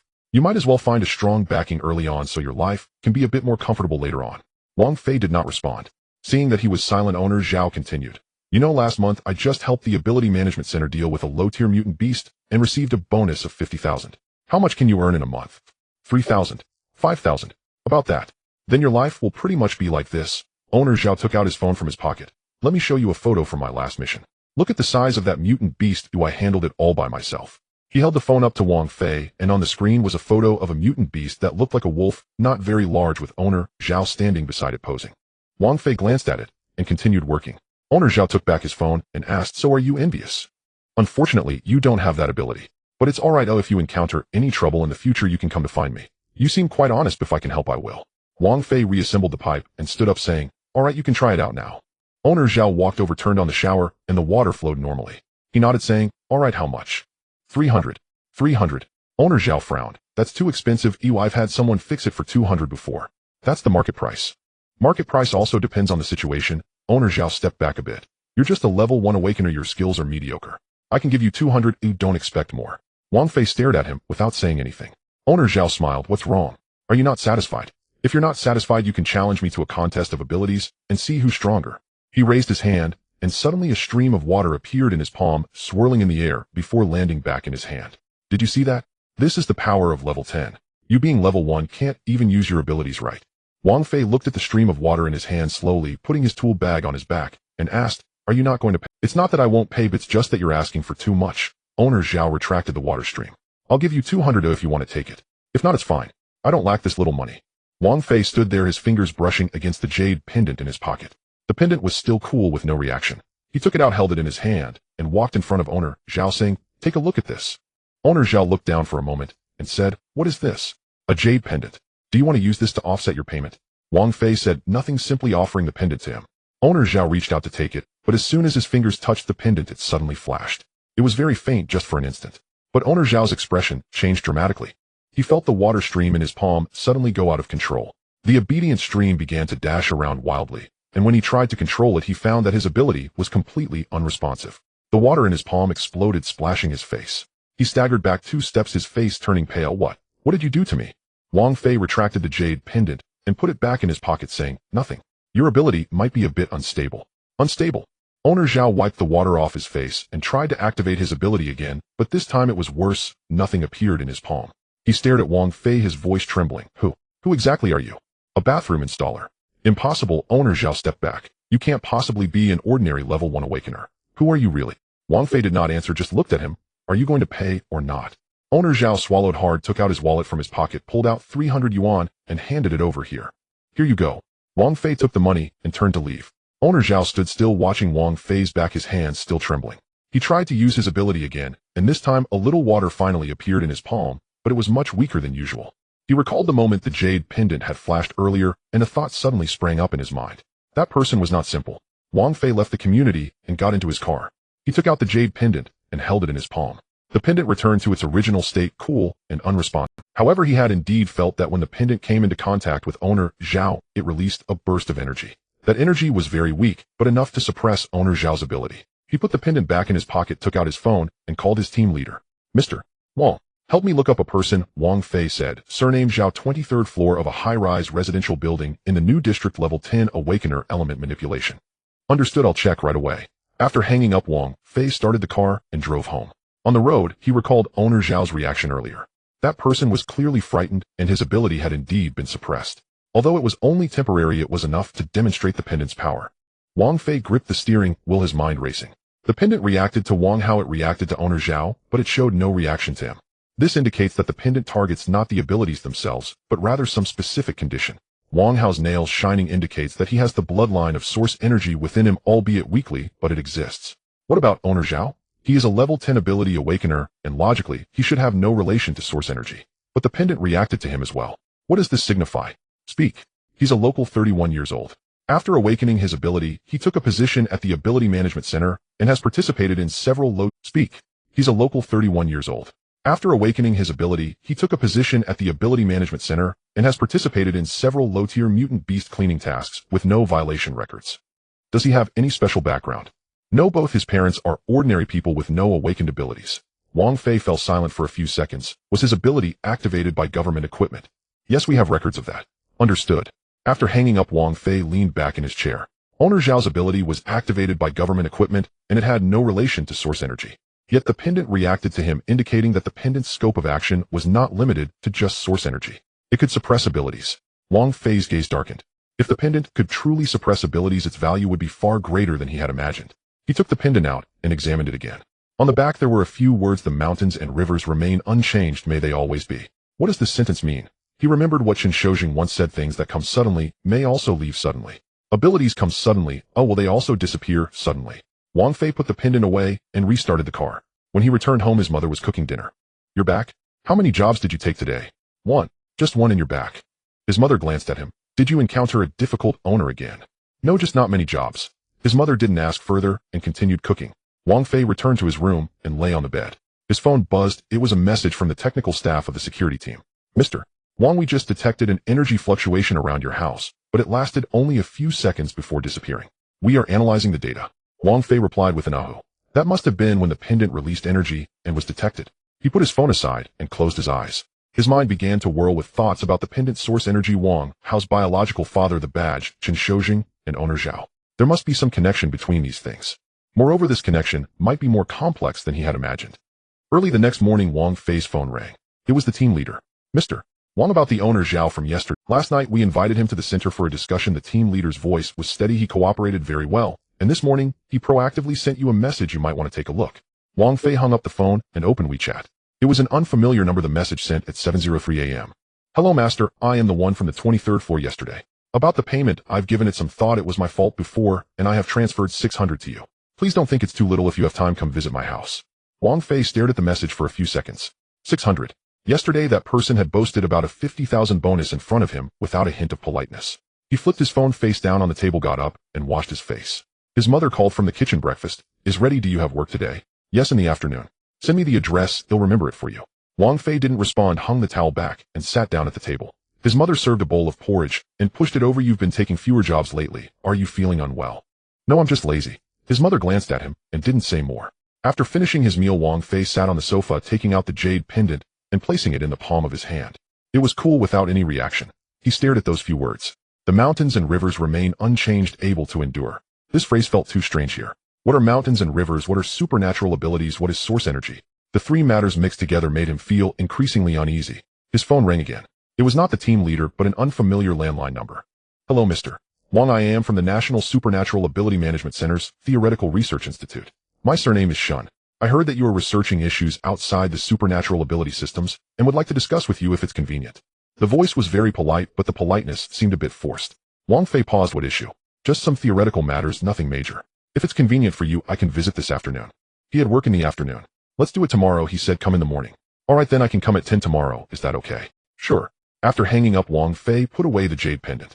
The Theoretical Research Institute. He had been in the framework of the Supernatural Ability Management Center for a while, but had never heard of this department. The next day, researcher Shun appeared at the door on time. In his 40s, wearing glasses and a suit, holding a dark briefcase, he looked like a university lecturer. Wang Fei opened the door and let him in. His mother, peeking from the inner room, said, Wang Fei, your friend. Pausing, please sit. I'll go get some water. Researcher Shin quickly thanked him, sat down on the sofa, and placed the briefcase on his lap. Wang Fei sat across from him, remaining silent, waiting for him to speak. Mr. Wang, have you recently encountered any phenomena outside of the supernatural ability systems? Researcher Shin's tone was casual, but his eyes did not leave Wang Fei. For example, some energy of unknown origin or powers unrelated to the national activation system. Wang Fei looked at him. What do you mean? Just some theoretical possibilities. Researcher Shin smiled slightly. Our research institute is compiling information on the origins of supernatural abilities and found some records mentioning that before the establishment of the national activation system, there might have been another energy system informally called source energy, but currently there's no physical evidence. Wang Fei picked up his teacup and took a sip. I don't understand these matters, he said. I'm just a bathroom worker, you're asked. Researcher Shin's expression remained unchanged. You have awakened an SS-level supernatural ability. We believe that SS-level awakeners may have a more sensitive perception of energy than ordinary people, so we wanted to ask if you have encountered anything abnormal. The way this person asked questions was very technical. Every sentence walked a fine line between academic discussion and probing. Wang Fei put the teacup down. No, my supernatural ability is quite stable. I haven't encountered any abnormality. Then have you come into contact with any antiquities such as ancient jade or bronze artifacts? Sometimes these items can retain traces of residual energy. At that moment, his mother came out with 2 cups of tea. Here, have some tea if you don't mind. Researcher Shin quickly stood up to thank her, took the teacup, and once his mother returned to the inner room, he continued, Mr. Wang, you don't need to worry. We are only looking to understand at an academic level and will not involve any regulatory issues. Wang Fei said, so you just mentioned that there exists another energy system. What exactly does that mean? Is it something different from supernatural abilities? Passing the conversation, Researcher Shan's eyes lit up for a moment, but quickly suppressed it. Yes, we have found records in some ancient texts that system is completely different from current supernatural abilities, but it does not rely on awakening nor requires activation devices. It is more like something innate within the bloodline related to the movements of stars and the orientations of earth veins. Wang Fei leaned forward slightly. Does it still exist now? That's what we are researching. Researcher Shen paused. The text mentioned that certain ancient civilizations left behind artifacts that can serve as carriers or triggering mediums for this system, but the physical objects have mostly been lost, and we have been looking for them. Wang Fei leaned back in his chair. I don't understand these matters. The things you mentioned are not something I usually come into. Researcher Shin looked at him for a moment, opened his briefcase, took out a tablet, and handed it over. This is some information we've compiled. You can take a look when you have time, and if you find anything, feel free to contact us. Wang Fei took it and flipped through a few pages. They were scanned documents, seemingly copied from some kind of archive, the writing very old, mixed with some symbols he didn't recognize. One page had several lines marked with red lines. The Star Envoy carries the jade while walking where the mountains and rivers are, they will not disperse, and all things submit. He returned the tablet. I'll take a look later, and if I have questions I'll contact you. Researcher Shin stood up, put the tablet back in his bag. Alright, I won't disturb you any longer. Mr. Wang, if you have any thoughts, feel free to reach out. Our research institute is always open to you. Wang Fei saw him to the door and watched him get in the car and leave. He stood at the door without moving. Star Envoy, carrying the jade. Is the jade pendant the jade? In the afternoon, Wang Fei went to take on that job, a water pipe in an old-style community. While working, he kept turning that line of text over in his mind. Where the mountains and rivers are, they will not disperse. The back of the jade pendant reads, the mountains and rivers remain unchanged, able to endure. The documents say where the mountains and rivers are, they will not disperse. The meanings are similar, but are not the same sentence. Either it was altered during transmission, or two different records point to the same matter. After finishing the water pipe, he sat in the hallway for a while, and took out the jade pendant. He thought for a moment, looked down at the jade pendant, and slowly drew a bit of energy from his palm, not much, just a trace. Releasing SS-level energy doesn't require deliberate effort. He controlled the amount like dripping a tiny drop of ink into a glass of water. The temperature of the jade pendant changed. It didn't warm up, it became colder to the point of feeling like holding a piece of ice, but at the same time it glowed. It wasn't a fleeting shallow light, but a glow emanating from within, a white with a hint of deep blue spreading onto his palm. Wang Fei remained still. Then came the images. They were not what he imagined, but directly entered his mind, fragmented with only a few segments. A person dressed in a dark uniform stood in the darkness. He couldn't see what was in front of him, only the outline of that thing, enormous, not resembling any creature he had ever seen, its edges blurred. That person had an emblem on his chest, very clear in the darkness. Wang Fei's heart skipped a beat. That was the emblem on Wang Haosheng's father's uniform.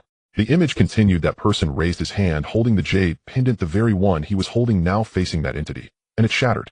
The image cut off there, leaving nothing. Finally, there remained a totem he didn't recognize, an ancient mark surrounded by a circle of symbols different from those in the documents on Researcher Shin's tablet, but similar in some ways. The light of the jade pendant gradually faded, and the temperature returned to its original coolness. The hallway was silent, only the sound of someone upstairs opening the door and descending the stairs. Wang Fei clutched the jade pendant, staring at the ceiling.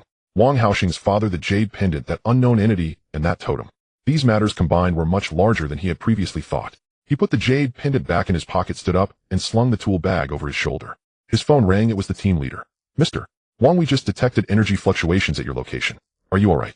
I'm fine, Wang Fei said. In the hallway, nothing's wrong. Good, let me confirm on my end. The team leader paused for a second. Today, Researcher Shun is visiting. Are you still okay with that? Wang Fei walked toward the elevator and pressed the button. Pretty good. He's quite an interesting person. That's great. Mr. Wang, if you need anything, feel free to contact me. After hanging up, Wang Fei entered the elevator. As the doors closed, he glanced at himself in the mirror. It was still the same ordinary face, ordinary work clothes, and an ordinary tool bag. But the image in his palm had not dissipated. The phone rang. It was Wang Hao. Brother, what are you up to today? Wang Fei leaned against the wall in the corridor with his tool bag at his feet. Nothing much. Why are you calling? Just wanted to chat. Wang Hao paused for a second. That jade pendant you mentioned last time, I've been thinking about it lately. Wang Fei clenched the jade pendant that still held that temperature, cool and quiet. What did you think of my dad? Wang Hao was silent for a moment. My biological father mentioned something to my mom before he died, saying there was something at home that needed to be kept safe, something that had been passed down related to a totem. My mom didn't take it seriously at the time, and later that thing just disappeared. Totem. Right? Wang Hao said. When my mom later told me about this, she used that very term.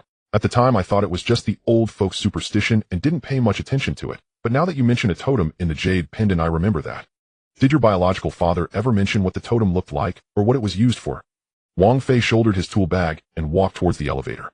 No, he only said something and mentioned some otherworldly creature. My mom didn't understand either. My biological father went on a mission, and then he left the sentence hanging, but the meaning was clear. Wang Fei pressed the elevator button. The image in his mind lingered. Dark uniform, that huge, indistinct thing, the jade pendant glowing, then the image cut off. I saw that totem in the jade pendant, he said, but I don't recognize it and don't know its origin. Brother, Wang Hao's voice dropped an octave. This thing is a bit significant. What do you plan to do? The elevator arrived, and the doors opened. Wang Fei stepped inside. I haven't thought it through yet. I'll start by investigating. He hung up the phone as the elevator descended. Wang Fei stared at his reflection in the mirror, lost in thought. It wasn't that he lacked ideas, it was just that this thread was too thin and could snap easily. The totem in the jade pendant, those symbols, that fleeting image. Combined, they pointed in a direction far more complex than merely supernatural archaeology. Back home, his mother was in the kitchen. He sat down in his room and placed the jade pendant on the table. He looked at it, and then pressed his hand on it. This time, he didn't rush to channel energy. He merely felt it using a very minimal limit. The temperature dropped, but there was no glow nor any image. Only a fine, even resistance in his palm. It felt as if something was pushing against him. Not a rejection, but a defense. Wang Fei withdrew his hand and flipped the pendant over to look at the inscription. He had previously thought of these as mere decorations on an antique, but now it seemed those 8 characters might serve as instructions. The mountains and rivers remain unchanged, and one can remain. The star messenger carries the jade where the mountains and rivers exist. Can it not disperse everything bows? The bearer of the jade is not an ordinary holder, but a messenger. Then what does that make him? He put the jade pendant back in his pocket, picked up his phone, and searched for several keywords: source energy, ancient totem, otherworld, lost civilization. Most of the search results were water articles, forum posts, or short videos of popular science, all discussing folklore before the supernatural outbreak, and they were worlds apart from what he needed. He changed direction and searched for supernatural archaeology. The results were somewhat more plentiful, with a few academic articles discussing energy detection results from various ancient sites after the supernatural outbreak. The conclusions were largely similar, stating no physical evidence of source energy was found, though some residual artifacts had traced energy fluctuations of unknown origin that were under study. Wang Fei flipped through and came across an article with an outdated layout resembling an old personal blog. The title read, "The Lost Nodes, Energy Encoding and Totemic Remnants from the Pre-Activation System Era." Author G went on, specializing in supernatural archaeology, an independent researcher. Wang Fei skimmed through and his heart rate gradually picked up. The totem described in the article and the symbols illustrated were not identical, but they aligned in direction with what he saw in the jade pendant. G Winan's viewpoint was that certain ancient artifacts were not merely ritual items, but served as anchoring mediums for energy nodes. Through specific bloodlines, holders could trigger the information stored within, and this information likely recorded a war in human history that had never been acknowledged. Upon reading this, Wang Fei leaned back slightly. He continued to scroll down. G went on, also mentioned in the article that the activation of these totems did not depend on national equipment or awakening levels. It depended on the energy attributes of the holder, which he termed compatibility. Holders with high compatibility could receive information from the totems. Wang Fei raised his hand and glanced at his palm. The image still lingered in his palm. He scrolled to the bottom of the article and found the author's contact information: an email, a forum private message account, and a phone number. He first sent an email expressing his interest in related research and requested contact. No reply. He searched for that account on the forum, but the account's last active time was 7 months ago, and the private message function was disabled. He dialed that phone number. The prompt tone indicated it was a non-existent number. Wang Fei set his phone down without moving. He scrolled up on that old blog page and found the publication date of the article. It was published 11 months ago, and the latest comment in the comment section read, "Teacher G can't update now. He was taken away by the Supernatural Management Center for making false statements that disrupted the order of the supernatural theoretical system." There was a reply under that comment. I knew it would turn out this way. After that, there were no further updates. Wang Fei stared at that line. The brightness of his phone's screen automatically dimmed. He tapped it, and the screen lit up again. False statements. That term was never used by researcher Shun when he came. He spoke of a lack of physical evidence, theoretical possibilities, and academic understanding.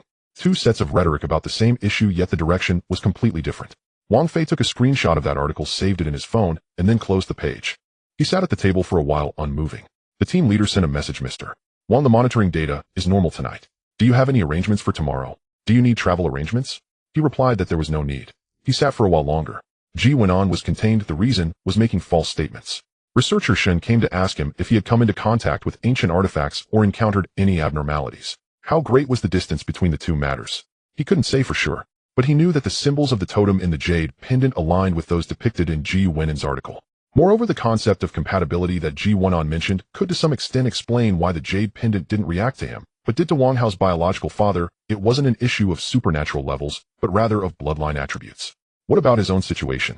He took out the jade pendant again, placed it in his palm, and this time did nothing but look at it. Cool, quiet, with those 8 characters on the back. He put the jade pendant away, stood up, went to the kitchen, and drank a glass of water while leaning against the window. His mother came out from the inner room and glanced at him. Thinking again. No, just daydreaming. His mother walked towards the kitchen. Do you have work tomorrow? Yes, in the morning. Then go to bed early. Wang Fei returned to his room, turned off the light, and lay on the bed, running Ji Wenan's name through his mind. An independent researcher without any institution or formal position, relying on his personal blog to publish articles, then being taken away with all contact methods rendered ineffective and his account inactive. The last comment was 7 months ago. Where this person is now in what state, no one knows. Researcher Shun's Theoretical Research Institute claimed to be organizing source energy origin data, but the direction of their organization clearly overlapped with Ji Wenan's research. One person was taken away while another came to visit an SS level awakened. When these two matters are placed together, it's no longer just a coincidence. He closed his eyes. The image in his palm had yet to completely disperse. A person, a massive thing, the jade pendant, the totem. Moreover, the badge of Wang Hao's biological father appeared in that image. This thread was deeper than any situation he had previously contemplated. It's nothing, just idling around. Wang Fei leaned against the head of the bed. What do you need from me? Nothing, just chatting. Wang Hao paused for a moment. Brother, have you found out anything about that jade pendant? I'm looking into it. The person who wrote the article, I can't get in touch with him. Wang Hao fell silent for a few seconds. So what do we do now? Wang Fei stared at the ceiling. Sleeping. After hanging up, he pressed his phone against his chest. Ji Wenan, an independent researcher, had no affiliation. One article taken away, all contact methods rendered ineffective. Researcher Shen from the Theoretical Research Institute had a research direction that highly overlapped with Ji Wenan, so he proactively visited. There was only one direction between these two matters. The next morning, Wang Fei took on a job and returned just before noon. He placed his tool bag down, didn't change his clothes, sat at the table, and began to think about something. How to inquire about Ji Wenan's whereabouts without alerting the security team that he was investigating this matter. He could have asked directly. He was an SS level awakened, and the country would find a way to provide what he wanted. But he didn't want anyone to know he had that jade pendant in his possession, nor did he want people to know he was interested in the energy. He picked up his phone and sent a message to the team leader. Does that researcher Shen have any undisclosed contact channels in their research institute? I want to understand what they are researching, just casually looking. The team leader replied quickly. Yes, I can help you contact them.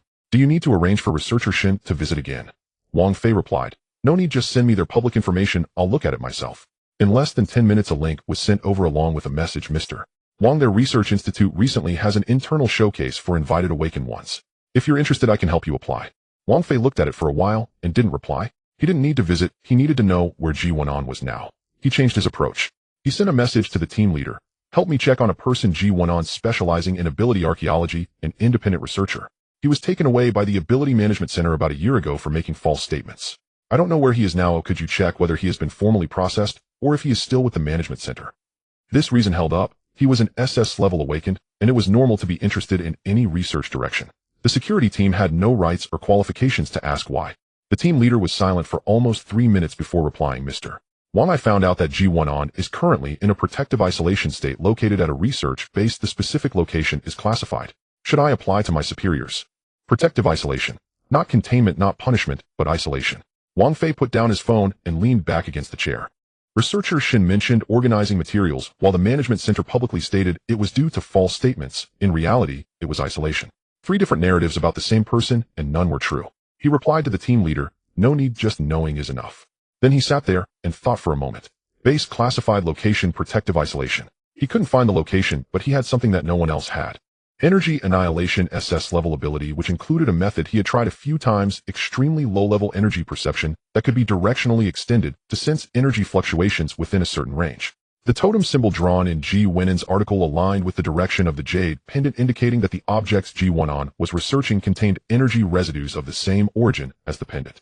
If that batch of objects was brought to the research base, there would be energy traces nearby. Of course, he needed to have a rough idea of the direction first. Wang Fei picked up his phone again and changed his question. Which direction is Researcher Shin's institute located approximately? In which city? The team leader replied, their research institute is in the Jing district, a subordinate theoretical department, and the address is not publicly disclosed. Wang Fei stared at the words Jing district for a few seconds. He flipped his phone over and glanced at the calendar. He had no plans for this month. His mother had mentioned a few days ago that he should go out of town for a while, saying that staying at home all the time would make him feel stifled. He walked into the kitchen where his mother was washing vegetables. About the last time you told me to go out and relax, he leaned against the door. I want to go to Jing, but what do you think? Go if you want. What do you need to bring? They'll help you pack, his mother replied without looking up. No need, just take a bag and wander. Should you drive there or take a bus? His mother asked as she placed the vegetables in the basin. Take a bus, it's faster.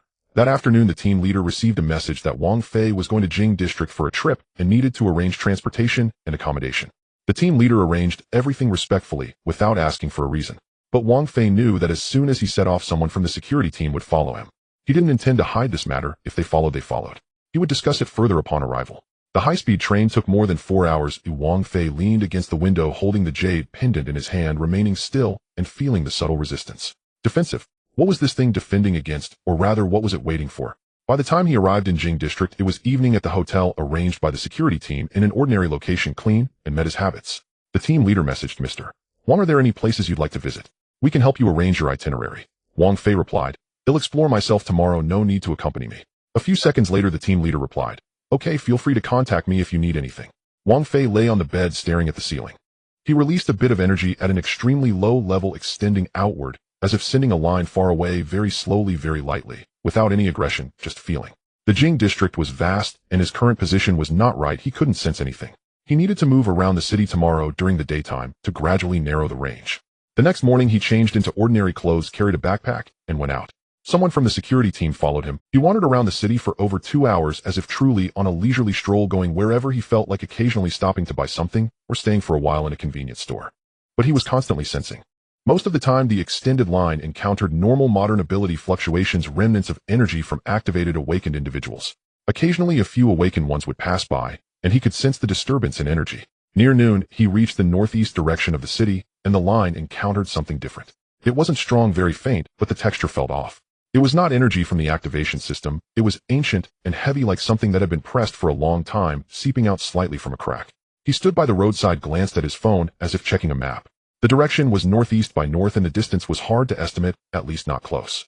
He hailed a taxi and said to go in that direction towards a scenic spot. The driver drove while he kept sensing. The closer he got, the clearer the energy traces became. The car stopped. He got out and looked at the ordinary industrial area in front of him. Factories, barbed wire, very low-key, with hardly anyone on the road. The security personnel following him stopped at a distance and did not approach further. Wang Fei adjusted his backpack and walked in that direction, reaching a corner without surveillance where he stopped. He compressed the energy to the lowest level and extended it forward, slowly walking along the inside of the barbed wire.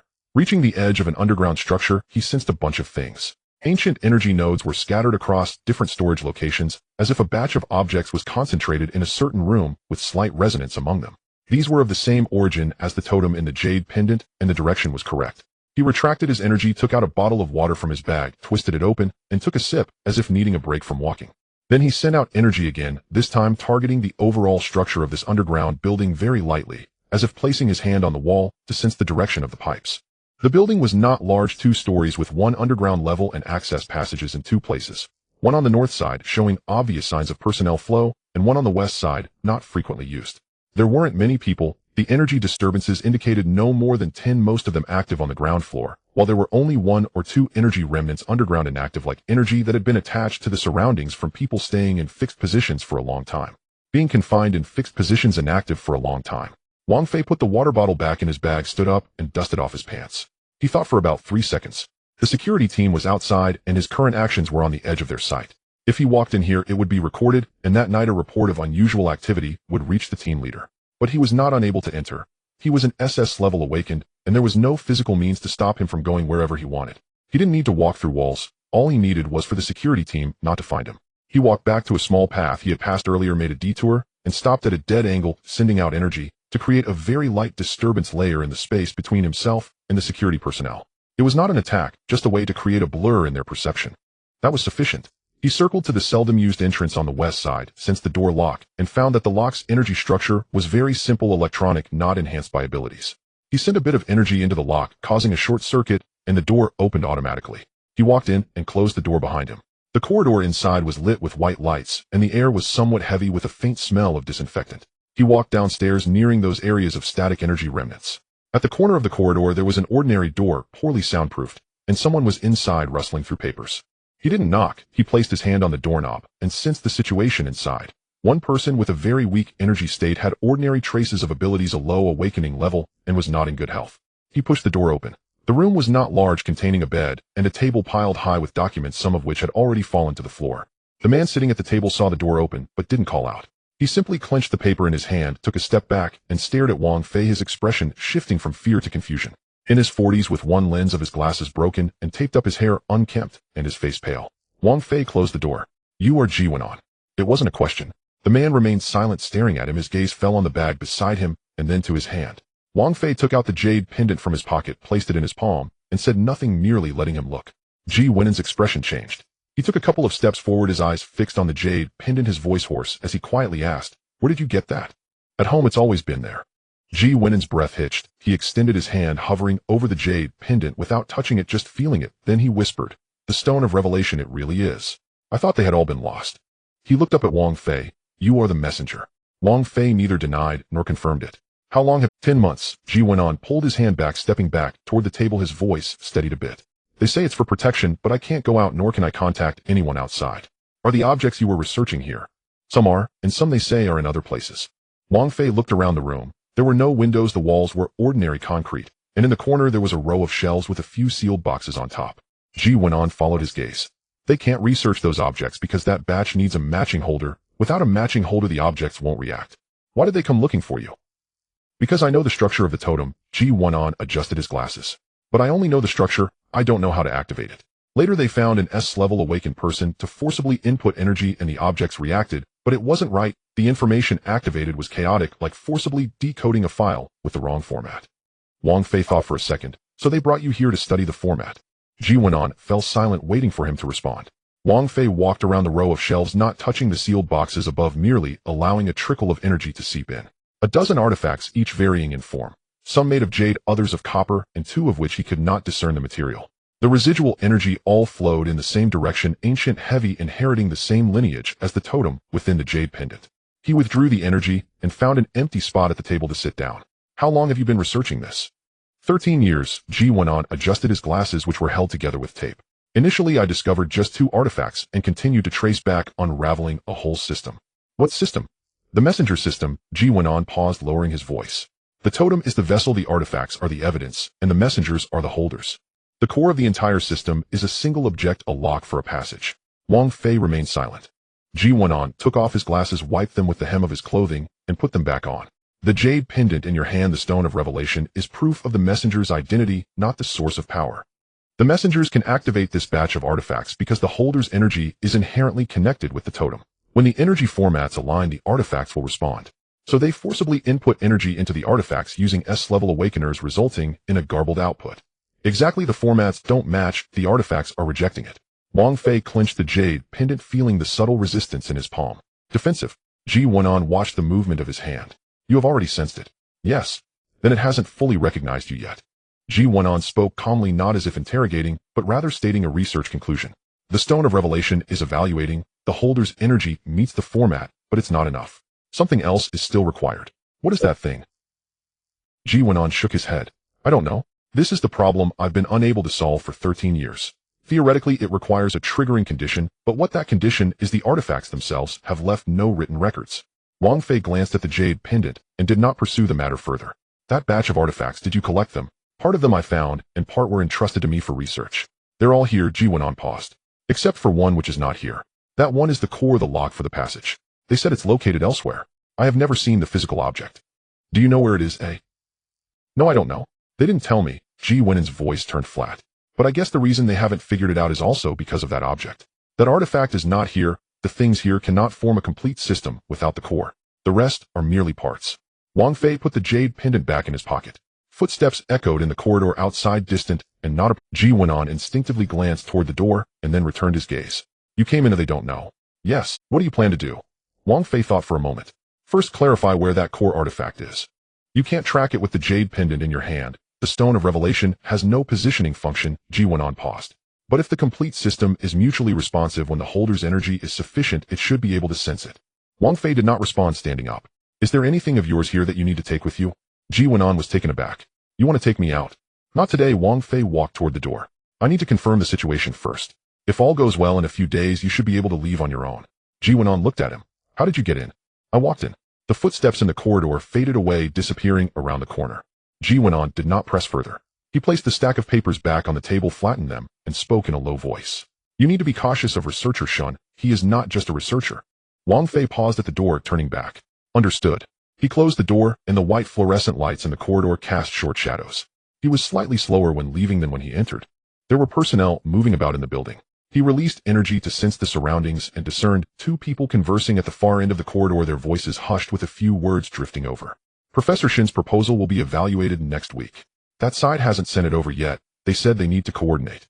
He did not stop, circling back to the west exit, pushing the door open, glancing inside the corridor before closing it. The electronic lock circuit had been shorted once. After rebooting there would be a fault record.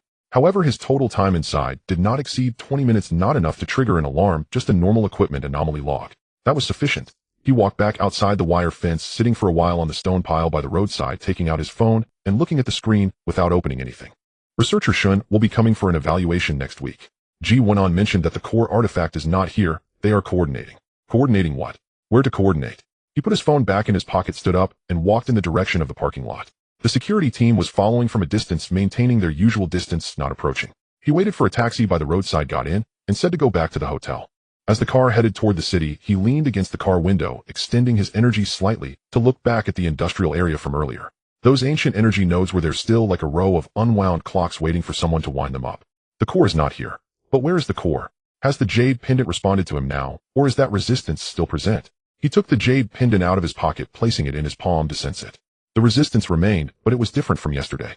Within that delicate layer of energy there was a direction, very faint, not pointing to any geographical location, more like a state of waiting for a condition to be fulfilled. Ji Wenon said there is still one thing missing.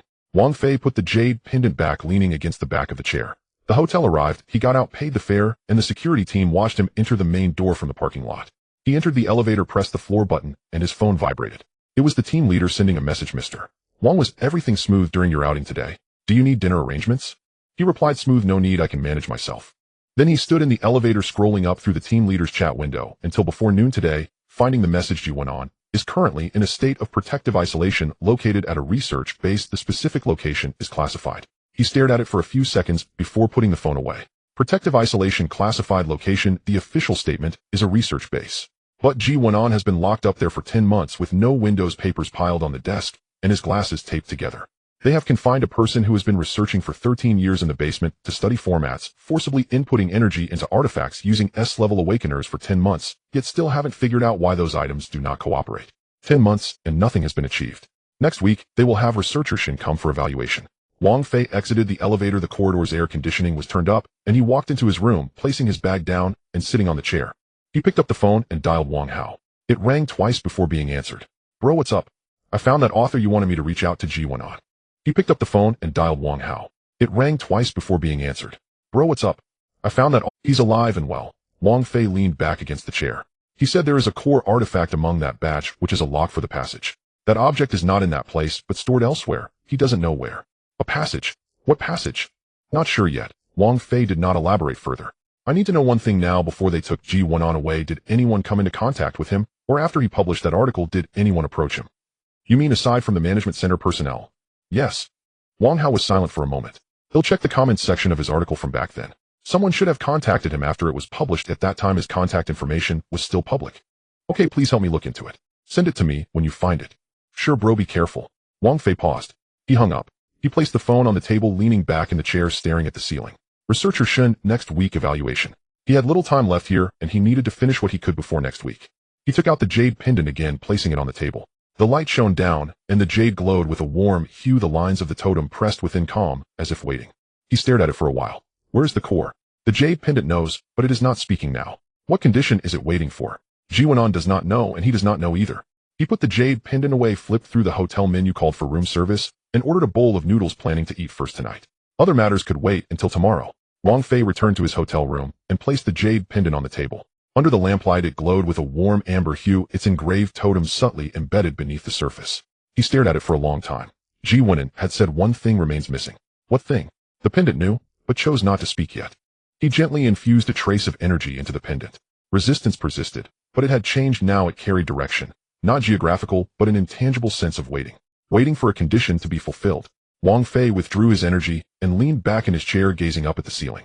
He recalled Ji1's words, the holder's energy conforms to the required format, but falls short. Short of what? He lifted the pendant into his palm and closed his eyes, attuning himself. The resistance pulsed softly within his hand, responding to him. He tried feeding energy inward, lightly, not forcing activation, merely sensing.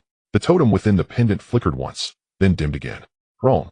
Wang Fei opened his eyes and set the pendant back upon the table. After a moment's thought, he picked up his phone and messaged Wang Hao before Ji1 published his article. Did anyone contact him? Have you found any such records? Wang Hao replied swiftly, still investigating. A few commenters left contact details. I'm verifying them one by one. Brother, wait for my update. Wang Fei typed a simple then set his phone aside. He rose and walked to the window, gazing outward. Jing District glittered under nightfall. Brilliant lights, ceaseless streams of vehicles. He extended his energy slightly outward, perceiving the city's ambient energy fluctuations. Abundant, yet chaotic. Most residues belonged to ordinary awakened individuals. Occasionally stronger ripples emanated from class awakened beings. Powerful, yet utterly insignificant beside his own. He retracted his energy and turned back to the table, sitting down. The pendant rested there, silent, expectant. Wang Fei watched it for a while, then suddenly remembered something. He rummaged through his bag and retrieved the diary, flipping to its final pages, reading his father's handwritten words, love and protection, the key to activating primordial energy. He lingered over that sentence for a long while. Love and protection. Setting the diary aside, he picked up the pendant and closed his eyes. He summoned memories, his parents, his younger brother Lin Yue, this quiet city, and all those he vowed to protect. He channeled those emotions into the pendant, gently, not forcing activation, only feeling. The totem flared brighter than before, yet faded once more. Still insufficient. Wang Fei opened his eyes, fixed on the pendant. After contemplation, he fused energy and emotion, and poured them both inward once more. This time the totem ignited, blazing fiercely. The resistance vanished entirely, replaced by a surge of feedback, flowing from the pendant into his body. Wang Fei shuddered violently as energy roiled within him. His SS-Steer ability transformed, not confined anymore to mere annihilation or restraint, but harmonizing with this primordial energy to manipulate deeper cosmic rules. He opened his eyes, staring at the pendant in his hand. Its totem still glowed, but steadily, now no longer pulse activated. Wang Fei placed the pendant on the table, leaned back in his chair, and drew a deep breath. He sensed the profound shift within, primordial energy merging seamlessly with his innate power, opening a new threshold. He raised his hand. With a mere thought, space warped before him, not annihilated, not bound, but subtly rewritten, governed by altered fundamental laws. He lowered his hand and studied the distortion. After several seconds, space settled back into stillness. Wang Fei leaned back again, eyes lifting toward the ceiling. He understood now the pendant had not awaited energy, but emotion, love and protection, the key to unlocking primordial energy. He tucked the pendant away and checked the time on his phone, nearly 11 o'clock. He stood and returned to the window.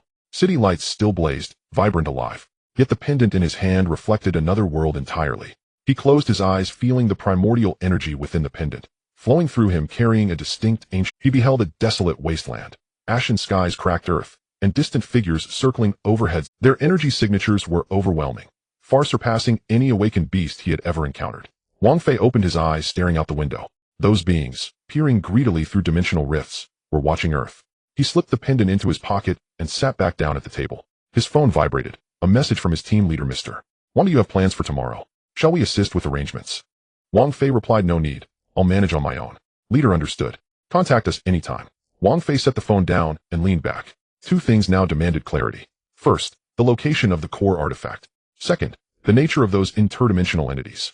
He retrieved the pendant, cradling it in his palm, feeling its resonant pulse, answering his presence. Closing his eyes, he followed that resonance outward, tracing its subtle current.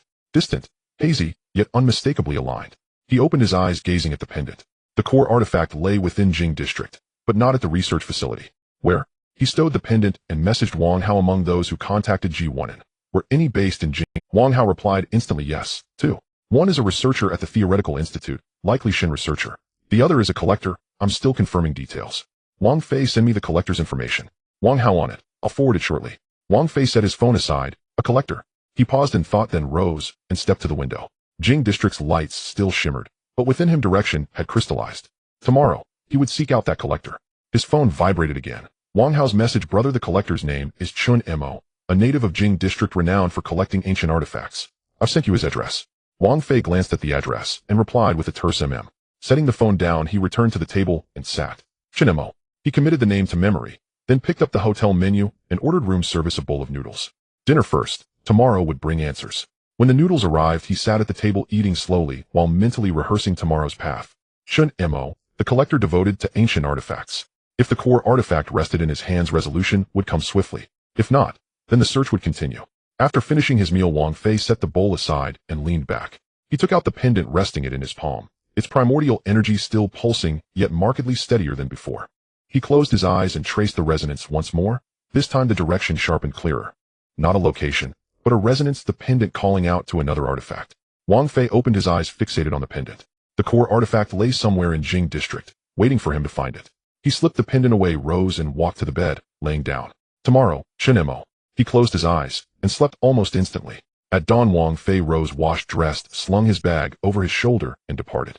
His security detail waited downstairs and immediately fell into step behind him. Wang Fei ignored them, hailed a taxi, and gave the driver Chenmo's address. As the car moved, he sat in the rear seat, eyes on the passing cityscape, senses attuned to the pendant's hum. The resonance strengthened, growing ever more precise. The taxi halted before a villa. Wang Fei paid the fare, stepped out, and paused at the gate, surveying the interior. The villa was modest but elegant, bearing a sign, Chen Imo Ancient Artifact Collection. Wang Fei approached and pressed the doorbell. Seconds later, the door opened. A middle-aged man stood there, eyeing Wang Fei. Yes, I'm Wang Fei. I'd like to speak with Mr. Chen. The man sized him up. Mr. Chen isn't in. What business do you have? Wang Fei held his gaze.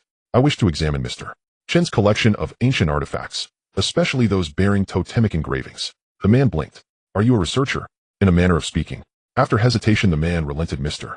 Chen isn't here, but I can show you around. Some items must remain untouched. Agreed. The man stepped aside. Wang Fei entered, followed closely by his security team, blocked at the threshold by the man. Who are you? We're his friends. The man glanced at Wang Fei, who nodded. Only then did the man allow them inside. Inside, silence reigned. Paintings hung on the walls, ancient artifacts, jade and bronze, rested on display, each radiating centuries of quiet history. Wang Fei stopped before a glass case, studying its contents. A jade pendant similar in form to his own, but bearing a different totem. He probed it with a whisper of energy, no response. Not the core artifact.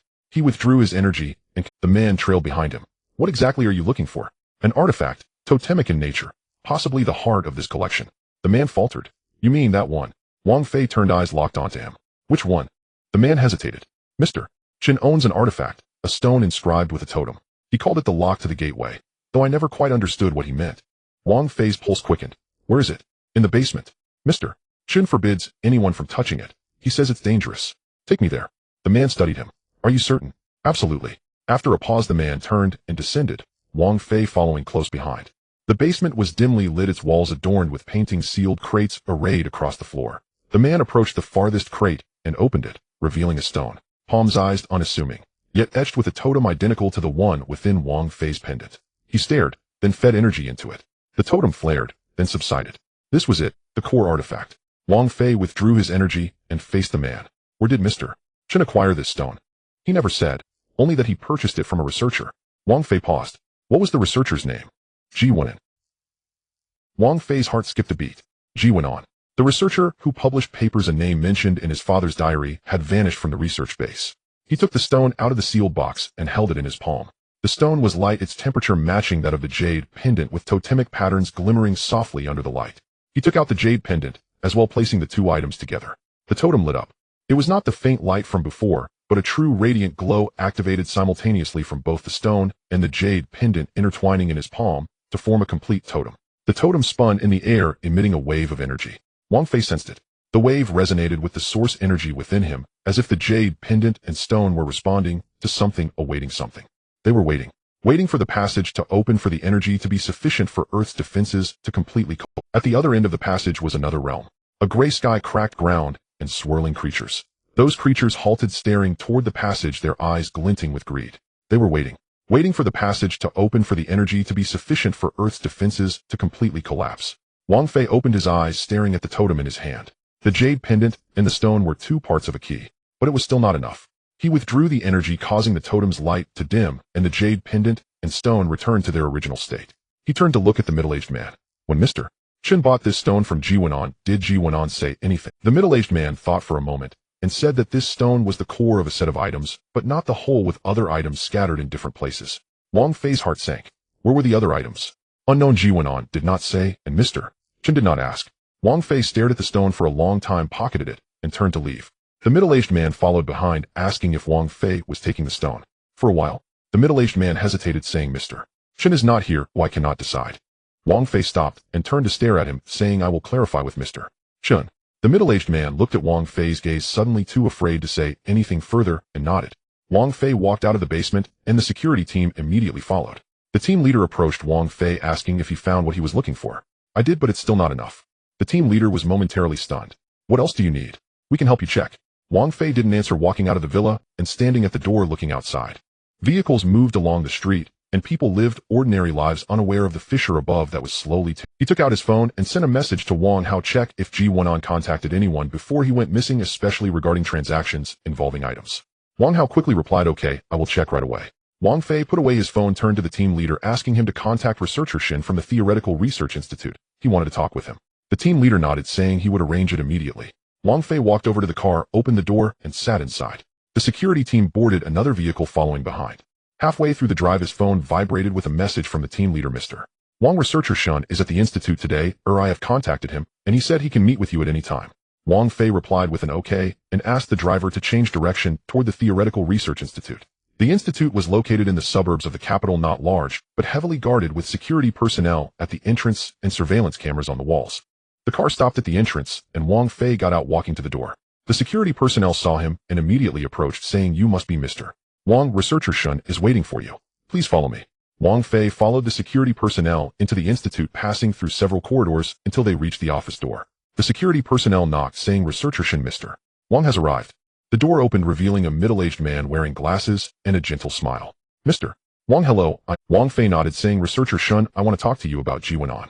Shin Jiming paused for a moment, asking, Ji1on. You know him too? Wang Fei did not answer, walking into the office and sitting on the sofa. Shin Jiming closed the door and sat down across from Wang Fei, saying, Ji1on was my former colleague. He had great talent in researching ancient artifacts and totems, but later he discovered something and resigned from the institute. What did he discover? Shun Jiming hesitated, saying that those artifacts were not meant for research, but for sealing a passage to another world. Wang Fei stared at him, asking if he mentioned where those artifacts were. Shun Jiming shook his head, saying he didn't say, only that the artifacts were scattered in different places and needed to be retrieved one by one and combined to reseal the passage. Wang Fei leaned back on the sofa, asking if Ji1on had contacted him before he went missing. Shun Jiming thought for a moment, saying that he had called, saying he found the core artifact, but still needed the last piece, and he was going to a certain place. What place? He didn't say, only that the place was very dangerous, and told me not to worry. Wang Fei remained silent for a moment, asking how long he had been missing. 3 months. Wang Fei stood up and turned to leave. Shin Jiming also stood up, asking, Mr. Wang, are you looking for those artifacts? Wang Fei stopped and turned to look at him, asking if he knew the whereabouts of the artifacts. Shin Jiming shook his head, saying he didn't know, but he could help him check. Ji1on left some materials that might have clues. Give me the materials. Shin Jiming walked to the bookshelf, pulled out a folder, and handed it to Wang Fei. Wang Fei took it and opened it to take a glance. Inside the folder were handwritten notes documenting Ji1on's research process, along with several photos of artifacts. Wang Fei flipped to the last page and saw a passage. The last artifact is at the source. Where is the source? I need to find it. If I don't return it means I have failed. Wang Fei stared at the passage for a long time, pocketing the folder before turning to leave the office. Shin Jiming followed behind, saying, Mr. Wang, if you find Ji1on, please let me know. Wang Fei did not respond, exiting the research institute and getting into the car. The security team followed behind, and the team leader approached the car, asking Mr. Wang where to next. Wang Fei leaned back in his seat, closing his eyes, saying, back to the hotel. The car returned to the hotel, and Wang Fei went back to his room, placing the folder on the table, taking out the jade pendant and the stone, placing them together. The totem lit up again, but this time it was not as intense as before. He placed his hand on the totem, feeling that energy. The source. What was the source that Ji1on spoke of? He closed his eyes, extending outward along the energy within the jade pendant. This time what he felt was not a direction, but a kind of calling. Very far away, very vague, yet it was calling to him. Wang Fei opened his eyes, staring at the jade pendant. The source was calling to the holder.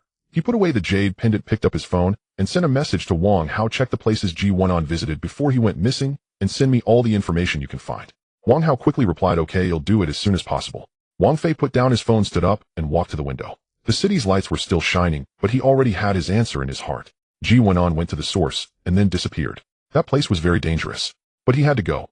His phone vibrated again with a message from Wang Hao, bro, before Ji1on went missing, he was last seen in the southwestern mountainous area. The exact location is unclear, but someone saw him enter a no man's land. Wang Fei looked at the message and replied, got it. The southwestern mountainous area of the no man's land.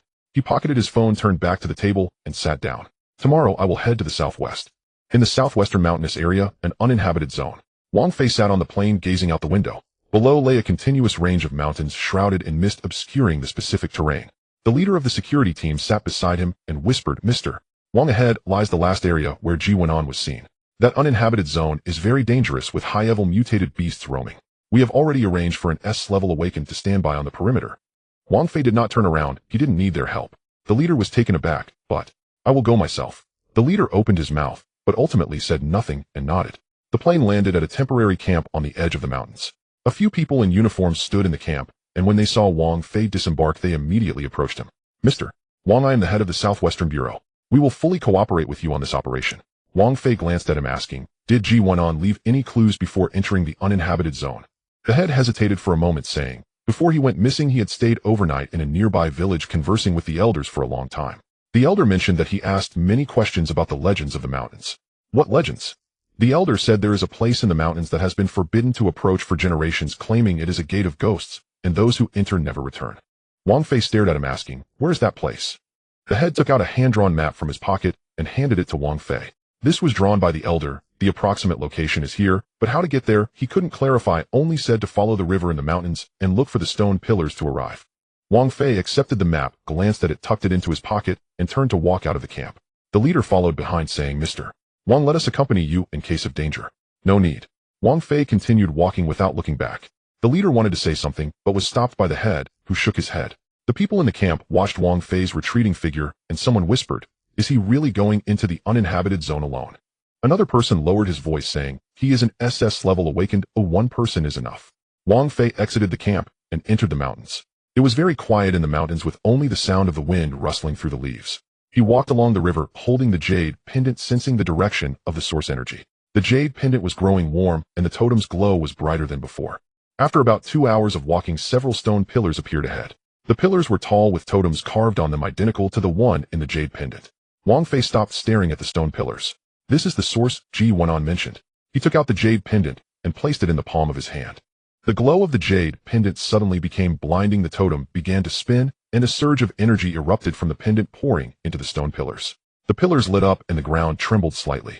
Wang Fei felt it. The call became stronger, not emanating from a direction, but from beneath his feet. He looked down to see a narrow crack appearing in the ground, emitting energy. "This is the entrance to the passage."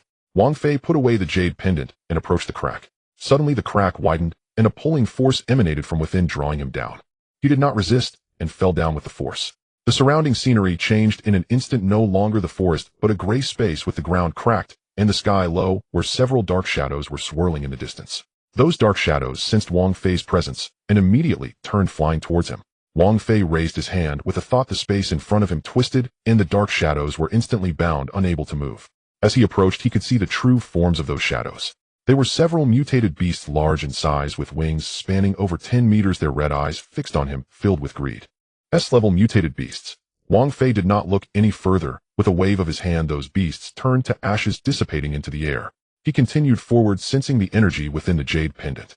The jade pendant vibrated, the glow of the totem growing brighter, guiding him deeper inside. After about 10 minutes, a stone platform appeared ahead.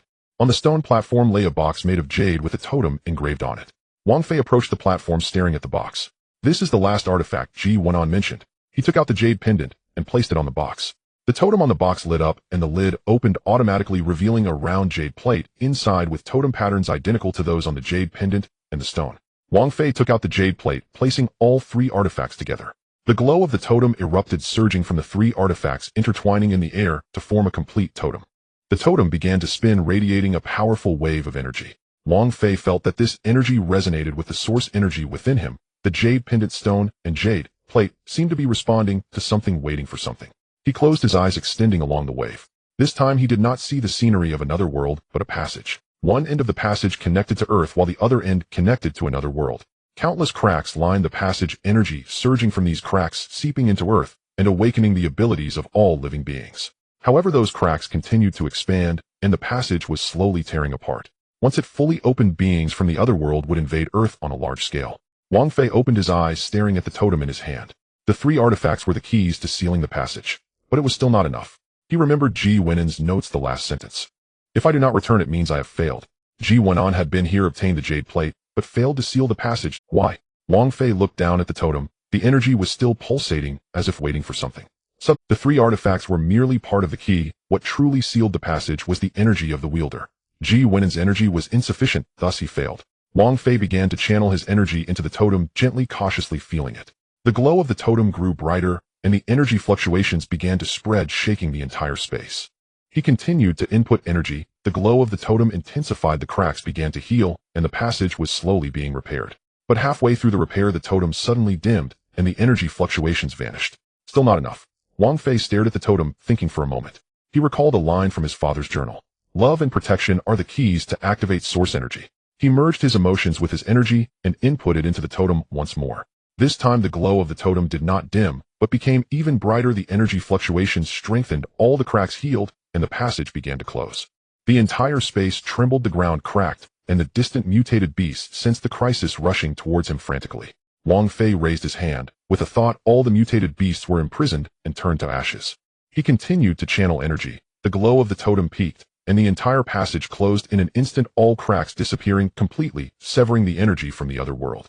Wang Fei sighed in relief, retracting his energy. The glow of the totem dimmed, and the three artifacts returned to their original state, lying quietly in his palm. He put them away and turned to head back. The space began to collapse, and he quickened his pace, running along the path he came from. Minutes later, he burst out of the crack, returning to the mountains. The crack in the ground had disappeared, the stone pillars remained, but the totem on them had dimmed. Wang Fei stood still, taking a deep breath. The passage was sealed. The energy from the other world would no longer seep into Earth, and the eruption of abilities would gradually stabilize. He took out his phone and sent a message to the leader. It's done. Come back.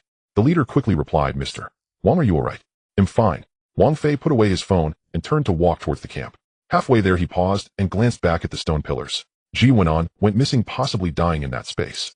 He thought for a moment before walking up to the stone pillars, taking out the jade plate and placing it before the pillars. It was a way to provide closure for Ji Wenan. He turned and left, walking out of the forest.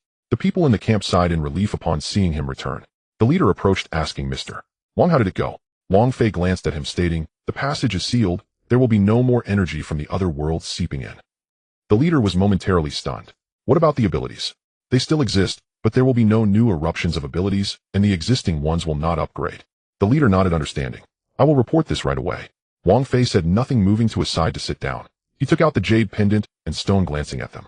There were now only 2 artifacts left, but that was enough. The passage was sealed and Earth was safe. He put the artifacts away, leaned back in his chair, and closed his eyes. He was tired. This time he was truly exhausted. The leader approached cautiously, asking, Mr. Wang, when are we going back? Tomorrow. Let's rest today. The leader nodded and turned to make arrangements.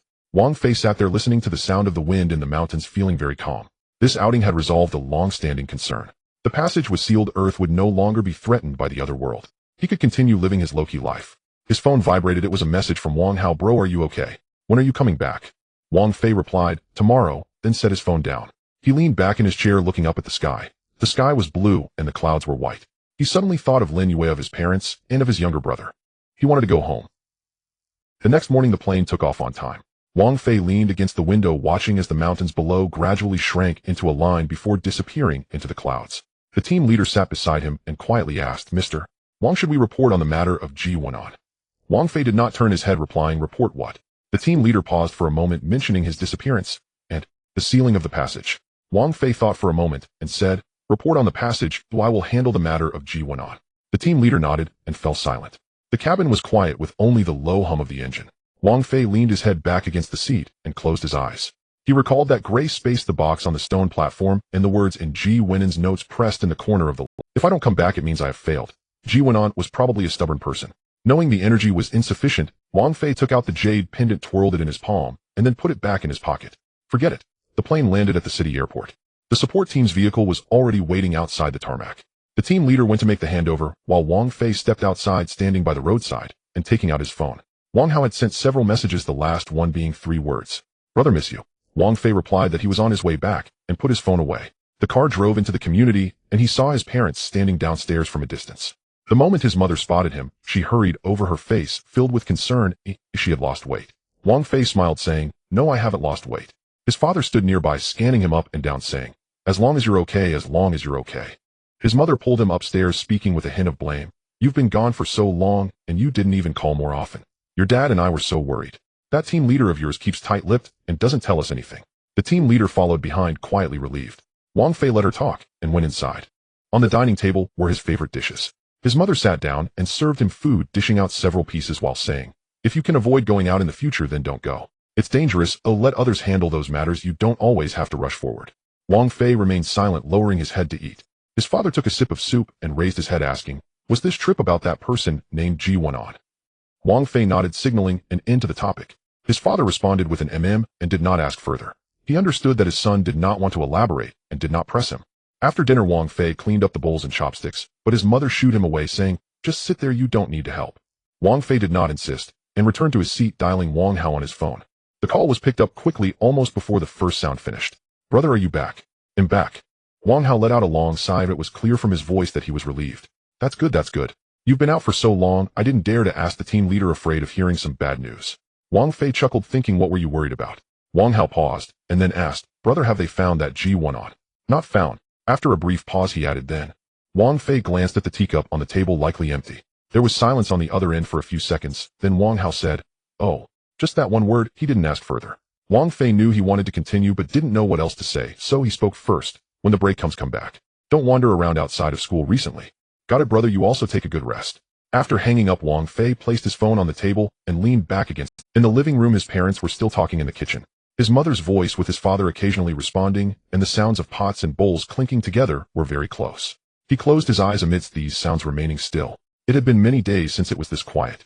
In the evening, the team leader knocked and entered, whispering, "Mr. Wang, the headquarters sent a message. They want to schedule a meeting with you tomorrow regarding the sealing of the passage." Wang Fei sat on the sofa looking at him. "What is there to discuss?" The team leader handed over his phone, which contained a brief notice politely worded. It mentioned that they would like to ask Wang Fei to provide a situation report on this operation, assuring it wouldn't take long and that the location could be determined by Wang Fei. Wang Fei glanced through it and returned the phone, saying, "If they want to talk, they can come here." The team leader took the phone back and immediately replied, "Understood, I'll arrange it right away." The next morning, two men from the headquarters arrived, both middle-aged, dressed in casual clothes. They stood at the door for a moment before knocking, their faces showing polite but somewhat restrained expressions. Wang Fei sat in the living room and pointed to the opposite side, saying, "Sit down." The two men took their seats, and one of them spoke first. "Mr. Wang, thank you for your hard work this time. The entire headquarters is very grateful for your efforts in sealing the passage." Wang Fei held his cup, not acknowledging this remark. The man paused before continuing, "We would like to understand the process of sealing the passage as well as the situation regarding Comrade Ji Wenon. The headquarters has not reached a conclusion regarding his disappearance." Wang Fei set down his cup and said, "Ji Wenon entered the passage but lacked sufficient energy to seal it successfully. He is likely trapped in the collapsing space, and the chances of him coming out are virtually non-existent." The two men exchanged glances. The other one spoke up, "So, is that space still there?" "It's gone. Once the passage was sealed, that space collapsed as well." After a moment of silence, the first man slowly said, "So it means Ji Wenon has been confirmed." Wang Fei nodded, stating that he was inside, and with the space collapsed, there were no exceptions. The room fell silent for a few seconds. The man closed the notebook in his hand and quietly said, "He still has parents at home." Wang Fei glanced at him, replying, "That is your concern." It was not a rejection, but a statement. The arrangements for Ji Wenon's affairs were a matter for the state. He only spoke of what he knew. The two men did not ask further and exchanged a few polite remarks before getting up to leave. The team leader saw them out. When he returned, Wang Fei was still sitting on the sofa, twirling the jade pendant in his hand.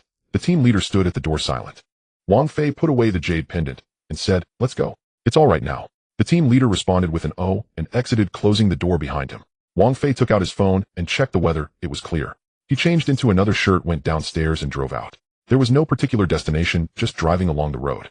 Halfway, he saw a small breakfast shop by the roadside, parked his car, went and ordered a bowl of noodles, and sat in a corner to eat. There were a few people in the shop. Some were looking at their phones while others were chatting about trivial matters, talking about a new S-level awakener in the neighborhood who was planning to move away due to safety concerns. A middle-aged man nearby said, "What's there to be afraid of? This city has never had major incidents. Someone must be supporting it from behind. Have you heard about the news from the southwestern mountainous area? They say someone blocked a passage so abilities won't run rampant anymore." Another person asked, "Is that true? Where did you hear that?" The middle-aged man replied, "My cousin works in the bureau. The news just came out and hasn't been made public yet. Don't spread it around." Another person murmured, "Who is that? Are they powerful?" "I don't know, but they are definitely not an ordinary person." Wang Fei lowered his head, finishing the last bite of noodles, stood up, placed the money on the table, and exited. The wind outside was gentle, and the sun warmed his back. He stood by the roadside, glancing ahead. "Lin, you sent a message. Are you back? Is everything okay?" He replied, "I'm back, everything's fine." A few seconds later, the other party sent a small emoji, and then said, Shall we have dinner tonight? I'll cook. Wang Fei thought for a moment and replied with a yes. He tucked his phone back into his pocket, walked back to the car, got in, and started the engine. The street ahead was lined with shops that were open for business, bustling with people. Some were basking in the sun at the entrance while others rode bikes past. Everything looked just as it did before he departed. Wang Fei rested his hands on the steering wheel, not in a hurry to move. He just sat there listening to the sounds outside. The passage was sealed, and for now Earth would be at peace, at least for a while. The matter concerning Ji1 would be handled by the headquarters. He had done all he could. The rest was just going home. He shifted into gear and slowly drove forward. When Lin Yu opened the door, she hadn't had time to take off her apron. She took a step back to let Wang Fei in and casually closed the door, saying, "You arrived quite quickly." Wang Fei changed his shoes and walked towards the living room. There was no traffic jam on the road today. In the kitchen, steam still rose from the stove and half-cut green onions lay on the cutting board, indicating she had just begun cooking. Wang Fei sat down on the sofa and glanced towards the kitchen, saying, "Sit down first, don't rush to cook." Lin Yu untied her apron, holding it in her hand as she walked over to sit beside him, tilting her head to look at him, her expression not looking too good. Wang Fei did not respond. She didn't press further, resting her hand on the back of his hand, remaining silent as they stayed like that.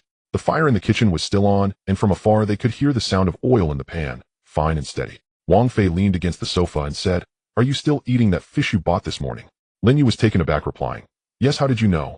He had seen her come out of the supermarket with a fish when he passed by her building yesterday. Just knew. Lin Yu turned his hand over to look at it without saying anything, then stood up and returned to the kitchen. The sound of the spatula hitting the iron pan came through, occasional and unhurried. Wang Fei leaned back against the chair, closed his eyes, listening to that sound. It had been a long time since he felt this way. He couldn't quite explain it, just that he didn't want to move. On the dining table there were 4 dishes and a bowl of soup. Not much, just enough for 2 people. Lin Yu sat down, served him a bowl of soup, and pushed it over, saying, "About that matter with Ji1, it's settled, right?" She lowered her head to eat without elaborating. Wang Fei took a sip of soup and waited for her. She didn't say anything further, picking up a piece of vegetable and eating it attentively. The two of them sat there and finished eating, not saying much, but not feeling anything was amiss. After clearing the dishes, Lin Yu poured 2 glasses of water, pushing one towards him, while taking the other for herself, sitting across from him, saying, "You should go out less in the future." Wang Fei took the water, but didn't respond. She continued, "I know you can't talk about this, but I just wanted to say it."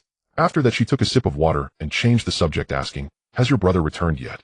"Still at school, he'll be home soon." Lin Yu responded, "Let's have a meal together when he's back. Your mom has been asking about me, saying it's a shame she hasn't seen you after you've been out for so long." Wang Fei lowered his head to drink water, asking, "What did my mom say?" Lin Yu replied, "She said you come and go without a trace, even not giving her a heads up, and asked if I knew anything. I told her I didn't know much either." When she said this, her gaze was fixed on him, unwavering. Wang Fei put down the cup, not explaining, saying, "She just likes to nag, don't take it to heart." Lin Yu replied with a soft, "Oh really?" The tone of her voice lifted slightly. Wang Fei glanced at her. She had already turned to tidy up the things on the table, saying nothing. He sat for a while, picked up his coat, and said, "I'll head back for now. I'll come accompany you to the market tomorrow." Lin Yu stacked the bowls, replying, "Okay, come over early." As he reached the door, he turned back. She had already entered the kitchen, her back to him, with the faucet running. He closed the door behind him and went downstairs. It was a bit cooler outside. The streetlights were on, casting light on the ground. He zipped up his jacket and walked towards the car. His phone vibrated. It was a voice message from Wang Hao. 2 seconds long. He opened it to listen. "Bro, is everything okay over there with you, Jia?" He replied with a text, "All good." Wang Hao quickly responded, "I knew you were at her place. Alright, I won't disturb you. I'll be back in a few days, and we can have a meal together then." Wang Fei put his phone back in his pocket and got into the car. It was quiet inside. He didn't start the engine, just sat there looking ahead for a while. There were still people on the street. A vendor selling skewers pushed his cart by, the aroma mingling with the night breeze. He thought about Lin Yu's earlier, "Oh really?" and tugged at the corner of his mouth. She knew there were many things he didn't say, but she didn't ask. Occasionally she would use that tone to nudge him, letting him know she wasn't fooled, that was all. He started the engine and drove back.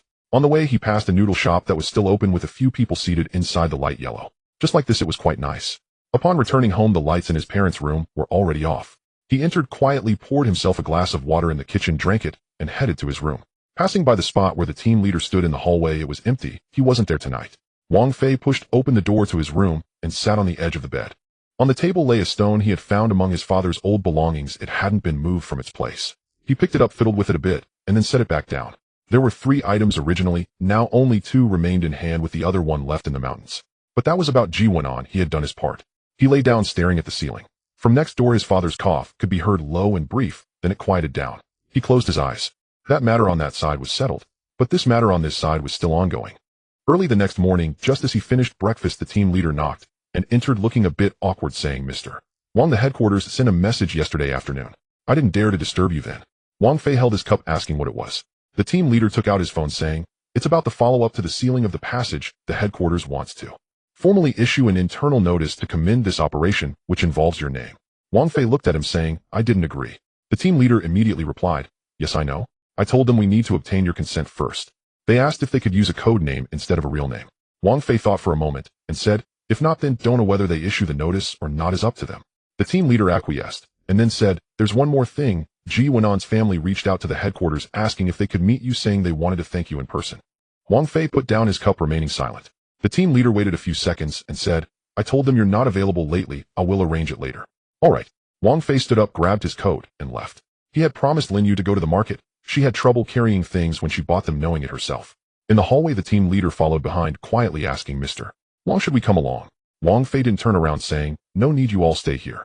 The team leader stood still, not saying anything further. The market was not far from where Lin Yu lived.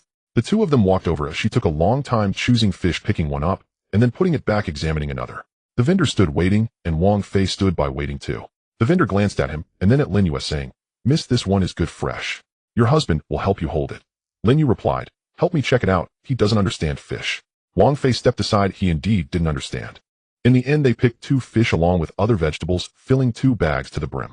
He carried 1 bag in each hand, while Lin Yu walked beside him carrying 2 smaller bags that were much lighter, even having the energy to chat with the old man selling oranges, asking for sweet ones, and he took a while picking them out for her. Wang Fei stood behind, waiting, surrounded by the bustling sounds of the morning market, with people bargaining, children making noise, and carts passing by lively and loud. He lowered his head, looking at the 2 bags in his hands. Something felt heavier in his heart, but he couldn't quite express what it was. It wasn't a bad feeling. It was just that he felt these matters were worth it. The family of Ji Wenan has arrived. Wang Fei walked ahead with a bag in hand, not raising his head, wondering where to go. The team leader followed up, saying, "The family of Ji Wenan is here again from the headquarters today and wants to see you for a maximum of 10 minutes. Lin Yu was bargaining with the vendor ahead and didn't hear. Wang Fei took a few steps and said, "Let's set a place for this afternoon." The team leader was momentarily taken aback, then nodded, saying, "All right, I will arrange it." At 2 o'clock in the afternoon, Wang Fei met Ji Wenan's family at a tea house downstairs. His wife came with a child, a boy of around 8 or 9 years old with very short hair, standing beside his mother and staring at Wang Fei. The woman's name was Zheng Li. Her eyes were red, which was evident, but she had tidied herself up and combed her hair neatly. Before sitting down, she thanked him, her voice steady, saying, "Thank you, Mr. Wang. We won't take up too much of your time." Wang Fei sat down across from her, not saying any polite remarks. Zheng Li placed an envelope on the table, saying, "This is what Wenan wrote. Before he set out, he instructed me to hand it over to the person who went to save him if he didn't return." Wang Fei glanced at the envelope, but did not move. She continued, "I already know the outcome, the headquarters," and she paused for a moment, and then said, "I just want to thank you in person. You gave an account of the matters he left behind, and we are aware of it now." The child had been staring at Wang Fei and suddenly spoke, "Uncle, did my dad say anything?" Zheng Li glanced at him, but did not respond. Wang Fei thought for a moment and said, "I didn't see him, but he completed what he needed to do." The child nodded, lowering his head. The 3 sat in the tea house while cars passed by outside, the light reflecting on the glass window. Zheng Li finally said, "I don't ask for anything else. I just want my child to know that someone went to look for his father." Wang Fei glanced at her, took the envelope, and put it away. She stood up, held the child's hand, and said, "Sorry for the disturbance. Oh, we are leaving now." Wang Fei did not get up, saying, "Take care." The mother and child exited the tea house, and the team leader came in, standing at the door without saying a word. Wang Fei placed the envelope on the table, staring at it for a while. He did not open it. On the way back, Lin Yu sent a message saying the fish was stewing and asked what time he would come for dinner. He replied 6 o'clock and put his phone away. As he passed a newsstand, he noticed a local community notice stating that there would be an Awakener exchange meeting next week, inviting Awakeners of all levels to participate at the city center square, welcoming onlookers. He glanced at it and walked past. The team leader followed behind, quietly saying, "Mr. Wang, there's another matter from the headquarters I forgot to mention this afternoon." "Go ahead." "Regarding the sealing of the passage, the headquarters awarded a special contribution and wants to put your name on it. It won't be public, but there will be a record in the internal system that can be seen when your files are adjusted in the future." Wang Fei reached the side of the car, stopped, and said, "Let them do as they wish, no need to ask me." The team leader agreed. Wang Fei opened the car door, got in, started the engine, and drove towards Lin Yu. He got stuck in traffic for a while, and stopped the car, looking ahead. The letter from Ji Wenan was in his pocket, feeling something. He recalled the child's gaze direct, asking if his father had said anything, lowering his head after asking, as if already knowing the answer. The red light turned green, and he stepped on the gas, moving forward. At 5 minutes to 6, he rang the doorbell downstairs. Lin Yu called that she was coming, and after a while the door opened. Her hands were still wet, and she stepped aside to let him in. Wang Fei changed his shoes and walked inside. The aroma wafting from the kitchen was of fish mixed with a hint of scallion, warm and inviting. He sat down on a chair, placing the envelope on the corner of the table without moving it. Lin Yu brought out a bowl of soup and placed it in front of him, glancing at the envelope, but not asking. Wang Fei took a sip of the soup and said, I met Ji Wenen's family this afternoon. She went back to the kitchen, responding with a hum. After a while she asked, was it smooth? Smooth, he replied. A period of silence ensued with sounds coming from the pot as she was stirring the vegetables. Wang Fei pushed the envelope aside, picked up his chopsticks, and waited for the meal. The dishes were served, and they sat down. Lin Yu picked a piece of fish for him, saying, the middle part has fewer bones. He took it, ate, and remained silent. Lin Yu took a sip of soup and asked, how old is that child? Wang Fei thought for a moment, saying, primary school, around 8 or 9 years old. She lowered her head to eat and did not speak further. The envelope remained at the corner of the table, and neither of them mentioned it. After finishing, she went to the kitchen to wash the dishes while he sat on the sofa. Later he picked up the envelope, opened it, and found a piece of paper inside with small, densely packed writing that was hard to read. He read through the entire paper, folded it back, and placed it in the envelope. Ji Wenan wrote inside that he knew he might not be able to come out, but the passage must be sealed. He calculated that he alone wouldn't be enough, and the people who came later might also not be enough, but someone had to go first. In the last sentence he wrote, I have troubled my wife and child. Wang Fei sat there unmoving. Lin Yu came out from the kitchen with 2 cups of water, sitting down beside him and pushing 1 cup towards him. He took a sip and said, this person is quite stubborn. Lin Yu responded, listening to you it seems so. Wang Fei set the envelope aside, saying, as for his wife and child, I will have the team leader inform the headquarters to help look after them regarding daily matters. Lin Yu looked up at him, saying, can you decide this yourself? Yes, he replied. She did not say anything further and took a sip of water. Wang Fei leaned back against the chair, closed his eyes for a moment, and said, his son asked me if his father left any messages. Lin Yu remained silent, waiting for him to continue. I said I didn't see him, only mentioned that he completed his tasks. She responded with a hum, saying, that's enough. Those 2 words, once spoken, left no further discussion. Lin Yu held the cup of water, looking out the window where the street lights were shining. Occasionally someone walked by downstairs, and muffled voices drifted up. Wang Fei sat there listening to that sound, unmoving. He did not intend to tell anyone about that letter. The team leader would handle the follow-up, and the rest would be left behind. As for Ji Wenen's matter, it was truly settled today. The next day Wang Fei woke up naturally. There were a few messages on his phone, a note from the team leader asking if he needed anything from the headquarters recently, and to let him know if there was. He did not reply, turned his phone face down, and continued to lie there. Outside the window birds were chirping, and there were cars on the distant road, the sounds mixed together, not noisy but lively. He stayed in bed for a while, recalling the letter from last night, remembering the last words of Ji Wenan. My wife and child are in trouble. Just that sentence was written more forcefully than the others, leaving slight indentations on the paper. Wang Fei sat up, went to the kitchen to boil water, made a cup of tea, and sat by the window to drink. Downstairs an old man squatted in the sun with a radio, beside him broadcasting a local station that mentioned the Awakener exchange meeting, saying that spots were limited and to apply early. The old man changed the station, finding one that played opera, turned up the volume a bit, leaned back against the chair, and half closed his eyes. Wang Fei watched for a while, finished his tea, and went to change his clothes. The team leader had come to find him in the morning, mentioning a small matter regarding the ability management station in a certain district that was consolidating files.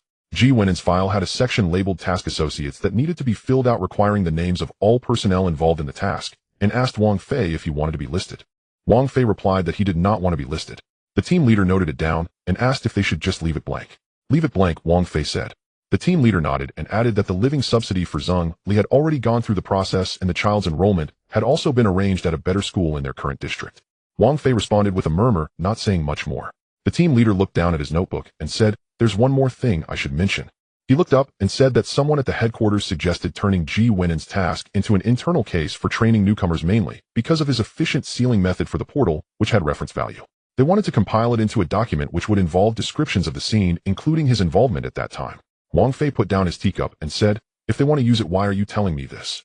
The team leader replied that they wanted to verify if the scene matched his memories after his intervention, saying it would be more accurate that way. Wang Fei thought for a moment and said, everything I remember is in the report, there's nothing else. The team leader did not inquire further, closed his notebook, and said, I will talk to them. He got up, walked to the door, turned back, and said, also this afternoon there's an Awakener exchange meeting in this district. A few SSS-Rank spontaneous organizations want to invite you to make an appearance, just to sit and have tea, no need to speak. Wang Fei glanced at him. The team leader immediately said, I'll reply for you. Wang Fei replied with a brief, The team leader left. Wang Fei leaned back against the chair again. The old man outside was still there, the sound of opera drifting up intermittently, making it hard to discern the lyrics. He sat there for a while, replaying Ji Wenen's situation in his mind from beginning to end, from receiving the task to now. He felt that this person was methodical in his actions and clear-headed, knowing what he was going there for, aware of the high likelihood of not returning, yet he still went. He had thought about a backup plan. That letter was the backup. But the backup was for his family, not himself. Wang Fei stood up, poured himself a glass of water, took a sip, and stood in the kitchen for a while. He thought that such a person was worth the trip. Around 3 in the afternoon, the team leader called, saying that those shranks were still not giving up, changing their wording. Instead of making an appearance, they called it invited observation, asking if Wang Fei would be willing to take a look on the way. Wang Fei asked which route is on the way. The team leader was silent for 3 seconds and said, "You're right, I'll explain it." Wang Fei hung up the phone, picked up his car keys, drove out for a spin, stopping by the old street to find a stall selling baked buns, bought 2, and sat in the car to eat. Next to him, an electric scooter parked. The owner was a middle-aged woman carrying a bag, walking over from the stall. She paused for a moment upon seeing him. Wang Fei did not look up. The woman took a few more steps and said to the stall owner, "Wasn't that person just now an awakener? I feel like I've seen him somewhere." The stall owner flipped through the buns and replied, "Who cares, are you buying buns or not?" The woman did not say anything more, paid, and left. Wang Fei finished his baked buns, crumpled the paper bag, tossed it into the trash bag in the car, started the engine, and slowly drove back. As he passed by the exchange meeting, a row of cars was parked outside the city center square, and there were people at the entrance holding a banner that read the 7th District Awakener Exchange Meeting, all levels welcome, with a smaller line underneath stating free participation for level 10 and above. A few people were at the entrance registering, all young, wearing vests with the Ability Management Center's logo, standing straight and looking forward as soon as they saw a car approaching. Wang Fei drove past without slowing down. Inside the square, he could vaguely see people demonstrating abilities, some gathered around to watch, while others were filming the light, shining up, colors, all mixed together. He glanced at it, pressed the accelerator, and left. The radio in the car announced that this week's exchange meeting had added a new segment inviting present rank awakeners to conduct live demonstrations with no limit on participation. Wang Fei turned off the radio. In the evening, Lin Yu sent a message saying she saw him on the old street and asked what he had bought. He replied, "Baked buns." She replied, "Were they good?" He responded, "Not bad." After a while, she sent another message saying, "About that file, the team leader mentioned it to me, saying you didn't want to be listed." Wang Fei replied, She did not ask further, sent a "alright," followed by a period, and that was it. He put down his phone and looked out the window. The streetlights were bright at night, and downstairs someone was walking their dog, which circled around a tree, while the owner looked down at their phone. Ji Wenen's letter was still pressed on the table. Wang Fei thought for a moment, picked up the letter, opened the drawer, placed it inside, and pushed it shut. Just like that. Some things are done once done, whether they are recorded or not, it amounts to the same. He went to the kitchen to find a pack of cookies, tore it open, sat back down, ate. While scrolling through his phone for a while, found it uninteresting and put it down. In the hallway, a child ran past, the sound of their footsteps clattering, followed by an adult's voice, a man saying to slow down, and the footsteps slowed down, turning into walking, growing more distant. Wang Fei sat there, finished the cookies, folded the bag, and casually placed it aside. Outside, the dog was still barking twice before stopping. He leaned back against the chair, not moving. The team leader would come again tomorrow. The headquarters would have something to discuss, and those shrank individuals from the exchange meeting would likely come up with more ideas in the next few days. But that was all tomorrow's business. Today it was just fine, just like this. The next morning, not long after the team leader left, the phone rang again. It was not the team leader, but an unfamiliar number. Upon answering, there was a pause of 2 seconds, then a female voice said, "Is this Mr. Wang Fei? I am Chun, the head of the Awakener Exchange Association's volunteer organization. I would like to have a brief conversation with you." Wang Fei asked, "How did you get this number?" The voice on the other end paused again and replied, "We obtained it through official channels. We submitted a written application and the Ability Management Center approved the contact permission. You can verify this." Wang Fei remained silent. The other party softened their tone, saying, "We understand that you may not like such occasions, so we're not inviting you to attend. We just want to ask a simple question. It will only take 2 minutes." Wang Fei replied, "Speak." The other party visibly relaxed and said, "In our upcoming exchange meeting, there will be a segment where shrank or higher awakeners can share their initial awakening experiences. Many young awakeners, especially those who have just awakened, are eager to know how to adjust. We would like to know if you would be willing to provide a short written statement. You won't need to appear in person. It can be presented anonymously without your name." Wang Fei pushed the curtain aside. The old man downstairs had already left, and there was a battery cover from a radio lying on the ground. "Ask you." He said, "My initial awakening experience is not suitable for young people." The other party was taken aback and asked why. "Because it has no reference value." The other party seemed to want to continue speaking, but Wang Fei had already hung up. He put his phone down, glanced at the time, stood up, and went to find his coat. He knew that the number was approved by the management center, which wouldn't act recklessly, but he also understood that some matters needed to be clarified regardless of approval. He called the team leader and said, "From now on, reject such contact applications directly." The team leader paused for a second and replied, "All right, I'll handle it. This time it was my oversight." Wang Fei did not respond, hung up, put on his coat, and stepped out. The street was not crowded. Passing a breakfast stall, he stopped and ordered a bowl of tofu pudding. Sitting at a small table outside the vendor, a middle-aged man quickly served a bowl and asked, "Would you like it spicy?" Wang Fei replied, "No spice." The vendor turned to attend to other customers. At a nearby table sat two people in sportswear, one of whom had an ability sensor strapped to his wrist, a model from the latest batch issued by the management center. Only SSS-Rank or higher could receive it. One was scrolling through his phone, while the other was focused on eating. The two were conversing in hushed tones about someone at the exchange meeting yesterday who demonstrated their ability by melting a parked car by the roadside. The management center sent 3 people and detained that individual for half an hour for questioning before releasing him. The one wearing the sensor commented he had it coming, who told him to use his ability without reporting it. The other replied that wasn't his fault, it was the organizer who requested the demonstration. The one with the sensor retorted, if the organizer told you to jump off a building, would you jump? The two fell silent and continued eating. Wang Fei finished his tofu pudding paid and got up to leave. As he approached the parking area, the team leader called again, saying the head of that volunteer organization, Miss Chen, contacted us again, wanting to apologize in person. She seemed to feel it was presumptuous and asked if a meeting could be arranged. Wang Fei replied, no need. The team leader responded, okay, I'll decline. Wang Fei got into his car, started the engine. The radio continued discussing the exchange meeting, announcing a new free communication segment, encouraging awakeners of all levels to come and experience starting at 2 p.m. with no limit on numbers. He changed the station, finding one discussing local news, mentioning road construction detours, and suggesting alternative routes. He followed that route, which took him around 2 extra blocks, but it was no problem, he was not in a hurry. Passing by an old alley, he noticed a shoe repair stall at the entrance, next to which was an electric bike. On the back seat, a child in a school uniform about 10 years old was sitting atop a stack of cardboard boxes, swinging his legs and peeling an orange. Wang Fei glanced at the child and then pressed the accelerator and drove off. It must be around the same age as Ji Wen's son. The child asked him if his father had left any messages. After asking, the child lowered his head, not waiting for an answer. Wang Fei turned the steering wheel to the right and turned into the parking lot. In the afternoon, with nothing much to do, he sat at home for a while scrolling through his phone.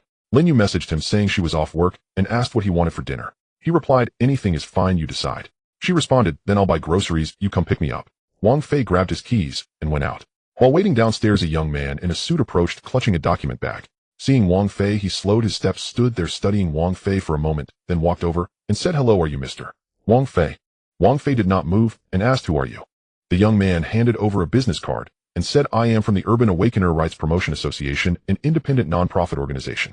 We primarily provide legal assistance and resource connections for awakeners. We heard you are in this district and would like to invite you to be an honorary advisor, which would just be a title. You wouldn't need to do anything. Wang Fei accepted the card, glanced at it, and put it in his pocket. The young man thought he had a chance and continued, we have already contacted several SSS-Ranks in this district, and they all agreed. If you join us, it will enhance our overall credibility. Additionally, we can provide. Wang Fei interrupted, go back and tell your head there's no need to come again. The young man froze for a moment and said, oh, we really are just looking for a title and won't interfere with your daily life. Wang Fei pulled out his phone and called the team leader, saying, there's someone downstairs, you handle this. The young man's expression changed, and he took a step back, saying, Mr. Wang, we are not in a legal organization, we have official registration. The voice of the team leader came through, I'll be there shortly.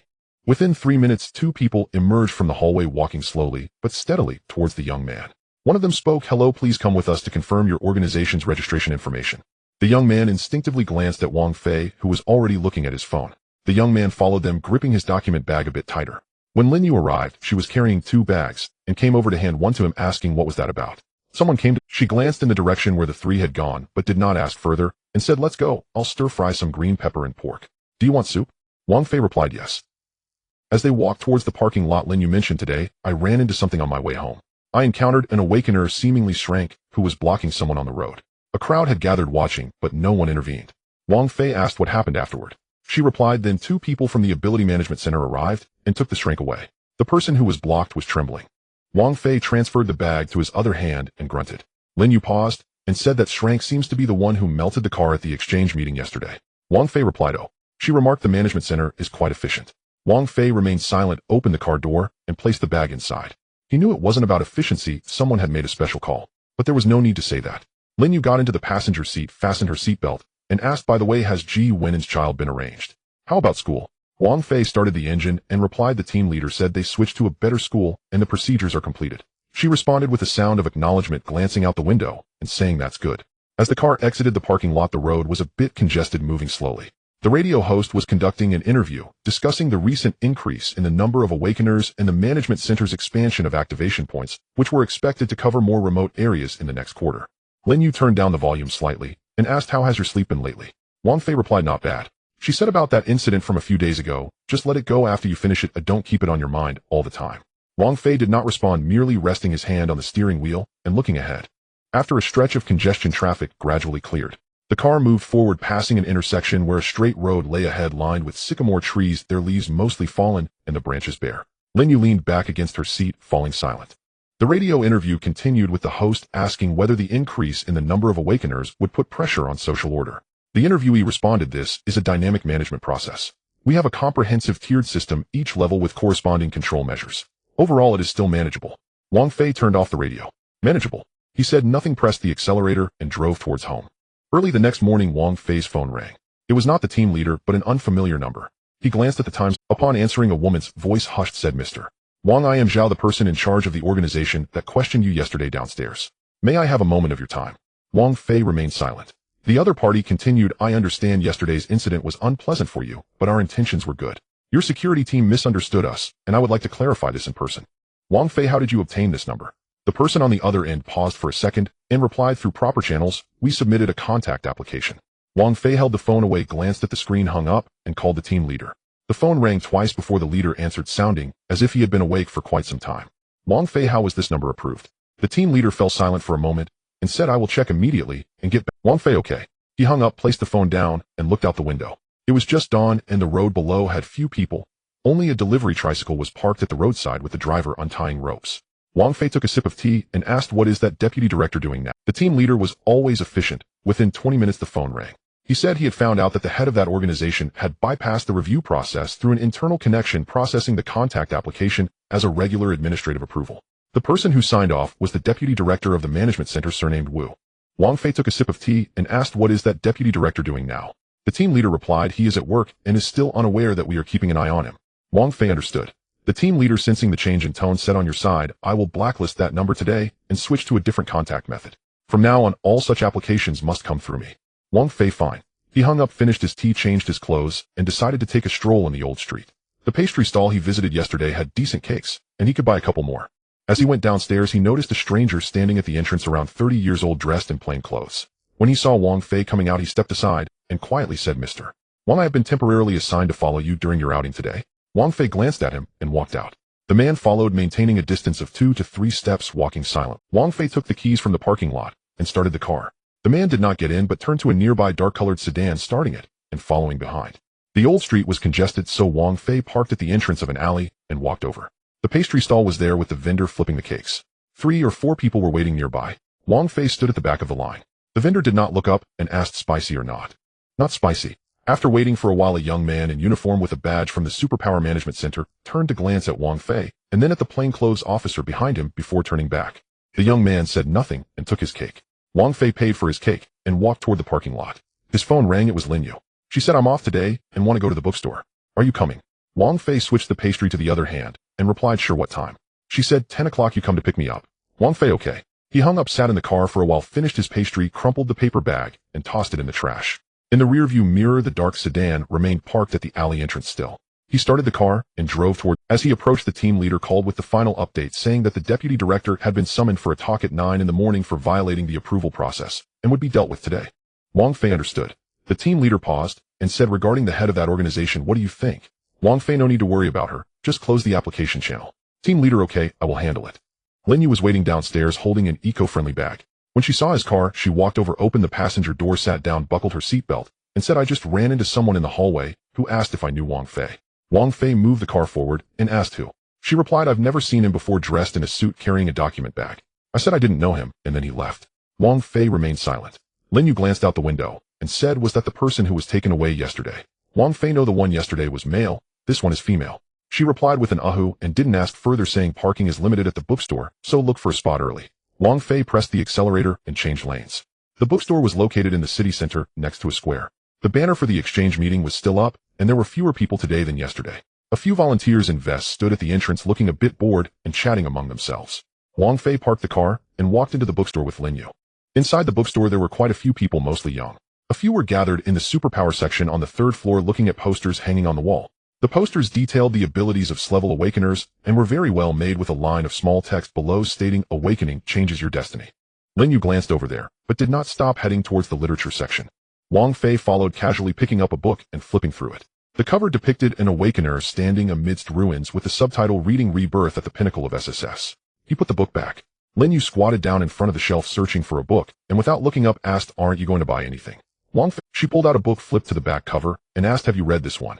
It said to cover the history of awakening and what follows. Wang Fei glanced at the book and shook his head. Lin Yu placed the book in the shopping basket, stood up, and said, "I'll buy it, and read it later. If you don't want to read it, I will." The two wandered around the bookstore. Lin Yu bought 3 books, and Wang Fei waited by the checkout counter. A middle-aged man approached, staring at him for a few seconds before speaking. "Excuse me, are you level awakener from this district? We have a list for the exchange meeting and would like to verify." Wang Fei did not look at him and replied, "You have the wrong person." The man glanced at the plainclothes officer beside him, hesitated for a moment, took a step back, and said, "Sorry to disturb you." He left. Lin Yu finished her transaction and came over, handing the bag to Wang Fei. "That person just now?" Wang Fei, "Wrong person." She shot him a glance, but said nothing, walking towards the exit. Exiting the bookstore, there was a demonstration of superpowers happening in the square, with a crowd gathered. The demonstration featured a young girl who conjured a ball of flame in her hand, spun around, and received applause from the audience. Lin Yu paused for a moment, glanced, and said, "Level flame control, quite impressive." Wang Fei She asked, "What was it like when you awakened?" Wang Fei walked toward the parking lot, and replied, "Nothing special." Lin Yu followed, saying, "Not at all." Wang Fei, "Just the device beeped, and then they cleared the room." She responded with an "Ahu," and didn't ask any further. The two walked toward the parking lot as applause broke out again in the square. Wang Fei switched the bag to his other hand, stepped into the parking lot, and opened the car door. In the rearview mirror, the dark sedan was still there, having changed position to park next to the exit. He started the car and drove home. On the road, the team leader sent the final message saying that the deputy director had already been suspended and handed over to the disciplinary committee. The organization's registration application was also frozen, and the head would be talked to. Wang Fei read the message and did not reply, placing the phone on his lap. Lin Yu leaned against the back of her seat, took out the newly purchased book, flipped through a few pages, and said, "This book is quite well written. Do you want to read it?" Wang Fei just set it aside for now. She responded with an and continued reading. The car moved along the road, the phoenix trees on either side still bare, and the sky began to darken, hinting at impending rain. Wang Fei drove without turning on the radio, moving forward in silence. Some things once started would lead to the next. He knew that the organization's matter was settled today, but this would not be the only group to approach them. However, that was a matter for tomorrow. Today this was enough. The next morning, Wang Hao appeared at the door with a backpack. Without any prior notice, he simply stood there holding a plastic bag containing 2 jars of pickles his mother had asked him to bring. A woman accompanied him. Wang Fei glanced at her, opened the door, without saying a word. The woman was named Shun Xiao, a level 10 awakened capable of manipulating water flow, whom Wang Hao had met while studying abroad and brought back with him. As she entered, she scanned the room, her gaze landing on the thermos on the coffee table, then on the sofa, and finally on Wang. Her eyes darted around, not lingering. Wang Hao placed the pickles in the fridge, rubbed his hands together, and said, "Brother, let me introduce you. This is Xiao Xiao, my girlfriend." Wang Fei sat back on the sofa, responded with an poured a glass of water, and didn't look in their direction. Shin Xiao stepped forward with a smile, greeting, "Hello, Wang Fei Gu, I heard from Hao that you're also awakened. What level are you?" Wang Fei replied, "Ordinary." She paused, maintaining her smile, and said, "Oh, that's fine too. Level 10, controlling water flow, which is considered above average in our area. Hao is only level 1, it's a bit unfortunate." Wang Hao stood beside them, not interjecting. Shin Xiao continued, "But being level 1 is okay. Ordinary people are doing quite well." Wang Fei, "What do you do for work?" Wang Fei replied, "I install bathrooms." She acknowledged with an then shifted her gaze back to Wang Hao, finding a spot to sit down, and took out her phone. During lunch, Shun Xiao used her abilities. The water in the cup on the table gathered together, spun in a small circle, then scattered. She looked at Wang Hao and said, "It's usable in daily life, but I can't make too big of a move." Wang Hao said, "That's quite impressive." She withdrew her abilities, paused, and looked at Wang Fei, asking, "Wang Fei Gu, what is the type of your abilities?" Wang Fei set down his bowl and said, "Not very easy to demonstrate."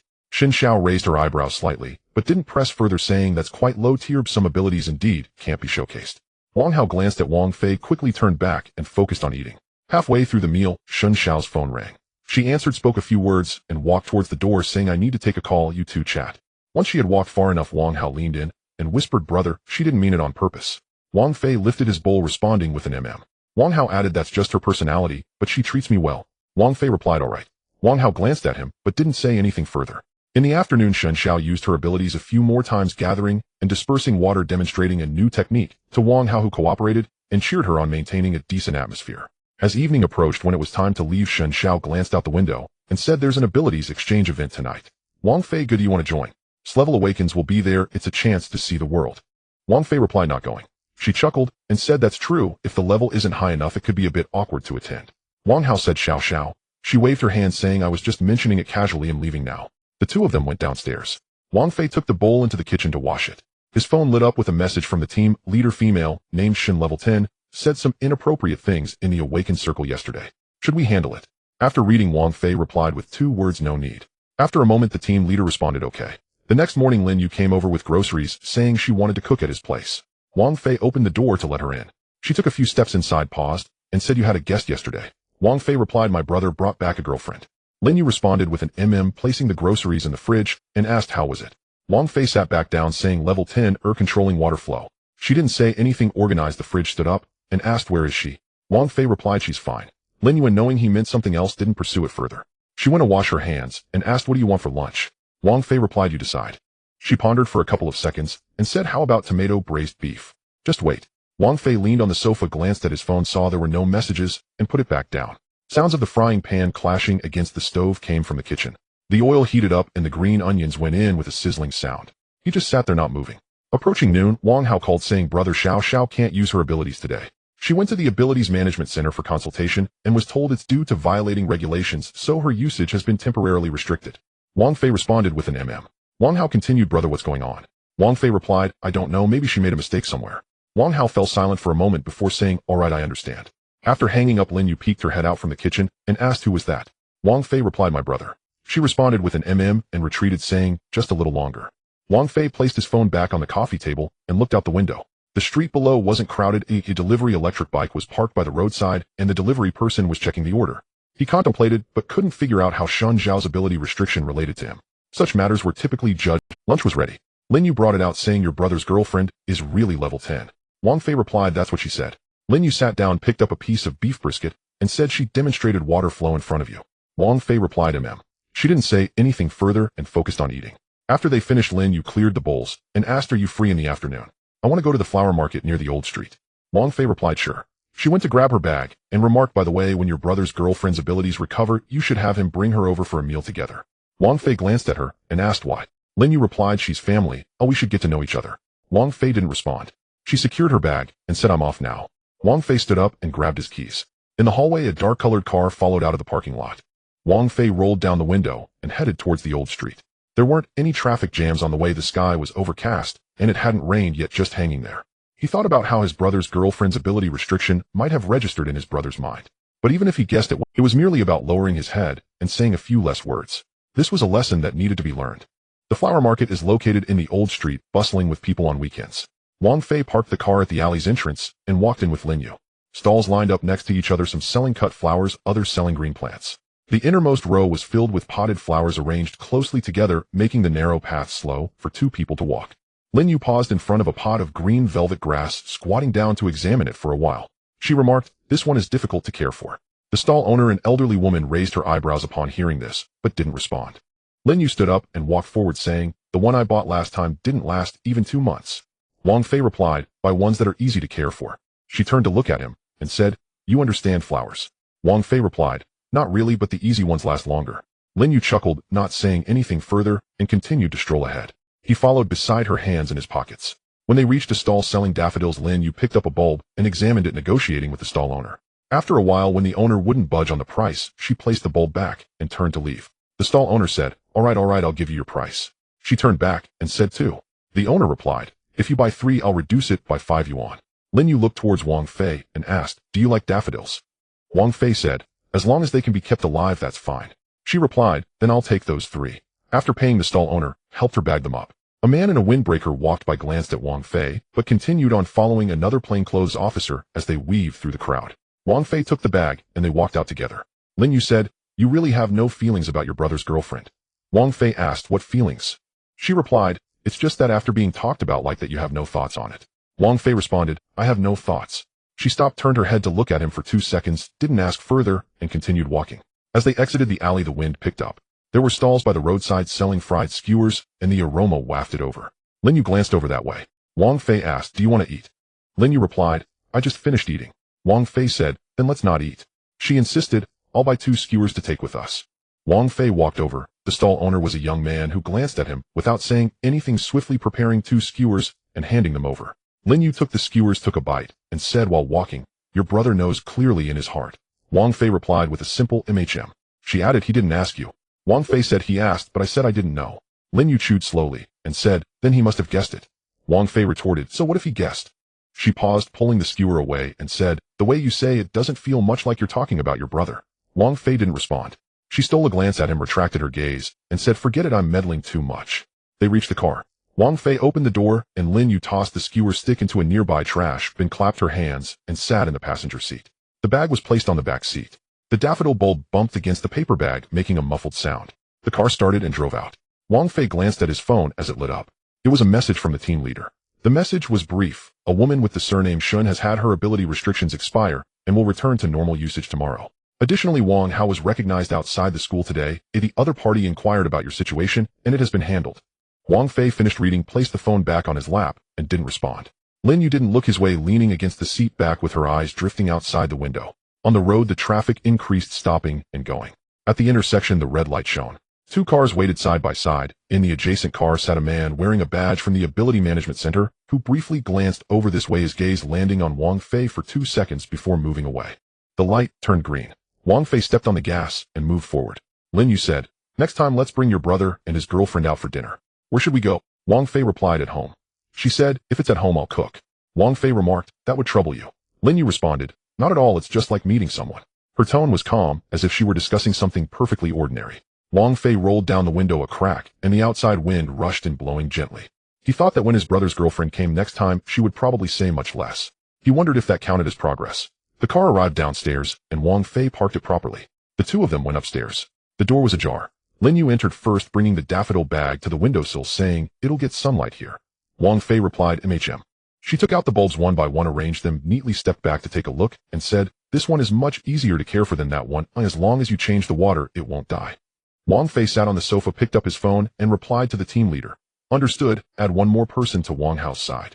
The team leader quickly replied, "Okay, arrangements will be made tomorrow."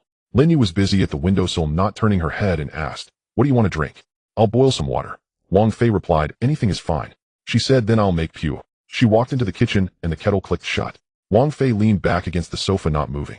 Outside, the sky had turned completely overcast, and in the hallway a child ran by, making the floor thump loudly, then it quieted down again. He thought about how his brother had been recognized outside today, and questioned about him. He wondered who the person was. The team leader had said it was handled, but didn't elaborate. No need for details, and knowing the outcome was enough. He would not ask about it, and the team leader wouldn't elaborate either. Both understood the boundaries. The water boiled. Lin Yu brewed the tea, and brought it out, placing it on the coffee table. She sat down beside it, picked up her phone, scrolled through it a couple of times, and asked, "Do you have anything planned next week?" Wang Fei replied, "Nothing scheduled." She said, "I have a classmate who wants to invite you to dinner, saying she wants to meet you." "I didn't agree, just wanted to ask you." Wang Fei questioned, "Meet for what?" Lin Yu replied, "She's just curious." Wang Fei said, "I'm not going." She replied with an putting down her phone, picked up her teacup, took a sip, and didn't say anything further. They sat in silence for a while. Lin Yu looked up towards the windowsill, and said, "The daffodils will take about 10 days to sprout. You can take a look then." Wang Fei replied, "Okay." She added, "You said before that you like the smell of flowers. Daffodils have a fragrance, but it's not overpowering." Wang Fei replied, "I did say that." Lin Yu confirmed, "You did." She didn't say more, lowering her head to look at her phone. In the room, there were only the two of them, the kettle on the stove releasing warmth, and the wind outside hadn't stopped. 3 bulbs were lined up in a shallow bowl with no soil, just sitting there undetectable for now, and only after a few days would they know if they would thrive. He withdrew his gaze. Lin Yu was silent beside him, occasionally flipping through her phone, not looking at him. It was just the next morning when Wang Fei got up. The water level in the Narcissus Basin had dropped slightly. He went to the kitchen, poured some water in, and stepped back to take a look. The 3 bulbs remained unchanged, round and firm, showing no signs of movement. His phone vibrated. Team leader, someone in the dormitory, asked Wang Hao last night what his brother does. He said he is an installer. The other person then asked what kind of people his brother knows. Wang Hao said he didn't know. "We have arranged for someone to follow up near the campus, please be informed." Wang Fei put his phone back on the table without replying. He washed his face, changed into a jacket, and went downstairs. There were people moving things in the hallway. 2 movers were struggling to carry an old sofa. Wang Fei stepped aside to let them pass, and casually supported the door frame. The workers thanked him, but did not look up. He exited the building, and walked toward the parking area. A person was standing next to a car. It was not a member of the security team, but a stranger, a man in his 30s wearing a dark jacket with his hands in his pockets. Upon seeing Wang Fei approach, he stepped forward, and said, "Comrade Wang Fei." Wang Fei stopped and looked at him. The man took out an identification card from his pocket, opened it, and said, "Supernatural Ability Management Center, Municipal Bureau. I would like to discuss something with you. I won't take up much of your time." Wang Fei asked, "What is it?" The man said, "Regarding your brother's situation last night, we conducted a preliminary investigation. Your brother's classmate transferred from another province has been enrolled for less than 2 months, possesses a level 10 supernatural ability related to sound manipulation, and we suspect he is not an ordinary student. Wang Fei asked suspect what? The man paused and said we are still verifying it, not certain yet, but the questions he asked were somewhat not typical curiosity. Wang Fei replied, then investigate. The man said yes, we will handle it. I just wanted to inform you in advance in case. Wang Fei interrupted, in case of what? The man fell silent, put the identification card away, and said just so you know we will keep an eye on it, and won't let him Wang Fei acknowledged with a sound, opened the car door, and got in. The man stood in place waiting for the car to drive away before heading in another direction. After walking a few steps, he took out his phone and quietly said informed him he had no reaction, continue following up. As the car pulled out, Wang Fei waited at a red light. He thought about the person who asked Wang how, if they were indeed targeting him, what was their intention? Were they trying to probe, or something else? If it was probing, it meant someone was searching for him, but did not know his whereabouts, and could only start from Wang Hao's side. Such incidents had happened before, and were dealt with by the team leader without any issues. However, this time, the municipal bureau sent someone personally, indicating a different level of urgency. The light turned green. He pressed the accelerator and drove forward, no longer thinking about the matter. In the morning, he took a job in an old community in the eastern part of the city. The owner was a man in his 50s who glanced at Wang Fei when he opened the door and said, "You are the only one coming." Wang Fei replied, "Just me." The man stepped aside and said the last worker had a leak. "Ooh, take a look." Wang Fei entered, squatted down to inspect. It was a connection issue that wasn't done well. He could fix it by doing it again. He set down his tool bag and began to disassemble. The man stood by and said, "The skills of your company's workers vary." The last one I told him twice, and he still didn't listen. Wang Fei remained silent, continuing to work. The man asked, "How many years have you been doing this?" Wang Fei replied, "A few years." The man said, "A few years. That's not bad. What level is your supernatural ability? I see you're not wearing a badge." Wang Fei said, "Ordinary." The man asked, "Ordinary?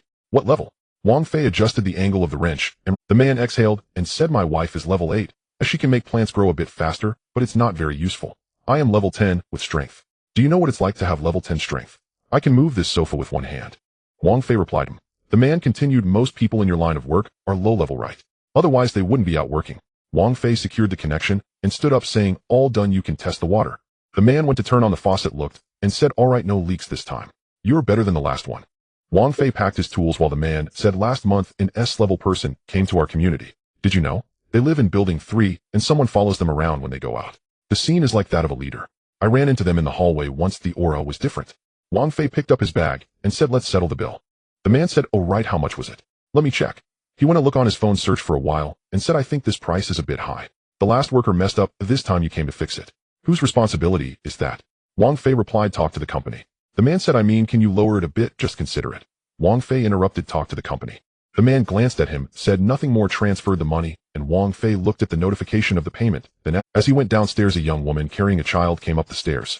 Upon seeing Wang Fei, she stepped aside. Wang Fei nodded and continued down. Outside the building, a person from the security team was leaning against a nearby car. Upon seeing Wang Fei, he straightened up and said, "Mr. Wang, there's new progress from the municipal bureau. That student has been identified. He is from a grassroots awakening organization from another province, infiltrated with the aim of tracking your movements." Wang Fei asked, "Has it been dealt with?" The person replied, "It's being handled. They will take the person away this afternoon. There will be no impact on Wang Hao. We have already arranged someone in the school, and he doesn't know." Wang Fei replied, "Understood." The person continued, "There's another thing. We checked that organization, and it has the support of an S-level person behind it. This person was previously active in the Eastern Province and has recently moved here. The specific purpose is unclear, and the higher-ups are following up." Wang Fei placed his bag in the trunk and asked, "Does this have anything to do with me?" The person replied, "Not sure, but it can't be ruled out." Wang Fei said, "Then let's wait until we're sure to discuss it." The person replied, "Sure." Wang Fei opened the car door, got in, started the engine, and drove out. As he passed an intersection, there was a food stall selling breakfast nearby that hadn't closed yet. There was still some soup in the pot, and the vendor was an elderly woman who was cleaning up. Wang Fei stopped the car, rolled down the window, and asked, "Is there any left?" The elderly woman looked up and said, "Yes, just a little bit left. Do you want some?" Wang Fei replied, "1 bowl, please." The elderly woman quickly served it and handed it over. Wang Fei took it, placed it in the passenger seat, and asked how much. The elderly woman replied, 8 yuan. Wang Fei scanned the code, rolled the window back up, and continued driving. The steam from the soup wafted up, warming the inside of the car slightly. He thought about that S-level person. If they were indeed targeting him, they likely wanted to uncover his background, or perhaps to recruit him or use his name for something. He had encountered a few people like that before. They all followed the same pattern, first probing, then contacting, and finally making a move. The results were always the same. The team leader handled it, and he had nothing to do. The car reached an intersection, but traffic was jammed ahead, moving slowly. Wang Fei picked up the bowl of soup and took a sip, It wasn't hot anymore, and it tasted good. Made from pork bones simmered for a long time and a bit thick. His phone vibrated again. It was Linyu. She sent a picture of the narcissus on the windowsill with a tiny green sprout emerging beside the bulb, barely noticeable unless looked at closely. Below she wrote it sprouted just a few days. Wang Fei glanced at it and replied with 2 words, I saw it. Linyu responded, I took it for you since you weren't home. Wang Fei said thank you. Linyu replied, is that all? Wang Fei responded, it's great. Linyu didn't reply further. After a while she sent an emoji of someone rolling their eyes. Wang Fei put his phone back on his lap as the car in front started moving, and he followed suit. He thought about how the narcissus sprouted in just a few days. Linyu said that as long as you change the water it won't die. He hadn't said anything at the time, but felt that her words were quite right. Some things you don't need to worry too much about, just leave them be, and they will thrive on their own. As the car drove out of the intersection, a gust of wind blew through the window seam. Wang Fei rolled the window up tightly and continued driving forward. At 2 o'clock in the afternoon, Wang Fei's phone vibrated twice. The first message was from the team leader saying that the student from another province would be handed over at 3 o'clock, and Wang Hao would take care of the final details. The second message was signed from an unfamiliar number containing only a single line, Mr. Wang, if convenient, I would like to talk to you in person. Wang Fei glanced at it and did not reply. He put the phone back down and continued driving. About 10 minutes later, the same number sent another message. I represent someone who wishes to meet you. The location is up to you.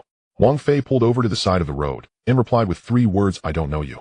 The other party remained silent for a moment before sending an image. It was a photo of his younger brother standing at the school gate with a backpack looking down at his phone. The background featured a bulletin board next to the school gate timestamped from earlier that morning. Wang Fei stared at the photo for 3 seconds. Then he dialed the team leader's number. Once the call connected, he sent the photo and asked when was this taken and where are your people. There was a brief pause on the team leader's end before he said, please hold on. Wang Fei waited, not hanging up. After about 2 minutes, the team leader returned, sounding somewhat off. He said, Mr. Wang, this photo was taken at 10:17 this morning. Our people were present, but this angle is not from our equipment, it's from the surveillance of a nearby shop. Someone has obtained the shop's surveillance. Wang Fei, the shop's personnel. The team leader continued, we are currently verifying. It might be that someone was arranged in advance, they just entered this morning. I will have someone handle it, I rest assured about Wang Hao. Wang Fei, I understand. He hung up the phone. The unfamiliar number remained on the screen. He did not move, sitting in the car, as someone rode past on an electric bike, creating a slight breeze that stirred the nearby grass. He replied to that number, you choose the time and place. The other party almost instantly returned tomorrow morning at the tea house in the west of the city at 10 o'clock. Wang Fei, good. He put down the phone, restarted the car, and continued driving. He was thinking about that photo. The photo itself wasn't much. Wang Hao was standing there perfectly fine, nothing had happened. The other party just wanted him to know they were watching, had been for some time, and had the capability to obtain information. This wasn't a threat, it was confidence. The S-level individual behind it wanted to meet him, not relying on intimidation, but on, look, I have the capability, and it's worth your while to talk. Wang Fei thought that this person was quite clever. He did not take on any work for the rest of the afternoon. Passing by a supermarket, he went in to buy a few things: rice dish soap and a bag of walnuts. By the checkout, a row of flowers was displayed. Cut flowers, roses with their stems trimmed, and soaking in buckets, their colors decent. He did not buy any. After leaving the supermarket, he walked back to where he parked. Nearby, 2 elderly men were playing chess. One was taking back a move while the other insisted, and their voices grew louder, attracting a few passers-by who stopped to watch. Wang Fei put the items in the trunk without looking over there and drove away. In the evening, Lin Yu sent a message saying that the daffodil had grown a bit more. Along with a photo, the green shoots were already taking shape, thin and bending. He replied with a single word, Linyu, do you have anything on tomorrow? I'd like to buy some potting soil. Wang Fei, I have something in the morning, nothing in the afternoon. Linyu, what's that? He paused before responding, meeting someone. Linyu, who is it? Wang Fei, I don't know, just discussing something. After a moment, the other party sent a message, let me know when you're finished. Wang Fei, okay. He did not reply further. He set his phone down on the coffee table as someone in the hallway outside opened and closed the door, footsteps passing by before it grew quiet again. He thought that the person tomorrow would likely not lay all the cards on the table immediately, but would first gauge his attitude to see if he was tough or easy to talk to, then decide how to proceed. He had seen this setup before. The outcome would not change, he just wanted to see what this S-level individual could bring to the table. The next day, he arrived at the tea house in the west of the city at 9:50. The tea house was located in the midst of an old street with a narrow facade and a deep interior. Several calligraphy pieces hung on the walls, and it was furnished with bamboo chairs and wooden tables. Most of the patrons were elderly, and the atmosphere was quiet. Wang Fei sat down by the window, ordered a pot of tea, and did not request any snacks. At exactly 10, a person in his mid-30s, tall, wearing a dark blue coat, he walked and scanned the room, and upon seeing Wang Fei directly approached and sat down opposite him, saying, I'm here. Wang Fei, The man waved to call the waiter, asked for an extra cup for himself, and turned back, introducing himself. My name is Chen Yuan, I'm here on behalf of our people. He cannot appear in person. Wang Fei, who is he? Chen Yuan, do you know him? He said, Wu Feng, S-level sound manipulation, have you heard of him? Wang Fei picked up the tea and took a sip, remaining silent. Qin Yuan, he spent a few years in the eastern province, but has recently arrived here. He initially intended to avoid some trouble, but then he found this place quite intriguing. Wang Fei, intriguing in what way?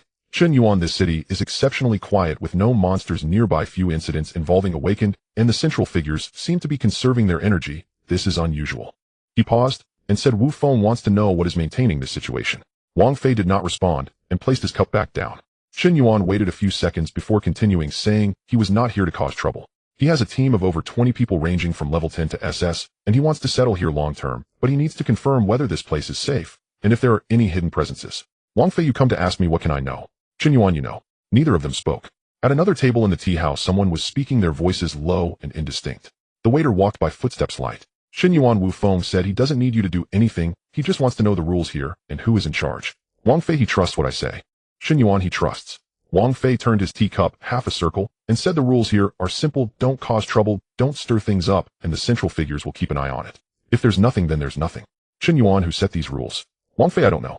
Qin Yuan looked at him, not rushing to speak. Wang Fei also remained still, sitting there with his hands on the table, just watching him. Qin Yuan, Wu Feng asked me to tell you that before his people enter here, they will inform the central authorities in advance, not taking any detours. As long as they can settle down, he is willing to lend a hand here. He is S level and specializes in sound. He can do a lot. Wang Fei, you can discuss that with the central authorities. Qin Yuan, he has already submitted materials to the central authorities, but the approval process is lengthy. He wants to confirm whether there will be anyone here to block him before going through official channels. Wang Fei, there won't be any. Qin Yuan, are you sure? Wang Fei, sure. Qin Yuan looked at him for a few seconds, nodded, and said then he'll go back and tell him.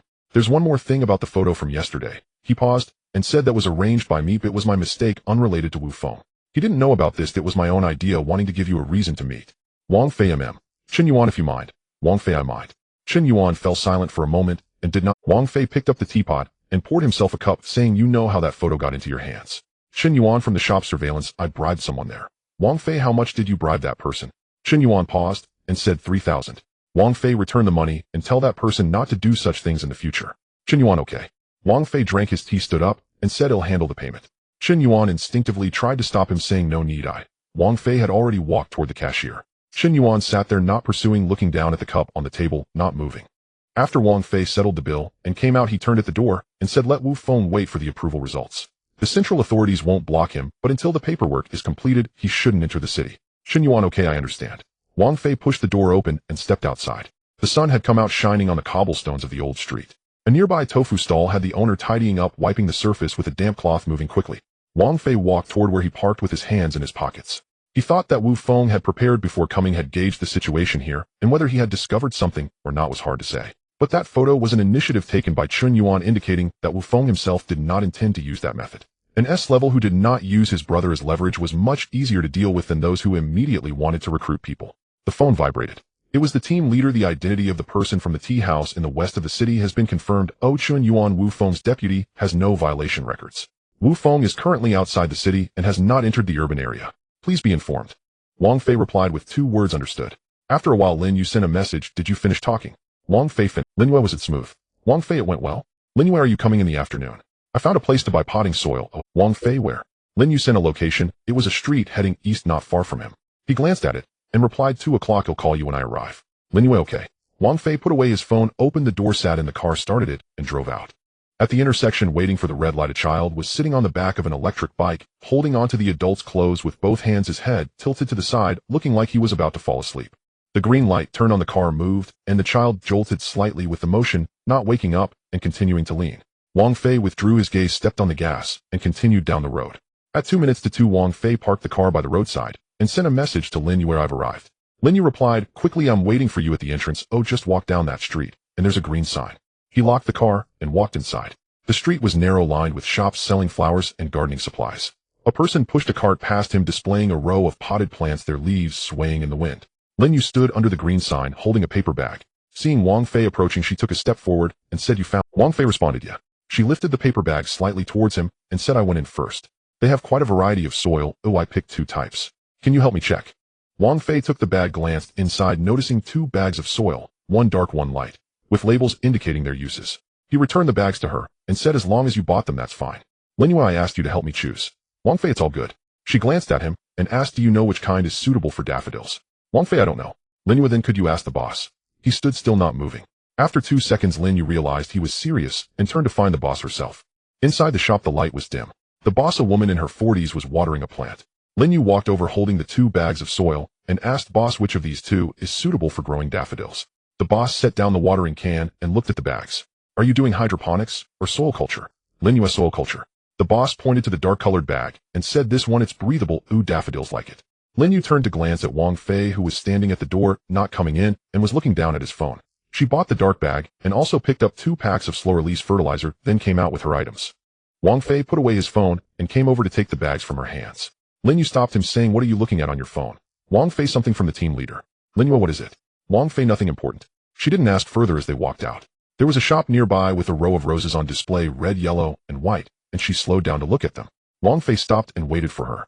Lin Yu, these roses aren't expensive. Wang Fei, do you want to buy some? Lin Yu, I'm just looking. She stood for a moment, but ultimately didn't buy any, and continued walking. Once out of the street, the wind picked up a bit.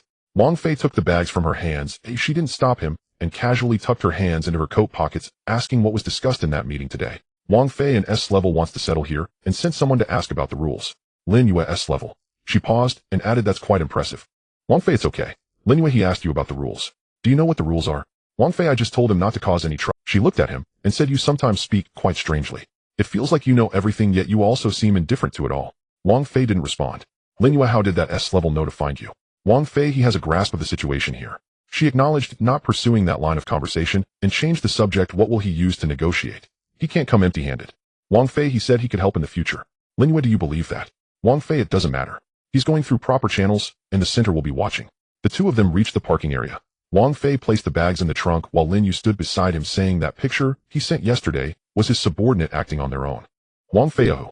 Lin Yu, do you mind? Wang Fei, I do mind. She hesitated, and said, then why did you still help him pay? Wang Fei didn't reply, and opened the car door. Lin Yu sat in the passenger seat, buckled her seatbelt, and thought for a moment before saying, you paid because you minded, not because you didn't mind. Wang Fei started the car, and said he came representing Wu Feng. Wu Feng didn't allow him to use that picture, so he has to bear this cost himself, not let Wu Feng shoulder it. Lin Yu, you were trying to separate him out. Wang Fei, it's convenient for future matters. She fell silent, resting her hands on her lap, looking ahead. The car moved smoothly down the road with no traffic.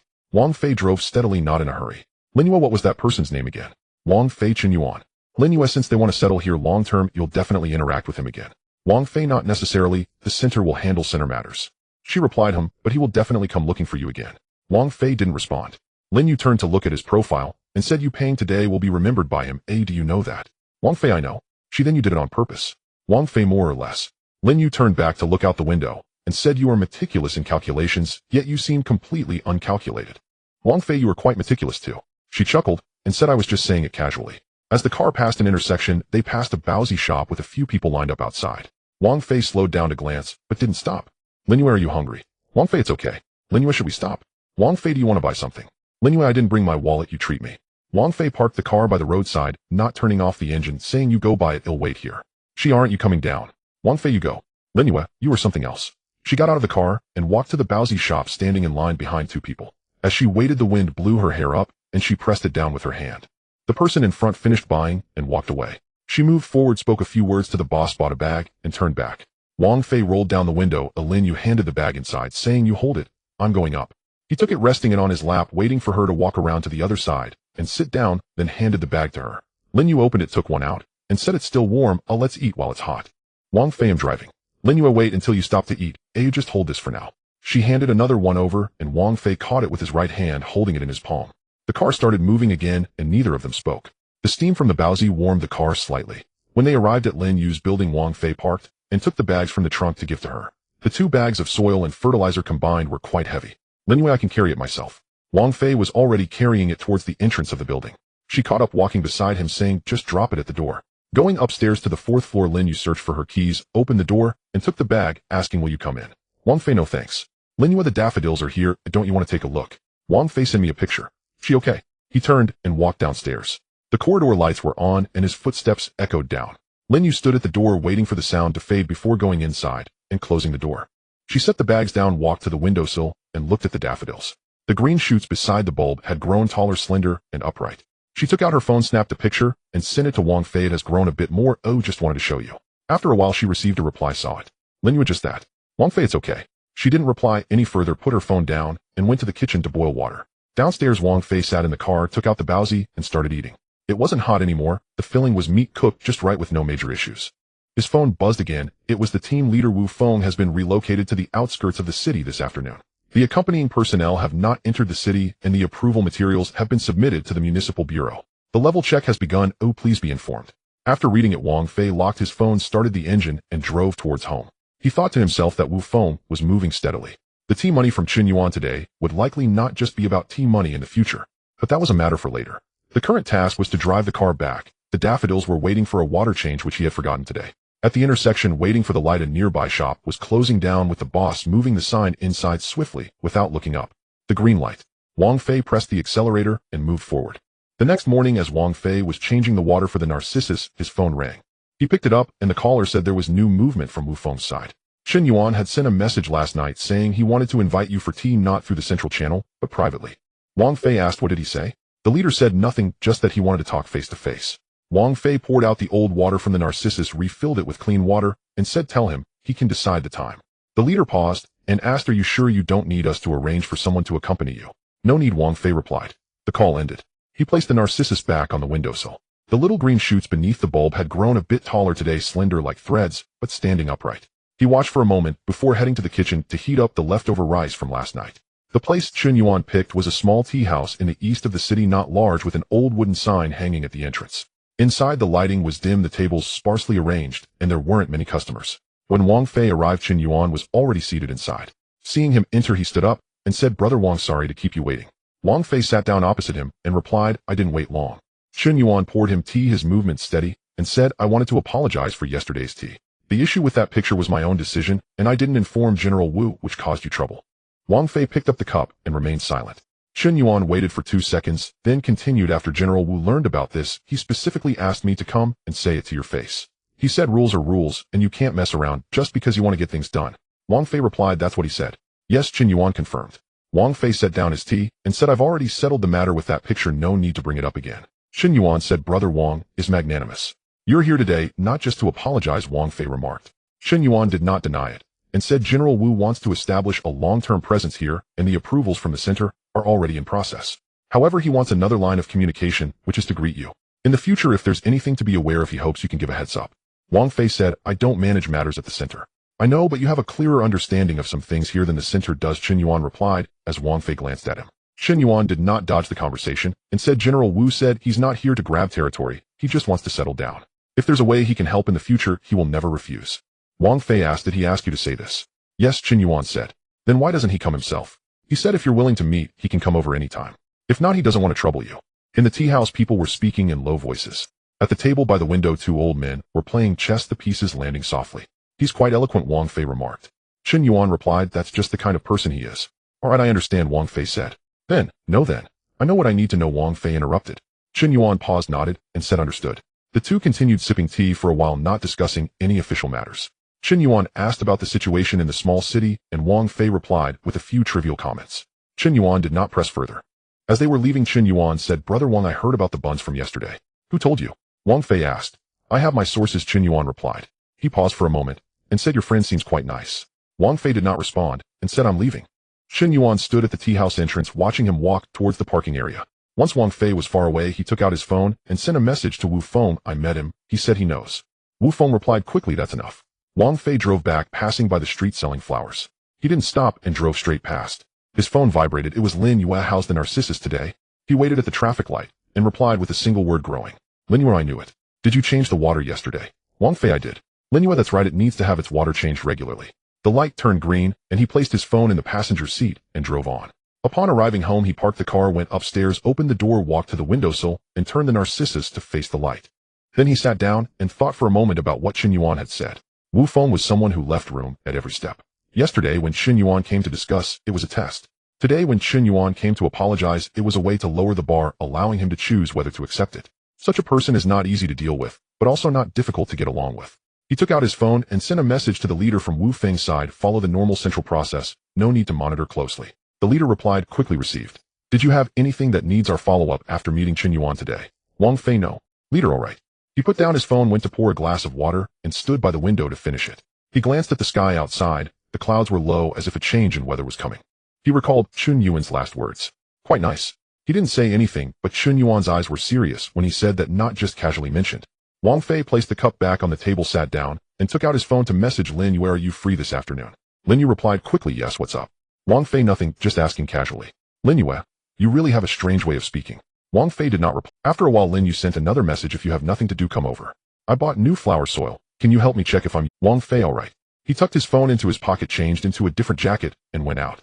In the hallway, two young people were moving things, struggling with a large cardboard box. Wang Fei stepped aside to let them pass. They thanked him, and he nodded before continuing down. Once outside the building, the wind was stronger than in the morning. He zipped up his jacket and walked towards the parking area. As he drove out, the road was not crowded. He drove slowly with the radio on, playing the weather forecast that said it would rain tonight and clear up tomorrow. He listened for a bit, switched to another station that played old songs. He didn't change back, just drove on. When he arrived downstairs at Lin Yu's place, he parked the car and messaged her, I'm here. Lin Yu, come upstairs, the door is unlocked. He went upstairs, pushed open the door, and felt a bit of warmth inside. Lin Yu was on the balcony, squatting down in front of a bag of flower soil, reading the instructions on the packaging. Hearing the noise, she looked up and said, you're here.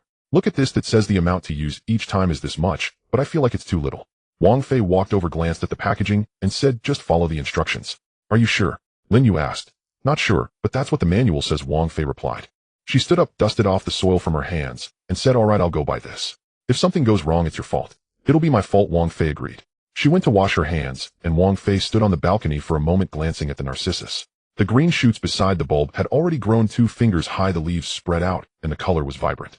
Lin Yu came out with her hands still wet, and said, it's growing well, right? I change the water every day. Wang Fei replied. She stood beside him, and they both looked at it for a while, saying nothing.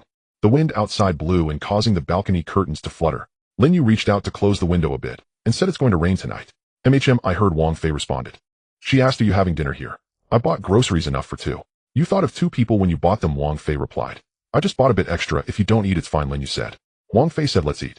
She didn't respond, and turned to go into the kitchen. Wang Fei stood on the balcony for a moment longer before following her in. The kitchen was small. Lin Yu was washing vegetables. He stood at the door and asked, do you need help? Lin Yu asked, can you cook? Not really, Wang Fei replied. Then you can just sit, she said. He went to sit down. The room was quiet, only the sounds of water and chopping from the kitchen. Occasionally Lin Yu would say something and he would respond, but not much more. Outside the sky darkened. It hadn't rained yet, but the wind had picked up. Wang Fei sat on the sofa looking outside. He recalled what Chun Yuan said today and thought about the few steps Wu Feng took. After a while he felt there was nothing to think about, so he stopped. From the kitchen came the sound of oil in the pan and the aroma wafted out. He sniffed. It was the smell of green onions. He took out his phone, checked for new messages, found none, locked the screen, and put it back. The first raindrop hit the window glass, followed by a second, a third, and soon they merged into a downpour, the sound of rain drowning out the wind. Lin Yu poked her head out from the kitchen and said, it's raining. Wait until you finish eating before leaving, and we'll see if the rain stops. Wang Fei replied. She withdrew and continued frying the vegetables. Wang Fei leaned back against the sofa, listening to the sound of the rain remaining still. The rain fell throughout the night. In the morning, Wang Fei woke up to find that it had stopped. Outside the ground was wet, and the sky was bright. Lin Yu's pot was still in the kitchen, washed and neatly placed. She had left after dinner last night, not waiting for the rain to stop, saying she had matters at home, and took a taxi. He stood in the kitchen for a while, reheated the half bowl of rice left from last night, and ate it with the pickles he had bought that morning. His phone lit up with a message from the team leader Wang Zong. There is a situation this morning that I need to inform you about, if it's convenient. Wang Fei replied, go ahead. The team leader said on Wu Feng's side, he has formally submitted a long-term grounding application to the center. The process is fine, but he contacted me yesterday saying he wanted to personally thank you for what happened yesterday. Wang Fei did not respond, placed his phone on the table, and finished his meal. Then he picked it up and typed 2 words, got it. There was a pause from the team leader's side, and no further messages were sent. He washed the bowl and glanced at the daffodil on the windowsill, which had grown a little more, its leaf tips curling upward and the color deepening. Wu Feng was on the phone when Chun Yuan brought back the message. Chun Yuan waited at the door, unable to hear clearly what was being said, only seeing Wu Feng standing with his back to him, speaking softly and steadily. After the call ended, Wu Feng turned around and asked, what did he say? Chun Yuan replied, he said he knows. Wu Feng nodded slightly, remained silent, walked to the window, glanced outside, and said he met Lin Yu today. Chun Yuan was taken aback and said nothing. Wu Feng added, you know this person? Chun Yuan replied, I've met her once. She's level 10 with the ability to control flowers. Her skills are average around this small town. Wu Feng said, I'm not talking about her abilities. Chun Yuan fell silent for 2 seconds and asked, what do you mean? Wu Feng did not answer, returned to his seat, and said the security team has completely evacuated the street near Lin Yu's building at 3:15 yesterday afternoon. Upon hearing this, Chun Yuan fell utterly silent. The members of the security team do not just evacuate on anyone's orders. Unless Wang Fei himself had gone there. He kept this thought to himself and did not voice it. Wu Feng did not press him, only said be more observant in the future when you work. Qin Yuan replied understood. Wang Fei was unaware of all this. In the afternoon he took a job at a house in the west part of the city needing to replace the shower head. The joint pipe had aged and started leaking for several days. He drove over, parked downstairs, and carried his toolbox upstairs. At the door stood a woman in her 30s. Seeing him arrive, she said, "You must be Master Wang." Wang Fei replied yes. The woman said, "Why did you come so late? We agreed on 2 o'clock, and it's almost 3 now." Wang Fei did not explain, saying, "Let me see the situation." The woman frowned and stepped aside to let him in. The bathroom was small, and the joint of the shower head was indeed cracked with water stains running down the wall, soaking the grout of the floor tiles. He squatted down to inspect it for a while, and said, "Just replace the joint, it will take half an hour."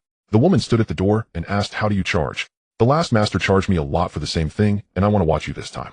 Wang Fei stood up and said, "I'll replace it first, and then we'll discuss the price." The woman wanted to say something more, but he had already started working. He opened the tool bag, disassembled what needed to be removed. The joint was tightly stuck, and it took some effort to pull it out. The old one was already blackened inside, indicating that the leak had been going on for more than a day or 2. He attached the new joint, tested the water, and found no leaks. It took about 20 minutes in total. He packed up his tools and walked out. The woman was already waiting in the living room, asking how much. Wang Fei replied 80. The woman responded, "The last master charged me 120 for the same replacement." Wang Fei said, "Then go ask him to do it." The woman said, "I mean, your price is reasonable. I have no other intentions." She went to get the money, counted out 80, and handed it to him, saying, "I'll find you for work again in the future." Wang Fei took the money, picked up his toolbox, and said, "All right, I'm leaving." As he was exiting the hallway, his phone vibrated. It was Lin Yue sending a picture of the daffodil on her windowsill, the leaves clearly photographed, and a line below read, "Look, I changed the water, and it has grown." He stood in the hallway, stared at the picture for a moment, and replied with one word, "Mm." Lin Yue responded, "Just one word." Wang Fei did not reply again, tucked his phone into his pocket, and exited the hallway. Meanwhile, the team leader sent another message around 5 in the afternoon. Wang's own Wu Feng contacted the center this afternoon, saying he wants to visit you alone. He will decide the time and place. What do you think? Wang Fei parked his car by the roadside, glanced at the message, and did not reply. After a moment, the team leader sent another message. He said it is not necessarily to discuss matters. He just wants to say it in person. Only then did Wang Fei reply with one word, "Let him." The team leader said, "Then I'll inform him. He will decide the time." Wang Fei replied, "Mm." He put down his phone, cracked the car window, opened slightly, and the air outside still carried the scent of rain, which was not unpleasant. Wang Fei had seen too many people like Wu Feng, patient and unpressured, just standing there waiting for you to speak first. The problem was he had no intention of speaking. The center had approved Wu Feng, and he had put down roots. How things would unfold next was Wu Feng's affair with no relation to Wang Fei. He did remember Qin Yuan's words. Quite good. He knew Qin Yuan was referring to Lin Yue. Yet what Qin Yuan did not know was that Lin Yue had no idea what level he was. She thought he was just an ordinary awakened one with a low-level living by doing odd jobs. They had known each other for almost 2 months. He had never mentioned it, nor had she ever asked. She bought groceries for 2 yesterday, because she always bought more when cooking. He had seen her refrigerator stuffed full with no other reason. He told himself it was like this. His phone vibrated again, not with a message, but a call. He recognized the number. It was his brother Wang Hao. He answered. It was noisy on Wang Hao's side, sounding like a dormitory with someone talking in the background. Wang Hao lowered his voice and said, "Bro, how have you been lately?" Wang Fei replied, "Everything is good." Wang Hao asked, "Nothing happened?" Wang Fei said no. Wang Hao paused and said, "Bro, my classmate said that a new power seems to have emerged in your small city, something about Wu Feng said to be a big boss. Do you know about it?" Wang Fei replied, "Your classmate is quite well informed." Wang Hao said his family does business over there. He says this person has an unusual background. Is everything fine on your side, bro? Wang Fei replied, "What could happen?" Wang Hao said, "That's good. Take care. How is mom's health lately? Last time I called, she said her leg hurt." Wang Fei replied, "She went for a checkup. Oh, everything is fine. It's just that it's been cold lately, and the old ailment has flared up." Wang Hao said, "Tell her to be careful. I'll go back when I'm on break." Wang Fei replied, "All right, focus on your classes." Wang Hao acknowledged, and the call ended. He rolled up the windows, started the car, and drove back. As he passed by the flower-selling street, the lights were on, and the shop had not closed. The flowers displayed outside swayed slightly in the wind, but did not topple. He slowed down, took a glance, and continued driving. In the evening, the team leader sent the last message. Wu Feng said that tomorrow morning, it will still be at the East City Tea House, and he will treat you. Wang Fei glanced at it, did not reply, put down his phone, and turned the daffodil on the windowsill again. The lights were off, and the street lights' glow seeped through the curtain gap, the daffodil's leaves standing still, looking quite lively. He stood there for a moment, returned to sit down, picked up his phone, and sent a message to Lin Yue about your pot has the base of the leaves turned yellow. Lin Yue replied quickly, "Just a bit, I just noticed, and was about to ask you." Wang Fei replied, "When changing the water, don't let the roots soak too deep." Lin Yue asked how deep is considered too deep. Wang Fei replied, "Just let 2 fingers stick out." Lin Yue responded, "Oh, okay, you'll adjust it." A few minutes later, she sent another picture showing the daffodil rearranged with the root position raised, taken seriously, Below the picture was a line of text, "Is this okay, master?" Wang Fei replied, "It's fine." Lin Yu responded, "Thank you for your guidance, master. Do you have work tomorrow?" Wang Fei replied, "Yes." Lin Yu said, "The day after tomorrow, I bought a new type of flower soil. Can you help me take a look again?" Wang Fei did not reply. He locked his phone screen, placed it on the table, leaned back in his chair, and stared at the ceiling. Tomorrow, Wu Feng.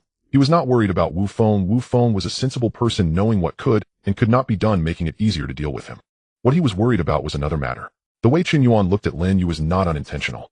On Wu Feng's side, who knows how much information he had and how deep it went. He remained composed, picked up his phone again, pulled up the picture of Lin Yu's daffodil, glanced at it a couple of times, locked it, and put it back down. The day after tomorrow, just the day after tomorrow.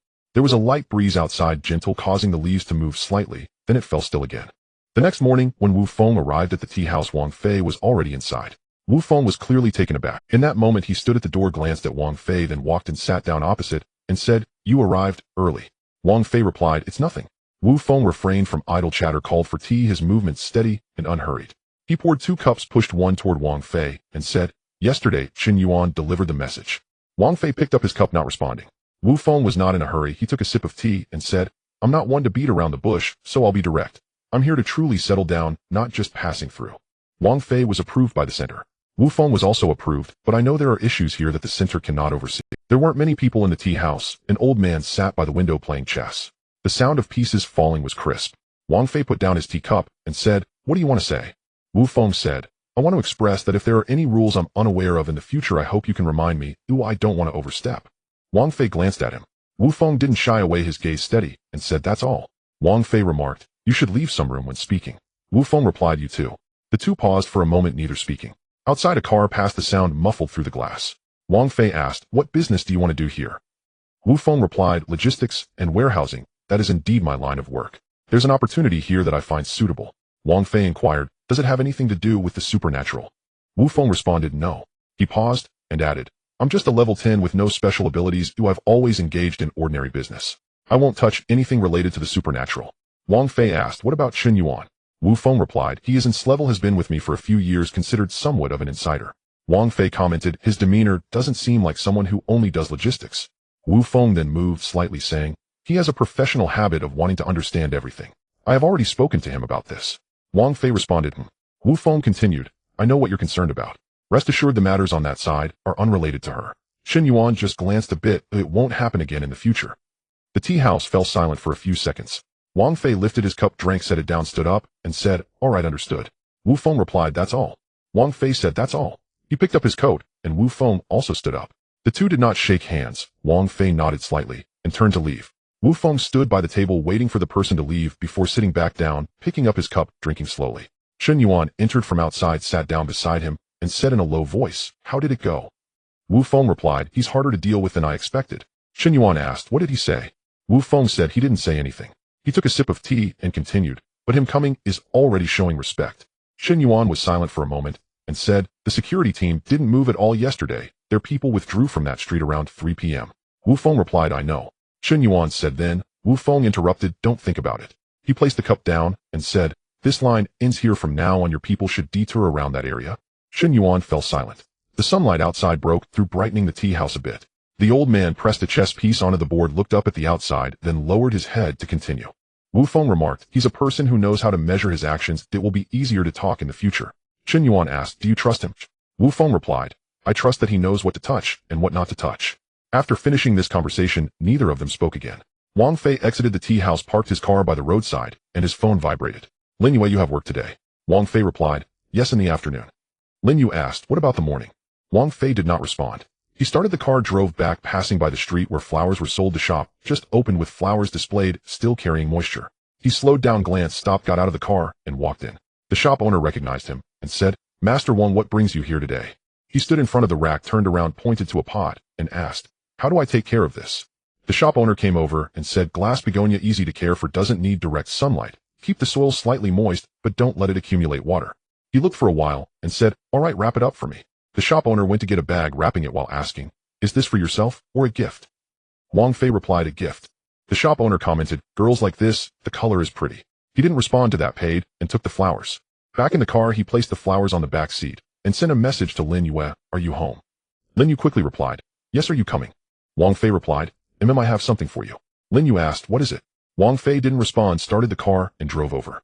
Arriving downstairs at her place, she was already waiting at the door. Seeing the pot of flowers he was holding, she was momentarily taken aback, and then said, "You bought this?" Wang Fei replied, "It was on my way, and I thought you might like it." Lin Yu took it, looked down, and said, "Glass begonia, I've never kept this before." Wang Fei remarked, "It's easier to care for than daffodils, just water it less." Lin Yu said, "You know everything." She held the flowers and turned to walk upstairs with Wang Fei following her. Once upstairs, she placed the flowers on the balcony alongside the daffodils, stepped back a couple of paces, looked for a while, and said, "They look quite nice, you have good taste." Wang Fei stood beside her for a moment and said, "Place them facing the light, don't put them in the corner." Lin Yu replied, "Got it, master." She turned to glance at him, said nothing, went to the kitchen to pour 2 cups of water, handed him one, and asked, "Why do you have time to come over today? Didn't you say you have work in the afternoon?" Wang Fei replied, "No work in the morning." Lin Yu responded, "So you came to my place?" Wang Fei held the cup, not replying. Lin Yu didn't press further and asked, "Have you eaten breakfast?" Wang Fei replied, "No." Lin Yu scolded, "You're not even eating breakfast when you go out."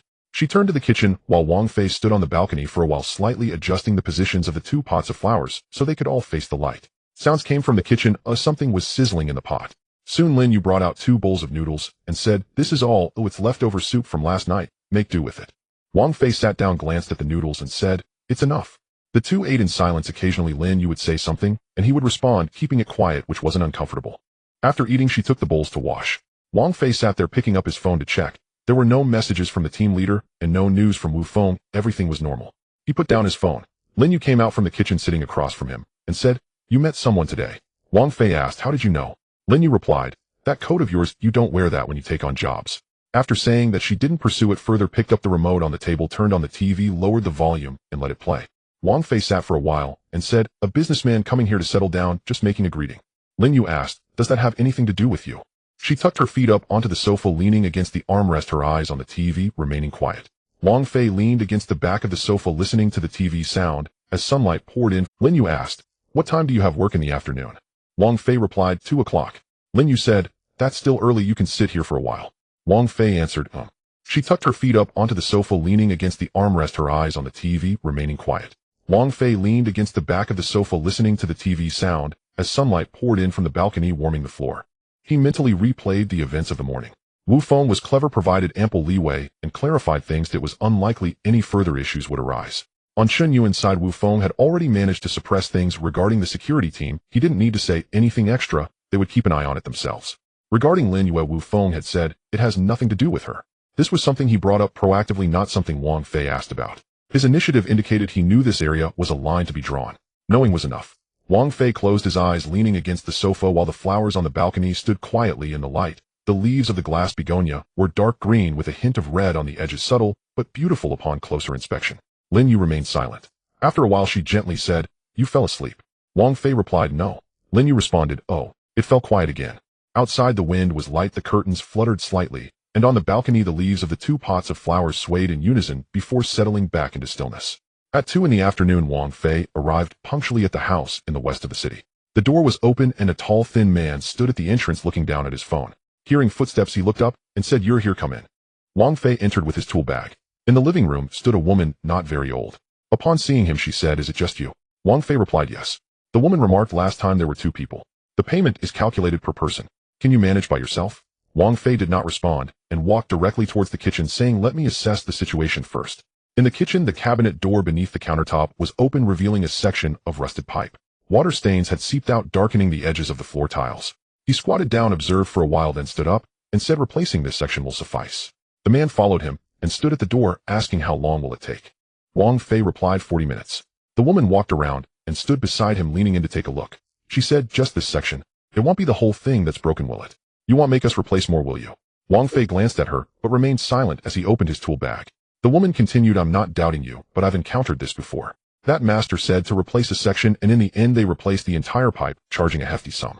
Wang Fei assured her, "Just this section." He measured the spot that needed replacing, searched through his bag for materials, found the right size, and got to work. The woman stood nearby watching for a while. Feeling that there wasn't much to discuss with this taciturn person, she went to sit in the living room. The man remained leaning against the door frame, asking, "Which platform are you from?" Wang Fei answered, "I take freelance jobs." The man replied, "Oh, do you get many jobs?" Wang Fei said, "It's all right." The man paused and added, "I see you're about this age. There's no other way out at home, is there?" Wang Fei remained silent and continued working. The pipe was tightly fitted, requiring some effort to remove it. With a crack, the old section came out, revealing severe rust. The man watched closely and commented, "This thing hasn't been replaced in years. It's a miracle it didn't cause any trouble." Wang Fei attached the new section, tightened it, tested for leaks, and found none.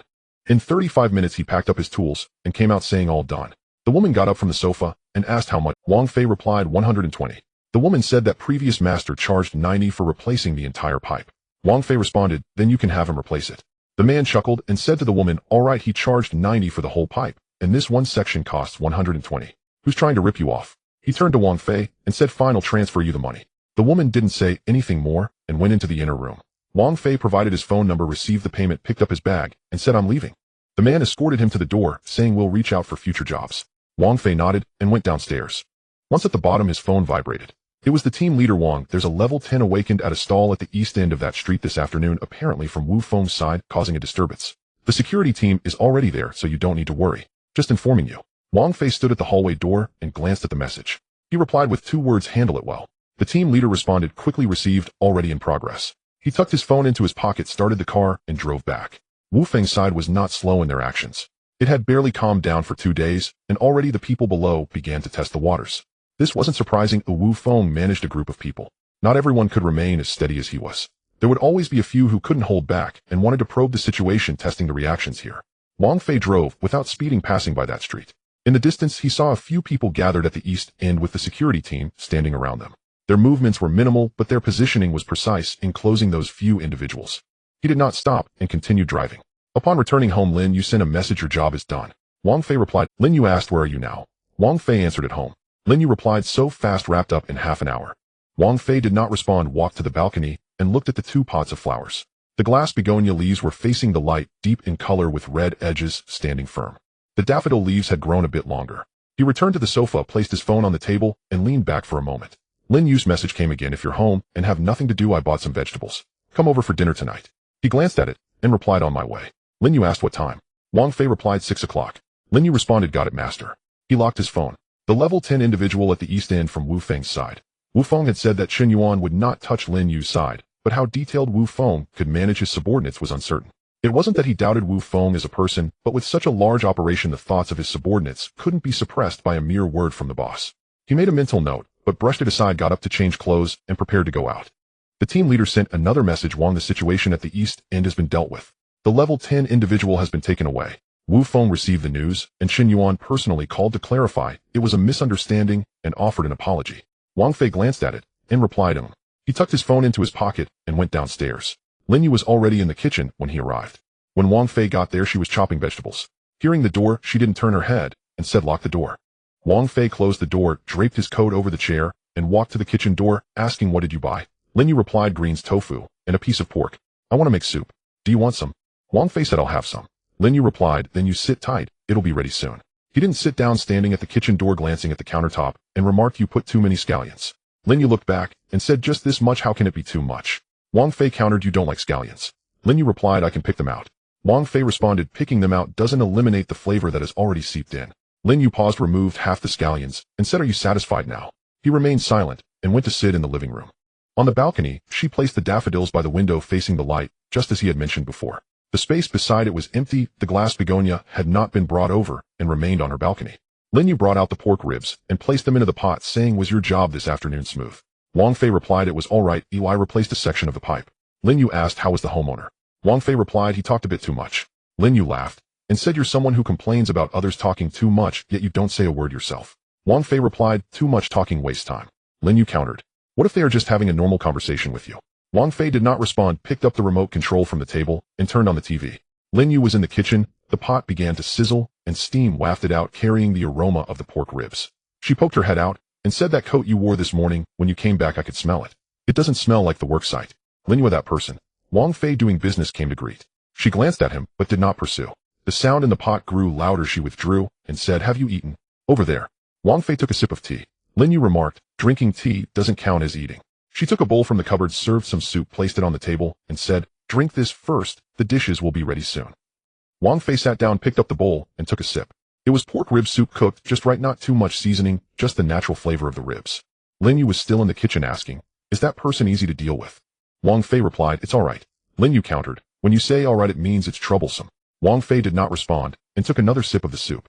Lin Yu came out with a plate of vegetables and tofu, placed them on the table, sat down across from him, and said, everything you say is all right. Whatever I ask you say all right. Wang Fei said, isn't it just all right? Lin Yu replied, then what do you say when things are troublesome? Wang Fei thought for a moment, and said, handle it well. Lin Yu was silent, picking up a piece of tofu. They ate for a while. The television volume was low, broadcasting the evening news. Lin Yu did not change the channel and let it play. She suddenly said, that client of yours, the woman who complained about the price today. Wang Fei asked, what about her? Lin Yu responded, she mentioned a master who charges only 90 for a whole job. Wang Fei said, she mentioned it. I told her to find that master. Lin Yu looked up at him and said, is that how you said it? Wang Fei affirmed yes. Lin Yu said, so she didn't get angry. Wang Fei replied, her man paid for it. Lin Yu chuckled softly, lowered her head, and said, you really are something the way you speak. Wang Fei did not move and continued eating.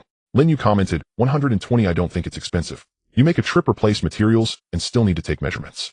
What can 90 do? Wang Fei said, that master charges more than 90 for a whole replacement. Lin Yu replied, oh, that's just a scam. Wang Fei agreed, pretty much. She continued eating for a while, and then asked, so now how many jobs can you take in a month? Wang Fei put down his chopsticks, thought for a moment, and said, it varies depending on the situation. Lin Yu asked, is it enough to use?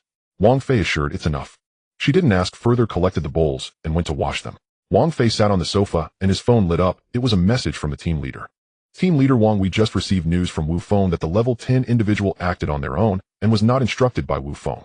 Chen Yuan personally apologized. What are your thoughts on this? Wang Fei stared at the message and replied with a single word, understood. Team leader, so should we keep this level 10 individual, or let them go? Wang Fei said, if Wu Feng wants them, let him have them, but document it. The team leader paused for 2 seconds. Understood, he'll handle it. He put his phone down, and Lin Yu came out of the kitchen, her hands still wet, saying, you seem to have a lot of messages. Wang Fei said, I'm just taking on jobs. Lin Yu replied, there's still work tonight. Wang Fei clarified, no, the matter is settled now. She sat beside him, curled her legs up, leaning against the armrest, and said, this afternoon that street I passed by had a... Wang Fei remained still and asked, what street? Lin Yu explained, the one in the east of the city where they sell snacks. I passed by this afternoon and it seemed a bit chaotic. There was some arguing or something like that. Wang Fei replied, I don't know, I didn't pay attention. Lin Yu said, oh. She didn't ask more, picked up the remote and changed the channel to a food show, turned the volume up a notch, and leaned back against Wang Fei. Wang Fei did not move. Outside, the wind had stopped. On the balcony, the daffodils stood tall, their tips reaching upward, a deep shade of green. Lin Yu suddenly said, what do you think about bringing that begonia pot over to display? Wang Fei asked, can you fit it on your balcony? Lin Yu responded, it can fit, but I feel that since you gave it to me it seems a bit. I don't know. She started to say something, but didn't finish. Wang Fei looked at her and said, if you want to take it, then take it. Lin Yu replied, then he'll go get it tomorrow. Wang Fei said, he'll bring it to you. Lin Yu remained silent, looking at her fingers. There was a bit of red around her nail, probably from washing dishes. She pressed it with her thumb and didn't move again. On the TV, the chef was processing a fish. The sound of the knife was crisp. Lin Yu said, when you bring it, could you also help me check the balcony? That flower rack, the rightmost section, I think it might not be stable. Wang Fei asked, what flower rack? Lin Yu clarified, the iron one I bought. I placed a few pots of flowers, but one section seems uneven and wobbles when something is placed on it. Wang Fei replied, we'll take a look tomorrow. She said, They fell silent for a moment. Lin Yu asked, aren't you leaving tonight? Wang Fei asked, what time is it? She checked her phone and said, it's almost 10. Wang Fei stood up to get his coat. Lin Yu also stood up and said, what I meant was I'm not rushing you, just asking. Wang Fei took his coat and said, there's work tomorrow, better head back early. Lin Yu asked, what time is the work? Wang Fei replied, 10 in the morning. She said, that's not early. He was already heading to the door. Lin Yu followed a couple of steps, saying, Begonia, what time are you bringing it tomorrow? Wang Fei replied, 9 o'clock. Lin Yu said, okay, I'll be home by 9. Wang Fei just nodded. She opened the door. Standing in the doorway, the corridor light was on, casting a square of light on the floor. Wang Fei stepped outside, and she said, drive carefully. He nodded and went downstairs. At the bottom, he started the car. His phone lit up, not a message, but a voice message from his brother Wang Hao. He didn't open it, just sent a text. Something came up.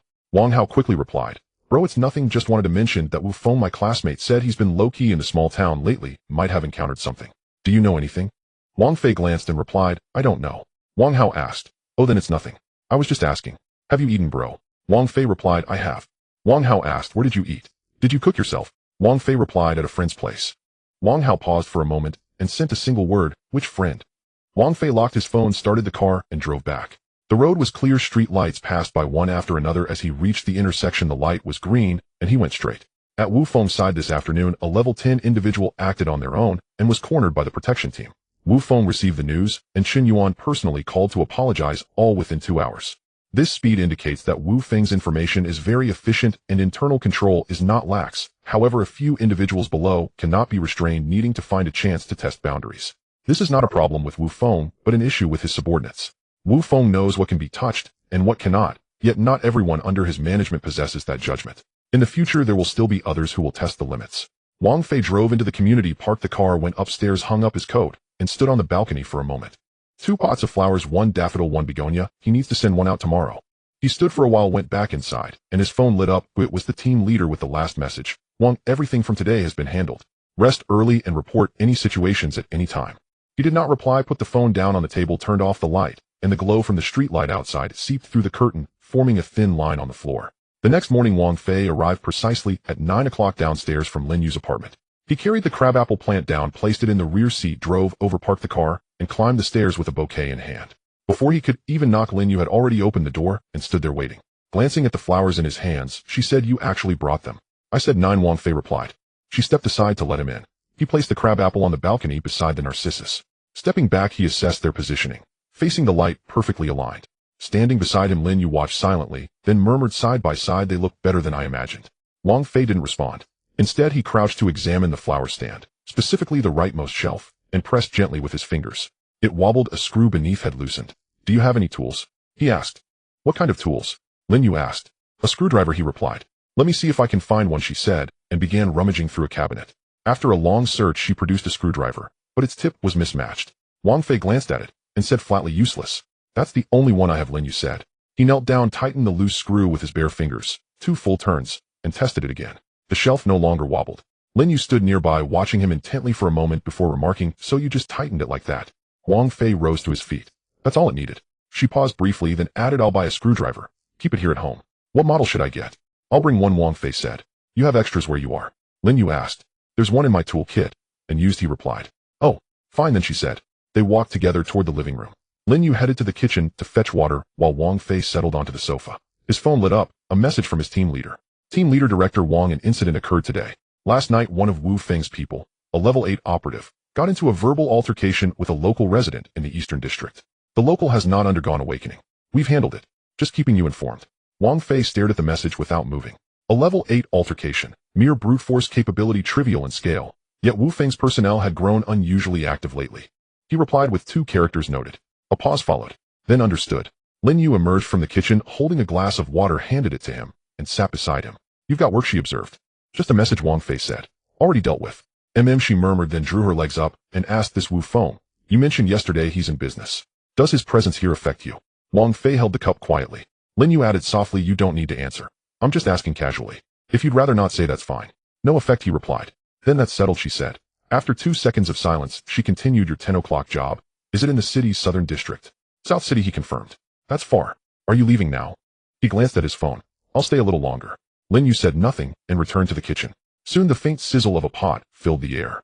Leaning back on the sofa, Wang Fei's gaze drifted to the balcony, where the 2 potted plants stood upright under sunlight, their deep green leaves taut and luminous. In his mind, he reviewed the situation. Yesterday morning, he'd met Wu Feng face to face. He'd spoken plainly, offered a dignified exit, and drawn clear boundaries. Lines Wu Feng had acknowledged. Shen Yuan's faction remained under Wu Feng's control, monitored continuously by the security team. No anomalies detected. Yet this minor incident, a level 8 operative quarreling over nothing, wasn't significant in itself. It was, however, a signal. The group Wu Feng brought was uneven in quality. He could command the upper echelons, but not every foot soldier beneath them. Such small frictions would likely recur. Wang Fei set his phone aside, setting the matter aside for now. Lin Yu appeared from the kitchen, carrying a small bowl, which she placed on the table. "I boiled an egg, for you to eat on your way." Wang Fei glanced at it. "Have you eaten?" "I have." "This is for you. You skipped breakfast." He didn't reach for it. Instead, he lifted the bowl and ate in silence. Lin Yu sat across from him, watching. "When you eat, could you please not wear that expression?" "What expression?" Wang Fei asked, "As though your thoughts are miles away." "I'm eating." "You really are something." She picked up the remote and turned on the television, lowering the volume. Scrolling through channels, she landed on a news broadcast. "A few days ago, I saw a report. Some new anomalous beast appeared in a southern city. Supposedly quite formidable. Any word on that from your end?" "None," Wang Fei replied. "Just idle talk. I'm curious. Has your team ever encountered any major anomalous beasts here?" He set the bowl down. "Occasionally. All contained." "Who handles them?" "The Central Directorate." "Oh." She glanced at her phone. "Good. This place has stayed remarkably quiet. When I moved here, people back home said the city was exceptionally peaceful, and they were right." Wang Fei didn't reply. Lin Yu looked up. "Why do you think it's so peaceful?" Strict oversight, he said. Oh, yes, the Central Directorate does seem reliable. Wang Fei stood and reached for his coat. I'm leaving. Lin Yu rose too. What time will you be back? Uncertain. Depends on the job. Tonight, I bought pork ribs. Will you join me for dinner? He slipped on his coat. I'll come. What time? 6 o'clock. Fine. As he walked toward the door, Lin Yu followed, stopping at the threshold. Don't forget your screwdriver. She pulled the door open. He stepped out. The hallway light glowed softly behind him as he descended the stairs, never turning back. She remained at the doorway, watching until the door clicked shut. Wang Fei drove off. His phone lit up again. Not the team leader this time, but his younger brother Wang Haobro, a classmate of mine, says he knows someone named Wu Feng who runs logistics in Xiaoqing. Do you know him? Wang Fei stared at the message. Wang Hao lived hundreds of kilometers away, yet news traveled fast. Either Wu Feng's activities were unusually conspicuous, or someone was deliberately circulating information. He typed 2 characters, not well acquainted. Wang Hao, okay, just curious. Are there any friends you've made there alone like that? Wang Fei, yes. Wang Hao, who? Tell me. Wang Fei locked his phone, started the engine, exited the residential complex, and merged onto the road. At the South City residence, the shower threshold had cracked, leaking water into the floorboards and warping a wide patch. He drove their parked downstairs, carried his toolkit upstairs, and rang the doorbell. A voice called from within, coming. The door opened to reveal a man in his early 50s. Seeing Wang Fei, he said, "You the technician?" "That's right," Wang Fei replied. "Please take a look. It's been leaking for days. My wife's worried about mold." Wang Fei entered the bathroom. The threshold was indeed fractured. Its split beginning at the center softened by prolonged dampness. He knelt, measured the dimensions, stood, and announced replacement will take 40 minutes. The man hovered nearby. "Can you handle it alone?" "Yes." Wang Fei unzipped his toolkit. The man didn't leave. He leaned against the doorframe and said, "Young man, working solo at your age isn't easy." Wang Fei didn't respond. The man continued, "My son's 2 years older than you. Works in IT elsewhere. I don't understand what he does, but his income's decent. Just not close to home." Wang Fei removed the old threshold, matched the new one to size, cut it, applied sealant, installed it firmly, and waited for it to set. All the while the man spoke steadily. Wang Fei responded only with occasional grunts. After testing, no leaks remained. Wang Fei packed his tools and stepped out. "Done. 100 yuan. Fine, here's 100. The man counted out the bills and handed them over. "Your craftsmanship is solid. I'll call you again." Wang Fei accepted the money. "All right, I'm off." The man accompanied him to the door. "Take care." Back in his car, another message appeared. From the team leader, Director Wang Wufeng submitted a personnel roster to the Central Directorate this afternoon, claiming these individuals are logistics staff he brought in. The Directorate is verifying. Results expected tomorrow. Keeping you informed. Wang Fei read it, then replied, "Await verification results." Received. He started the engine and drove back. Wu Feng's move, submitting names through official channels, was impeccably formal. If the Central Directorate approved, this cohort would officially take root here. This man was more composed and more dangerous than Wang Fei had first assumed. Passing the florist street, he didn't stop. He drove straight home, ascended the stairs, stowed his toolkit, and stepped onto the balcony to check the narcissus. Its growth subtly advanced. The crabapple had been delivered, only the narcissus remained. He stood there a moment, then returned indoors and sat down. His phone lit up. Lin Yu sent a photo, both potted plants side by side on her balcony, captured with precise framing and soft, even light. Beneath it read, "Look, I rearranged them. Doesn't this look better?" Wang Fei glanced, then replied, "Fine." Lin Yu, just one word. "Can't you manage too?" Wang Fei, "Very nice." Lin Yu. He set the phone down, leaned back in his chair, and closed his eyes. 6 o'clock. Pork ribs. She'd bought them that very morning. He held the thought quietly, unmoving. A gentle breeze stirred outside. Not strong. Rippling the narcissus leaves on the balcony once, then stilling them again. The phone lit up again. Wang Fei opened his eyes, staring at the ceiling. The team leader sent a message, "Mr. Wang, we just received news that Wu Feng is in the East District tonight, meeting with a local class individual named Chun Zhangwo, who has some assets and controls metal with his abilities. Please keep an eye on this." He finished reading and remained still. He recognized the name Chun Zhangwo. A local deeply rooted in the community, he had connections in the business association and operated in the shadows, but one could never escape his influence. Wu Feng connecting with him so quickly was not a coincidence. Wang Fei turned off the phone screen, closed his eyes, and did not reply. Knowing was enough, there was no need to respond. The streetlight outside was still on, the light seeping through the curtain, seams casting a thin line. He lay there for a while and fell asleep.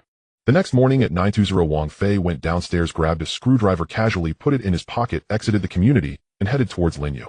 A black SUV was parked downstairs, not from a local license plate, stopped by the roadside with the engine still running. Wang Fei glanced at it, did not stop, and walked around to his own car. He recognized this vehicle, one that the security team followed. It was just a different car. He drove out, and the SUV followed for a while before splitting off at an intersection, switching to a gray vehicle that trailed behind. He did not check the rearview mirror. Upon arriving at Lin Yu's building, he parked, went upstairs, and before he could ring the doorbell, the door opened. Lin Yu leaned against the door frame, holding a cup of water, glanced at him, then let him in, saying, "You're early today." Wang Fei entered, took the screwdriver out of his pocket, placed it on the table, and said, "This is for you. Lin Yu, just this one." Wang Fei, "It should be enough." She took the cup over to grab it, weighed it in her hand, and said, "This is quite heavy. I thought screwdrivers were all small." Wang Fei replied, "Not really." Lin Yu took the screwdriver and put it in the cabinet, a voice coming from inside saying, "That plant stand, you twisted it by hand before, you have quite a bit of strength."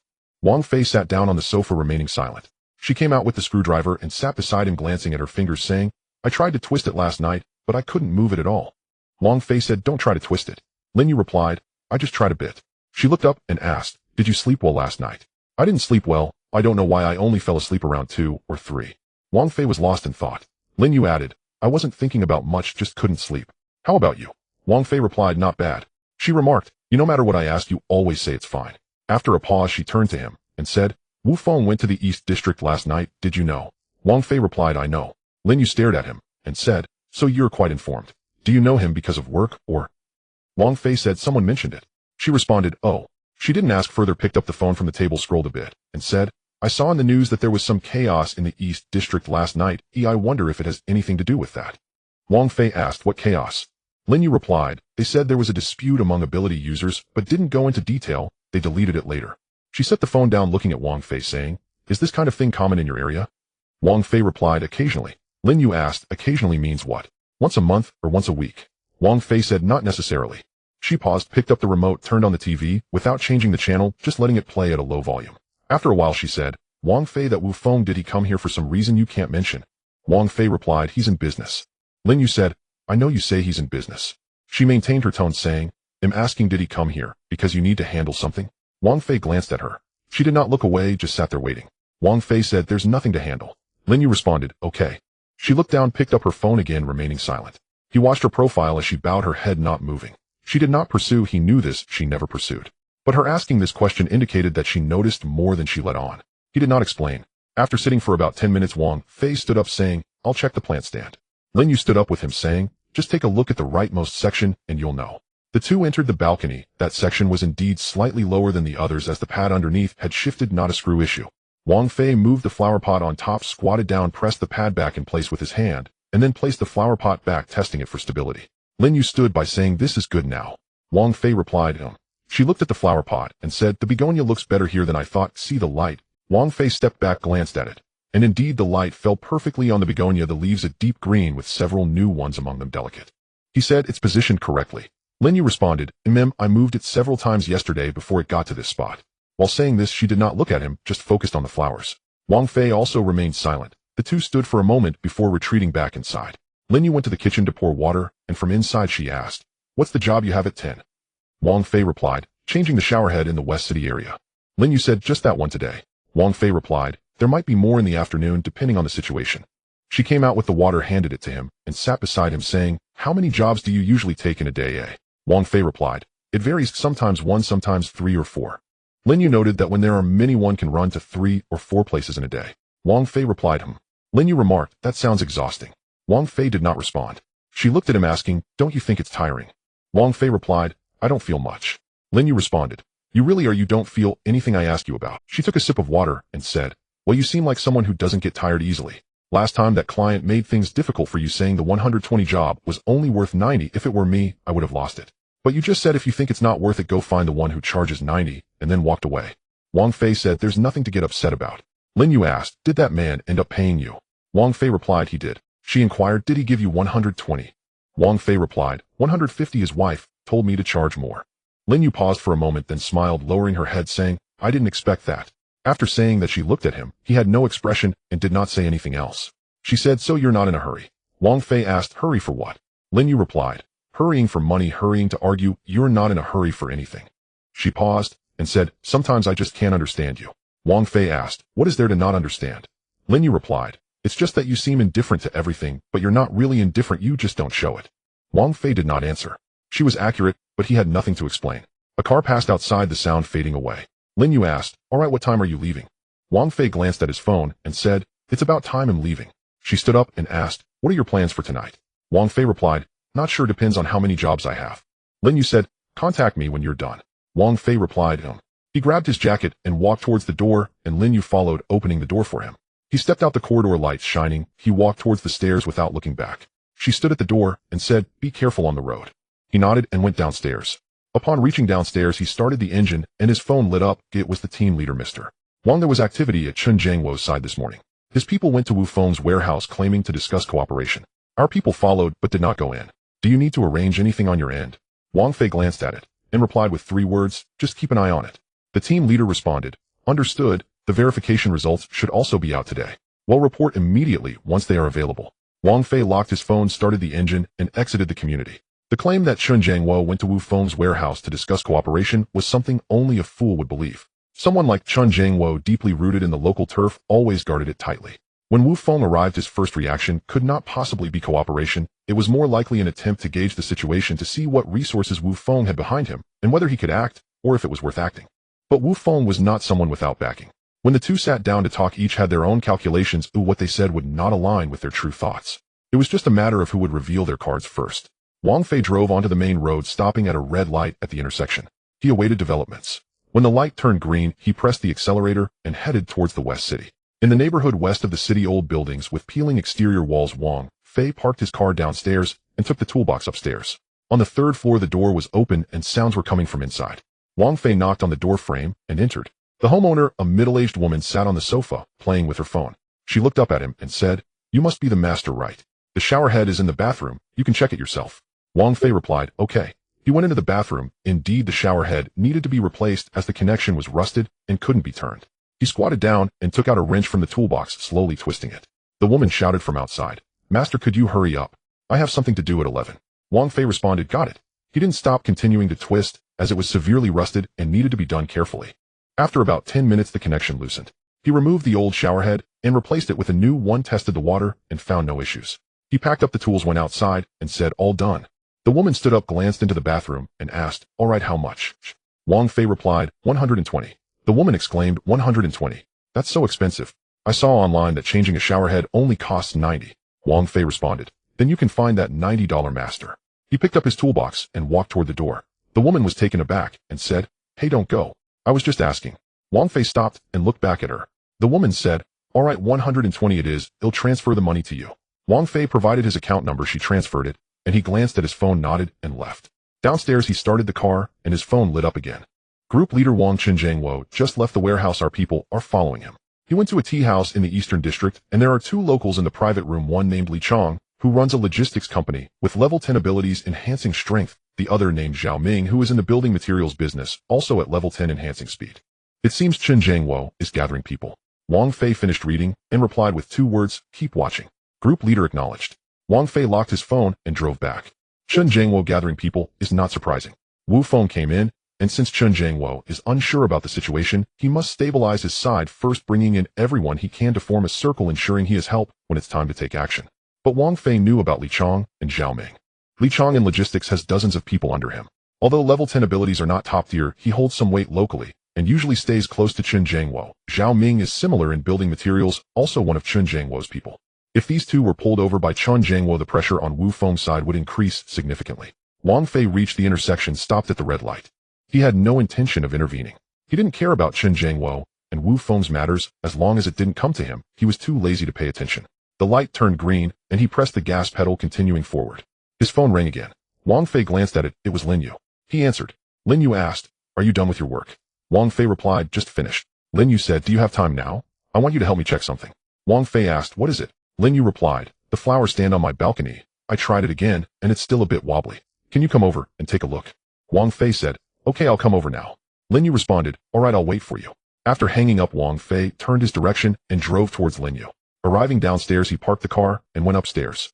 Lin Yu opened the door, glanced at him, and said, "You arrived quite fast." Wang Fei replied, "It was on the way." He entered, and Lin Yu closed the door behind him, saying, "The flower stand is on the balcony. You can go check it out." Wang Fei entered the balcony, squatted down, and examined the flower stand. The spacer underneath had shifted again. It wasn't an issue with the screws. He pressed the spacer back, tested it, and it stabilized. Lin Yu stood by and said, "How come it's the spacer again?" Wang Fei replied, "It might have been bumped when placing the flower pot." Lin Yu said, "Then I'll be more careful in the future." She glanced down at the flower pot and asked, "By the way, have you eaten lunch yet?" Wang Fei replied, "Not yet." Lin Yu said, "Then I'll make you something." "Oh, wait a moment." Wang Fei said, "No need, I'll eat after I go back." Lin Yu insisted, "You're already here, why go back to eat? I'll make you something." After saying that, she went into the kitchen. Wang Fei stood on the balcony looking outside. A gray sedan was parked by the road, still running. He recognized that car. It belonged to the security team. He said nothing and retreated back inside, sitting on the sofa. After a while, Lin Yu came out with 2 bowls of noodles, placed them on the coffee table, and said, "I just made some simple noodles, make do with that." Wang Fei said, "That's enough." He picked up the chopsticks, took a bite, and found the taste quite good. Lin Yu sat down, ate a few bites, looked up at him, and asked, "Wang Fei, do you usually cook for yourself?" Wang Fei replied, "Sometimes I cook for myself, sometimes I eat out." Lin Yu queried, "Well, what dishes can you make?" Wang Fei said, "I can manage simple ones." Lin Yu smiled, and said, "Then another day you can cook for me." Wang Fei replied, "Sure." She chuckled and continued eating noodles. After they finished eating, Lin Yu cleared the bowls, while Wang Fei sat on the sofa and checked his phone. The group leader sent another message: Wang Chun Jiangwo has finished talking with Li Chong and Zhao Ming. They agreed to help Chun Jiangwo on the condition that he offers them some benefits. The specific benefits weren't clear. Wang Fei finished reading and didn't reply. Chun Jiangwo had gathered people. Now it would depend on how he dealt with Wu Feng. Lin Yu came out of the kitchen, sat down beside him, and asked, "What are you looking at?" Wang Fei replied, "Nothing, just reading the news." Lin Yu responded, "Oh." She grabbed the remote, turned on the TV, changed it to a variety show, and lowered the volume. After a while, she asked, "Wang Fei, how long do you think Wu Feng will stay here?" Wang Fei replied, "I don't know." Lin Yu said, "I always feel that he came here for something more than just doing business." Wang Fei glanced at her. She wasn't looking at him, just staring at the TV, saying, "You say as an outsider he came to this small town and is making such a big fuss, he must have some purpose, right?" Wang Fei replied, "Maybe." Lin Yu added, "Aren't you curious?" Wang Fei stated, "Not really."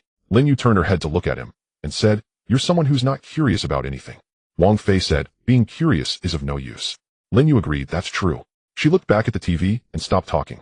Wang Fei sat for a while, stood up, and said, "I'm leaving." Lin Yu said, "You're leaving so soon?" Wang Fei replied, "I might have more work in the afternoon." Lin Yu said, "All right, then drive carefully on your way back." Wang Fei nodded and walked toward the door. Lin Yu followed him, opened the door, and asked, "Are you free tonight?" Wang Fei replied, "Not certain." Lin Yu said, "Then contact me when you're free." Wang Fei said, He went out and downstairs. When he reached downstairs, the gray sedan was still there. Wang Fei got into his car, started it, and drove away. The gray sedan didn't follow, it switched to another car behind. Wang Fei got onto the main road, and his phone rang again. He glanced at it. It was an unfamiliar number. He answered. A man's voice came through asking, "Is this Master Wang?" Wang Fei replied, "Yes." The man continued, "I have a job that I'd like you to come take a look at. Is that convenient?" Wang Fei asked, "What job?" The man replied, "Fixing a faucet. My faucet is broken, can't tighten it, and it keeps dripping." Wang Fei asked for the address. The man gave an address in the eastern part of the city. Wang Fei said, "All right, I'll head over now." The man responded, "Great, I'll wait for you." After hanging up, Wang Fei turned his direction and drove towards the eastern district. The eastern part of the city is better than the western side. The neighborhood environment is nice with ample greenery. Wang Fei parked his car downstairs and took the toolbox upstairs. On the 5th floor, he knocked on the door. The door opened, revealing a young man in his 20s, dressed casually and looking quite energetic. The man said, "You are Master Wang, right? Come in quickly." Wang Fei entered, and the man closed the door, saying, "The faucet is in the kitchen. You follow me." Wang Fei followed him into the kitchen, and indeed the faucet was dripping and couldn't be tightened. He squatted down, checked it, and found that the washer inside had aged and needed to be replaced. He took a new washer from his toolbox, removed the old one, installed the new one, tightened it, and tested it. It was no longer dripping. The man standing nearby said, "Master, your skills are quite good. You fixed it so quickly." Wang Fei replied, "Just a small issue." He packed up the tools and stood up. The man asked, "How much?" Wang Fei replied, 80. The man said, "All right, I'll transfer the money to you." Wang Fei provided his account number, and the man took out his phone and transferred the money. Wang Fei glanced at it, nodded, and said, "Then I'll be leaving." The man said, "Okay, let me see you off." They both went out, and the man opened the door as Wang Fei walked out. The man suddenly said, "Master, you're a local, right?" Wang Fei stopped and looked back at him. The man smiled and said, "I'm just asking casually, don't mind me." Wang Fei replied, He turned and went downstairs. The man stood at the door, watching his back, his eyes flickering for a moment before he closed the door. Wang Fei went downstairs, got into his car, and started it. His phone lit up again. The group leader said, "Wang, the person who asked you to fix the faucet earlier is one of Wu Feng's people named Zhang Wei, working with Wu Feng, level 10 abilities, enhancing physical hardness. He might have been trying to test you." Wang Fei finished reading and replied with 3 words, "Got it." The group leader asked, "Do you need us to handle it?" Wang Fei said, "No need." The group leader acknowledged. Wang Fei locked his phone and drove away. It was not surprising that Wu Feng's people came to test him. Wu Feng entering meant he needed to understand the local situation, who could be moved and who could not. But he tested the wrong person. Wang Fei got onto the main road heading home. Today's work was almost done, and he planned to go back and rest. Passing by a supermarket, he stopped the car, went in to buy some vegetables, and came out to continue driving. Arriving at home, he parked the car, brought the vegetables upstairs, entered, placed them in the kitchen, and sat on the sofa. His phone rang again. Wang Fei glanced at it. It was still the group leader. The group leader said, Wang, there's new movement from Wu Feng. He arranged to meet with Chun Jiangwo to discuss things face to face. The time is set for 8 tonight at the tea house in the Eastern District. Our people will monitor the entire process and report any situation immediately. Wang Fei finished reading and replied with 2 words, got it. The group leader acknowledged. Wang Fei set his phone down and closed his eyes. Wu Feng and Chun Jiangwo were going to meet. These two sitting down to talk, it's uncertain what the outcome will be. But regardless of the result, he wouldn't interfere. As long as it doesn't come to him, he was too lazy to pay it any mind. The work at the house on the west side of the city went smoothly. After 40 minutes, he finished collected payment and went downstairs. Wang Fei tossed the toolbox into the trunk, and his phone lit up. Team leader Mr. Wang, the verification results are out. Wu Feng had 3 financial movements before and after entering the small city with considerable amounts. The flow leads to a local shell company. We are sorting out the connections of that company's registrant, and we'll get back to you in about 2 hours. Wang Fei replied with a single word, good. He locked his phone and started the engine. A shell company. Such methods are either money laundering or setting up a front. First to introduce the money, then people and goods follow, and once the ground is solidified they expand their operations. It's hard to say which path Wu Feng is taking now. However, Chun Jiangwo's visit to his warehouse was very timely. The financial movements occurred the day before yesterday, and Chun Jiangwo went there this morning. Either Chun Jiangwo's people were watching Wu Feng and already knew, and today's visit was to gauge the situation and discuss prices, or someone fed the information to Chun Jiangwo, prompting his visit. If it's the latter, then that someone becomes interesting. Wang Fei drove onto the road, not in a hurry to go anywhere, waiting at the intersection for the light. Wang Hao's side could catch wind of Wu Feng's movements, and combined with this financial movement, Wu Feng's visit this time was a mere facade. The light turned green, and he moved. He took the afternoon job, which was at a residence in the Eastern District. They said the dishwasher connection was leaking, which was simple. A quick look would reveal how to handle it. The car headed towards the Eastern District, and there weren't many people on the road. His phone lit up again with an unfamiliar number, and he answered. On the other end, a man spoke in a hushed voice. Is this Master Wang Fei? I was referred by an old client, and told you might be convenient to find. I have a job located in the west side of the city. Are you available? Wang Fei, am fully booked today. We'll see how it goes tomorrow. The man replied, that's fine, I'll add you on WeChat. Wang Fei, sure. He hung up and put his phone away. Ordinary client, ordinary business, nothing noteworthy. The residence in the Eastern District was in an old neighborhood. The hallway was narrow and the elevator was small. Wang Fei carried his toolbox upstairs to the 6th floor and rang the doorbell. A woman in her 30s opened the door, glanced at him, stepped aside to let him in, and said, Master, you're here. Please take a look. There was standing water by the floor drain, and there were noticeable seepage marks at the connection. Wang Fei crouched down, examined the area, and said, the ceiling ring has aged. Oh, we need to replace it. It won't take more than 20 minutes. The woman said, then replace it. She didn't leave, but stood nearby scrolling through her phone without speaking. Wang Fei began to work removing the connection. The old ceiling ring had hardened and cracked at a touch. After replacing it with a new one, he reset the connection, tightened it, and tested for leaks. He stood up and said, all right, you can try it out now. The woman came over, opened the dishwasher, and ran it, and no water came out. She nodded and said, all right, how much? Wang Fei quoted a price. She scanned the payment code without haggling and accepted it as is. As he packed up his tools to leave, the woman suddenly spoke, Master, do you have any awakened ones in your line of work now? Wang Fei paused for a second, continued packing, and replied yes. The woman said, I heard those of S-Rank are much more expensive than ordinary workers. They say they work quickly. What level are you at? Wang Fei zipped up his toolbox and replied, no awakened ones. The woman responded with an oh, looking down to continue scrolling on her phone without asking further. He exited and went downstairs. In the corridor, 2 elderly people were sitting in the sun. They glanced at him, but said nothing. As he passed by, he nodded and headed for the stairs. Downstairs, a car with a license plate partially obscured by mud was idling. Wang Fei took a quick glance, but didn't stop. It wasn't customary for the security team to park like that when changing positions. This car was following. He placed the toolbox into the trunk, walked around to the driver's seat, and sat down. He didn't start the engine right away, but picked up his phone first. He sent a message to the team leader at the entrance of the old neighborhood in the Eastern District. There's a black sedan with a blocked license plate. How far have they been following you? Less than a minute later, the team leader replied, we know it's Wu Feng's people. They've been following you from the west side. We are already keeping an eye on them. You can handle it whenever you want. Wang Fei stared at the message for 2 seconds. He replied, no need to act. Let's see what they intend to do. The team leader responded, understood, we'll continue to follow. Wang Fei locked his phone, started the engine, exited the neighborhood, and hit the road. In the rearview mirror, that car followed, maintaining a safe distance. Not too close, not too far. Wu Feng had sent someone to watch him, either to check his background or to find an entry point.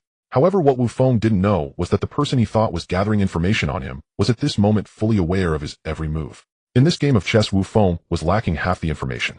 Wang Fei did not speed up. He returned at a normal pace, changing lanes at the intersection, heading towards the center of the small city. As he approached an old street, his phone lit up again. It was Linyu.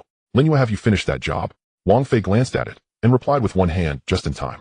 Lin Yu, I bought some things here. If you're not busy, come over for dinner. I know you might not be able to make it, but if you can't come, let me know. Wang Fei read her message, paused for a moment, and replied, I'll come over. Lin Yu quickly sent 2 words, what time? Wang Fei, around 6. Lin Yu, okay. He put his phone down, the light at the upcoming intersection turned green, and he pressed the accelerator. In the rearview mirror, that car also passed through the intersection. He didn't think about Wu Feng's side. He was pondering Lin Yu's question.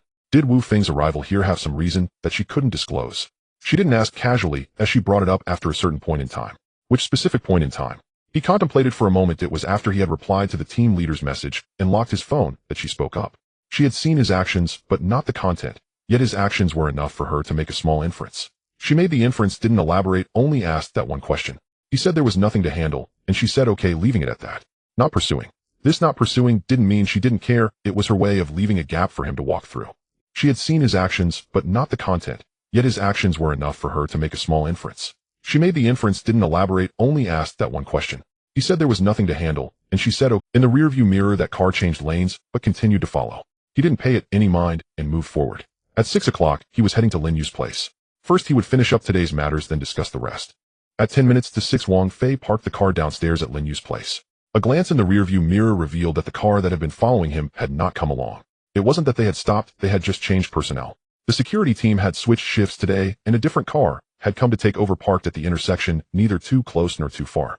Wu Feng's people hadn't followed. Either there was a handover oversight, or they had finished their work for the day. Wang Fei didn't think much of it, and grabbed the bag beside him to head upstairs. Lin Yu had already opened the door, standing at the entrance. She glanced at the bag in his hand, and asked, what did you buy? Wang Fei said he passed by a shop, and took a look inside.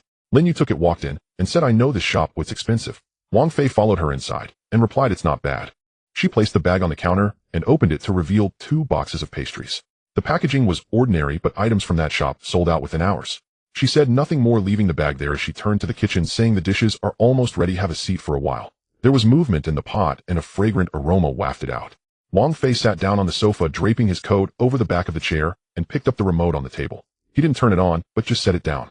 From the kitchen, Lin Yu's voice came through, has there been any news from Wu Feng today? Wang Fei replied, I don't know.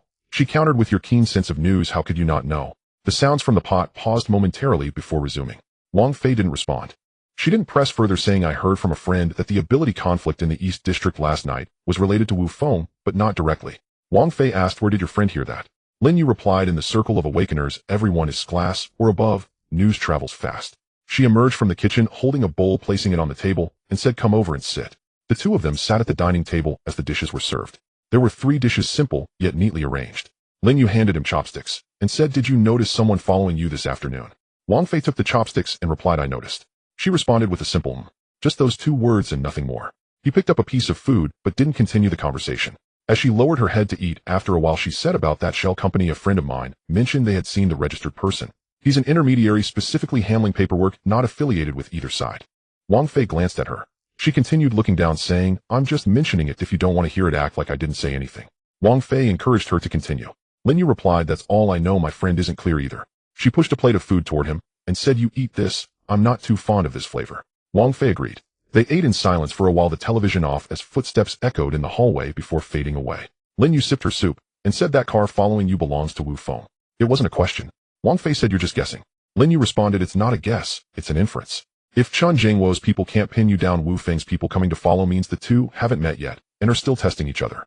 She set her soup bowl down, and said, before Wu Feng arrived, the situation here was stable. The moment he shows up, Chen Jingwo will be the first to be unsettled. Wang Fei asked, how did you come up with these thoughts? Lin Yu replied, you received a call from an unknown number this morning. The other party mentioned there was work in the West District, and you said you were fully booked, so you didn't answer. She glanced at him, and said normal clients wouldn't specify a location unless that place holds significance for them. The West District is near Wu Feng's warehouse. Wang Fei put down his chopsticks, took a sip of water, and remained silent. What she said aligned with his deductions. Yet her insights were more than what he had articulated. That more was quite intriguing. Lin Yu said, you don't have to look at me like that. I'm just casually speculating.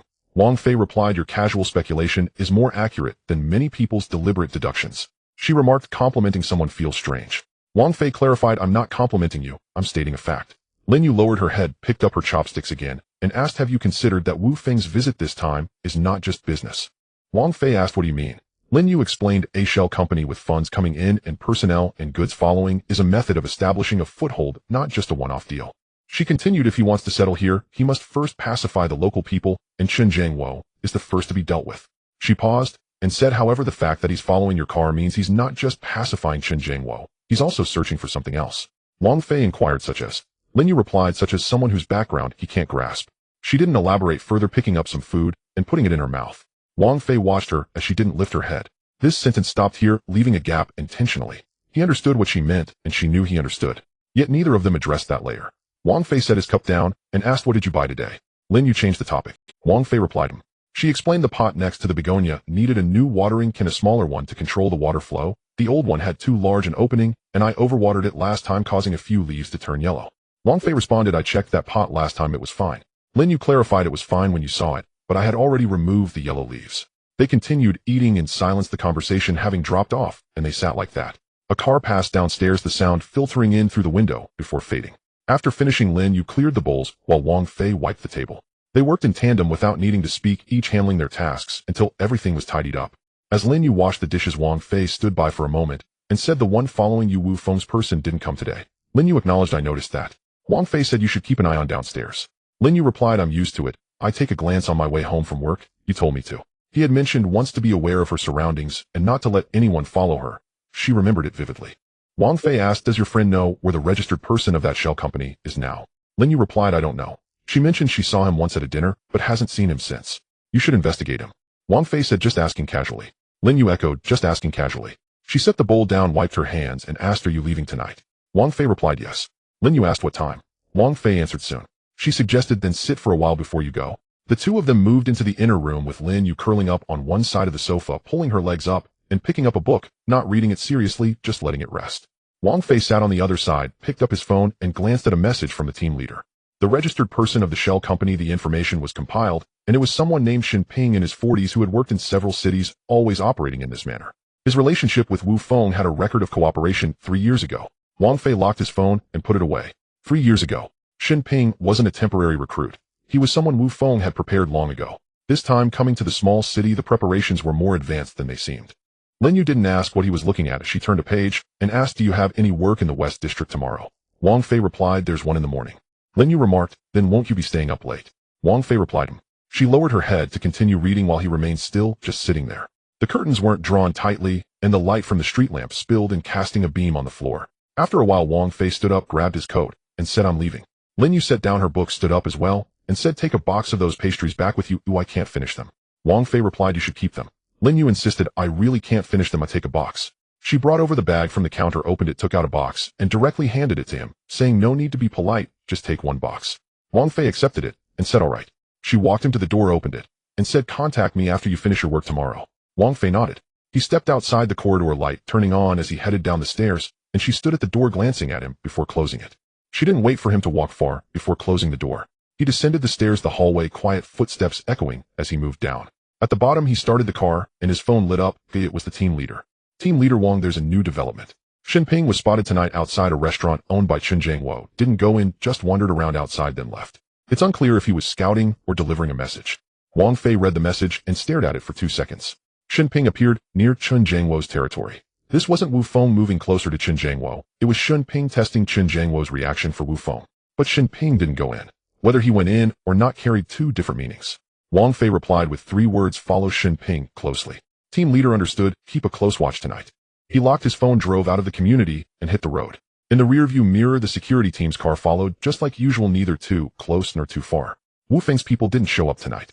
It wasn't a withdrawal, they had just changed locations. At the intersection, the traffic light turned green, and he pressed the accelerator, heading toward the main road. After Shen Ping finished with Chen Jiangwo, his next step would depend on Chen Jiangwo's reaction. If Chen Jiangwo made no move, it would indicate he knew Shen Ping had arrived and who sent him, but was pretending not to know.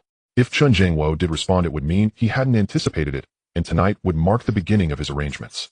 Wang Fei merged onto the main road, the streetlights flickering by one. His work in the West District tomorrow morning was at 8:30. These matters would be addressed after the work was done. The phone didn't light up again, the road was quiet, and the car drove toward the center of the small city, stopping at an intersection as the light changed, waiting. It was just an ordinary night on an ordinary road beneath ordinary lights. The light turned green, he drove on. The car drove onto the main road, the lights receding behind. The phone lit up, it was the team leader. Wang Shenping didn't enter Chen Jiangwo's restaurant. He stood at the door for 5 minutes, and then left. Wang Fei locked the screen and looked ahead. 5 minutes. It wasn't to send a message, but to wait for someone to come out. No one came out. Wu Xinping left, indicating that Qin Jiangwo was not taking the bait. Qin Jiangwo knew that Wu Feng had sent Xinping to probe, pretending not to see. This was his response. Both sides were waiting for the other to make a mistake. Wang Fei drove the car into the community and parked, then went upstairs. The hallway lights were still on as someone had just returned. He opened the door, entered the house, hung up his coat, and placed the pastries given by Lin Yu on the table. The phone rang again. It was still the team leader. Wang Qin Jingwo's side has moved. He sent 2 people to the west of the city, near Wu Feng's warehouse, likely to scout the area. Wang Fei replied with one word: keep an eye on them. The team leader responded instantly: understood. West of the city. Qin Jingwo's people had gone there. Wu Feng's people had not retreated yet. Wang Fei needed to arrive early for the job at 8:30 tomorrow morning. He put down his phone and went into the kitchen to pour water.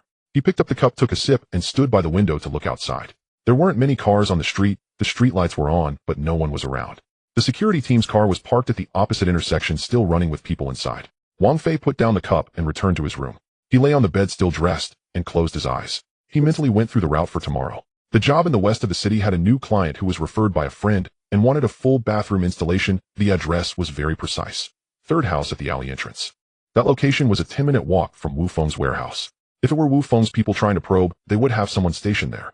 If it were Qin Jingwo's people looking to take action, they would also choose that time. Wang Fei opened his eyes and stared at the ceiling. Both sides could potentially move. He picked up his phone and sent a message to the team leader: for the job in the west of the city tomorrow morning, arrive half an hour early and clear the area. The team leader responded quickly: received, security will be in place.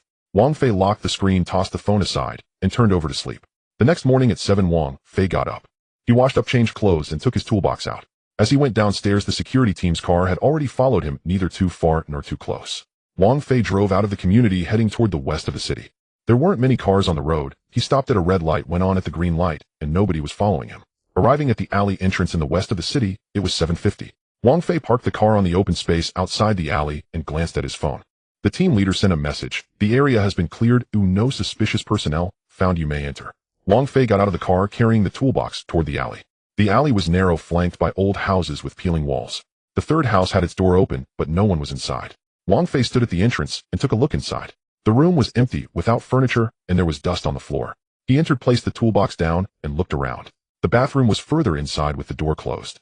Wang Fei walked over and pushed the door open. The bathroom was also empty, with old tiles on the walls and water stains on the floor. He squatted down and looked at the drain, reaching in to feel around. It wasn't blocked. The pipe was clear. Wang Fei stood up and turned to leave. Just as he reached the doorway, he heard footsteps outside. 2 people walking quickly and lightly. Wang Fei remained still, standing at the bathroom door, watching outside.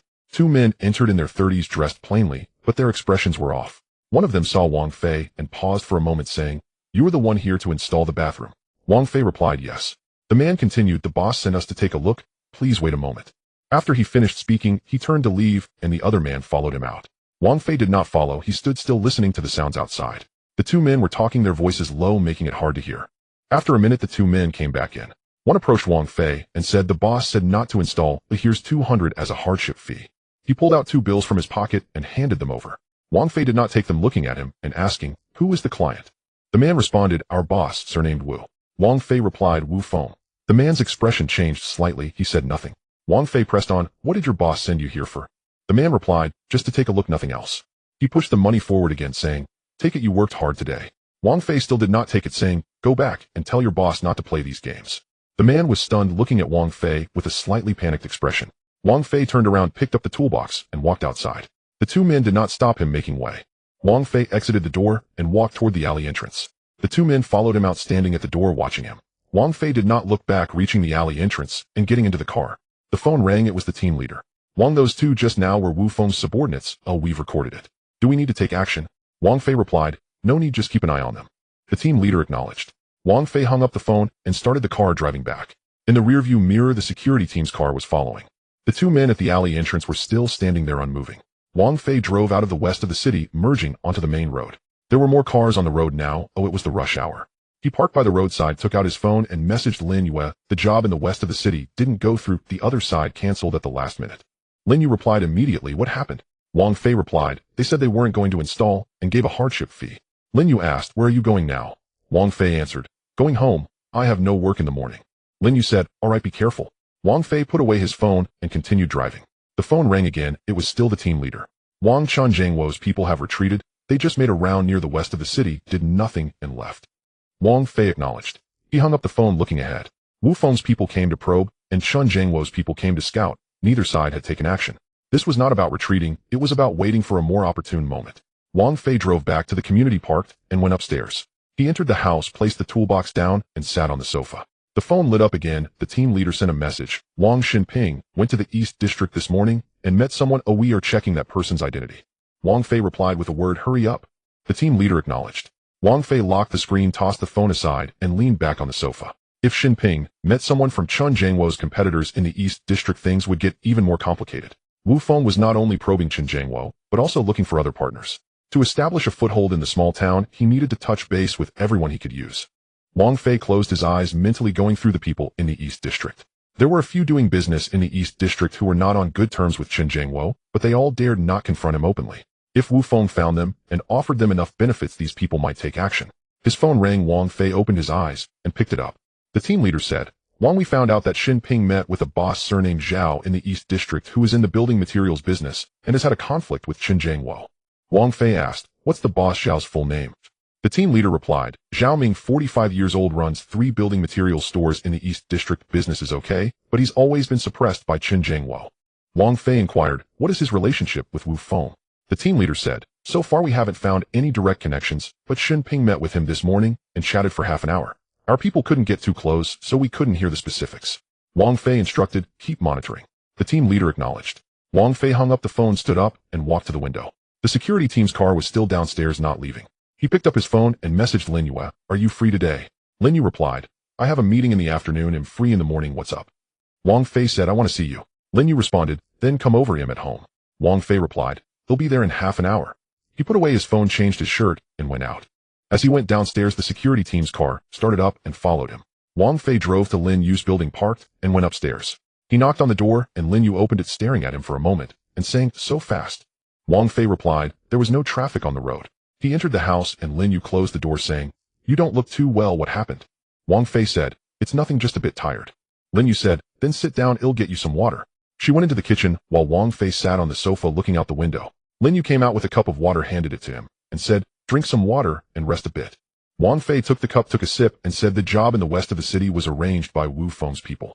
Lin Yu sat beside him, saying, I guessed he's probing you.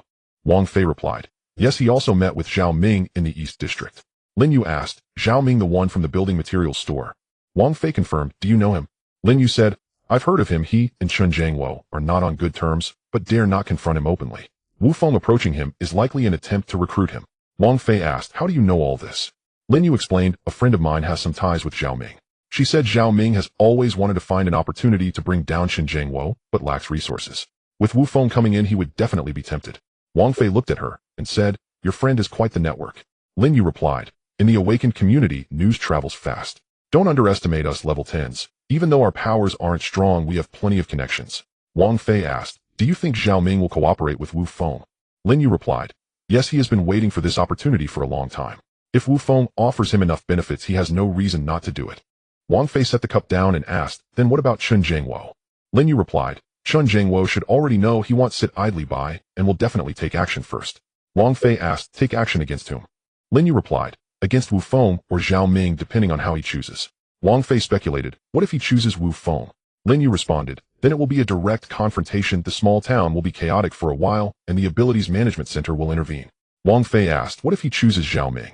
Lin Yu replied, then Zhao Ming will be finished, and Wu Feng will have to find someone else, but Chun Jiangwo will reveal vulnerabilities, and Wu Feng can seize the opportunity. Wang Fei leaned back on the sofa and said, you analyze this better than I do. Lin Yu replied, I'm just casually saying this, don't take it too seriously. Wang Fei countered, every time you casually say something, you hit the nail on the head. Lin Yu did not respond, looking down at the cup in her hands. The room fell silent. Outside, cars passed by, their sounds quickly fading away. Wang Fei asked, what do you think I should do?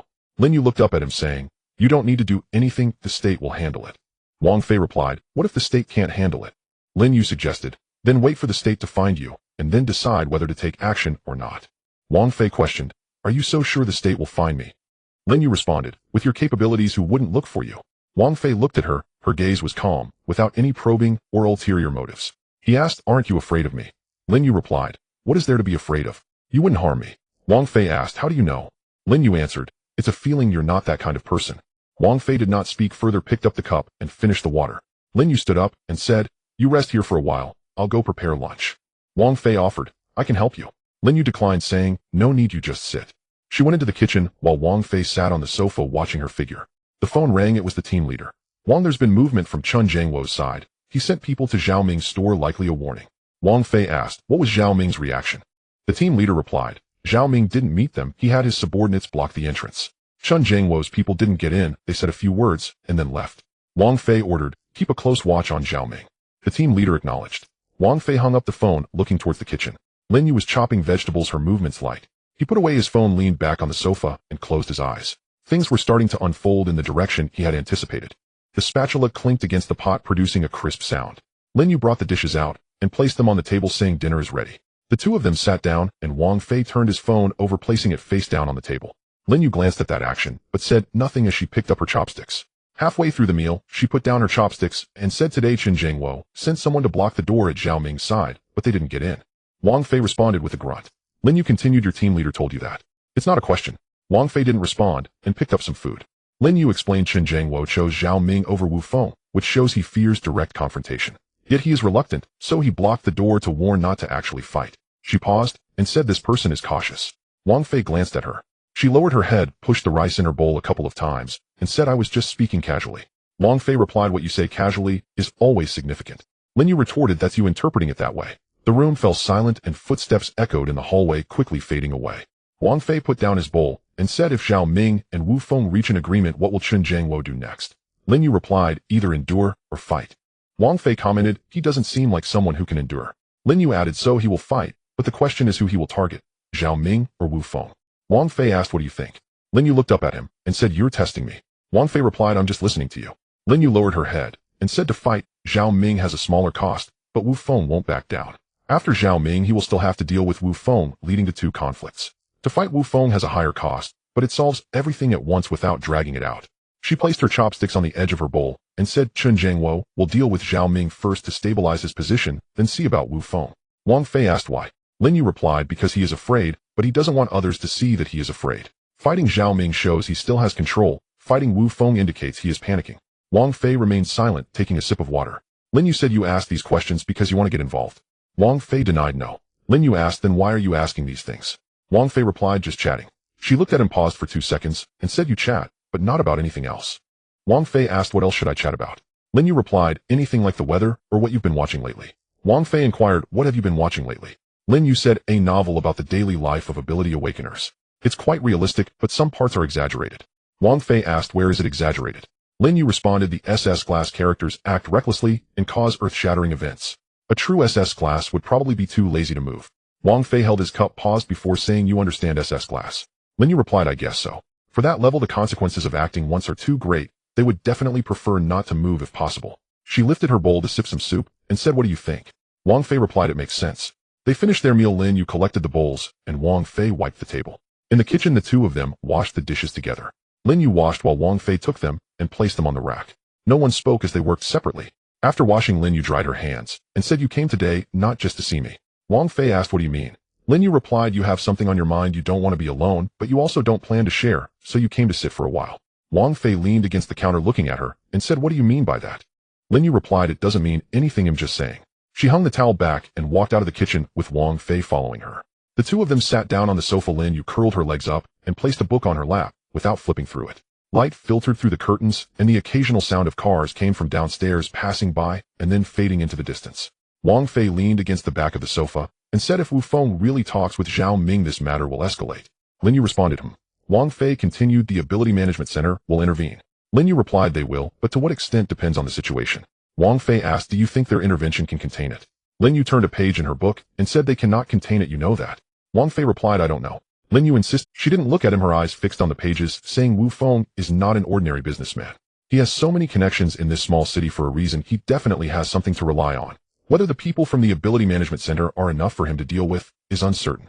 Wang Fei asked, "What should we do then?" Lin Yu replied, "Wait." Wang Fei inquired, "Wait for what?" Lin Yu said, "Wait for someone more powerful to take action." She flipped through the book and slowly said, "In this situation, the people in the small city cannot resolve it. It requires someone of weight to suppress it, otherwise the tug-of war between Chun Jiangwo and Wu Feng will soon cause chaos in the small city." Wang Fei asked, "Someone more powerful?" Lin Yu replied, yes, like the people behind the Ability Management Center, or someone who is already in the small city, just no one knows. She paused at this point and didn't continue. Wang Fei looked at her. She continued flipping through the book, her face calm. This pause was perfectly timed. Wang Fei picked up his phone, glanced at the screen, saw no messages, locked it, and put it down. Lin Yu said, your phone is running out of battery. Wang Fei replied, he'll charge it before I leave later. Lin Yu said, the charger is in the drawer of the coffee table. Wang Fei pulled open the drawer, found the charger, and plugged it in. The two of them fell silent again, one reading, and the other leaning back as the sound of cars outside faded farther away. The phone lit up. It was the team leader. Wang Qinjiangwo just had a meeting. I don't know the specifics, but it lasted about an hour. After it ended, several of his subordinates dispersed in different directions. Wang Fei replied with 2 words, keep an eye on them. He put down his phone, and Lin Yu didn't ask him what he had seen, only saying, are you leaving? Wang Fei replied, not yet. Lin Yu said, She closed her book and placed it on her lap, saying the 3 building material stores owned by Zhao Ming in the East District are perfectly positioned to block several routes Qinjiangwo's shipments come through. This is one of the reasons why Qinjiangwo is targeting him. Besides, just a warning. Wang Fei asked, how do you know all this? Lin Yu replied, maps. I look at them when I'm bored. Wang Fei responded, you look at maps? Lin Yu confirmed, yes, I have a habit of checking the roads in the city and where each store is just to pass the time. Wang Fei asked, how long have you had this habit? Lin Yu paused and said, for a long time. I've liked looking at maps since I was a child. It makes me feel informed. Wang Fei looked at her and asked, informed about what? Lin Yu explained about where I can go, where I can't go, and where to run if something happens. After saying this, she paused and added, I was talking about when I was a child. Kids think randomly.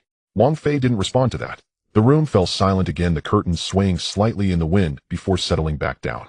Wang Fei said, you mentioned waiting for someone more powerful to take action. Lin Yu replied, Wang Fei asked, what if that person doesn't want to intervene? Lin Yu answered, then we continue to wait, or the situation deteriorates to the point where they have no choice but to act. Wang Fei remarked, how bad does it have to get? Lin Yu replied, someone has to get hurt. It needs to affect the people he cares about, or he finds it intolerable. She paused and said, such people generally won't act just because the situation is complicated. They will only do so if someone crosses their bottom line.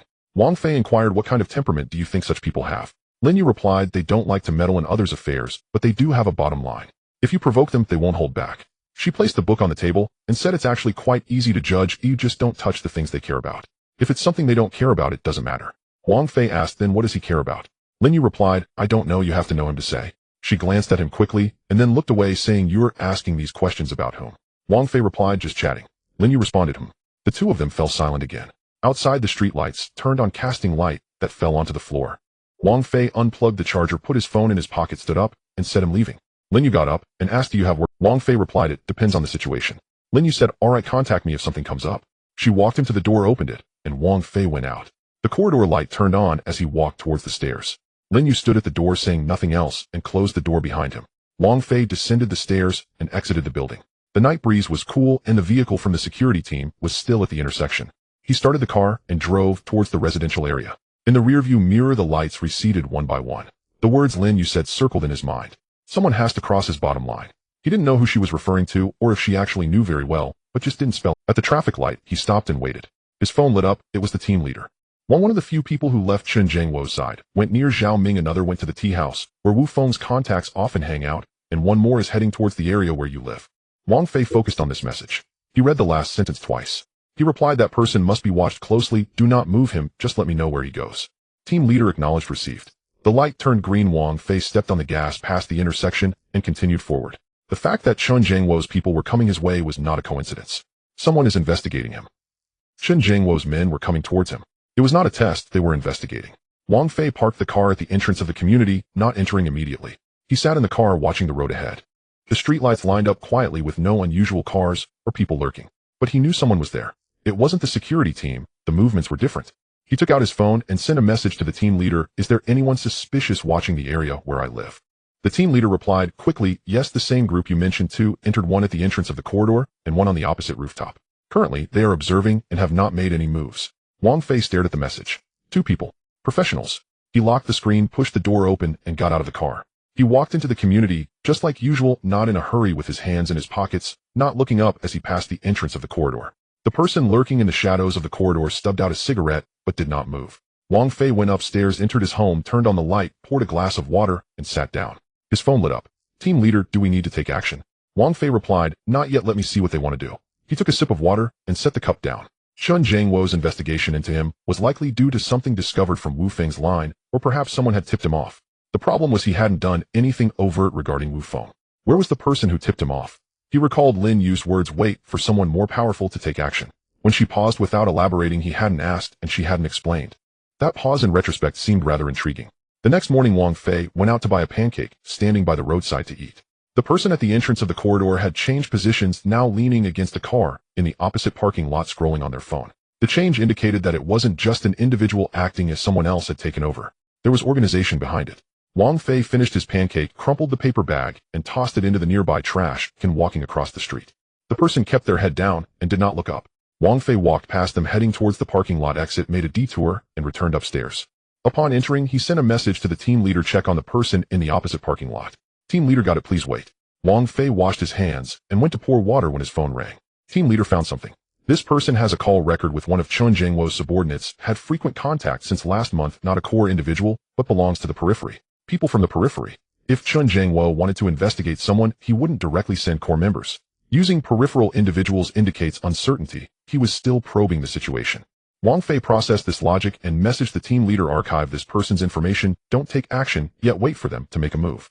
In the afternoon, the team leader called. Wang Wufeng has reached an agreement with Zhao Ming, signed this morning. I don't know the specifics, but Zhao Ming has shifted all personnel from those 3 stores in the Eastern District, a significant move. Wang Fei asked if there were any abilities on Zhao Ming's side.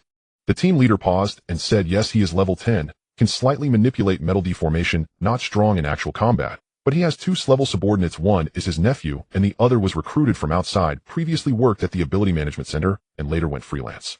The freelance one, why did he leave? Records show it was a voluntary resignation, stated as personal development. The actual reason might be complicated. Should we investigate further? Wang Fei replied to investigate, but without making too much noise. Understood. After hanging up, Wang Fei held his cup and walked a couple of steps in the room, standing by the window. Downstairs, the person in the parking lot was still there, having changed positions, leaning against a pillar, their head slightly turned, angled perfectly to scan the entrance of his building. Wang Fei remained motionless, standing by the window without pulling the curtains. After a while, that person raised their phone, taking a photo of the building's direction. Wang Fei set the cup on the windowsill. Good. Chun Jingwo was investigating him, Zhao Ming was expanding, and Wu Feng was pushing. The Ability Management Center hadn't intervened, yet the dynamics in the small city were changing. Lin Yu was right, wait for the situation to deteriorate to the point where someone has to take action. The problem was there were several lines in this game biting each other. Whoever couldn't hold on first would jump out. His phone lit up. Team leader Wang Zhao Ming just left the Eastern District, heading towards Chun Jingwo's area. 3 cars in the convoy taking Lin Road. Taking Lin Road. That wasn't a typical commercial route. If they were using that road, it was either to avoid something. Wang Fei flipped his phone over, thought for a moment, and sent a message to Lin Yu. Did you know Zhao Ming went to see Chen? Lin Yu's reply was not quick. After a few minutes, 2 words, I know. Wang Fei stared at those 2 words. He sent another message, how do you know? This time she did not reply. Wang Fei set his phone down, and after a while it lit up again. It was a message from Lin Yu. Are you free today? I have something you might want to see. He replied, what is it? She responded, you'll know when you come. When Lin Yu opened the door, she was holding a piece of paper, handing it to him, saying take a look. Wang Fei took it. It was a commercial registration information sheet for the small city, handwritten, with addresses of the 3 building materials stores owned by Zhao Ming, with some routes marked in pencil alongside numbers. Lin Yu said, look at those numbers. They are distances in meters from Zhao Ming's 3 stores to Chun Jingwo's warehouse. I've calculated the shortest routes for each one. Wang Fei asked, how did you get this? Lin Yu replied, I researched it. I told you I can read maps. She sat down on the sofa and said Zhao Ming's 3 stores weren't randomly chosen locations. They are strategically positioned at key nodes along several main roads to Chun Jingwo. If any one of them encounters a problem, Chun Jingwo's shipping costs will increase. If all 3 face issues simultaneously, he will have to find a new route. He cannot afford the time and money. Wang Fei flipped the paper over and asked, why did you investigate this? Lin Yu replied, because I want to know what Wu Feng is. She looked up and said, Wu Feng is not in the building materials business. He supports Zhao Ming, but his goal is not building materials. He sees Zhao Ming as a weapon aimed directly at Chun Jingwo, which is why he managed to strike a deal with Zhao Ming, as Zhao Ming's position is useful to him. Wang Fei asked, do you know Wu Feng? Lin Yu paused before replying, I don't know him personally. I've just heard of him. Wang Fei didn't respond. Outside, a car passed by, the sound coming in and quickly fading. Lin Yu took the paper back from his hands and asked, do you know why Zhao Ming went to see Chun Jingwo today? Lin Yu said it was Chun Jingwo who sent a message asking Zhao Ming to come, not Zhao Ming who initiated it. Zhao Ming was summoned. Wang Fei asked, where did you get this information? She did not answer that question, merely folded the paper and placed it on the table, saying Chun Jingwo proactively called someone to talk, indicating he wants to resolve the issue and doesn't want to continue dragging it out. However, Zhao Ming has Wu Feng backing him, and he may not be willing to back down. Therefore, this negotiation likely won't yield results. Wang Fei straightened his legs, leaning back against the sofa, saying, you know a lot. Lin Yu replied, you also know quite a bit. Neither of them spoke further. The room was quiet with only the occasional sound of footsteps from the corridor filtering through the door gap. After a while Wang Fei said, when you asked me if I was free earlier, it was just to show me this paper. Lin Yu confirmed yes. Wang Fei asked, why show it to me? She picked up her teacup, took a sip, and said, because after you left last night I thought about it, and felt there was something you should know. Wang Fei asked, what is it? Lin Yu set her cup down, and said, Chen Zhangwo is investigating you. The air in the room stilled for a moment. Wang Fei didn't move, his gaze resting on her face as he asked, how do you know he's investigating me? Lin Yu replied, I'm not certain, but I suspect. Someone on Zhao Ming's side has mentioned your name, and there were inquiries about what you were doing in the small city regarding Wu Feng. You may think no one remembers these things, but they do. Wang Fei asked, who mentioned my name? Lin Yu replied, I don't know, I heard it secondhand, not from direct experience. She paused, and continued, you've been too quiet in this matter. So quiet that it seems suspicious. Wang Fei remarked, quietly suspicious. Lin Yu confirmed, yes, doing nothing, relying on nothing, yet you always seem to be faster than everyone else at crucial moments. People who are such can easily draw attention if someone is watching them. Wang Fei took his phone out of his pocket, glanced at it, found no new messages, and put it back, saying, what you said is a reminder. Lin Yu replied, just casually mentioning. Wang Fei said him. He stood up and asked, can I take that paper with me?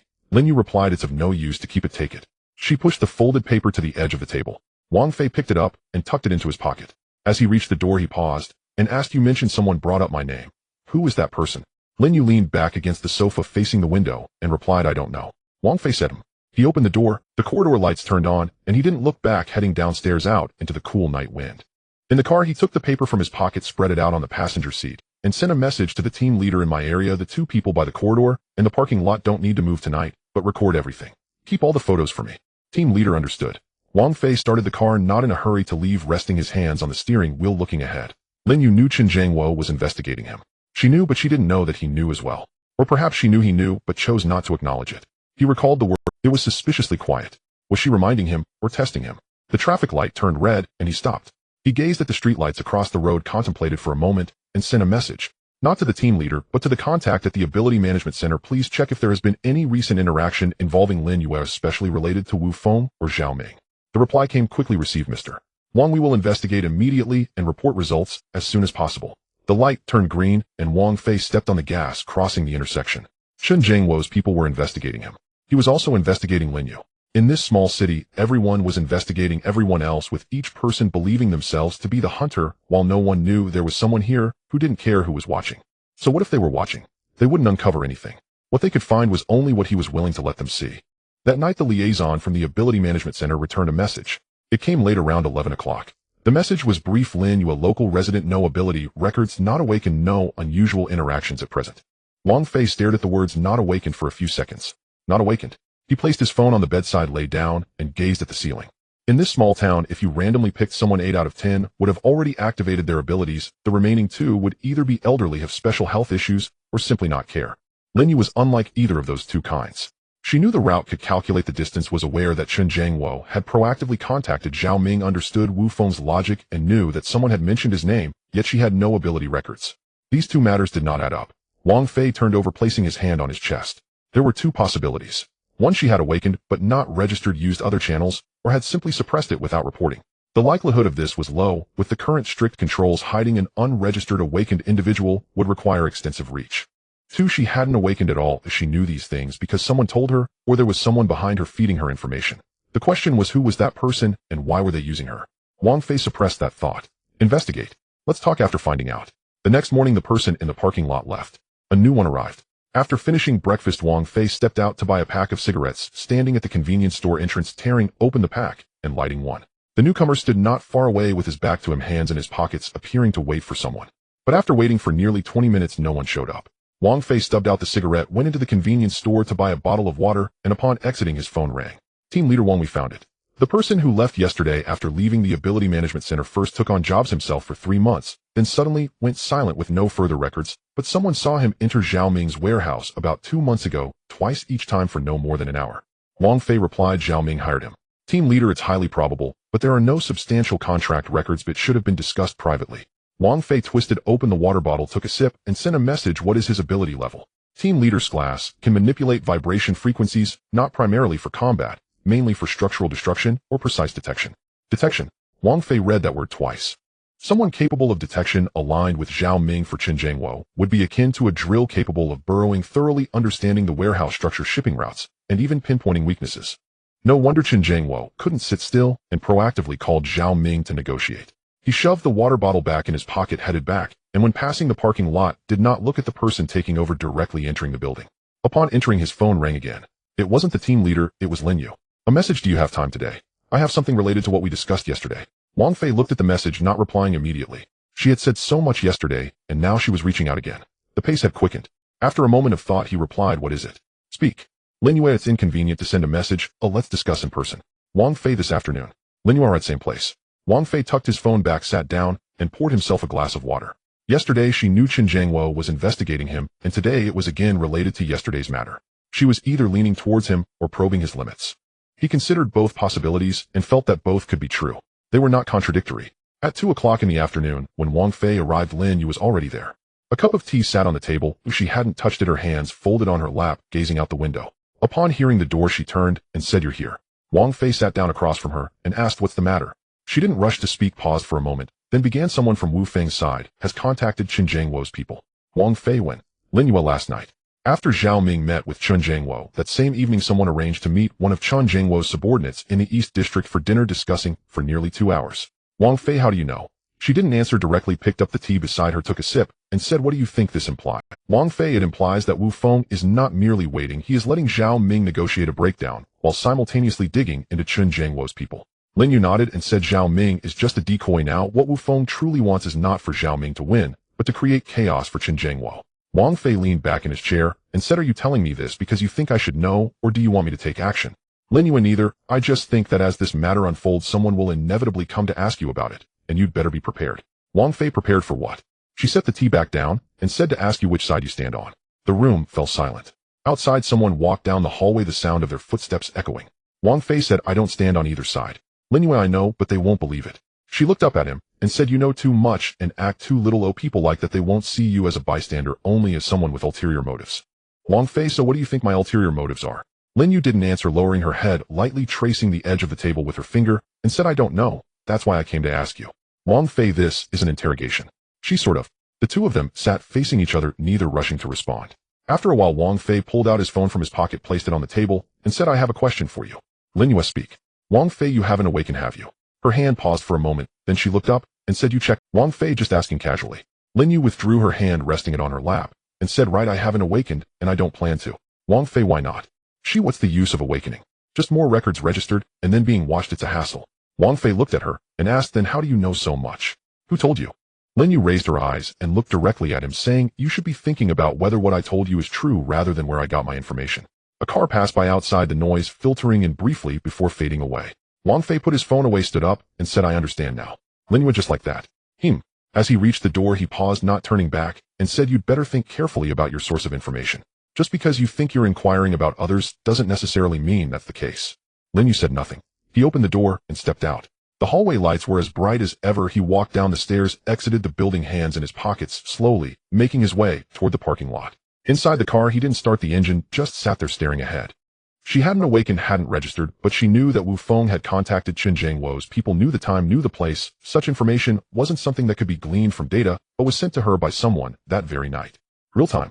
He rested his hand on the steering wheel, thought for a moment, and sent a message to the team leader, keep an eye on Lin Yu for me, focusing on who is contacting her, and from which direction the information is coming. No need for deep investigations, just gauge the points of contact. Team leader understood. Wang Fei started the engine, left the parking lot, and headed onto the main road. Qin Jiangwo was investigating him, he was investigating Lin Yu, and someone behind Lin Yu was feeding her information. This chain hasn't reached its end yet. He gazed at the road ahead. The streetlights hadn't turned on, the sky was gray, and the wind blew, carrying a hint of moisture. As for the matters in the small town, there was no rush. The one who was anxious would eventually lose their composure. What they could uncover were all things he was willing to let them see. This statement applied to Lin Yu was uncertain as to whether it held true. The traffic light turned red, and he stopped. He rolled down the window, a crack, the cool breeze entering. He leaned back against the seat, his gaze fixed ahead, the thread of tension in his heart gently taut, never loosening. The next day, the team leader's message arrived earlier than expected. Before 8 a.m., just as Wang Fei got up, his phone vibrated. Team leader Wang, Lin Yu received a call last night from a number that turned out to be invalid. The call lasted 4 minutes, and we did not intercept it. It had already disconnected by the time we noticed. Wang Fei placed his phone on the table and poured himself a glass of water. An invalid number. Not used by ordinary people. He took a sip of water and replied duration of the call. Team leader, it was at 1:13 p.m. last night, about 9 hours after you met her. 9 hours. Enough time to organize what was said this afternoon and relay it. Wang Fei turned his phone face down on the table, thought for a moment, and sent to the team leader, her schedule today, report, every 2 hours. Team leader understood. He washed his face and went out aimlessly, circling around downstairs. The person who was supposed to switch shifts at the parking lot was nowhere to be seen. Changing locations, yet still present you just from a different angle. Wang Fei made his way to the convenience store, glanced sideways, and saw the person standing next to the newspaper kiosk, holding a newspaper, not reading it, but scanning the hallway with a watchful gaze. Professional, but not top tier. Top-tier individuals wouldn't let patterns be observed. Wang Fei entered the convenience store, bought a pack of cigarettes, and walked back inside, passing the kiosk without stopping. He went upstairs and sat down. Chen Jiangwo's people had changed twice, indicating he was suppressing resources, not merely testing. He was seriously investigating. The question is, what exactly is he investigating? Wang Fei lit a cigarette and sat by the window. He hadn't lifted a finger in this game. Everything that could be investigated was just his ordinary daily life in a small town. Installing bathrooms, buying breakfast, taking jobs, driving. But Chen Jiangwo was investigating him. Someone had passed his name along. He pondered over this thought, eventually landing back on Lin Yu. Not necessarily Lin Yu, but only 2 people heard what was said yesterday. His phone vibrated. It wasn't the team leader, it was an unknown number. Wang Fei stared at the number, not answering, waiting for it to disconnect on its own. It rang 7 times before cutting off. 3 seconds later, a text arrived. Wang, I am Wu Feng. I need a place to talk. You set the time and place.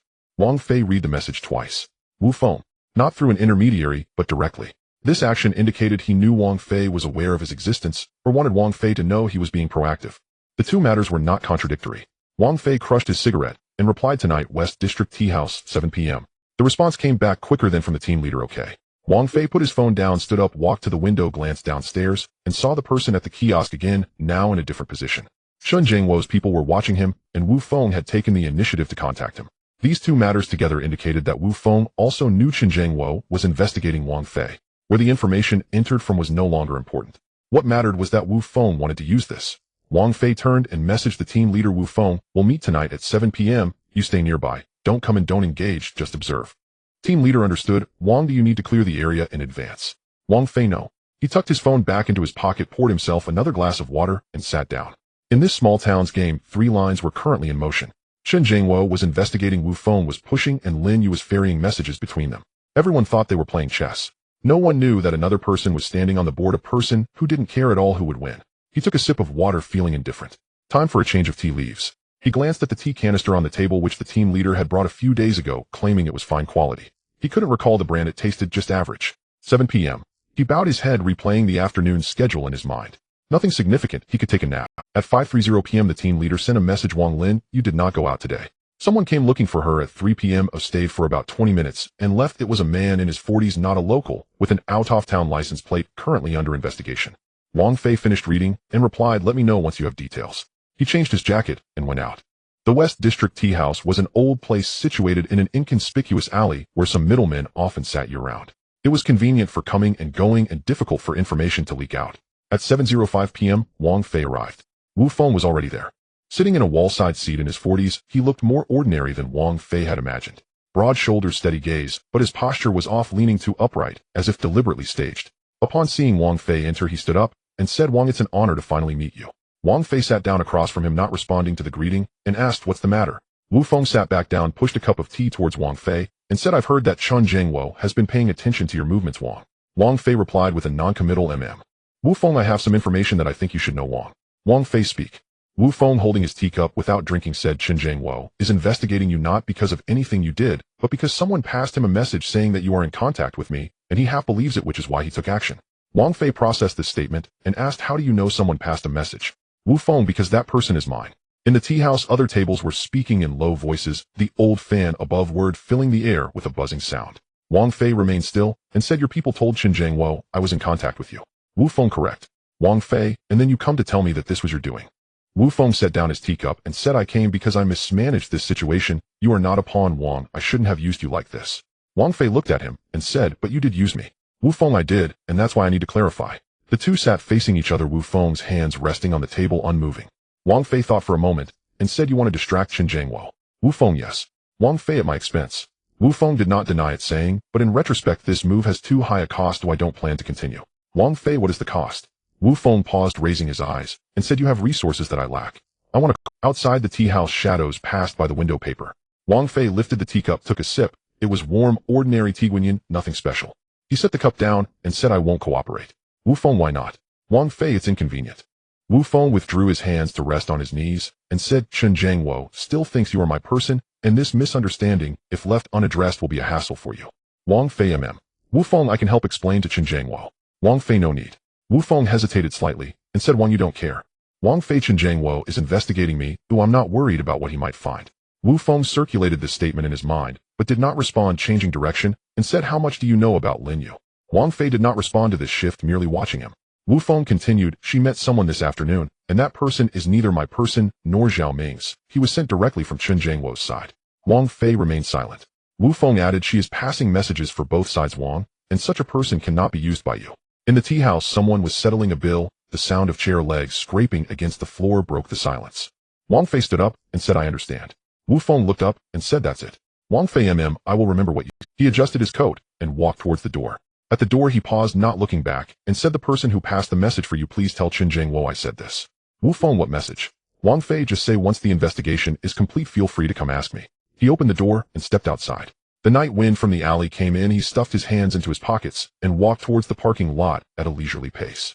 A message from the team leader arrived. Wang, the man who came looking for Lin Yu has been identified. He is one of Chen Jiangwo's men arriving from out of town. This was his second visit. The first was 3 days ago. 3 days ago. Lin Yu had been meeting with Chen Jiangwo's people 3 days ago. On the day they first met, what day was that? Wang Fei calculated his steps, unceasing. 4 days ago. He got into the car, but did not start it, resting his hand on the steering wheel. Lin Yu had already started meeting Chen Jiangwo's people the day before their first meeting. She wasn't leaning towards him, nor was she probing into his background. She was here to gauge what he could offer Chen Jiangwo. Wang Fei replayed this chain in his mind. Chen Jiangwo's investigation used Lin Yu as a probe. Wu Feng knew Lin Yu was passing messages between the two sides. He specifically came to inform Wang to sever ties with Lin Yu, thus making room for himself. Everyone was revolving around him, believing he was part of the game. He started the car and exited the parking lot. The streetlights illuminated the asphalt road ahead. He cracked open the window, letting in the cool breeze. His phone rang again. It was Lin Yu. Message, are you free tonight? I want to discuss something in person. Wang Fei stared at the message, the red light, and stopped. She was quick to respond. He placed the phone back on the passenger seat without replying. The green light turned on, and he pressed the accelerator, moving onto the main road. The unanswered message lingered there. He was not in a hurry. The next day, the team leader's message arrived earlier than expected. At 7:40 in the morning, just after Wang Fei finished brushing his teeth, his phone vibrated. Team leader Mr. Wang, Lin Yu received a call from a non-existent number at 11:20 last night. The call lasted 4 minutes, but we didn't capture any content, and the number has been destroyed. Wang Fei placed his phone on the table and went to pour some water. A non-existent number. This is not the usual play of ordinary people. After taking a sip of water and setting the cup back down, he sent a message, follow her today, focus on who comes to see her, no need to stop them, just let me see. Team leader understood. He changed into another jacket and went downstairs. The person at the hallway had switched positions today, standing by the newspaper stand across the street, holding a newspaper, scanning the area with his eyes. 2 shifts had changed. This indicates that Chen Jiangwo is increasing manpower, not just casually probing, but seriously investigating. Wang Fei walked to the convenience store to buy a pack of cigarettes, stood by the door to open it, smoked one, spent about 3 minutes observing the person's position and angle, then extinguished the cigarette and went back inside the building. Upon going upstairs and sitting down, his phone rang again. It wasn't the team leader, it was an unknown number. He didn't answer, waiting for it to disconnect. 7 rings, then it ended. 10 seconds later, he received a text. Mr. Wang, I am Chen Jiangwo. Wu Feng contacted you last night, and I know there are some things I want to discuss in person. If convenient this afternoon, I will set the time. Wang Fei read the message twice. Chen Jiangwo. He took the initiative to come. The message he had Wu Feng deliver last night had reached Chen Jiangwo, who sent a message this morning indicating he was indeed concerned. Wang Fei put down his phone, thought for a moment, and replied, 3 o'clock this afternoon, you pick the place. The response was quick, okay, I will send someone to pick you up. Wang Fei, no need, just send me the address. After a few seconds, a message came with an address, a tea house in the Eastern District. Wang Fei had never been there, but he knew where it was. It wasn't far. He tucked his phone away, poured a cup of water, and sat by the window. Lin Yu received a call from a non-existent number last night. Chen Jiangwo came to invite him this morning. Wu Feng said last night that Lin Yu was a probe for Chen Jiangwo. These 3 events didn't align perfectly. If Lin Yu was used by Chen Jiangwo to probe him, then Chen Jiangwo shouldn't be in a hurry to make direct contact. He would let Lin Yu continue probing, clarify the situation before making a move. But Chen Jiangwo came this morning. This indicates that something happened last night, that made him feel he couldn't wait. Wang Fei reviewed this logic and sent a message to the team leader at 3 this afternoon. I will meet Qin Jiangwo. You all stay on the periphery, no need to follow me inside. Team leader Mr. Wang, do you need to investigate that address? Wang Fei, yes. Team leader received. At 2:30 in the afternoon, the team leader sent information about the tea house. 3 floors. Qin Jiangwo booked the top floor, which is usually not open to the public and is often used for business discussions. There are 2 entrances, the main entrance and a side door, which leads to the parking lot. Someone had already gone over there this morning. It was not Qin Jiangwo's core team, but peripheral 7 people. 7 people. The area was cleared, but not thoroughly, indicating that he wanted to talk, not to block anyone. Wang Fei changed into another jacket and left driving himself. He arrived at 5 minutes to 3. There was someone standing at the tea house's side door. Seeing Wang Fei's car, he approached and said, Mr. Wang, this way please. His tone was very polite, gesturing to direct him inside, without any unnecessary movements. Wang Fei got out of the car, followed him inside, and took the elevator to the top floor. Qin Jiangwo was already there. In his 50s, sitting by the window, not very tall, with some gray hair, dressed, simply holding a teacup. Upon seeing Wang Fei enter, he stood up and said, Mr. Wang, sorry to keep you waiting. Wang Fei sat down opposite him and said, I just arrived, no wait. Qin Jiangwo sat back down, pushed the tea over, and said, I heard from Wu Feng last night. He came to see you and said a lot. Wang Fei responded with a slight hum. Qin Jiangwo said, he said I was investigating you. About this matter I want to clarify. Wang Fei picked up the tea, did not drink, just held it in his hand, and said, go ahead.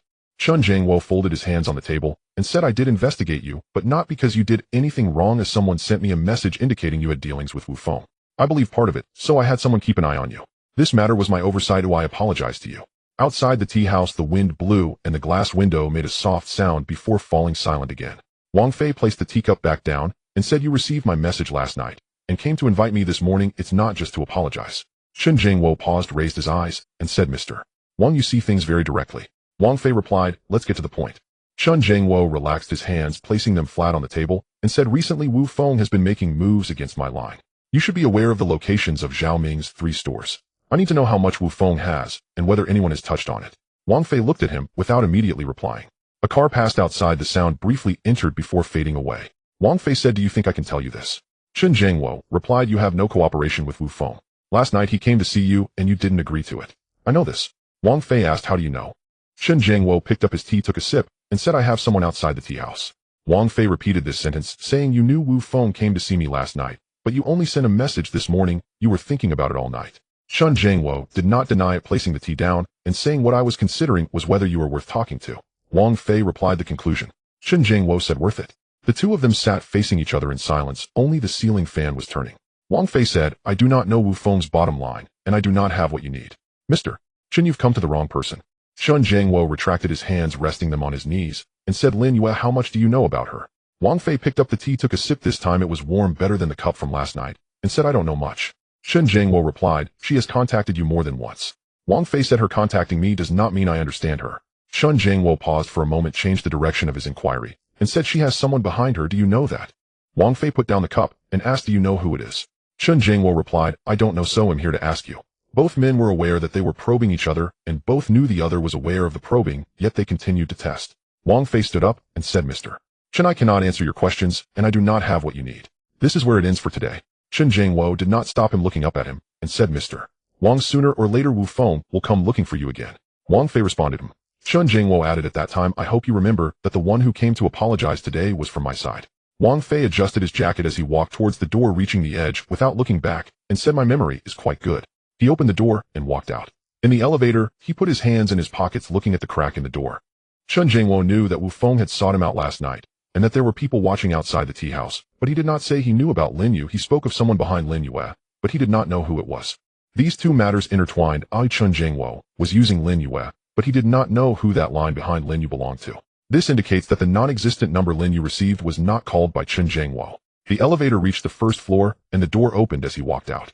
The wind blew in. He rolled down the car window. A crack, climbed inside, but did not start the engine. His phone vibrated. It was the team leader, Mr. Wang. Lin Yu left home this afternoon and is in a cafe. When she entered, she was alone. Now there is a man in the cafe, over 30 years old, sitting opposite her. I will send you a photo. The picture arrived, and Wang Fei opened it, staring at it for a few seconds. He was not a person from Qin Jiangwo, nor was he from Wu Feng. He magnified the image. The man was facing away from the camera. Only a profile was captured. The angle was insufficient, but there was one detail. He had a specific style of wristband on his right wrist, not for decoration, but an ability monitoring device. A person from the Ability Management Center. Wang Fei placed his phone on the passenger seat, started the car, and exited the parking lot. Lin Yu had contact with the Ability Management Center. It wasn't Chun Jiangwo's people contacting her, it was someone from the Ability Management Center. He reviewed this line in his mind, but at the end something felt stuck. The Ability Management Center had investigated Lin Yu. The record showed she was unawakened and had no abnormal contacts. So who is this person today, and which line does he belong to? At a red light, he stopped, resting his hand on the steering while looking ahead. He sent a message to the team leader that man, please get a clear shot of the wristband. Team leader received, please wait. He waited for 2 minutes. The picture arrived with a clear shot of the details of the wristband. The style was the monitoring type from the Ability Management Center, no doubt, but the numbered segment. He magnified it and looked twice. It was not the local numbered segment. It came from outside. He put down his phone as the light turned green and pressed the accelerator. Chun Jingwo was investigating him. Wu Feng was pushing and Lin Yu was transmitting messages from both sides, while outsiders from the Ability Management Center were contacting Lin Yu. He originally thought that the situation in this small city involved 3 lines. Now it seemed there might be more than that. He rolled the car window down a bit further. The wind blew and cool. His phone lit up. It was Lin Yu with a message, are you free this afternoon? I'm at the cafe in the Western District, and I have something I want you to help me check on someone. Wang Fei stared at this message. She had just come out of the cafe, or she was still inside. Help her check on someone. He flipped his phone over and placed it on the passenger seat without replying. Driving onto the main road, the streetlights began to illuminate, stretching in rows ahead. He wasn't in a hurry, waiting for her second message. The next day, the team leader's message arrived earlier than expected. It was not yet 7 in the morning when Wang Fei's team leader Wang, last night Lin Yu sent you a message. After she sent it, she sat in the cafe for another 40 minutes before leaving. Before she left, she exchanged a few words with that person from out of town. We didn't get close enough to hear the content. Wang Fei placed the phone beside his pillow and didn't move. 40 minutes. She was waiting for him to reply. He didn't respond, and she waited for 40 minutes before leaving. He suppressed this detail, got up to wash his face, went out to buy breakfast, and sat in the car to eat. At the entrance of the corridor, there was no change in personnel today. It was still the same person from yesterday, standing by the newsstand, hands in pockets, head slightly tilted, just enough to scan his car. Wang Fei finished his breakfast and sent a message to the team leader, has Lin Yu gone out today? Team leader, not yet, she is at home this morning, just got up. Wang Fei crumpled the paper bag and threw it out the car window into the nearby trash, started the engine, and left the parking lot. He didn't hurry to reply to Lin Yu. Her message was still there, asking him to check on someone for her. That person she had already seen at the cafe. What else did she need? Unless she wanted him to check on someone else, not the person from out of town, but another one. He ran through this logic again, got onto the main road, and headed toward the East District. In the East District, there was an old tofu shop where Wang Fei had a bowl of tofu pudding. He sat by the window, and there were 3 or 4 people inside, all old residents from the neighborhood, heads down, eating. No one looked up. His phone lit up. Lin Yu, you haven't replied to me. Wang Fei looked at the message and put down his spoon. She was urging him. Last night's message, this morning's message, a night in between. She was not an impatient person, but she urged him. This indicated that the person had time to press. Lin Yu replied quickly, sending a location directly. It was a small restaurant near the intersection in the West District, not the cafe they met at before a change of place. Wang Fei saved the location, finished the remaining tofu pudding, went out, and got into the car. A change of venue. Either they felt the cafe from yesterday was unsafe, or she wanted a place with fewer eyes. He considered both possibilities and would address them when he arrived. The restaurant was in an alley, small facade with 6 or 7 people inside. Lin Yu sat in the innermost corner, a cup of tea in front of her, untouched hands folded on the table, watching the door. Seeing Wang Fei enter, she didn't stand up, just shifted her gaze towards him as he walked over. Wang Fei sat down across from her. The waitress came over, and he waved her off, and she left. Seeing Wang Fei enter, she didn't stand up, just shifted her gaze towards him as he walked over. Wang Fei sat down across from her. The waitress came over, and he waved her. Wang Fei, you told me to check on someone. She looked up at him directly and said, yes, I need you to help me confirm something. Lin Yu didn't speak immediately. She picked up the tea beside her, took a sip, set it down, and then spoke. The person I met yesterday, did your people capture him? A tricycle passed outside, the sound coming in and then fading away. Wang Fei did not move and said, how do you know my people are outside? Lin Yu responded, I guessed. When she said those 2 words, her gaze didn't waver, just kept looking at him. He processed this answer and said, yes, they captured him, out of town number with a monitoring device on his wrist. Lin Yu from the Ability Management Center. Wang Fei, he came from out of town. She withdrew her hands from the table and placed them on her knees, saying, he isn't here to find me, he's here to find out about you. He wants to know what you discussed with Chen Jiangwo. Inside the room, someone was placing an order, the sounds carrying over 2 tables before dissipating. Wang Fei looked at her, but didn't respond. Lin Yu, he asked me who you were, what you were doing in the small city, and if you have had any connections with Chen Jiangwo. Wang Fei, how did you answer? She has said, I didn't know, you're just an ordinary person selling bathroom fixtures. Wang Fei did. Lin Yu paused for a moment and said, I don't know. He didn't show any reaction, finished his tea and left, but before he left a contact method asking me to let him know if I had any news. The 2 sat facing each other. The people at the table by the door settled their bill and left their chairs dragging across the floor, then silence. Wang Fei said, "Why are you telling me this?" Lin Yue, "Because I think you should know someone is inquiring about you." Wang Fei, "You also thought I should know Chen Jiangwo was invested?" She replied, "Yes." Wang Fei, "So you were helping me?" Lin Yue didn't respond, immediately took her hands off her knees and placed them back on the table, saying, "I'm helping myself, don't misinterpret." Wang Fei, "How are you helping yourself?" She lifted her head and said, "That person left a contact for me to pass messages. Now I have people on both sides asking me to relay information. If I pass too much, one side will eventually discover that I am passing to the other side. I need to know which line is solid and which line can be discarded." Wang Fei, "Which one do you think I am?" Lin Yue, "I don't know, so I came to ask you." This was the second time she used this phrase. Wang Fei noted this detail, stood up, and said, "Keep that contact method you have, don't touch it." Lin Yue looked up at him and said, "Wang Fei MMM." He walked toward the door, and when he reached the entrance he paused, not turning back, and said, "Your message last night asking me to check on someone, you were referring to him?" Lin Yue, "Yes." Wang Fei, "You've already met him, what do you need me to confirm?" She was silent for 2 seconds, and said, "I need to know if he is really from the Ability Management Center, or if he is pretending." Wang Fei mentally replayed this sentence, didn't respond, and pushed the door open to leave. The wind entered the alley cool. He put his hands in his pockets and walked towards the parking lot, his steps unhurried.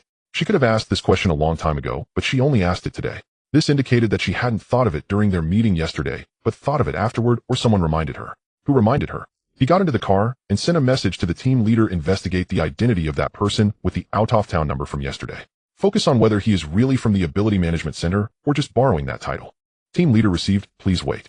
He didn't start the engine, but rested his hands on the steering while looking ahead. The out-of-town Ability Management Center number, the monitoring device on the wrist, but Lin Yue suspected he was a fake. Her suspicion wasn't unfounded. She had seen the real ones before and could discern what was wrong. So who was the real one she had seen? It wasn't Chen Jiangwo, it wasn't Wu Feng, it wasn't Zhao Ming. He traced this line to the end, and there was one lead still open. The phone vibrated. Team leader Wang, we found out that the number corresponds to the real number of the Ability Management Center, but the name associated with it does not match that of the person who came to find Lin Yue. The number belongs to an old employee in the city, over 50 years old, while the one looking for Lin Yue is in his 30s. They are not the same person. Not the same person. Borrowed the number. Wang Fei finished reading the message, started the engine, left the parking lot, and headed onto the main road. Using a borrowed number, employing a monitoring device, posing as someone from the Ability Management Center to contact Lin Yue and inquire about him. This wasn't Chen Jiangwo's style, nor was it Wu Feng's. This was a fourth line. He initially thought there were 3 lines in this scheme. Chen Jiangwo was investigating him, Wu Feng was pushing, and Lin Yue was passing messages between them. Now it seemed there were others outside using the cover of the Ability Management Center to probe into him. At the red light, he stopped, resting his hands on the steering wheel. The person inquiring wasn't Chen Jiangwo or Wu Feng, but him, Wang Fei, a seller of bathroom fixtures. This indicated that the line knew he was more than just a seller of bathroom fixtures.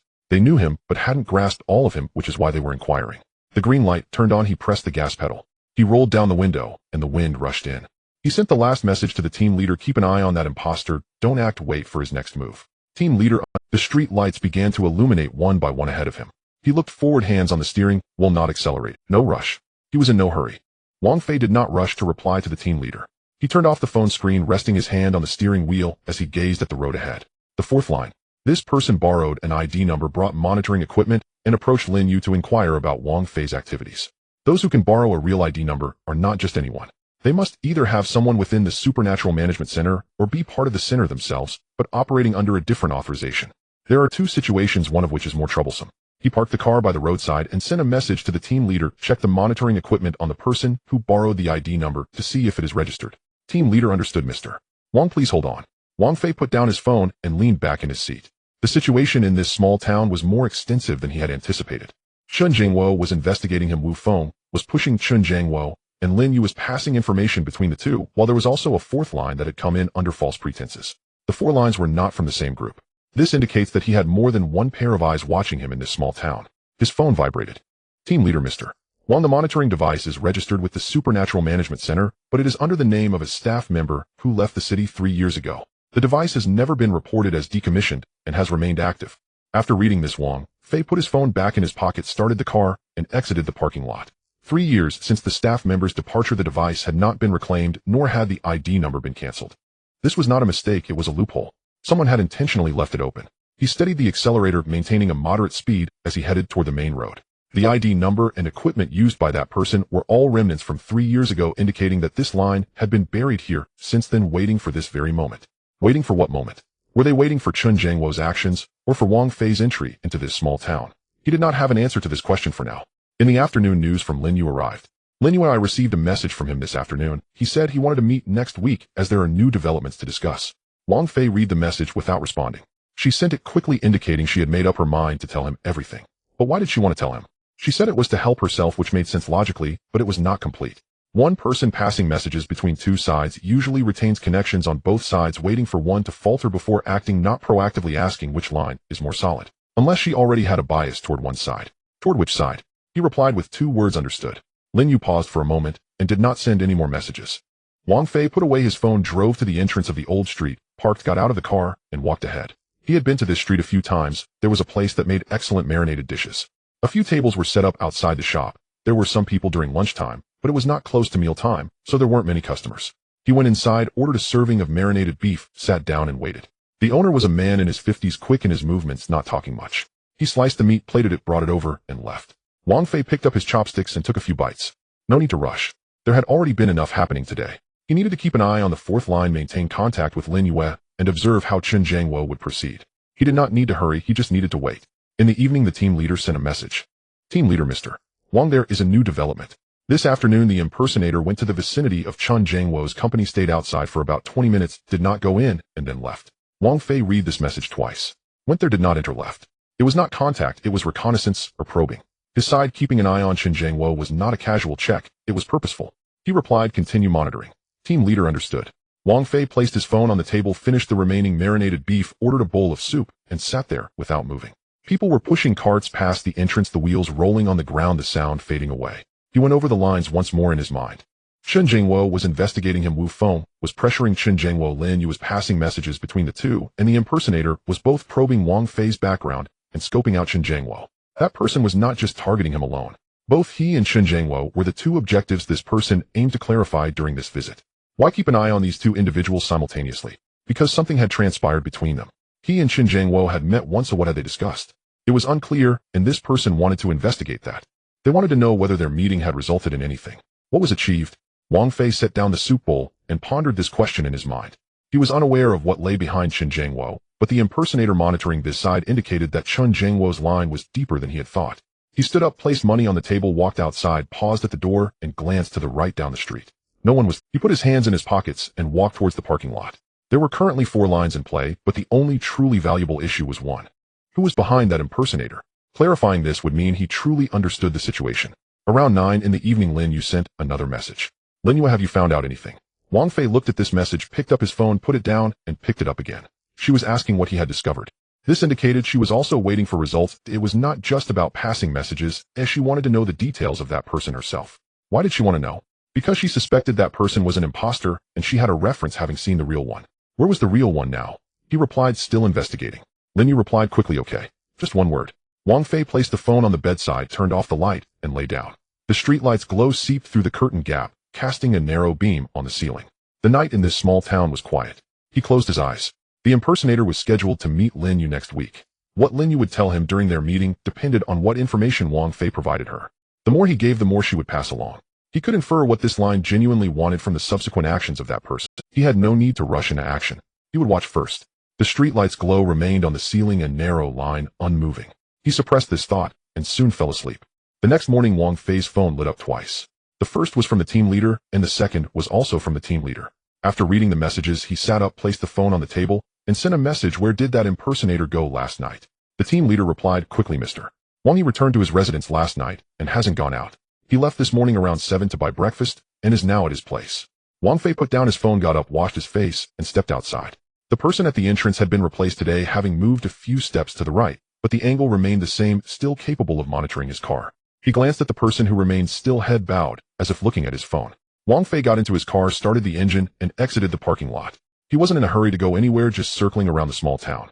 That impersonator had stepped on Chen Jiangwo's toes yesterday, but hadn't moved today. He was either waiting for news or waiting for someone to give him instructions. He turned onto the main road, pressed the accelerator steadily, and headed east. His phone vibrated again. The team leader, Mr. Wang, that person has left, and he's not heading towards Chen Jiangwo's side, but rather towards Lin Yu's neighborhood. Wang Fei read the message and set his phone aside, keeping his speed unchanged. He was heading towards Lin Yu's neighborhood. They were only scheduled to meet next week. Today, he wanted to familiarize himself with her house's location. There was no rush, this was a routine action. He didn't ask the team leader to stop him, and simply replied with 2 words, keep watching. The team leader understood. There was no other news in the morning. Wang Fei parked his car at the entrance of the old street and went into a braised meat shop to sit down and drink a cup of tea. He was the only customer in the shop, and the owner was inside cutting ingredients without any conversation. He reviewed the leads again.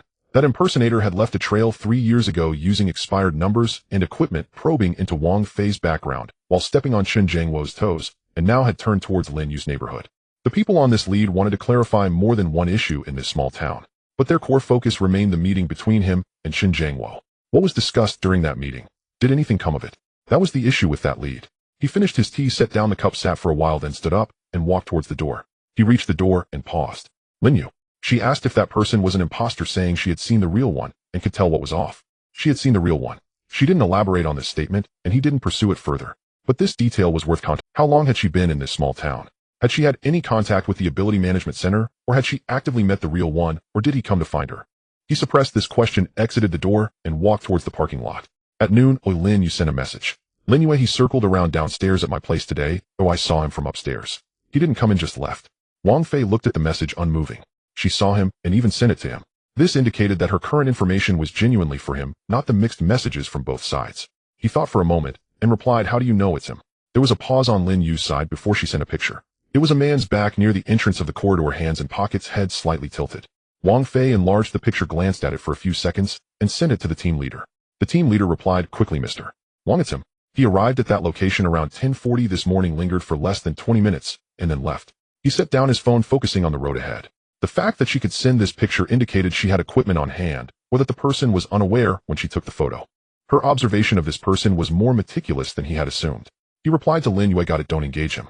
"Lin Yu, I understand." Just those 3 words, nothing more. Wang Fei put away his phone, exited the parking lot, and drove north. He was going to meet Chen Jiangwo. It wasn't a formal meeting like before, it was just a casual visit to see what state he was in today. That impersonator was investigating the matters between him and Chen Jiangwo. He needed to know if Chen Jiangwo sensed the existence of this lead. Chen Jiangwo's company was located in the northern district. The building was not tall, and the facade was ordinary. Wang Fei parked on the roadside nearby, not hurrying to go inside, sitting in the car and watching for a while. People entering and exiting at the entrance were in a normal working state, with security standing at the door, nothing unusual. He picked up his phone and directly called Chen Jiangwo. The other side took a while to answer, ringing 3 times. "Chen Jiangwo, Mr. Wang. Wang Fei at the company." "Chen Jiangwo here, what's up?" "Wang Fei, I'm downstairs, come up for a chat."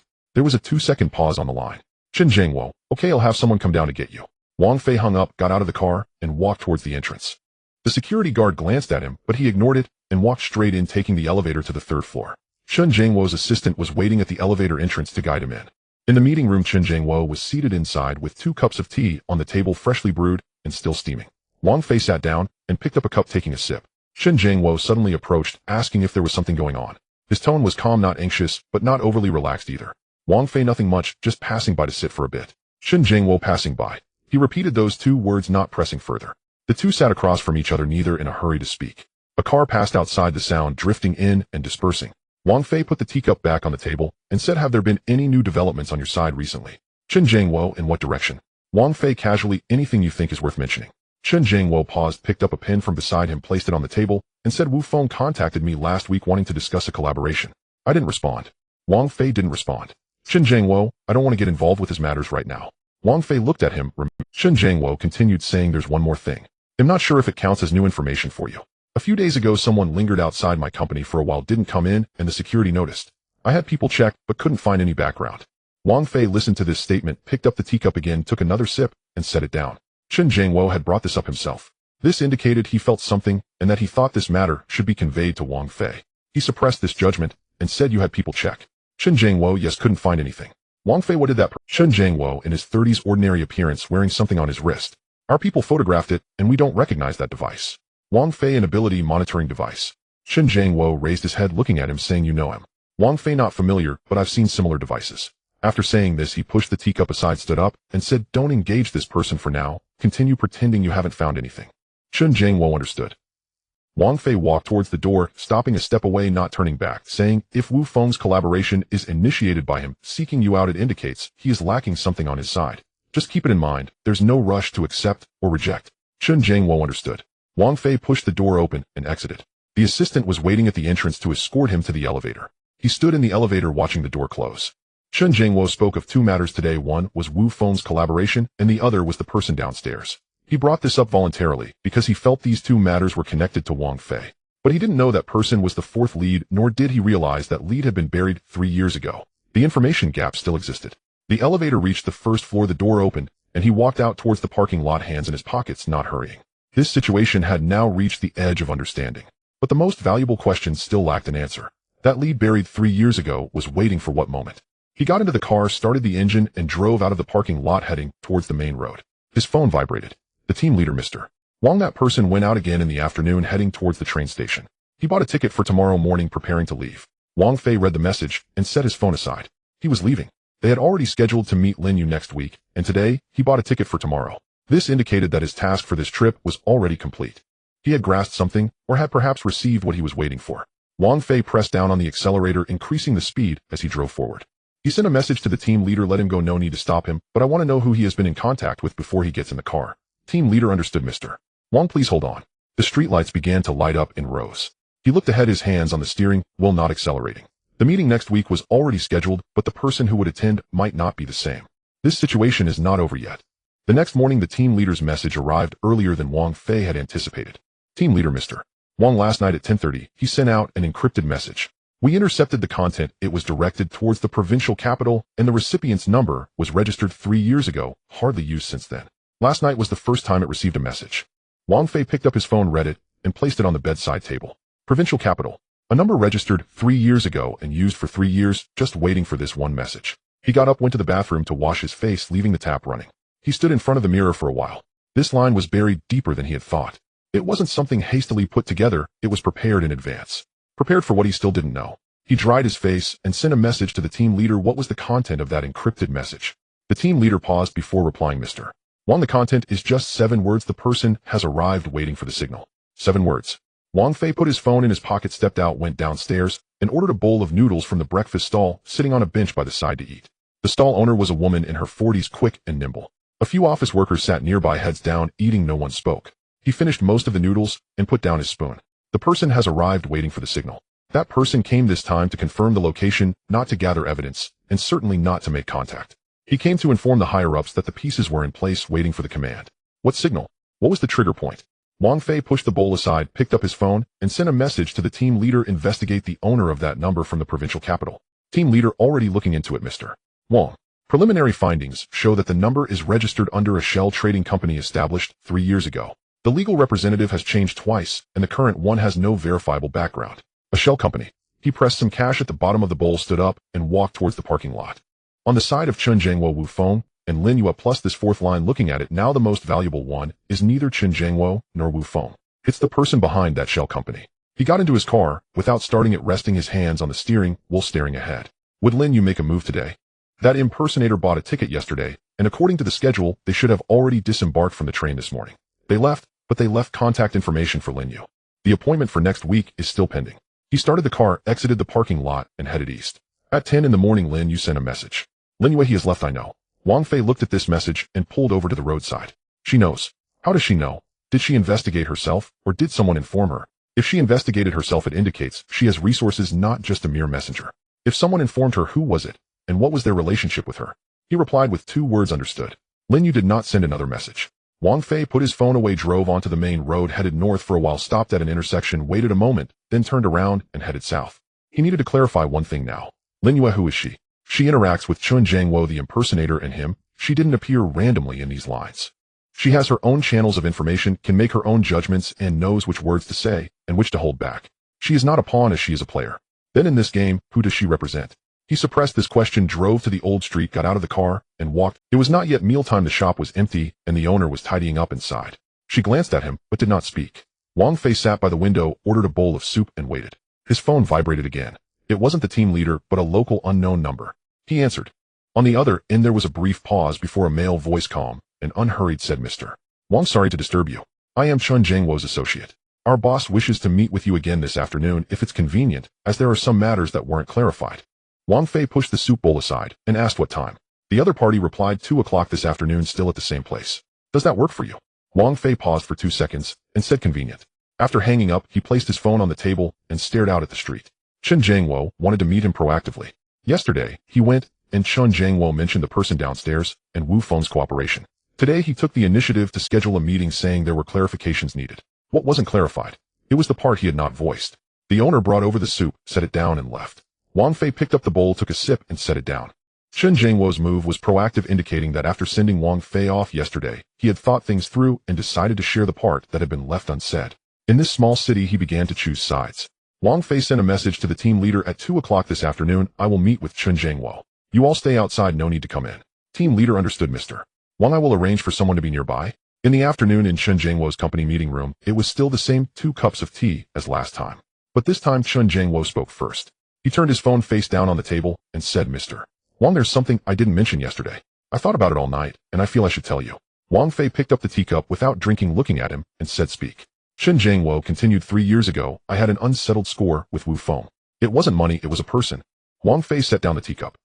Chen Jingwo continued. That person once helped me, but later was taken away by Wu Feng's people. I could never find them. Over the past 2 years, I quietly investigated and found they may have changed their identity, operating in this city under a different alias. Wang Fei asked, what is this different alias? Chen Jingwo replied, the code from the Supernatural Management Center, not their own, but borrowed. The room fell silent for a moment. A car drove by outside, the sound coming and going. Wang Fei didn't move and said, you said yesterday that you couldn't trace the origins of that person. Chen Jingwo responded, yesterday, I wasn't sure if you knew about this matter, so I didn't want to say something incorrect. Wang Fei listened to this and placed his hand on the table without speaking. Chen Jingwo, unable to bear the silence, spoke again. If that person is who I think they are not here to find you or me. They are looking for something. If that something falls into Wu Feng's hands, it won't be good for either of us. Wang Fei asked, what is that something? Chen Jingwo pulled his hand back from the table and leaned back, saying that account from 3 years ago has a document that recorded the movements of all parties at the time. That document has never appeared, and this person may be here for it. Wang Fei looked at him and repeated those few sentences in his mind. Chen Jingwo said something, but didn't say it all. That document recorded who was involved, and Chen Jingwo's name was in it, as was Wu Feng's. He didn't mention whose name was also there. He didn't ask. He stood up and said, do you know where that person is now? Chen Jingwo replied, no. Wang Fei said, all right, keep this matter under wraps, don't act. He walked towards the door, paused at the entrance, and said, if that document includes all parties from back, then Wu Feng's side actually doesn't want that document to surface. Chen Jingwo agreed. Wang Fei continued, then this person wasn't sent by Wu Feng. Without waiting for Chen Jingwo to respond, he pushed the door open and went out. As the elevator arrived, he walked out the door. The security guard glanced at him, but he ignored it and walked to his car. He sat for a while without starting the engine. The fourth line is neither Wu Feng's nor Chen Jingwo's. That person came for that document from 3 years ago. He and Chen Jingwo were passively drawn into this. The true target is that document. He took out his phone and sent a message to the team leader, revisit the contacts that person made before getting into the car today, looking for any connection with the shell company from the provincial capital. The team leader replied, quickly, understood, Mr. Wang. Oh, please wait, it may take some time. Wang Fei set his phone aside, started the car, exited the parking lot, and drove onto the main road. Lin Yu has not made a move yet. She knows that person has left, but she didn't mention that document, that shell company, or the account from 3 years ago. Does she know about this matter? If she does and hasn't mentioned it, it's because she is unsure of how much he knows. If she doesn't know, then she is even more peripheral in this game than he thought. But her ability to identify that person as an impersonator indicates she has seen the real one. Is the real one related to that account from 3 years ago? This line still hasn't reached its conclusion.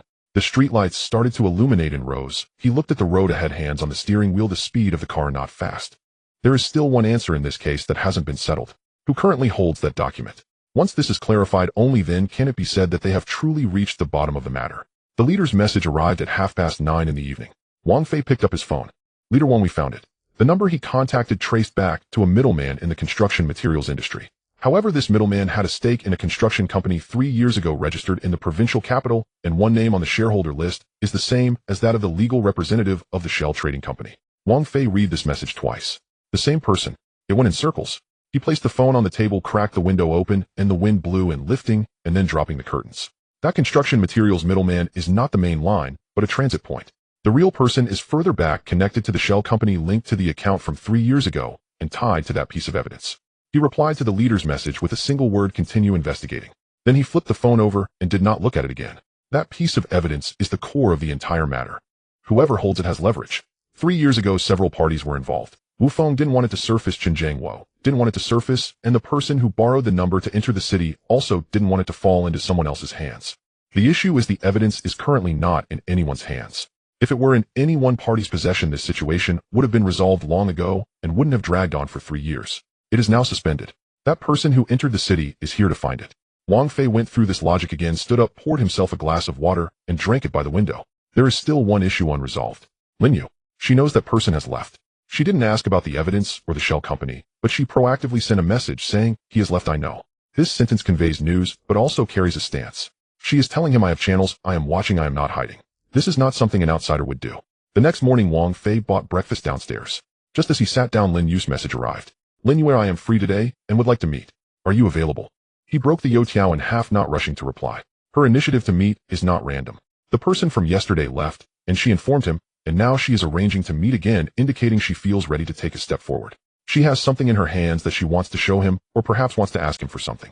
He set the youtiao down and replied, 10 a.m. at the tea house on Old Street. Have you made a reservation? Lin Yu, I have made a reservation. Oh, I know people there. He tucked his phone into his pocket, finished his breakfast, paid, and went out. The tea house is small, frequented by locals, and is intended for a quiet atmosphere. Lin Yu was already there, seated in a spot deeper inside with a small bag beside her. She hadn't opened her phone and was looking at a piece of calligraphy hanging on the wall. Upon hearing movement, she turned and nodded at him. Wang Fei sat down opposite her. The proprietress came over and asked what they would like to drink. Lin Yu replied, and the proprietress nodded and left. Both of them remained silent until the proprietress placed the tea down and walked away. Lin Yu opened her bag, took out a folded paper bag, and pushed it towards him, saying, you take a look at what's inside first, and then we'll talk. Wang Fei did not move, watching her. She withdrew her hand and placed it on the table, saying, 3 years ago, I was in the provincial capital and dealt with a construction project. There were some people behind the project, and I met one of them, took some photos, kept them for backup, and never used them, just holding on to them. Wang Fei picked up the paper bag, opened it, and inside were several printed images, not originals but reprints, and a few screenshots of meeting minutes along with a partial transfer receipt, amount, and several names circled by someone with a ballpoint pen, the handwriting still visible. He flipped through the papers one by one, folded them back up, returned them to the paper bag, and pushed it back. He spoke, asking, where did you get this? Lin Yu replied, I kept it myself, though it wasn't given to me by someone else. Wang Fei asked, what were you doing in that project? She paused and said, I was a consultant, the kind that doesn't go public, helping people assess project risks. If the project succeeded, I would get a payment. If it didn't, I would still receive a basic fee. Did that project ultimately succeed?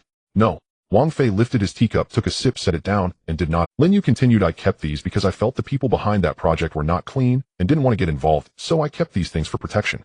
Later the project fell through, and these remained untouched. I didn't expect that 3 years later these people would resurface in a different city with a different setup and a different person appearing. She paused again, then said, I'm not sure if you know about that receipt, but among those images there is a name you should recognize. Wang Fei did not respond to this. He pushed the paper bag towards her and said, let's leave this with you for now. Oh, I have some matters I haven't clarified yet. Lin Yu did not move, saying, you are asking me what my relationship is with that person who entered the city.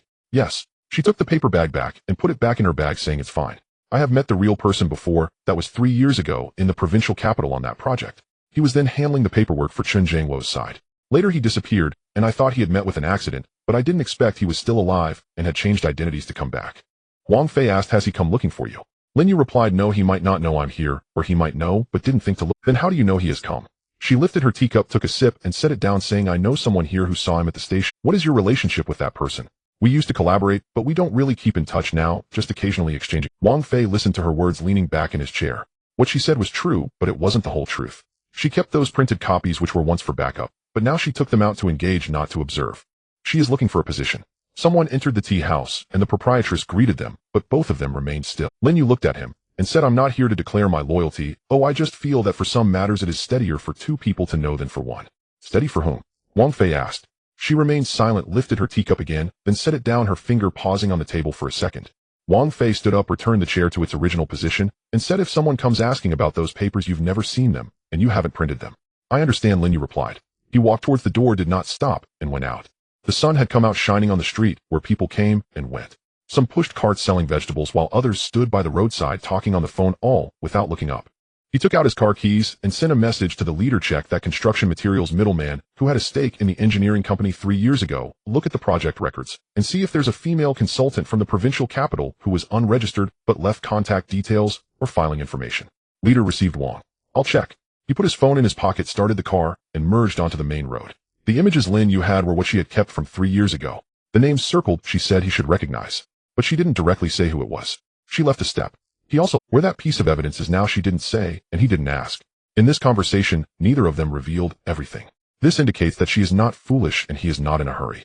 The car drove onto the main road, the streetlights still not extinguished, extending in rows ahead. The game is not over yet, but it has begun to tighten. The team leader did not keep Wang Fei waiting for too long. At 8 in the evening the news arrived, 3 messages. Mr. Wang, we have found the project records for that engineering company.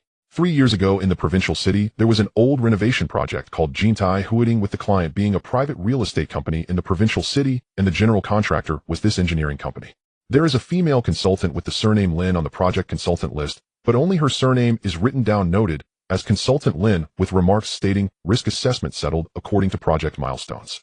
This consultant Lin was involved in the project for 8 months, and there are no records of her after the project was suspended. We checked the signed documents, and she has never signed any formal documents. All opinions were verbal. She was mentioned twice in the internal meeting minutes of the project team, referred to as Miss Lin. There is one more thing, Mr. Wang. The person in charge of the client for this project had an incident 3 years ago. A month after the project was suspended, he was taken away for questioning by the Abilities Management Center. He was later released, but he was reassigned away from the provincial city and is now missing. When he was taken away, the reason stated was involvement in illegal ability trading clues. Wang Fei finished reading these 3 pieces of news, did not rush to reply, put his phone on the coffee table, stood up, and walked to the balcony, pushing the window open. Jintai Huading. Consultant Lin. Clues of illegal ability trading. That project from 3 years ago was not just an ordinary construction project. Since abilities were involved, that's why Lin, you would say, the people behind are not clean, which is also why she prepared things in advance for self-defense. When she showed him those printed pages, she mentioned that there was a name he should recognize. Who was she referring to? He didn't ask at the time. Now he thinks if that name is not Chen Jiangwo, it must be Wu Feng, or perhaps the client representative who was taken away. He placed this matter in his mind, reorganizing the situation. 3 years ago in the provincial city, the Jintai Huading project involved multiple parties. The general contractor was that engineering company backed by a building material intermediary, and even further back a shell trading company. The person in charge of the client was later taken away by the Ability Center. Chen Jiangwo was involved in some aspect of the project on this side of the small city. So was Wu Feng. Lin Yu was an external risk consultant. After the project failed, she left behind a document that recorded the movements of several parties and the flow of funds. This document has not been brought out since, but it has not been lost or destroyed, it has merely been hidden. 3 years later, a person entered the city with a borrowed ability number impersonating someone from Chen Jiangwo's side to look for this document. He said, the person is in place waiting for the signal, and then received a message stating the goods are in the west of the city. The goods in the west of the city refer to the document. That document is already in the west of the city. He turned around and returned to the living room, picked up his phone, and sent a message to the team leader. Check the name of the client representative who was taken away, what his name is, and who reviewed him at the Ability Center 3 years ago, and where he went after that. Also check for any unusual activity in the west of the city in the past 3 months, no matter how small, report it to me.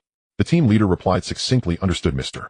Wang, I will arrange it tonight. He put down his phone and sat back on the sofa. Lin Yu knew what he would be thinking today, which is why she made the appointment in advance. When she brought the things over from the tea house, it was not just a casual gesture.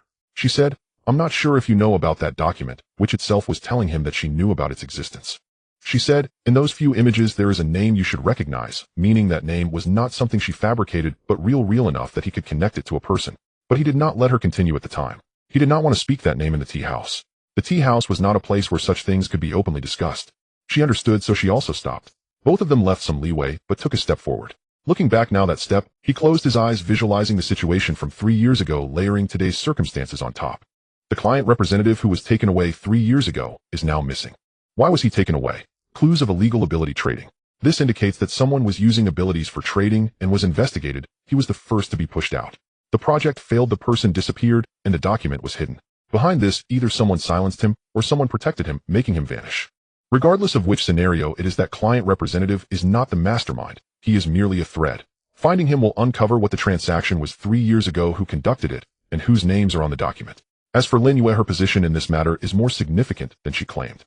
If she were just an external consultant, she could have simply taken the money and left without needing to prepare anything for self-defense.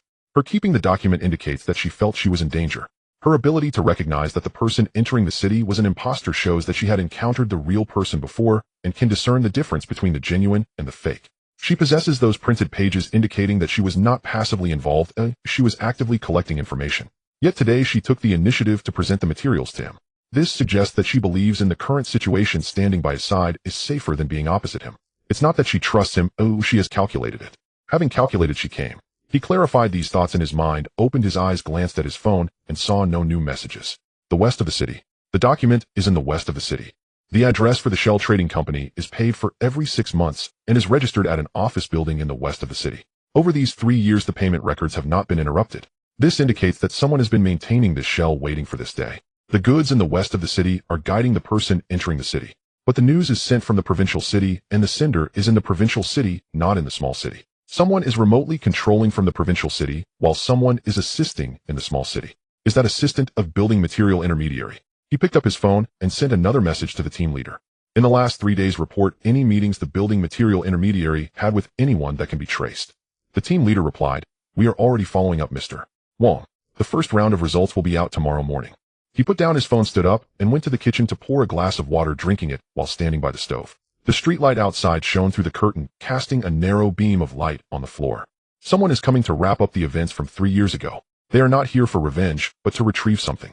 If that document is truly obtained, the first to suffer misfortune will not be him, Wang Fei, nor Chun Jiangwo, and certainly not Lin Yu. It will be those still in position back in the provincial city. Therefore, in this game, he is not the anxious one. It is the opposite side. The people on the opposite side are getting anxious, which is why they are pulling out threads buried for 3 years. He placed the cup by the sink and turned back to the bedroom. Tomorrow the team leader will have more concrete news. The unusual activities in the west of the city, the movements of the building material intermediary, and the whereabouts of the client representative who was taken away. 3 lines are being investigated simultaneously. One will inevitably move first. He lay down, placed his phone on the bedside, and closed his eyes. Before he fell asleep, the phone vibrated again. He picked it up to check. It was a message from his younger brother. "Bro, I'll come back next week bringing a friend for dinner." After reading the message, Wang Fei placed it beside his pillow, thought for a moment, and replied with one word, "Okay." His brother is bringing a friend for dinner. He does not know who that friend is, but he knows that his brother is now in university with people around him who have interacted with him, inquired about him, and know that his brother is Wang Fei. Mr. Wang, the investigation in the western part of the city has been completed, and there are 3 findings. First, in the abandoned factory area of the old granary in the west, someone rented one of the buildings 3 months ago with a lease of 1 year paid in full. The lessee's name is an individual business, and their actual operations are untraceable. Nearby residents say that it is usually deserted, but there are always 1 or 2 nights every month when the lights are on. Second, there is a building material intermediary named Lu Guangtian who had dinner with someone 3 days ago at a restaurant in the west. The person came alone and left after eating without leaving any contact information. The restaurant owner mentioned that the person seemed unfamiliar and did not have a local accent. Third, I found the person in charge of the client you asked me to investigate. His name is Song Huiming. He was taken away by the Supernatural Ability Center 3 years ago and was interrogated for 7 days. After being released, he vanished. His household registration was not transferred, and he has not used his ID since. However, in the second half of last year, someone spotted him in the city working at a construction site in the west under a fake name. Wang Fei placed his phone on the dining table and looked at these 3 messages. West of the city. All in the west. The factory of the old granary lights up at midnight. The person Lu Guangtian met unfamiliar, does not have a local accent. Song Huiming appeared in the west last year under a fake name working at a construction site. A person who was interrogated by the Supernatural Ability Center, the client in charge of a project 3 years ago, is alive, hiding in the west doing hard labor. He does not reveal himself, does not use his ID, does not use his real name, not because he is hiding from enemies, but because someone does not allow him to show himself. He knows where the evidence from 3 years ago is. He is the client in charge. He knows the flow of funds for the entire project, knows who participated, and knows who initially created that evidence. He was taken away by the Supernatural Ability Center and then released, not because he was cleared of suspicion, but because he was abandoned. Those who abandoned him left him in the west, allowing him to live, but forbidding him to speak. Who abandoned him? People from the provincial city. The evidence has not been brought out to this day because Song Huiming is still alive and has hidden it. Those who want the evidence cannot find it, and those who want to destroy it also cannot find it, so his survival is a balance.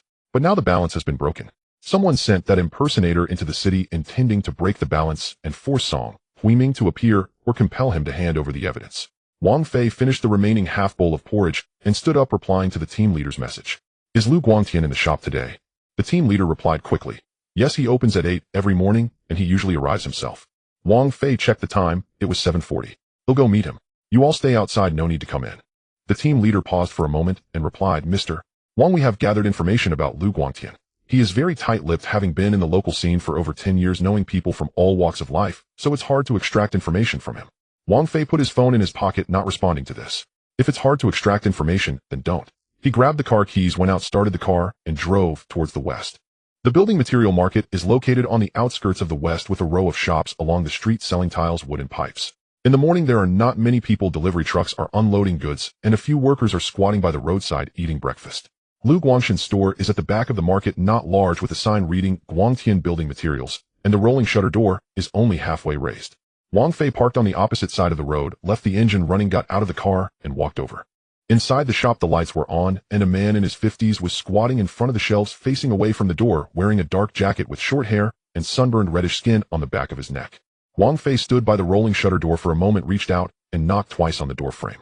Lu Guangtian glanced back at him, stood up, placed the notebook he was holding on the shelf, dusted his hands off, and asked, "What do you want to buy?" Wang Fei replied, "I want to ask about someone."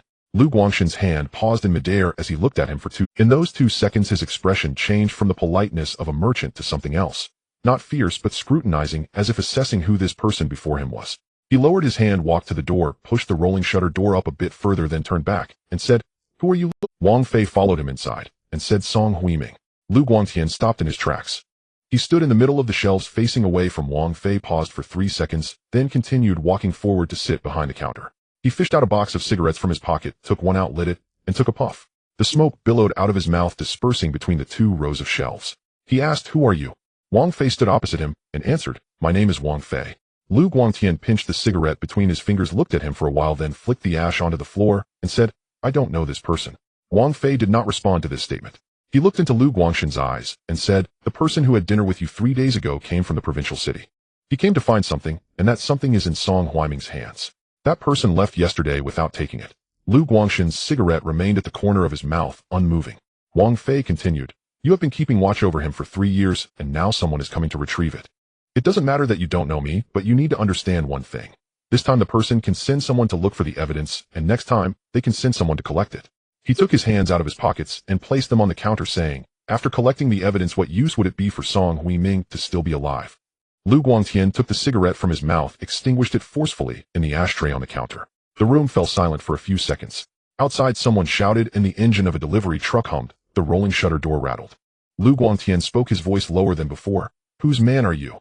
Wang Fei replied, "I am no one's man."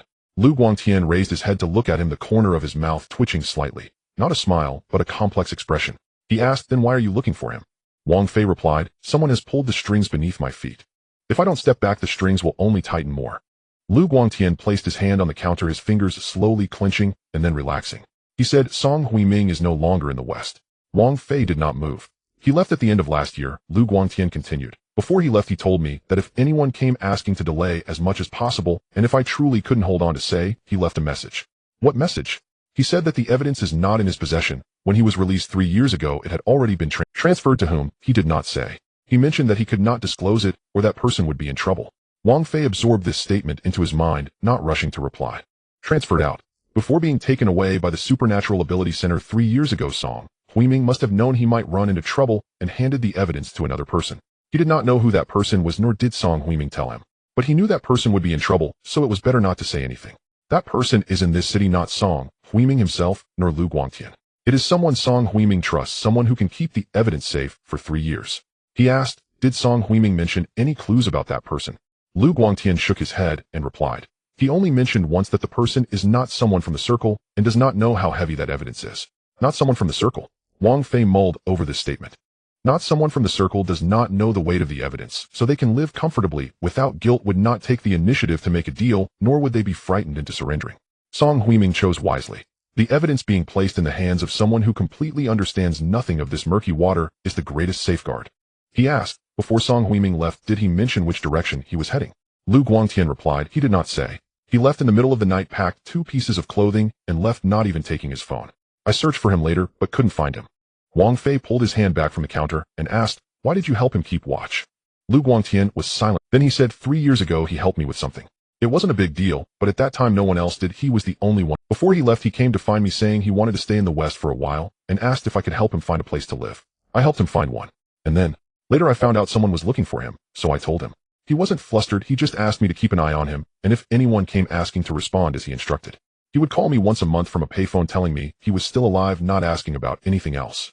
"What did he say during his last call?" "He said he was leaving," Lu Guangtian replied.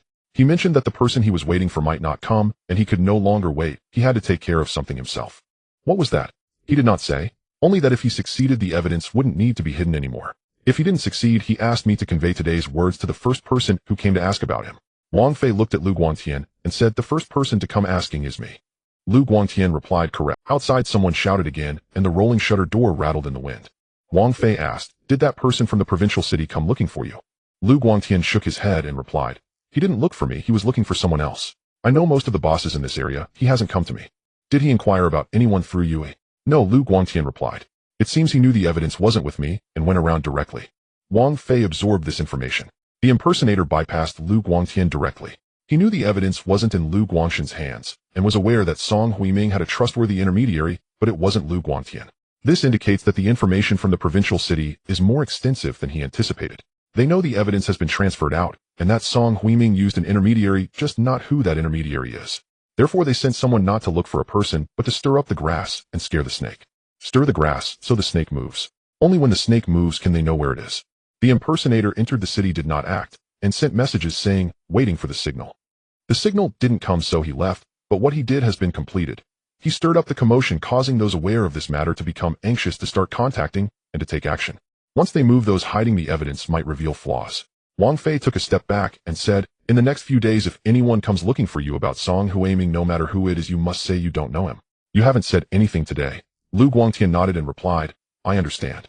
Wang Fei turned to leave, reached the door, paused without looking back, and said, "You have my number. If anything comes up, call me." Lu Guangtian remained silent. Wang Fei exited the shop. The sun had risen higher, and the pavement of the building material market was bleached white. A few workers, having finished their meal, stood up, brushed off their pants, and dispersed. He got into the car, started it, turned on the air conditioning, but did not drive away. He replayed Lu Guangtian's words in his mind. Song Huiming is still alive. He only left at the end of last year. He mentioned needing to take care of something, and if he succeeded, the evidence would no longer need to be hidden. What could that be? To find the person who pushed him out, to take the blame back then. If that is the case, then he hasn't left, he has gone to the provincial city. He aims to turn the tables and bring the evidence to light, to overturn the events of 3 years ago. And the person who entered the city knows that Song Huiming has gone to the provincial city, which is why he came here to look for the evidence. He is here to get the evidence before Song Huiming can leave Song Huiming without any trump cards. But there is still one more person in this game. The one who possesses the evidence. Not someone from the circle who does not understand the weight of the evidence, who has lived steadily for 3 years. Who is this person? Wang Fei took out his phone and sent a message to Lin Yu. 3 years ago, did Song Huiming have any acquaintances in this city who were not part of the circle, not related to the project nor in business, but rather personal friends? The gate of the West City Experimental Primary School faces south, with a narrow street in front lined with sycamore trees, whose dense leaves block much of the sunlight. At this time, classes are in session, the school gate is closed, and the security guard sits in the booth looking down at his phone. The street is mostly empty, with only an occasional electric bike passing by, making little noise. Wang Fei parked his car 30 meters away under the shade of a tree, turned off the engine, and stayed inside. He reached into the glove compartment for a bottle of water, unscrewed the cap, took a sip, put it back, leaned back in his seat, and gazed at the school gate. Lin Yu said she didn't know this person's name, only that he was an old classmate of Song Huiming, a woman who teaches at this primary school. 3 years ago, Song Huiming occasionally came to have dinner with her, never bringing anyone from the project. The fact that he never brought anyone along indicates he intentionally wanted to keep this line hidden from everyone. At that time, the project was still ongoing, and he was already concealing it. He didn't start hiding it after the incident, he began concealing it beforehand. This caution indicates he knew from the beginning that the project was not clean and had left himself an escape route. The escape route was a primary school teacher, someone completely unrelated to the supernatural world, an ordinary person who would remain undetected even if the entire line was exposed. Wang Fei adjusted his seat back a bit to sit more steadily. If he were Song Huiming, what would he do before the incident? He would hand over the evidence to this old classmate for safekeeping, but not tell her what it was, only saying it was very important and not to let anyone know. If she doesn't understand the weight of this item, she won't be nervous and won't reveal any flaws. She would treat it as a package sent by an old classmate, placing it in her cabinet or drawer in a corner of her daily life where no one would notice. It's been 3 years, she may have never opened it to look inside. This is Song Huiming's insurance. But now this insurance has been targeted. People from the provincial city discovered that Song Huiming had a contact in this city, confirmed it wasn't Lu Guangtian, but they did not know who it specifically was. So they sent someone to stir the bushes and spread the word that the goods are in the west of the city, hoping to provoke this contact into action. As long as she moves, she will be exposed. Wang Fei rubbed his forehead, refocusing his thoughts. He came today not to find her, but to see if she was still safe. If the people from the provincial city had already found her, this street wouldn't be so quiet. If they hadn't found her, then the current question is, has she received any unsettling news? Has anyone looked for her? Has anyone passed on any messages? Just as he was thinking this, his phone buzzed. Lin Yu sent a message. He contacted me asking if I wanted to meet at the station. Wang Fei frowned after reading the message. He refers to the impersonator. That person clearly left before, yet now he is messaging Lin Yu wanting to meet. He left contact details before leaving and now has taken the initiative to contact her again. He hasn't retreated, he has returned under a new identity. Or perhaps he never left at all. He bought a ticket, passed through the gate, boarded the train, but got off somewhere, switched to a return trip, or simply never exited the message "the person is in place waiting for the signal" may mean in place not in the small city, but station near. Waiting for the signal has not yet been sent, so, while waiting he took action. Why is he looking for Lin Yu? Because he discovered her identity. He found out that 3 years ago Lin Yu worked as a consultant on the Jintai Huading project, knowing that the information she holds might be more than anyone else even aware of her contact with Song Huiming. He is looking for Lin Yu not to reminisce, but to extract from her, who currently holds the evidence. Wang Fei replied to Lin Yu's message. What did he say? When is the meeting?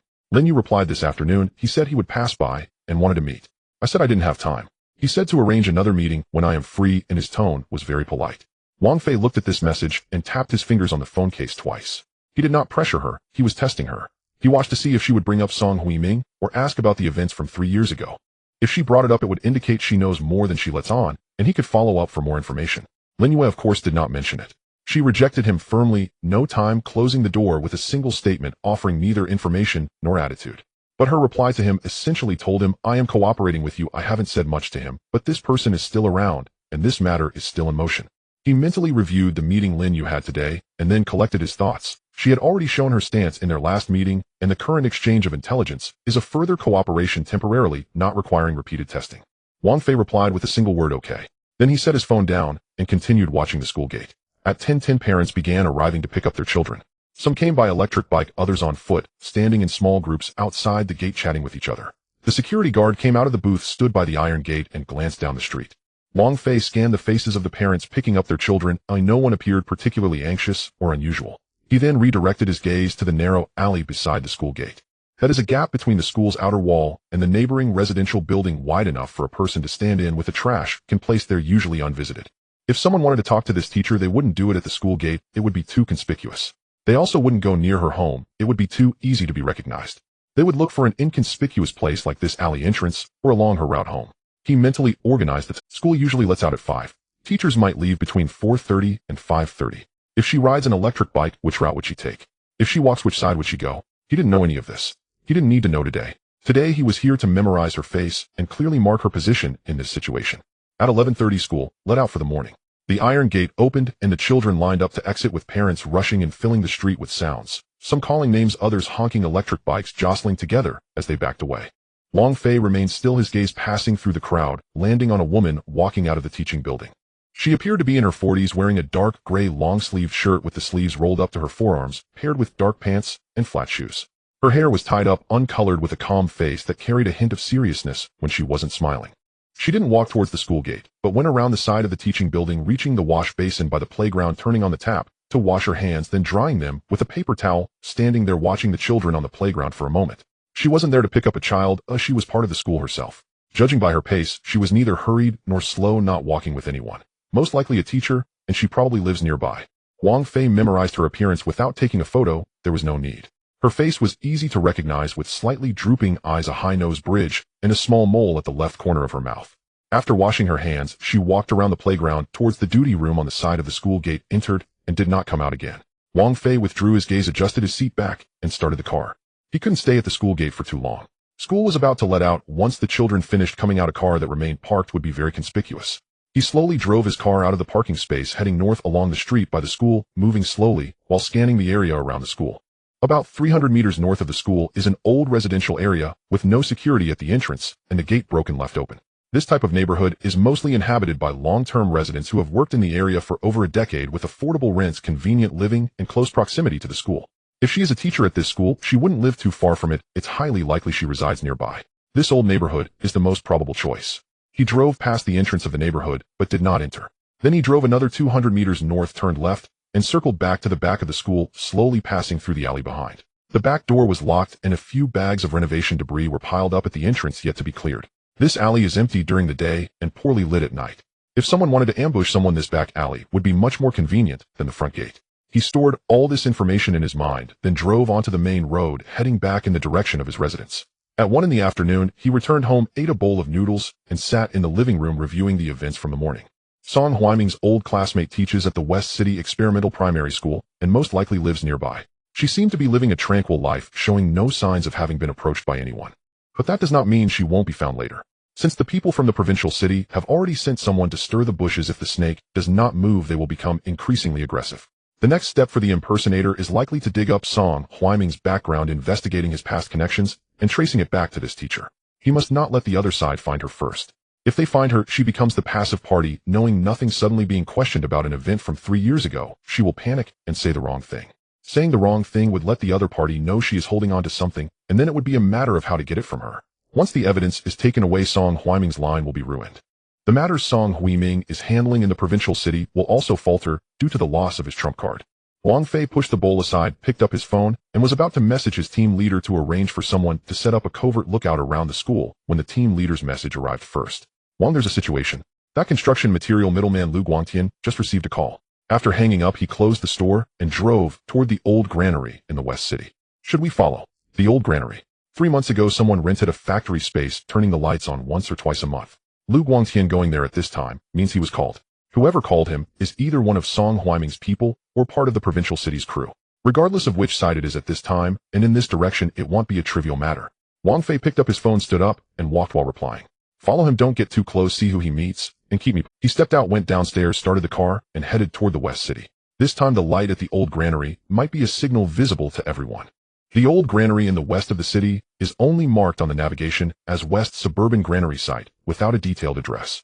Wang Fei drove west along the main road in the west of the city, passing the building materials market and the area of the experimental primary school. The houses on both sides became shorter, from residential buildings to warehouses and then to fenced-off vacant lots. He stopped at a junction and looked at his phone. The team leader had sent a location of blue indicating a spot about 800 meters away from him. Mr. Wang, Lu Guangtian's car is parked at the entrance of a gray factory building. A person has entered, and our people are watching from both sides, but they did not follow in. There is an abandoned guard room opposite the factory with a good line of sight. You can go there first when you arrive. Wang Fei parked the car by the side, got out, gently closed the door without locking it, and kept the keys in his pocket. The road was made of concrete, long overdue for repairs, with many cracks from which weeds had grown, some already turning yellow. On both sides were red brick walls with shards of glass stuck on top. In some places the glass had fallen off, leaving only cement stubs. The air held a mix of the smell of old grain and rust. It was not unpleasant, but it made one feel that this area had been suffocated by time for too long. He walked along the edge of the road at a slow pace. Turning a corner, the granary's large gate appeared ahead. The 2 iron doors were long gone, and the rust on the door frame dripped down the brick, seemed staining the entire wall a deep brown. Inside the large gate was an open space with weeds taller than a person. A path had been pressed down the middle by wheels, leading to several factory buildings inside. The innermost gray factory building was where Lu Guangtian had entered. Wang Fei did not enter through the main gate. He circled east along the wall, reaching a small door on the east side. The door was not locked, slightly ajar, allowing him to slip inside. Inside was a passage between the factory buildings littered with old wooden boxes and plastic barrels. The steel frame canopy above had several holes through which sunlight leaked, casting patches of white on the ground. He walked along the wall, reaching the side of the gray factory building, and found a window. The glass had long shattered, and the half curtain, hanging from the window frame, had lost its original color, weathered into strips of fabric. Sounds from inside the factory came through the window, fairly clear.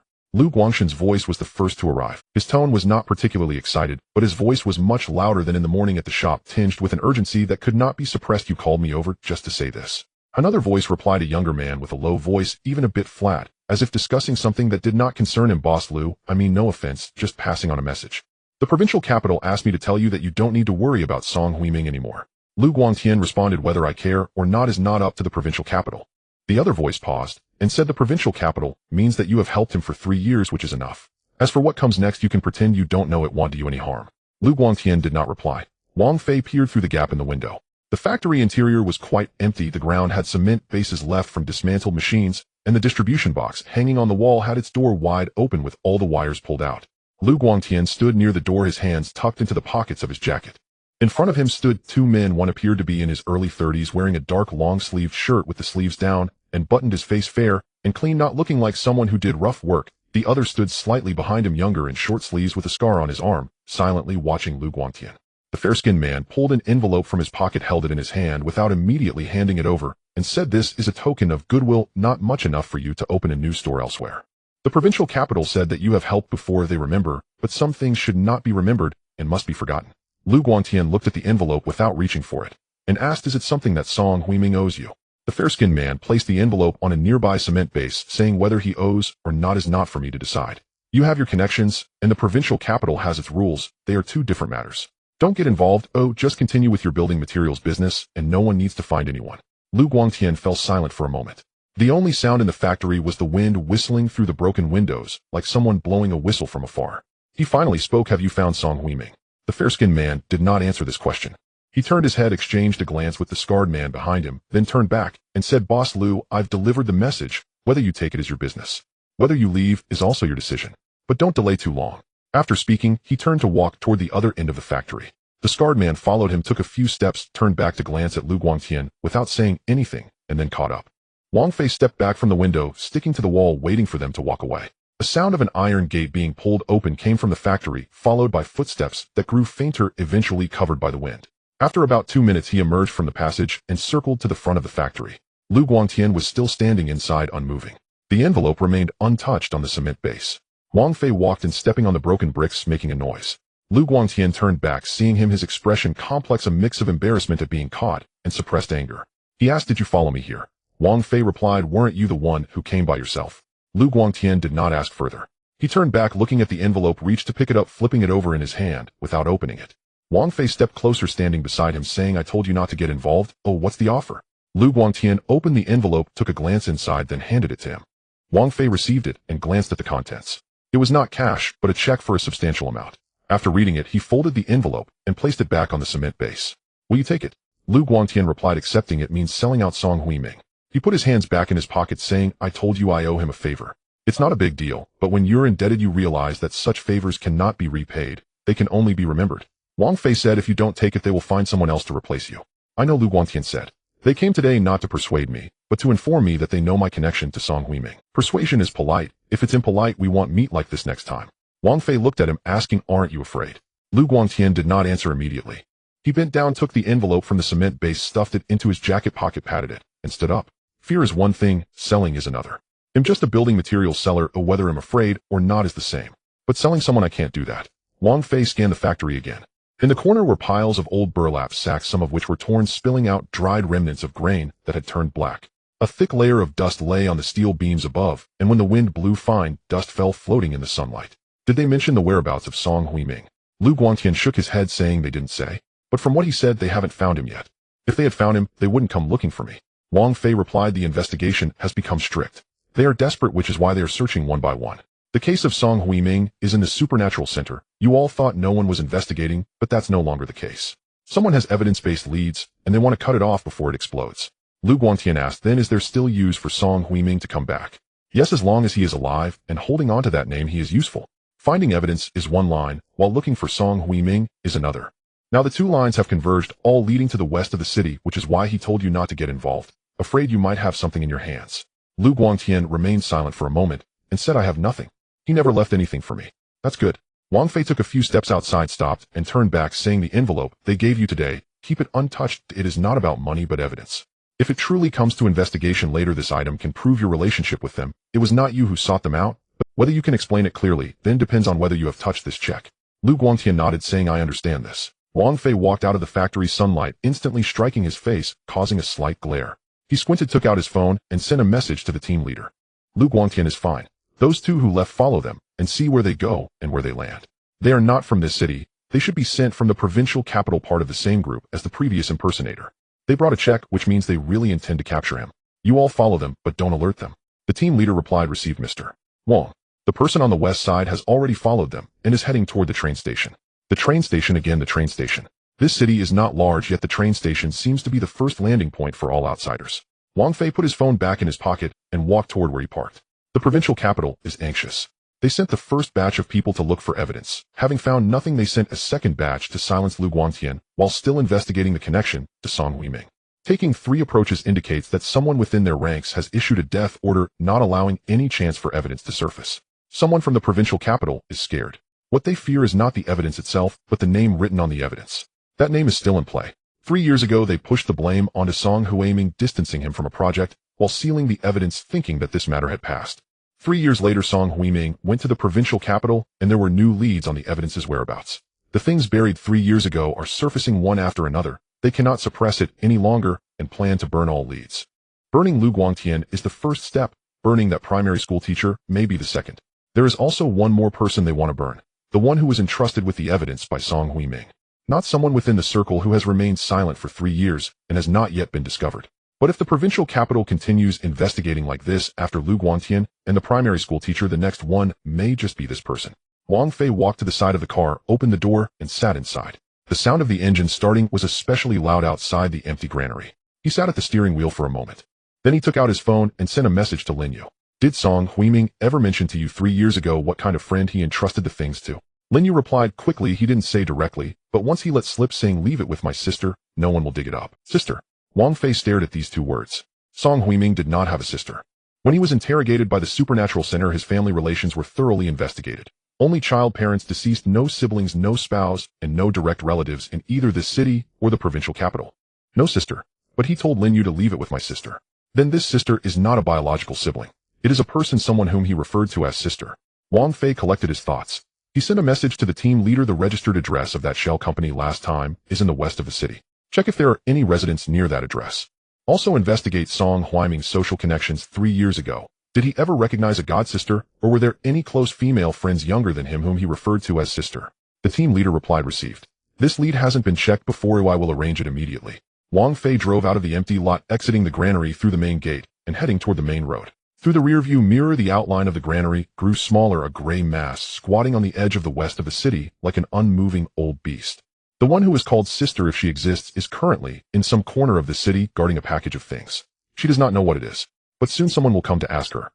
The team leader's message arrived early the next morning. Director Wang, we've confirmed it. Song Huiming has no biological younger sister, but 3 years ago he formally adopted a god sister in this city, Su Min, surnamed Su, 7 years his junior. She is not connected to any elite circles. She runs a small convenience store in West City located directly across the street from the registered address of that shell company. We conducted a preliminary background check on Su Min. Her record is clean. Her parents are retired factory workers. She herself is divorced and raises a daughter who attends grade 6 at West City Experimental Primary School. Wang Fei finished reading the message, placed his phone on the dining table, drank the last spoonful of congee, then rose and walked to the window. West City Experimental Primary School. Grade 6. A daughter. That elementary school teacher was not Song Huiming's former classmate. Rather, her daughter studied at West City Experimental Primary School. So Su Min naturally appeared near the campus, picking up her child, attending parent-teacher conferences, interacting with teachers. The woman he had seen earlier at the school gate, wearing a dark gray shirt, washing her hands beside the playground, was likely not the person he sought at all. The true target was Su Min, a woman he had never yet met. And Lin Yu's cryptic remark, leave it with my younger sister, no one would ever search there, was not metaphorical. He truly did have such a younger sister. Outside all influential circles, operating an unassuming convenience store, living an utterly ordinary life. No one would imagine that the incriminating document which had unsettled provincial authorities 3 years ago had been concealed by Song Huiming in some forgotten corner of that very store and left there undisturbed for 3 long years. Now the question was, had provincial operatives already located her? Wang Fei picked up his phone and replied to the team leader, send me the exact location of Su Min's convenience store. Also investigate whether anyone unfamiliar or anyone lingering late at night has recently been spotted. Additionally, examine the map. Is there a direct line of sight between the shell company's registered address and Su Min's? The team leader replied, instantly, location coming shortly. The building housing the shell company and Su Min's stores stand opposite each other, separated only by a single street. Its second-floor windows offer an unobstructed view straight onto the storefront. The team leader replied, instantly, location coming shortly. The building housing the shell company and Su Min's stores stand opposite each other, separated only by a single street. Its second-floor windows offer an unobstructed, not for business purposes, but to watch. Provincial authorities had known from the outset about Song Huiming's godsister Su Min, and suspected he might have hidden the evidence with her. They refrained from arresting or disturbing her. Instead, they established a shell company on the second floor directly opposite, watching, waiting, for 3 years. Why not simply seize it outright? Because certainty was lacking. They could not confirm whether the document truly resided with Su Min. When Song Huiming said, I left it with my younger sister, he might have done so, or merely spoken idly. They dared not act rashly against her. If the document proved absent, they would alarm Song Huiming, alerting him that Su Min was under surveillance, and he would move the evidence elsewhere. Thus they chose the most tedious yet safest strategy: vigilance and patience, waiting for Song Huiming to retrieve it himself or for Su Min to inadvertently trigger its exposure. For 3 years Su Min remained still. Song Huiming departed only last year. Now provincial operatives were growing impatient. Someone could no longer bear the weight. They intended to end this 3-year-long gambit prematurely. Wang Fei stepped out and drove toward West City. Su Min's convenience store stood on Yong'an Alley, a narrow, old-fashioned lane in West City flanked by aging residential buildings 7 or 8 stories high. Their ground floors converted into storefronts, fruit vendors, barbershops, appliance repair shops, all lined up shoulder to shoulder. The pavement consisted of cement bricks, some loose. Stepping on them sent mud splashing upward. Wang Fei parked at the alley's entrance and walked in. The store occupied the midsection of the alley. Modest in size, its sign, a faded redand white spray-painted banner reading Minmin Convenience Store. Its corners were secured with rusted iron wire to a metal frame. Outside stood a refrigerated display case and a worn-out coin-operated rocking horse. Its coin slot corroded cartoon decals peeling at the edges. Wang Fei crossed to the opposite side and paused at the entrance of a breakfast stall, ordering a cup of soy milk. Leaning against the wall, he sipped slowly while observing the store across the street. Inside, fluorescent lights cast a cool white glow. Behind the counter sat a woman in her 30s, round-faced, hair tied back in a low ponytail, wearing a plain gray long-sleeved t-shirt. She was giving change to an elderly customer who had purchased a packet of salt. Standing before the counter counting coins slowly, she waited patiently without urging. Wang Fei observed her for roughly 5 minutes. Within those 5 minutes, she served 2 customers, answered a phone call, and exchanged a brief, easy laugh with a neighboring barber's wife at the doorway. Her entire demeanor exuded quiet ease, unhurried, unflustered, living life entirely on her own terms. This tranquility was no performance. She remained blissfully unaware that someone had watched her from above for 3 years. Unaware that the item Song Huiming entrusted to her was a detonator capable of igniting chaos across the province. Unaware that her daily routines, opening the shop, restocking shelves, managing inventory, could shatter at any moment beneath the intrusion of unknown figures. Wang Fei set his soy milk cup on the windowsill and turned, walking toward the far end of the alley. The building housing the shell company stood diagonally across. The 6-story mixed-use structure appeared drab and weathered. Its stairwell entrance lay on the side, unsecured, its iron gate perpetually ajar, its threshold polished smooth by countless electric scooters. Wang Fei entered the stairwell and ascended to the 2nd floor. The corridor followed a linear layout. One side lined with windows, the other with doors bearing company nameplates, many curled and peeling at the edges. Dust-laden cardboard boxes cluttered the hallway, undisturbed for months. He located room 206, a directly facing Su Min's store. Its door was closed, devoid of any identifying plaque. Only faint adhesive residue marked where a nameplate had once been affixed. He pressed his ear to the door for several seconds. Silence within. From its window, Su Min's storefront lay fully exposed. Every entrant and exit, her opening and closing hours, every visitor, visible without obstruction. Below, life unfolded. Above, time was meticulously recorded. Wang Fei approached the window and glanced down. From this vantage, he saw Su Min step outside, plastic bag in hand, walk to the roadside bin to discard its contents, then turn and re-enter the shop. Her gait was light and unhurried, a few strands of hair lifted gently in the breeze. He withdrew his gaze, retrieved his phone, and dialed the team leader. There's an observation post on the 2nd floor opposite Su Min's store on Yong'an Alley. I've identified it. Dispatch personnel immediately to conduct a thorough forensic examination, fingerprint analysis, and trace evidence foremost. Do not alert neighbors. I'll wear civilian clothing. Simultaneously initiate discreet surveillance on Su Min herself. 2 operatives, one covering her daughter's school schedule, the other monitoring her store.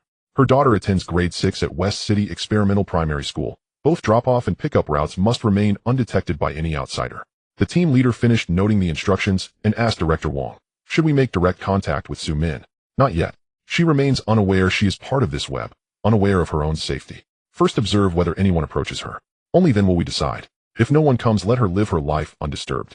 Understood, replied the team leader. 2 operatives from the provincial capital checked into short-term rentals near the railway station yesterday. This morning they departed westward. We're tracking them. Westward? Specifically where? Toward the experimental primary school. They moved slowly, stopped for breakfast en route, and now sit at the bus stop directly opposite the school's main gate. Wang Fei switched the phone to his right hand and lowered his voice. A register. You're certain? It's the experimental primary school. Certain.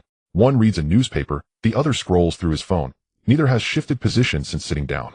Su Min's daughter attended that school. These men weren't seeking Su Min. They were targeting her daughter. Provincial operatives had just played their most reckless move. Strike not the adult, but the child. Use the child to pressure the mother. Use the mother to extract the evidence. Steadying his grip on the phone, Wang Fei said, double manpower at the experimental primary school, immediately. Not covert only, both overt and undercover presence. I'm en route to West City now. If they attempt to enter the campus, intercept them. Understood, affirmed the team leader. I'll dispatch 2 full teams to the school immediately. Wang Fei ended the call and strode downstairs, the hollow echo of his footsteps reverberating through the stairwell layer upon descending layer. Emerging onto the 1st floor, he pushed open the iron gate. Sunlight struck his face like a physical blow. The experimental primary school lay close, just 5 minutes by car. He reversed his vehicle out of the alley, engaged gear, and accelerated toward the school. Midway, Lin, you sent a message. The imposter contacted me again, asking outright whether I know Song Huiming, naming him directly. Wang Fei read it, placed the phone on the passenger seat, unanswered. This was no longer probing. It was direct confrontation. Provincial operatives had activated every thread simultaneously. The man who approached Lu Guangtian played the good cop. Those surveilling Su Min formed the second wave. The one interrogating Lin Yu constituted the third. With all three moving in tandem, provincial authorities had abandoned caution. They sought only to secure the evidence before Song Huaiming's return. Wang Fei pulled up before the experimental primary school, parking in the same spot as before. The school gate appeared unchanged. Security guards inside the booth, the wrought iron gate closed. Across the street, two men sat at the bus stop, one reading a newspaper, the other scrolling absently on his phone. The latter bore a scar on his forearm. It was him, the same man who had stood behind the pale-skinned man at the grain depot. They hadn't entered the campus, merely sat waiting. Waiting for what? For dismissal. Wang Fei lowered the window slightly, letting the breeze flow, and then reclined his seat and reached for. The scarred man is at the school gate. His companion is present too. Are your people nearby? Yes, inside a convenience store 50 meters behind the bus stop. Two more operatives cover the east side gate. Good, Wang Fei said. Wait for dismissal. Let's see precisely what they intend. He set the phone aside, rested his hands on the steering wheel, and fixed his gaze beyond the windshield, on the two men at the bus stop. Provincial operatives resorted to threatening children only when desperation overtook them. Threatening a child meant their time was running critically short. If their clock was ticking, let them wait a little longer. At 5:47 in the morning, the character count of the document paused at 9,997. I moved the cursor behind the period, pressed enter, and typed the words "the end." The light from the screen stung my eyes, and the daylight seeping through the curtain was a grayish blue, like diluted ink. I leaned back in the chair, hearing a faint crack from my cervical spine, and then the entire room fell silent again, quiet enough to hear the ticking of the second hand on the living room clock. That feeling was peculiar. It was not a sense of relief, but rather an emptiness. It was like having spent a long time digging a well, and when the last shovel of dirt was removed, sitting at the bottom and looking up only to find that the sky was already bright, but you did not know what to do with this well. I closed my eyes, and the life of Chun Su flashed through my mind like a movie. This character, whom I had nurtured for 7 months, stood on the rooftop of the teaching building, feeling the wind, eating the last skewer of Odin in a convenience store at dawn, and riding a rusty bicycle across half the city, just to say a sentence without beginning or end to someone. He had experienced excitement, awkwardness, silence, and outbursts, and now his life had been punctuated by me. In the final chapter, Chun Su ultimately pushed open that door. At the end of the corridor stood a figure, backlit, the face indistinguishable. I did not describe what that person looked like, nor did I write what Chun Su said. I only wrote that he lifted his foot and took the first step, then abruptly stopped. I wrote it this way because I truly did not know what Chun Zu's ending should be. Or rather, I could not bear to make the decision for him. Interestingly, when I looked back at the original outline, I found that almost no plot had unfolded as planned. Chun Su deviated from the preset trajectory. He refused to become the person I designed, developing his own thoughts, temperament, and ways of expressing love.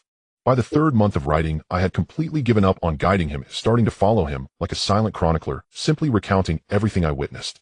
A friend asked me what I sought after writing for so long. At that moment I couldn't answer, but now it seems I have a somewhat vague answer. Perhaps it is because while creating another person, I was also rediscovering myself.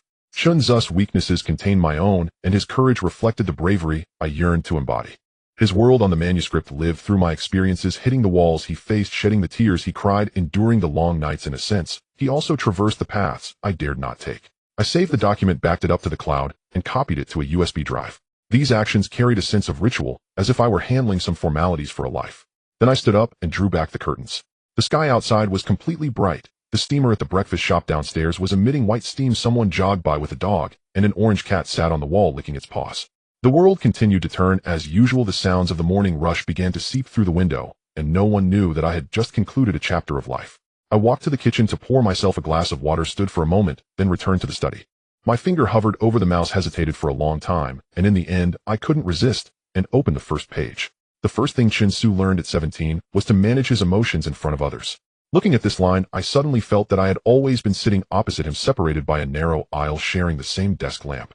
He wrote his exam paper, I wrote my manuscript. Neither of us spoke, but we both understood. In this quiet room, I was never alone. Thank you for accompanying me through this journey, Chun Su. We will meet again.